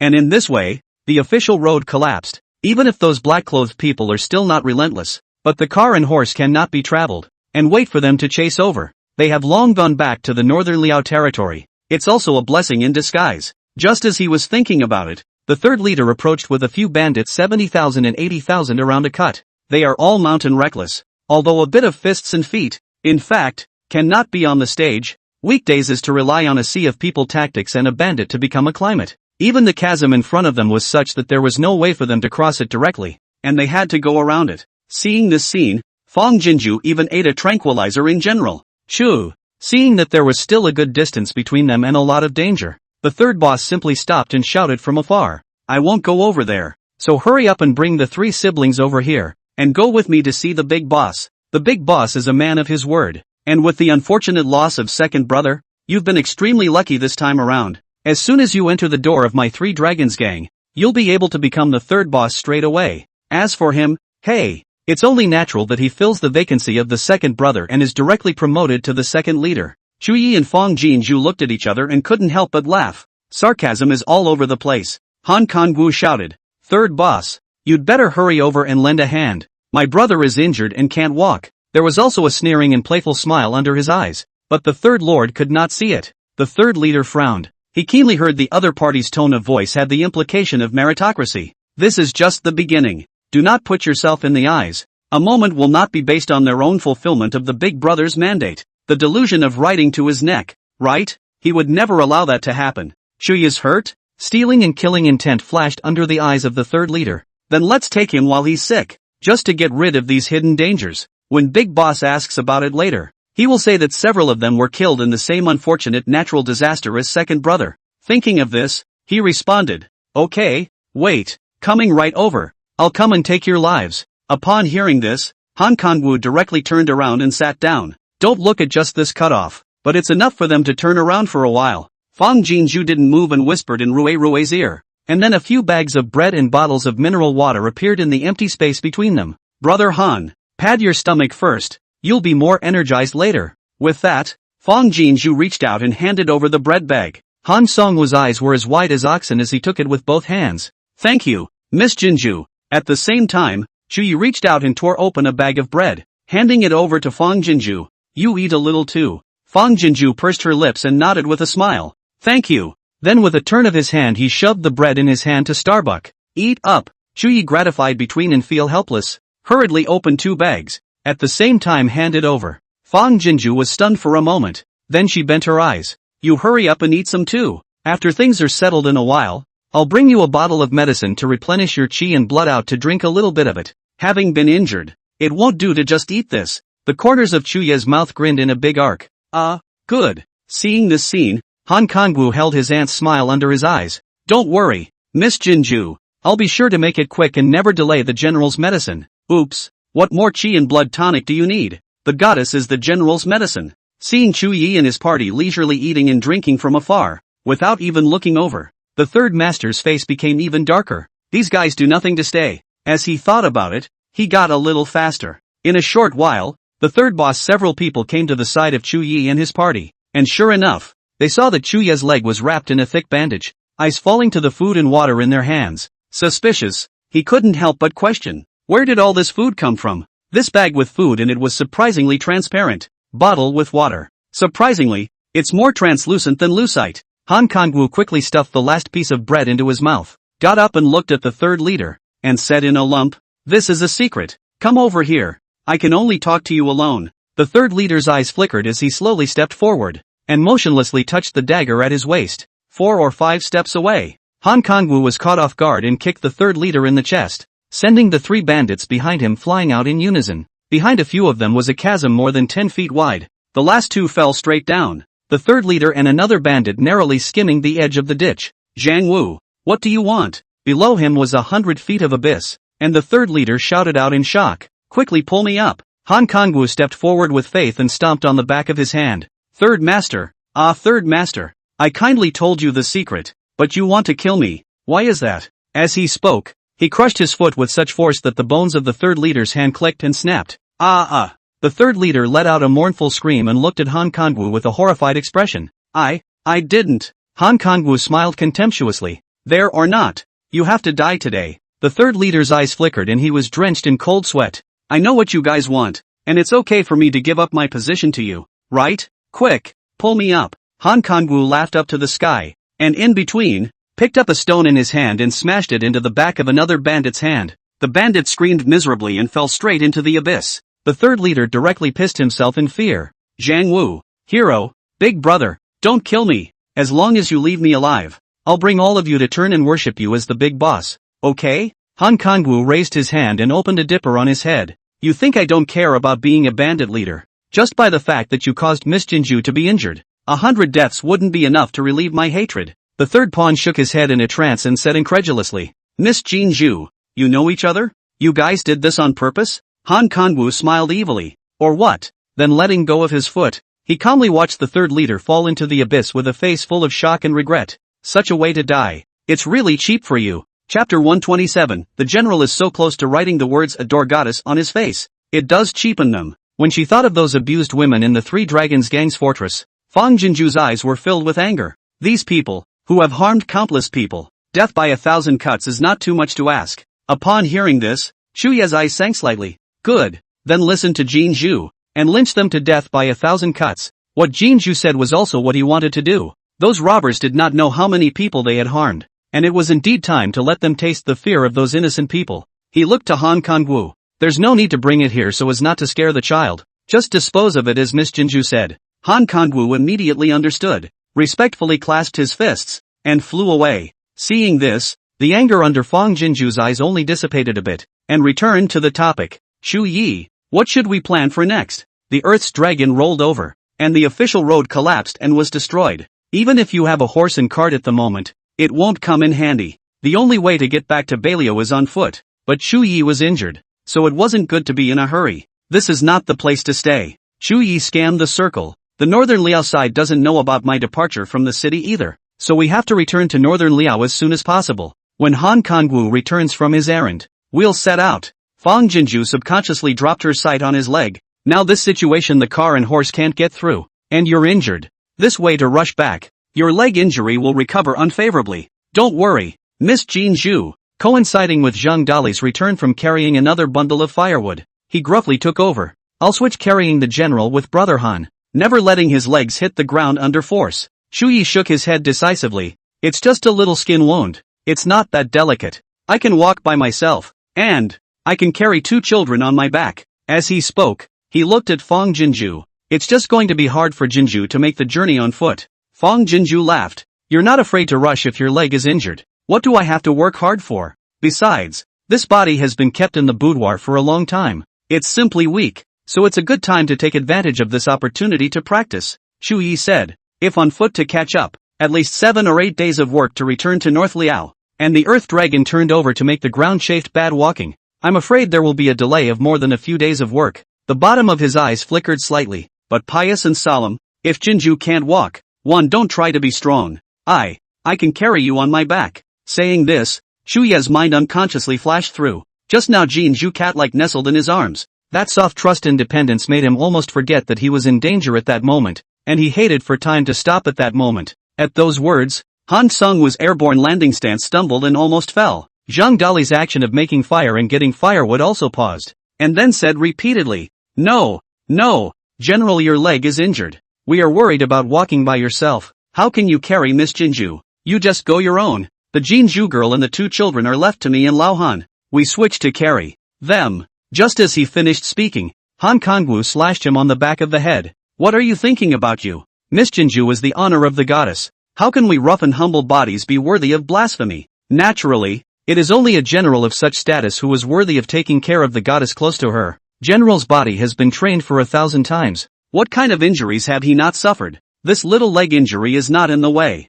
The 2 of us will take good care of the 2 children. That is, for the general and Miss Jinju to save a great deal of heart. As he said this, he pinned his eyes madly at Zhengli. It's true that he's an unenlightened young man who hasn't married a daughter-in-law, and still thinks that what he just said is for the general's consideration. The general is so close to writing the words adore goddess on his face. Can't you tell? Self-righteousness. The bad guys are good. Zhang Dali scratched his head with an aggrieved face. But fortunately, he also quickly came to his senses and hurriedly agreed. Right.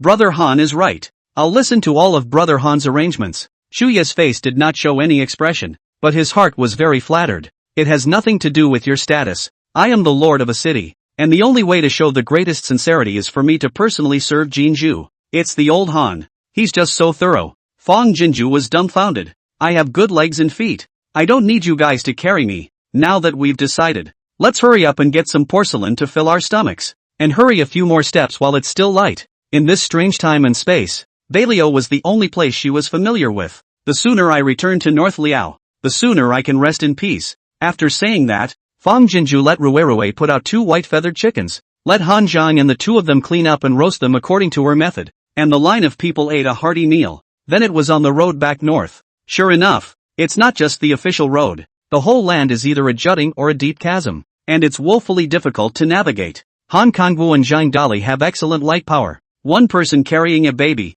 still posture like a swallow, like walking on the ground. In an instant, he leapt out a dozen feet. Shu Yi didn't try to be brave either. His leg only hurt the skin and flesh. In the sinews and bones of no damage. Walking as usual. When you come across an uneven place or a deep ditch, you will be able to cross it easily with your breath. It's Fang Kemchu's turn. It's just a little bit miserable, although she good legs and feet. But this earthquake after the road to walk up and through the same. Shu Yi they a breath to walk the road. She 70,008 around to trot a tea, and some of the ground was false, and several times I almost planted my foot in a ditch. Jin Zhu, it's better if I carry you. No, I have good legs and feet. What's it like to let a wounded man like you carry me? You don't accompany me around the road. You go over and wait for me. I'll try my best to run faster. Miss Jin Zhu, the terrain is treacherous and difficult to navigate, so let the general carry you. Han Kangwu shouted far ahead. Otherwise, at this rate, we won't be able to return to Beiliao for a month. Fang Jinju stalked and ran another block. What are you shouting for? As long as Jinju is happy. What's the harm in walking for a year? Shu Yi had a smile at the corner of his mouth and comforted from afar. Jinju, don't be in a hurry. Walk slowly. We'll wait for you. Fang Jinju was suddenly a little deflated. Are good legs and feet anything to brag about? Shu Yi walks faster than her on one leg. She paused in her steps and held out her arm toward the man who stood patiently waiting across the chasm. Never mind. It's better if you carry me. I'm so wasted compared to you guys. I really don't deserve to show off. Chuyi raised his lips and smiled openly, carrying his hand on his back and landing in front of Fang Jinju in just an instant. Turn around. Bend your knees. Come up here. The delicate and soft body carefully pasted over. Chuyi's hair was dyed with a smile, and his arms carefully passed through the woman's knee bends to make a fist, holding her steady on his back. Jinju, hold on tight. Fang Jinju with a guilty face climbed Chuyi's shoulders, tensed his body in an attempt to make the person underneath him a little easier. You can't be brave. If you can't stand it then. Before the words were finished, the man rose up in the air, easily leaping over the 10-foot wide chasm beneath him, frightening her so much that she screamed out and subconsciously leaned down to stick on top of his back. The softness attacked, causing Chuyi's breath to be slightly disorganized, and his body was almost unsteady. Looking at the abyss below the two of them, Fang Jinju was so scared that her face turned pale and she tightly wrapped her arms around the man's neck like a wombat. Chuyi, you slow down. I'm afraid of heights. The woman's face was buried tightly between her neck, and her warm breath came and burned Chuyi's ears. Jinju, trust me and close your eyes. Fang Jinju obeyed and did as she was told. The moment I closed my eyes, I was really grounded all of a sudden, and with it, a flying new sense of relief. Trying to open her eyes again, the uneasiness and guilt in the bottom of her eyes was completely covered by adoration. Chuyi, you're even more powerful than I imagined. It's almost like a knight-errant coming out of an immortal drama. No, you can't compare it like that. Fairy dramas are all fake, while you're a real chivalrous man. Chuyi's smile, which had been unbroken, thickened a few more points at his words. Jinju's compliments were never this frank and earnest, so that people could not help but be ambitious as if they were in the spring breeze. In just a few breaths, they caught up to the two Han Zhangs and ventured out. Uncle Han, come on, Uncle Junior's past us, Rui excitedly shouted. Under the body of Han Kangwu unconvinced to raise the gas to speed up the speed. Okay, Zhang Dali raised his eyebrows and said, Xingbao, hold on tight, Uncle is going to speed up. Star Treasure grinned and nodded repeatedly in response, his face full of wonder and excitement. It was a joy he had never experienced before. Or chasing, or stopping to take a nap. Without realizing it, a group of people actually walked out of 30 to 50 miles. 2 miles further ahead is Shangzhou County. Help my son dash. Oh Master of Heaven, why be so cruel to us? Why? After another walk, several villages were densely populated and fell, and there came the sound of mournful and tragic cries. Chapter 128. Who says no one cares if you live or die? I'll take care of it. A few of Chuyi's men stopped to look over. As far as the eye can see, houses are collapsing, trees are falling and fields are being destroyed. The village people who had survived could be seen frantically digging through the rubble to save their lives, crying and shouting. Although it was far away, you could still clearly feel the tragic despair. The faces of several people became unanimously grave. Times were already hard for the people. This vast heavenly tribulation had simply cut off their way of life completely. If the village is still like this, you can imagine that the city of Shangzhou County must also be in a miserable state. I don't know where this natural disaster has involved. Has Northern Liao been affected? Fang Jinju and Chuyi looked at each other in silent agreement, obviously thinking of one place. She hurriedly had Star Treasure summon a bird of prey that had flown in from the northeast and inquired. Luckily, the movement of the Earth Dragon turning over only fluctuated to Mengzhou County, which was also implicated in no small way. Northern Liao felt the tremor, but were at peace with each other for the time being. Chuyi looked out towards the village, a hint of struggle surfacing on his face. Seeing this,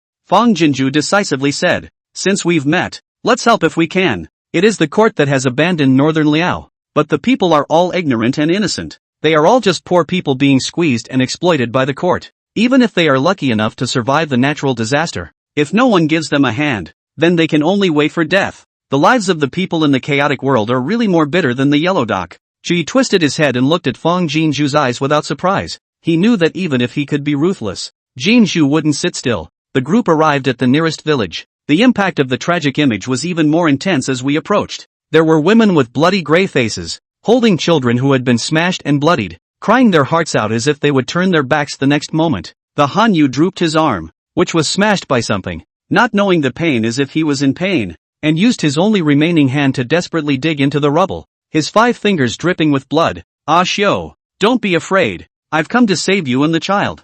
I'll be able to save you guys out in no time. Not allowing Chuyi to give the word, Han Kangwu and Zhang Dali spontaneously rushed forward and began to help dig. Fang Jinju hurriedly asked Rui to fetch a few hoes from the farm and sent them up. Chuyi asked in a deep voice. This brother, what is the location of your family? Let's come and help you dig. The Hanyu looked up in a daze, his eyes so bloodstained that he couldn't see the emotions at the bottom. Then he was caught off guard and howled out, please save my wife and children. They're under that ruin. Han Kangwu and Zhang Dali rushed to the place he identified, calling out names to make sure the person was still alive while carefully digging through the rubble. Girl, please help us too. Good man. Hero, my mother is also crushed underneath. Help me. Oh, help me. I don't want to die. Seeing someone coming to help, cries for help came from all directions. Chuyi also rushed to join the array of rescuers. Fang Jinju also motionless let Ruerue take out a good number of digging tools, divided into the hands of the village people who could contribute. Perhaps with the help,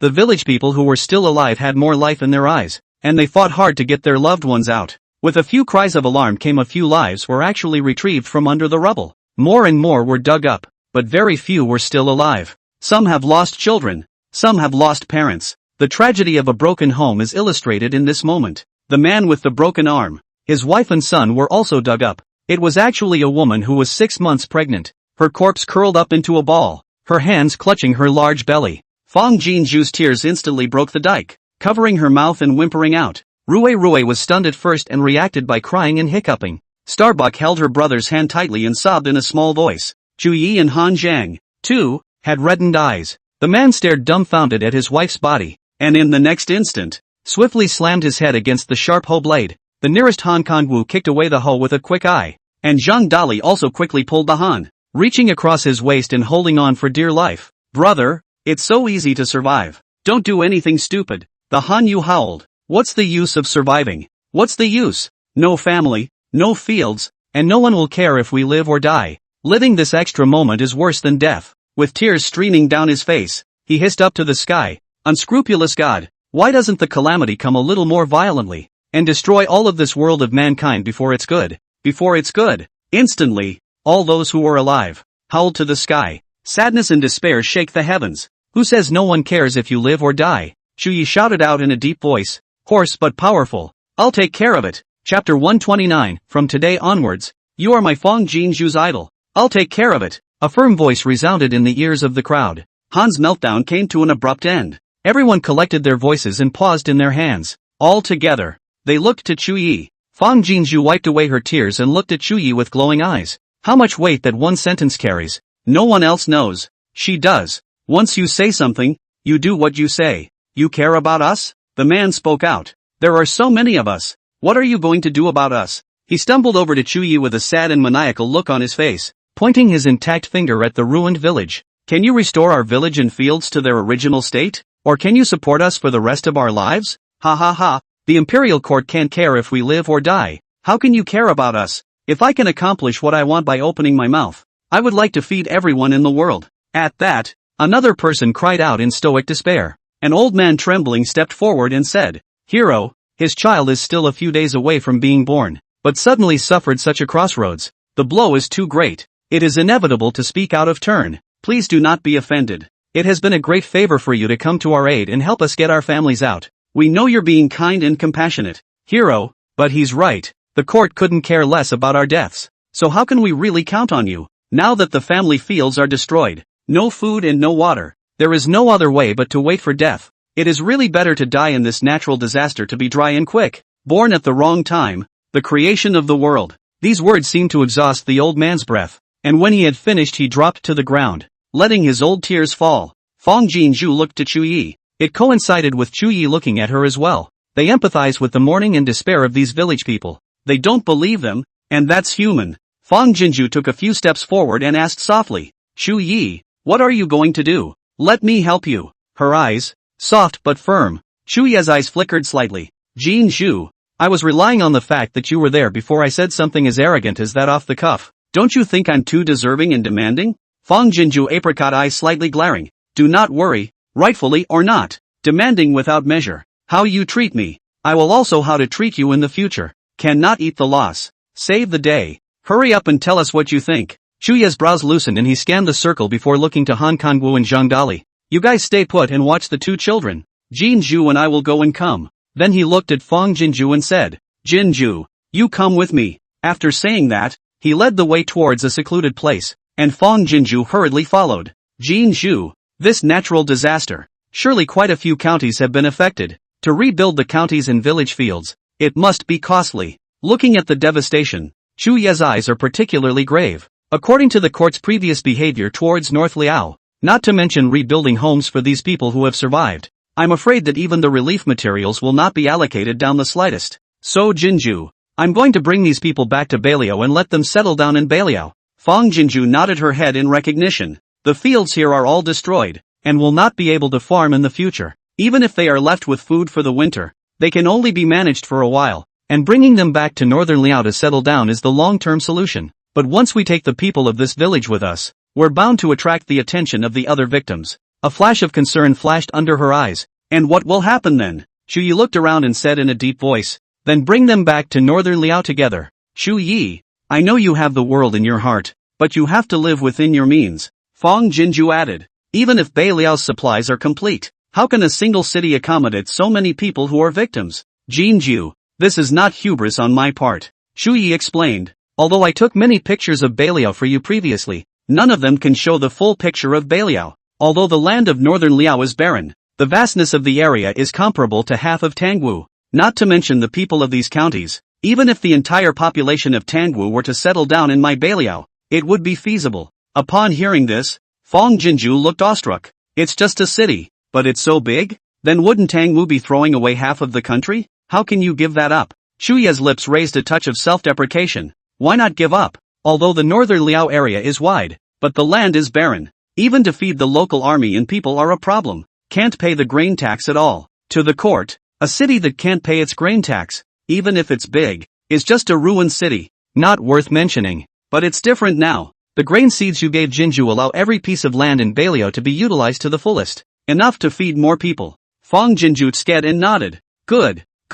That's a relief. But Tangwu will allow us to bring their people back to northern Liao? Moreover, it's still difficult for us to make the journey. But once there are more victims, there will inevitably be problems on the road. And a bad handling of the situation will only lead to complications. Not to mention anything else. Let's just say that with so many people, eating is a big problem. And although the food in the farm is inexhaustible, it can't be taken out hastily, or it will easily be coveted by people with bad intentions. Seeing her thoughtfulness, said the head of the road, Chu Yi eyes appreciate not hide. Jinju consideration is extremely. The hearts of the people are unpredictable, and the people are not all good. So it's definitely difficult for the three of us to control the whole situation. So I'm going to send a letter to Beiliao to have Xiong vigorously mobilize 5,000 Chu family troops to come to the battlefield. Mobilizing 5,000 Chuja troops to come over is a big move. How should we pass through Mengzhou County? Fear not.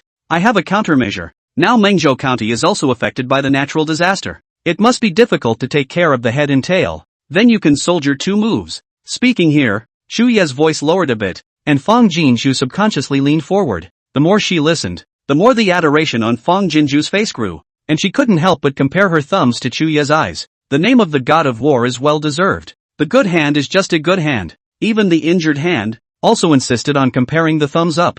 From today onwards, you are my Fang Jinju's idol. The gravity under Chu Ye's eyes dispersed for a few moments, and the end of his eyebrows rose slightly. Jinju, the disaster road is difficult to travel. The Chu family army rushed to at least need 5 or 6 days. On what you just mentioned, this before the people's food problem. I have not thought of a decision in my mind for the time being. Chapter 130. Why did the hero try to swindle us with his words? Fang Jinju's eyes flickered slightly, hooked her lips and said mysteriously, at the current time of the natural disaster, it should still be reasonable to find a caravan of merchants who lost their lives in the chasm or something halfway, right? At those words, Chu Yi was first stunned, and his eyes suddenly lit up after he reacted. Then he reached out his hand and gave her a thumbs up, following Fang Jinju's example just now. After thinking about it, his other hand came out as well, and together they waved it at her. The wisdom of the goddess is something for us to look up to. There was a hint of naive comeliness on the handsome face of a serious man. Fang Jinju covered her mouth and stifled her laughter in a raw manner. Since the discussion is settled, let's hurry back. Seeing the two of them turn back, all the village people subconsciously stood up. When this man and woman avoided them and discussed in a serious manner, they sensed that although the man's words were words of intention, his heart to help them was genuine. It was only at this moment, when they saw them approaching, that the village people were suddenly startled. Although these two people were dressed like them in general, their looks and temperament were extraordinary. although they didn't believe that with these two people's meager strength, they could really do something for them. All the village people still couldn't help but give birth to a trace of anticipation. But who is really willing to wait for death when there is a glimmer of hope to live? After stepping forward, Shuyi didn't rush to state his intentions, but brought Han Kangwu and Zhang Dali with him, examining the villagers' injuries one by one and doing a simple bandage treatment. See them sincerely to help, and not surprised how calm. Even the two dolls also followed the front and back, awkwardly running errands to take the hand. The villagers seemed to have found their backbone, and although the morning had not abated, their minds were calmed down quite a bit. Although Fang Jinju could not help much, she was not idle and went up to comfort the sad and grieving woman. As they spoke, they inadvertently revealed the news that they were going to Northern Liao. The woman touched her tears and asked incredulously, You're going to Northern Liao? A single sentence drew the eyes of all the village people. These people are actually going to Beiliao? Isn't that the county that has been abandoned by the court? The old man who spoke earlier couldn't help but look at Chu Yi. Hero, right now Northern Liao has only become a dead city. What are you doing there? And the court has a strict order that no Northern Liao people are allowed to come to the Central Plains. Nor are we Central Plains people allowed to go to the Northern Liao. If you guys are found out by the court, it's a capital offense. On the way back, Chu Yi had long thought of a pretext, and seeing that the topic had been successfully led on, he hurriedly said, Old uncle, truth be told, we are going to join our elder brother. And, instead of becoming a dead city, Beiliao has become a paradise with 10,000 acres of good land. A statement that made the village sigh. 10,000 acres of good hectares? Is the hero joking with us? Yes, it is well known that Northern Liao is the poorest place in Tangwu. So why did the hero speak out to swindle us? Looking at Chu Yi again, the village people had suspicion and complexity in their eyes, not knowing what he intended to do. Why have we swindled you? What is there for us to swindle in your eyes? Zhang Dali couldn't endure the bystanders to denigrate his own general for a single star, and directly disliked him in a bad tone. Upon hearing this, the village people looked at each other with a hint of shame. Yeah, what's the point of cheating when all they have now is a crappy, worthless life? These people did their best to help them, and it was obvious that they were good people who were passionate about justice. Their words and actions just now were really a bit dog-eat-dog, but they didn't believe Chu Yi when he said that Beiliao had become a paradise. Chu Yi looked at Zhang Dali, signaling him to be at ease. It's only natural that you don't believe it, because I don't believe it either. Chu Yi continued. Although the one who told me about this was my full brother, I still can't believe it, but I know that my elder brother would not lie to me, and that is why I am going to see for myself whether it is true or not. Fang Jinju looked at Chu Yi for an instant, her heart filled with admiration. It is not bad to be a great general who has been through 100 battles, and between words and deeds, they are all planning and laying out. Now that we've gotten to this point, it's a good idea to go all in with everyone. Chu Yi struck while the iron was hot and said, My elder brother is a member of the vice-generals of the Chu family army in Northern Liao, and not too long ago he went to the trouble of sending a letter home, so we realized what Northern Liao was going through. He said that when Beiliao desperate, the court not only do not care, but also did not hesitate to abandon them. The main general of Beiliao could have abandoned the city to return to the capital, but he insisted on staying in Beiliao and the people of the army and the people of the common survival, and try to do everything possible to sell the value of Beiliao for food, so that the people of Beiliao can live. Its great righteousness and tenacity of doing has touched the gods, and then the gods descended on Beiliao, not only to give food and water to the soldiers and people of Beiliao, but also gave the immortal grain seed. This grain seed no matter in what land can take root, and can be 1,000 kilograms of acres of yield. Now Beiliao is not in a piece of barrenness, but all over the land are planted with high-yield grain. Brother also said that the court is now treacherous and sycophantic. Downward exploitation of the people, to the people to survive difficult, so that I received the letter immediately and secretly take my family to Beiliao and reunite with him, and thereafter in the Beiliao landing routes, to ensure that our family will not be in the starvation. Everyone thought that Northern Liao ran out of ammunition and food, and has become a dead city, but in fact, it is not. Northern Liao soldiers and civilians are now living in the days, than the people of the Central Plains thousands of times better. So just now I said that in the heat of the moment, and not just make-believe, is thinking that although the court does not care about us, but everyone can go with me to North Liao. North Liao Lord General benevolence and love of the people, will not be indifferent to the victims, maybe sheltered everyone into the city is not certain, no matter what, as long as there's a chance of survival. We can't talk about death so easily, can we? After his words, the villagers completely exploded. Hero, I know you want to inspire us to live, but you don't have to bother weaving us a beautiful dream. If there really is a God in this world who takes pity on the world, then why would there be a need for heaven to fall on us? Yes, We are grateful for the hero's help. But what the hero said is too shocking to forgive us for taking it on faith. Shu Yi nodded. I am feeling the same as everyone's heart mournful despair. Only brother said. Relayed to everyone. Ping Shui met. Everyone does not believe me is also common sense. But what I'm trying to say is, if the big guys aren't even afraid of death, are they still afraid of going to Bailio to get a glimpse of the real thing? Said. He turned, and said, we cannot stay here for a long time. If you are willing to, with us to go to North Liao, the road to go, I will do my best to take care of all of you. By no means in vain before I said that I want to care for your words. If not, we naturally won't force it. It's just that I think it's already a great fortune to survive the natural disaster. And even if I die, I'll still have to struggle a bit before I'm willing to do so. That's all there is to say. So weigh in on your own. And we'll be waiting for you all at the entrance to the village for a cup of tea. At the end of the day, he stopped talking and instead walked to Fang Jinju's side. Let's go. Seeing that a few of them left when they really did, the villagers immediately piled into a group. Chapter 131, at least there is the blessing of the heroic souls of the Chu family army. Uncle Quan, what should we do? Yes, Uncle Quan, the hero has a point. Is it possible that the natural disaster didn't take our lives, but we're still begging for death? If that's the case, my mother won't be able to rest easy in the ground. But the court will not care about us. Now the home is gone. The field is gone. Even if we want to live by us cannot really go with those a few ping-pong heroes to Northern Liao? What he said is also too metaphysical. I always feel unsettled in my heart. The village people gathered around the old man, Uncle Quan, talking and discussing. Everyone's face is confused and alarmed about the unknown road ahead.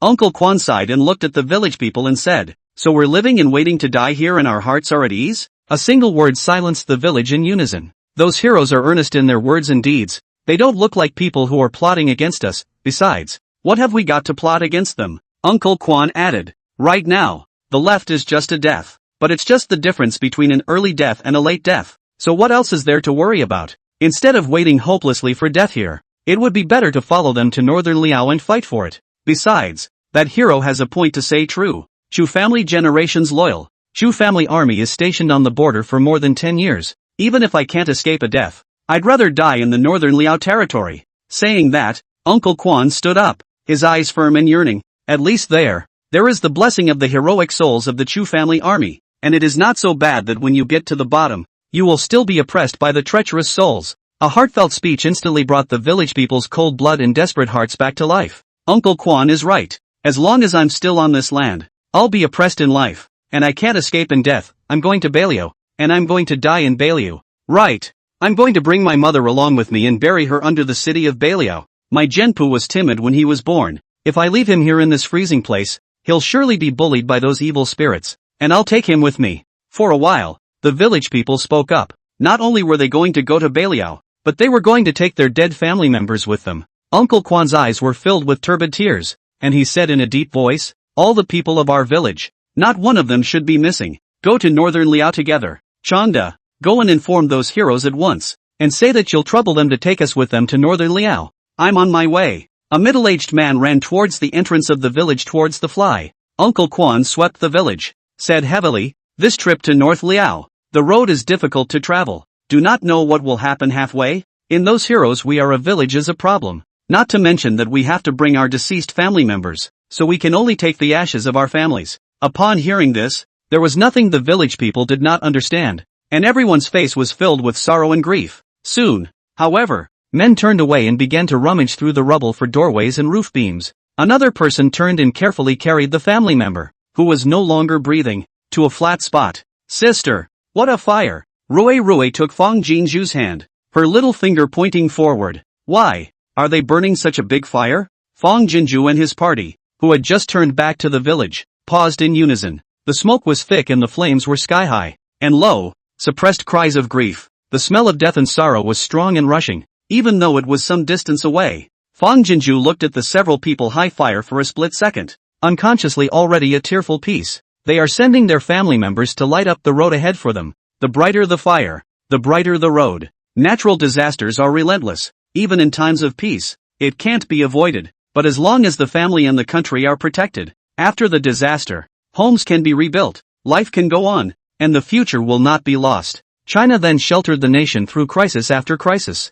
Let every citizen not regret being born in China, and even be a Chinese again in the next life. But here, These simple people are not even willing to die in this cold and unforgiving land. At this moment, she wanted to go back to China very, very much. Their families, where would they go? Rui raised her little face to look at Fang Jinju, her big eyes confused. Fang Jinju lowered her eyes and rippled a firm smile towards the blurry little person in front of her. They will go to the country of Hua, where sister was before, and be the people of the country of Hua. This statement was not made off the cuff. Rather, it was her prayer. She prayed that these people, whose lives were more than yellow, would be reincarnated in the country of China after death. I don't want to be rich and famous. I just want to have a full stomach every day and be safe and happy. At that, Rui grinned. Wow, great. Then they don't have to hurt or go hungry anymore, right? Fang Jinju nodded her head vigorously. Right. Every day will be a good day for them from now on. Chuya's brows loosened slightly,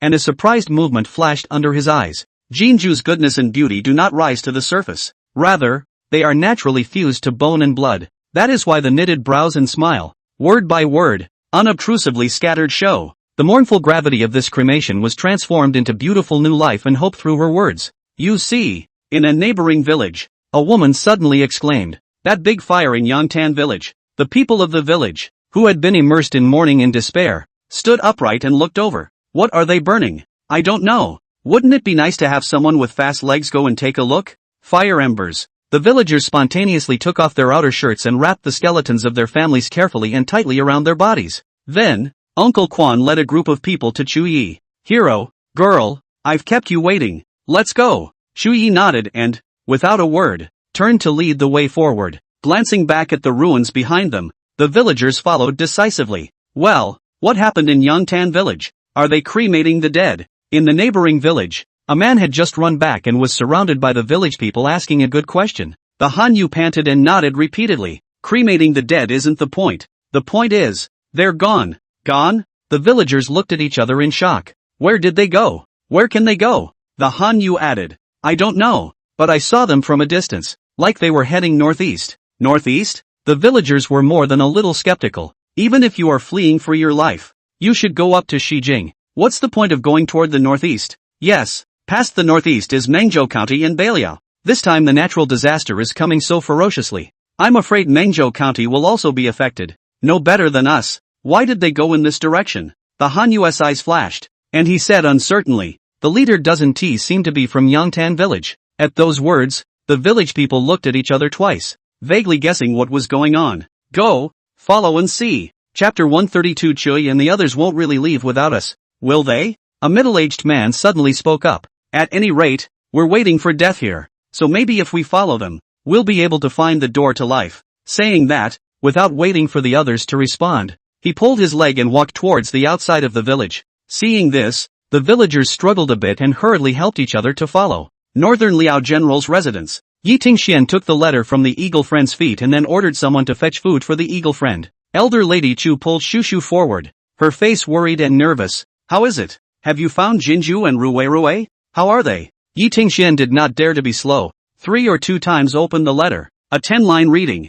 General, they have already met Miss Jinju and the others. Miss Jinju, Rui, they are all very well. Great. There was a burst of excitement on old Lady Chu's face, and Shushu's tight little face instantly loosened up, and her large eyes took on color. General, they have indeed encountered an earth dragon turning over. Old Lady Chu's eyes tightened. Are they all right? Yesterday, the entire earth of Beiliao trembled as if some giant beast was about to burrow out of the ground. Luckily, the vision stopped after only 1 T, but the tables and chairs shook and no major damage was done. Although the visions are not obvious, but Mrs. Chu is a person who has been there, guessing that it should be where the ground dragon turned over and rippled. Yi Tingxian immediately sent someone to Mengzhou County to find out. Sure enough, Manju County is already in a miserable state with the sky falling in. After learning the news, the general's house was in a hurry. General, they're not back yet. I don't know if it will either. Old Lady Chu was even more sleepless all night. I didn't eat this morning's meal either, and only coaxed Chu Shu to eat a small bowl.